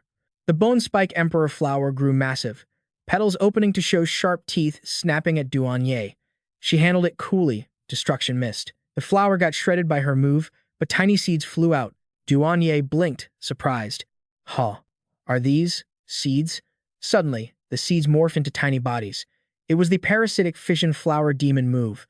Little Jing clapped her hands. Boom. A huge explosion went off. Duanye made it out, but she was messed up. She screamed in rage, "You nasty little mongrel." She spun around to attack Little Jing, screaming, "Die." But a giant tree popped out of nowhere to block her, getting pierced by stone spears. Little Jing called out, "Yun Chen's buddy." The tree gave a thumbs up. The queen rushed in, laughing loud. "So, how's it feel getting hurt by a bug?" Duanye blocked her attack with her hand, ignoring her own wounds. The flower demons kept harassing her from a distance. Those mother clones keep respawning as meat shields, and you're the main hitter. This tactic is seriously annoying. But what I'm really curious about is, Duanye turned to look at Yun Chen. What is he doing? He stood back, fusing his skills. Magic Swordsman, Flame Enchantment, and Pugilist, Tiger Strike Stance. Yun Chen bolted toward her, declaring, "I'm here to take your life." A beast phantom appeared around him. Thundercloud Flame Beast Fist. Duanye easily blocked the queen's move with one hand, smirking. "Interesting. Fine. I'll play with you." Then they went toe-to-toe. Yun Chen shouted, again. Duanye blocked it without breaking a sweat. His punches did zip to her. She actually yawned, looking bored. "If you're trying to tickle me, good job." Then her vibe flipped instantly. "But if you want to kill me, you're not even close." Duanye summoned a giant dark arm to finish Yun Chen. "Playtime's over. Die." Suddenly, the queen tanked the hit for him, screaming, "You can't do it." The giant tree rushed at her too. Little Jing attacked, screaming, "Don't you dare hurt my master." Countless light arrows pierced the ground. Berserk species, cruel vines, and decomposing species, mud poison monster, all grew at once. They all swarmed Duanye. At first, she defended easily, acting all high and mighty. But then she started thinking, something's off. The Dark Elf Queen is obviously the strongest. She should be the main attacker. Why are they all just setting up shots for Yun Chen? Duanye hesitated. It's like Yun Chen, who can't even scratch my defense, is the main carry here. "That's ridiculous," she shouted. Bam! Yun Chen landed a hit. Duanye's arms were burned black. Hot. That hurts. Then it clicked. Wait, I know this fire. It's the Night Empress's nether demon flame. But Duanye noticed a difference. It's changed. Is she trying to resist Yun Chen's power? Wait, is this brat using me to learn origin power? Duanye thought to herself. Doesn't matter if it's human or demon. If you have an origin skill, you stepped into the 4th class advancement realm. At the Demon Lord level, even a tiny sliver of origin power in a skill is enough to stand at the top. Above that, if you can fully control an origin power, you hit Demon Master level. That's on par with the 72 Demon Pillars. Or you become a Guardian General above the 4th advancement. But the fastest way to master origin power, use your body to feel it. Distracted while fighting, she thought. Like fusing origin into your flesh or a deathmatch with someone who has it. His face was stone cold, totally focused. With the Dark Elf, Queen, and Little Spike backing me up, I can go all out. Every clash, I'm learning how Duanye, the slaughter machine, uses her origin power. So close. Just keep fighting a bit longer, and I'll master the Demon Lord's blazing flame origin. Meanwhile, Yun Chen's heavy hits seriously weakened her. Things are looking bad. If he actually gets his hands on the origin power, plus the Dark Elf Queen, I'd be facing 2 Demon Lord level bosses. Duanye leaned back to dodge, thinking, this is definitely bad news. Duanye tried to grab Yun Chen, but luckily, he dodged it. At the same time, those mutated plants smacked her away. Duanye frowned. Their support was way too perfect. She still hasn't managed to land a single scratch on Yun Chen. Narrowing her eyes and gritting her teeth, she tried to find an opening. Something's fishy. Even with great teamwork, it shouldn't be this perfect. This doesn't feel like strategy, it feels like pure dumb luck. Duanye muttered in frustration, but then a huge noise made her jump. Explosions started popping off everywhere below. She screamed, "You useless idiots, you can't even handle a hunk of metal? Where are the war weapons? Blasted to pieces, now." A minion ran up and shouted, "Lady Slaughter. The Dark Elf Queen's slaves in the capital are revolting. They destroyed the entire weapons armory." Duanye was shocked. What? She immediately spun around and launched an attack at the Dark Elf Queen. "You little wrench. No wonder you've been hiding in the shadows for years. You were planning this all along. The queen just smirked. Humph, getting desperate. She stood up to fight back. Compared to the suffering my dark elf clan endured for years, blowing up a few of your warehouses is nothing. Duanye narrowed her eyes and blocked the attack, but got knocked hard to the ground. Scene switch. Xiao Yu happily slammed the keyboard and shouted, "Target, locking complete." A bunch of Duanye's demons are hiding in the bunkers. Next step, wipe them all out. Let's roll. Midnight demons and shadow warriors.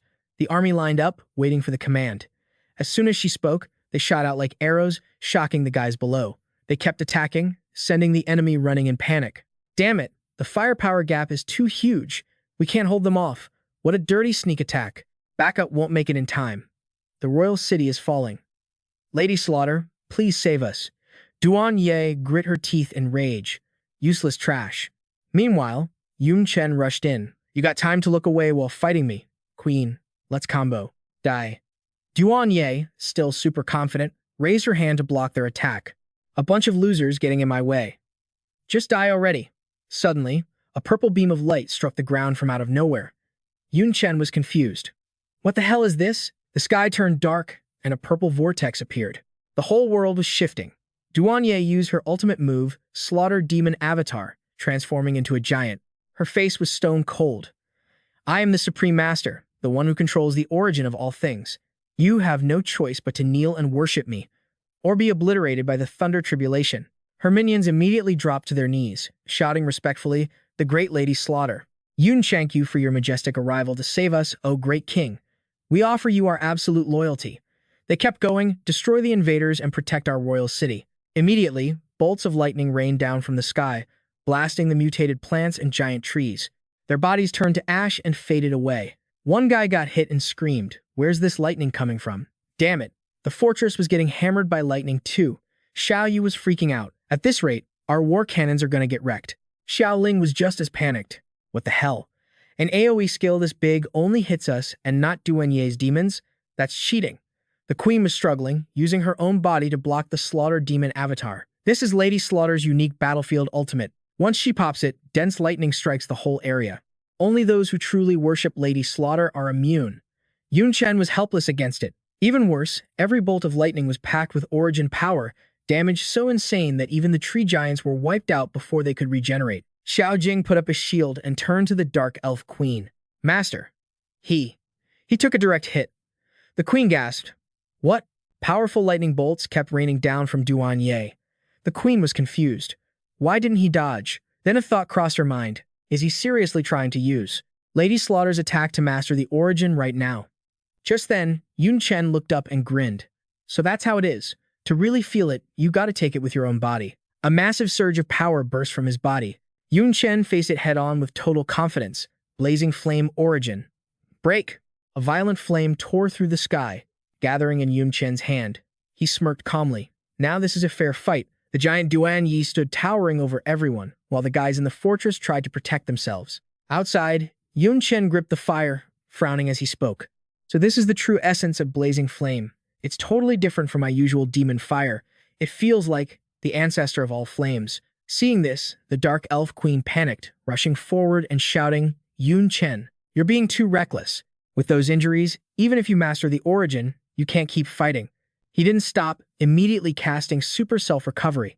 It's chill. I've still got a reset button. Yun Chen stared straight at Duanye. The biggest problem right now is, how do we deal with that? The queen replied, that Slaughter Avatar has insane attack power and range, but it's got a fatal weakness. She frowned seriously. It's incredibly slow. In that avatar form, even just lifting a hand to attack takes Lady Slaughter a few seconds, let alone trying to defend. But her defense stats are through the roof. At least with my current power, I can't scratch that shield. Yun Chen calmly raised his hand to cast a skill. So, she's basically a sitting duck. The solution is super simple.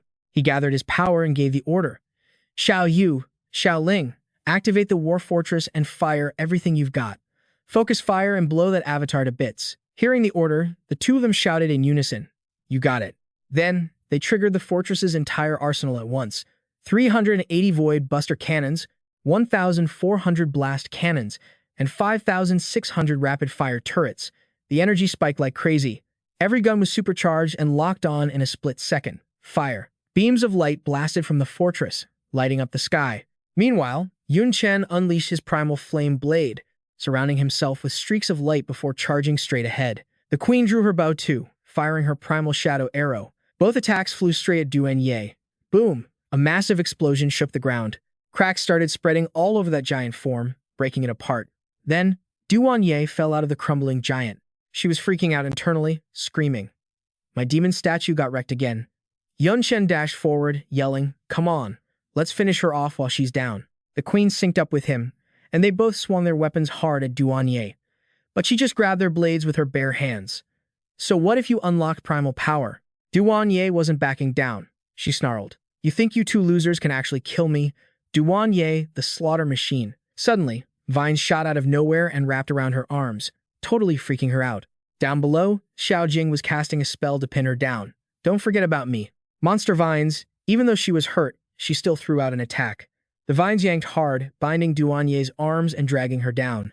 Yun Chen and the queen were right there, unleashing hell on Duan. Yun Chen's to Xiao Jing, pinning her down. They actually landed their hits. Duan screamed in agony. She couldn't fight back and crashed hard into the ground. Inside the fortress, Xiao Yu and Xiao Ling hugged each other, cheering like crazy. We got her. We finally did some real damage to the slaughter machine. But Duan wasn't done yet. She growled, pissed off. Damn it. It's all because of that annoying Wii getting in my way. If it wasn't for her, how could these two useless idiots actually hurt me? Yun Chen didn't let up. He kept charging at her, keeping the pressure on. Duan could still fight back, so he couldn't let the attack rhythm drop. He and the queen kept spamming attacks at her. The queen fired a barrage of arrows from behind, piercing right through Duan, making her grit her teeth in pain. After that hit, Duan just stood there, probably exhausted. Suddenly, she stomped her foot and screamed in rage, "Dark Knight Monarch." Yun Chen started sweating bullets when he saw that. He thought, she's unleashing a massive area of effect attack now. She's really gambling with her life. If I can just block this, the queen can follow up with a counter. But Duan suddenly froze. Yun Chen was confused, thinking, was that a feint? Then she spun around and leaped away from him. The queen realized what she was up to and panicked. Crap, she's going after Xiao Jing. The giant tree protecting her is gone. How is she supposed to block an attack from the slaughter machine? Duan stood right in front of Xiao Jing, sneering. Without all those vines in the way, squashing a little bug like you is going to be easy. Xiao Jing realized she was defenseless, and tears started welling up. I'm gonna die. A slash came down, and blood splattered all over her. Xiao Jing was crying, totally in shock. But then she saw it. Yun Chen had rushed in and taken the fatal hit for her. Blood was pouring from his mouth, but he managed to choke out. Sorry, Xiao Jing. I hurt you before. Consider this me making it up to you, okay? She stared in horror. Master. Blood sprayed into the air as Duan impaled Yun Chen right through the chest, leaving him gasping for air. Xiao Jing's eyes went wide. Master. She was terrified, screaming for him. Yun Chen frowned in pain, looking down at the gaping wound in his chest. Damn it. That was way too fast. I didn't even have time to put up a guard. Duan glanced at him, mocking him with a threat. Stupid brat. Risking your life for a summoned pet? Fine then, pay the price with your life. As soon as she said it, she launched another ruthless attack straight at him. Yun Chen screamed in agony. His body hadn't even recovered from the last hit, and he was smashed into the ground, dragging a long trench through the dirt. She looked at her hand and smirked. Huh, that actually felt pretty good. This time, both Yun Chen and Xiao Jing took the hit, but he was the only one still awake. Invincibility.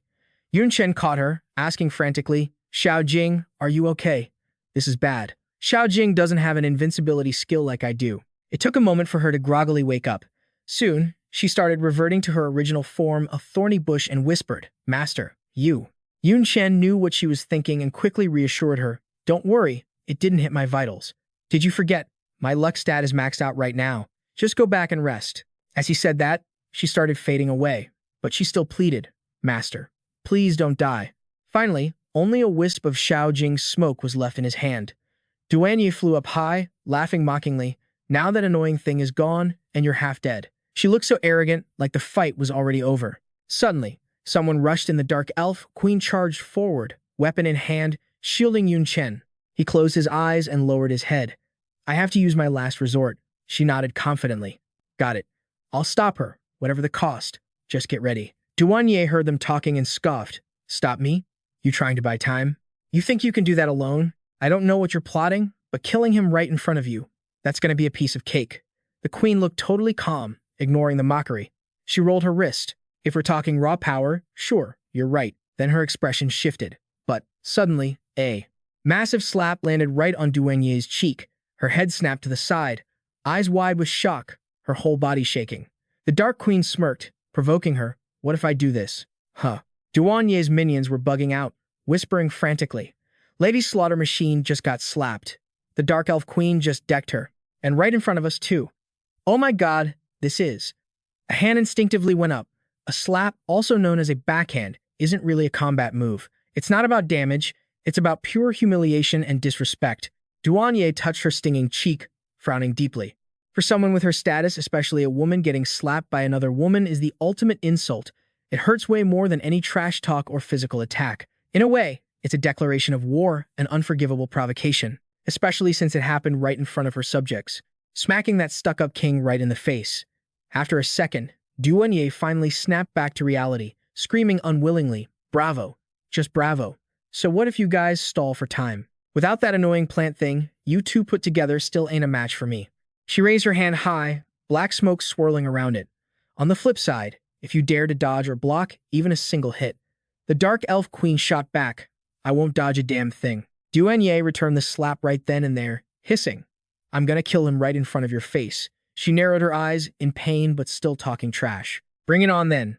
Who's scared of who? For years, us Dark Elves took all your crap while you Duanye demons lived it up in your high castles." Then she gritted her teeth and headbutted her right in the face. "Your so-called glory is built on our humiliation." Duanye wasn't having it. She grabbed her hair and kneed her hard. Since when do the weak get to talk about honor? The minions in the back just stared, totally confused, watching them brawl. What the hell kind of street fight is this? Every hit uses origin power like they're betting their actual lives on it. Everyone started tearing up.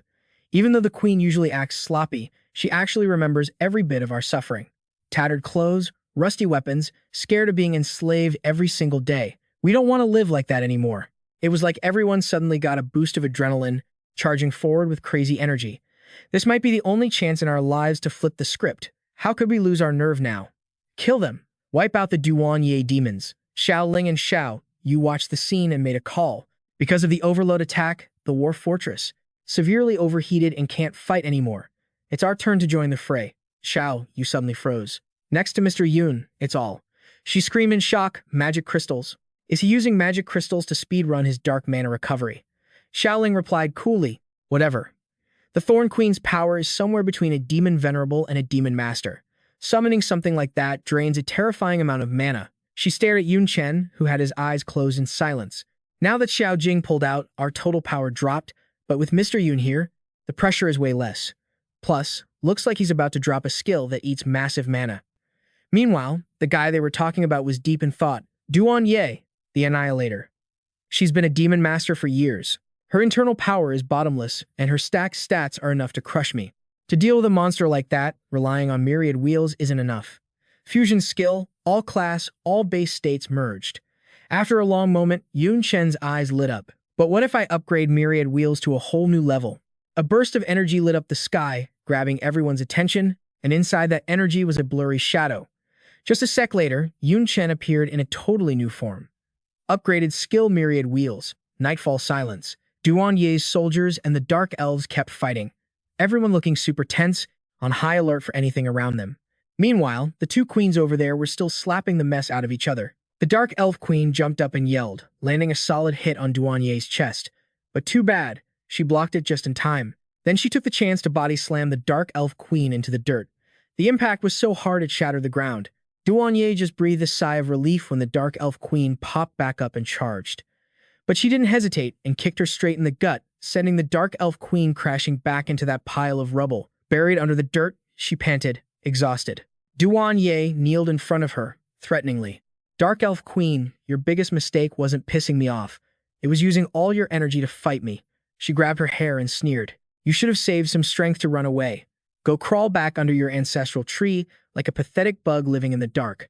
Ain't that how you've always been? Suddenly, a pillar of energy exploded, leaving everyone stunned.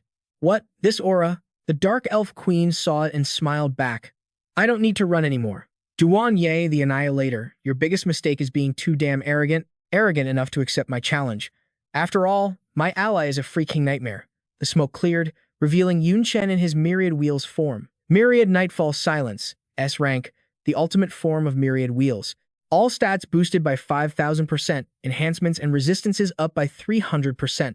Skill cost, 10,000 points per second. While active, it burns 10,000 mana or health points every second until death or until the skill is manually turned off. Feeling this power in my hands, 10,000 points a second. Even counting my life force, I can only hold this for 11 seconds max. But then his figure started to blur. That's enough? Duanye frowned, confused. He disappeared, but then she realized something and whipped her head around. Wham! A fist smashed right into her cheek, making her panic. Damn it, that speed I couldn't even see it. Duanye got knocked high into the air, nothing left but a black shadow. But Yun Chen didn't stop.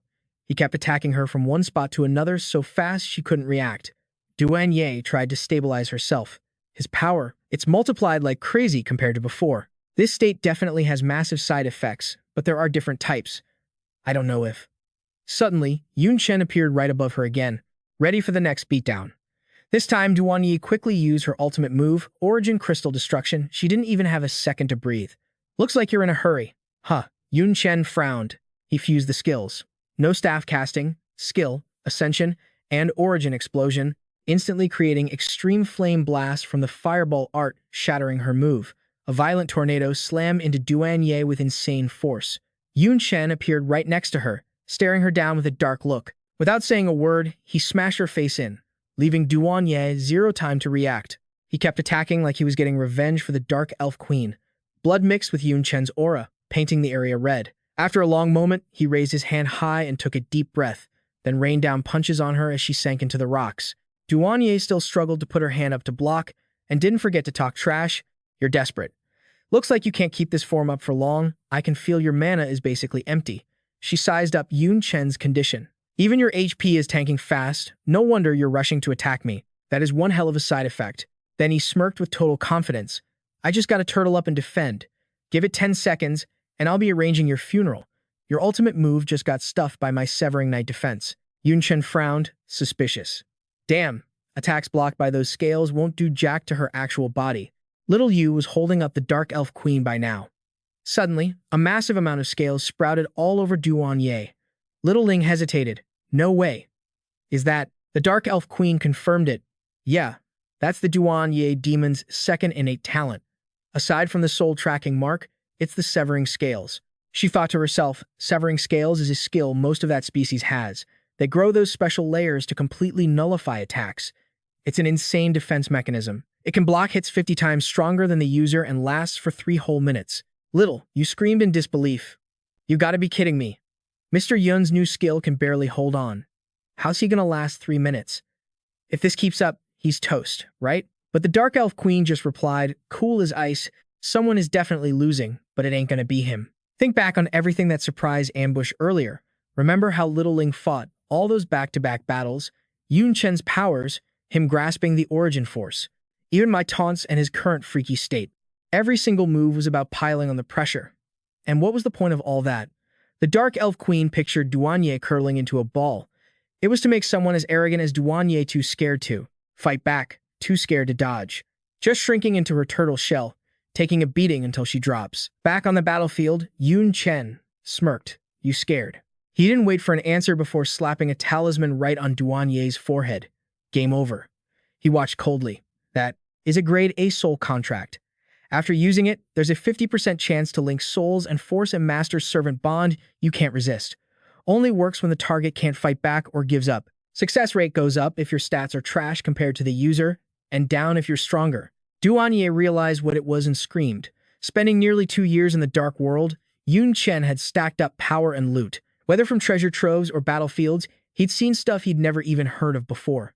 The dark world is hardcore, so hardcore that even the air is better than the human worlds, let alone the materials, gear, and consumables born there. Back to the fight. If there's one thing Yun Chen has that neither world can offer besides his system skills, it's the rewards from the system, like the realm-breaking stone and the liquid luck potion.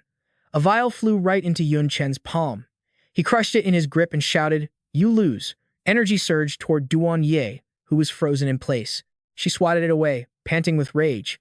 You think you can enslave me? I'll rip this cheap contract to shreds. Yun Chen didn't back down. Dream on, he thought. After popping the Eternal Night, I burned my HP first to save a massive chunk of dark mana. It was all for this moment. The Eye of the Night activated. Duan Yi froze, shaking with terror, unable to move. Damn it, that's the Dark Knight Queen's eye. Yun Chen slammed his hand on the ground. The second you gave up and went full defense, you showed a weakness. You lost right then and there. A burst of energy shot out, followed by wave after wave flying toward the paralyzed Duan Yi. Be my slave. Duan Yi screamed, eyes wide. No way. The beams of light obeyed the command and latched onto her. No. But it wasn't long before. A cracking sound rang out, getting louder and more frequent. Little Ling's eyes widened in horror. Crap, the soul contract is failing. Little, you stayed chill. It's fine, just a level gap. Even while controlled, Duan Yi sneered. I see. You idiot. I'm Duan Yi, one of the 72 noble pillar demon gods. You think a trashy greatest soul contract can hold me? Yun Chen stayed cool. Don't celebrate yet. If it doesn't work, I'll use S. He whipped out the realm-breaking stone to upgrade the item. Energy started sucking into it. Instantly, a blinding light exploded out as he roared. Limit break. Soul contract upgraded to S rank. After use, there's a 70% chance to link souls. Only works if the target can't or won't resist, and the success rate changes based on your stats versus mine. Duan Yi struggled, threatening him. Dark Knight Monarch, don't forget it's all just probability. With the stat gap between us, your success rate is 1% at best. Once it fails, you won't be able to fight back, and I'll crush you like a bug. Yun Chen dropped out of his Eternal Night form. 1%? So what? He smirked. Haven't you noticed I'm insanely lucky today? Duan Yi froze. Right. He took 0 damage earlier, and their teamwork was weirdly perfect, and he survived my attacks like it was nothing. Is this kid? She screamed in frustration. Liquid luck. I didn't think you'd actually. Duan Yi's minions on the sidelines were getting curious. Looks like the fight's over. Wonder, who won? Little Ling was anxious. Work, work, work. Please work. Little, you prayed, please, let Mr. Yun win. Even the Dark Elf Queen was hoping, Yun Chen. I bet everything on you. You better win. After a long moment, the energy on Duan Yi faded. Then she went berserk. Dark Knight Monarch, die. Little, you frowned, the contract failed. Little Ling screamed, look out. Yun Chen just casually held out his hand and commanded, kneel. Duan Yi dropped instantly. She hated it, but she had no choice but to obey. I'm one of the supreme 72 pillar demon gods. How is this even possible? Yun Chen turned his back but gave a friendly reminder. The soul contract is already locked in.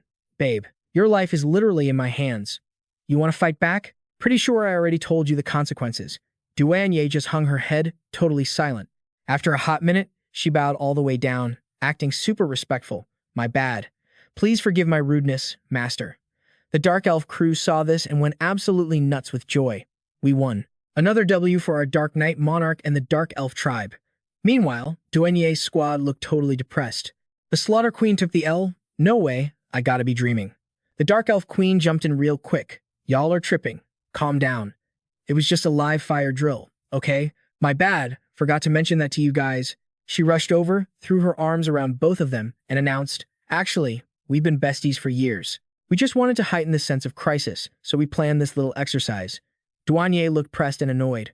What kind of joke is this? Who's gonna buy that trash lie? Yun Chen cut in. Doesn't matter if they buy it. They just need an excuse to escape their despair. Only you can keep them in line. Or what? You want me to devour your whole Duan Yi kingdom instead? She glanced at his hand and played along, still looking kinda dazed. Fine, I get it. But inside she was thinking, Yun Chen, you greedy dirtbag. You want way more than I thought. At some wrecked construction site, demon workers were spilling tea while working. Yo, I heard Lady Slaughter actually got on her knees for the Dark Knight Monarch. Another dude stopped working to clap back. Quit lying. How's that even possible? You see it with your own eyes. The first guy replied, nah, but a guard said it and got chewed out for talking trash. They say it's just a drill. The rumor went viral across the city. Think about it. Was it really a drill? Fighting the Dark Knight is one thing, but losing to those lowly dark elves. Did our king actually take an L? The Slaughter Queen never loses. But outside the palace, the gossip train wouldn't stop. Anyway, the demon lords guarding the 3 territories are back. Whatever happens, they got this. Over at the side hall of the Duan Yi royal palace, the 3 big shots sat there silent as statues while everyone else held their breath. Duan Yi exploded with rage, yelling, "Who told you guys to come back? I said it was a drill. Get back to your territories. The minions knelt down, terrified. But the capital sent an SOS signal, so we rushed back. There was no notice about a drill before. Misha frowned, looking worried. And on my way here, I heard some sketchy rumors. She started grinding her teeth, losing patience. What rumors? He stammered under her killer aura, some guard said. It looked like you knelt before the Dark Knight Monarch. Before he could finish, slap. She smacked him into next week. He hit the floor, eyes rolled back, totally KO'd. Everyone freaked out. Duan Ye screamed, "You believe everything you hear. Use your brains for once. You think I'd lose in a real fight. That was just a little punishment. Open your mouth again and I'll smash your heads in." She roared like a beast. Get lost. The minions turned pale. Please don't be mad. We're leaving. Her eyes were burning with rage, like she wanted to kill everyone.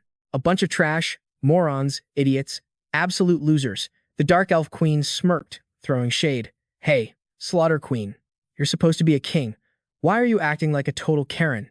Get a grip on your emotions. Hearing that, Duanye snapped and screamed in fury. Get a grip on this. Aren't you a slave too? If you've got the guts, admit he's your master and try controlling him. You useless piece of trash, you dare talk back to me. I'll snap your neck right now. Yun Chen sat there, chilling and said, quit the noise.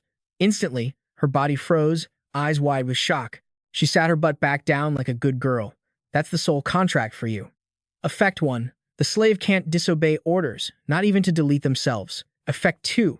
If the master dies, the slave dies, but not the other way around. Effect 3. Soul connection.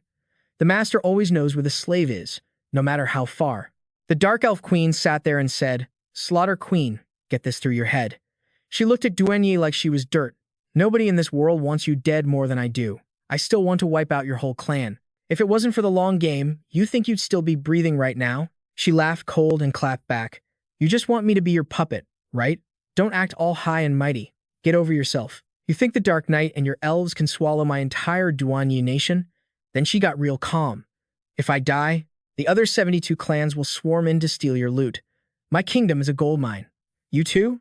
Even if you dug up your ancestors to help, you couldn't hold them off. She spread her arms, looking smug.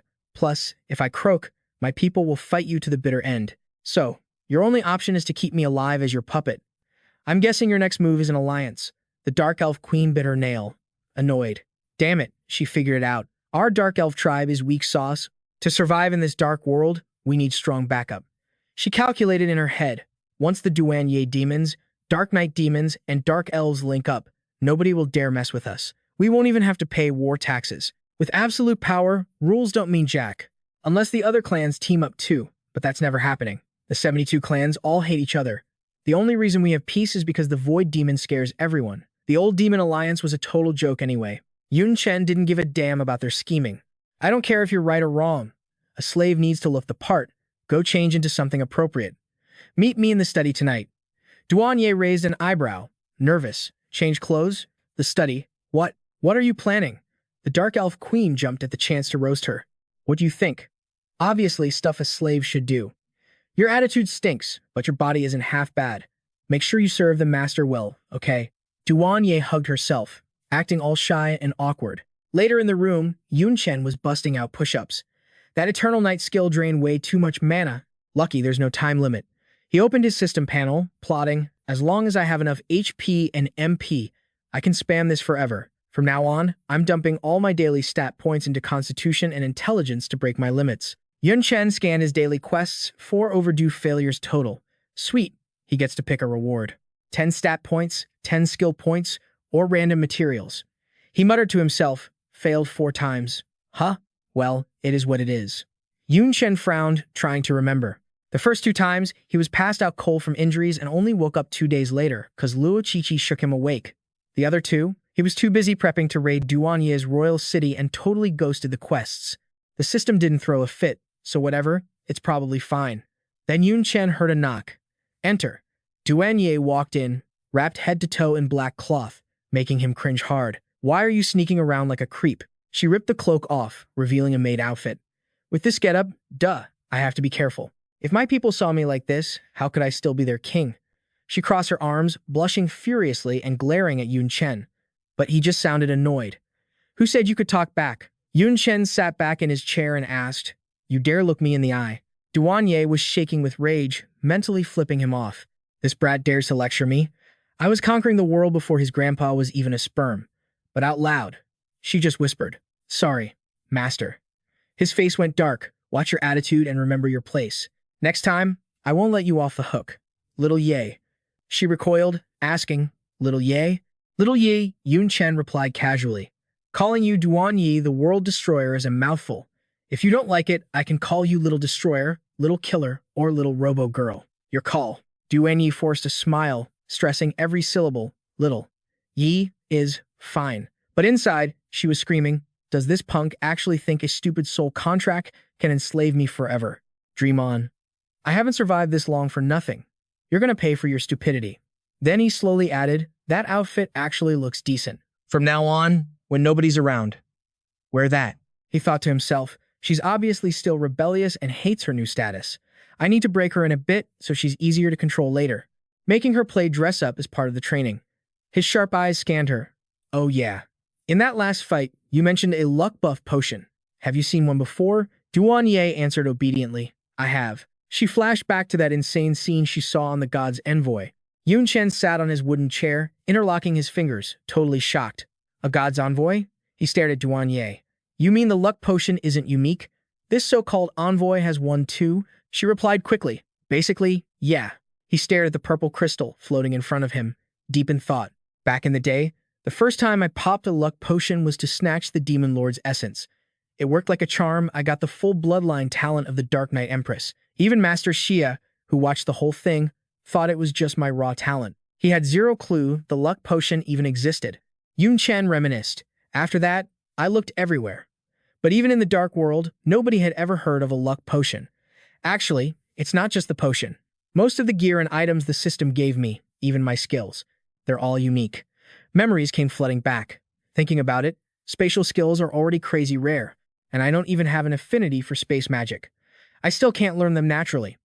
But the God Flash skill, it just ignores the requirements and lets me use it. I've never heard of anything like that. Even the Flash scale demon in the dark world could only do that because of his specific bloodline. Yun Chen's face darkened. "That's why I thought my system rewards were exclusive to me. One of a kind. But looks like I was wrong." He leaned back in his chair. "Little Ye, I'm ordering you to spill the beans. Everything. If you lie, even a single word." Yun Chen's voice turned ice cold. "Destroy one of your own internal organs." Duan Ye let out a cold laugh. "Ruthless order. But relax. Lying doesn't help me anyway. I'll tell you everything I know." She paced around a bit before dropping some knowledge. "Right now, even though you're a God's envoy, you don't seem to get how OP a God's help really is. If you think it just makes you lucky, you're dead wrong." Duan Ye's voice dropped. "The real value of the luck potion is that it warps reality. It forces everything around you to play out in the best possible way for you. Of course, the catch is, the event has to be physically possible." Duan Ye explained it like a teacher. "Like, right now, there's a 0.01% chance you'll sneeze. It's tiny, but it's not impossible. So, if you pop a luck potion and sneezing would somehow save your life, boom, you sneeze. Guaranteed." She brought up their last fight as an example. "Same thing with the Dark Elf Queen. You barely knew her, but you two fought like a perfect team. Or when I impaled you, I somehow missed every single vital organ. Or when I got ticked off and took the Elf Queen's bait, deciding to turtle up with my Scalebreaker defense instead of attacking. All those breaks, that wasn't just luck. That was reality bending." Duan Ye stayed silent as Yun Chen, looking stunned, asked, "If that's true, doesn't having the luck potion make me invincible?" She gave him a mysterious look. "Hell no. I've watched a God's Envoy use the potion and still get slaughtered." Yun Chen shouted, "What the hell is a God's Envoy anyway? And why did he die?" Duan Ye replied slowly, "Chill out." She stepped up to him to explain. "To understand God's envoys, we gotta talk about the war between the two worlds. It all starts with God." Yun Chen looked confused. "The war between the worlds? Didn't you guys, the 72 demon pillars, start that whole mess?" Inside, he was thinking, wait, was the world tree actually telling the truth? Duan Ye nodded. "On paper, yeah. But most demon lords only joined the war to rack up human kills. They needed sacrifices to trade for more power. And I don't need to tell you who they were sacrificing them to." Her voice turned grim when she mentioned God. Yun Chen's eyes went wide with horror. "I knew it. I always wondered why they use corpses for sacrifices when there's way more valuable stuff out there. It was all rigged from the start." Duan Ye looked gloomy and added quietly, "Everyone knows there are two gods. Each one rules their own world. We call them the human god and the dark god. They hate each other just like our worlds do. Her voice got heavy. We don't know why, but they're using our worlds as a chessboard, playing games with all our lives. You, me. We're just pawns in their little game. What about the battlefield? You hop between worlds, so you'd know better than anyone. Yun Chen went quiet for a sec before dropping the verdict. The dark world is totally dominating. Thoughts started creeping into his head. From the grunts to the big bosses, the demon race is way stronger than humans. Quality, quantity were beat on both fronts. Even if you piled up all our national guardian generals, I bet they wouldn't even equal half of the 72 demon pillars. Makes you wonder about the god pulling their strings. Exactly. With things this messed up, the human god couldn't just sit tight. He decided to create God's envoys. He summoned reinforcements from a world completely out of our league. The more he thought about it, the more it bugged him. Why make it so complicated? Why not just help the humans here directly? Duanye casually grabbed a book off the shelf. Simple. Gods have limits on how much they can mess with their own worlds. It's like a domino effect. If they interfere too much or help the locals directly, the world's rules will crash and burn. Bringing in outsiders is the only loophole. But even then, you can't have two of them at the same time. A new envoy only shows up when the current one kicks the bucket. Yun Chen looked kinda shook and yelled, "How did those envoys die?" She flipped a page, taking her sweet time. With dark cultists infiltrating the human world, plus our secret support, taking them out wasn't exactly hard. Of course, there were other reasons too. Like humans backstabbing each other or whatever. Compared to them, you're practically a fossil. You've survived the longest. His eyes got sharp. What makes you so sure I'm an envoy? Just cause of a luck potion. Suddenly, Duanye's pupils shifted as she activated her soul-seizing eye. Ask that, and you might fool the other demon lords. But not me. Honestly, I just use a special trick to see the biggest difference between you and everyone else. In her eyes, she saw two different shadows that was the second soul lurking inside his body. Unlike a split personality, having two totally different souls is an envoy-only thing. Yun Chen's face went dark and he snapped. How the hell can you see that? He couldn't hide his shock. As far as I know, only Void and the World Tree can see souls. Didn't think Little Yi was on that list. A black circle popped up next to Duanye. You know the soul-seizing mark is a bloodline talent of my Duanye demon clan. It lets me tag a target's soul so I can hunt them down relentlessly. Yun thanks to my natural sensitivity to souls, plus years of research. She continued, sounding pretty smug. I evolved this ability. I don't just see souls, I can mess with them too. Duanye looked a little too excited. Honestly, even without seeing your soul, that luck potion was a dead giveaway. Its effect is way too strong it breaks this world's limits. Even high-tier treasures like the realm-breaking stone are in that category. You talking about items that go beyond S-rank? This world caps out at S-rank items, but the realm-breaking stone breaks that ceiling. So you using a luck potion. For a soul contract, that's a total waste. Yun Chen kept a poker face. You think turning one of the 72 demon pillars into my slave is a waste? I don't think so. That made her clear her throat. Right after, Yun Chen asked, you said two gods are playing mind games, and the human god picked envoys. Did the dark god just chill and watch? Duanye frowned. Of course not. Since he couldn't stop it, the dark god copied it. He made envoys for the dark world.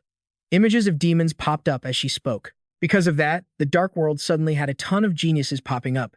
Memories of ancient battles came flooding back. They leveled up insanely fast. Their power was so scary it actually threatened the 72 demon pillar spots.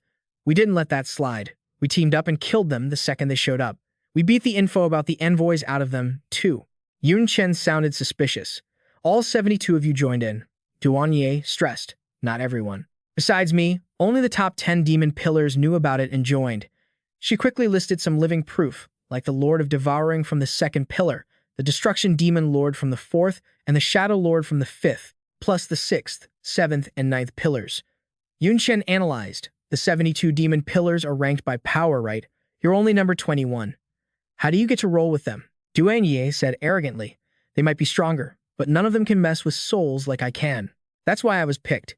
Yun Chen kept asking, what about the void demon in the first pillar? She felt like crying inside. You call yourself a demon but know nothing? Sad. Even so, she had to explain it to him. The first pillar vanished years ago, took his whole clan with him. No one knows where they are. The void demon is a ghost. After dividing the 72 kingdoms, he disappeared without a trace. Duanye crossed her arms and went on. As long as they don't show up, the dark world is under the Lord of Devouring's thumb. That's the second pillar. But 4 months ago, the Lord of Devouring suddenly went into seclusion. It put the invasion of the human world on hold. Her words made Yun Chen think. 4 months ago, that's when teacher Xia left with his clone. Looks like his mission was a success. He questioned again. So, are all the Dark World's envoys dead? Duanye stepped closer. Not exactly. A few smart ones decided to submit and got sent to the human world to fight. They're decent fighters after all. Her face got ugly just remembering it.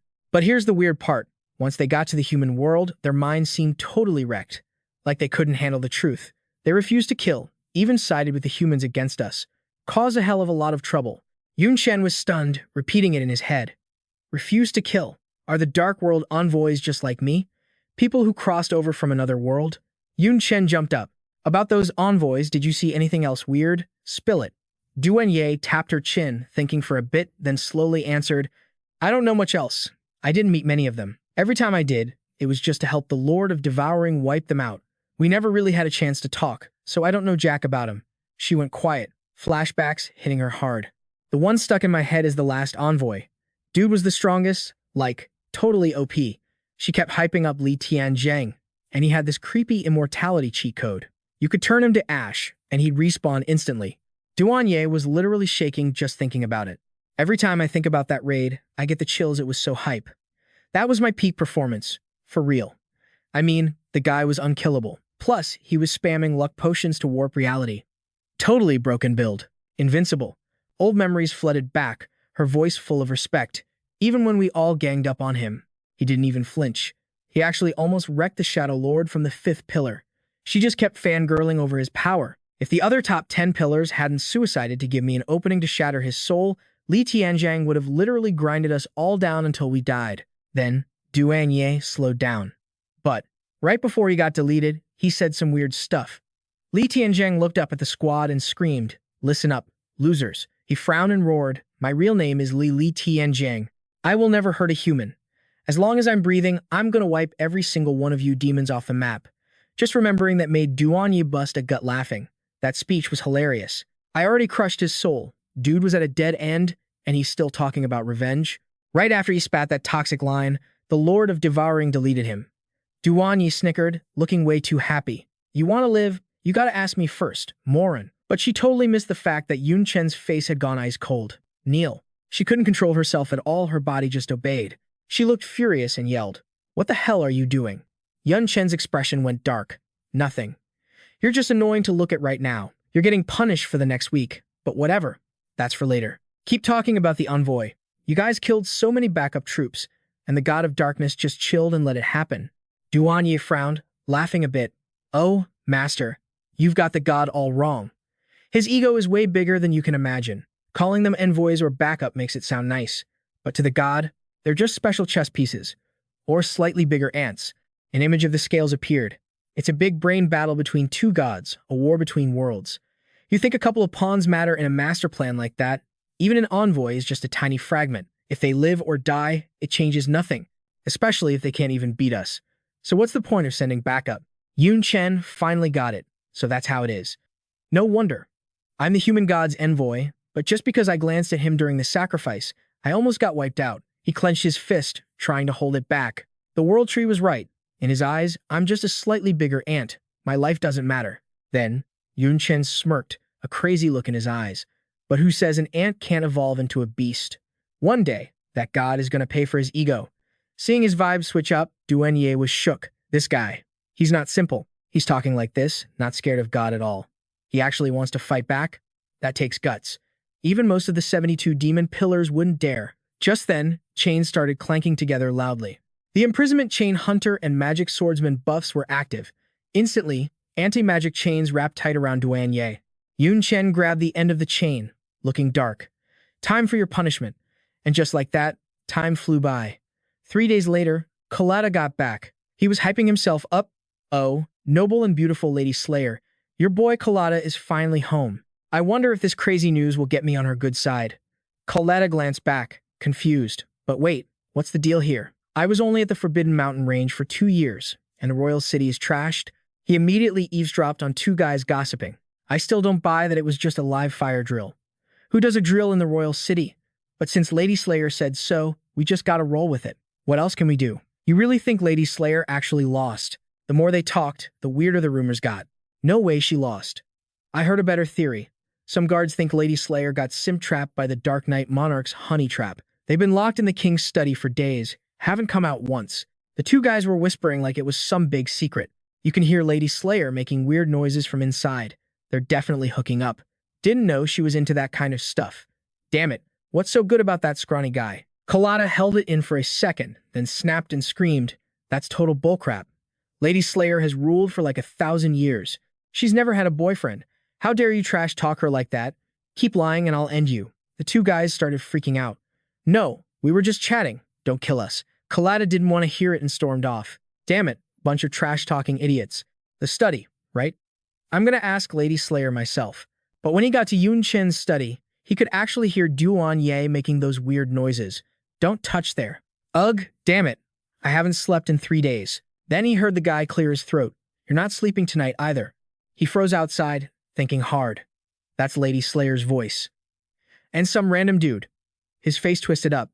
No way. I must be hearing things.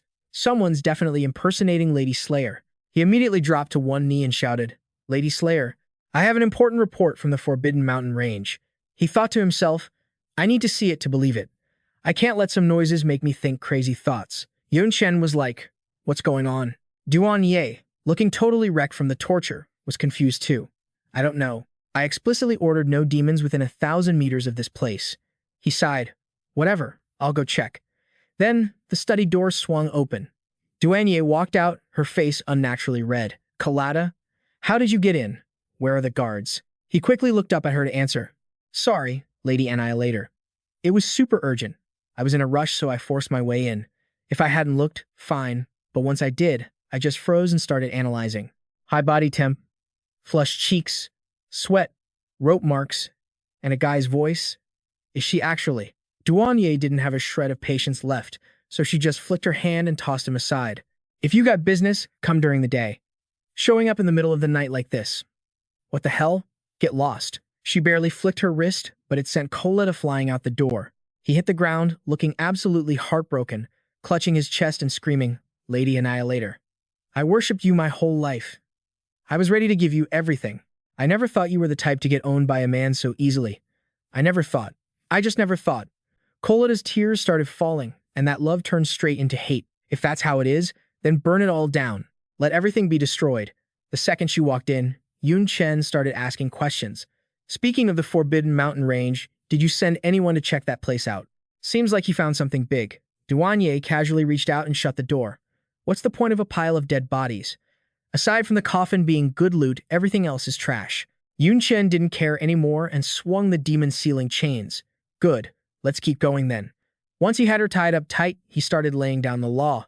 Whether it's theft or robbery, you aren't allowed to resist, and you definitely can't hide. I want your skills. 72 demon pillars. After a while, Duan Ye couldn't help but feel furious inside. Damn it, he's stolen too many of my stats. The attacks hurt more and more. I'm one of the glorious 72 demon pillars, yet I'm getting beat up like a punching bag. This is humiliating. Finally, like she couldn't take it anymore, Duan Ye let out an ear-piercing scream. This is the ultimate humiliation. Yun Chen just stood there without saying a word. Duan Ye was rolling around on the ground, gasping for air.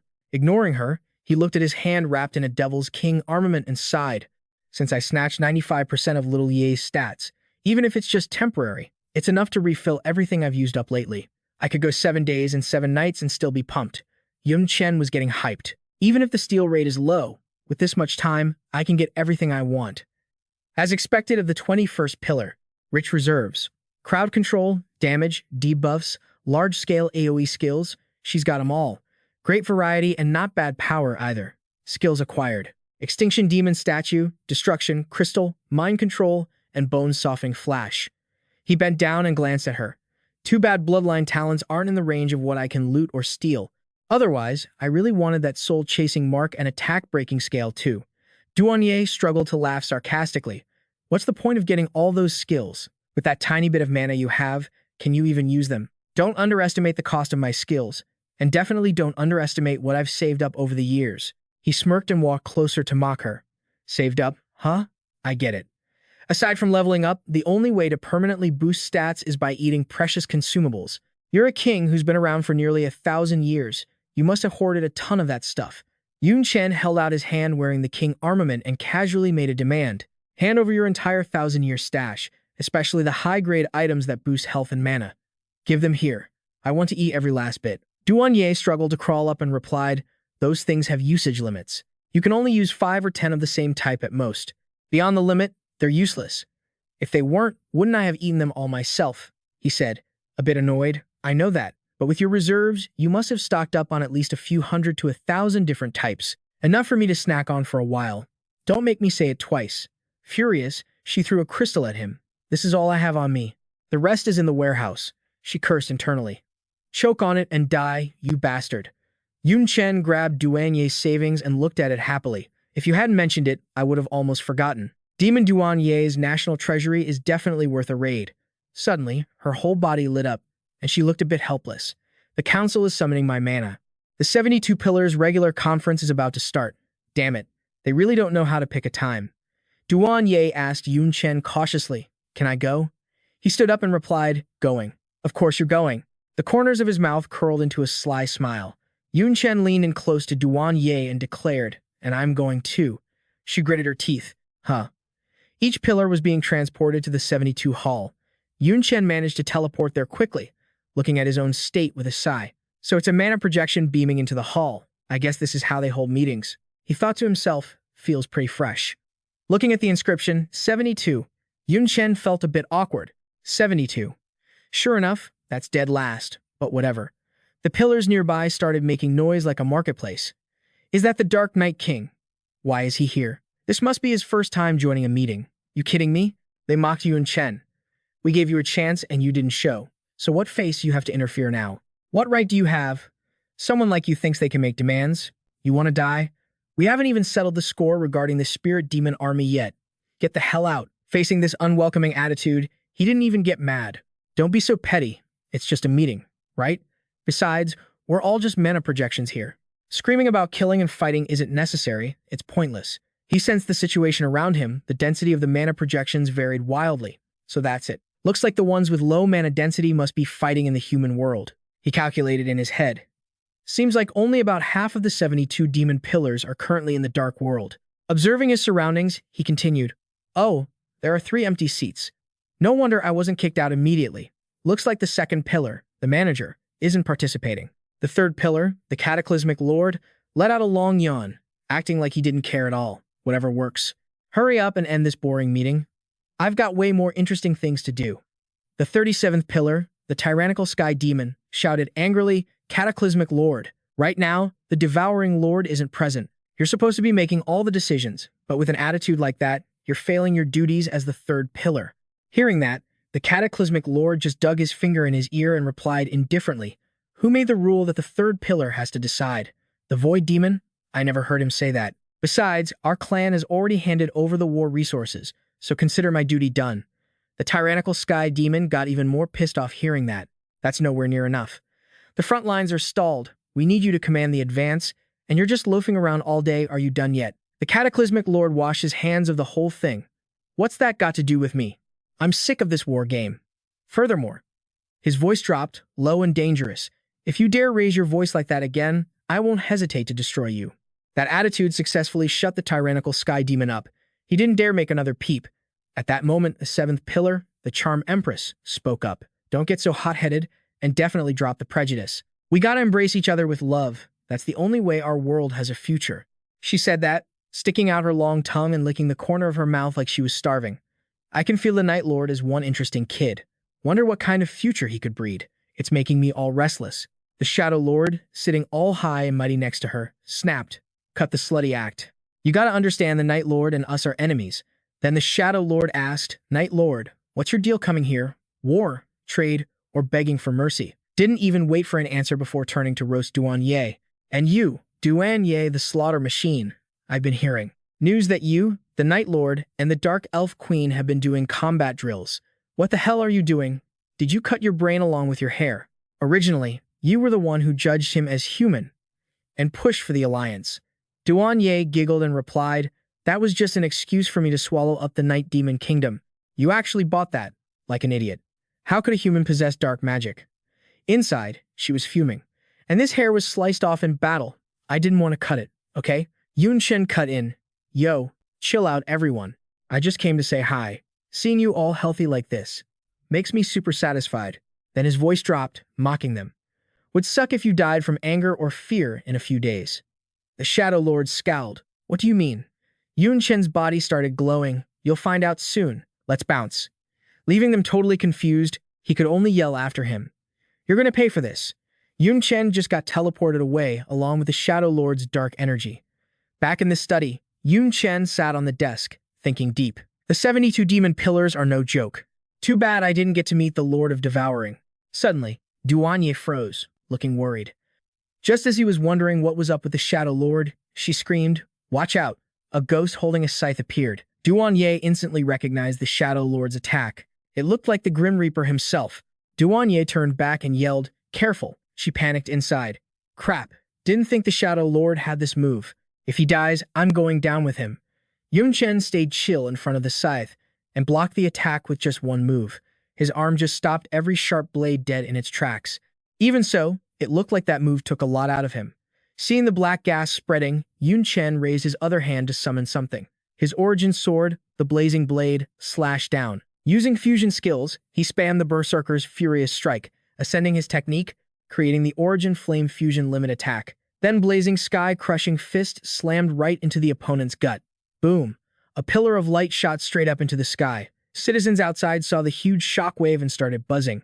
Omji, who launched that was insane. Look at the direction. It's from the king's study. Gotta be Lady Slaughter Machine. What the? Is she fighting the Night Lord? Should we go check it out? Don't. Her mood's been trash lately. Plus, there's an order to stay away. Even Lord Kolata got sent flying. Piss her off and you're dead meat, no matter how many lives you got. Yun Chen looked at the hole in the ceiling, panting. I stole 95% of Duanye's stats, added them to mine, and I still got my right arm bone shattered by a long-range attack from the Shadow Lord. He closed his eyes and used his good hand to cast the priest's basic healing skill. This is the power of the top 10 pillars. Way different from Little Ye. Duanye, standing behind him, was sweating bullets. You could have picked anyone to provoke, but you had to pick the 5th pillar. Now you're screwed. You shouldn't have gone to that meeting anyway. He glanced over at her. It's fine. No pain, no gain in understanding the enemy, right? Knowing yourself and the enemy is key. Never underestimate intel. The scariest thing is the unknown. Shifting back to his normal form, he said, that hit gave me a better idea of the top 10 pillars' power. This trip also taught me about the rest of the 72 pillars. Just like I thought, everyone's got their own agenda. They're not united at all. Yun Chen rotated his wrist and ordered, Little Ye, get ready. Time for the next step. 10 days later, at the central square of Duanye's royal city, crowds were packed tight. Lady Slaughter Machine said she has a big announcement. Summoned all lords, nobles, even commoners. After waiting forever, someone lost patience and scoffed. But why are the night demons and dark elves here too? What right do those losers have to stand on our level? Meanwhile, Yun Chen was chilling and snacking while people gossiped about him. And why is the Night Lord sitting in the middle? Who does he think he is, sitting equal to Lady Slaughter Machine? Look at his attitude. He doesn't look like he cares about politics at all. Clearly here for a vacation. This is too much. He was chewing on a tentacle of the deadly poison octopus, eats it to permanently gain 8 intelligence and 8 constitution. Hand-holding a cup of Cerberus heart blood permanently boosts 10 constitution and 10 strength. The Dark Elf Queen glanced over and whispered, Hey, this is a big event, keep it cool. The people are watching. But in her head, she was thinking, that looks so good. I'm drooling. Yun Chen kept chewing. Powering up was top priority. He looked at her and said bluntly, as long as my stomach has room, I'm eating. He thought, compared to these demon gods with thousands of years of stacking, my stats are trash. Without activating Myriad Knight Samsara, forget the Shadow Lord, even Little Yi is way stronger than me. Baha walked up trembling and asked the Lord, such a big deal. Am I really the one reading it? Do I even have the right? Yun Chen explained seriously, Baha, you're my trusted homie and the Grand Manager of Internal Affairs. If you don't have the right, who does? Plus, you're going to handle the conflicts between tribes later anyway. Gotta get your face known. He planned it all out. Managing the Night Demon Kingdom was Liu Tuxi's job. The guy was shaking like a leaf. But in this situation, forget mediating. Even making an announcement. Baha felt helpless, seeing the scene below. Nobody was listening. The people were busy fighting. What are you Duanye guys pretending for? I'm the one who got invited here. If it wasn't for our king, who'd want to come to this dump? Yeah, us, Dark Elves only showed up, cause of our queen.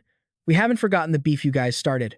Neither side backed down. You dare come to Duan, you royal city, and run your mouth? You got a death wish. You got the guts. Let's 1v1 till one drops. You're the one asking for death. Who's scared of who? Suddenly, a massive power surge exploded. Everyone down below dropped to their knees in agony. They grabbed their heads, screaming. Too terrifying. Can't breathe. A bunch of them got crushed by the pressure till they passed out, feeling like their bones were about to get pulverized. The one unleashing this insane pressure was Duan Ye. She said coldly, "Keep making noise, and I'll cut all your tongues out." Duan Ye's eyes were like terrifying vortexes, sucking everything in. Everyone shut up instantly. Nobody dared to peep. Yun Chen looked at Baha and reminded him. "We can start now," he whispered. "Okay." Baha walked to the table, shaking like a leaf, and finally gathered enough strength to speak. On behalf of the three kings, Baha declares, starting today, the Duanye demons, Dark Knight demons, and Dark Elves are officially allies. His voice echoed while everyone stared up. The three kings hold supreme power. From now on, the three tribes share glory and shame. Resources flow without barriers. No discrimination, no civil wars. New laws are enacted promoting equality among demons. Freedom of marriage. Violators will be punished severely. Taxes cut in half. More academies built. 9-year compulsory education and infrastructure boosted. One citizen couldn't believe his ears. Alliance? Am I hearing things? We're allying with the Dark Knight demons and Dark Elves? Oh my god. If I don't latch onto this opportunity, I'll regret it for life. Baha looked at the paper and kept reading. The above represents the will of the three kings. Anyone got extra ideas? Suggest am, but whether they get approved is totally up to the three kings. Mitsu stood in the crowd and got serious. I ain't accepting this. He pointed at the people next to him. Strength decides everything. The Dark Elf Queen fits the bill, but does the Dark Knight King deserve to stand on the same level as Lady Slaughter? Veins started popping on Duanye's face with every word Mitsu said. You kidding me? He only beat the Demon King and took the throne through dumb luck. His biggest win was just taking down Barati. So the Dark Knight King should only be on our level. At most, a Demon Lord is half a step higher because of special status. Mitsu looked up arrogantly. The core of this alliance is us, the Duanye demons. The other two tribes can only be vassals. Someone else heard that and shouted in agreement. Yeah, the boss is right. We Duanye demons rank 21st. Why should we ally with a bunch of losers? An alliance is whatever, but demanding equal status? Are you joking? Stop kidding around, Lady Slaughter. Wake up. Duanye couldn't take it anymore. She stood up and yelled, Insolent, shut your mouth. She whispered to Yun Chen, Sorry, I didn't train them well, let me. But he cut her off? No need. His tone was super gentle. Naughty kids. A second later, he appeared right next to that Mitsu guy. Need a beating to behave. In a flash, Yun Chen grabbed Mitsu's head. The other guys were shocked seeing that. Space element skill. Didn't know the Dark Knight King had that move. Damn it.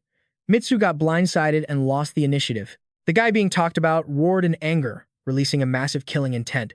You're just a bottom-tier king? Don't get cocky. Split demon transformation.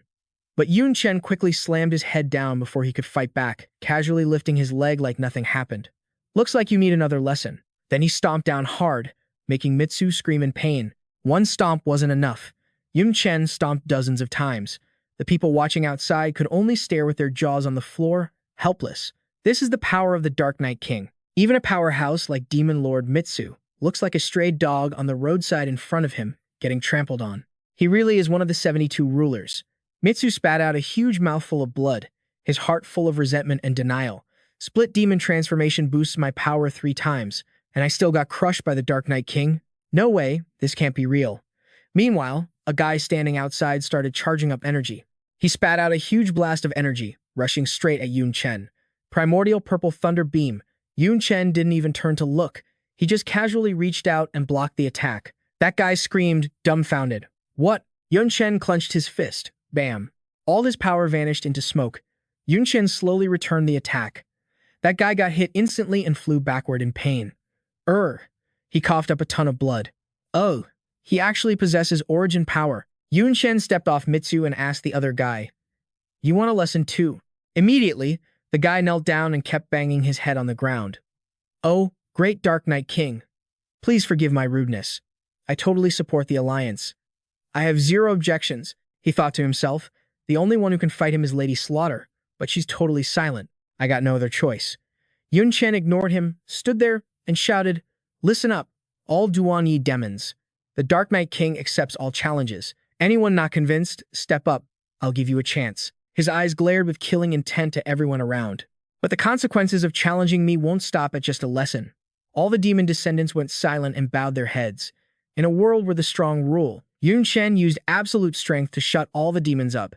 From now on, the Duanye demons, Dark Knight demons, and Dark Elves are officially allies. Even though the three tribes still have historical beef, under the pressure of the harsh laws from the kings, they had to put their grudges on hold and accept each other, leaving time to slowly fill the gap in their hearts. News of this three-tribe alliance shook the whole dark world. Other demon tribes felt huge pressure. Many powers even pulled their troops back from the human realm to defend their territory, scared the three tribes would swallow them whole. Under a shady umbrella, Nian was chilling on a big sandy beach, raising a glass and sighing. The last time I heard the word alliance must have been hundreds of years ago. Dark Knight King, you've really done something earth-shattering. The maids nearby were freaking out. Your Majesty, the three-clan alliance is no joke. Should we pull some troops back from the front lines? But Mei Yan was totally chill about it. Don't stress so much. If they think they can threaten any of the top 10 demon pillars with just those three clans, they're dreaming. Another maid started losing it.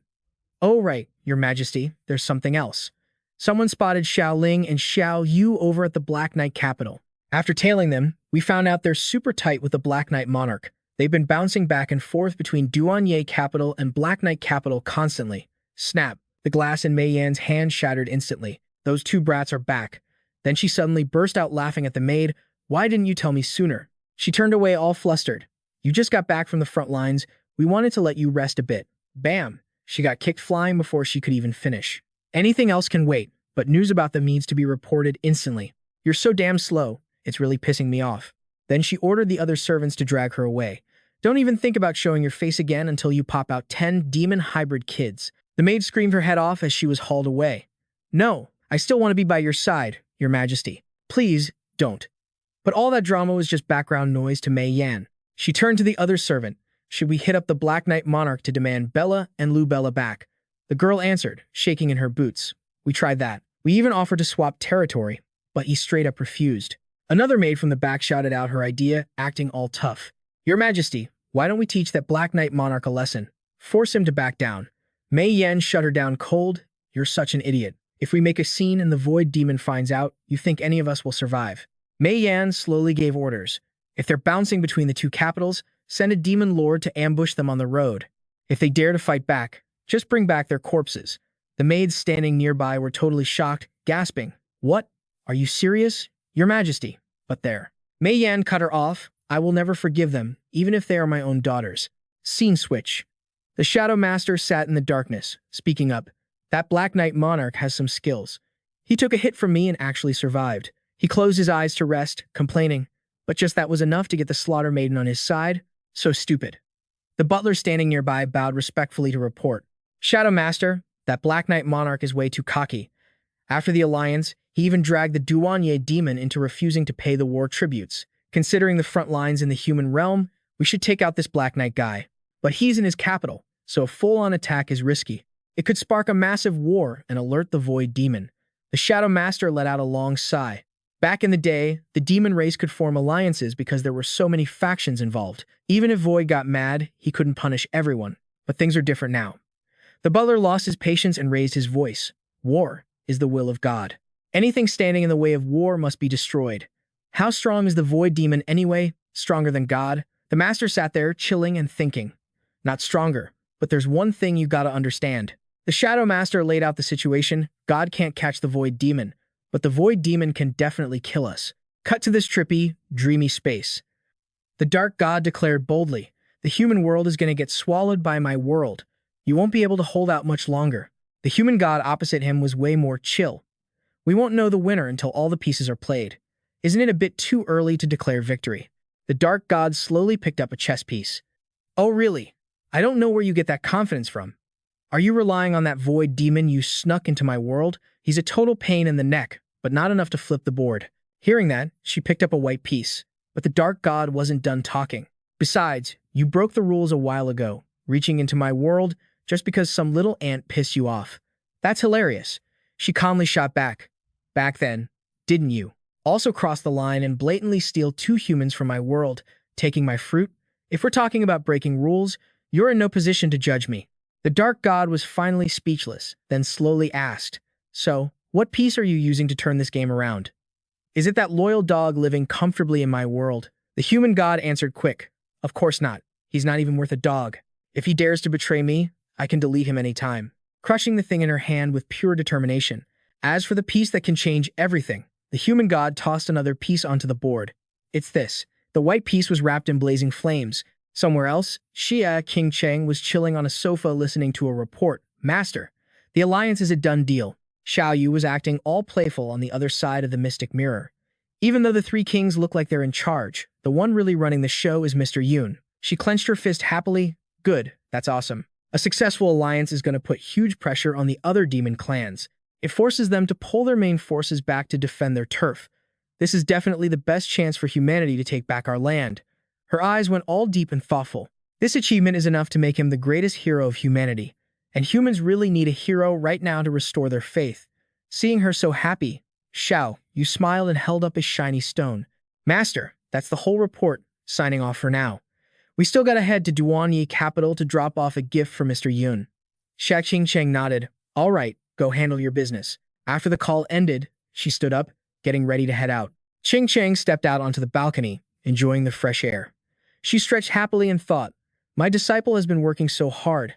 I can't just sit around doing nothing anymore." She gazed into the distance. It's time to start. Suddenly, the quiet air in front of her turned gloomy and chaotic. A crimson vortex started appearing in the sky. It totally freaked everyone out. "What the heck is that? I don't know." Someone walking in the desert was confused too. "This pressure feels awful. Is it gonna rain?" It appeared in a snowy place too, and a tribe in the mountains just knelt down and started praying. Finally, man, I've been waiting forever for this. Getting back to Qing Cheng, who looks totally clueless right now, according to the records. The last time the sky freaked out like this was 70 years ago, back when the game and the real world merged into one. But today, a giant square just popped up overhead. Got her thinking the human world's about to face another massive shakeup. The system flashed a massive notification from above, unlocking the final mythic update. It was so bright even the peeps way out in the desert could see it. Everyone in the city saw it too. Little Yu was totally hyped, shouting, "No way! I can't believe we farmed this much stuff. Everyone seems to really dig Mr. Yun Chen, huh?" Little Ling was walking behind, grinning like crazy. "I was shook too. I just said it was for the king." People didn't just search for stuff. They handed over their family heirlooms. She held up the stone in her hand, looking totally blissed out. "It'd be awesome if Mr. Yun Chen gave us some props." But then, Little Yu's smile just vanished. "Huh." Down below the cliff, some drama was going down. Du Ling yelled out, super pissed. "Who would have thought I'd bump into a demon lord just walking down the road? My luck actually sucks." Vera glared at them, shouting back, "We're the unlucky ones here. Trying to do a mission and we run into a filthy human." Inside, she was thinking, "This human is insanely strong though. Only tier 3 but holding her own against a demon lord like me. She even hurt me." Not to mention those other high-level demons. Lucy was squirming around in the back. "Sis Du Ling, come on, let me go. If I jump in, we can totally wipe them out, for real." Du Ling snapped back, "Shut up. I don't trust you yet, so don't call me sis." Lucy looked all hurt and pouted. "So mean, bullying me like that." Then Du Ling stepped up and asked smoothly, "Hey gorgeous, can we negotiate a bit? The Charm Clan sucks at head-on fights. If we keep going, we'll both get wrecked. Since you've got your own mission, how about we just pretend we never met? You do you, I do me." Vera flew forward, waving her hand like a total snob. "Both get wrecked? Don't flatter yourself. If we go all out, I might get hurt, but you're definitely gonna die." Suddenly, a voice cut in, leaving Vera stunned. "I wouldn't bet on that." Little Ling shouted, voice deep, "With us here, you're not winning anything." Du Ling, looking a bit beat up, asked, Little Ling, what are you guys doing here?" Vera's minions screamed aggressively. "It's Leo Bella and Ellen Bella. We finally found you. Come back with us, now." Her Majesty has been furious for years. Vera's long hair hid her face. "Leo Bella, Ellen Bella. Are you seriously siding with humans? You've caused enough trouble for 200 years. Go back and apologize to the queen. Maybe she'll forgive you." Du Ling was confused, thinking to herself, "The queen of the Charm Clan. That's Queen Mi-Yan, one of the 7 demon pillars, right?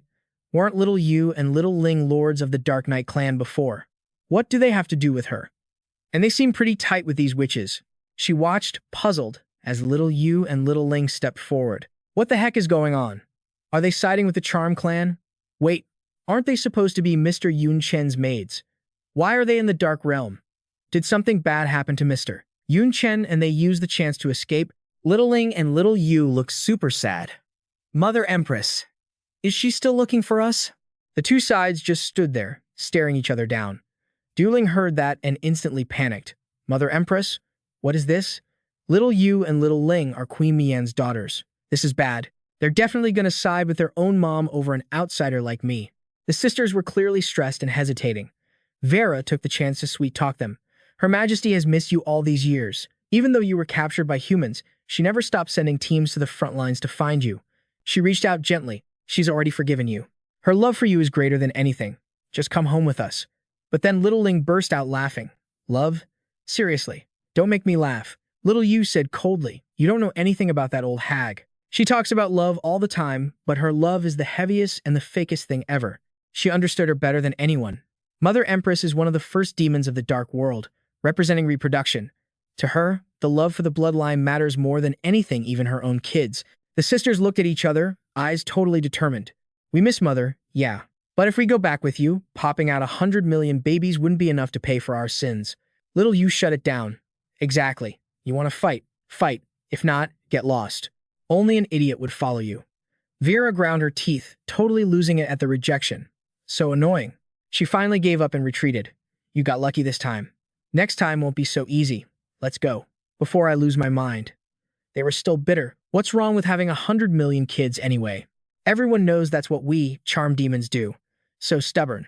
What's wrong with enjoying it? Why did Her Majesty even give birth to those two? Once they were gone, Du Ling slumped to the ground, relieved. Finally over. Little Ling rushed over to help bandage her up. Sis Du Ling, Mr.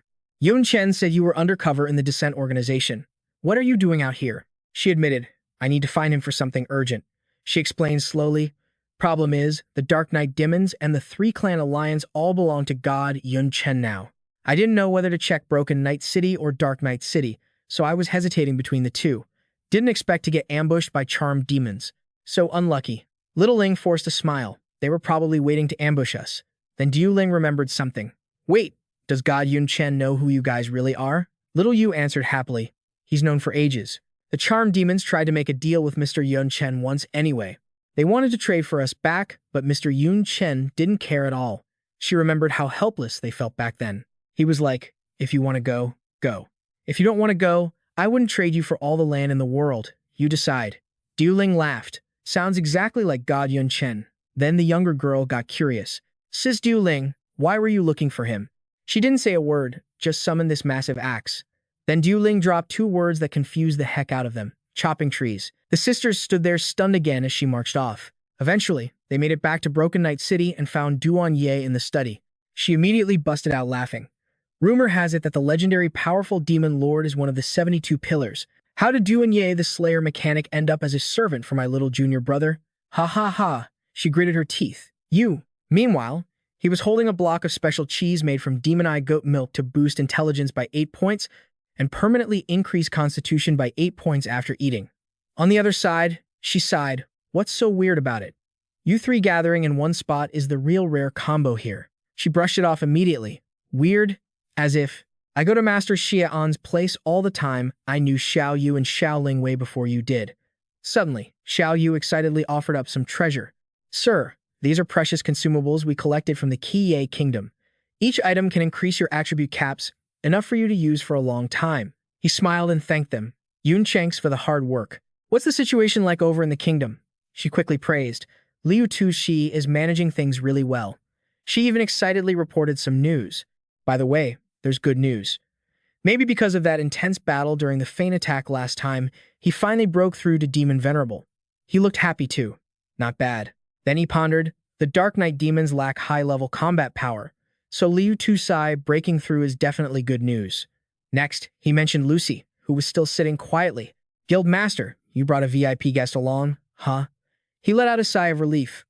Looks like the undercover mission is officially over. She quickly pinched her cheek and said, pretty much. Next up is the intel exchange.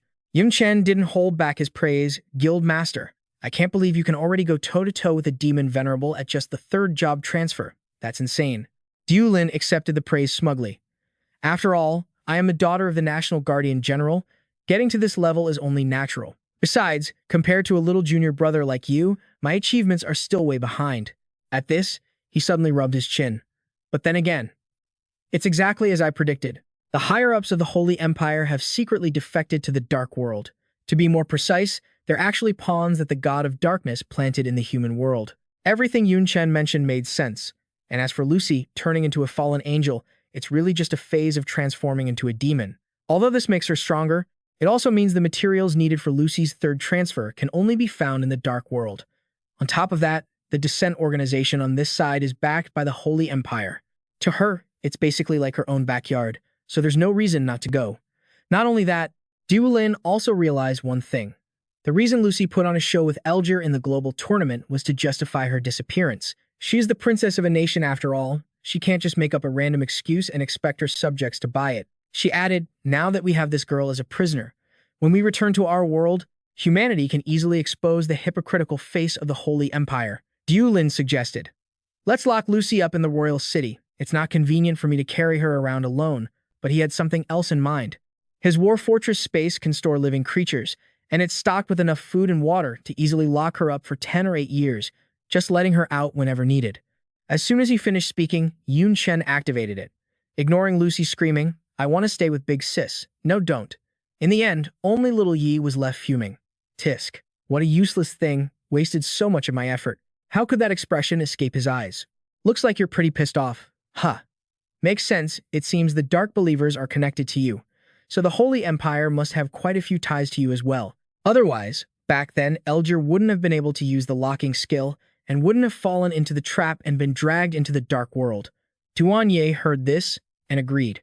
Correct. Even though the one behind everything is the Master of Devouring, I did pour a lot of blood and sweat into this back then. Whether it was for the Dark Believers or the Holy Empire. She also provided more info. Plus, nurturing Holy Believers is way more of a hassle than dealing with Dark Believers. After all, the loyalty of Dark Believers mainly comes from the overwhelming power of the Dark World, using strength to lure them in, then remodeling their body and mind with dark magic, enough to make them loyal to the death. However, it has its limits, but Holy Believers don't have this factor. You can only use brainwashing methods to turn them into fanatics. The downside is their brains aren't very flexible, and their strength is a bit weak, but they're still barely usable. Finally, she smiled. But at the end of the day, this mission must have been assigned by the God of Darkness to the Master of Devouring. I was just one of the people directly executing it, so consider my duty done. Just then, Xiao, you spoke up. Then that's a bit weird. Why did the God of Darkness go through the trouble of subduing the Holy Empire and creating Holy Believers? If it was just to stir up hatred between demons and humans, wouldn't sending some demons disguised as humans be way simpler and more effective? He happened to think so too. Thinking about it that way, you're right, there must be races within the demon clan that are good at changing their appearance. After all, transformation skills aren't exactly rare even in the human world. Yun Chen thought to himself, it's just that I don't know how to use them. Next, he admitted, we probably fell into a blind spot in our thinking. Yun Chen bluntly pointed out the issue. Maybe the gods aren't conducting a fair and square chess game like we always imagined. Based on the public information everyone knows, we've always known that the two gods are constantly at odds. They use the two worlds as a chessboard and the living beings within them as pawns to battle wits with each other. It wasn't just Yun Chen, everyone shared the same question. But ultimately, why did they choose to confront each other this way? Wouldn't directly slaughtering each other be simpler and more decisive? Could it be just for kicks? If so, isn't that way too childish? Based on the evidence, he came to a conclusion. I'm guessing it's not that they don't want to fight, but that they don't dare to. Yun Chen continued to analyze further. Because no one can guarantee a win, and even if there is a victory, the price would be so huge that no one could bear it. That's when he realized why they use this indirect method to chip away at the opponent's world. Yun Chen had long seen through the hidden truth. The war between the gods isn't a noble chess game, with clear rules, but a life and death struggle where anything goes, with absolutely no limits. As long as there's a sliver of a chance, they'll immediately shatter the rules and go all out to deal a fatal blow to the opponent. Xiao, you touched her chin, looking thoughtful. So that's it. The God of Darkness uses humans to achieve his goals, and no matter how many people die, he couldn't care less. Xiaoling agreed with that view. Compared to using those with pure demon blood, nurturing holy believers seems to be the more optimal choice. Du Lin was more rational and cautious than the other two. It's all just speculation, though. Talking about gods and stuff? Too trippy. But look at the here and now, the front lines are literally swimming in dead bodies.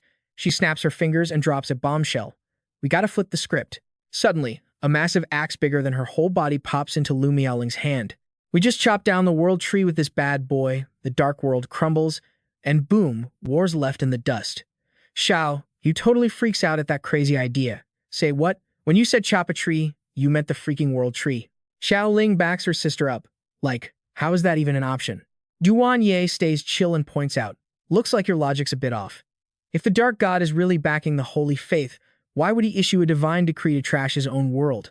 Yun Chen's got something else on his mind. So, Ling, what's your take? Lu Miaoling actually knows a thing or two about this.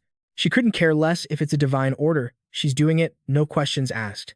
He holds out his hand. Let me see that axe. Yun Chen's still kinda sus about it, chopping the world tree. With just this, she casually tosses the axe to him. No biggie. I was planning to hand it over to you anyway. I'm a mage class, so I can't wield it. Yun Chen catches it and instantly fires up his skills. Fusion art, ascension art, mechanic class, structural analysis, plus true appraisal. As he activates his flawless insight eye, a data circle lights up right in front of his face. In a split second, the weapon's stats get scanned. Worldbreaker Axe, Sky Splitter. Grade, God Tier. Race limit, Human. Class limit, Warrior, Berserker. There's more deets too. Strength plus 300, Constitution plus 1000. And check this passive. Every hit boosts total strength by 10%. Stacks up to 100 times. This thing can pierce the world barrier and deal direct damage to the world tree. Crafting material, unknown. Refined from the Earth's core, 10,000 dragon bones, and destruction crystals. After seeing those stats, Yun Chen definitely can't look down on this axe anymore. It's a terrifying weapon, like almost unreal. He starts forming a theory most of these mats come from the human world. The Holy Empire must have collected them, but what the heck is that unknown material? Now he's getting real curious. My flawless insight eye is top-tier appraisal magic, yet I still can't read that unknown material. Plus, this thing is god tier. That mystery ingredient probably has something to do with the actual gods. Even though Yun Chen knows the axe is special, their next mission is going to be a nightmare, so he's still skeptical. Can we really chop down the world tree with just this and those so-called holy crusaders? What's the dark god's angle with this decree anyway? He decides to cut the brain power. Whatever, screw it. Guessing won't change anything. Let's go find the world tree. The squad heads out to the dark elf forest. As they trek through, Yun Chen gets hyped up by a ton of elves. Whoa, look, it's the king of the dark night. He's our hero. Friendly elves are waving like crazy, still looking sharp as hell. Everywhere he goes, he draws a crowd. Hey, Lord King, when are you going to tie the knot with the queen? We're all dying to see it. Just get together already. Uniting our races would make us totally unstoppable. Yun Chen feels kinda awkward about it. What goes on in your heads? Xiao Yu gets jealous and blocks them. Yeah, right. The line of girls crushing on our king goes around the block. Your queen needs to get in line. Xiao Ling giggles and teases, Mr. Yun, looks like you're Mr. Popular. He thinks it's no big deal. I mean, I did help the dark elves escape poverty. It makes sense they'd be grateful. Lu Miaoling staying quiet, the whole trip catches Yun Chen's attention. Guildmaster, if the dark world gets destroyed, these innocent elves are gonna die horrible deaths. Plus, the world tree has had my back. We need a better plan. When she pitched the plan, she was thinking, if it were up to me, I'd take all the heat and chop the world tree myself. But on the outside, Lu Miaoling acts like it's business as usual. Anyway, I already gave you the axe. The final call is yours, junior brother. On my own, I probably couldn't even get into this forest. Yun Chen sighs, deep in thought. Honestly, whoever wins, it might not even be good news for humanity. Xiao Yu's got a different worry. Mr. Yun, we're going to the world tree, but we didn't bring the dark elf queen. Instead, we brought the slaughter mech. Is that cool? He acts like he doesn't care. Someone's gotta guard the base. Yun Chen glances back. As for why I brought Xiao Ye along, simple. Since we made the pact, she's been way too perfect. Like, freakishly perfect. No matter how much I push her or test her, Xiao Ye never pushes back. He can't just trust Xiao Ye like he trusts the others. Even at the meeting of the 72 demon pillars, she clearly had a chance to secretly call for help from other demons. I even had a counterplan ready, but right up to the end, Xiao Ye didn't try anything. Yun Chen is constantly trying to figure out her real game. There's definitely something shady going on, and it's definitely not loyalty. Xiao Ye is scheming something. She's a creature that's lived for 1,000 years. It wouldn't be weird if she had a hack for the soul contract. That's why he's using this trip. The easiest way to figure it out is to ask someone older and smarter. The guy in front of him is the chosen one. The world tree is obviously the best bet. The ancestor tree speaks in a rusty, ancient voice. Duanye, slaughter mech, demon, human. Ha ha ha. Yun Chen, if you brought them here, they must be trustworthy. Duanye isn't a fan of the old guy. Humph. No wonder I couldn't smash the Dark Elves' final defense back then. Turns out the Forest Guardian was the actual world tree. You really kept that on the down low. Yun Chen cuts off their chat and holds up the axe. Let's cut to the chase. We jacked this from those holy believers. He lifts the axe up to the ancestor tree's eye level. You can tell what this is for, right? He wraps his roots around it to check it out. I see. I am the root of this world. Matter from the dark world can't destroy me. So the dark god used materials from the human world to craft this axe. Just by touching it, the ancestor tree gets the picture. But even so, this axe is only strong enough to mess me up bad. It can't kill me. The shadow god totally created this on purpose to warn me. Looks like he figured something out. Then he channeled shadow energy right into the axe through his roots. Even if it was made to deal with me, letting such a sick item go to waste would be a total shame. As the power faded, the axe looked completely different. You're gonna have to go back to the human world eventually. And if you want to fight the gods, you're gonna need the world tree's help over there. The ancestor tree handed it back to Yun Chen. If that thing turns into a total lapdog for the gods, you can use this axe to threaten it, warn it. I infused this axe with matter from the dark world, enough to scare the crap out of it. He reached out, ready to take it. Got it. The second Yun Chen's hand brushed past the ancestor tree's roots, the old guy felt something weird. It made him break out in a cold sweat. Hey kid, how long has it been since you checked your own soul? Don't tell me you haven't noticed? The ancestor tree's warning totally shook him. Is your soul on the brink of destruction or what? Yun Chen was stunned by the sudden heads up. What, turns out, there's been a shadow hanging over his head, threatening his life this whole time, like the sword of Damocles just dangling there. Xiao, you freaked out at the sudden drama. What's going on? She was just as confused. Xiaoling didn't have a clue either. Wait, you can actually see souls? Duanye realized things were getting out of hand and immediately used her soul-tracking eye. Damn it, I didn't think that old geezer could see souls too. But why bring it up now? Did he just figure it out when he touched Yun Chen? The ancestor tree, being a good guy, carefully warned him. Yun Chen, whatever you do, don't panic, and definitely don't do anything to provoke it. Forget outsiders. Even he was confused. What the heck is happening? Is his second soul trying to take me out? Is it cause I failed a few daily quests? Nah, can't be that simple. The old man even gave him instructions to stall the problem for a bit. It's staring right at you. Do not look up. Don't let it know you're onto it. Seems like the ancestor tree was super eager to help him out. Situation sucks, but we can still fix it. Don't move. Let me handle this. Duanye watched from the corner, grinding her teeth in secret. What? That old fart has a way to stop the god's servant inside Yun Chen? No way. If this keeps up, he's gonna ruin everything I've worked so hard to set up. Turns out she'd already gathered info on this stuff. The second soul inside a divine envoy is usually called a god's servant. Since Yun Chen didn't ask for the details back then, I managed to hide this crucial info. Plus, Duanye didn't just know the basics.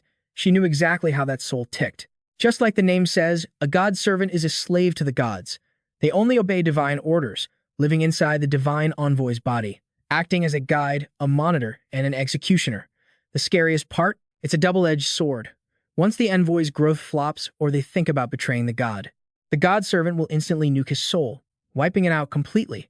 But it gets even messier. Also, if you fail the god servant's quests or mess with its existence, that counts as defying the god. Rack up enough strikes, and you get sentenced to death. That's exactly why she had a shot at this. But fate wasn't playing along with Duanye's plan. Too bad, even though Yun Chen failed some quests, it wasn't enough for the god servant to execute him yet. So she came up with a better idea. While he was busy training, I'd secretly mess with the god servant now and then, making it think Yun Chen was resisting, speeding up the execution process. Besides, Duanye had a reason to be so sneaky. Because of the contract, I can't hurt Yun Chen directly. And if he dies, I'm screwed too. But a soul contract is basically an unfair link between two souls. As long as I use the god servant to destroy Yun Chen's soul, the bond will snap automatically and I'll be free. She gritted her teeth, frowning, barely able to hide her killing intent. I've endured this for so long, worked my butt off to get here. No way am I letting that old man ruin everything. Duanye decided she couldn't hesitate, even a second longer before things spun out of control. It was risky, but she had to act now. Her ultimate move shot towards Yun Chen's god servant. She was aiming right for the vine, holding it back. The vine binding the god servant's body instantly shattered into pieces. Now the ancestor tree clearly saw the traitor in Yun Chen's group. Du Ye showed her true colors. So it was you pulling this shady crap. Before it swung the sword, he only had time to shout, "Watch out."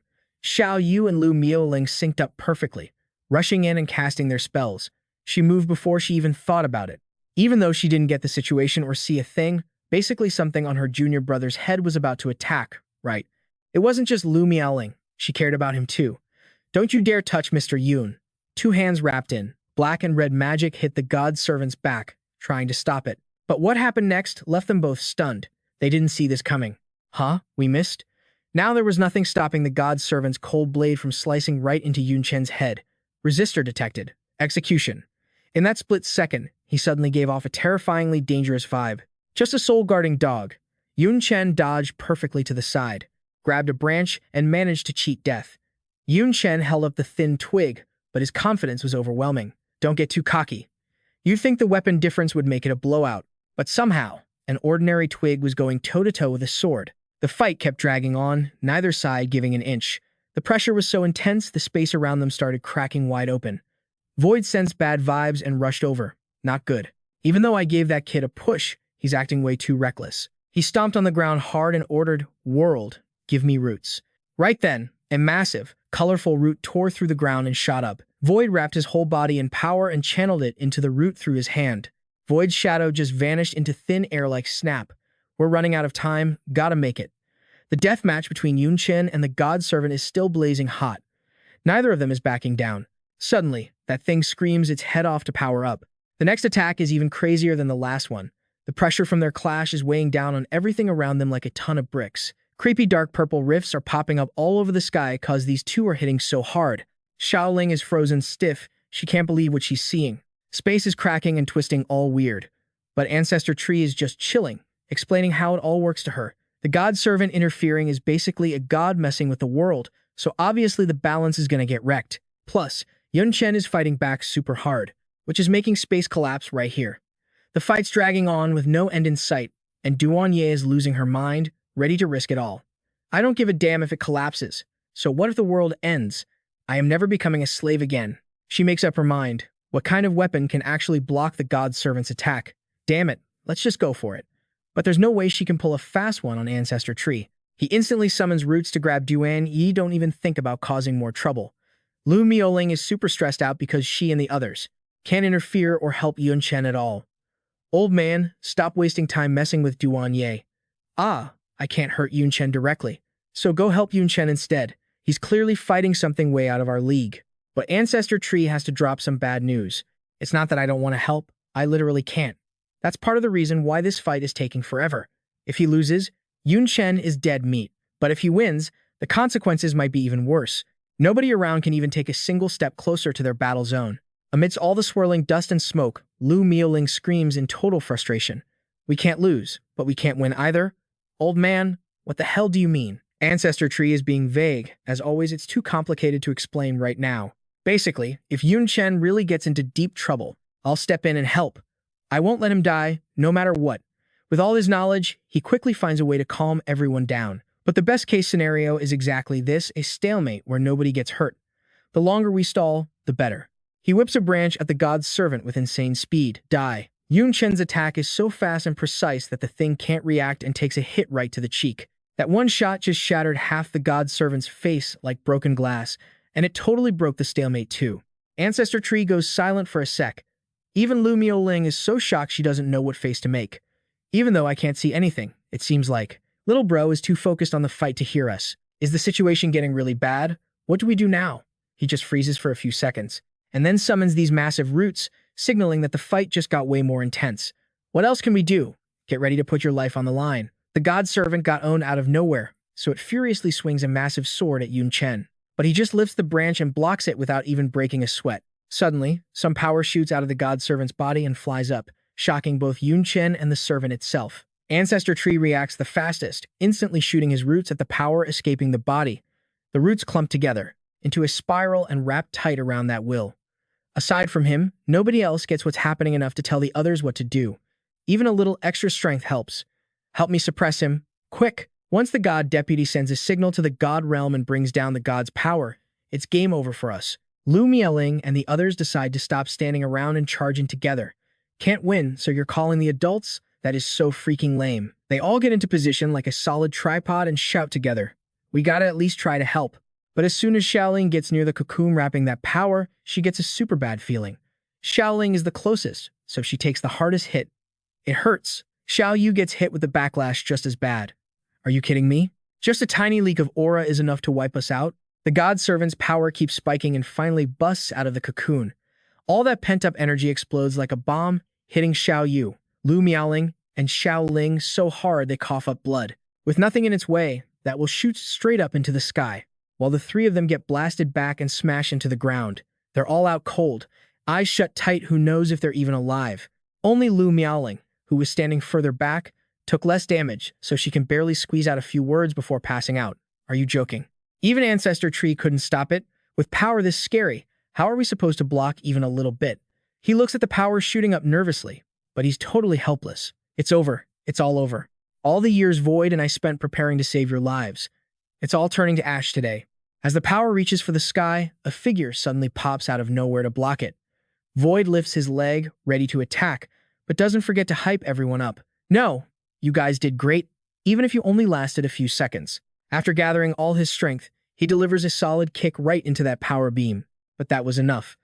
The two energies crash into each other like a massive explosion, and somehow, that power gets kicked right back to where it came from. The god servant didn't expect to get a taste of his own medicine like that. The power slams right back into him, making him scream in agony. The god servant spins around, furious at the sky. Void, you dare? Void lands softly on the ground, looking totally chill and unbothered. Kid, there's a lot of stuff I dare to do. Your master threw me into this world back then. Did he really think I'd just let him have his way? Void points straight at him. Yun Chen, he's a parasite in your body, so I can't kill him myself. I'll make a battlefield for you. Hurry up and finish that guy off. Check it out, the rift in space just kept ripping wider and wider. That's the Void Shatter, the space-time chaos prison. Finally, that crack tore open into a massive hole, leaking this super creepy dark energy. In a blink, it totally swallowed both Yun Chen and the god servant into its own world. Right in front of everyone's eyes, that pitch-black sphere in the center slammed the gate shut, trapping the two of them inside. Duanye felt the vibes coming from his spot and got super wary. Even if his looks changed a ton, that aura is unmistakable. No way I'd get that wrong. He's the Void Demon. Lu Miaoling limped forward, step by step. Junior brother, little you. Even though he was totally wrecked, dragged his exhausted body over. Mr. Yun, I've got your back. But Void threw up a hand to stop their impulsive moves and explained. This gate connects straight to the chaotic space-time flow. It cuts off all signals and vibes. Fighting inside there, even a god wouldn't notice. And obviously, it's insanely dangerous. With your power levels, stepping in there is a death sentence. He kept breaking it down. A second soul without a body doesn't fear the chaos, but Yun Chen, not sure if he can handle it. I gotta stay here to keep the gate open, and the ancestral tree is rooted in this world, so it can't go in either. If we're talking about who can help now, Void stared straight at Duanye. Only you. Your power is enough to resist the space-time chaos. She found that totally hilarious. Me, save him, don't make me laugh. If he dies, the soul contract breaks. I'd be the one celebrating. Void immediately shattered Duanye's little fantasy. Unless Yun Chen dies by the hands of the god deputy. He kindly reminded her that when that guy executes a target, he wipes out the soul too. That's the gamble you're taking. But in the space-time chaos, there are tons of space rifts. If Yun Chen gets sliced and diced, his body is gonna die before his soul does. And since you're bound by the soul contract, you'll die right along with him. Void stopped talking there, letting Duanye make her own choice. Bet on how Yun Chen dies or take control of your own destiny. You know what to do, right? Looking at it that way, she really only had one option. Consider me persuaded. The ancestral tree started loosening the roots holding her tight. Duanye calmly walked toward the gate. But Void, listen up. From now on, we don't owe each other a thing. He crossed his arms with a smirk. Fair enough. Everything inside the space-time chaos prison was as messy as a mini-universe. Yun Chen's attacks just kept smashing into Li Tianzheng, making him scream his head off. But he didn't flinch and fired back instantly. Even though Yun blocked it in time, the force still sent the kid flying back, crashing into a rift. Yun Chen ignored his shredded clothes and scrapes, quickly getting back up. Li Tianzheng looked down at the kid and cackled. Void, you really sent me to a sweet spot. Compared to that dark world, beating Yun Chen here is going to be a piece of cake. He was totally full of himself. The chaotic flow of space-time is the most dangerous and messed up zone in the universe. Invisible space rifts can just pop up or vanish out of nowhere at any second. Doesn't matter if it's your body or your gear, touch a space rift and you're getting sliced to bits. His sword pointed straight at the kid, but I'm a soul form, so I'm immune. Yun Chen, go ahead and try dodging my attacks. Every slash of his sword matched his taunts. Nope, unless a space rift suddenly pops up next to you and slices you in half. Yet somehow, Yun Chen down there could still swing his weapon and block with total precision. Until suddenly, more rifts started popping up right behind him. They were like bottomless pits, trapping Yun Chen and limiting his moves. As time passed, more showed up, slicing across his body. Li Tianzhang seized the moment to attack. Can't you put a little more muscle into it? Who knows, maybe your arm's gonna get chopped off right here. Kihei. Faced with that cocky attitude, Yun Chen raised his hand and shouted, "Humph." Origin Explosive Flame Fusion. Following his finger, the fireball spell Extreme Explosive Flame triggered a massive explosion aimed right at him. Too bad those rifts popped up out of nowhere and shredded the fireball. Yun Chen's to them. Li Tianzhang stood there safe, without a single scratch. He cracked up. Hee hee, you idiot. I never thought the great Yun Chen could be this dumb. With the advantage on his side, Li Tianzhang got even cockier. You have no idea how many space rifts are standing between us. Your ranged attacks get sliced and diced by the rifts before they can even touch me. K. Li Tianzhang was still running his mouth, totally clueless about what the kid was up to. And since you can't see where the rifts are, you don't even have the guts to attack. You're just a sitting duck for me to target, you've got no other choice. In response, Yun Chen stayed silent, powering up his legs to launch himself forward. Seeing him ignore the rifts and rush in like that made Li Tianzhang panic. What the hell? Are you insane? With god-tier speed, Yun Chen delivered a brutal slash. Li Tianzhang, having half his face gouged out, still couldn't wrap his head around it. How can you attack without getting hit? Is it just luck? No way. You clearly used up all your luck potions. Unless, he suddenly realized the truth. You didn't use that fireball spell to hit me.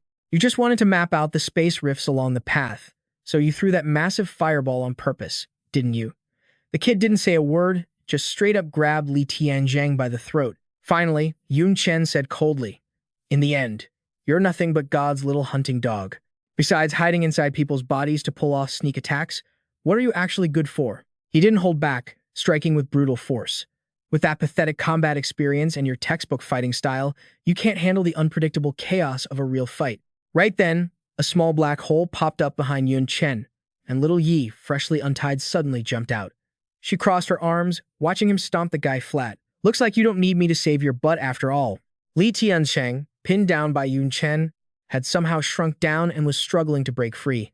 Seeing Li Tianzhang like that, the kid stomped down even harder. "So that's it. You don't have a fatal weakness. Even if I smash your head in, you survive. But the price is, every time you take damage, you shrink, until you're too small to exist and just fade away." Then, the wooden staff in Yun Chen's hand suddenly shifted. "Your life's still got some value, so I'll keep you around for a bit." Fresh green branches shot out from the tip, wrapping tight around him. Beginner skill, binding vines. Douanier was standing there, totally confused, and asked straight up, "You're not going to kill him? What if he sneaks off to cry to the gods for help?" But Yun Chen just shot back, annoyed.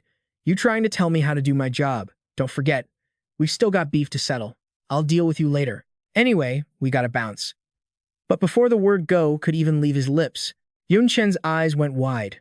Douanier gasped out, "Ah, the portal that brought her here just dissolved into thin air." In a split second, Yun Chen lunged and choked Douanier. "Did you mess with the exit?" She choked out, struggling. "How could I? The exit vanishing doesn't do me any good." She squeezed out every word. "Besides, the Void Demon controls that gate. If he didn't let me in, I wouldn't even be here." "Fine if you don't trust me, but don't tell me you don't trust him." Yun Chen caught on fast. "So Shu Wu sent you to help. What can you even do?" Douanier slapped his hand away and yelled, "I can do this." Turns out, she just saved Yun Chen's hand from a time rift that popped out of nowhere. She explained fast, "I can sense the spatial fluctuations right before they happen, so I know exactly where they're going to form. If I hadn't smacked your hand away just now, you'd be crippled." Hearing that, he frowned, deep in thought, staring right at Li Tianzhang. So Yun Chen made the call. "In a place like this, you're actually useful. Now I get why he sent you in." He looked anxiously at the fading black hole. but the entrance just vanished. Did something go wrong on Shu Wu's side? Stuck in the chaotic space prison, Yun Chen had no clue that outside, 3 minutes ago, Shu Wu was leaning against a tree, looking up at the sky. She was purposefully using an axe made from human world materials. Ah, so that's the play. It wants to forcibly shut you down. The ancestral tree agreed, I think so too, dragging the whole demon clan to our side right off the bat. Yeah, that attracts way too much attention. Shu Wu sighed. And here I thought it wasn't enough. Xiao, you couldn't help but wonder, is she really the legendary void demon? She looks like a little kid. Xiaoling was just as clueless. Don't ask me, this is my first time meeting her too. Yan Miaoling forced a laugh. At least she seems tight with our junior brother. She probably won't give us a hard time. They didn't expect Su Wu to reply. I won't give you a hard time. If Yun Chen sent you here, that makes us teammates. Everyone freaked out. She heard us. Her ears are way too sharp. Miaoling took the chance to ask, how much longer until he gets out? Shu Wu shrugged, no clue. But with Duan Ye helping him, he won't fail. Suddenly, the sky went pitch black, putting Su Wu on high alert. Huh? Xiaoling tried to stay standing and yelled, what the heck? It's a natural phenomenon. While everyone was confused, they suddenly froze up, couldn't move, barely could breathe. Right then, they saw a blood-red tornado swirling like crazy. Shu Wu stood her ground in the blinding dust. Even though she'd severed the link between the divine envoys and the gods, Yun Chen made way too much noise. He even woke up that annoying jerk. As a giant face formed in the eye of the storm, Shu Wu called it out, God of Darkness. After that scary as hell entrance, he spotted exactly who he was looking for. His handsome face twisted into ugly rage real quick. Shu Wu and the sisters could only stand there, frozen. Their bodies felt like they were breaking apart just from his anger. And that rage wasn't even aimed at them. Yet, Shu Wu still managed to smile. It's been ages since I saw an old friend. Don't be so mad. If you crash this world, you automatically lose your duel. You know, and you know what happens to the loser. His eyes were nothing but ice-cold murder, death. The tornado swirling around him morphed into massive, long arms. But before I go, you're dying first. In a heartbeat, those arms stretched out and slammed down right where Shu Wu was standing. The impact smashed the ground and grazed the ancestral tree, making him scream in pain. The moment those arms locked around Shu Wu, she smiled and sent a message. Sorry, Yun Chen. I can't keep the gate open anymore. Shu Wu tossed her last words into the void. The rest is up to you. Inside the chaotic space prison, Yun Chen asked, Xiao Ye, you got another way back? She replied, yeah, but you're definitely not going to want to wait for it. He spoke his mind. The entrance vanished without warning. Su Wu's in trouble. From here on out, we're on our own. Duan Ye got curious. You're not worried about those 3 girls? Yun Chen replied calmly, Su Wu will protect them. She scoffed. You really trust Su Wu that much, huh? He shot back. What choice do I have? If even Su Wu can't handle it, me being there wouldn't change a thing. But the tiny Li Tianzheng burst out laughing. Shu Wu, protecting them? That's hilarious. Shu Wu is just using you. Only the gods would actually side with a human like you. Yun Chen grabbed him by the ear and lifted him up, using cheap tricks to divide us. You must be out of options. You know why I let you live. The guy yelled back confidently, kill me, and the gods will know everything. You'll be deleted for sure. But Yun Chen just dropped a reality bomb on him. Shu Wu picked this battlefield specifically to cut you off from the gods. Killing you here won't leave a trace. Then he added, the only reason I'm keeping you alive is because I want everything your system has. Standing behind him, Xiao Ye thought to herself, annoyed. This kid's got some serious nerve. Among the divine envoys, sensing a deputy god is rare enough. But to actually fight one and win, and now he wants to loot the deputy god's resources, Li Tianzheng screamed, you think that's even possible? But Yun Chen just grabbed his face. I remember you're called a deputy god, right? So what if I do this? Even with his face getting crushed, Li Tianzheng wasn't scared. It's useless. I'm just a spirit, basically a tool. I don't have a divine body and I can't feel pain, so torture is a total waste of time. Besides, I've got a proper name. Vice God is just what those guys call me. Hearing this, Yun Chen immediately raised a doubt. Tools don't have a consciousness like you do. All right, the fact you have a name actually surprises me. So, what is it? He barked out. Don't even think you can get a word out of me. I'd never sell out God. But, I guess it's just a name. Probably won't hurt to tell you that much. My name is. Li Tianzheng's hype died down instantly, like someone dumped a bucket of ice water on him. Panic set in. Wait, what the hell is my name? I know I have one. What is it? Seeing him freak out gave Yun Chen a clue. Looks like his name is the key here, but I have no idea what it is. Better figure out a different angle for now. If he's that loyal to God, he must have been promised something huge. Yun Chen decided to make him an offer. I can craft a physical body for you, give you a real life. I can give you enough freedom so you don't have to be a lapdog anymore. Money, power. I can give you all of it. He couldn't believe his ears. You? Give me that stuff? Don't make me laugh. Li Tianjing got cocky again. Besides, you're only here today because of me. Anything you give me is basically what I'm owed anyway. And now you're trying to bribe me? Dream on. Without me, you ain't nothing. Yun Chen felt stuck. A body, freedom, cash, power. None of it worked. Is killing him really the only option left? That'd be a total waste. This system is still super useful to me. There's got to be another way. Suddenly, she who'd been quiet the whole time spoke up. Come to think of it, this servant looks human, but he feels kind of familiar. Like I've seen that face before. He immediately asked, where did you see him? But Duanya hesitated. I don't remember exactly, but I'm sure that I saw this face on a demon. So why does he look human? Yun Chen quickly replayed her words. Human, demon, soul, wait, could it be? He got serious. Little Yi, where did you fight that last divine envoy? She replied, in the human world. That traitor turned on me because he couldn't bring himself to kill humans. While she looked confused, Yun Chen just started laughing. So that's it. Everything makes sense now. I get it. Seeing that he figured it all out, Li Tianjing spoke up. What? What do you know? Yun Chen answered with a gentle smile. You're human. Or at least, your soul is. And not just any human, you're from the same world as me. Yun Chen stared straight at the servant in his grip and enunciated every word.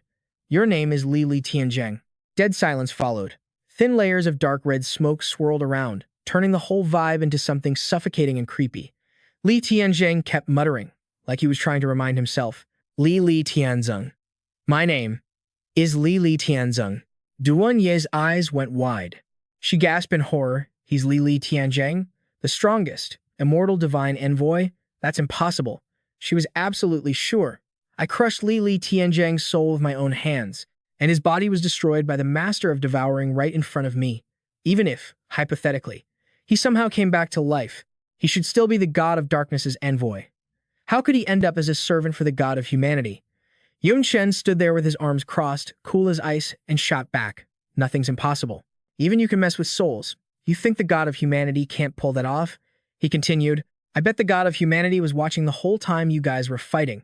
He couldn't step in directly, or the human world would have collapsed. So he waited for the battle to end. Once you left, he scooped up Li Tianjing's shattered soul, fixed it, and turned him into a tool. Yun Chen's next words made cold sweat drip down Duanye's face. When the god of darkness realized what happened, he knew there was no point in making any more envoys. That's why Li Tianjing was the last divine envoy of the dark world. She side-eyed Li Tianjing, curling her lip in disgust. The god of humanity went through all that trouble for this loser. Plus, he looks totally brain-dead. He even forgot his own name. Yun Chen guessed his memory was probably wiped. Gods don't care about any life forms anyway, so obviously, they don't trust them either. To a god, Li Tianjing's soul is just another tool. Duanye asked coldly. If that's the case, why not just wipe his consciousness too? Can't do that, Yun Chen said. The god needs his mind and intellect. The system has to adjust everything based on my actual situation. Like, it won't give me impossible missions for my current level, and the rewards are usually exactly what I need most. Plus, he's the god's executioner. If things go south, he needs to be able to call for backup. Yun Chen was sure about this. You can't do any of that without a strong will and intellect. She frowned. Okay, but why did it have to be Li Tianjing's soul? Couldn't he just pick some other random human soul? He answered calmly. I'm not sure. Maybe because he and I are from the same world, so there's no rejection reaction. Yun Chen locked eyes with the guy in front of him, his voice sounding super sincere. So, your name really is Li Tianjing, isn't it? Side with me, and I'll help you find your past. Li Tianjing trembled, his eyes darting around in confusion. No, I don't know. I don't know anything. He screamed out in frustration, his voice cracking. And you say you'll help me find my past? Where? How the hell are we supposed to find that? Yun Chen guessed. Your old body might still hold some memories from when you were alive. He turned to Duanye. After you guys fought, where did you take his corpse? Duanye spoke up like it was no big deal. Took it back to the dark world, obviously. Couldn't leave it for the humans to use as a sacrifice. But once we got back, we just kinda tossed it. Yun Chen was shook. He couldn't believe what he was hearing. Tossed it? Think hard, where exactly did you dump it? We'll look for it when we get back to the dark world. Suddenly, Li Tianjing started shaking violently, like sharp shards of memory were ripping his mind apart. His face went pale, voice cracking with rage and panic. Stop. Stop talking. I need quiet. Just leave me alone for a sec. Yun Chen quickly pulled out the shelter. Fine. I'll give you some time to think. Li Tianjing didn't hesitate. He dove straight inside. Yun Chen called out after him. Next time we talk, I hope you've got an answer for me. His voice dropped, eyes darkening. I never expected my system to actually be Li Tianjing, even if he won't admit it yet. But if we find his body, he'll have to accept his fate. Little Ye, I remember you saying there was a way to get back. She gave a faint, mocking smile. Of course. To be honest, we're actually not that far from the dark world. Little Ye explained. It's because of the chaotic space-time flow. We're not in any specific world right now. It's just a crack between two worlds in the universe. Time's a mess here. Space is all over the place. So don't freak out if you see some weird stuff. She laid out the plan. If we want to get back to the dark world, we gotta find a patch of unstable space connected to it first, then smash right through it. It's the easiest way to travel between worlds, apparently. Yun Chen spoke up, voice ice cold, shatter, unstable space. That shouldn't be too hard for someone like you, right? He thought to himself, I mean, even Mr. Xie could pull that off 4 years ago. Duanye replied casually. If we were actually in the dark world or the human world, then yeah, sure, but... She voiced the worry nagging at her. This chaotic time-space stream is crawling with unstable spots. If we just start smashing things randomly, we could trigger a massive spatial collapse. We'd either get shredded to pieces or dumped into some random, unknown world. Duanye frowned, dropping her voice low. So we have to be exact with our target. Right now, I can feel a faint aura coming from the dark world. It's probably leaking out from an unstable rift over there. He gasped softly. An aura? Yun Chen immediately fired up his skills, activating the Mage's Mana Surge and the Qigong Master's Airflow Sense. He closed his eyes, fusing the skills and boosting them to the max. In a split second, answering his own call, Yun Chen felt a massive rush of spiritual energy flooding in from all directions, swirling around him like a storm of universal power. A thought flashed through his mind. I knew it. I can sense every type of aura. Not just the dark world. Yun Chen's eyes snapped open, totally shook. I can feel the human world too, and even other alien worlds I don't recognize. The sight left her stunned. She thought, he can actually track auras from that far away, even inside this chaotic time-space mess. Even among the 72 demon pillars, I bet no one could pull that off. This kid is full of secrets. Seriously, how many skills does he have up his sleeve? Right then, wings burst out from his back. Yun Chen crouched and launched himself into the air. They weaved through the tangled streams of spiritual energy, cutting through the chaotic time-space current, trying to find the right path. He muttered, just like Little, he said. Since this time-space chaos is part of the universe, you can see a ton of cosmic wonders. Suddenly, the time-space stream shattered, cracks spreading out in every direction like a massive spiderweb. Countless blurry images started overlapping and crashing into each other. It was such a mess that even Yun Chen jumped back, totally freaked out. He hesitated. What the hell is this? Duanye replied coldly. I told you, time has no rules in this chaotic stream. Don't act surprised, no matter what you see. She broke it down. These are just random events happening in different worlds and dimensions, all at different times. Even a version of you from the past could show up here. Time leaves a mark on everything. Yun Chen said, so basically, it's like a bunch of different movie clips mashed together. Duanye kept her cool, you could say that. But in the end, they're just images from the past. He froze. So, literally anything that's ever happened could show up here? She nodded. Yeah, but since every world has infinite stuff happening constantly, trying to find one specific scene isn't impossible. But the odds are like 1 in a trillion. Yun Chen sighed, bummed out. So basically impossible then. Suddenly, he screamed, wait a sec. Duanye stopped dead in her tracks, asking curiously, what? Did you spot someone you know? Yun Chen's face went pale, totally in disbelief at what he was seeing. Why? His voice was heavy with panic. Why is Yun Tang here? There she was, lying motionless, wrapped inside a glowing sphere of energy. Yun Chen lunged forward, yelling frantically, Yun Tang. In a split second, Duanye grabbed his arm tight, jerking him back. Don't do anything stupid. She's surrounded by time energy, it's super dangerous. She tried to calm him down. Plus, that's not actually her. It's probably just a time echo, an image of something that happened to her a while ago. Duanye looked puzzled. But it's weird. Other echoes usually fade in a few seconds, but hers, it's sticking around. Seriously, what kind of power does this human girl have that she can affect the chaotic time-space stream like this? He explained. Yun Tang has innate time-based powers. It finally clicked for her. Ah, that explains it. Time powers are top tier, even back in the dark world. Duenye rested her chin on her hand, thinking hard. If I had to guess, her real body actually passed through this time-space stream. She continued. But she didn't get here like we did. Her powers probably went haywire, messing up the space around her and accidentally glitching into the time-space stream. That's why her time echo is stuck here like a frozen glitch. Duenye's words hit Yun Chen like a truck. Powers went haywire, rage and regret boiled up inside him. Damn it! Why was I so stupid? How did I miss something that obvious? Yun Chen thought back. The global tournament was live-streamed that year. Yun Tang definitely watched the whole thing. And she saw me vanish right in front of the entire world. That kind of shock. How could she possibly handle it? He buried his face in his hands, crushed. And all those years I was in the dark world, I just assumed Principal Yi was taking care of things. I didn't even check on her. I didn't even know her powers had exploded out of control. Seeing him freak out, she quickly tried to smooth things over. Hey, don't spiral, okay? I'm just guessing here. Time powers are super rare and mysterious, way beyond spatial magic. Even among the 72 demon clans, almost nobody has them. Inside, she was panicking.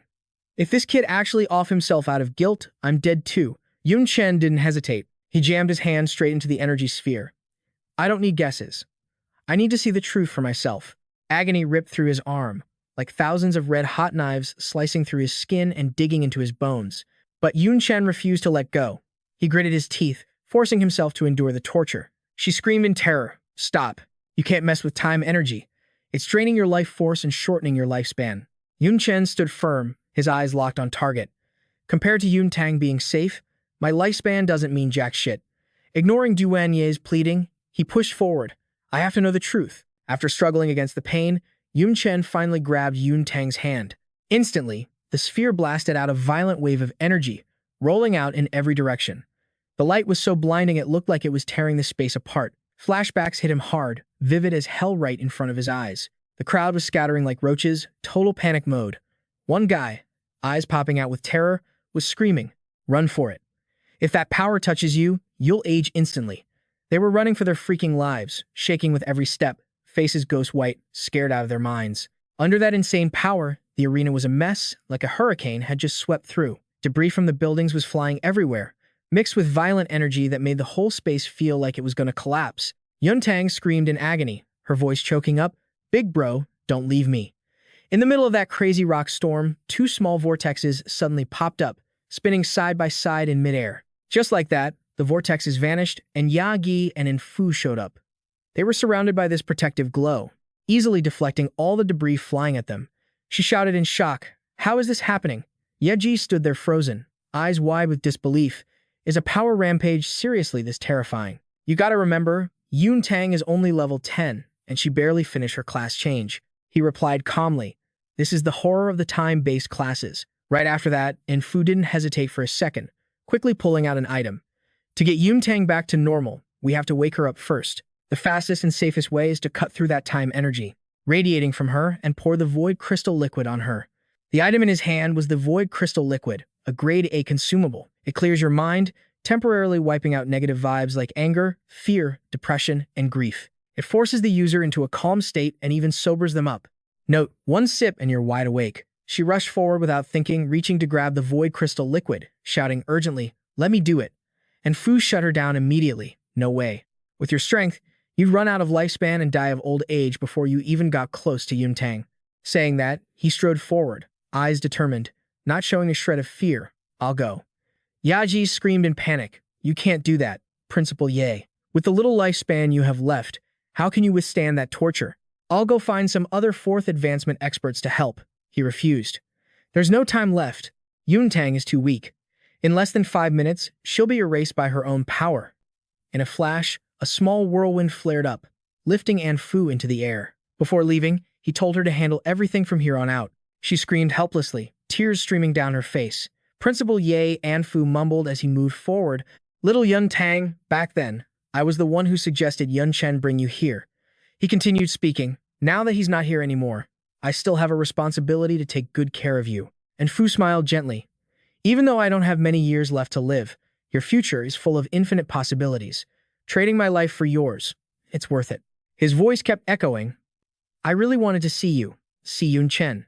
See you two siblings grow up together. You guys are the most outstanding students I've ever met. I really wanted to see just how far you two could go.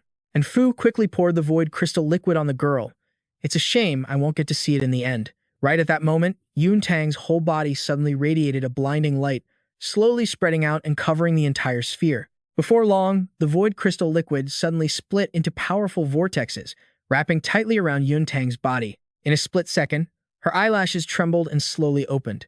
As if he had been holding on just for this moment, he finally relaxed his whole body and fell backward. Before completely fading away, Anfu struggled to say his final words. Goodbye, my children. His body started withering away, his form getting blurry and hard to see. In the blink of an eye, Anfu turned into dust, silently dissolving into the air. Witnessing the whole thing, Yun Chen was in total agony, tears pouring like rain. Principal Ye, I'm sorry. Yun Tang, I'm sorry. Duan Ye stood behind him, confused for a second, and spoke softly. Then, he gritted his teeth, trying to hold back the sobs rising in his chest. Yun Chen wiped away his tears, his eyes suddenly turning cold and determined. He gave a sharp order, change of plans. We're heading to the human world. Then, Yun Chen quickly activated his super recovery skill. Duan Ye frowned, her voice dropping low. Vitality can be recovered, but lost lifespan? You can't get that back.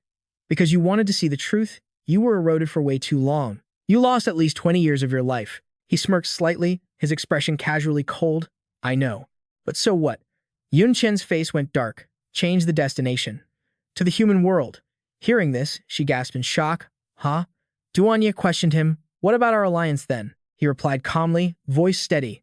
The Dark Elf Queen is holding the fort. It'll be fine. With the power of the three-race alliance, not many demons would dare to mess with them. Yun Chen's eyes flashed with cold, murderous intent. Don't make me say it twice. Let's go. He shot off like a bolt of lightning, ignoring her calling out from behind. Hey, don't be in such a rush. Duan Ye quickly chased after Yun Chen, not daring to lag behind even a step. Right now, a suffocating obsession was rising in his heart. His only relative was missing, and Principal Yi had sacrificed himself for her. Yun Tang is so little. How could she handle all that? Faster. I have to get to her right now. Suddenly, Yun Chen was yanked back hard, making him stumble and almost lose his balance. Her hand gripped Yun Chen's shoulder tight, and she roared in anger. I said, slow down. Are you deaf? He swatted her hand away, murder in his eyes, and screamed furiously, Duan Ye, you slayer. What the hell are you doing? You think I won't kill you? Duan Ye pointed right in his face, cursing him out. I'm the one who should be asking that. If I hadn't pulled you back, you'd be sliced in half by now. Yun Chen froze. Only then did he feel the danger right behind him. She said coldly, I don't care where we go, but I'm leading the way from now on. You just follow. If you're tired of living, that's your problem, but I still want to live.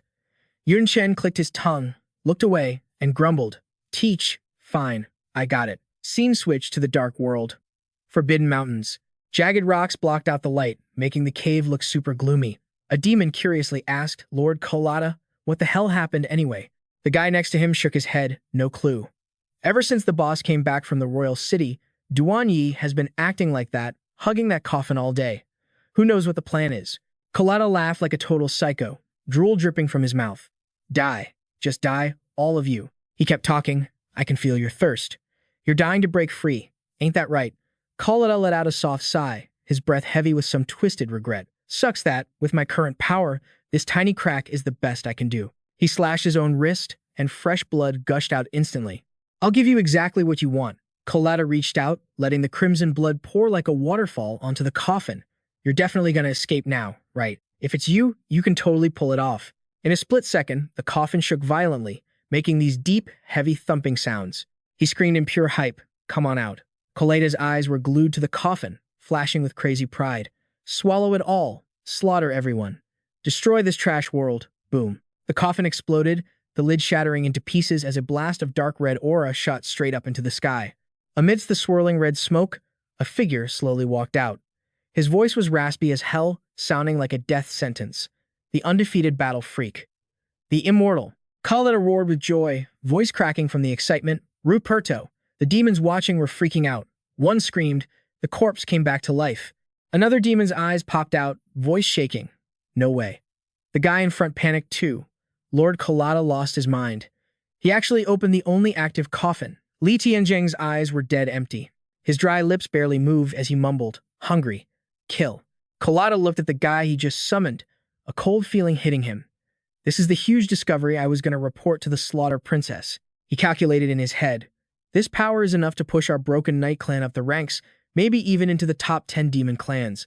If I control him, I've got a puppet strong enough to take on 10 pillar gods. Colada covered his face, his expression turning dark and gloomy. But who knew the Slaughter Princess, that bitch, would get caught by the Shadow Monarch? She ain't worthy of being my king anymore.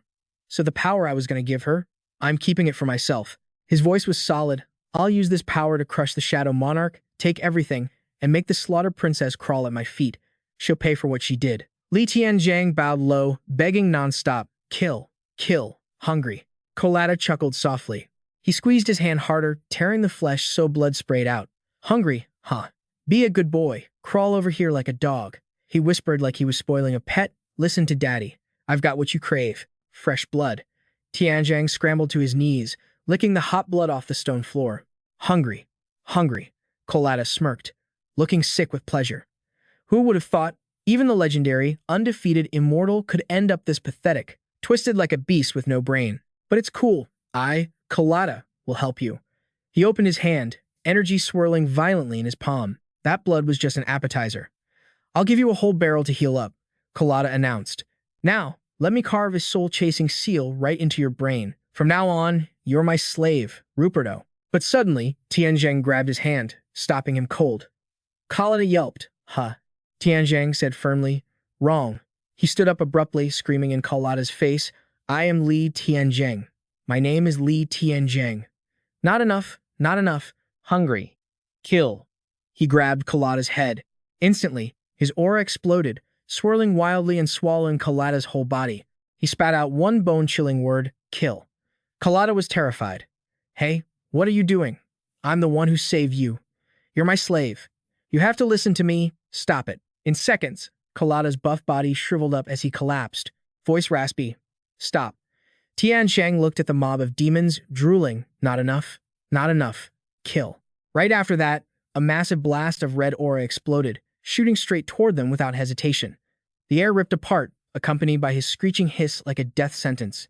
"Kill." Blood sprayed everywhere. Demon corpses piled up all over the cave, creating a horrific, bloody scene. Meanwhile, over on Yun Chen's side, the two of them came to a stop.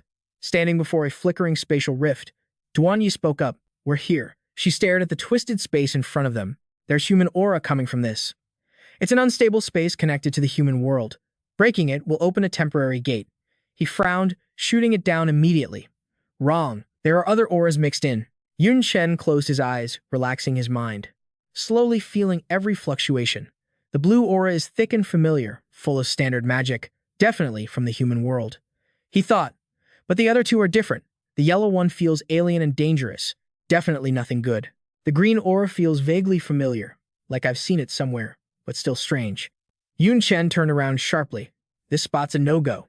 Let's find another one." Duanyi grumbled, annoyed. "I seriously don't get you. Are you in a hurry or not? The exit is right there and you won't take it." He replied calmly, "The human world is huge. If we pop out somewhere too remote, like a hidden zone or a monster nest, who knows how long it'll take to get out." A thought crossed his mind. I need a landing spot with the most familiar aura possible. Ideally, inside the Xuanlong Nation. Thoughts raced through Yun Chen's head. Luckily, the next unstable space isn't far, and it's giving off a lot of familiar vibes. Worth checking out. Just then, as red auras rushed toward his senses, her face went pale. Duanyi slammed on the brakes, her body jerking forward. He spun around, sounding worried. "Hey, what's wrong?" She was terrified, cold sweat pouring down like rain. "No, we can't. We can't go deeper. There's something super dangerous ahead. It's just a dead object, but we have to change course." Yun Chen was stunned. "Dangerous? You mean that red aura flying over? Besides, you're the 21st pillar, and you're scared of a dead object?" Duanyi hugged herself, shaking uncontrollably. "I don't know, but no, we really can't get close. We'll die. Definitely die. We can't go forward. We have to change direction, no matter what." He grabbed her arm tight, not being gentle at all. "Duanyi, Slaughter Princess, I don't have time to play games with you. The other rifts are too far. I can barely feel them. With that, Yun Chen dragged Duan Ye straight toward the distorted space ahead. Move it, we gotta get back to the human world. As soon as possible, back to the Xuanlong nation. Don't make me force you. She struggled like crazy, tears about to spill. I'm gonna die. Am I really gonna die? Duan Ye screamed in despair. No, stop. In a flash, they appeared in the space. Suddenly, his eyes locked onto something. It was. Yun Chen froze, shouting in shock. A corpse. He spoke up. It looks kinda like a monkey, but also like the void. Can't see its face. Can't even tell the gender or species. Little Ye, you know what this is. Her face went deathly pale, shaking her head in pure panic. No. I don't know. But I don't know why. Just looking at it, I can't breathe. I can't move.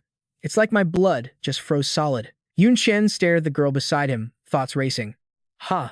This reaction is way too familiar. Why does little Ye right now feel just like me when I first saw God, he thought. Then Yun Chen immediately shook off the idea. Nah, that's not right.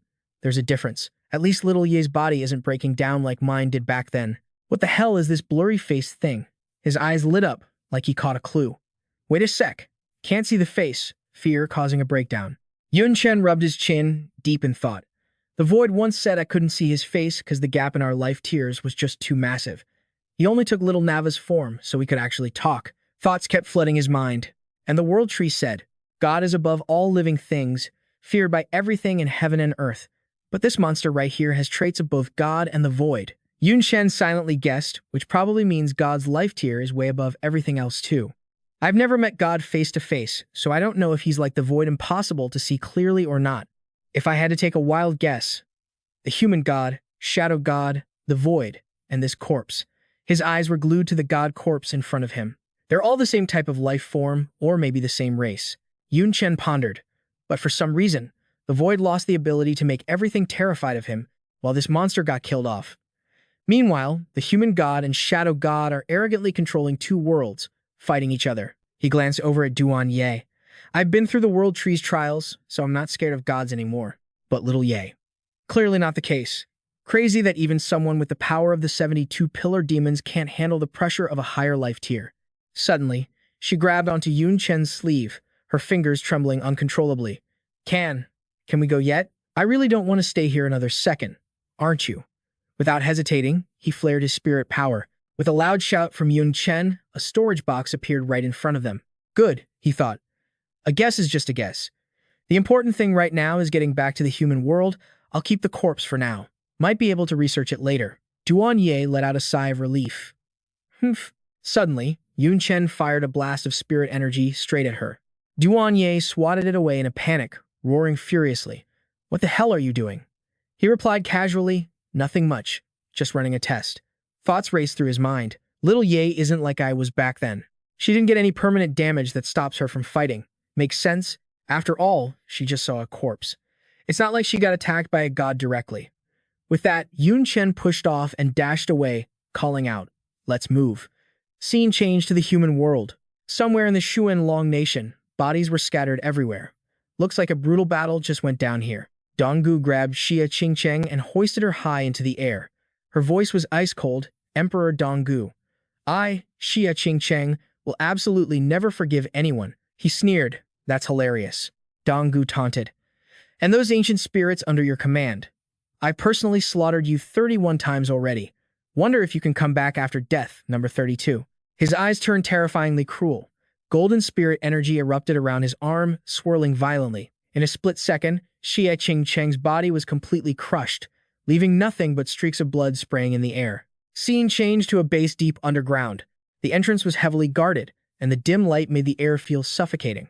Inside, everyone's eyes were glued to Qingcheng's figure, their hearts skipping a beat. Suddenly, she coughed up a mouthful of fresh blood, staining her lips red. Drops fell coldly, like a bad omen. A man screamed in horror. General Xia.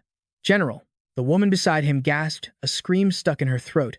Xi Qingcheng just wiped the blood from the corner of her mouth. Substitute clones are precious god-tier items. Use one, lose one.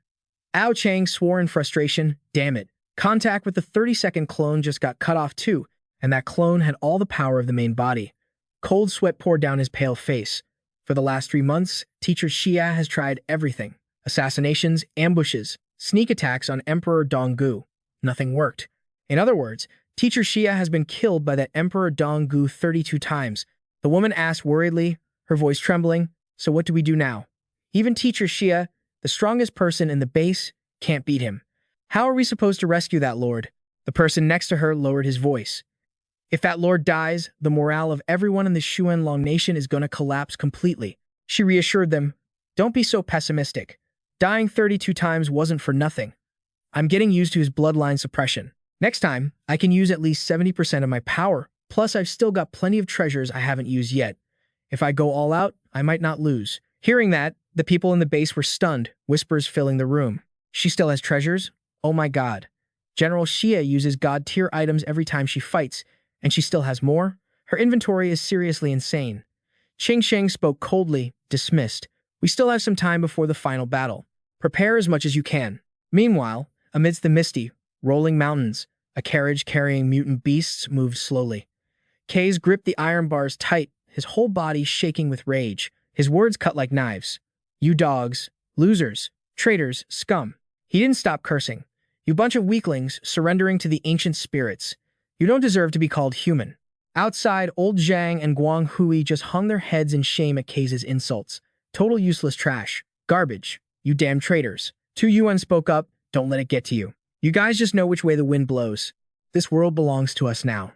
Submitting to the ancient spirit clan is the smartest choice you could make. He cackles like a maniac. The city lord is all about hot babes and weird exotic beasts. Just you wait. Once we bag those talking critters and bring them back, our reward's gonna be fat. The two of them reply in sync, Yun Chen, sir. The guy slams his fist against the iron bars, shaking the whole cage, and roars in a rage. What the hell is this? I'm a human being. Your whole family are beasts. Screw you. His buddy rushes to stop him, voice trembling with worry. Shut up. You piss off the Guling and we're all gonna get punished. Old Zhang nods in agreement. Yeah, seriously. I heard the city lord treats beasts way better than humans. They get fed on time every day. They've got it way better than us. Guang Hui chimes in. Don't blame us, man. We just don't want our families to starve. The guy's furious, veins popping on his forehead, eyes flashing with murderous intent. You traitors. You think you can talk? Ha! You don't have the right to say a word. Tu Yuan spins around, pissed off, face twisted in a scowl. He instantly draws his sword, voice cold as ice. You've been the only one screaming this whole time. Looks like you still need some breaking in. Hey, beast. Immediately, the blade tears through the air, aiming straight for his chest. The guy screams in agony as fresh blood spurts from where the tip hit him. I'm gonna kill you. I swear, sooner or later, I'm gonna end you. Just then, the air suddenly shakes violently. It feels like the world is flipping upside down. Everyone freezes in shock, a nasty feeling rising in their guts. He's panic-stricken, hand shaking as he points ahead. Sir, I think something just appeared over there. The sound's coming from that direction. In the middle of the vast sky, a pitch-black hole suddenly rips open. Tu Yuan squints, his cold voice cutting through the air without hesitation. Might be a new exotic beast. You guys, go. Catch it and bring it to me. The black void in the sky keeps getting bigger, the space around it screaming as it shatters. Not long after, Yun Chen and Duan Ye shoot out from inside. He takes deep breaths. This familiar air, this feeling. No mistake. I've really made it back to the human world. Yun Chen quickly retracts his wings and lands lightly on the ground. Finally, no more pretending to be a demon. She waves her hand, coughs a little, and immediately starts complaining. The air is trash. The mana is thin. It's hard to even breathe. This damn lower world. Only you lowly humans could stand living here. He frowns, voice dropping to a threatening growl. Watch your mouth. Don't forget, I've still got an old score to settle with you. Now, change your form. Walking around looking like a demon is a hassle. Duan Ye clicks her tongue, annoyed. Tease, I know. Just remember, in this world, I can only use 70% of my power. Don't expect me to do all the heavy lifting. Yun Chen looks surprised. 70%? She explains. That's because I've adapted multiple times. Usually, when a demon first comes to the human world, they can't even use half their power. If they could, your human world would have been wiped out by us ages ago. He scoffs. You're just a devil under the 72 pillars, and a slave to humans now, yet you still dare to talk like that? Duan Ye shoots Yun Chen a razor-sharp glare. Teask. Yun Chen gives the orders. I know this area. It's not far from my hometown, Dongyun City. Good place to rest. We'll head to Dongyun first, then used the city's teleportation circle to rush to Jiangnan University and find Yun Tang. Suddenly, a trembling voice from behind startles him. Yun. Prodigy Yun? Yun Chen. Old Zhang can't believe his eyes and rushes over. Is it really you? Prodigy Yun? You're still alive. Yun Chen replies coldly. Prodigy Yun? If you're asking if I'm Yun Chen, then yeah.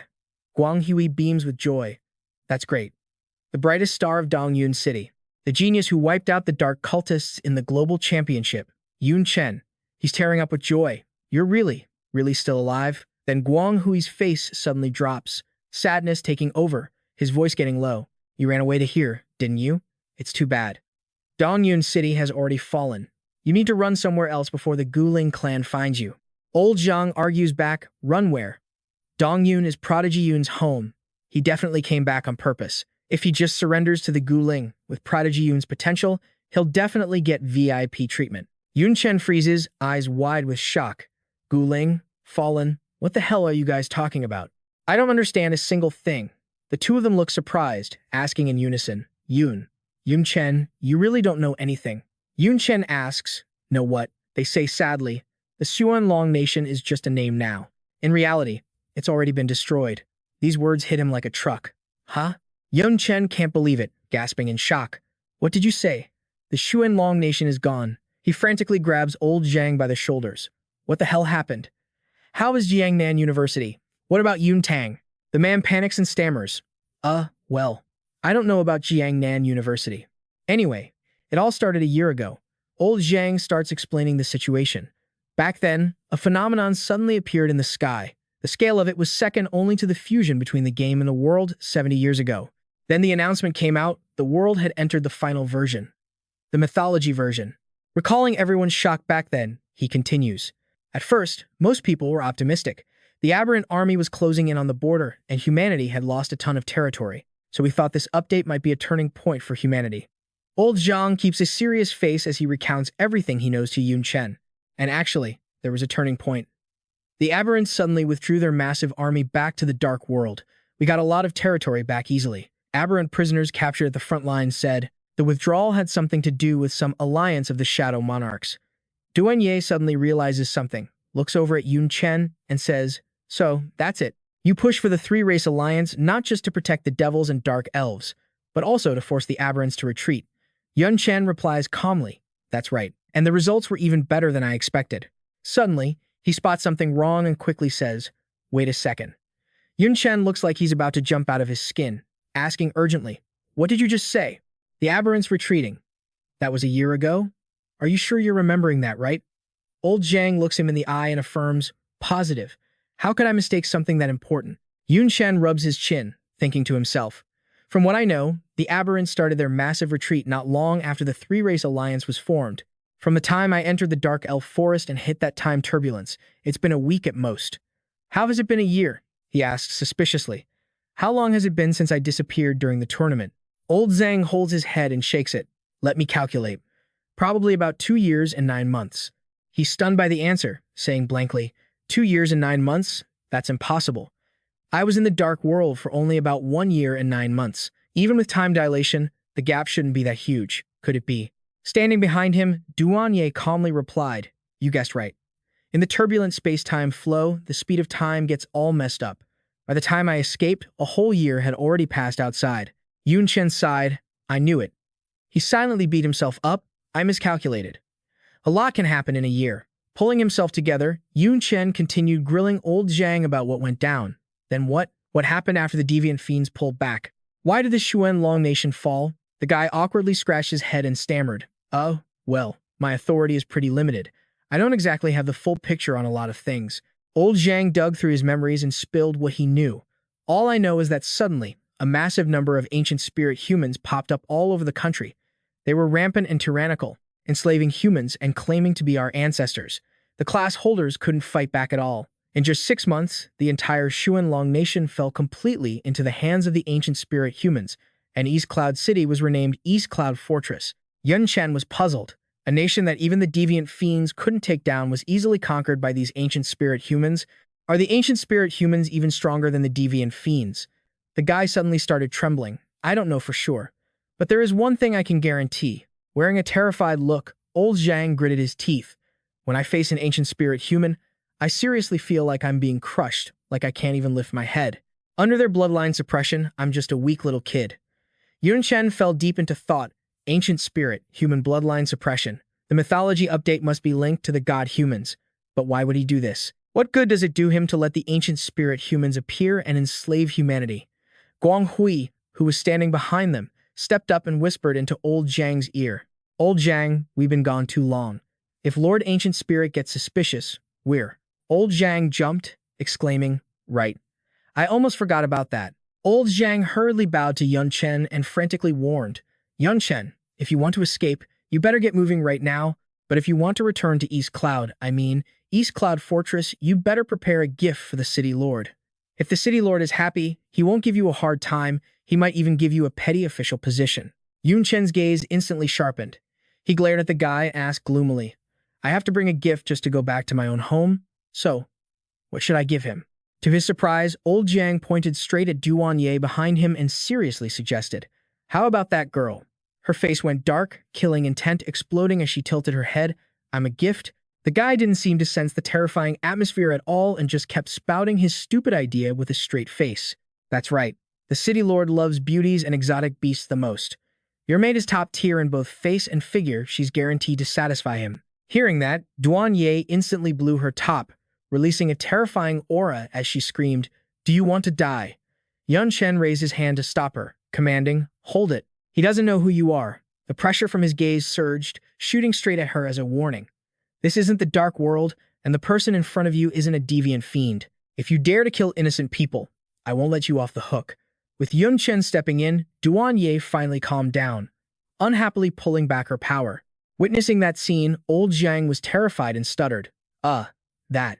He panicked inwardly. Was I hallucinating just now? I felt like I was about to be killed. Yun Chen waved his hand casually. Don't mind her. Keep talking about the ancient spirit humans.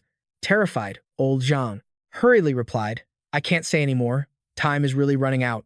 Yun Chen, whether you want to run or enter the city, you need to hurry. Before he could finish his sentence, a voice rang out, freezing both him and Guang Hui in place. Are you done talking yet? A carriage suddenly appeared out of thin air. Tu Yuan sat on the horse, yawning as he lectured, laziness is a bad habit. Old Zhang looked at the man in front of him and stuttered in panic. Lord. Lord Ancient Spirit. Yun Chen observed the situation and immediately used his appraisal skill. False-breaking heavenly eye. He wondered silently, is that an ancient spirit human? A system status board for Tu Yuan popped up instantly. Name, Tu Yuan. Race, ancient spirit human. Level, 37 Xuan. Attributes. Strength, 317. Vitality, 298. Agility, 319. Intelligence, 301. Endurance, 295. Skills. Thunder Flag, Metal Element Key Condensation. Special Skill. Bloodline Suppression Rank B. He analyzed internally. His base stats are insanely high, nearly 1.5 times that of rare class holders at the same level. I don't know what the Xuan after his level stands for. And then there's that Bloodline Suppression skill. The man jumped down from his horse and said, 1 minute. You guys have exactly 1 minute to explain yourselves. Old Zhang and his companion hurriedly knelt at his feet, begging, My lord, we didn't see any exotic beasts here. We only found people. Guang Hui, desperate to avoid trouble, kowtowed respectfully and added, The beauty with him is enough to satisfy the city lord. This is a huge contribution for you, my lord. That's why I was talking to him. Tu Yuan flashed a friendly smile and asked, Is there any chance you were wasting time explaining the stakes to him, trying to convince him to run away? Old Zhang immediately denied it. No way, my lord. I was genuinely convincing him to enter the city. He pleaded desperately, You have to believe me. As soon as he finished speaking, a cold blade slashed across old Zhang's neck. Bright red blood sprayed into the air, driven by the man's ruthlessness. This sudden move made Yun Chen's eyes widen in shock. Old Zhang collapsed helplessly in front of everyone. Tu Yuan calmly wiped his blade as if nothing had happened. Still smiling, he looked over at Guang Hui and said, His minute is up. You're next. The guy was terrified, kneeling flat on the ground again, his face drained of blood as he stammered. My lord, I. Tu Yuan's eyes flashed with killing intent as he said, Your words are too boring. He swung the sword in his hand, aiming straight for Guang Hui as he commanded, Go down there and join him. A steel-clad hand accurately grabbed the falling blade. Yun Chen used a skill to block Tu Yuan's attack. He looked at him angrily and warned, "You went too far." The atmosphere fell into a dead silence. Yun Chen forcefully gripped Tu Yuan's blade. The power behind the sword made his hand tremble. Yun Chen's face grew serious. So this is the power of the bloodline. Staring at the source of the man's power, he made a serious assessment. It causes instinctive fear in humans, allowing them to exert only 1/10 of their true strength. Seeing that he couldn't pull his sword free, Tu Yuan was also surprised. He thought, "This brat can actually block one of my attacks?" Without that bloodline suppression holding him back, just how strong is this guy's raw power? Hearing the commotion up ahead, Ahoa couldn't help but frown, wondering what was up. What's going on? Who the hell has the guts to go against the ancient spirits these days? Talk about a death wish. Standing behind him, Abu looked confused. Wait a sec. That guy looks familiar. Isn't he the one who joined the Tournament of Champions that day? Holy crap, he gasped. Yun Chen. Yun Chen, yeah, that's totally him. He never expected it to be the guy, so he just started yelling with the crowd. Oh my god, Yun Chen's actually alive. Liu Zi, stuck in the cage wagon, was totally shook. He slapped the shoulder of He Song, who was still zoning out, and said, "Look, dude, that is definitely Yun Chen. Back at the Rookie Exchange tournament, we fought that guy. In the solo match, he totally kicked your ass." He darkly recalled the wild, cocky stuff Yun Chen used to say. Even if we look like freaks, he always treated us like humans. Didn't give a damn about our looks, just looked at who we were inside. A guy like that. That's who I want to be like. He Song looked down at his own wrecked, pathetic body. He thought, locked up like cattle, I don't deserve to look up to him anymore. But then, a sudden rush of determination hit him hard. He Song gritted his teeth, telling himself, he can't end up like me. Right after, he pointed at Yun Chen and screamed, "Run for it. Yun Chen, get out of here while you can. You can't stop him." The military big shots on the front lines figured out how to fight the ancient spirits. Just survive and go find them. As long as you're breathing, you'll get a chance to wipe these scumbags out. Tu Yuan got pissed off at the resistance, his killing intent exploding as he snarled, "You want to die." He whipped his head around and chucked an energy ball straight at He Song. "You loudmouth freak." Golden Thunder Art. But once again, Tu Yuan got blocked by Yun Chen.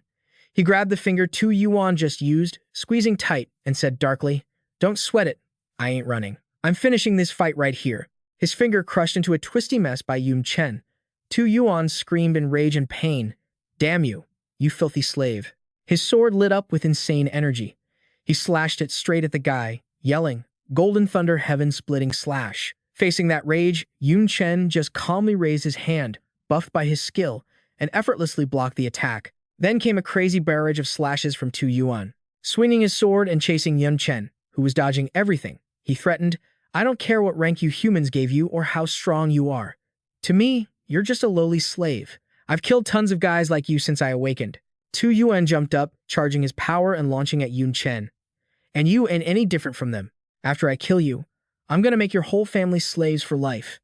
A massive blast of power shot forward. Tu Yuan, totally losing it with rage, kept screaming, "I'll show him what happens when you mess with the ancient spirits." Seeing the attack coming, Yun Chen just frowned slightly and glanced at it. But he saw him panicked and screamed a warning. "You can't block that head-on. Run. Get out of the way. Just dodge it." But a split second later, Yun Chen spun around and backhanded the attack, shattering both the move and the sword. The two powers smashed together, sending a shockwave through the air. Tu Yuan stared in horror at the broken sword in his hand. Ah, Biao and Ah. He were so shocked they couldn't even speak. He Song, seeing this, just gasped in total disbelief. What the hell? He pointed his twisted finger at Yun Chen and screamed. Yun Chen gathered power in his palm, aiming straight at Tu Yuan, and said, "Compared to the fear of a god, your bloodline suppression is a joke. I just wonder, facing a human going all out, how much can this ancient spirit?" A terrifying force blasted out like a cannonball. Yun Chen kept a straight face and finished, "Actually handle?" Taking the hit head-on, Tu Yuan screamed in agony. Just seconds later, Tu Yuan's body was disintegrated into dust. "Ah," he asked, totally stunned. "We won? The ancient spirit got killed? For real?" Ah Biao was terrified and confused. One slap and he's dead. There ain't even bones left. Duanye glanced over, shooting a look of pure contempt at Yun Chen. He asked, "Did it really have to take that long to deal with some trash mid-tier devil?" Yun Chen replied arrogantly, "I wanted to test his skills." He looked down at his mutated arm and explained, "You're a demon descendant, so you probably don't feel it. But that bloodline suppression on humans, it's seriously strong.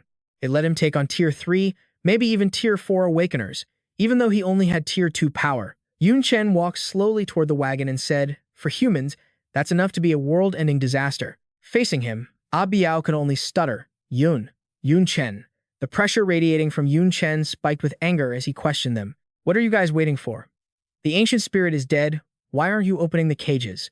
Even if that Guling freak saw them as monsters, you clearly know they're Awakeners. They're human beings." The two of them knelt down in terror, and one said helplessly, "Sorry. We don't have the guts. If the city lord finds out, we're dead meat." "Ah," he cried and pleaded. "We have families that are enslaved. Not everyone is like you. Not everyone can just not be afraid of the ancient spirits." Furious, Yun Chen grabbed Ah Biao by the collar and yelled, "Are you kidding me? That city lord isn't even here. What is there to be scared of?" He stammered, I know, but I just can't do it." Ah Biao begged weakly, "Please, don't make this hard for us." Another guy in the back gathered all his courage and shouted, "We don't have the guts to lie to the city lord. Everything that happened here is going to be reported exactly how it was. By tomorrow at the latest, the city lord will send a hit squad. Yun Chen, you need to get out of here. Fast." Duan Ye clicked his tongue in disgust. "Bunch of spineless cowards. I don't know what they did to you people to make you this terrified." He let out a sigh and explained, "Their fear is in their bones now. Once you've been on your knees that long, it's hard to stand back up." Yun Chen waved his hand, slashing the cage door open. Looking at the prisoners, he asked seriously, "What about you guys? Are you like them?" "I'm heading to Dongyun City." Yun Chen thought having someone tag along would be handy for intel. Liu Zi trembled with fear and answered, "Sorry, Yun Chen. We're refugees from another city. We got caught on the way. We don't have the guts to fight the ancient spirits anymore. We just want to run and stay alive." Disappointed, he waved his hand, "Then get lost." Yun Chen quietly assessed that even though they were Awakeners, their spirit and pride had been totally ground down. They've got zero will to fight left. But then, a voice stopped him in his tracks. "No, I'm different from those losers." He sung, burning with intensity, demanded seriously, "Yun Chen, teach me how to fight that bloodline suppression. I want to help you slaughter every last ancient spirit." He sung stood in front of the people bowing down. He looked at Yun Chen with rock-hard determination. "Forget about those useless cowards. Teach me how to resist the bloodline suppression. I want to kill the ancient spirits with you." The guy with the monster bloodline pleaded desperately. "Yeah, we're total losers. We just wanted to stay alive. We only left the academy to seek refuge. But who knew the ancient spirits would jump us halfway?" He scans the kneeling crowd, judging them. "Wait a sec, these guys look kind of familiar. Like I've seen him somewhere before." Yun Chen jogs his memory and suddenly blurts out, "I remember now. You guys were my opponents in Liu Xinsheng's tournament back in the day. The mutant squad with the monster bloodlines." He stares straight at Ba Heton. "Spit it out. You're Ba Heton, the one with the black dragon blood. A real brutal piece of work." The guy stomps his foot in anger, pointing a finger at Yun Chen, demanding answers. "Took you long enough. I recognized you the second I saw you. Hurry up and help me suppress this bloodline. Take me with you to kill those ancient spirits." Yun Chen turns his head away, cold as ice. Not interested. Yun Chen calculates silently. "I don't even know if Yun Tang is safe yet. I ain't got time to babysit strangers." Seeing the cold shoulder, Ba Hetong screams in desperation, "If you don't help me, I'm gonna." Suddenly, tears stream down his face, and he starts shaking and rambling. "Yun Chen, you gotta know about this. 70 years ago, when the game and reality merged, players who picked monster races turned into actual monsters. They got the bloodlines, and their kids got cursed with it too. I've always hated my family for that, even though they treated me great." Ba Hetong thinks back to his warm home, his voice full of pain. "If they hadn't just picked random races in the game 70 years ago, I wouldn't have been born looking like a freak. I wouldn't have been bullied and treated like trash my whole life." Ba Hetong throws himself on the ground, begging, "But they're still my family. My parents, my grandparents. How could those ancient spirits treat them like toys and torture them to death like dogs?" He slams his head on the ground, pleading sincerely. "Yun Chen, I'm not asking you to take revenge for me. I'm begging you to give me the power to do it myself." His face is a mess of snot and tears. Ba Hetong screams with everything he's got, "I'll pay any price. Please. I'm begging you." The air suddenly goes silent. Moved by his sincerity, Yun Chen finally nods, making Ba Hetong light up with hope. "Fine, I'll help you." Then he adds a friendly warning, "But my methods suck. It's gonna hurt like hell." He rushes to thank him, terrified Yun Chen might bail. "Yun Chen, thank you. I don't care how much it hurts. I can take it." He waves his hand at the silent crowd behind them. "I'm taking Ba Hetong. The rest of you? I won't give you a hard time. Go wherever you want. Suddenly, a shout rings out, grabbing everyone's attention. Wait, Zhao Guangwei, who was all the way in the back, suddenly stands up. Prodigy Yun. I'm Zhao Guangwei, and I beg you to let me follow you. The guy next to him chimes in, I'm Sun Ming. I want to follow you too. Guang Hui declares with fire in his eyes, you saved my life from the ancient spirits. Being a dog for the ancient spirits ain't worth it. I'd rather die fighting for you. Sun Ming rushes to explain, I have a family. I have an older brother, but the ancient spirits beat him until he was crippled. He can't even take care of himself. He holds back his emotions as he recounts, I surrendered to the ancient spirits just to get enough food to keep him alive. Sun Ming recalls his brother's rage.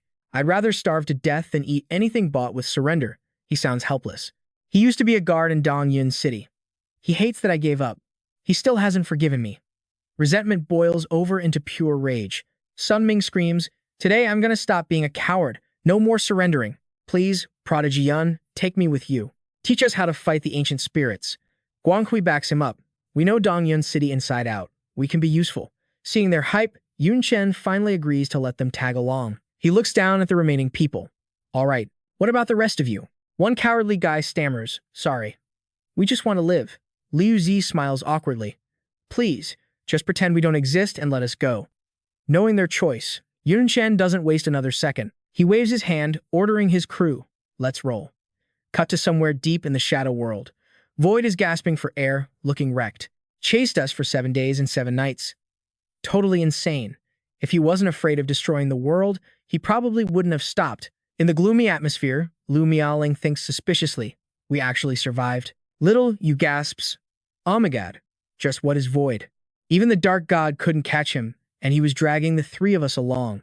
She hesitates before asking, what about the world tree? Void sits on a rock, answering coldly. He definitely won't die. If he dies, the shadow world goes poof. But he's definitely getting a beating from the dark god. Lu Miaoling stands in front of him, looking serious. Why did you save us? Because of Yun Chen? Let me tell you right now, I'm never betraying humanity to work for you. You devil. Void just shrugs calmly. Who said anything about betraying?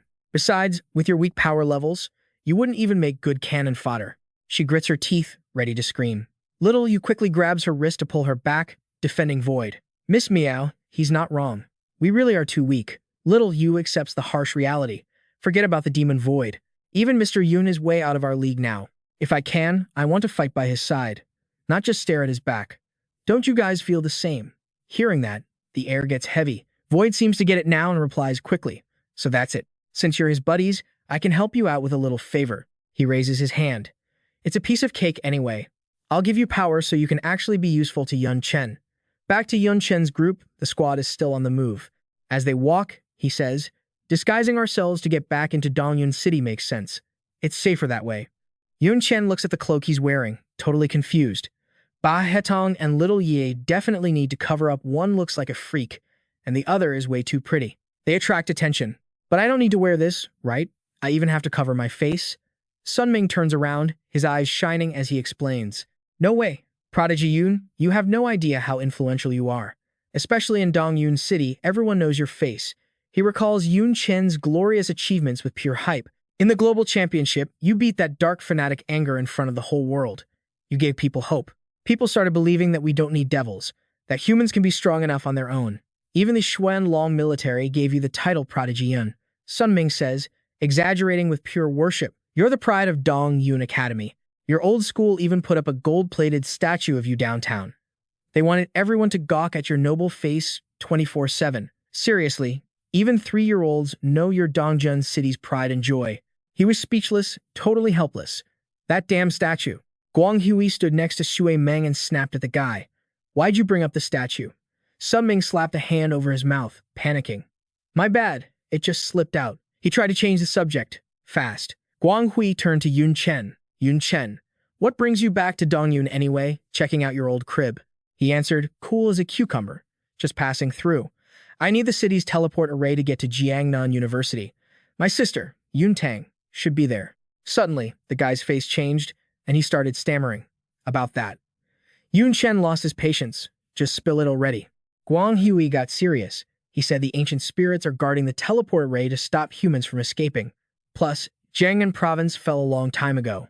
It's gone. Even with the strong professors at Jiangda, they probably didn't make it. Yun Chen snapped. He grabbed the guy by the collar and hoisted him up, yelling, "What did you just say?" Guang Hui was terrified. "I don't know the details. Maybe the professors led the students to safety? I don't know." He song piped up, "Yun Chen, when I was being transported, I saw ancient spirits hunting down a group of professionals. They were running toward Donyun. They might have been caught. One of your old teammates from the squad battles was with them. He remembered the chase back then and said, 'That little Taoist girl who stood out so much, if we find her, we'll know what happened at Jiangda.'" The group kept moving, but Yun Chen was deep in thought. Team battles. Little Taoist girl. He silently dug through his memories.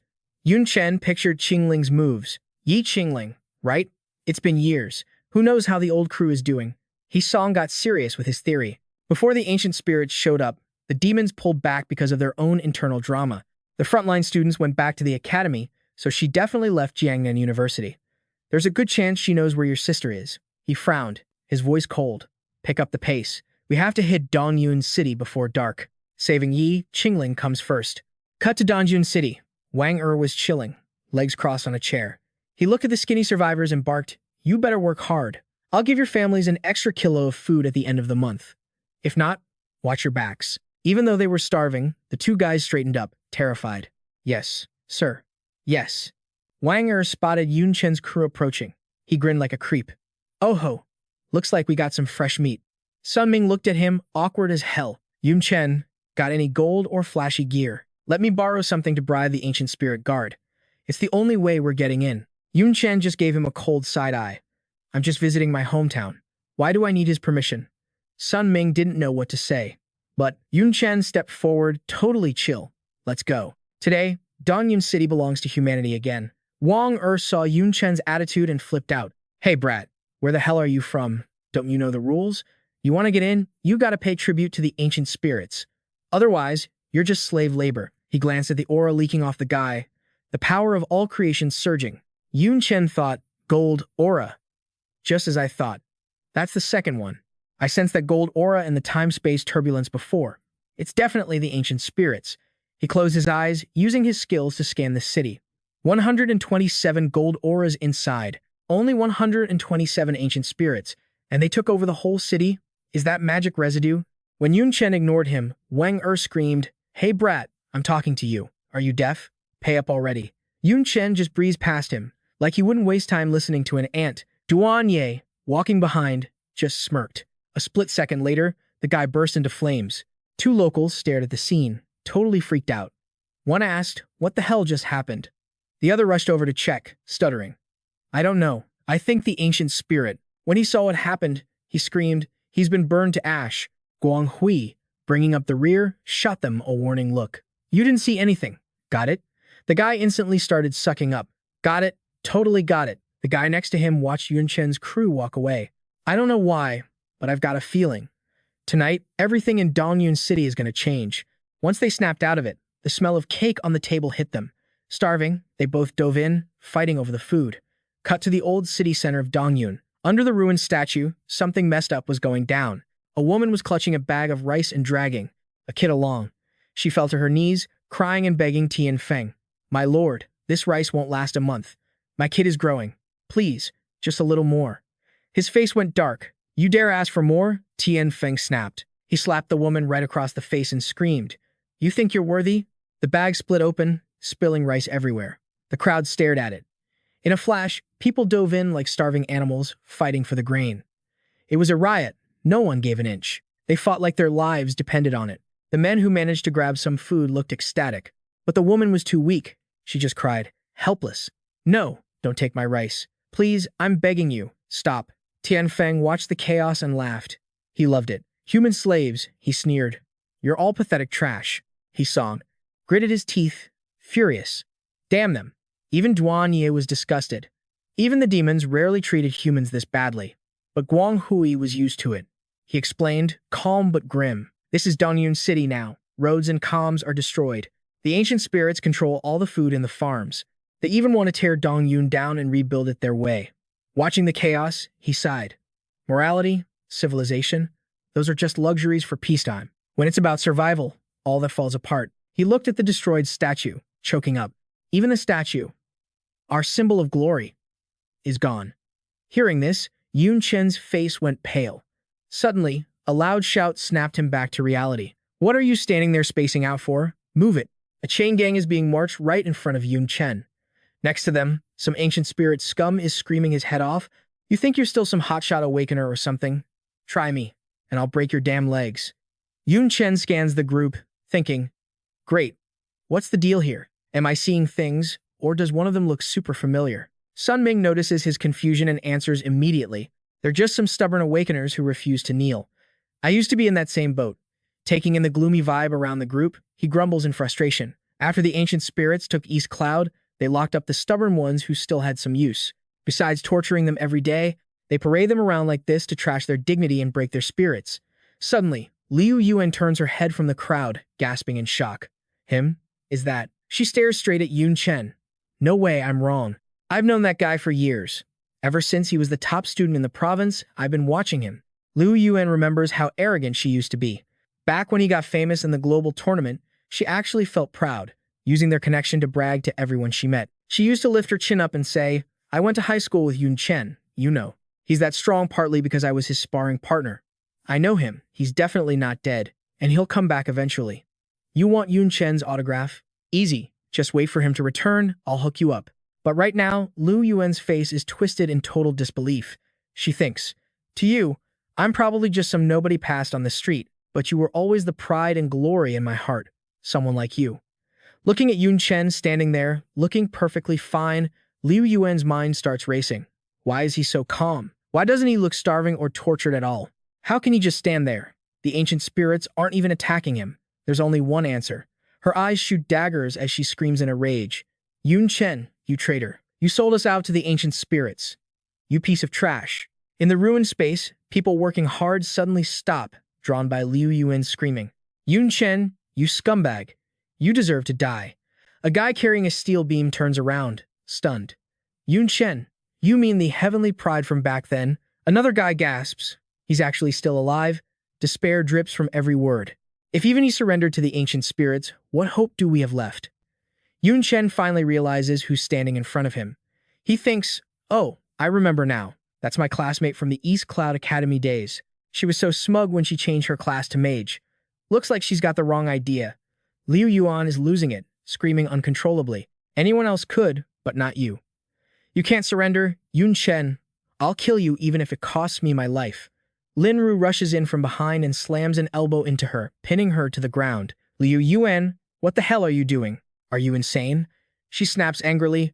You're not the only one who knows Yun Chen, okay? Back then, I was his #1 fangirl. I recognize him way before you did. Lin Ru grabs Liu Yuan by the hair, yanking her head up to force her to look. Look closely. Watching his expressionless face, she explains calmly. Look at his eyes. Even when he looks at the ancient spirits, there's zero respect or submission in there. He probably came from a safe zone or the front lines. Lin Ru lets go and stands up. She continues patiently. If he's really an operative sent by the military for an inside job or a secret mission, you blowing his cover is going to get him killed. Hearing that, Liu Yuan freezes, stammering in fear. Then I really messed up. Tian Feng appears out of nowhere, digging in his ear while talking down to them. Yun Chen? You mean that Heavenly Pride guy? What a joke. A lowly slave like that doesn't deserve a title like Heavenly Pride. If that brat actually dared to come to East Cloud, I'd slap him dead on the spot. Killing him would make the city lord pretty happy. Yan Yun grabs her by the hair again, lifting her up with a dangerous grin. Which one of you is Yun Chen? You seem to hate his guts. Just point him out, and I might cut your sentence. Hell, I might even set you free.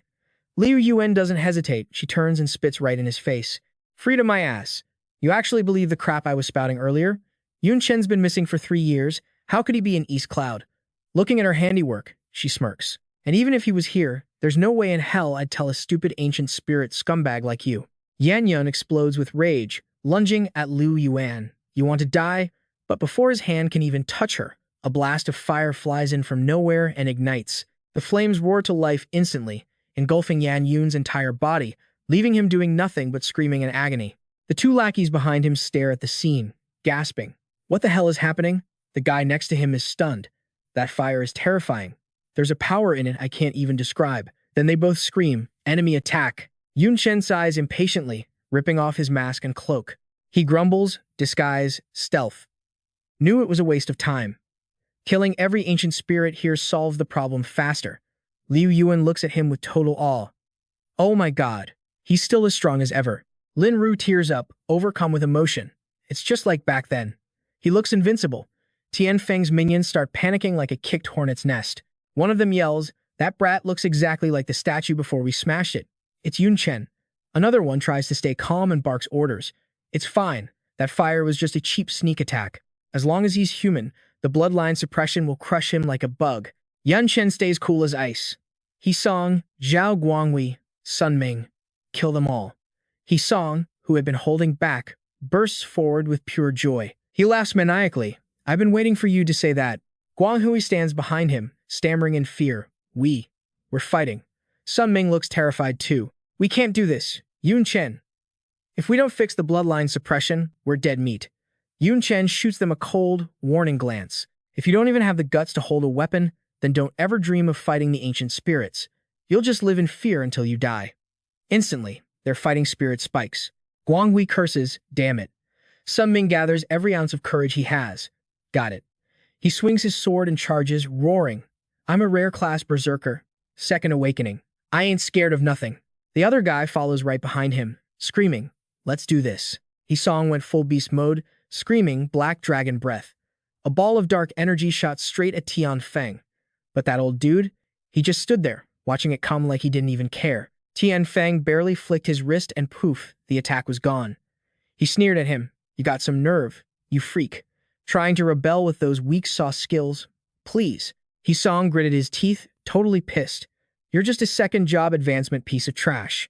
Who do you think you are, acting all high and mighty? If it wasn't for this damn bloodline suppression, I could crush you with my pinky finger. Tian Feng just shrugged, cool as ice. Is that so?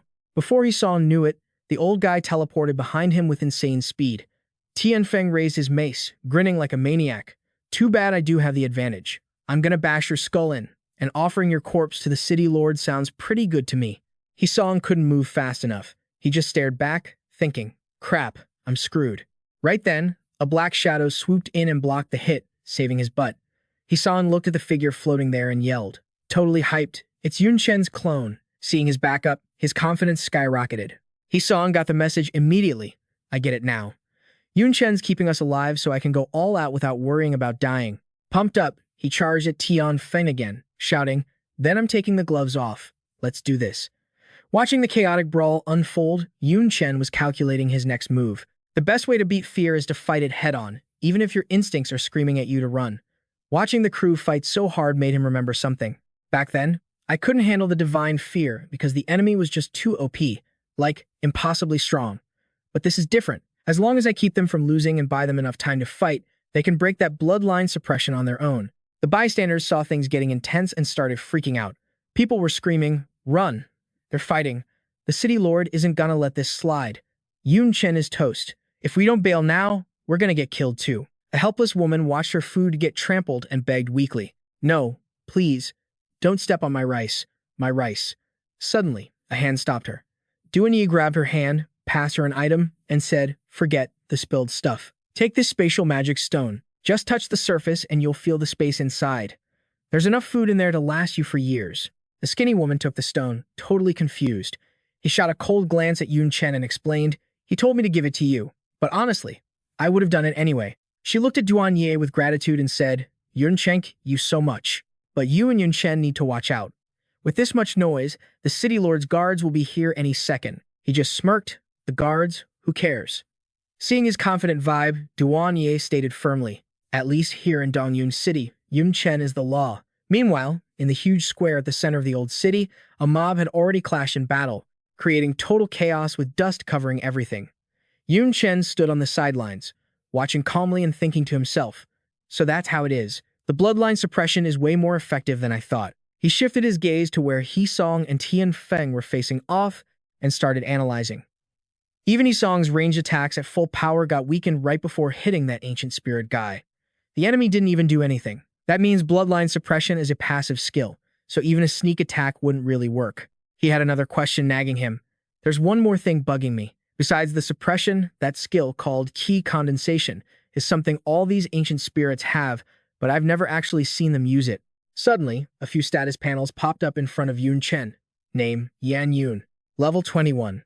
Stats, Strength 213, Constitution 247, Agility 211, Intelligence 201, Endurance 203. Skills, Blood, Python Technique, Qi Condensation. Special Skill, Bloodline Suppression Rank C. Name, Zhu Tianfeng. Level 26. Stats, Strength 231, Constitution 249, Agility 261, Intelligence 247, Endurance 209. Skills, Thunder Rush Method, Qi Condensation. Special Skill, Bloodline Suppression Rank C. Name, Zhao Ziyu. Level 24. Stats, Strength 221, Constitution 227, Agility 251, Intelligence 257, Endurance 211. Skills, Cloud Roaming Art, Qi Condensation. Special Skill, Bloodline Suppression Rank C. One of Yun Chen's eyes started glowing with a skill ring. Flawless Inspection Eye. He mumbled to himself, maybe it's not a combat skill. Meanwhile, over on the battlefield, Tianfeng launched himself into the air, unleashing a massive attack while Hisong screamed, "Die already." Hisong crossed his arms to block the hit and shoved Tianfeng backward with a swing of his arms. A status panel popped up. Name, Hisong. Class, Dragon Flame Warrior. Level 71. Stats, Strength 201 out of 1050. Constitution 189 out of 945. Agility 167 out of 910. Intelligence 96 out of 630. Endurance 159 out of 870. Skills, Black Dragon Breath, Dragon Flame Fist, Dragon Roar. Special Skill, Black Dragon Transformation. Hisong held up his arms, which were scratched up from the block, and let out a mocking laugh. Hey, ancient spirit, your hits don't sting like they used to.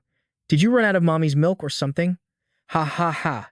Yun Chen silently evaluated the situation. Hisong's stats are still suppressed, but they've climbed back over 1/10 of his base stats. Just like I guessed, the best way to kill fear is to fight. He watched Hisong raise his arm and whispered, plus, he's got that special talent in his hidden class.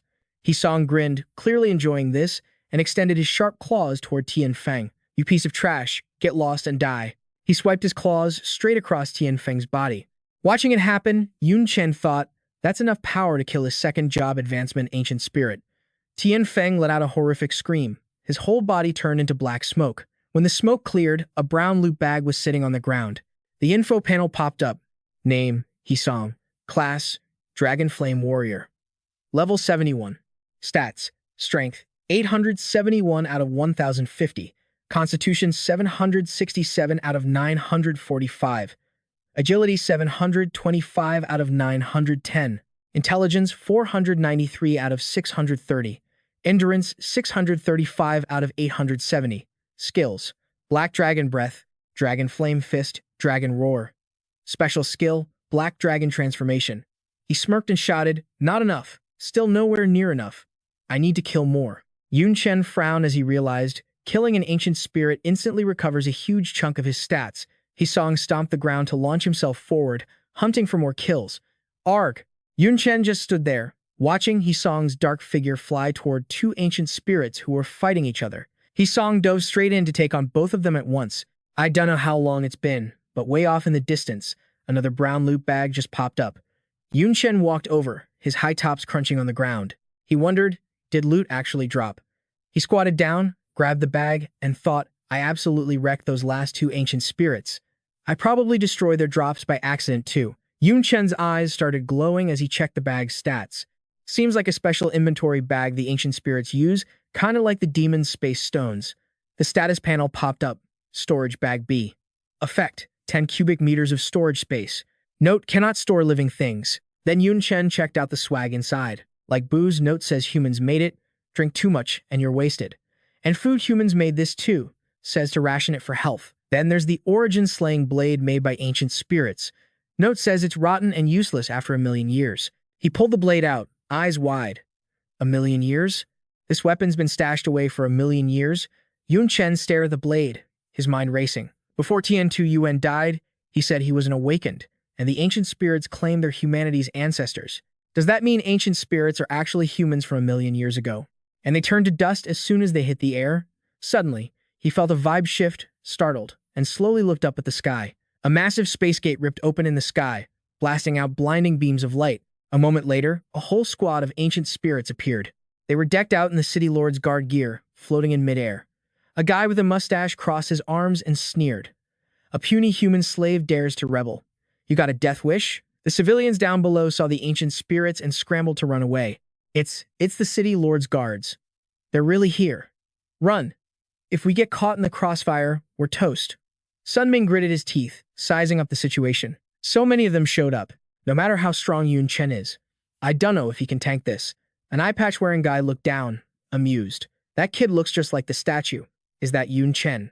The mustache guy laughed. Ha ha ha, so it is him. Heard he's supposed to be humanity's hope or Tianzhao or whatever. His head's gotta be worth a fortune. He charged forward, shouting orders to his crew. Wipe him out. Every human here is a rebel, kill 'em all. The eye patch guy screamed, and bring Yun Chen's head to the city lord for the bounty. Yun Chen just stood there. He calmly raised a hand, conjuring a blazing red fireball. You want my head? Then, he launched that fireball straight at the ancient spirits flying toward him. Then come trade your life for it. While the eye patch guy was still spacing out, Yun Chen's fireball flew in like a flash, stopping just millimeters from his face. Boom! A massive explosion rocked the sky, covering everything in red-gold flames. Inside the fire, black silhouettes burned, screaming in pure agony. As the fire died down, it revealed the bodies of the ancient spirits. They were toasted into crisp, black corpses. A woman covered her mouth, totally shook. Dead. They're dead. A guy standing nearby dropped his jaw in shock. That many ancient spirits. And just like that, he couldn't believe his eyes and stammered. They were burned to ash. The guy was totally freaking out. He stared wide-eyed, asking, how is that even possible? Am I dreaming? I thought ancient spirits had bloodline suppression. Aren't class holders supposed to get crushed? Is Yun Chen immune or something? Taking advantage of the chaos, a surviving guard spun around, trying to bolt. Sun Ming clocked him and yelled frantically, Crap, Yun Chen, he's trying to bail. I can't catch him. Yun Chen stood his ground, raised a hand, and prepped another fireball, aiming right at the guard. He ain't going nowhere. But before he could even fire, Fan Junmin came out of nowhere and slammed into the guard, knocking him flat on the ground. He rested his hammer on his shoulder, sitting on the guard's back. With a voice full of murderous intent, he declared, Trying to run at this point? Not a chance. The guard was sobbing, snot running down his face from the hit. Yun Chen asked curiously, Who's that? He thought to himself, He's like me. Bloodline suppression doesn't work on him. Zhan Sheng walked over with a woman, hands in his pockets, grinning. Yun Chen, long time no see. You're still alive? That's awesome. Yun Chen stood next to Duan Ye, stunned when he saw the man. He instinctively called out, Teacher Jin. Memories from the past flooded Yun Chen's mind. It felt like years had flown by, but the day Teacher Jin told me to change classes was still stuck in my head. He looked down, thinking, Our views were different, but there's no doubt. He was looking out for my future. Yun Chen looked up and spoke. Teacher Jin, Zhan Sheng raised a hand to cut him off. Now's not the time to catch up. He looked at Fan Junmin to give orders. Captain, if those guys with the collars want to leave, you handle their rescue. Fan Junmin thumped his chest confidently. No sweat. Then Zhan Sheng grabbed Yun Chen's arm and explained, Yun Chen, you wiped out a squad of ancient spirits, but backup is going to swarm us any second. He dragged Yun Chen forward, adding, Follow us back to base first. Yun Chen looked a bit lost and repeated, Base? Base? After a while, in a ruined, desolate area, Zhan Sheng pointed at a massive gate ahead and announced to Yun Chen and the crew, We're here. Holding a cube glowing with 3 different lights, Zhan Sheng shouted, Reveal. The cube floated up, blasting a blinding beam of light into the space behind the gate. Slowly, something started to materialize in front of everyone. It was a massive, magnificent building. A civilian saw it and gasped, Oh my God, I never thought a place like this would be hiding in the ruins. The guy next to him nodded. Talk about an eye-opener. Now that's what I call a base. Du Wan Yi rubbed his chin, looking up at the building. That camouflage prop is pretty sick, Yun Chen added, and the quality is insane, gotta be at least rank A+ to pull that off. He thought to himself, if I hadn't used that fusion ascension skill, I wouldn't have sensed a thing. Yun Chen glanced at Zhan Sheng and continued his analysis. Plus, this camouflage safe house is an A-rank architectural prop. I didn't even spot it at first. Jin Sheng's got some serious resources, huh? The old man lowered his head and replied, Resources? It's just a legacy left behind by someone else. Suddenly, Sun Ming pointed right at Jian Sheng and shouted out loud. I knew it. That battle caused such a scene. I should have guessed your identities sooner. You guys are the gorillas. He started breaking down the backstory. After the ancient spirits descended, Dongyun City fell. Some surviving awakeners formed a group on their own, calling themselves the Gorillas. They followed a strict hit-and-run code. They ambushed and looted the ancient spirits. It was just minor trouble, but enough to give the city lord a headache. Guang Hui chimed in too, from what I know. The Gorillas are super cautious. They rarely stick their necks out to save anyone. After all, saving a traitor could mean total annihilation for them. Jian Sheng calmly pushed up his glasses. He admitted it to both of them. That's right. The only reason I saved you too was out of respect for Yun Chen. He looked at Yun Chen with a confident smile. Yun Chen has always been careful with how he operates. His friends are worth trusting. When Sun Ming and Guang Hui heard that, they turned to look at each other and screamed in unison. Careful? Sun Ming muttered. I just saw him slaughtering ancient spirits left and right in the middle of a crowd. Guang Hui also wondered to himself. What part of that was careful? Jian Sheng shifted his gaze toward the ordinary civilians and let out a long sigh. As for why I saved them, it's a real tragedy. Liu Yuan scratched her head with a grin. We've already accepted our fate. Another guy spoke up gratefully. Just getting saved by you guys is lucky enough for us. Finally, Jian Sheng waved his hand and pushed open the door in front of him.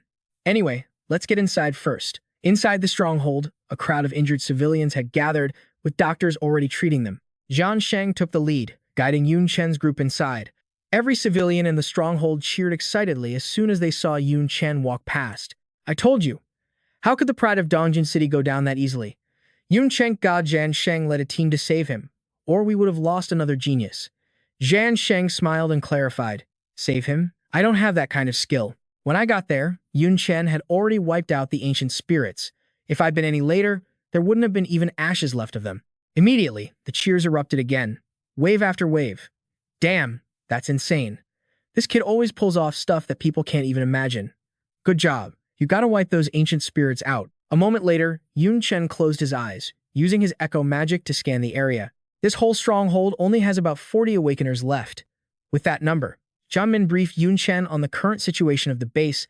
The gorillas started with over 1,000 people. The rest died in battle, and honestly, we probably won't last much longer either. But thanks to them, we were able to break the bloodline suppression. He patted his chest and introduced himself. Right, Prodigy Yun, I haven't introduced myself yet. I'm Fan Jimin, a Tier 3 heavy warrior, formerly the captain of the Dongyun City Defense Corps, now a member of the guerrillas. Jimin crossed his arms and laughed loudly. Back when Dongjun City was hit by the beast tide, I actually met you once, but you were in a rush to save your little sister, so you took off fast. You probably don't remember me. Yun Chen rubbed his head and replied, sorry about that. Then Jimin quickly crossed his legs and sat right down on the ground. Beds and chairs are prioritized for the wounded. If you don't mind, sit on the floor with me and we can chat. Yun Chen, chill as ever, sat down and replied, sure. Jimin's face suddenly turned serious. He said, you probably already know this, but the best way to break the bloodline suppression is through combat. We only figured that out after fighting to the death over and over. Of course, you don't have to fight them head-on. Catching an ancient spirit and beating it to a pulp works too. But capturing one, that's not easy. You know Dongjun City is just a Tier 3 city. Most Awakeners here are only Tier 1 or Tier 2. Fighting ancient spirits while under bloodline suppression is basically suicide. Even so, they still charged in. Even if each person could only buy a few seconds against an ancient spirit. Jimin recalled. That battle, we sacrificed the Tier 3 mayor and your teacher, plus 400 other Awakeners, just to capture a single level 31 ancient spirit alive. We beat on it for days before everyone could break the suppression. Jian Sheng, sitting nearby, added, actually, this stronghold and the camouflage props are all legacies left by the headmaster. Even that statue over there, when he was alive, he cared about you more than anyone. He talked about you all the time. If he knew you were still alive, he'd be really happy. Yun Chen just lowered his head, saying nothing. His eyes were hidden deep in the shadow of his bangs, but he quickly looked up and asked the two of them. You guys have been fighting the ancient spirits for so long. You must have more intel. Where are they coming from? Does it have anything to do with myths and legends? Jumin raised a finger, ready to answer. I actually do know a little bit about that. First of all, suddenly, Liu Yuan walked over from the other side and cut him off. Sorry to interrupt, save that for later. I want to talk to Yun Chen for a sec. Jimin chuckled and agreed immediately. Ha ha, sure. You go first. Zhang Sheng also stood up to give her space. Go ahead. Liu Yuan rushed over to Yun Chen's side, totally hyped. She asked quickly, Yun Chen, where have you been all these years? Why hasn't there been any news at all? Yun Chen closed his eyes and replied, did some stuff in the dark world. I spent a few years dealing with demon seeds. Liu Yuan clenched her hands in excitement and asked, anything else? What else? I want the raw intel from you. With your personality, I bet you did some huge things. Oh, and sign this for me. I promised a bunch of the girls I'd get it. An autograph is super important. Yun Chen kept his eyes closed, not even looking at her, and replied indifferently. You interrupted serious business just to ask about this? Save that for later. I have something more important to ask right now. Before he could finish his sentence, he sensed something weird and snapped his eyes open. Oomph. Yun Chen looked up and saw the collar on Liu Yuan's neck glowing with a bright red light. Liu Yuan lowered her head, her voice full of regret. Damn it, triggered too fast. I should have cut in sooner. Tears streamed down from the corners of her eyes. Sorry, Yun Chen. In the end, I still wasted your time. Even so, I really wanted your autograph. A fizzing sound cut through the air, and the collar on Liu Yuan's neck exploded. Blood sprayed everywhere, splattering all over Yun Chen's face and clothes. Liu Yuan's body dropped straight down, lying totally still in a puddle of fresh, bright red blood. Yun Chen shot up and screamed at the top of his lungs, Liu Yuan. Then the collars on everyone else started glowing a blinding red too. Screams of terror rang out everywhere, and a mysterious voice said, if you need an edit that sounds more modern or more ancient, just say the word.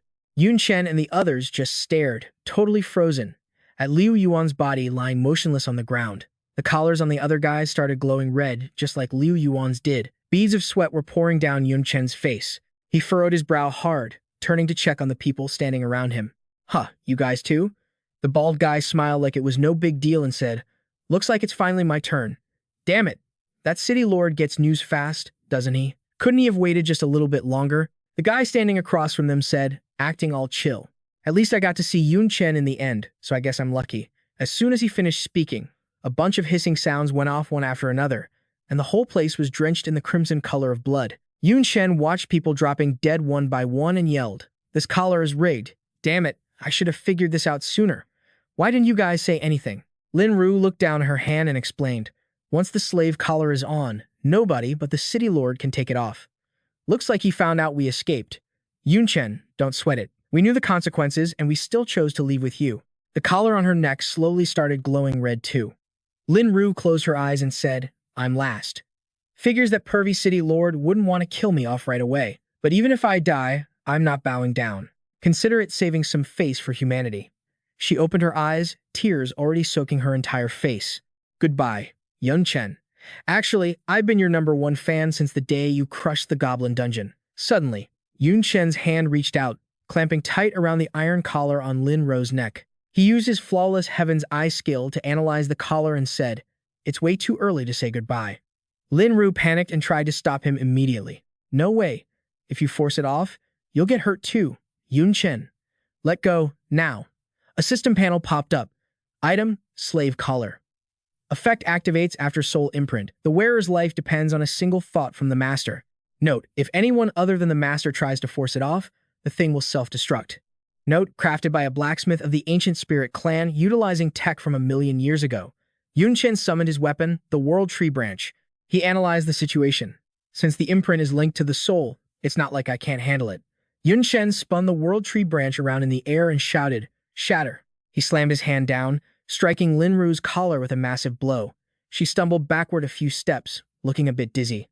A hand reached out and grabbed Lin Ru's collar again. Yun Chen yanked that collar right off her neck with pure force. A woman standing nearby screamed, oh my god, Yun Chen actually took off the slave collar.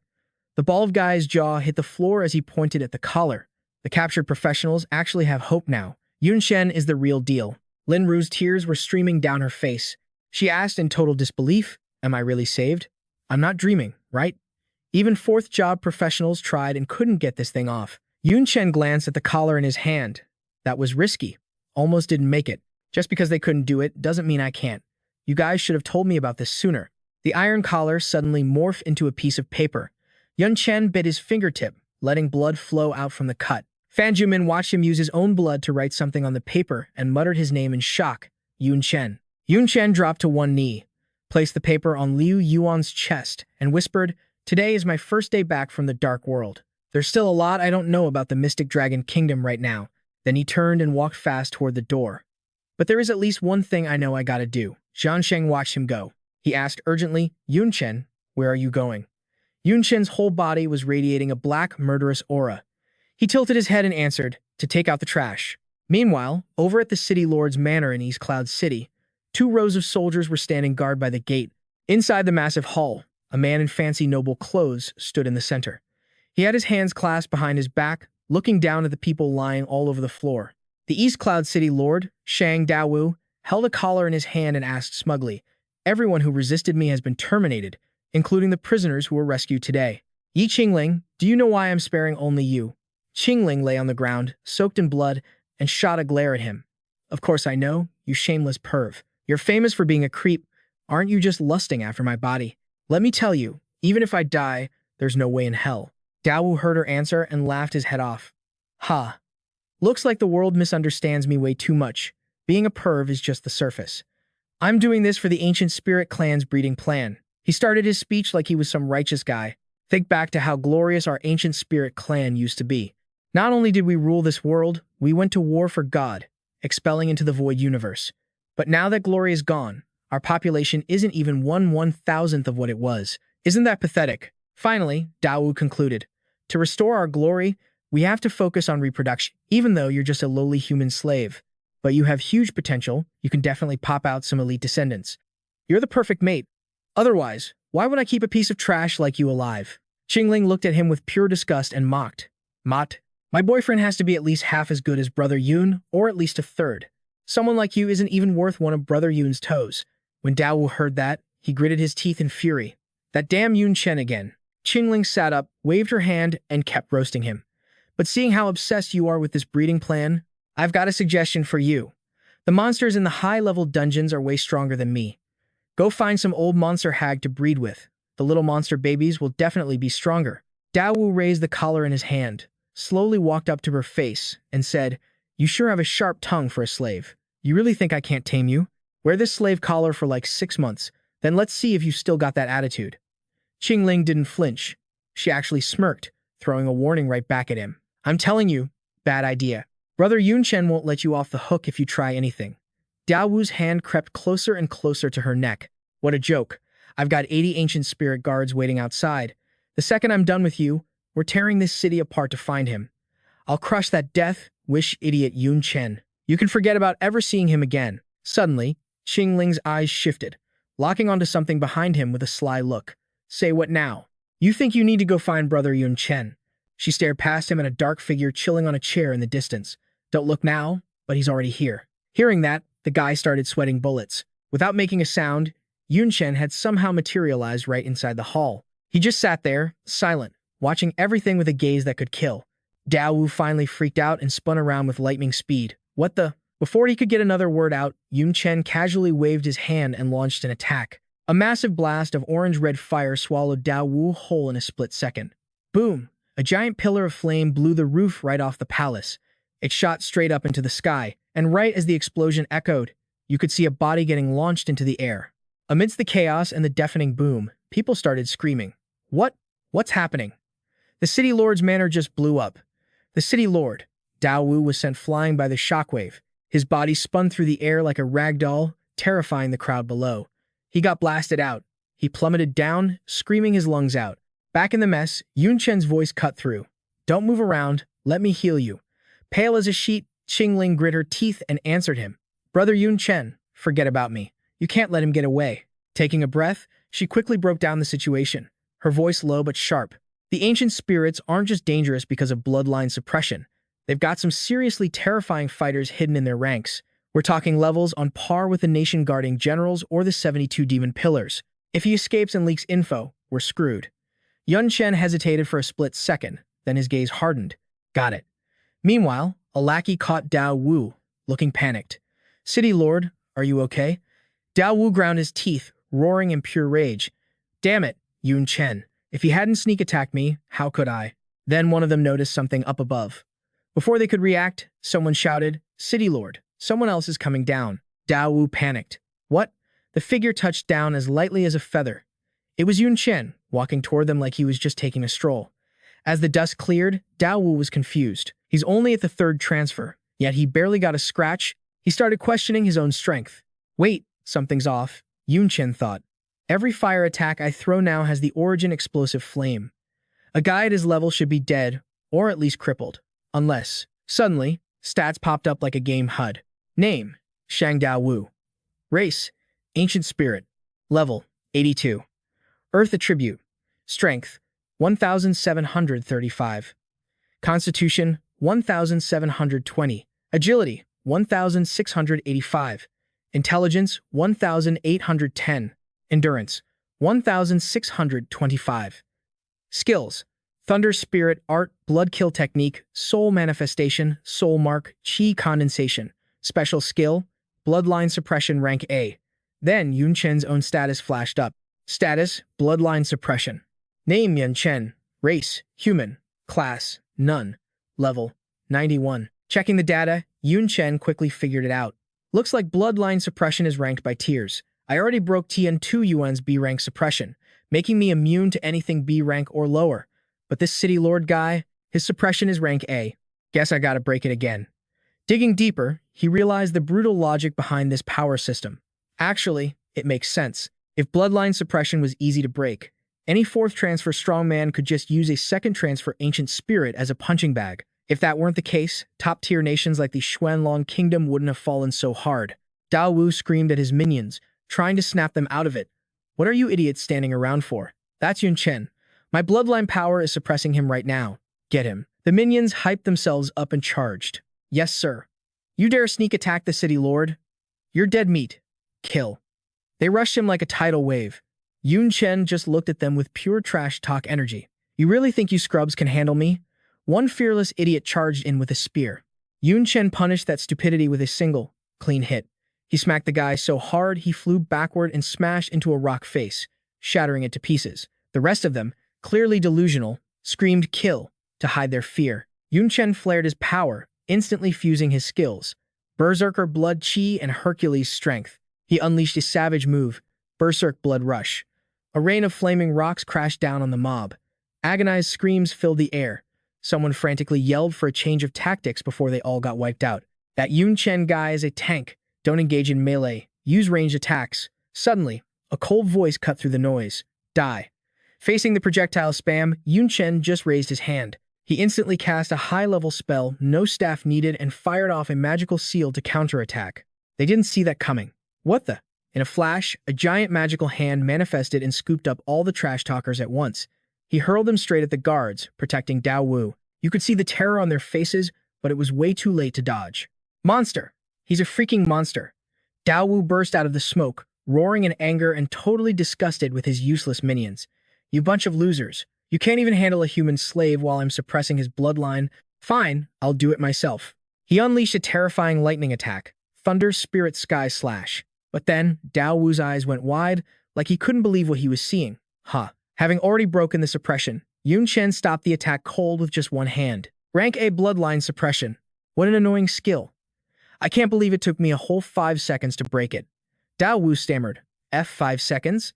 Yun Chen casually crushed the lightning blade in his grip. He snatched Ku Dao Yu the second the old man let his guard down. Just wondering. Yun Chen warned, taking it slow. If you fought me at my peak, could you even last 5 seconds? Yun Chen and Dao Yu popped up right in the middle of the wreckage. Dao Yu froze solid, forcing a nasty, stiff smile. 5 seconds. His face went pitch black, voice dropping low, totally pissed off at the insult. You're really looking down on me, huh? Before he could even blink, Yun Chen strangled the guy and slammed him into the ground. Bam. The impact was so crazy, the rocks around him shattered. When the dust settled, Dao Yu looked totally wrecked. Looks like, he sneered, dripping with sarcasm, even 5 seconds is way too hardcore for you. Suddenly, a calm voice answered from far away. Is that right? Dao Yu showed up over there, looking completely different. I wonder how you're going to handle this move.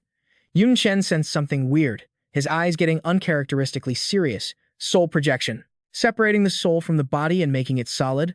Not even the little night demon from the 72 pillars could pull this off. Yet a tiny third-rank ancient spirit like you can? Dao Yu laughed loud and proud. His voice echoed, full of himself. Bingo. Even for a lowly slave, you know your stuff. I guess I can tell you. We ancient spirits are a whole level above you humans.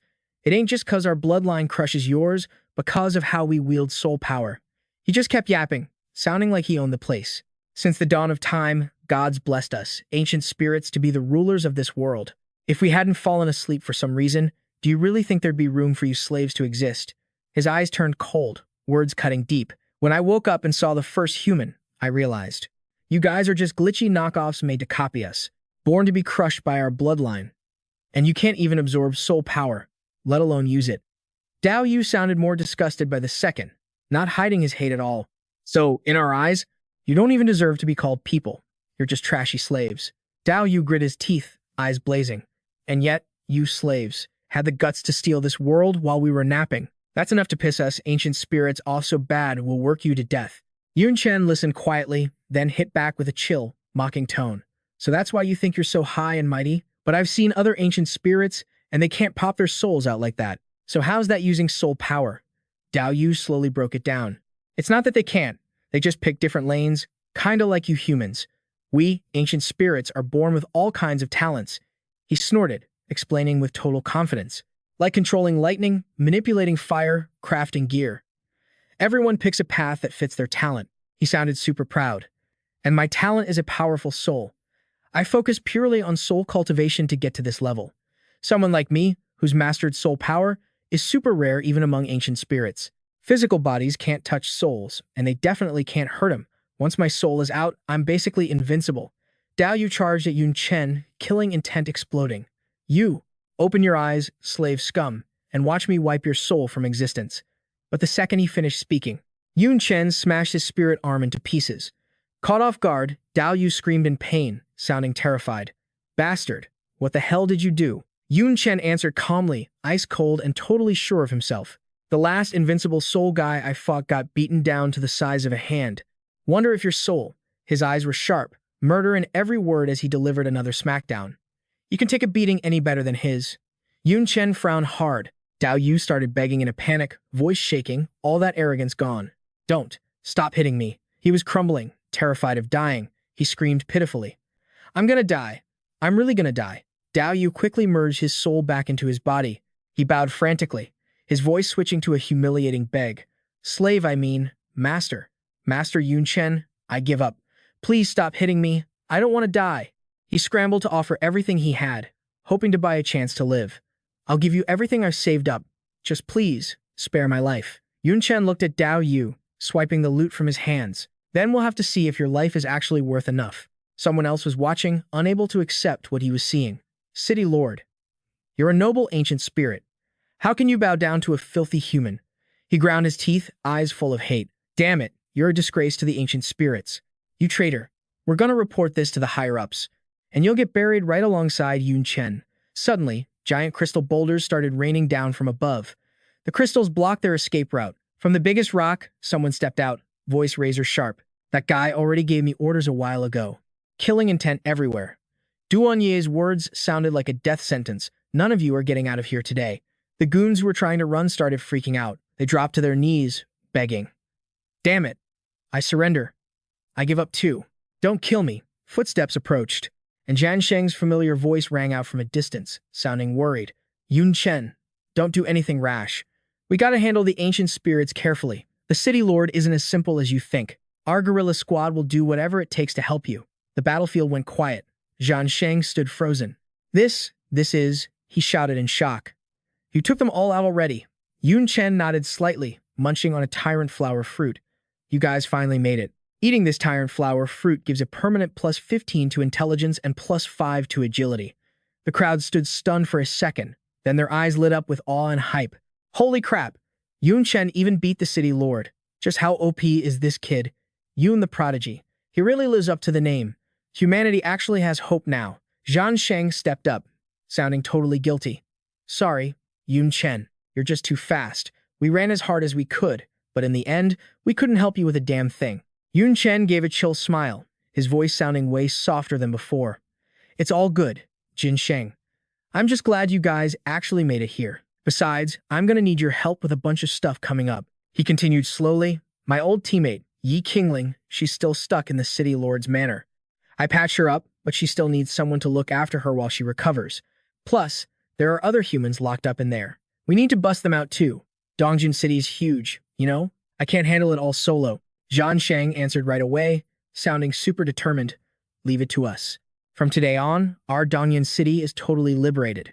Yun Chen nodded, sorry to trouble you, Jin Sheng. As for those ancient spirit prisoners and dealing with this guy, leave that to me. A cold smirk crept up on his face. I just got a killer idea. That night, Jin Sheng immediately spread the news. Yun Chen had arrived. The city lord was defeated, and the ancient spirits were being rounded up all over Dongyun. At first, people couldn't believe it until they saw the video of the ancient spirits getting busted. Just like that, overnight, Dongyun City was free. The humans in the city were finally off the hook. No more oppression. The food warehouses the ancient spirits hogged were cracked open. The whole city threw a party, celebrating all night long. Of course, plenty of people took the chance to grab some grub and bolt in the dark. In their eyes, peace was just temporary, so they wanted to find a new place to crash. The guerrillas didn't stop them, just let them go. The food warehouses the ancient spirits hogged were cracked open. The whole city threw a party, celebrating all night long. Of course, plenty of people took the chance to grab some grub and bolt in the dark. Somewhere else, a pathetic scream rang out. Dao Wu was tied up tight, shaking in pain, his screams mixed with pure hate. Damn it, you spared my life, which means I'm still useful, right? So why torture me like this? Why? Duan Yi stood there, voice cold but with a nasty, obvious grin. That just proves your value is getting your ass kicked. Hey, scream all you want.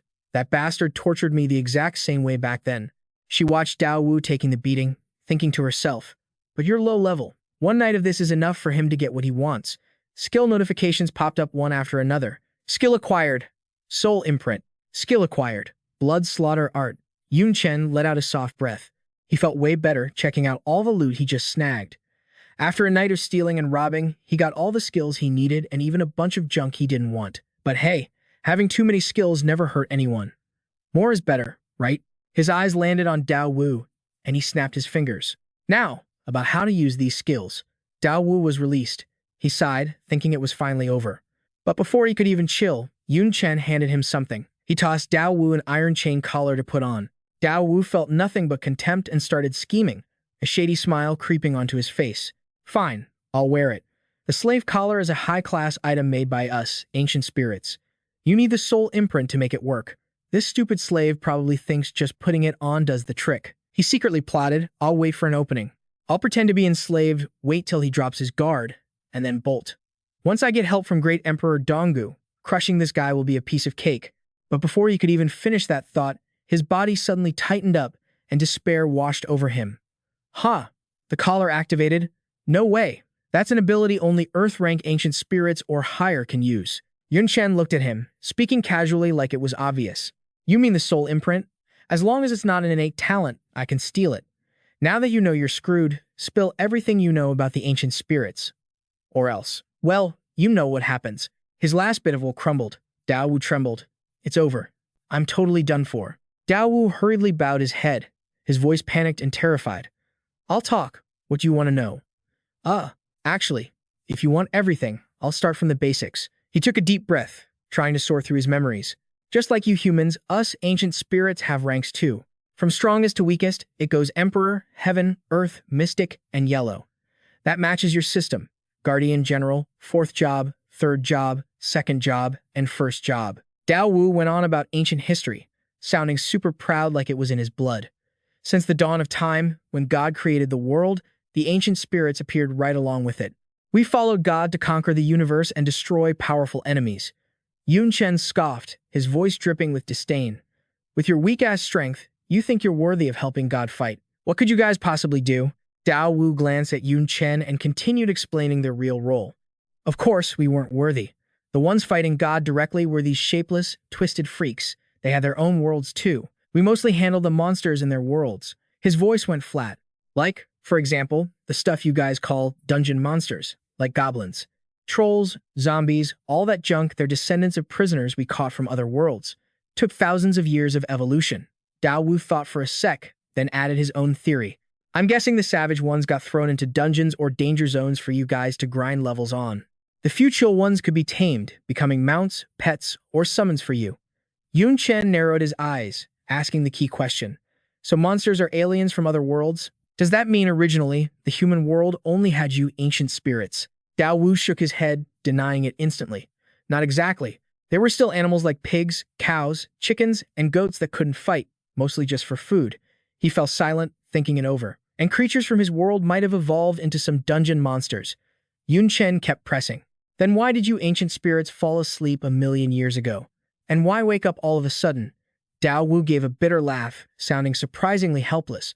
I honestly don't know. I just suddenly felt sleepy and passed out. When I woke up, I was already in Xuanlong territory. After waking up, I asked the other ancient spirits and found out they were the same. Seems like the whole race crashed at the same time. I don't know if there were exceptions. My power isn't top tier anyway. Maybe the great emperors know something. Yun Chen's voice dropped, making a scary guess. So, how many ancient spirits are in Xuanlong? And how many of those emperor-rank guys are there? Looks like we aren't the only ones in trouble. The Xuanlong nation is pretty much the whole human world right now. Dao Wu didn't hide anything this time. I'd guess about 700,000 people. As for the great emperors, no clue. At most, 4. They call him the 4 ancient emperors. He let out a dry laugh. Compared to 10 billion humans, that's pathetic. Yun Chen muttered the number under his breath. His eyes flickered, calculating. Yeah, compared to 10 billion, it's nothing. Dao Wu cut in, his voice heavy with regret. It should have been 1 billion. One massive war changed everything. And, Lord Yun Chen, I think you got it wrong. Back then, humanity wasn't just us, ancient spirits. We were just one flavor of human. His voice dropped, getting to the root of the tragedy. There were angels, ancient giants, ancestral beastmen. You name it. Every race had their own turf. In the end, they all went into the big sleep, just like us. The spot where Xuanlong Nation sits now, that was ancient spirit turf 1 million years ago. His voice drifted off, lost in the era when gods ruled the world. So wherever the other races wake up, it's got to be their old stomping grounds. Back then, God rounded up every race in the world to go conquer the universe. We wiped out world after world. Every win beefed up our own world, more resources, better creatures. It buffed the whole human race, making the next fight a breeze. Dao Wu's voice dipped, hitting the turning point. Just when we thought we were invincible, an enemy unlike anything we'd ever seen showed up. They called themselves the Demon Wings, straight out of the Dark World, led by some OP god of darkness. They clawed their way out of endless wars too. Their strength, same level as ours. Every word hit like a brick. War broke out instantly. 1,000 years of straight-up slaughter. It was hell. Both sides got wrecked. In the end, the two gods must have cut a deal or something. They used peace to end the nightmare. Yun Chen turned to the girl beside him. Little Ye, you know anything about this? Duan Ye replied, sounding a bit hazy. I've heard rumors like that before. It's ancient history, anyway. I wasn't even born yet. Her voice dropped, shifting to the scary stuff. But there are some guys who definitely know. They were born with the dark world. Some are still kicking the first 7 of the 72 demon pillars. Duan Ye exhaled softly, sounding spooked. For real though, those guys are the actual monsters. Their power is leagues above the rest. You want to get info out of them? Yeah, good luck with that, not in this lifetime. Dao Wu kept going, his voice even lower now. Anyway, after the Dark World War, the human race tanked hard. Ancient spirits went from 1 billion down to 500,000. The other races probably aren't doing any better. He got real quiet, like he was spilling a top secret. That war. It made a lot of the emperors realize something massive. They teamed up to go find God. Then, poof, gone. Probably dead. Yun Chen narrowed his eyes, actually surprised. Dead? You think the human god took him out? What the hell did they find? Dao Wu shook his head, sighing. I don't know, man. That's way above my pay grade. Suddenly, something clicked. He sounded interested. Oh, right. After we took over Dongyun City, I went through a bunch of your books. Found something dope your myths? They've got records of us, ancient spirits. Dao Wu kept talking. Most of it's twisted, totally different from the truth. But crazily enough, some info matches up like the names of the emperors. Pangu Chiyu Xuanyuan, the Jade Emperor. You know. Other races got their myths too, Odin, Rama, Amaterasu, all that. But in the end, those emperors went looking for God and just vanished. Yun Chen let out a breath, his eyes looking like they were staring right through time. So that's how it is. If I'm right, those races from 1 million years ago might be gone, but they left footprints behind. Over time, those footprints turned into myths and legends. He smirked. Now they're waking up, showing their faces. It's basically mythology coming to life, isn't it? That's why they call it the mythological version. Dao Wu bowed his head, having squeezed out every last drop of memory, sounding totally drained. Lord Yun Chen, I've spilled everything I know. I'm nowhere near the top brass of the ancient spirit clan, so that's all I got. Hearing all that, Yun Chen went quiet, his eyes darkening. That's weird. If he's telling the truth, then why did God start this mythological version? To fight the demon breeds? No way. Those breeds aren't suppressed by their bloodlines. Plus, the ancient humans might have been hot stuff a million years ago, but there's barely any left. Are they really stronger than the tens of billions of humans we have now? After a pause, he switched gears. One last thing. I notice you, ancient spirits, all have a skill called ki condensation. What's the deal with that? Dao Wu answered right away. That's how we cultivate. Our way of getting stronger is different from you, humans. It basically breaks down into two types. Yun Chen molded over. One is using ki condensation to suck world power into the body and buff yourself. The gears were turning in his head. The other way, it's like how you guys kill monsters from other worlds and absorb their power. You know, like farming XP to level up. Yun Chen closed his eyes and activated the skill, feeling a strange energy pooling around him. World power? Huh. Let's give it a shot. Qi condensation. The feeling was weirdly familiar. He snapped his eyes open, analyzing the energy hitting his body.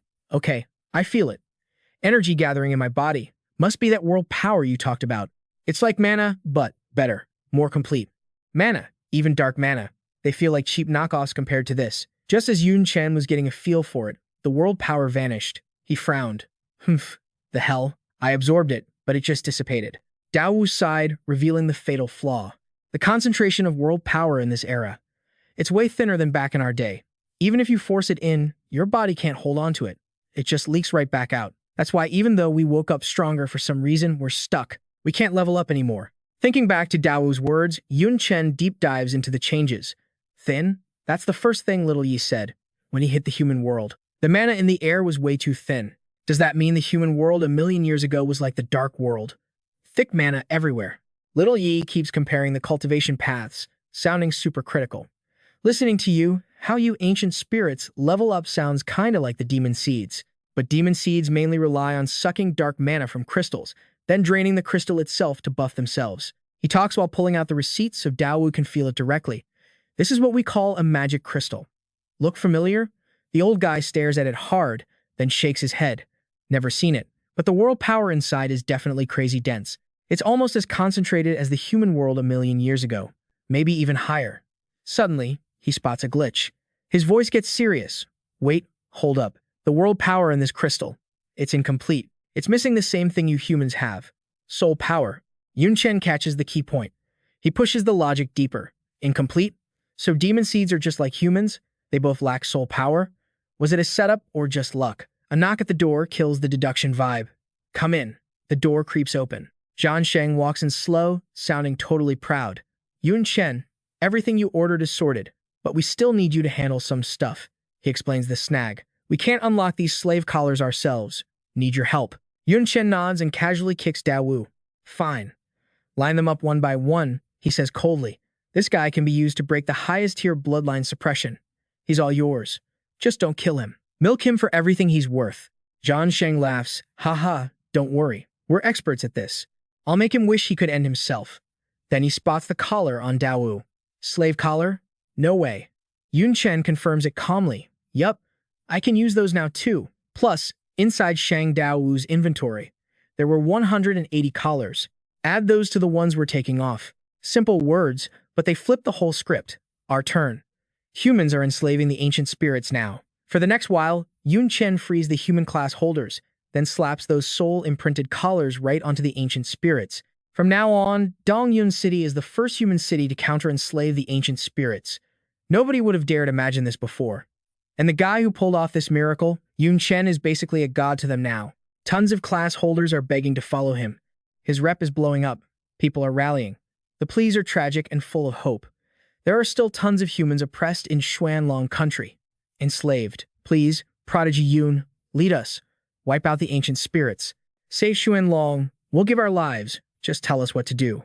Please. Another guy steps up, voice deep but real, putting all his hope on the guy in front of him. Yun Chen. You're humanity's hope. If we can't count on you, I don't see how we save this country. Please, say yes. Yun Chen doesn't agree right away. There are ancient spirits stronger than me out there. I can't do it solo. Plus, I don't even know if my little sister is alive or dead. I gotta save her first, then I'll figure out the rest. Meanwhile, Zhang Sheng is absolutely exploiting ex-city lord Shang Dawu, basically having class holders take turns beating him for 24 hours straight to break the bloodline suppression, then swapping in a fresh crew. 3 healers are on standby just to patch him up. Beat him to near death, heal him, repeat. Infinite loop. Yun Chen walks up to Yi Qingling's sick room, looking through the glass. Voice drops low. Yi Qingling still not awake? Zhang Sheng replies softly, actually sounding sympathetic. Nope. Her injuries are healed, but the mental fatigue is heavy. Who knows how long that kid's been running? It's rare for her to sleep this peacefully. He thinks about it. Should we force her up? Yun Chen answers slowly. Nah, I'll give her one more night. I haven't slept in 8 days anyway. Night falls, he's lying in bed, thinking.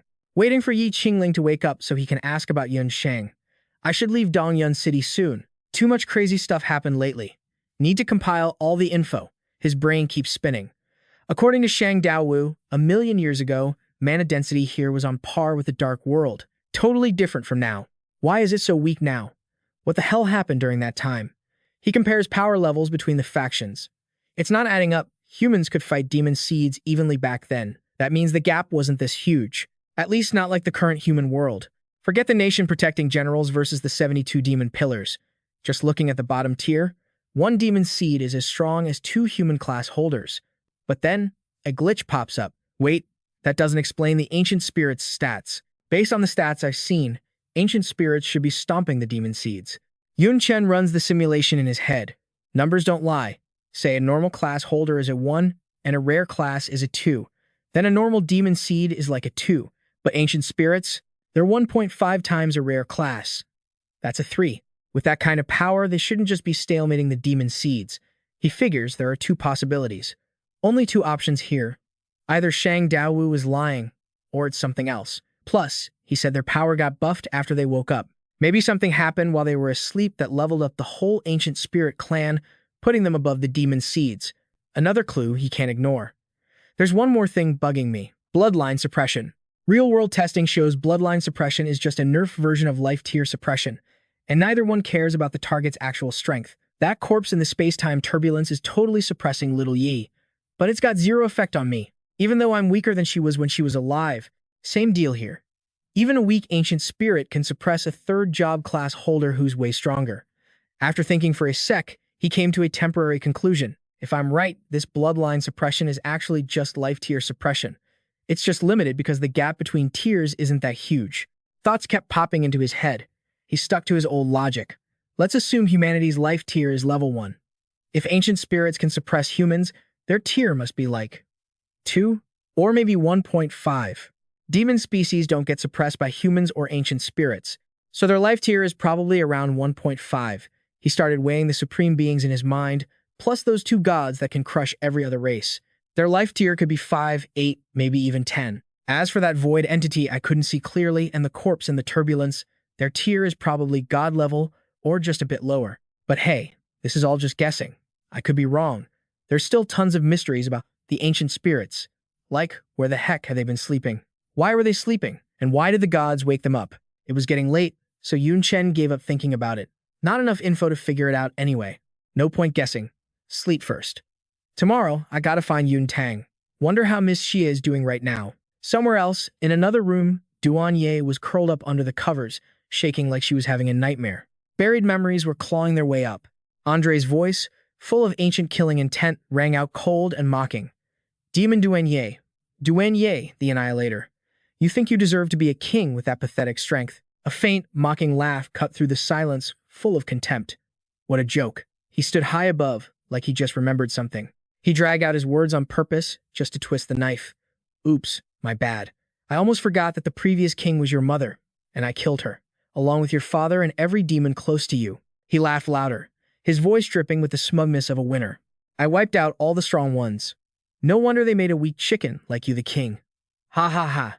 Even in her state, Duan Ye was weak, but her voice was steady. They sacrificed themselves to protect our people. They agreed to be your slaves, and you used that chance to murder them. But I'm not like them. Her aura exploded violently.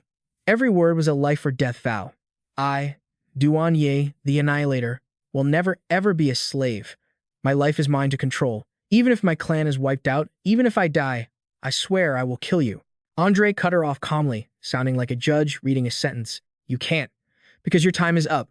The moment your killing intent peaks is right now." His giant foot stomped down hard. Duanye snapped awake from the nightmare. Her breathing was ragged in the dark, but the feeling of the dream wouldn't go away. She sat up in bed, soaked in cold sweat, her voice full of hate and frustration. "Damn it. I dreamed about that bastard again, until I kill him. I'll never be free of this nightmare." She clenched her fist tight. "My life belongs to me. How I use it is my business. No one gets to interfere. No one." Meanwhile, Qingling finally woke up from a long sleep. Yun Chen, sitting by the bed, lit up. "You're awake?" Qingling's eyes went wide. Overwhelmed, she jumped up and hugged Yun Chen. "Ah, Brother Yun, it's not a dream. I finally see you again. And you're actually alive." Yun Chen felt a bit helpless. Calm down first." He laughed softly, teasing her. "You make it sound like you saw me die or something." His eyes turned serious, and he asked slowly, "What exactly have you been through all these years? Why were the ancient spirits hunting you and escaping from Jiangyu to Dongyun City? What's the situation at Jiangyu now?" Qingling sighed, her voice dropping. "Sigh. It fell a long time ago. The fighting was intense back then. The dean, the professors, and all the high-level students got sent to the front lines." She continued, sounding both lucky and heartbroken. Even though the tide turned after the devouring demon clan retreated and many students came back, the defenses inside were still super weak. Luckily, Miss Shea stayed behind. And even luckier, your sister Yun Tang was there too. Yun Chen froze, his voice shaking with worry. "Yun Tang? She went to battle too?" Qingling tried to calm him down. "Brother Yun, chill. There's something you need to understand." She looked him in the eye, speaking with pride and trust. "To you, Yun Tang might be a weak, harmless little sister who only knows housework. But to us, she's an awakener. She has a time-based talent. She's an incredibly reliable teammate." Yun Chen stayed silent for a moment. "I was being narrow-minded. Looks like she grew up a lot while I was gone. Then what happened?" She continued, her voice getting serious as she remembered. "The scariest thing in battle is always a lack of intel. At first, nobody knew about the ancient spirit's bloodline suppression. Our power dropped so fast we couldn't react. Even Miss Xia almost got killed." Qingling clenched her fists, reliving that life-or-death moment. At the critical moment, Yun Tang paid a huge price to reverse time for everyone. It gave us a second chance to fight. Her voice was full of respect. "Miss Xia took that chance to pull out a ton of god-tier items to help us. We managed to wipe out the ancient spirit raid squad and escape Jiangyu." The story caught up to the present, making the situation clear. After that, Miss Xia teamed up with the survivors from the military base. They built a massive underground base in a secret spot in Jiangnan province. We stabilized things, but we're stuck on defense. Counterattacking is tough. Yun Chen frowned. "You said Yun Tang paid a huge price to reverse time?" Qingling stammered, "Yeah. Reversing time for everyone isn't a joke. A skill that terrifying definitely has serious side effects." Her eyes sparkled as she said it. "Luckily, Miss Xia is like a living treasure chest. She didn't hesitate to use god-tier items to wipe out all the side effects." Yun Chen just listened, feeling helpless. "That sounds exactly like the Miss Xia I remember." He shifted to another worry, his voice slowing down. "So what about you getting hunted down?" She answered calmly, "The base has limited resources and too many mouths to feed. We couldn't just sit there and starve, could we?" Qingling kept her explanation short, her eyes looking totally drained. The crew talked it over, then split into squads to take turns scavenging for supplies outside. Just my rotten luck running into those ancient spirits while scavenging. I panicked and they chased me all the way here. Yun Chen lowered his voice, sounding super chill. "Relax. I'll get you back. Where's Miss Ha's base at?" She answered softly. "It's not far from Jiangnan University." He didn't hesitate for a second. "Sweet. Then let's roll. We're heading back to Jiangnan province." The scene switches to the teleportation circle in Dongyun City. The crowd was buzzing with nervous whispers. Do we really have to leave? Without Yun Chen here, how long is this city gonna last? Maybe we should bail too. Go where? Genius? This is probably the only safe spot left in the country. Man, if only Yun Chen would lead the charge for us. Fan Zhengmin let out a heavy sigh. Jian Sheng stepped up and patted his shoulder to comfort him. "Old Fan, I get where you're coming from, but Yun Chen isn't a soldier like us. I can't use some greater good crap to guilt-trip him into ditching his family." Someone shouted out, sounding totally pissed off. "Yun Chen, you bastard, I wanted you to lead us to slaughter more of those ancient spirits. You're just gonna bail like that. What happened to keeping your word?" Instead of raging, Yun Chen just replied calmly, I kept my promise and helped you break that bloodline seal, didn't I? How's that not keeping my word? Qingling looked around and whispered, Brother Yun, looks like nobody wants to see you go. He stayed cool, not worried at all. Staying in Dongyun City is pointless. Even if I want to help, I can't do it alone. Best move is to link up with Miss Ha first, then figure out the next step. Yun Chen took a deep breath, looking off into the distance. Finally gonna see Yun Tang again. Wonder how she's doing. And Miss Ha too. They've probably got a ton of plans cooking. The formation looked like it was working, then suddenly just died out. He roared, Why isn't the teleporter working? Where's Shang Daowu? Drag his ass over here. Jian Shang kicked Daowu over to Yun Chen. Was gonna wait till you left to beat him up some more, but figure I'd just bring him now. He didn't hold back, grabbing the guy straight by the throat. Yun Chen's voice was ice cold. What did you do to the teleporter? Daowu started flailing around in a panic. I just ordered them to make it one way. You can get in but not out.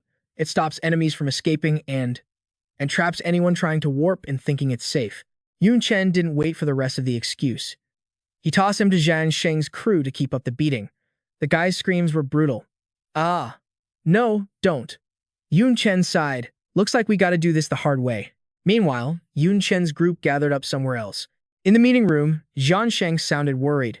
Yun Chen, the teleporter's busted.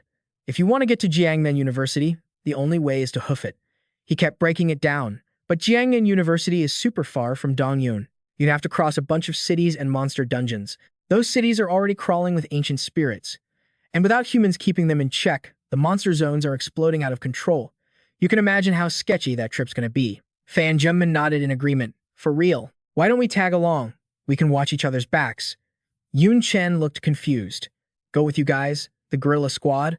But the guy didn't flinch, speaking with total confidence. Not just us. We're gonna rally all the class holders in the city and form the Vengeance Legion to march out. Our target is Jiangnan University too. We travel, reclaim territory on the way. Kill two birds with one stone. Yun Chen panicked a bit. Wait, are you trying to rope me into your guild or something? Qingling stepped forward, looking unusually serious. Brother Yun, I actually agree with Commander Fan on this one. Director Ha's base has been bleeding resources for a long time. Not much left. If you can bring this army there, it'd be a massive boost to their power. Yun Chen went silent for a sec, thoughts racing. Xuanlong Nation is already overrun by the ancient spirits. Even if I find Yun Tang, the safest spot is still Teacher Ha's base. If there's a chance to beef up our defenses, I should take it. After a moment, Yun Chen nodded. His voice didn't waver anymore. All right, let's roll together. Besides, Yun Tang is safe with Teacher Ha, so I don't need to rush like a maniac. Jian Sheng laughed loud and clear, looking relieved. Ha ha ha, with you coming along, we can finally relax. Fan Jumin looked straight at Yun Chen, eyes full of hope. Yun Chen, the Vengeance Legion hasn't picked a commander yet. I don't see anyone better suited for the job than you. He shook his head immediately. I'm just a rogue cultivator with no class. I can't carry the lives of all these people on my shoulders. I'm just tagging along for the ride. Pick someone else to be boss. The scene cuts to the central plaza of the Holy Empire's capital. Chants erupted, frantic and worshipful. Lord Angel, Lord Angel. Voices overlapped in a chaotic wave. Lord Angel. Standing high above the sea of believers, the angel spoke. Our awakening is a gift from God. It is His will. You were born on this ancestral land. Even though you are flawed, we will uphold our virtue and shelter you from the chaos of war. Her voice dropped, sounding heavy with purpose. And I will continue to fulfill the mission God gave me, bestowing grace upon you, my loyal believers. Let the prayer begin. Beg for God to hear our hearts. The believers below closed their eyes, their voices rising like a ritual. We pray. But in that sea of worship, a cold voice cut through, sounding totally out of place. If only you guys had woken up sooner. The chill in his words was real. Now, it's all too late. The Pope spoke calmly. How is the progress?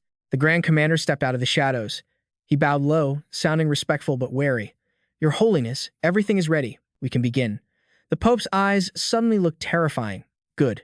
Then do it. Elsewhere, waves of black energy surged up, revealing a whole new squad of spirits.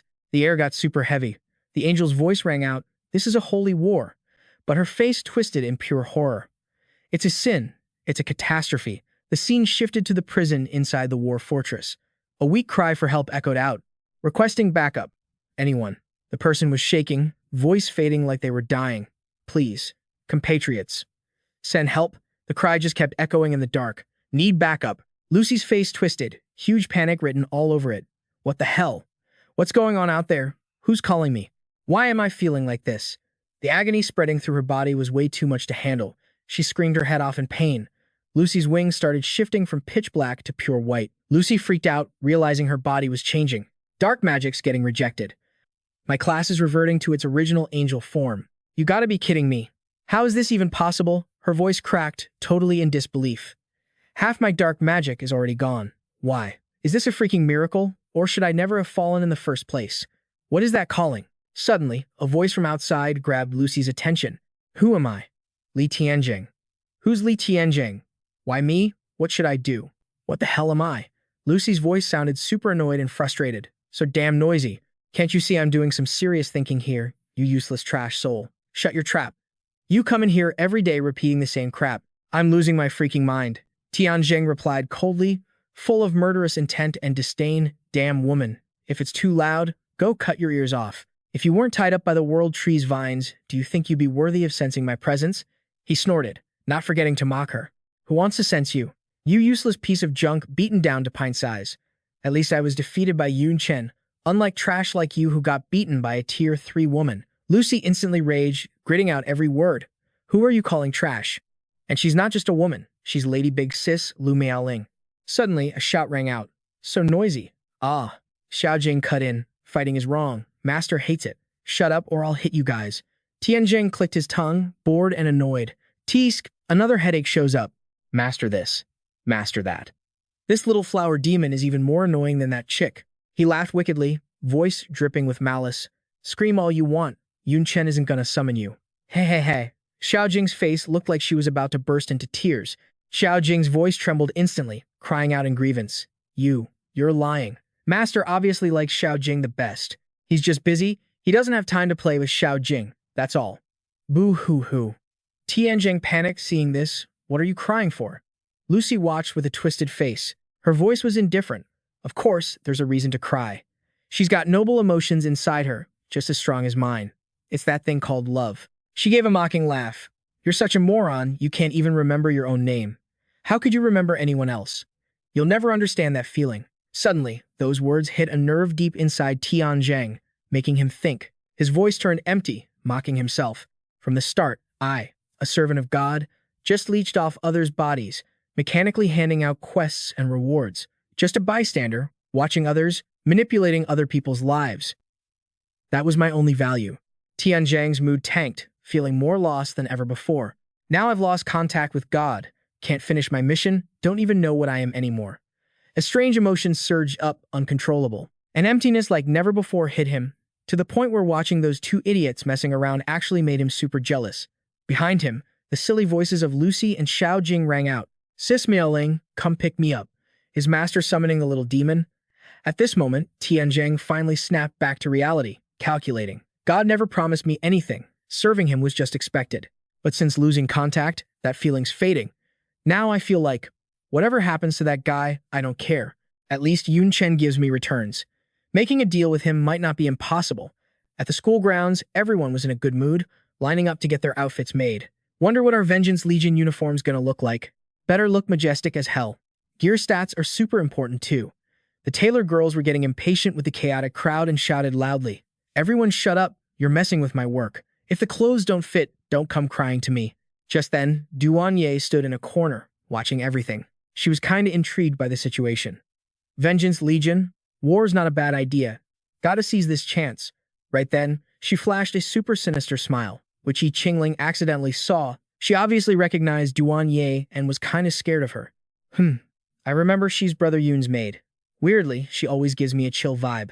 Suddenly, Duanye smiled, turned to her, and waved her over. I remember your name is Yi Qingling, right? Come here, I just happen to have something to ask you. Back in the meeting room with a serious vibe, Fan Junmin quickly reported. Yun Chen, the Vengeance Legion recruitment is done. We got 4 Tier 3S, 51 Tier 2S, and 67 Ancient Spirit slaves. According to what he said about the badass members they just recruited, all the class holders have unlocked A-rank bloodline suppression. Gotta say, Kang Dawu is top-tier material as a punching bag. Zhan Sheng added from the side. Also, there are still some Tier 1S who want to join. But considering their combat power, We left them in the city to help with reconstruction. Yun Chen agreed immediately. Yeah, Tier 1 strength is mostly logistics anyway. Better to have them rebuild. Then suddenly he asked, but you're taking ancient spirits into battle? Aren't you afraid they'll betray us? Fan Jumin immediately patted his chest, guaranteeing, don't worry, those ancient spirits have no backbone. They value their lives too much. He confidently added, plus they don't really mind killing their own kind. Seems like internal fighting was common among ancient spirits millions of years ago. Honestly, humans aren't that different. Pointing weapons at our own kind to survive happens all the time. Yun Chen sighed at those words. It's always been like that. Survival is an instinct no creature can easily resist. He thought to himself. Of course, many people risk their lives to keep their integrity, but in the grand scheme of things, there aren't many. Seeing nothing else to discuss, Zhang Sheng asked to leave first. Yun Chen planned, the Legion will be ready in 2 days. We'll head out then. If there's nothing else, we're heading back. Yun Chen agreed right away, obviously. Yeah. But watching his 2 teammates walk away, the anxiety kicked in again. This raid, probably gonna run into some seriously tough bastards. Right now, my bloodline suppression dispel is only sitting at A rank. Thinking about leveling it up is a total headache. Back when I dealt with TN2UN's B rank suppression, I snapped it in a split second. But against Shang Daowu, that took a whole 5 seconds. If I run into S rank suppression or something even crazier, how long am I gonna be stuck standing there? While he was stressing out, a rustling noise cut in. It was Xiao Jing, popping up to say, Master, the second soul wants a word with you. Yun Chen didn't hesitate. Sure. As he pulled out the item trapping Li Tianjing, he wondered, did that guy finally figure things out? Without overthinking it, he let Li Tianjing out. The second he materialized, the guy started yapping. Hey kid, I've been doing a lot of thinking lately, and making a deal with you isn't totally off the table. If I give you everything I've got, you can definitely help me find my past, right? Yun Chen kept it 100% real. Can't promise that. We don't even know where your body is, and even if we find it, who knows if it'll actually work? All I can say is I'll try my hardest. You've been stuck inside me long enough to know. When I say I'll do something, I do it. That made Li Tianzhang let out a sarcastic laugh. You really are an honest idiot. Kid, do you have any clue what I can actually give you? Full of cocky confidence, he started listing off the perks of teaming up. First up, attribute points. Every single day, I can give you 100 points to spend however you want. Strength +1, intelligence +1, agility, vitality, plus endless beginner job skill books, skill points, and rare materials up to S- rank. He sounded totally sure of himself as he declared, anything you want, I've got it right here. But Yun Chen just looked unimpressed and asked, only 100? That attitude ticked Li Tianjing off. You think 100 is small potatoes? When a normal job holder levels up, they only get +5 to all stats and 5 free points to distribute. He kept listing reasons. And you know the higher you get, the more insane the experience points needed to level up become. Once you hit level 89 or 90, gaining a single level can take months, maybe even longer. But with me helping you, you don't even need to level up. You'll still get stats every day that blow theirs out of the water. Obviously, Yun Chen wasn't buying it that easily. He casually challenged him. Yeah, I get it, but your stash can't be that small. And what's with the materials only being S-? You don't have anything S rank or S+? Faced with these demands, Li Tianjing sighed, feeling helpless. What exactly do you think I am? Then he broke it down. First off, get this straight. I'm not a god. I don't have creation powers. And the god of humanity doesn't just let me grab whatever I want from his stash. Everything I have right now is leftovers I begged from the god of humanity back in the day.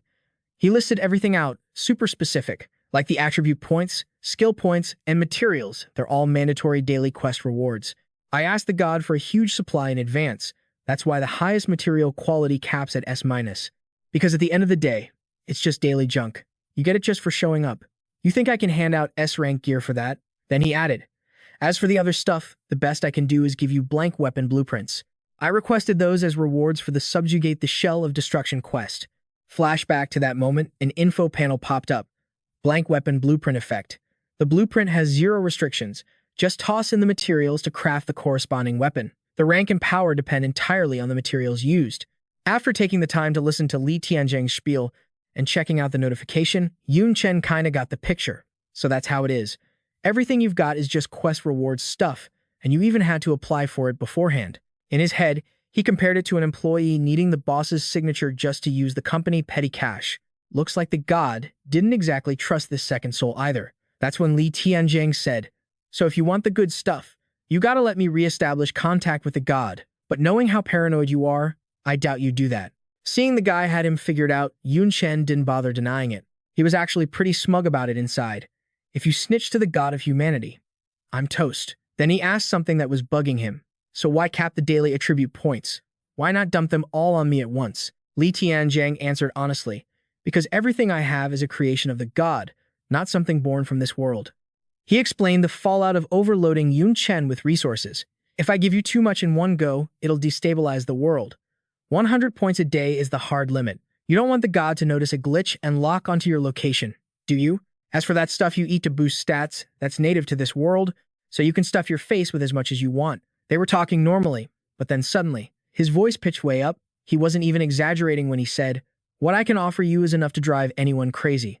I could take a weak, normal nobody and boost them to the peak of this world. With rewards this massive, are you telling me you still can't give me the past I want?" Cool as a cucumber, Yun Chen replied, "I can only try."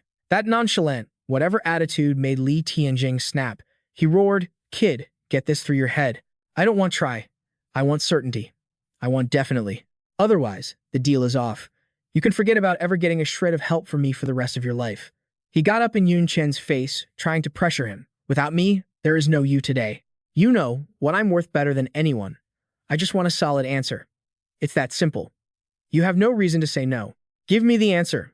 Say the words I want to hear." Obviously, his tantrum didn't work. It just made Yun Chen clap back. "You can keep yapping, but it won't change anything. If I can't do it, I can't do it. If some gluttonous monster ate your body and crapped it out years ago, I can't find it even if I put my life on the line." That stubbornness sent Li Tianjiang into a full-blown meltdown. Are you brain dead? All I want is a promise. How do you not get that? Where the hell is your brain? He unleashed a stream of insults at Yun Chen. "Moron. Idiot. The deal is off. I must have been blind to pick you. You literally just had to lie to me once. Someone who doesn't even know how to scam people has no right to negotiate with me." Annoyed by the constant buzzing in his ear, Yun Chen clapped back. "It ain't that I don't know, it's that I don't wanna. 'Cause you're Li Tianjiang, the guy who got jumped by 72 demon pillars and died for humanity." By the end, his voice dropped real low. "I don't want any lies here." Li Tianjiang was totally stunned by that line. Seeing he kept his mouth shut, Yun Chen figured he'd recruit him back. "We're done talking, you should head back." But then, Li Tianjiang suddenly yelled out, "Yun Chen, wait up." That made Yun Chen ask right away, "What else do you want?" While Li Tianjiang casually slipped out of the ropes, he muttered under his breath, "Damn it. This is obviously a total ripoff of a trade. But compared to working for the gods for free, I guess you're the better deal, no matter how I look at it." He reached his hand out to Yun Chen, showing he was down for the deal. Fine, I agree." Yun Chen didn't hesitate and shook his hand. "All right, deal sealed." Then the system popped up a notification. Final quest, help the second soul find its past. Failure penalty, none. Quest reward, none. Right then, inside the meeting room, Li Tianjiang and Yun Chen had wrapped up the deal. That's when Li Tianjiang spoke up with an idea. "Since we got a deal, we're fam now.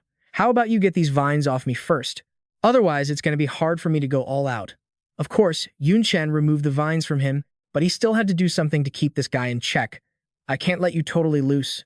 I don't fully trust you yet." Even though he let him move around freely, he didn't forget to drop a warning. "This limits your power and stops you from snitching to the gods, and it helps you move easier too." After Yun Chen untied him and slapped 2 control bracelets on his wrists, Li Tianjiang wasn't annoyed at all. Instead, he was super hyped and said, "Not bad. All right, I'm starting." He quickly added some stat points to Yun Chen, starting with 100 attribute points for today. "Put him wherever you want." Yun Chen immediately checked his own stat panel. Unused attribute points, 100. The numbers on the board shocked him so much he blurted out, 100 unused attribute points? Even though I was ready for it, this seriously feels way too bougie. After thinking for a sec, he decided to pump points into 2 stats. Like always, dump it all into Constitution and Intelligence. More HP and MP will keep Eternal Night's cycle running longer and boost my resistance against the strongest enemies. Just then, Li Tianjiang reminded Yun Chen about something, but he suddenly remembered it too. "What about the blueprint in my head? You promised, remember? Wait up, I think I got some stock left." After digging around for a bit, he actually pulled the thing out. Found it. The thing he pulled out was the Spatial Mastery Talent Quality S+. The Spatial Talent effect lets the owner use space-type skills. Yun Chen saw it and couldn't help but gasp in shock. A space-type talent? You were hiding goodies like this? Li Tianjing laughed and spilled the beans. I prepped this for you ages ago. Remember that dark believer you took down at the freshman exchange? He was a space mage. He looked a bit guilty, explaining why he only brought out this sweet loot now. Back then, you picked up a beginner space mage skill, but since you didn't have space talent, you couldn't learn it. I thought I'd set up a related quest for you later, so I asked the gods for the reward in advance. But Li Tianjing made some lame excuses. But then I saw you needed other stuff more, so I put that quest on hold. Eventually, I just totally forgot about it. Yun Chen was so done with this guy's goldfish brain, he sighed. He really can't be trusted. To not waste any more time, Li Tianjing just casually said, I can't use it anyway, so consider it a bonus. As soon as he finished speaking, he flicked that space talent orb right into Yun Chen's forehead. Immediately, the system announced he received Spatial Mastery Talent S+. Without hesitating, Yun Chen wanted to test out his fresh new talent. This is good stuff.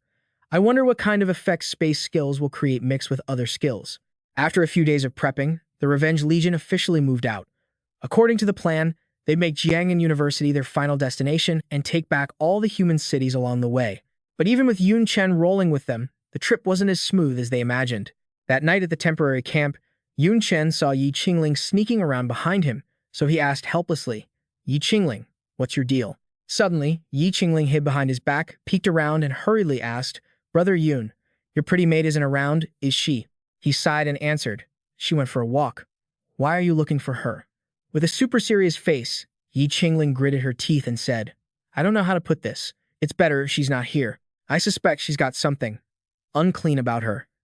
That made Yun Chen blank out, huh? Before he could get what the heck Yi Qingling was saying, she bitterly added, Brother Yun, that maid is seriously off. Just being near her makes me feel sick. I want to slap her right in the face. Hearing she wanted to smack, Duan Ye gave him the creeps. Your thoughts are seriously dangerous.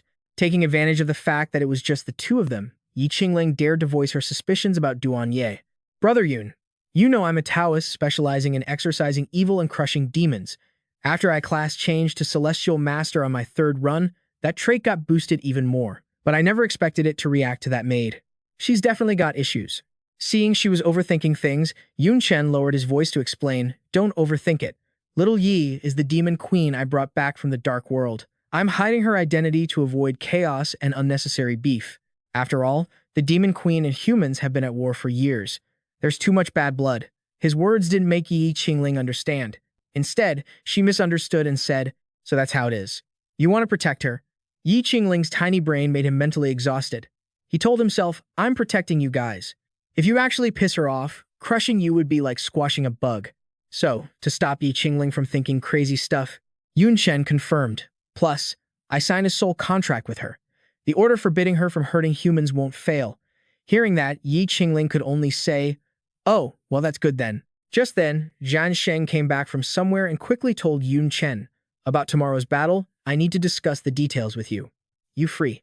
Yun Chen turned to look at Yi Qingling and asked a few words to hint she should bounce. Right now, getting his vibe, she giggled and said, I'm done here anyway. You guys talk. At that moment, Fan Juman pointed at the map and said, Prodigy Yun, the place we're heading to next is a little special. Unlike East Cloud City, which is basically stuck in the middle of nowhere, this place is more like a ring of cities. There are 5 of them, same size as East Cloud.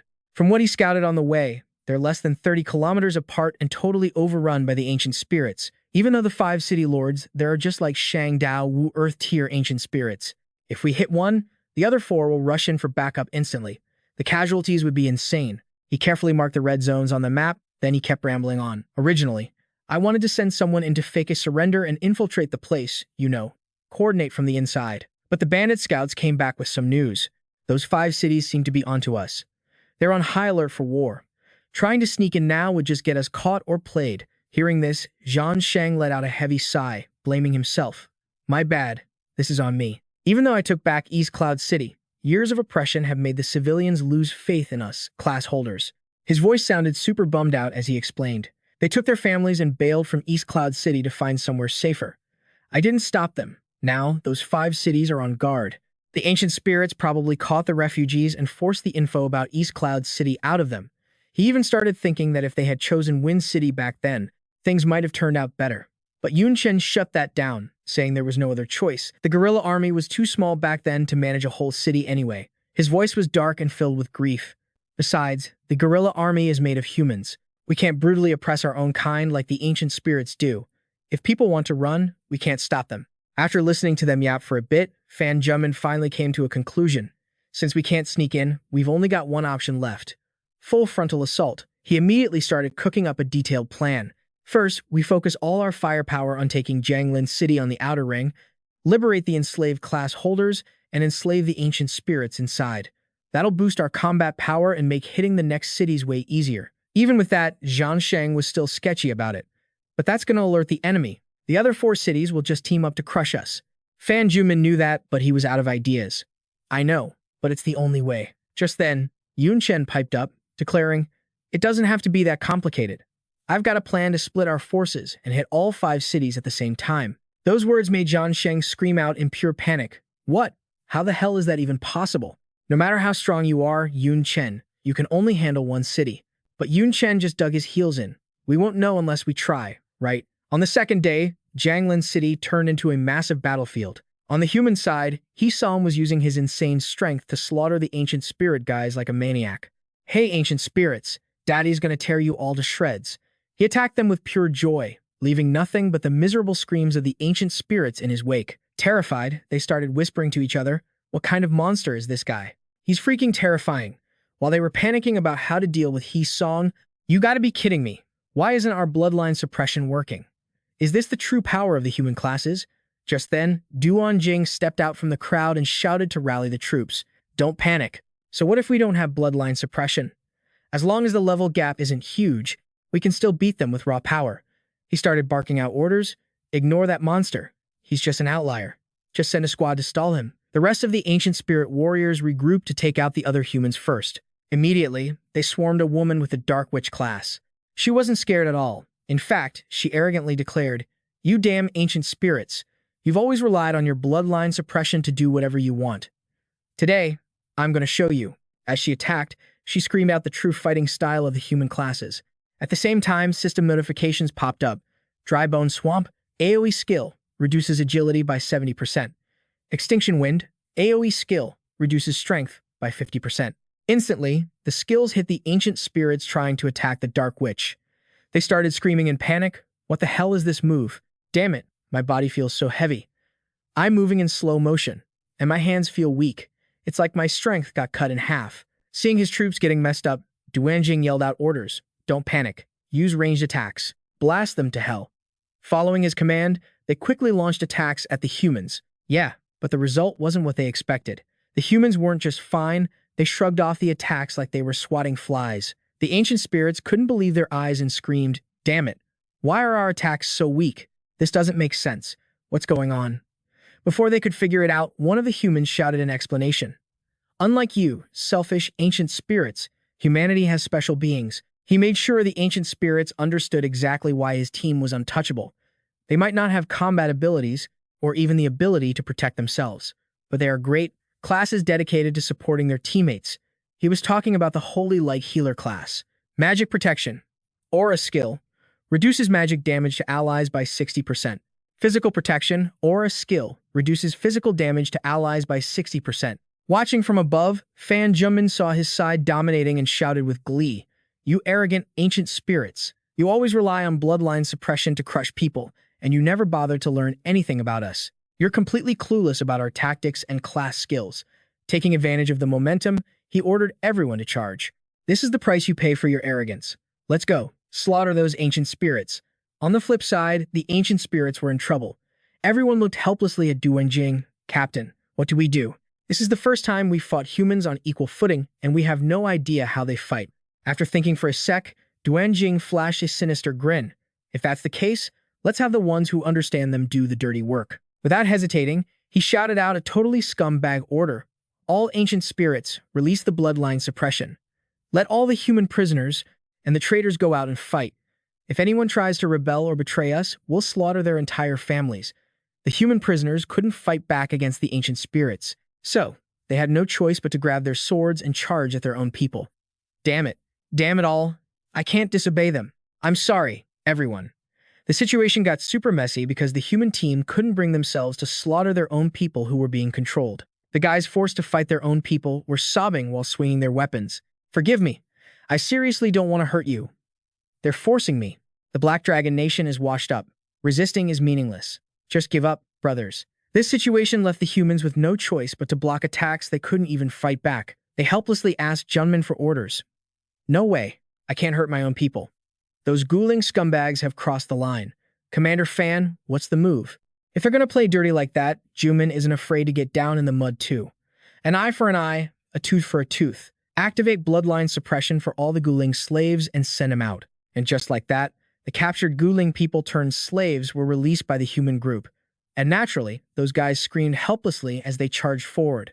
"Sorry, I don't want to betray the ghouling race either, but I got no choice." And so, the two sides were evenly matched again. After fighting for a bit, the human group gained the upper hand once more. Taking advantage of this dope opportunity, everyone got hyped and rushed in. The bloodline suppression was totally working on them. They lost all their fight, totally harmless now. The consequence? Ghouling soldiers dropping like flies one by one, sending the rest of them into a total panic. Am I dreaming or what? Us noble ghouling people turned into slaves for these trash humans? You kidding me? The world is flipped upside down. Totally flipped. Even Duanjing didn't calculate this. Damn it. Didn't think they had this up their sleeve. At this point, there's only one way left. I'm out of cards to play. So he decided to run and beg the strongest ghouling for help. "Lord City, Lord, request backup. Request backup." But just as he was about to run into the tower, suddenly, something appeared from the sky, flying straight toward the tower. It smashed right into it and boom blew it to bits. The scene made Duanjing stutter in pure horror. They still got enough juice to attack the City Lord's manor. After the initial shock, he regained his cocky confidence in the City Lord's power, but then, suddenly, someone landed heavily right in front of him. So what? Lord City Lord is unbeatable. Lowly humans attacking him is like moths flying into a fire suicide. The guy who just landed was none other than Yun Chen, and in his hand, the ghouling City Lord. That terrifying sight made Duanjing unable to believe his own eyes. He fell to his knees and stammered, "How is this possible? Lord City Lord." He looked at the battered City Lord and shouted, You lost." It was only then that Duanjing noticed Yun Chen. He gritted his teeth in rage. "You're that Yun Chen. Yun Chen from East Cloud City, aren't you? Didn't expect your strength to actually match the rumors. We lost to you." Before he could even think about revenge, someone kicked him so hard he went flying upside down. He song-stepped on Duanjing and growled, "Trash like you, worthy of Yun Chen fighting you? Hell no. Open your damn dog eyes and look closely at my brother Yun." He made it crystal clear to Duanjing. That ain't the real body standing there. It's just one of brother Yun's clones. Instantly, the system popped up an info panel. Sublimation art. Clone technique. High-level clone stage 5. Possesses all assassin class skills of the original body. Inherits 70% of stats. Maximum 5 clones. The air turned dead silent, filled with killing intent the moment Duanjing realized it was just a clone. After taking a moment to process, he screamed in disbelief. "A clone? No freaking way. You gotta be tricking me." He stared at Yun Chen's clone and yelled, "Just a puny clone. How could it pull this off?" Right at that moment, a soldier shouted a report to Junmin. "Commander Fan, latest war intel from the other 4 cities just hit." He excitedly delivered the good news from the other battlefields. Yun Chen didn't let everyone down. The 4 other clones in Yeyun, Dongwan, Baiwu, and Shi City have successfully completed the headhunting mission. Enemy morale has collapsed everywhere. We've entered the final phase, capturing prisoners and tallying casualties. You could say it's a total victory for Yun Chen. On top of that, he's got total control over the other cities. We actually took down 5 cities simultaneously. All the city lords wiped out by him. Just then, the clone spoke up. "Mission complete. I'm heading back too." Duanjing, who had been silent this whole time, finally gasped in horror. Just a clone. Way weaker than the real deal. Yet it did all this? With the humans holding a massive victory in their hands, Junmin was so happy he got emotional. "This is what you call crushing power. Let's start the cleanup." Suddenly, Duan Ye appeared out of nowhere. She smiled gently and volunteered, "Commander Fan, I didn't even get to break a sweat in this battle. It feels wrong to just sit back and enjoy the win. Please let me help with the cleanup." However, Junmin waved his hand to refuse. "Come on, how can I let you do that? Cleanup is exhausting work. We're talking about clearing corpses here. Is that really a job for a lady?" But Duan Ye insisted, "I want to do something for the crew too. Please, just say yes. Seeing she wasn't going to take no for an answer, Junmin finally agreed. Fine, fine. Sorry to trouble you then. But their conversation was overheard by everyone. So the crowd started whispering, face is gorgeous, body is banging, and she's so kind-hearted too. Truly worthy of being Yun Chen's maid. But those words accidentally drifted into Duan Ye's ears, making her face turn pitch black and her smile turn ice cold. Only a woman like that is worthy of serving Yun Chen. Meanwhile, back with the human prisoners, a messy crowd stood around Yun Chen, making him groan. Way too many people. Jian Sheng saw him looking drained and shrugged helplessly. This is just the first batch. I mean, taking 5 cities at once means the number of people to rescue multiplies like crazy. We can't deal with the slave collars. We gotta rely on you for the heavy lifting. Knowing there was no other way, Yun Chen let out a sigh and ordered, tell him to line up, one by one. After a while of dispelling slave marks for every single person, finally, there was only one guy left. Yun Chen gently placed his hand on the guy's slave chain and easily removed it.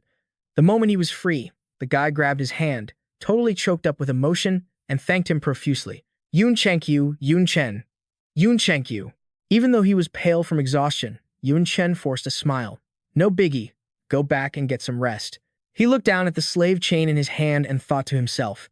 Next up, the final step. He applied his soul mark onto the chain. Once it was done, he turned to instruct Junmin. Commander Fan, these slave collars have all been imprinted with my soul mark. They're ready to use. Without hesitating for a second, Junming eagerly grabbed them. He picked up that slave collar and was like, totally blissful, saying thanks. Yun Chen, seriously, thank you so much. For the past 2 days, most of the people we rescued chose to roll with us. Plus, with these enslavement collars, the number of ancient spirit slaves is gonna skyrocket like crazy. He was full of hype, saying that the Vengeance Legion is way bigger now compared to when they started, like a force nobody dares to mess with. But ignoring Fan Junmin, who was basking in the glory of his growing army, Yun Chen turned to Master Jian Shengjin and asked, how's that thing I asked you to handle? The old man replied honestly, sorry, Yun Chen. We searched every single library in South City, but we still couldn't find any entry-level space-type skills. Then, looking all regretful, he added, I mean, the Space Mage class is just too rare. I've lived this long and only heard about it. Never actually seen it with my own eyes. To find a skill that rare, I'm afraid we'd have to go to the more prosperous central cities. Speaking of which, he didn't forget to drop a warning. But the resources in the central cities are on a whole other level compared to average places like Dongyun or Jianglin. There will be way more ancient spirits garrisoned there, and they'll be stronger too. There's even a high chance of tier 4 ancient spirits showing up. We might not be able to handle them. Yun Chen obviously got the picture. It's fine. Sooner or later, we have to deal with them anyway. No need to dodge it. Deep down, he was dead set on finding it no matter what. Space-type skills are super OP, so he had to find as many as possible. Knowing exactly what the kid was planning, Jian Sheng replied with a confident voice. Got it. I'll handle the rest. Yun Chen, you've been busting your ass these past few days. Go get some rest. Trusting the old man's skills, Yun Chen nodded and said, all right.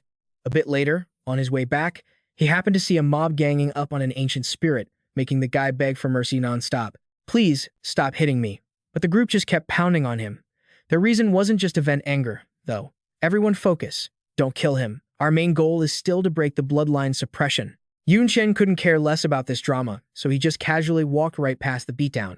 Don't worry, he won't die. But beating him until he's crippled shouldn't be a problem, right? I hate you. Ancient spirits to the bone. You all deserve to die. You could say he completely turned a blind eye while the ancient spirit got absolutely wrecked and screamed in despair. No, I don't want to be a slave. If you want revenge, go find a different ancient spirit. I've never bullied you humans. Seriously.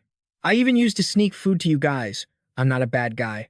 The furious shouts of the humans mixed with Yun Chen's dark expression, showing he totally agreed with them. If it's an ancient spirit, it deserves to die. If you don't want to die, put this on right now. Move again and I'll chop your hand off. After walking for a bit, Yun Chen made it back to the temporary crash pad set up by the Vengeance Legion. With so much stuff about to go down, he was feeling kind of burnt out. Dealing with the enslavement collars wasn't exactly hard, but the sheer volume was just overwhelming. Plus, who knows how many strongholds we have to conquer, how many people we gotta save, or how many collars we're gonna burn through on the road ahead. Just as Yun Chen walked past a painting in his room, he grumbled, I'm afraid I'll die of exhaustion before I even make it to Jiangnan University. I gotta figure out a way to fix this. Suddenly, the eyes in the painting actually moved and tracked him. Feeling the malicious gaze on him, Yun Chen broke out in a cold sweat and gasped. Huh. Without hesitating, he whipped his head around and shouted, "Who is it?" A figure appeared right there in the living room, coolly snapping shut the book he was reading. Then he smirked, teasing Yun Chen. "I only just stepped within 20 meters of you and you already sensed it. You really are a sharp little brat." Realizing who this was, Yun Chen frantically activated his flawless inside eye and yelled, "Ancient Spirit." He was terrified to find that this guy was insanely strong, so powerful that he had to admit he might be even stronger than Xiao Ye.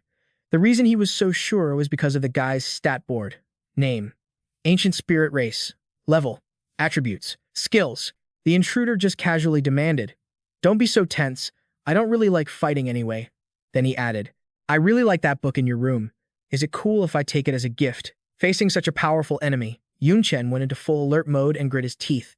"I'm asking you one last time, who the hell are you?" The intruder completely ignored the killing intent radiating from the boy and just leisurely said, "If you don't answer, I'll take that as a yes." Quite a nice meeting gift, actually. As for who I am, an arrogant smile spread across his lips as he introduced himself. "You can call me the Exiling Flame Emperor." As soon as he realized who was standing in front of him, Yun Chen shouted the name in shock, "Exiling Flame Emperor." Then his voice dropped low, "Calling yourself an emperor? Are you one of the 4 ancient emperors?" Xiling didn't hesitate to admit it, and he even kindly warned Yun Chen. "That's right. Don't be so defensive. I didn't come here to get revenge for the ancient spirits. I came to make peace. If I hadn't, my bloodline suppression would be making you feel pretty miserable right now." Then he glanced at the massive bookshelf in Yun Chen's room and slowly drawled, "People often say there are houses of gold hidden within books. Actually, I prefer reading over fighting. Since I woke up, I've read a ton of books and documents. I pretty much understand the history of you humans." He actually seemed to sympathize with the humans taking revenge on his race. "I understand your rage, and I hope you can understand the rage of the ancient spirits too. Anyone who wakes up from a nap to find their home gone, occupied by a bunch of weak creatures, and remodeled until it's unrecognizable. Well, it's hard not to act on impulse." Annoyed by Xiling's preachy tone, Yun Chen shouted, "I understand them. Did they ever understand the humans they slaughtered? Now that I'm beating the ancient spirits until they run for their lives, you show up to make peace? Where were you when the ancient spirits were oppressing humanity?" Understanding the kid's fury, Xiling patiently explained, "I was busy with my own stuff. You might not know this, but the Xunlong nation has been divided into 4 regions, managed by the 4 ancient emperors." He broke down the current situation in detail. "Each region is packed with humans and ancient spirits. The amount of work I have to deal with is piling up. The area you're in right now belongs to the Eastern Ancient Great Emperor. That guy is a war junkie, which is pretty unlucky for you guys." Then he added, "You might not believe this if I say it, but at least in the region I manage, ancient spirits and humans live together in harmony. The truth is, not all ancient spirits are hostile towards humans." Of course, Yun Chen didn't buy it for a second. That's total bullshit. If a place like that actually existed, why hasn't any news leaked out? Xiling just leisurely replied, "Because I put it on total lockdown." So, the reason he did that was to keep his people and turf safe. "My territory ain't huge, and we're not exactly swimming in resources. We got limits. If word got out, we'd have a swarm of people trying to join up. That'd drain everything we got and cause total chaos." Then he let out this tired sigh and was like, "Ruling and managing stuff. Not my vibe. Just keeping this little patch of land safe is a nightmare. I honestly just want to chill and read my books." Even after hearing Xiling spill his guts, Yun Chen wasn't buying it. No way he'd change his mind that fast, especially after seeing all the messed up stuff the ancient spirits did to his people. "The way you talk, you make them sound like saints. If I hadn't seen their nasty, evil crap with my own eyes, I might have actually fell for your lies." Since Yun Chen was being so stubborn, Xiling just goes, "I ain't forcing you to believe me, but you gotta understand one thing." Then his voice got super serious as he warned Yun Chen, "The god of humans chose this specific moment to wake us up, so there's gotta be a reason, and it's definitely not so we can just slaughter each other." Xiling had actually done his homework and checked everything before coming to warn Yun Chen. "Since I woke up, I've looked into it a ton of times. The god's choice wasn't a mistake. The ancient spirits were supposed to chill and live in peace with humans, cause the demons are our real enemy." At this point, he didn't hold back on revealing who actually messed everything up. "This whole war between us, it's just a freak accident. And the cause of that accident," Xiling pointed straight at the guy standing right in front of him, "it's you, Yun Chen." Getting blamed like that pissed Yun Chen off. "That joke ain't funny, man." Knowing the guy wouldn't buy it, Xiling dropped the receipts. "I didn't believe it either at first, but then I found out you went to the dark world and I saw that demon maid of yours. Your existence clearly messed everything up and wrecked the god's plans. Faced with that, Yun Chen obviously clacked back. Bullcrap. So now I'm the bad guy, seriously. Xiling was quick to explain. Not exactly. I mean, your intentions were good. It was just a coincidence. Sick of the self-righteous speech, Yun Chen snapped. Easy for you to act all high and mighty. You think I don't know the world's secrets? Since you're such a fanboy for this god, let me ask you. Why did all those emperor-level badasses disappear looking for him a million years ago? He pointed right in Xiling's face and grilled him. What's the point of the war between our worlds? Is it really a good thing if the god wins? Besides risking your life for him, what do you actually know? If he wins, what happens to the ancient spirits? Xiling just shut up, unable to say a word. And what about the humans?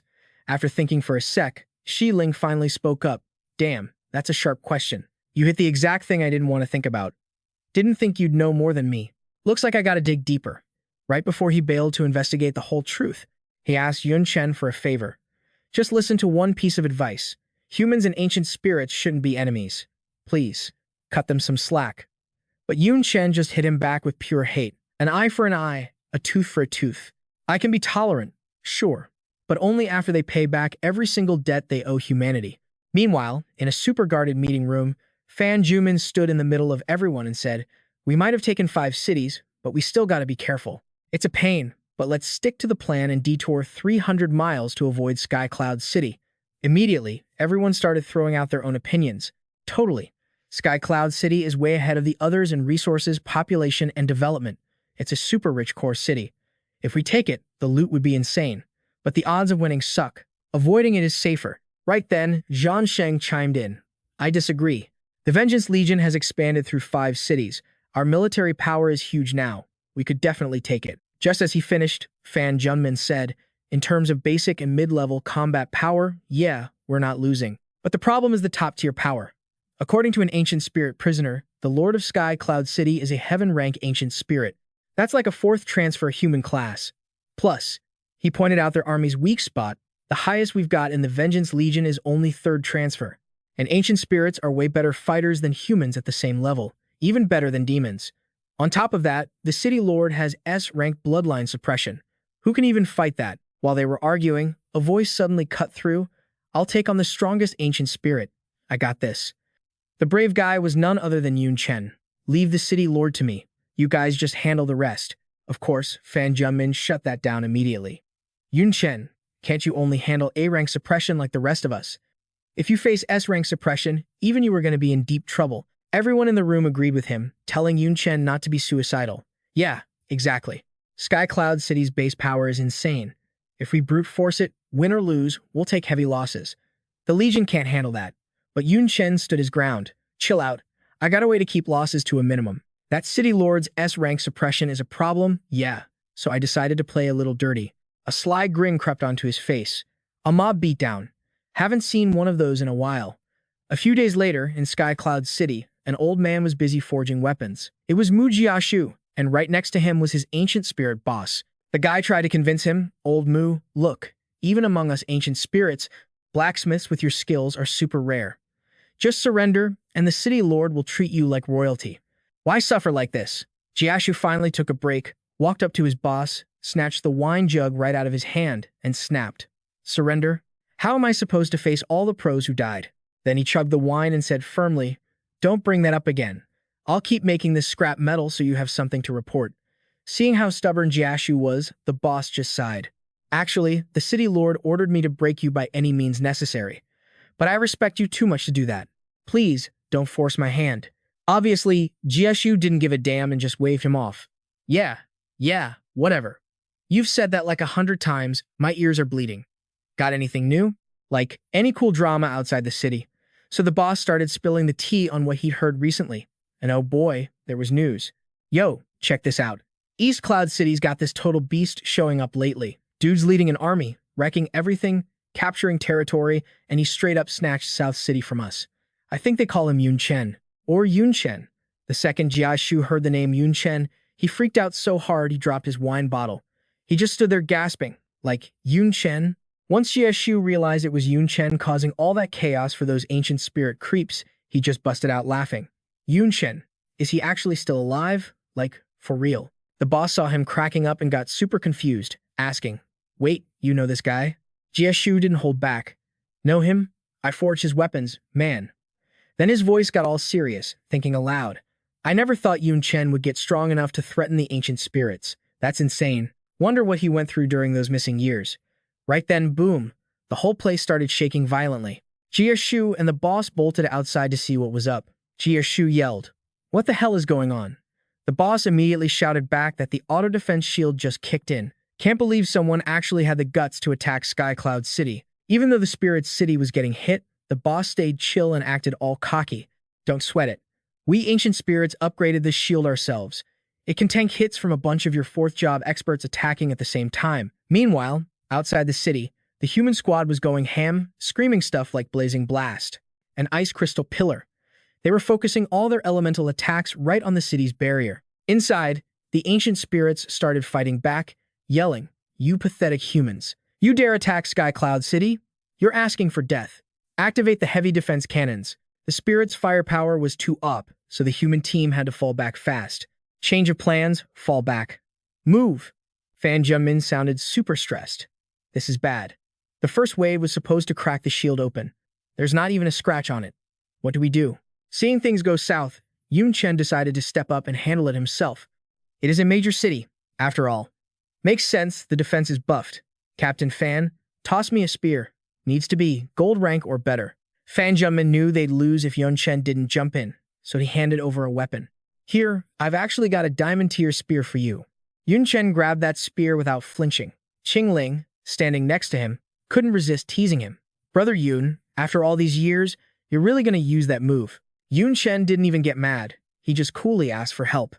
"Yeah, do me a favor and buff me." Qing Ling grinned, totally confident. "I'm not that little rookie Taoist anymore. My support skills are way more legit now. I've grown up enough to back you up, Brother Yun." She started casting her spell array, Taiji Dual Forces, 4 symbols, 8 trigrams, Universal Qi, Descent of Life, Thunder Gathering, heed my command. Watching those two team up like a power couple, Fan Jianmin's eyes bugged out. That hidden support class, third job, is no joke. Just stacking buffs creates this much pressure. With her help, even a third job player could probably take on a demon lord. And she's buffing Yun Chen, who's already a monster. Once the formation was ready, Qing Ling gave a smug smile and unleashed the skill. "Hurry!" By the order of the law. The second she said it, a massive bolt of lightning slammed down from the sky, right onto Yun Chen. He didn't get hurt at all, he just got way stronger. Not bad. It's not on the level of Eternal Nightfall, but this boost is huge, and 0 side effects. The system popped up his status: Skill Fusion, Skill Ascension, Archer Class. Basic Skill, Throw. Locked on target. Yun Chen hurled the spear and screamed, "Heaven and Earth strike." The spear tore through the air straight for the city barrier. And boom, the spear punched right through the barrier, shattering it. The ancient spirits inside started freaking out. The shield broke instantly. "Is a great emperor attacking us?" They were terrified, yelling, "I don't know, just run." But before they could scatter, Yun Chen was already inside the city. Fan Jianmin saw the opening and barked orders: Vengeance Legion classes, Ancient Spirit Slaves, charge. Everyone got hyped, rushing the city and screaming, "Kill." Meanwhile, he saw and was still bugging Qing Ling, begging her, "Come on, buff me like you did him. Let me have some fun. I want to go on a rampage." But Qing Ling blew him off. "No way. Supporting like that is exhausting." He saw him put on his best puppy dog face. "Just a little bit. Let me feel the power for a sec, please." Qing Ling sighed and pulled out 2 talismans. "Fine, you look pathetic. Here, take these Thunder Rain and Blood Chi charms and go play." Hisong snatched them and bolted. "Hey, ancient spirits. Your grandpa Hisong is coming for ya." Back on the battlefield, the ancient spirits were furious that humans dared to invade their turf. Filthy humans looking to die. Kill the men, enslave the women. Make them regret ever being born. Suddenly, one of them looked up and screamed, "Ah, what the hell is that?" They were totally freaked out by the massive thing floating right above their heads. "It's huge. I've never seen anything like it." It was Yun Chen's warship, and the murderous vibe coming off it had the spirits shaking. It looked seriously dangerous. Up on the ship, Li Tianzheng was super hyped driving this toy.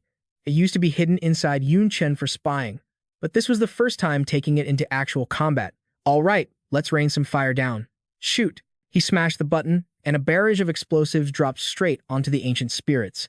They scattered like roaches. Fan Jianmin seized the moment and yelled to hype up the troops. We got Yun Chen's artillery covering us. We have nothing to fear. Both sides roared as they crashed into each other. Charge! Yun Chen reached out to grab his spear, but the thing just crumbled into dust. He sighed. Back in the day, I used to wreck people with gold weapons, but now, even a diamond weapon can't handle my power. He looked at the dust. Man, I definitely can't return this now. Meanwhile, at the City Lord's palace, a panicked ancient spirit official rushed in with the bad news. My lord, the Vengeance Legion is here. They breached the city. This guy is freaking out, reporting that the shield is busted and the fighters are locked in a brutal brawl. But when Shi-Ren hears the bad news, he doesn't panic at all. Instead, he calmly announces, "Fine then, let me just slaughter them all." The battle between humans and the ancient spirits is still raging like crazy. It's a total bloodbath out there, with bodies piled up all over the ground. Yun Chen alone has wiped out countless ancient spirits. Everywhere he fights, enemies drop dead. Nobody escapes his death god fists. After slashing through them for a while, Yun Chen's bloodlust just keeps rising. Damn, this feels good. But this isn't nearly enough. I want to kill more. Half his face has already been taken over by the World Tree. Then Yun Chen quickly realizes he's losing control. Damn it, the World Tree seal is acting up again. Is it the Calamity Force? If I stay here any longer, I'm screwed. War, slaughter, plague, extreme weather. They're all part of the calamity and disaster. As long as I'm in this kind of environment, I'll unconsciously absorb the Calamity Force. Yun Chen knows exactly what price he pays for this overpowered strength. He got this way thanks to the Void's gift, but that power is violent and cruel. If I don't find a way to control it, sooner or later, it's gonna kill me. Right then, he senses the owner of this place showing up. Humph, the boss is here. Shi-Ren steps closer to him and says, I know you. You're Yun Chen, the guy who took over East Cloud City and keeps wrecking South City, right? The system immediately pops up his stats. Name, Shi-Ren. Race, Ancient Spirit. Level, 109 Heaven Rank. Attributes, Great Rock Technique. Earth Mastery, Peerless Counter Shock, Turtle Breathing. Special Skill, Bloodline Suppression S. The Ancient Spirits see him and start screaming in joy. It's the City Lord. Lord City Lord is finally making his move. You lowly humans, it's too late to run now. Yun Chen, you're dead meat. You're all going to be buried together. Just then, Yun Chen uses his infinite Discovery Eye to check Shi-Ren and mutters. The Lord of Sky Cloud City showed up pretty fast. Actually, a bit earlier than I expected. Suddenly, a voice rings out, Spill it. Is this small fry really worth us ambushing? Duanyi appears, complaining, what a total waste of time. Xiao Jing, standing next to her, reminds her not to act on her own and to follow the master's orders. But at the same time, she's super happy Yun Chen summoned her. Master finally summoned us again. Duanyi keeps her attitude, arrogantly saying, hurry up and deal with this trash fish. I still want to try out those human cosmetics. Her words make Shi-Ren roar in anger. Trash fish? You dare call me, Shi-Ren, a trash fish? His power explodes as he bellows. Looks like you guys don't get it. Once an ancient spirit hits heaven rank, we can control our bloodline suppression at will. You weaklings are this confident only because of my mercy. Then he uses bloodline suppression. Immediately, Xiao Jing can't handle it and cries out, Master! Xiao Jing feels her body suddenly lose all strength. Right then, the system shows her stats panel. Name, Xiao Jing. Level, 102 Heaven Rank. Race, Thorn Demon Flower. Attributes, Strength, 272,070. Constitution, 350,350. Skills, Thorn Lash, Thousand Flower Control, Mental Prison Cage. Yun Chen quickly replies, It's fine. We aren't the main force in this battle. Inside his head, he realizes, looks like if I get suppressed, my summoned beasts get affected too. Seeing nobody attacking him, Shi-Ren gloats, Why aren't you acting arrogant anymore? Did my bloodline scare the piss out of you? Who should I kill first? Ha. Suddenly, a hand lands on his head. Duanyi has flown up onto Shi-Ren's head out of nowhere and asks with contempt, What are you gloating about, you trash fish? As soon as she finishes the sentence, she slams Shi-Ren's head into the ground. The ancient spirits can't believe it and start screaming. City Lord, you gotta be kidding me. Didn't the intel say that woman was just a maid? How is she this terrifying? Even though Shi-Ren just took a painful stomp, he still smirks defiantly. Truly, a scary woman. Too bad this isn't a catfight. Hair pulling and scratching won't work on me. The system panel pops up his attributes, Strength 3,025, Constitution 59,440, Agility 2,870, Intelligence 2,950, Stamina 5,000, 940. Pissed off by Shiren's words, Duanye gets ready to smash him to ash. You have a death wish. Seeing she's about to use her demon skills, Yun Chen hurriedly warns her, don't use your skills. You can't expose your identity. Then he looks at Shiren and notices his constitution has increased 10 times over. Looks like he used a defense-boosting skill. Since he called her out, Duanye annoyingly complies. I know, okay? She curses in her head. Damn it. If my power wasn't limited in the human world, I would have blown his skull open already. Her stats panel quickly appears. Name, Xiaoye. Level, 295. Race, Broken Knight Demon. Attributes, Strength 73,500,105. Constitution 109,690,156. Agility 12,985,015. Skills, Destruction. Crystal, Broken Knight Demon Statue, Broken Knight Chaos Lightning, Destruction Scale Armor. Special Skills, Soul Chasing, Mark, Broken Attack Scale. Duanye lifts her leg and thinks, whatever. Even if I'm the weakest retainer. She stomps straight down on Shiren's head and declares arrogantly, there's no way I can't handle a trash fish like this. Then she kicks him right in the face, sending him flying. Shiren is beat up, but he still runs his mouth, screaming, did you skip lunch or something? That didn't hurt at all. Duanye rushes at him and growls, still acting tough. She punches him relentlessly. Every hit causes shockwaves you can't ignore, but the more Duanye hits him, the crazier Shiren gets, challenging her. Great. Use more strength. Hit me harder. After punching for a while, Duanye feels something is off. Did this guy realize she stopped? Shiren laughs viciously. Done hitting yet? He immediately uses Peerless Countershock to hit back at Duanye and yells, then it's my turn. In that moment, Duanye chuckles and realizes, I knew it. He's the type who endures and absorbs damage, then stores power to counterattack. Seeing her get pushed back, Xiaojing steps in this time, spiked vines. Shiren is a bit surprised when Xiaojing's vines wrap around him. Huh? Then Yun Chen dashes forward with his beginner Space Mage skill, tearing through space, ready to punch Shiren's lights out. Wonder if that turtle shell of yours can handle the power of space? Yun Chen rushes at Shiren and asks with a sneer. Stored force counterattack? What's that garbage? He just straight up used a rookie Space Mage skill, ripped open the fabric of space, and shouted, if I slice your throat, let's see you try to hit back. Seeing the move Yun Chen unleashed, Shiren screamed in terror. Spatial power? Terrified that Yun Chen was about to end him, he immediately surged up and roared, Scram! Get the hell away from me. He scrambled to dodge Yun Chen's attack, his eyes burning with pure hatred, glancing back at Yun Chen before gritting out, damn it. Didn't think this kid would still be the biggest threat even with the bloodline suppression. Right at that moment, Duanye appeared out of nowhere behind Shiren's back and asked, are you saying I'm not on his level? Alongside her, Xiaojing's vines had already sprouted up, wrapping tight around Shiren. Without giving him a second to react, Duanye wound up to deliver a brutal kick to his face.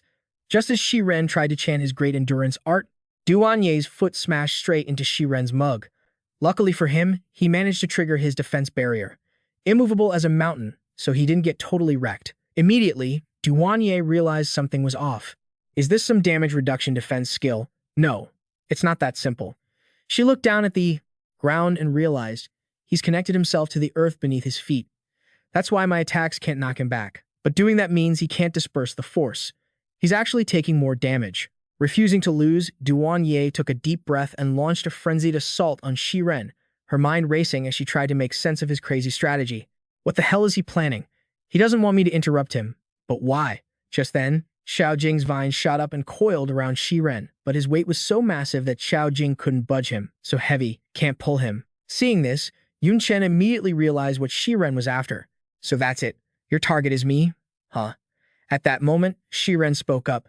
Those who achieve greatness must endure pain that ordinary people cannot withstand. He recounted the suffering he endured to get where he was. I, Shiren, was different from a young age.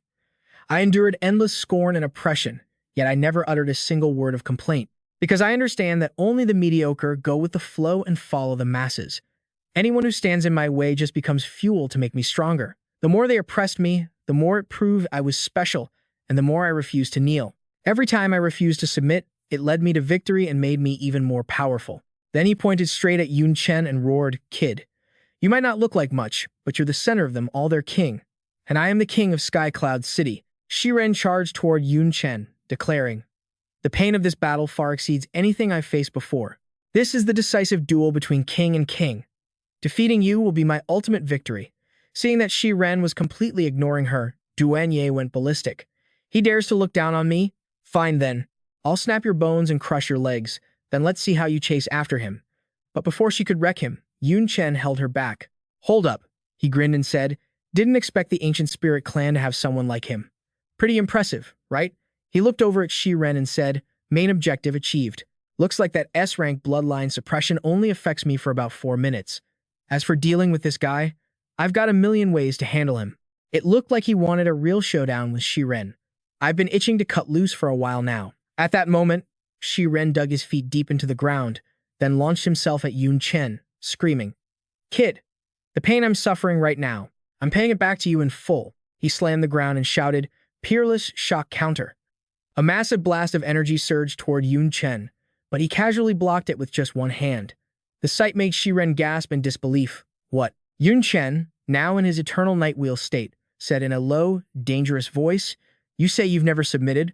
Well, I'd love to test that theory. He warped right next to Shi Ren, wondering, Can my full power crush you? Realizing that this single punch could critically injure him, Shi Ren immediately activated his defensive armor, great endurance art, immovable as a mountain. Then, a barrage of sky-shattering blows rained down on him. When the dust settled, Yun Chen spoke, Still not down yet. Interesting. But it's too bad. Even if you're still standing, it turned out he had beaten Shi Ren completely unconscious. Losing consciousness is the same as losing. Let's call this a draw. The battle ended with the victory going to Yun Chen, leaving the ancient spirits screaming in disbelief. He lost. How is that possible? The city lord is a heaven-rank ancient spirit. How could a mere human defeat him? I don't believe it. It has to be a trick. Duan Ye, who had watched the whole fight, pouted and scoffed. What do you mean a draw? You didn't even use your origin power. If you had, he would have been turned to ash. How could he still be standing? Then she stretched warily and sighed. Whatever. I don't care what that kid wants to do anymore. The winner's been decided. Time to clean up this mess. A bit later, a group of enslaved people stood before Yun Chen. Looking at the crowd, he felt a bit overwhelmed. With this many people, I'm afraid some won't make it. Zhan Sheng, standing next to him, shrugged helplessly. Well, this is the core city, after all. Not only is the prisoner count naturally high, but they also get regular tributes from the surrounding cities. It's piled up to an insane amount. Looking at the crowd, Yun Chen felt exhausted. He tried to think of a way to solve this without doing all the work himself. No way. To save all of them, I'd have to go 10 days straight without eating or drinking. Not to mention the time it takes to plant the soul seals. I seriously can't handle that. Sigh, I need another plan. Just then, a familiar voice called out, Yun Chen. Mu Jiashu strolled over to him and greeted, I knew it was you, kid. Seeing him, Yun Chen lit up and called out, Professor Mu. He was visibly surprised to see Jiashu there. Professor Mu. His appearance left Yun Chen confused. Why are you in Sky Cloud City? Aren't you supposed to be at Jiang University? He chuckled and explained, Well, Sky Cloud City is actually my hometown. When the ancient spirits showed up, I was just on leave visiting family. He pointed to the chain around his neck and said, Then I got caught and slapped with this collar. The Vengeance Corps sent people to drag me here. Never expected to run into you. Hearing this, Yun Chen eagerly replied, Removing slave collars is my specialty. Let me get your freedom back first. He pointed a branch straight at the chain on Jiashu's neck and popped it off with ease. Jiashu looked amazed. That's impressive skill. But honestly, realizing something, he looked over at the massive crowd of people, a chill running down his spine as he asked, Did you handle all of this by yourself? Yun Chen knew exactly what he meant and sighed, nodding. Yeah, I engraved the soul seal all by myself. He added helplessly, This gig takes way too much time and energy, but I couldn't exactly say no, so I just had to suck it up and grind through it. Hearing that, Jiashu immediately teased him, Kid, you're still too green. In the adult world, you gotta learn the art of slacking off. Meanwhile, inside the skill inscription library, Su Li, the skill inscriptionist, spoke up seriously. We're on the right track with the skill inscription. Even though the ancient spirit race's skills are unique, once you grasp the essence, inscribing them isn't hard. Of course, Yun Chen had no clue who she was, so he whispered to Jiashu, Who's that? Jiashu immediately bragged with a grin. She's a specialist in a niche field just like me. The ancient spirits hold her in high regard for her dedicated research. Skill books are obviously super convenient, so the ancient spirits want to make them too. Su Li then explained, Through my research, I've found that most of their skills aren't fundamentally different from human professions. They all involve manipulating mana's quality, form, and attributes. According to her findings, the ancient spirits just use a really old-school learning method, hands-on teaching from a master. That's where they differ from us humans. We artisans can formulate skills, break them down into equations, and inscribe the mana circuits directly onto skill books, slashing the learning curve. However, Su Li noted a difference with a specific group of ancient spirits, an exception involving their unique skill branch. Soul-type skills that humans just can't use no matter what. Maybe it's the different environments. Soul power is common for them, but for humans, it's a totally foreign concept.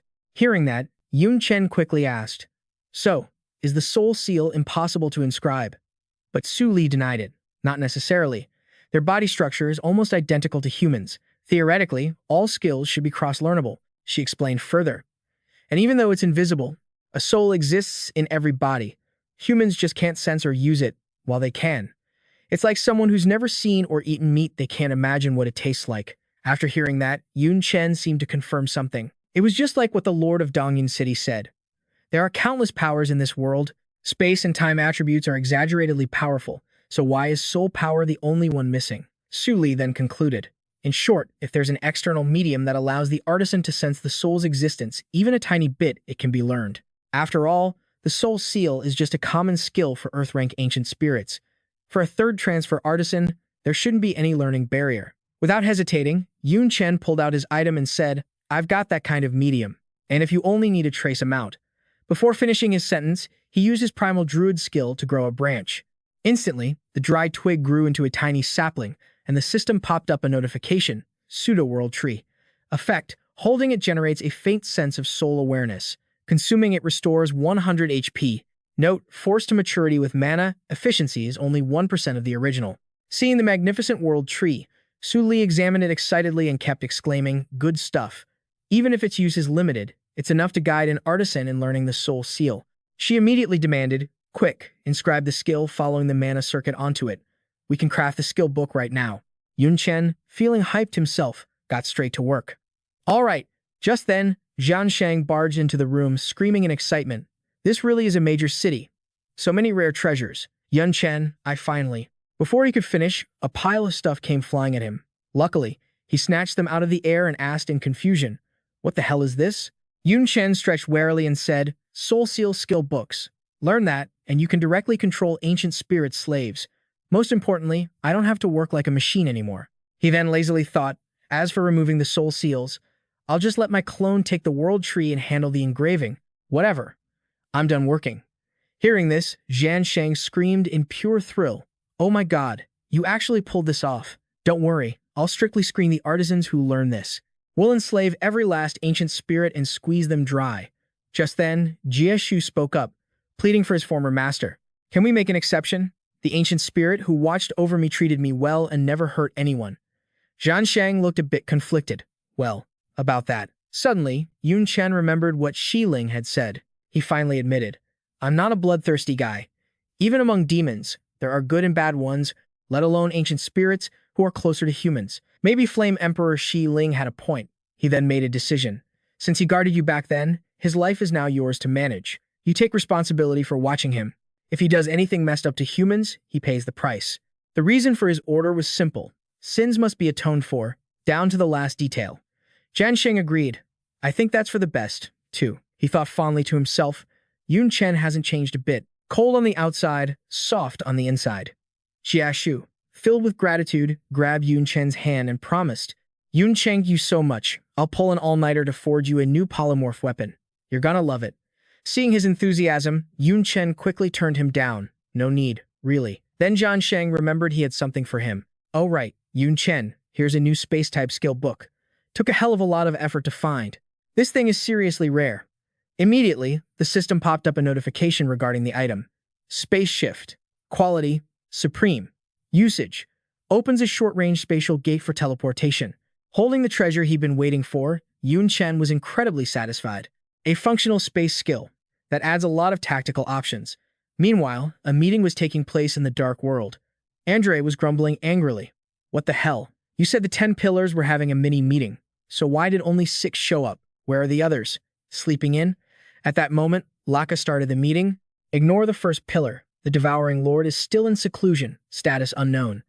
As for the third and fourth pillars, he cursed the absentees in annoyance, those two bastards daring to ignore my invitation. God's great work must be carried out. Sooner or later, I'll kill those two. Mei Yan, losing her patience, urged him on. It's been years. Don't you know how they are by now? Get to the point. I'm busy looking for my daughters. No idea where those two little girls are hiding. So Laka finally got to the main topic. According to the original plan, I attacked the Holy Empire, but something went wrong. The demons sent there were completely wiped out. Pillar 28 and Pillar 33 were killed in action. Hearing that, Andre burst out laughing, totally mocking them. You two useless idiots can't even beat a human? Just go die already. But then, he realized something. The one killing them wasn't human, it was one of the ancient races. His identity was revealed, an angel. Andre's face went into total shock as he shouted out two words, angel. But literally a second later, he tilted his head, clueless. What the heck is that? Over on the other side, Lachka could only grit his teeth. This guy. Seriously? Mion closed her eyes and spoke up. It makes sense he doesn't know. That was 1,000,000 years ago, after all. At the end of the day, only we, the original 7 pillars, have been around long enough to remember. She opened her eyes and started explaining. Back in the day, the ancient human race was crazy strong. Their combat power was barely below us, demons. Their top fighters were emperor rank strong enough to go toe-to-toe with us. You can't look down on them. Mion slowly listed them out. We demons have 72 great clans ruling over us, while the ancient humans centered around 5 major clans, the ancient spirits, the angels, the Rakshasas, the ice plains, and the white fangs. She raised a finger to her lips. The Holy Empire used to be the angel clan's turf. The fact that the ancient humans suddenly came back to life is definitely the human gods' doing, probably to counter our dark world. But I have no idea why they'd start a war with humans first. Lachka clasped his hands together, resting his chin on them, calculating. The weak get eaten, that's just how it works. We just need to pull back the demon front line, wait for them to tear each other apart, and then we swoop in. Sitting next to him, Andre looked confused and asked, then why send troops to attack the Holy Empire? Why not just let them keep fighting and wear each other out? Lachka tilted his head and answered him, because there are still 2 major clans that haven't clashed yet.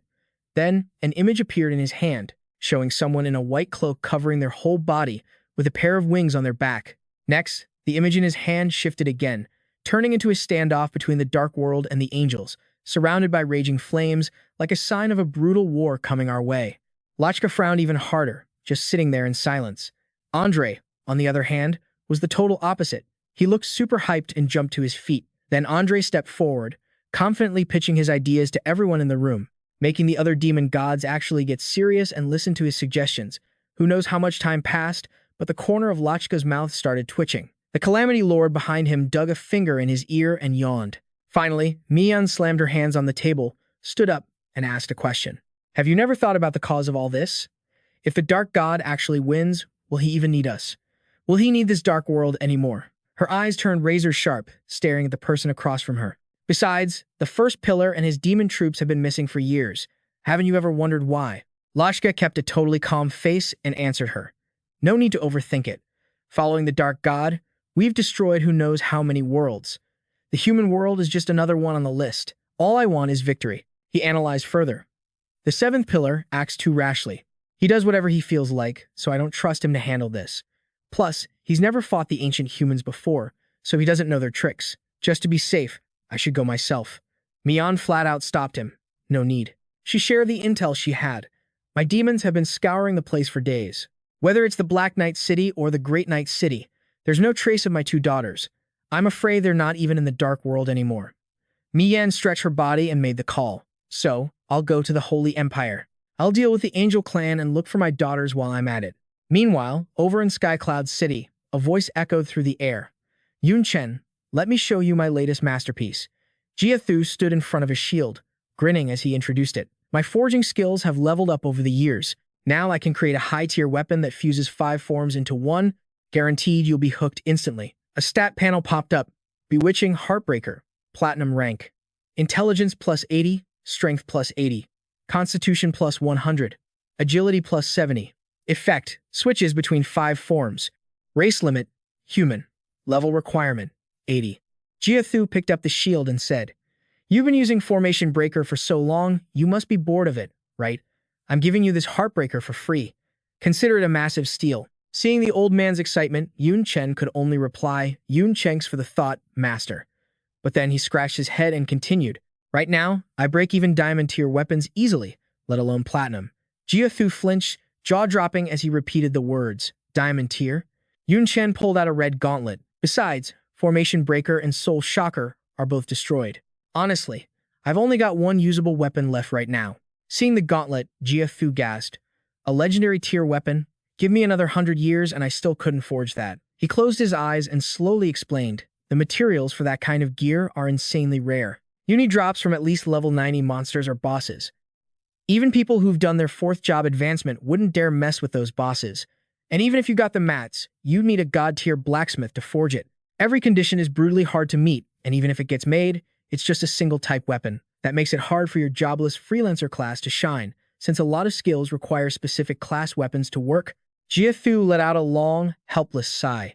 And almost no one bothers researching multiform weapons that would actually suit you. Nobody cares but me. A blacksmith who fits your needs perfectly probably hasn't even been born yet. Yun Chen rubbed his chin, thinking, don't necessarily need a blacksmith, though. I've got a special blueprint. I just toss the materials in, and it spawns a weapon. But the type it creates depends on the main ingredient. He started calculating. If I just use standard high-tier mats, it'll mostly make single-type weapons. I haven't used a sword in ages. Blade, staff, or gun. I've even been casting magic without a wand. Hearing Yun Chen's words, Jia Thu got hyped again. Is that so? Then I know just the place. He whipped out a map and shoved it in the guy's face. Check it. Like 1,000 clicks from Sky Cloud City, there's this golden lake. It's totally crawling with some gnarly rare monsters. Jia Shu filled Yun Chen in on the deets. These things shift shape non-stop, looking like slimes but hitting like trucks. Seriously, just the elites alone. It takes 3 third-job pros teaming up just to take it down. That zone is sketchy as hell. The boss there is stronger than a 4th jobber, so you'd probably need a National Guardian General just to stand a chance. Sweat was literally dripping down Jia Shu's face because he was freaking out. He kept yapping. The monsters there are beasts, but they drop tons of rare loot, so people still go there to grind. The main material I need to craft the polymorph weapon, the fluid core, comes right from that place. Yun Chen looked at him with glowing eyes, totally hyped. So if I just wreck the boss there, I can snag the key material to craft a legendary polymorph weapon, Jia Shu warned him again. Easier said than done. Kid, it's super dangerous. You better watch your back. Yun Chen grabbed the map, checking it out as he replied. It's fine, totally worth the risk. Inside his head, he was thinking, that polymorph weapon is going to boost my combat power like crazy. I gotta get my hands on it. Suddenly, he saw something, and his eyes went wide. Huh. Yun Chen pointed a finger at a spot on the map. Silver Moon Forest? There's a Silver Moon Forest near the Golden Lake. Isn't that the Silver Moon Elf territory? An image of someone's back flashed in his mind, and he wondered, haven't seen her in ages. I wonder how Nico is doing. Meanwhile, over at Silver Moon Forest, giant trees were getting blasted by some massive power and crashing down instantly. Huge explosions kept rocking the forest. A scream echoed through the air. Damn it, the Queen's Tree Palace is right behind us. We've got nowhere left to run. A male elf gripped his spear and shouted to the others, we have to block this attack, no matter what. Opposite them, a bunch of ancient spirits were charging in like maniacs, yelling, ha ha. Silver Moon Elves are top-tier loot. The heaven-ranked big shots absolutely love them. Every single one is worth a huge reward. Remember, don't kill them. Capture them alive. Get them all alive. One side of Nico's shoulder armor was sliced open. Dark red blood was gushing out, and her face was covered in gore. She gripped her sword tight and screamed at the ancient spirits. You want to get past? You'll have to step over my dead body. Zhan Sheng, Jun Min, and a few subordinates were huddled together. They all looked over at Yun Chen at the same time. Zhan Sheng threw his hands up, looking super stressed, and asked first, Yun Chen, are you seriously leaving right now? Yun Chen put a hand on his hip. He smiled and said, Dude, stop making that miserable face. I'll only be gone for a few days. I know the situation. The Vengeance Legion is really strong right now. You guys are worried the ancient spirits will send their top dogs. So, I already talked to Xiao Ye. She's gonna stay behind just in case. You've seen Xiao Ye's power. To beat her, an Emperor-ranked powerhouse would basically have to show up personally. The guy with the eye patch heard that and shouted happily, that maid lady is staying. That's awesome. The girl next to him clenched her fists and cheered, feeling way safer instantly. Jumin lowered his head and hesitated before calling out, Hey, Prodigy Yun. There's been some weird stuff happening on the battlefield lately. I didn't know if I should bug you about it. Yun Chen replied, Just spill it. Don't be shy. Junmin looked up and started explaining. People keep reporting that the body count on the battlefield doesn't match up. It's not just the Sky Cloud City battle this time. The same thing happened when we were wrecking South City before. He pointed out some sketchy details. We definitely lost a lot of job holders, but the number of bodies we found is way lower than the number of people who died. Even with the enemy ancient spirits or the human slaves that got killed, the stats are way off. Yun Chen rested his chin on his hand. He analyzed, the battlefield is chaotic. Area of effect skills can turn bodies into ash, so statistical errors are pretty normal. Jumin scratched his head. I thought that too, but the gap this time is just too massive. He slapped his forehead and let out a long, helpless sigh. A lot of families of the fallen pros are asking questions non-stop because they didn't get the bodies back. They think we're using the corpses for something shady. It's giving me a headache. Yun Chen rubbed his chin again, thinking to himself, who needs corpses besides necromancers or a few weird specialized classes? Jiansheng, who had been quiet until now, finally spoke up. Vice Commander, we mostly manage the Vengeance Legion ourselves. If we bother Yun Chen with petty stuff like missing bodies, how is he supposed to focus on fighting the strong enemies? Junmin looked guilty and replied, sorry, I'm talking too much. Yun Chen pulled out a teleportation ship and looked at the two of them. You guys just investigate first. See if there are any special job holders or ancient spirits messing around. We'll talk about the rest when I get back. Then he looked up at the sky, raised his arm high, and threw the teleportation ship straight into the air. The ship flew up and instantly transformed into a massive size. A strong wind blew, making Yun Chen's coat flap wildly. Moving like lightning, he jumped right into the ship. Before leaving, he dropped one last line to the people on the ground. I'll be back soon. Meanwhile, inside the East Capital, the old capital of the Mystic Dragon Kingdom, the scene was a total contrast. The ancient spirits were happily strolling down the street, while normal humans were treated like pets, wearing collars and crawling on the ground. The ancient spirits treated humans like toys to carry around, chatting with their buddies while torturing them. At a tea shop, Ali was sitting on a wooden chair with his legs crossed, one hand holding the leash of a beastman. He reached out with his other hand and asked, your Silver Moon elf slave isn't bad. Want to trade for my beastman slave? Alu, sitting opposite him, didn't even think before rejecting it. Keep dreaming, dude. A Silver Moon elf is worth way more than a beastman. Ali wasn't giving up, so he made another offer.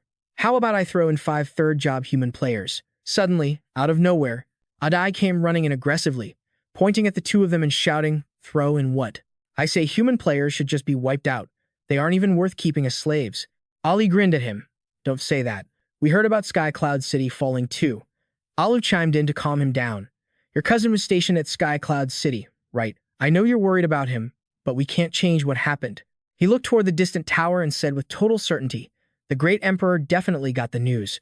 All the humans who resist are gonna be destroyed by him. Right at that moment, inside the main hall, Donggu was sitting on the throne, looking down from above at the people kneeling on the floor. He hollered, you saying even the Sky Rank Ancients got wrecked? Like, totally destroyed. The ancient spirit in the red shirt looked up, shaking like a leaf. Yeah, Sky Cloud City is totally under the Vengeance Legion's thumb now. The dude in yellow chimed in too. They've already snatched up 7 strongholds, and they're spreading like wildfire. Boss, you're the Great Emperor, you gotta go out there yourself if we want to wipe them out. Donggu frowned. Didn't think humans had anyone that tough. Guess I gotta handle this, Per. Before he could even finish, a voice cut him off. Hold up. Out of nowhere, this blaze of orange fire shot right in front of Donggu. The flames parted, and Boon Si-Ling was standing right there in the main hall. He casually waved his fan, like, yo, Donggu, long time no see. You good? Donggu crossed his arms, not buying it. Shi-Ling, why are you guarding your own turf? You looking for a fight? Shi-Ling waved him off. Nah, just here to chat, bro.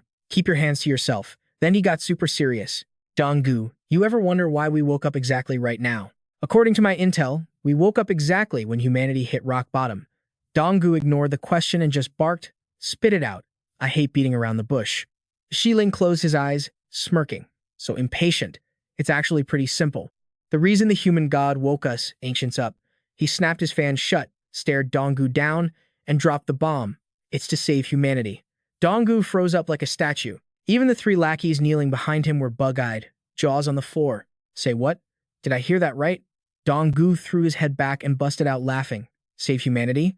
That's hilarious. Their bloodline is totally inferior to ours. They're lower life forms. Dude, only good for being slaves. Why bother saving them?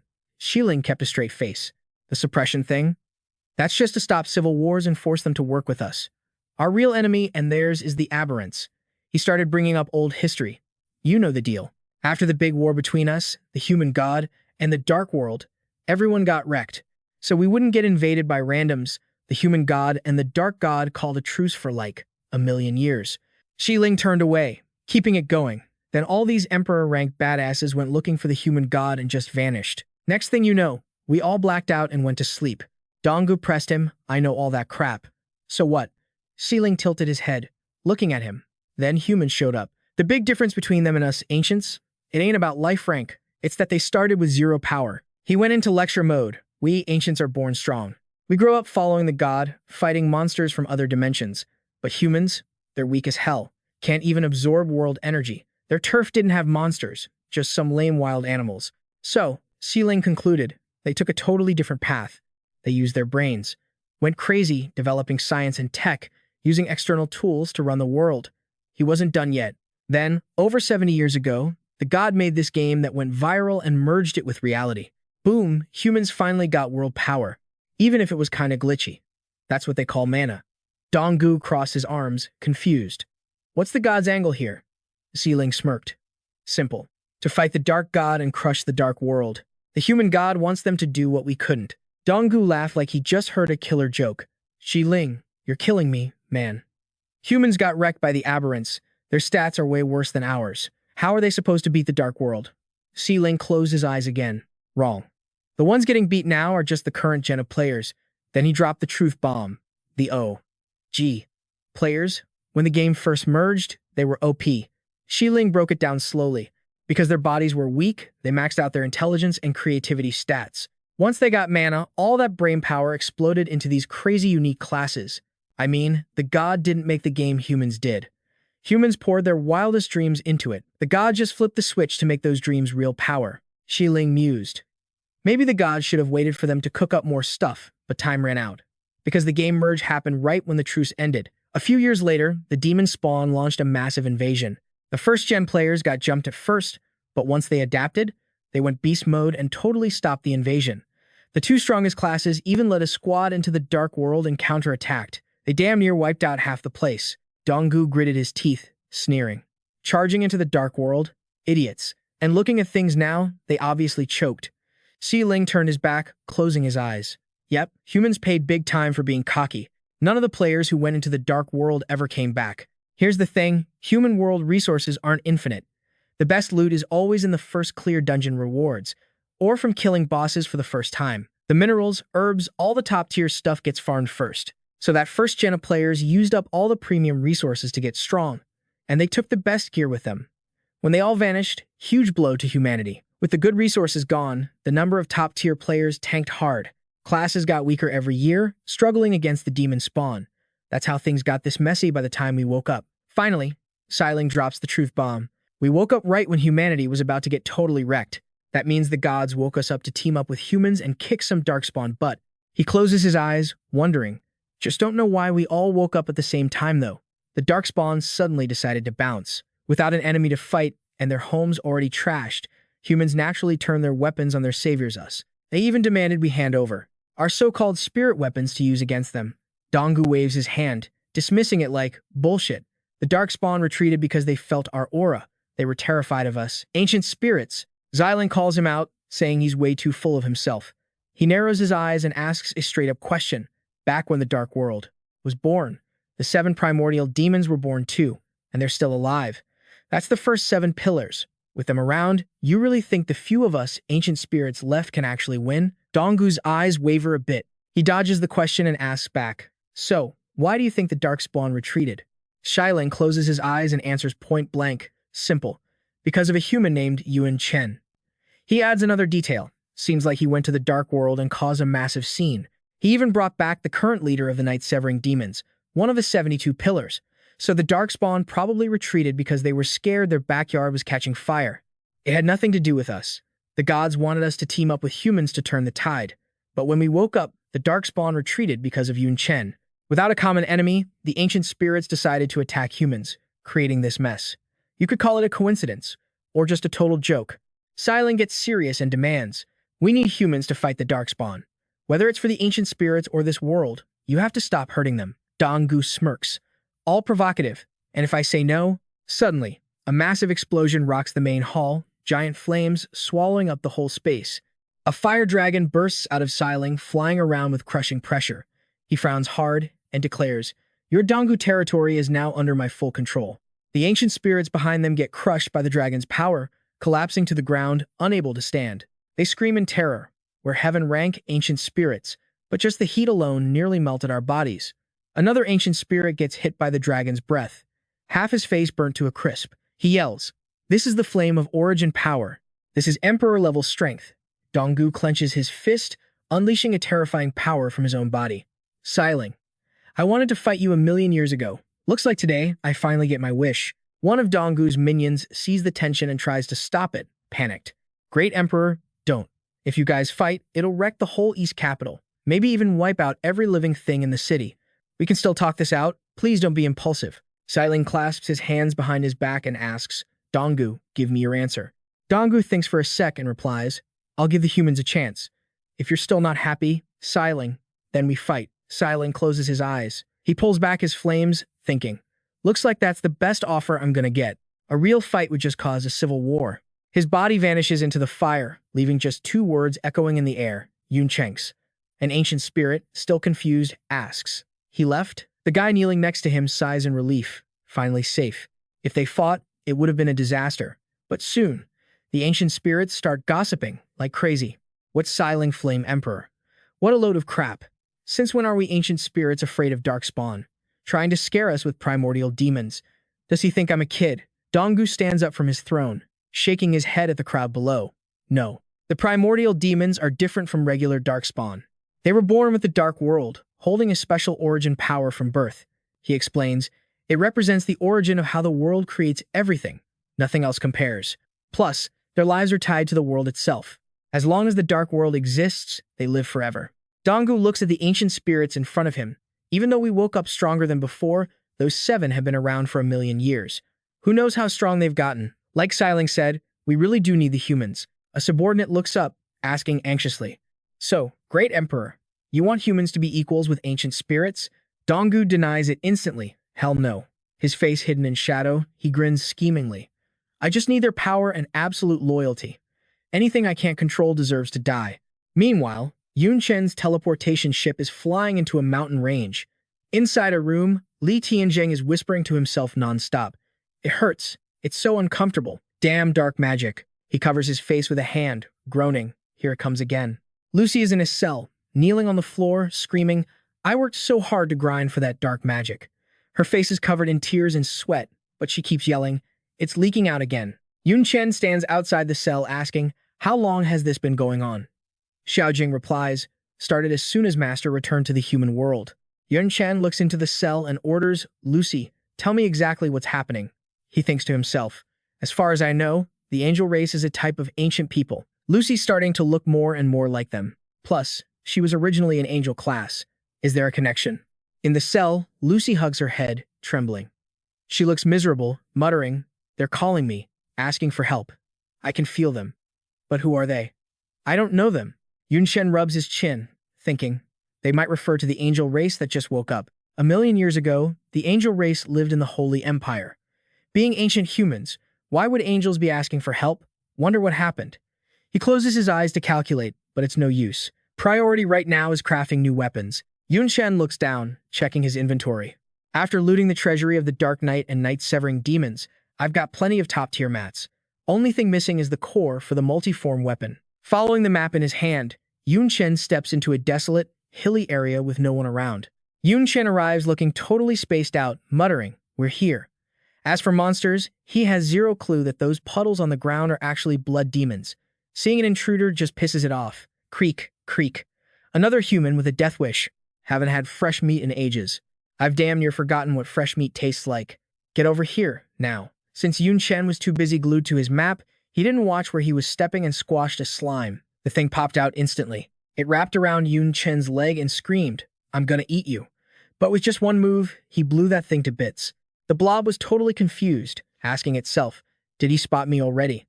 Even though Yun Chen smashed it, the thing was still trying to pull its pieces back together. Even the tiniest bits were trying to merge back. At the same time, a bunch of other monsters started popping out to join the party.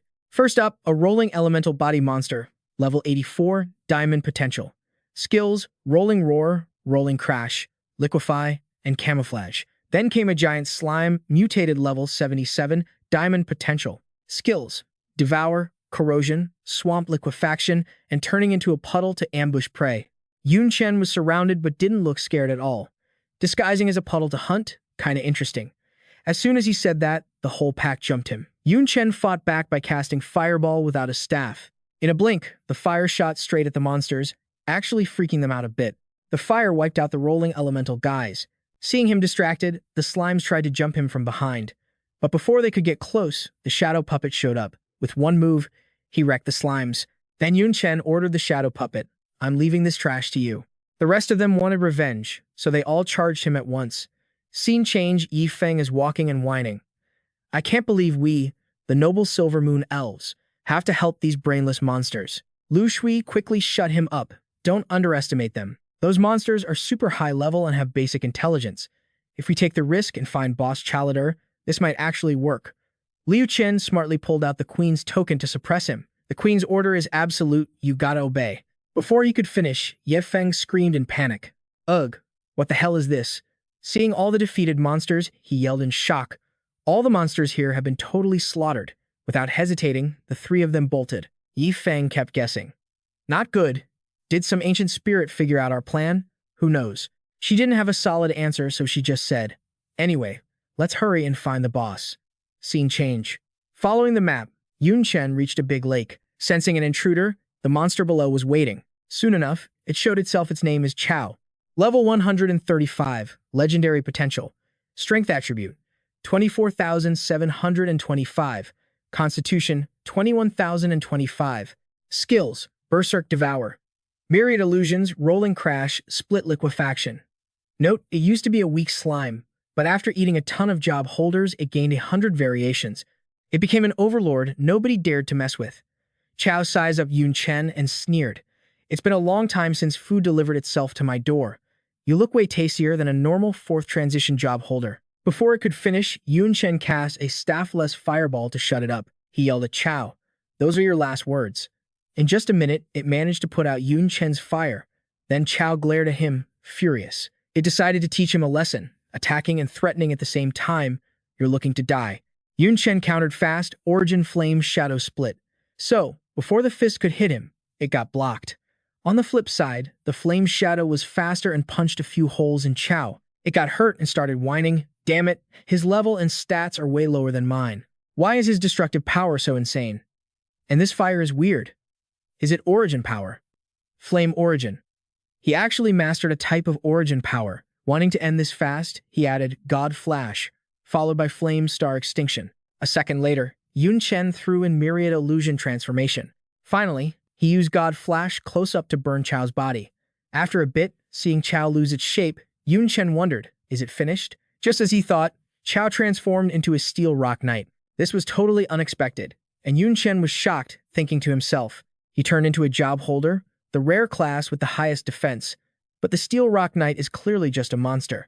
Seeing Yun Chen's face, it laughed, amused, scared, human. "The reason I, Chaladur, have survived this long is by relying on your human abilities." Chao suddenly remembered the past and spilled its guts to Yun Chen. "Years ago, I was just a weak little slime. My level was a pathetic 20, but I was surrounded by high-level monsters and super dangerous high-level job classes. To avoid them, I could only melt into a puddle and let them step on me.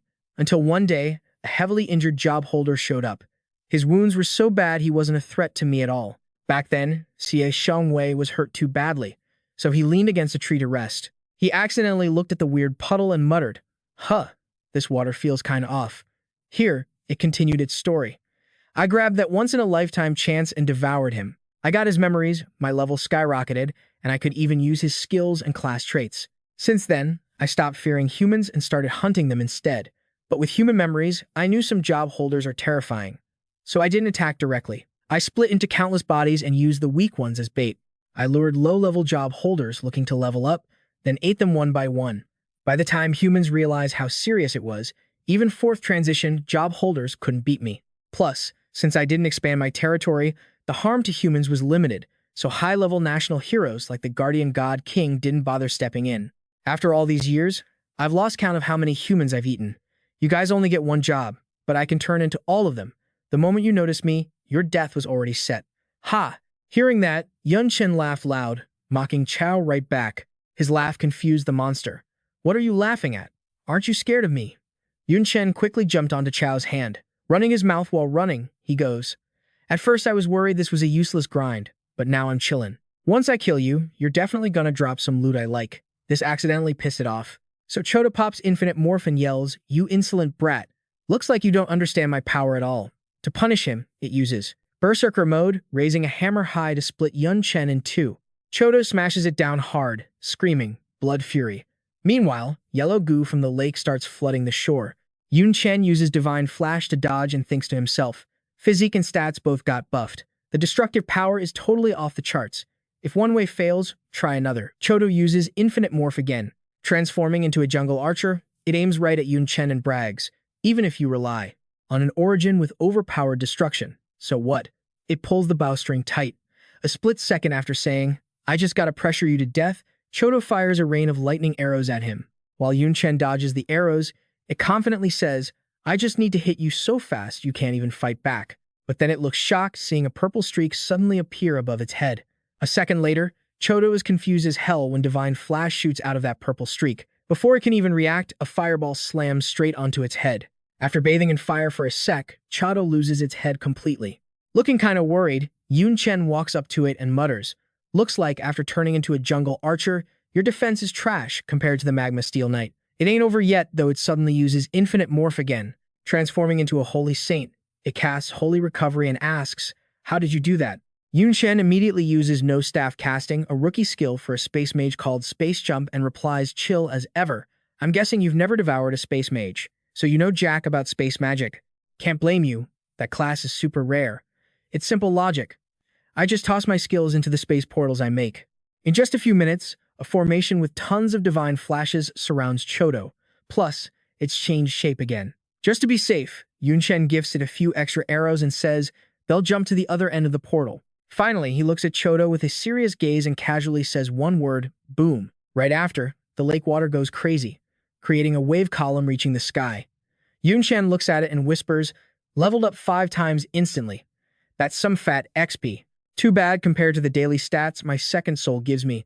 The gains from leveling up are tiny. Plus, the system suddenly drops his current stats. Name, Yun Chen. Race, human. Class, none. Level, 96. Attributes, 5,924. Physique, 6,452. Agility, 5,280. Intellect, 6,190. Endurance, 5,450. When Chodo got wrecked, it dropped an item that made Yun Chen hype. This is the best haul right here. The item Chodo gave Yun Chen is called Chodo's Heart. Legendary grade material. Note, the heart of the monster Lord Chodo. Once equipped, it adds the infinite morph ability to gear. A moment later, he hears a weird noise behind him. Yun Chen looks at a rock behind him, spots someone, and yells, You've watched enough of the show. Time to come out. The ones stepping out are the Silver Moon girls, looking embarrassed. Sorry, we didn't mean to peep. Bayun quickly adds, please forgive us. Then she suddenly drops to her knees, crying and begging, excuse me, are you Yun Chen, Yun the Prodigy? I watched the global live stream of the tournament that day. Please, help us save the Silver Moon Forest. Yun Chen can't hide his concern. What's going on? Scene cuts to the Silver Moon Forest, where fire is literally everywhere right now. People are running around in panic, screaming and crying. There's shouting too. Bastard, let me go. I'm gonna fight you. Right now, Rika is wounded and being supported by Lucia. Adam is crying and yelling at her. My queen, are you seriously gonna abandon the land and your people to run away? Rika quickly explains, not running. We're counterattacking. I sent 2 small squads to the nearby monster territory. We just need to lure Chodo to the Silver Moon Forest. With our help, we might actually take down those ancient spirits. Hearing that, she suggests we should find a hiding spot for the monster attack. Why does the queen want to go to the monster territory herself, she argues. Because Chodo is smart. It might not fall for a trap, but if I offer myself as bait, it'll definitely bite. It's been craving to eat me for a while now. Hearing the queen's words, her subordinates turn pale, worry filling their eyes. A woman screams in panic, "Sacrifice yourself? Are you crazy?" Another one chimes in, "You're our most important queen." The subordinate next to her stares at Rika, face full of anxiety. "Just run," she says in a low voice. "Run? Run where? Do you think we can leave this world?" She continues. "Years ago, when the ancient spirits descended, I made that same choice. To avoid disaster, I recalled all the Silver Moon elves, sealed the forest, and cut off contact with the outside world to avoid the war." Rika's voice rings out. "When the ancient spirits took the mystic dragon kingdom, they immediately targeted the smaller tribes. Dwarves, beastmen, they were all attacked. Us Silver Moon elves couldn't escape either. Countless kin were enslaved, and the forest was destroyed." She adds sadly, "Even the ancestral tree is gone. If I had chosen to go all out and help humanity fight the ancient spirits back then, maybe the ending would have been different. Don't you guys think so too?" Her words stun the subordinates. They look away, like she hit a deep, shameful nerve. Suddenly, Rika waves her hand aggressively, voice firm. "Hiding just makes the enemy oppress us more. We have to fight to the death. Hit them where it hurts, so they know the Silver Moon elves aren't to be messed with." Right then, a blazing red aura rolls in from out of nowhere, swirling like blood and surrounding her. At the same time, a mocking laugh echoes through the air. "Not to be messed with, huh?" In the sky, inside that red vortex, a figure stands arrogantly in the void. He looks down, smirking sarcastically. "You think I don't know the situation here? That so-called Talator is just a piece of trash monster." Rika grits her teeth in rage, thinking, "Damn it, this heaven-rank ancient spirit finally caught up." In a flash, tons of his minions dive down from the sky, quickly surrounding them. One arrogant guy laughs loud. "Back in the day, we followed the god kin to conquer all the realms. What monster haven't we seen?" The guy next to him sneers. "When I was killing monsters, your ancestors weren't even born yet." Another one curls his lip in contempt. "Think you can rely on a monster to deal with us?" Chip speaks up. "Elf Queen, you got it all wrong. Our bloodline suppression doesn't just work on humans or humanoids." He waves his hand, and boom, an invisible pressure shoots straight at him. Anything with a lower life tier gets instantly crushed. That includes monsters and even freaks from other worlds. The crowd down there starts screaming in agony, their insides feeling like they're being squeezed shut, making it super hard to breathe. One guy cries out helplessly, "My stats dropped again." The dude next to him hisses, "Damn it, we can't fight him on an even playing field." Chip gives a cold order, "Capture them all, but don't kill anyone." Silver Moon elves sell for a fat stack of cash. His minions answer in hype, "Yes, sir." One sword-wielding thug leads the charge, looking totally pumped. Score, big sword coming through. He grabs an elf and slams them into the dirt. The victim screams in panic, "You scumbag, let me go." Another guy doesn't hesitate to throw out iron chains, wrapping up two people. They shriek in terror, "No, I don't want to be a slave. Help me." The last guy rushes in aggressively, swinging his sword at an elf. The poor soul falls back, coughing up a mouthful of fresh blood. Seeing this, Rika draws her bow, eyes full of fire. "I'll take you all down." But right then, a hand suddenly grabs onto her arrow, stopping her cold. Chip licks his lips, looking totally thirsty. "Don't waste your energy. Surrendering is your only option. But relax, I won't sell you." He pulls Rika into his arms, squeezing her tight. "Your looks, your body, your vibe, you're worthy of me. From now on, you're my personal toy. You should feel honored." She trembles, gritting her teeth, and only manages to say, "You." Just then, a fist comes flying in like a hurricane, smashing straight into Chip before he can even react. Yun Chen shows up like a straight-up hero. His punch smashes into that trash's face, totally warping it, blowing Chip away like a candle in the wind. He slams into the cold ground, a massive ring of fire erupting from the punch, showing off some insane power. Flames engulf him, and Chip screams in terror. "Hot! It's too hot." Yun Chen speaks with a cold edge. "Taking a punch from me is an honor for you too." Rika's eyes go wide, and she blurts out, "Who are you?" A weirdly familiar feeling hits her. Who is this guy? He looks so familiar. Meanwhile, Chip quickly ducks behind a tree, watching the scene. He starts freaking out. Not good. Where'd this kid come from? My bloodline suppression isn't working on him. He scrambles to run away. He sent me flying with one hit. He's terrifyingly strong. I'm definitely no match for him. Run. Gotta run. But before he gets far, vines wrap around him, tying him up tight. Yun Chen waves his hand, and Chip faceplants into the dirt. "I'll leave that piece of trash for you guys to handle." The scene leaves Chip's minions totally shook. Oh my god, a Sky-rank elder can't even fight back against him. Just how strong is this guy? Rika stands there frozen, staring in shock. What is going on? Where did this overpowered kid come from? A sky rank Eldar got beaten and tossed in front of me like trash. Am I dreaming? Just then, a group of people rush over from the distance, looking super worried. One of them shouts, "My queen." Another asks anxiously, "Are you okay?" She frowns and asks in a cold tone, "Didn't I tell you guys to go find Taladar? Why are you back?" The girl points at Yun Chen, stuttering an explanation. When we got there, Taladar was already killed by Yun Chen. We could only ask him for help. Rika is stunned. Taladar is dead. Wait, he's Yun Chen? Yun Chen is still alive. Rika laughs awkwardly as memories flood back. I remember now. During the Global Domination Tournament, my daughter and I watched the live stream. She had a crush on him. I was too busy teasing her about getting a son-in-law to actually watch the match properly. Yun Chen asks curiously, "Where's Nico? Isn't she with you?" She lowers her head sadly, eyes tearing up, her voice shaking. "Nico. She got captured by the Eldar trying to protect me." Hearing that, his aura explodes violently, killing intense surges, and his eyes flash with a terrifying coldness. Rika freezes, feeling a spike of fear. She thinks, his aura is intense. This guy's power must have surpassed the fourth job change, maybe even close to a guardian general. Yun Chen asks coldly, "Tell me where she is." The scene shifts to a forest filled with floating corpses. A woman is being dragged across the rough ground, bleeding and begging non-stop. "Don't do this." She struggles, trying to loosen the rope, choking her neck. Her voice is hoarse with despair. "I don't want to be a slave. Somebody, please save me." Suddenly, her gaze freezes as she spots something ahead. In the glowing light appearing before her, she vaguely makes out a person.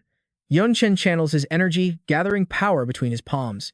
Tiny flames shoot out, dancing in the air like they're alive. They zoom down toward the bad guys below. One of them gasps, "What the heck is that?" He guesses.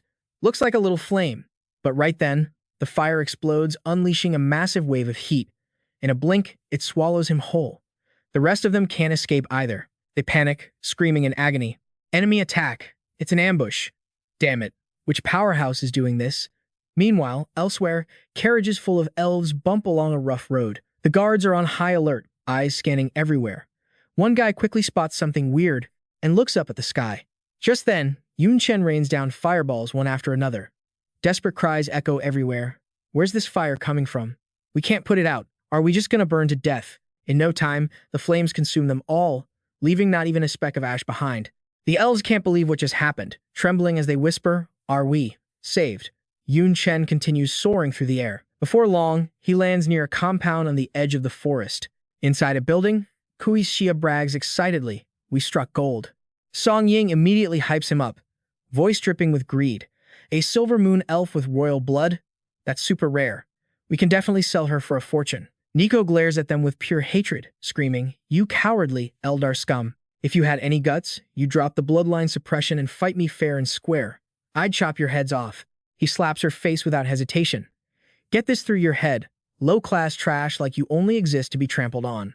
You seriously think you gotta shrink down to an ant's size just to squash it in a fair fight? Get real." Kuilei's nasty gaze was practically glued to Nico's body, a scheming smirk playing on his lips. With that explosive temper, she's gonna be a hard sell. Needs to be broken in first. Just then, Zida came rushing in, panting like a dog, clutching some notice. "Hold up, we got a problem." He frantically unfolded the paper, his voice shaking with pure panic. Newest orders from the Great Emperor. Ban on capturing or killing any humans, including humanoid races in human camps. Effective immediately, starting today. Song Ying stared at the words, totally stunned, and blurted out, "What the hell is this? Has the Emperor lost his damn mind? Why would he order this?" Kuilei growled in anger, his eyes dark. "He's the one who said he wanted to enslave all of humanity in the first place." Zida frowned, looking annoyed. "I don't know the details, man. I just got the order." Song Ying gritted his teeth, crumpling the paper in his fist, his voice dripping with frustration. "So what are we supposed to do now? We can't sell the slaves we caught today, can we? We busted our asses for this, took down the Silver Moon Forest, hoping for a big payout. But if it's the Emperor's orders, we're stuck." His sharp gaze shot over to Nico, and his lips curled into a vicious grin. "Since we can't sell you, my bros and I can't just go home empty-handed. Guess we'll use you too. Comfort the team." She trembled, tears flooding her eyes, her voice shaking with terror. "What are you doing? Didn't the Donggu Great Emperor just ban this? You wouldn't dare." Song Ying sneered, his filthy eyes roaming over Nico's body as his hand reached out. "The old man is all the way in the East Capital. As long as we don't report it, nobody's gonna know if we kill a few people. Royal bloodline, huh." Never tasted that before. I'm gonna savor every moment. She completely panicked, a scream ripping out of her in sheer desperation. No, no, but at that exact second, a deafening explosion rocked the place. The ceiling cracked open, debris flying everywhere, and a figure shot down from above like a freaking arrow. Yun Chen instantly grabbed his shoulder, his voice ice cold. So, have you guys decided how you want to die yet? In a split second, flames erupted violently, swallowing Song Ying whole. He only managed a short, shocked scream before being completely incinerated. Seeing the figure that just appeared, Kuilei yelled out in panic. This is bad. I've seen his mugshot, that's Yun Chen. Zida's face went pale, and he immediately turned and ran for his life, screaming in terror as he fled. Even the fairy rank ancient spirits got wrecked by him. We don't stand a chance. Another guy screamed in panic right along with him. Run. Go.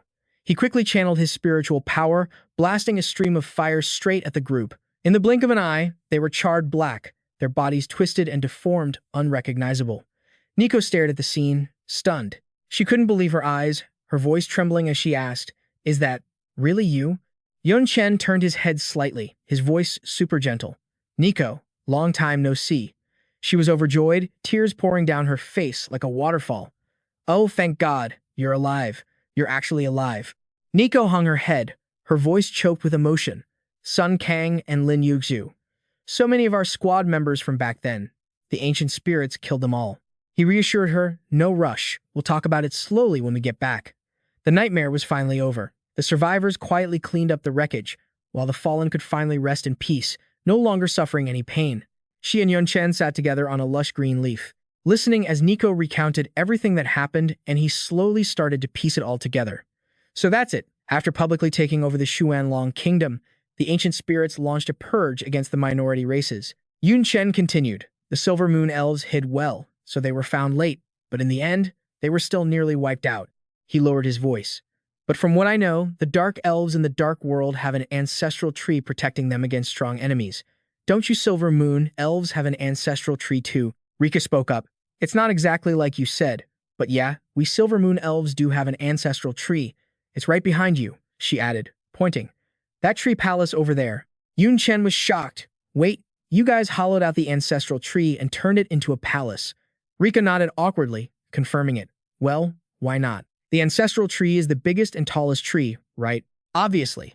Living in it is the most convenient option. He frowned, looking a bit annoyed.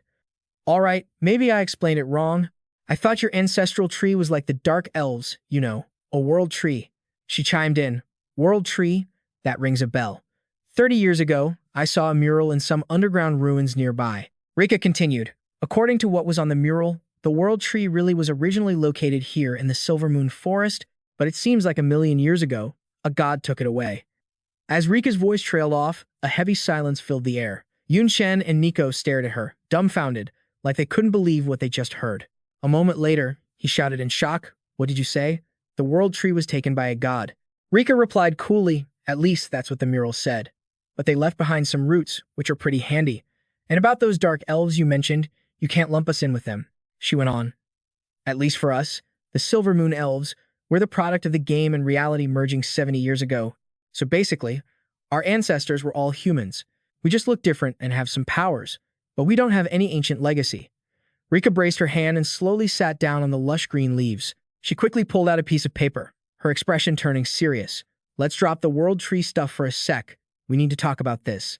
Rika emphasized, "This isn't just a simple order. It's a call for humanity to surrender." She broke it down. First off, it bans ancient spirits from harming humans, which is straightforward enough. The kicker is the second part. The Donggu Great Emperor is inviting all strong humans in the territory to the East Capital for a power-sharing ceremony in a month. Rika continued, "You know that even though the Xuanlong Kingdom is occupied and humanity is scattered, there are still plenty of strong fighters left. They're secretly gathering everywhere, forming different factions." She went on. "Some are just hiding, trying to survive day to day," Rika said. "Others haven't given up the fight, launching guerrilla attacks on small ancient spirit outposts." She gave her take on the Emperor's move. No doubt he wants to offer them a way out. Sending a surrender letter at least, that's what it looks like on the surface. Yun Chen shared his thoughts. "I don't buy that the Donggu Emperor is actually that nice. The surrender offer might be real. But I bet his main goal is to gather all the human factions in one place and wipe them out at once." He continued, "Anyway, this decree will draw in not just the ones surrendering, but also the rebels who want him dead, since he'll be at the power-sharing ceremony too. For a lot of human powerhouses, this is the perfect chance to take him out. Yun Chen figures that Emperor Donggu obviously knows this too, so if he wants to flip the script, recruit the ones who surrender as minions and wipe out anyone who fights back. He looks at Rika, his voice clearly worried. So, you gonna surrender or fight? She looks down, stays quiet for a long beat, then lowers her voice. Me? Just then, a few elders rush in out of nowhere, looking super stressed. They're like, Your Highness, you gotta think this through carefully. The survival of our race is on the line. Please listen to us. One of them speaks up first, sounding totally hopeless. Humanity already lost. Even the capital got taken. Fighting back is pointless. The guy next to him adds, bloodline suppression goes against the laws of nature. If we fight, we're dead meat. Another one chimes in, there are only 3,000 Silver Moon elves left. Surrender is the only way to save them.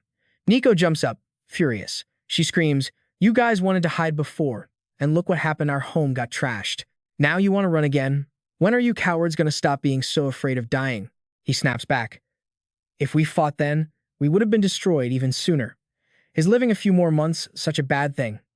She's so mad she chokes on her words. Hearing the noise, everyone down below looks up. Someone asks, what's going on? The guy next to him goes, no clue. Looks like Nico and the elders are arguing about surrendering or something. Nico crosses her arms and turns away, her eyes cold and stubborn, sticking to her guns. I'm not surrendering. If we helped the humans back then, maybe we could have won. Rika smiles gently, her voice warm and understanding. You're wrong about that, Nico. Looking back, even if we helped, nothing would have changed. That bloodline suppression wrecked everyone before they could even react. Nico panics and yells, what? Are you saying you want to surrender too, mother? She calmly replies, my decision is. Rika steps up in front of her people, voice booming like thunder. I declare that we, the Silver Moon Elves, will attend the power distribution ceremony and declare war on Emperor Donggu. The moment she says it, the elders are shocked, grinding their teeth in anger. What? Nico shouts excitedly. Mother! Yun Chen narrows his eyes, like he saw this coming, and smirks. Knew it. An elder screams in rage. Furious, he yells. This is insane. You're gonna get everyone killed. She replies coldly, staring him down. You think surrendering means nobody dies. Who says Emperor Donggu will keep his word? Rika stands firm. Leaving our lives in someone else's hands is stupid. Besides, things are different now compared to when the ancient spirits first arrived. She continues. Back then, nobody knew about bloodline suppression. All the players got blindsided. It's been over a year. Any strong fighter still alive and kicking knows exactly how it works. Rika's voice rings out, and now, filled with hatred, they're gathering at the East Capital. They're our most reliable allies. Only by teaming up with them do we have a shot at survival. She breaks it down. On our own, we can't stand against the ancient spirits. Our home gets destroyed so easily, can we really win? Rika waves her hand, and a green orb shoots into the air. Before, no way. But now, totally possible, thanks to a huge gift from Yun Chen. She declares, with this heaven-rank ancient spirit punching bag, everyone can break the bloodline suppression and fight the ancient spirits on equal footing. The crowd goes wild, cheering and getting hype, their energy rising like a tidal wave. What? A heaven-rank ancient spirit punching bag? Hell yes. No more getting pushed around by those freaks. Without the suppression, I'm gonna beat them to a pulp. Rika shouts, her voice echoing everywhere. I protect my own people. I avenge my own grudges. All forces of the Silver Moon Elves, follow me into war. The crowd chants back, war, revenge. She turns to Yun Chen and asks, satisfied with this result? He laughs it off, chill as ever. It was all your choice. I just helped out a little. Yun Chen suggests, but since you're fighting, you should team up with the Vengeance Legion I'm in. They use the ancient spirit punching bags too. Solid allies. Rika's eyes light up. Vengeance Legion? Not bad. Give me the coordinates. We'll use the world tree roots to teleport there. Somewhere in the Xuanlong underground base, a subordinate bows deep, handing a flyer to Qing Cheng with both hands. General Xia, our soldiers found this on the road. He keeps reporting. Plus, he saw some ancient spirits riding bird monsters, dropping these from the sky. If I'm right, we're not the only ones who found this. Her eyes glue to the paper, and her face goes cold. Emperor Donggu's decree. So that's it. The subordinate speaks up. General Xia. Surrendering isn't an option. We definitely have to fight the ancient spirits to the death. But our current forces aren't strong enough. We should skip this power ceremony and wait for another chance. Qing Cheng shuts him down immediately. He won't give us that much time. Emperor Donggu is doing this to force us out of hiding. He'll issue a second decree real soon. Yun Tang walks up to her fast. Teacher Xia, it's obvious. We never had a choice from the start. We need to prep for battle. Now. Qing Chang spins around, her coat flying, and gives a sharp order. Fine. 1 month after the ceremony, we fight Emperor Donggu to the death. She points straight at the person in front of her. But not everyone is going. And that includes you, Yun Tang. The girl freezes, eyes wide with shock, pointing at herself. The underground base goes dead silent, like the whole room just froze. Yun Tang frowns, sounding confused and pissed off. Why can't I go? Teacher Xia, you think I'm useless? She questions. I'm Yun Tang. My rank might not be high, but for real combat power, barely anyone here can touch me. Why can't I fight by your side? Qing Chang speaks up coldly. 'Cause you've got another mission to handle. Yun Tang asked, totally curious, is there seriously a quest more important than raiding the ancient Eastern Emperor? She glanced back, her eyes sharp as a razor. You seriously try and defy military orders?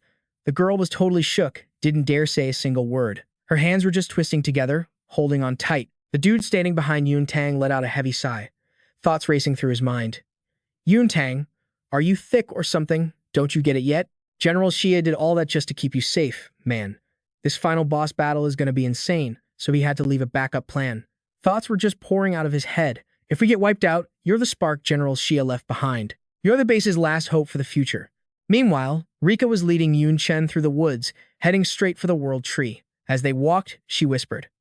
According to the old murals, the World Tree actually used to be in the Silver Moon Forest, but who knows why it got moved. Anyway, Rika continued, thank God it left a ton of roots behind. They're super handy. If it wasn't for those roots, I'd think the murals were total BS. He went quiet for a sec. I remember when that god ambushed me. The World Tree used its roots to save my life. It even teleported me nearly 1,000,000 miles to the dark elf forest in a split second. Suddenly, they stopped in front of a pitch-black, bottomless pit. Massive roots shot up from the abyss, piercing the ground like the world's veins. She grinned and yelled, Yo, we made it. This is where the World Tree used to stand, Rika explained. Before she even finished speaking, she dove straight into the pit. Anyway, let's just get down there. Not long after, they hit the bottom. Rika grabbed a root and explained, these World Tree roots, they've got teleportation powers.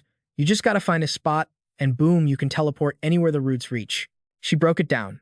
Since they have to stabilize the whole world's foundation, the World Tree's roots are spread out everywhere. So, theoretically, if you find enough of them, you can teleport to literally anywhere on the map. Rika held the root up to Yun Chen's face and said slowly, if you want to go back to the Vengeance Legion, this is the one. It links up near Tianyan City. He snatched it instantly. Got it. I'll fill the Vengeance Legion in on the sitch. The Silver Moon Elves are going to be a massive power-up for them. Suddenly, a panicked scream echoed from above. Bad news, Your Majesty. Without hesitation, the woman tossed a notice down to them. Emperor Donggu just dropped a second decree. We just got the intel. In a flash, the paper was already in her hands. Rika ripped it open, her expression darkening. A second decree? What the hell is that guy planning now? She screamed in panic. This is bad. On top of the power distribution ceremony, Emperor Donggu wants to host a public execution. Rika yelled, horrified. He's planning to behead the guardian god, General of Xuanlong. Yun Chen's eyes went wide. Wait, isn't General Liu Miaoling's dad? Damn it. I didn't think Emperor Donggu would pull a dirty move like this. She looked stressed, her face going totally dark. The guardian god general isn't just Xuanlong's strongest fighter, he's a symbol of hope for tons of people. If he gets executed in public, it's gonna crush the pride and confidence of every class holder out there. It'd be a total disaster. Rika nodded in agreement. You nailed it.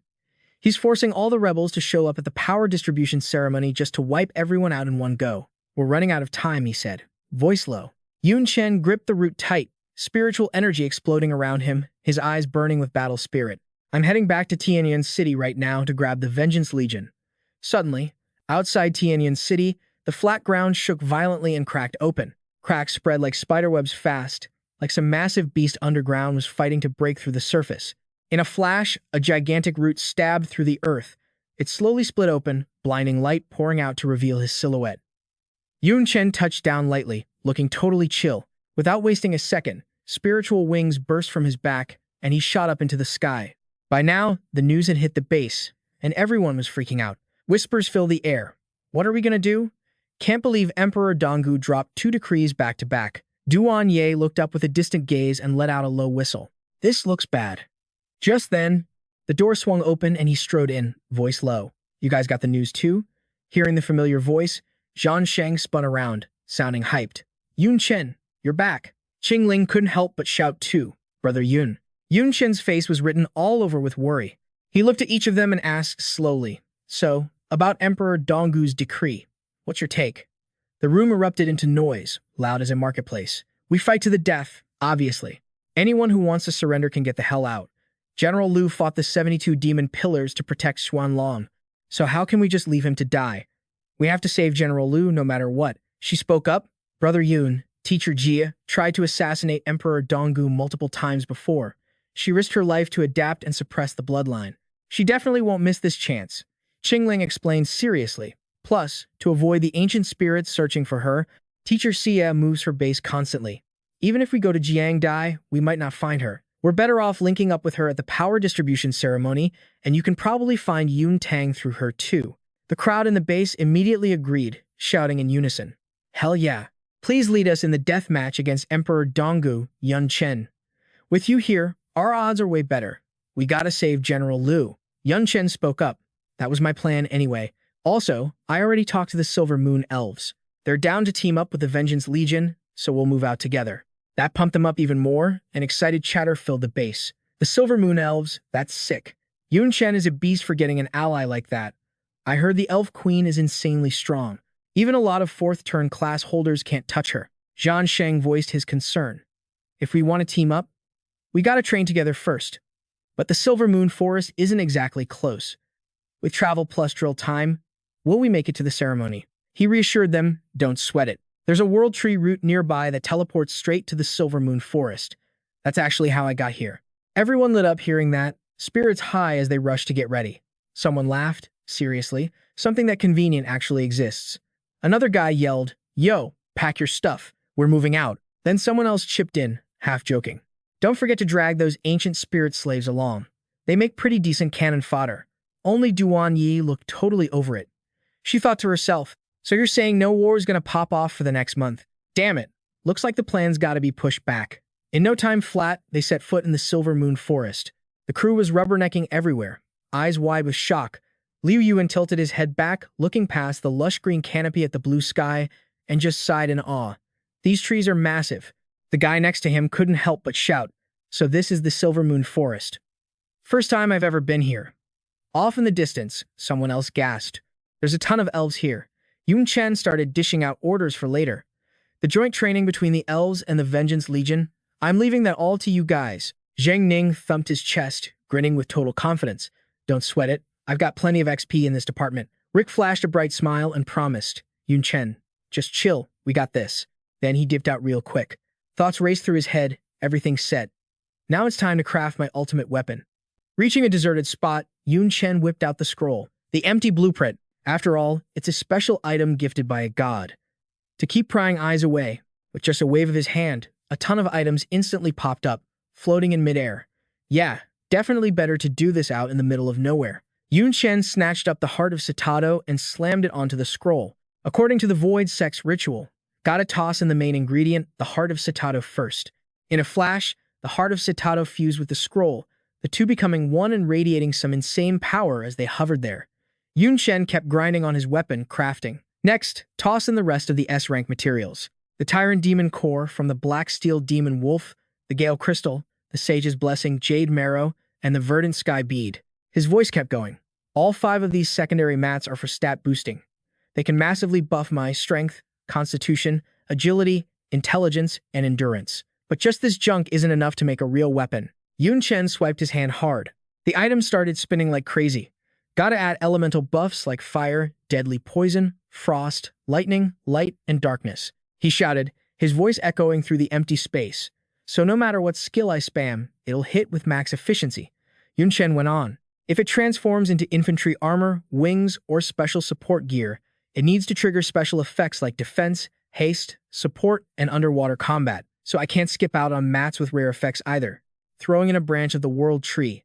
That should add healing and soul damage power. The second he shut his mouth, the items turned into streaks of light, zooming straight for the spearhead and fusing into it at breakneck speed. He reached out toward the weapon in progress, chaotic light reflecting in his eyes. All abilities are locked in, enough to morph into any form. This much crafting is good enough. My ultimate weapon is. Suddenly, Yun Chen froze, his pupils shrinking. Wait a sec. It's still not enough. He rubbed his chin, deep in thought. No matter how many S-rank mats I have, in the end, they're just products of a world created by gods. The cap is just legendary grade. If I want to break that limit, I need something beyond this world. Something beyond the gods themselves. Like this. He opened his hand, and a blinding red light shot out in a split second. The god corpse appeared right in front of Yun Chen. He dropped his voice low. I found this corpse in the chaotic flow of space-time. Yun Chen went on. Back then, I didn't have a clue what it was, but looking at it now, it's probably a creator god of some world, just like ours. Except it lost. The living things in its world probably got corrupted into monsters in some dungeon instance. He gripped the spearhead, eyes gleaming with a scheme. If I can use this stiff as a material, maybe it'll gift the weapon with power way beyond my imagination. Then, Yun Chen leaped up, the spear in his hand aiming straight at it like a storm. Let's test this out. The empty blueprint is already a god's creation. Maybe you can swallow this too. The moment the spear tip touched the god corpse, a blinding light exploded, lighting up a whole corner of the sky. Right after that, his consciousness felt like it got yanked out. The scene in front of him twisted, the sky and ground flipped, and gravity just vanished instantly. He felt like he left his body, falling into an endless abyss. Yun Chen dizzily rubbed his temples. My head hurts like hell. What the junk just happened? Where am I? Did I end up back in the space-time chaos? Suddenly, a voice rang out. This isn't the space-time chaos. He jerked around, body tensing up in full alert mode. Who's there? The scene in front of him left Yun Chen totally shook. That corpse? He thought to himself. Now that I get a good look, yeah, he really does look like a monkey. Godslayer lowered his voice. Calling me a corpse is fair, I guess. I'm dead, after all. It's just the last shred of consciousness stuck in my body that dragged you into my mind space. Suddenly, his eyes flashed with a cold light. Never thought the last person to see me would be a human. The race I hate the most. After all, the one who killed me back then was the god of you humans. He asked curiously, You want to get revenge? The creature's face dropped, his tone turning gloomy. Don't sweat it. This leftover consciousness has zero combat power. Even if I wanted revenge, I couldn't scratch you. I'm just a bit salty about it. I always thought the one who'd find me would be a living thing from my own world. Godslayer kept talking. If they didn't come, does that mean they're extinct? Yun Chen lowered his head, staying silent, not knowing how to answer that. After a bit, he spoke up. Maybe. Or they might have turned into some kind of monsters in the human world. That's all I know. It's not like I'm some veteran who marched with the gods. The creature sighed sadly, just as I thought. Get out of here. This isn't a place you should be. That tiny empty blueprint isn't worthy of fusing with my body yet. Just give up. He panicked. Wait a sec. You said not worthy. You didn't say impossible. In other words, if you're willing, we can still fuse. Godslayer glared furiously, killing intent flaring up in his eyes. So what? You humans destroyed my world. Why the hell should I help you?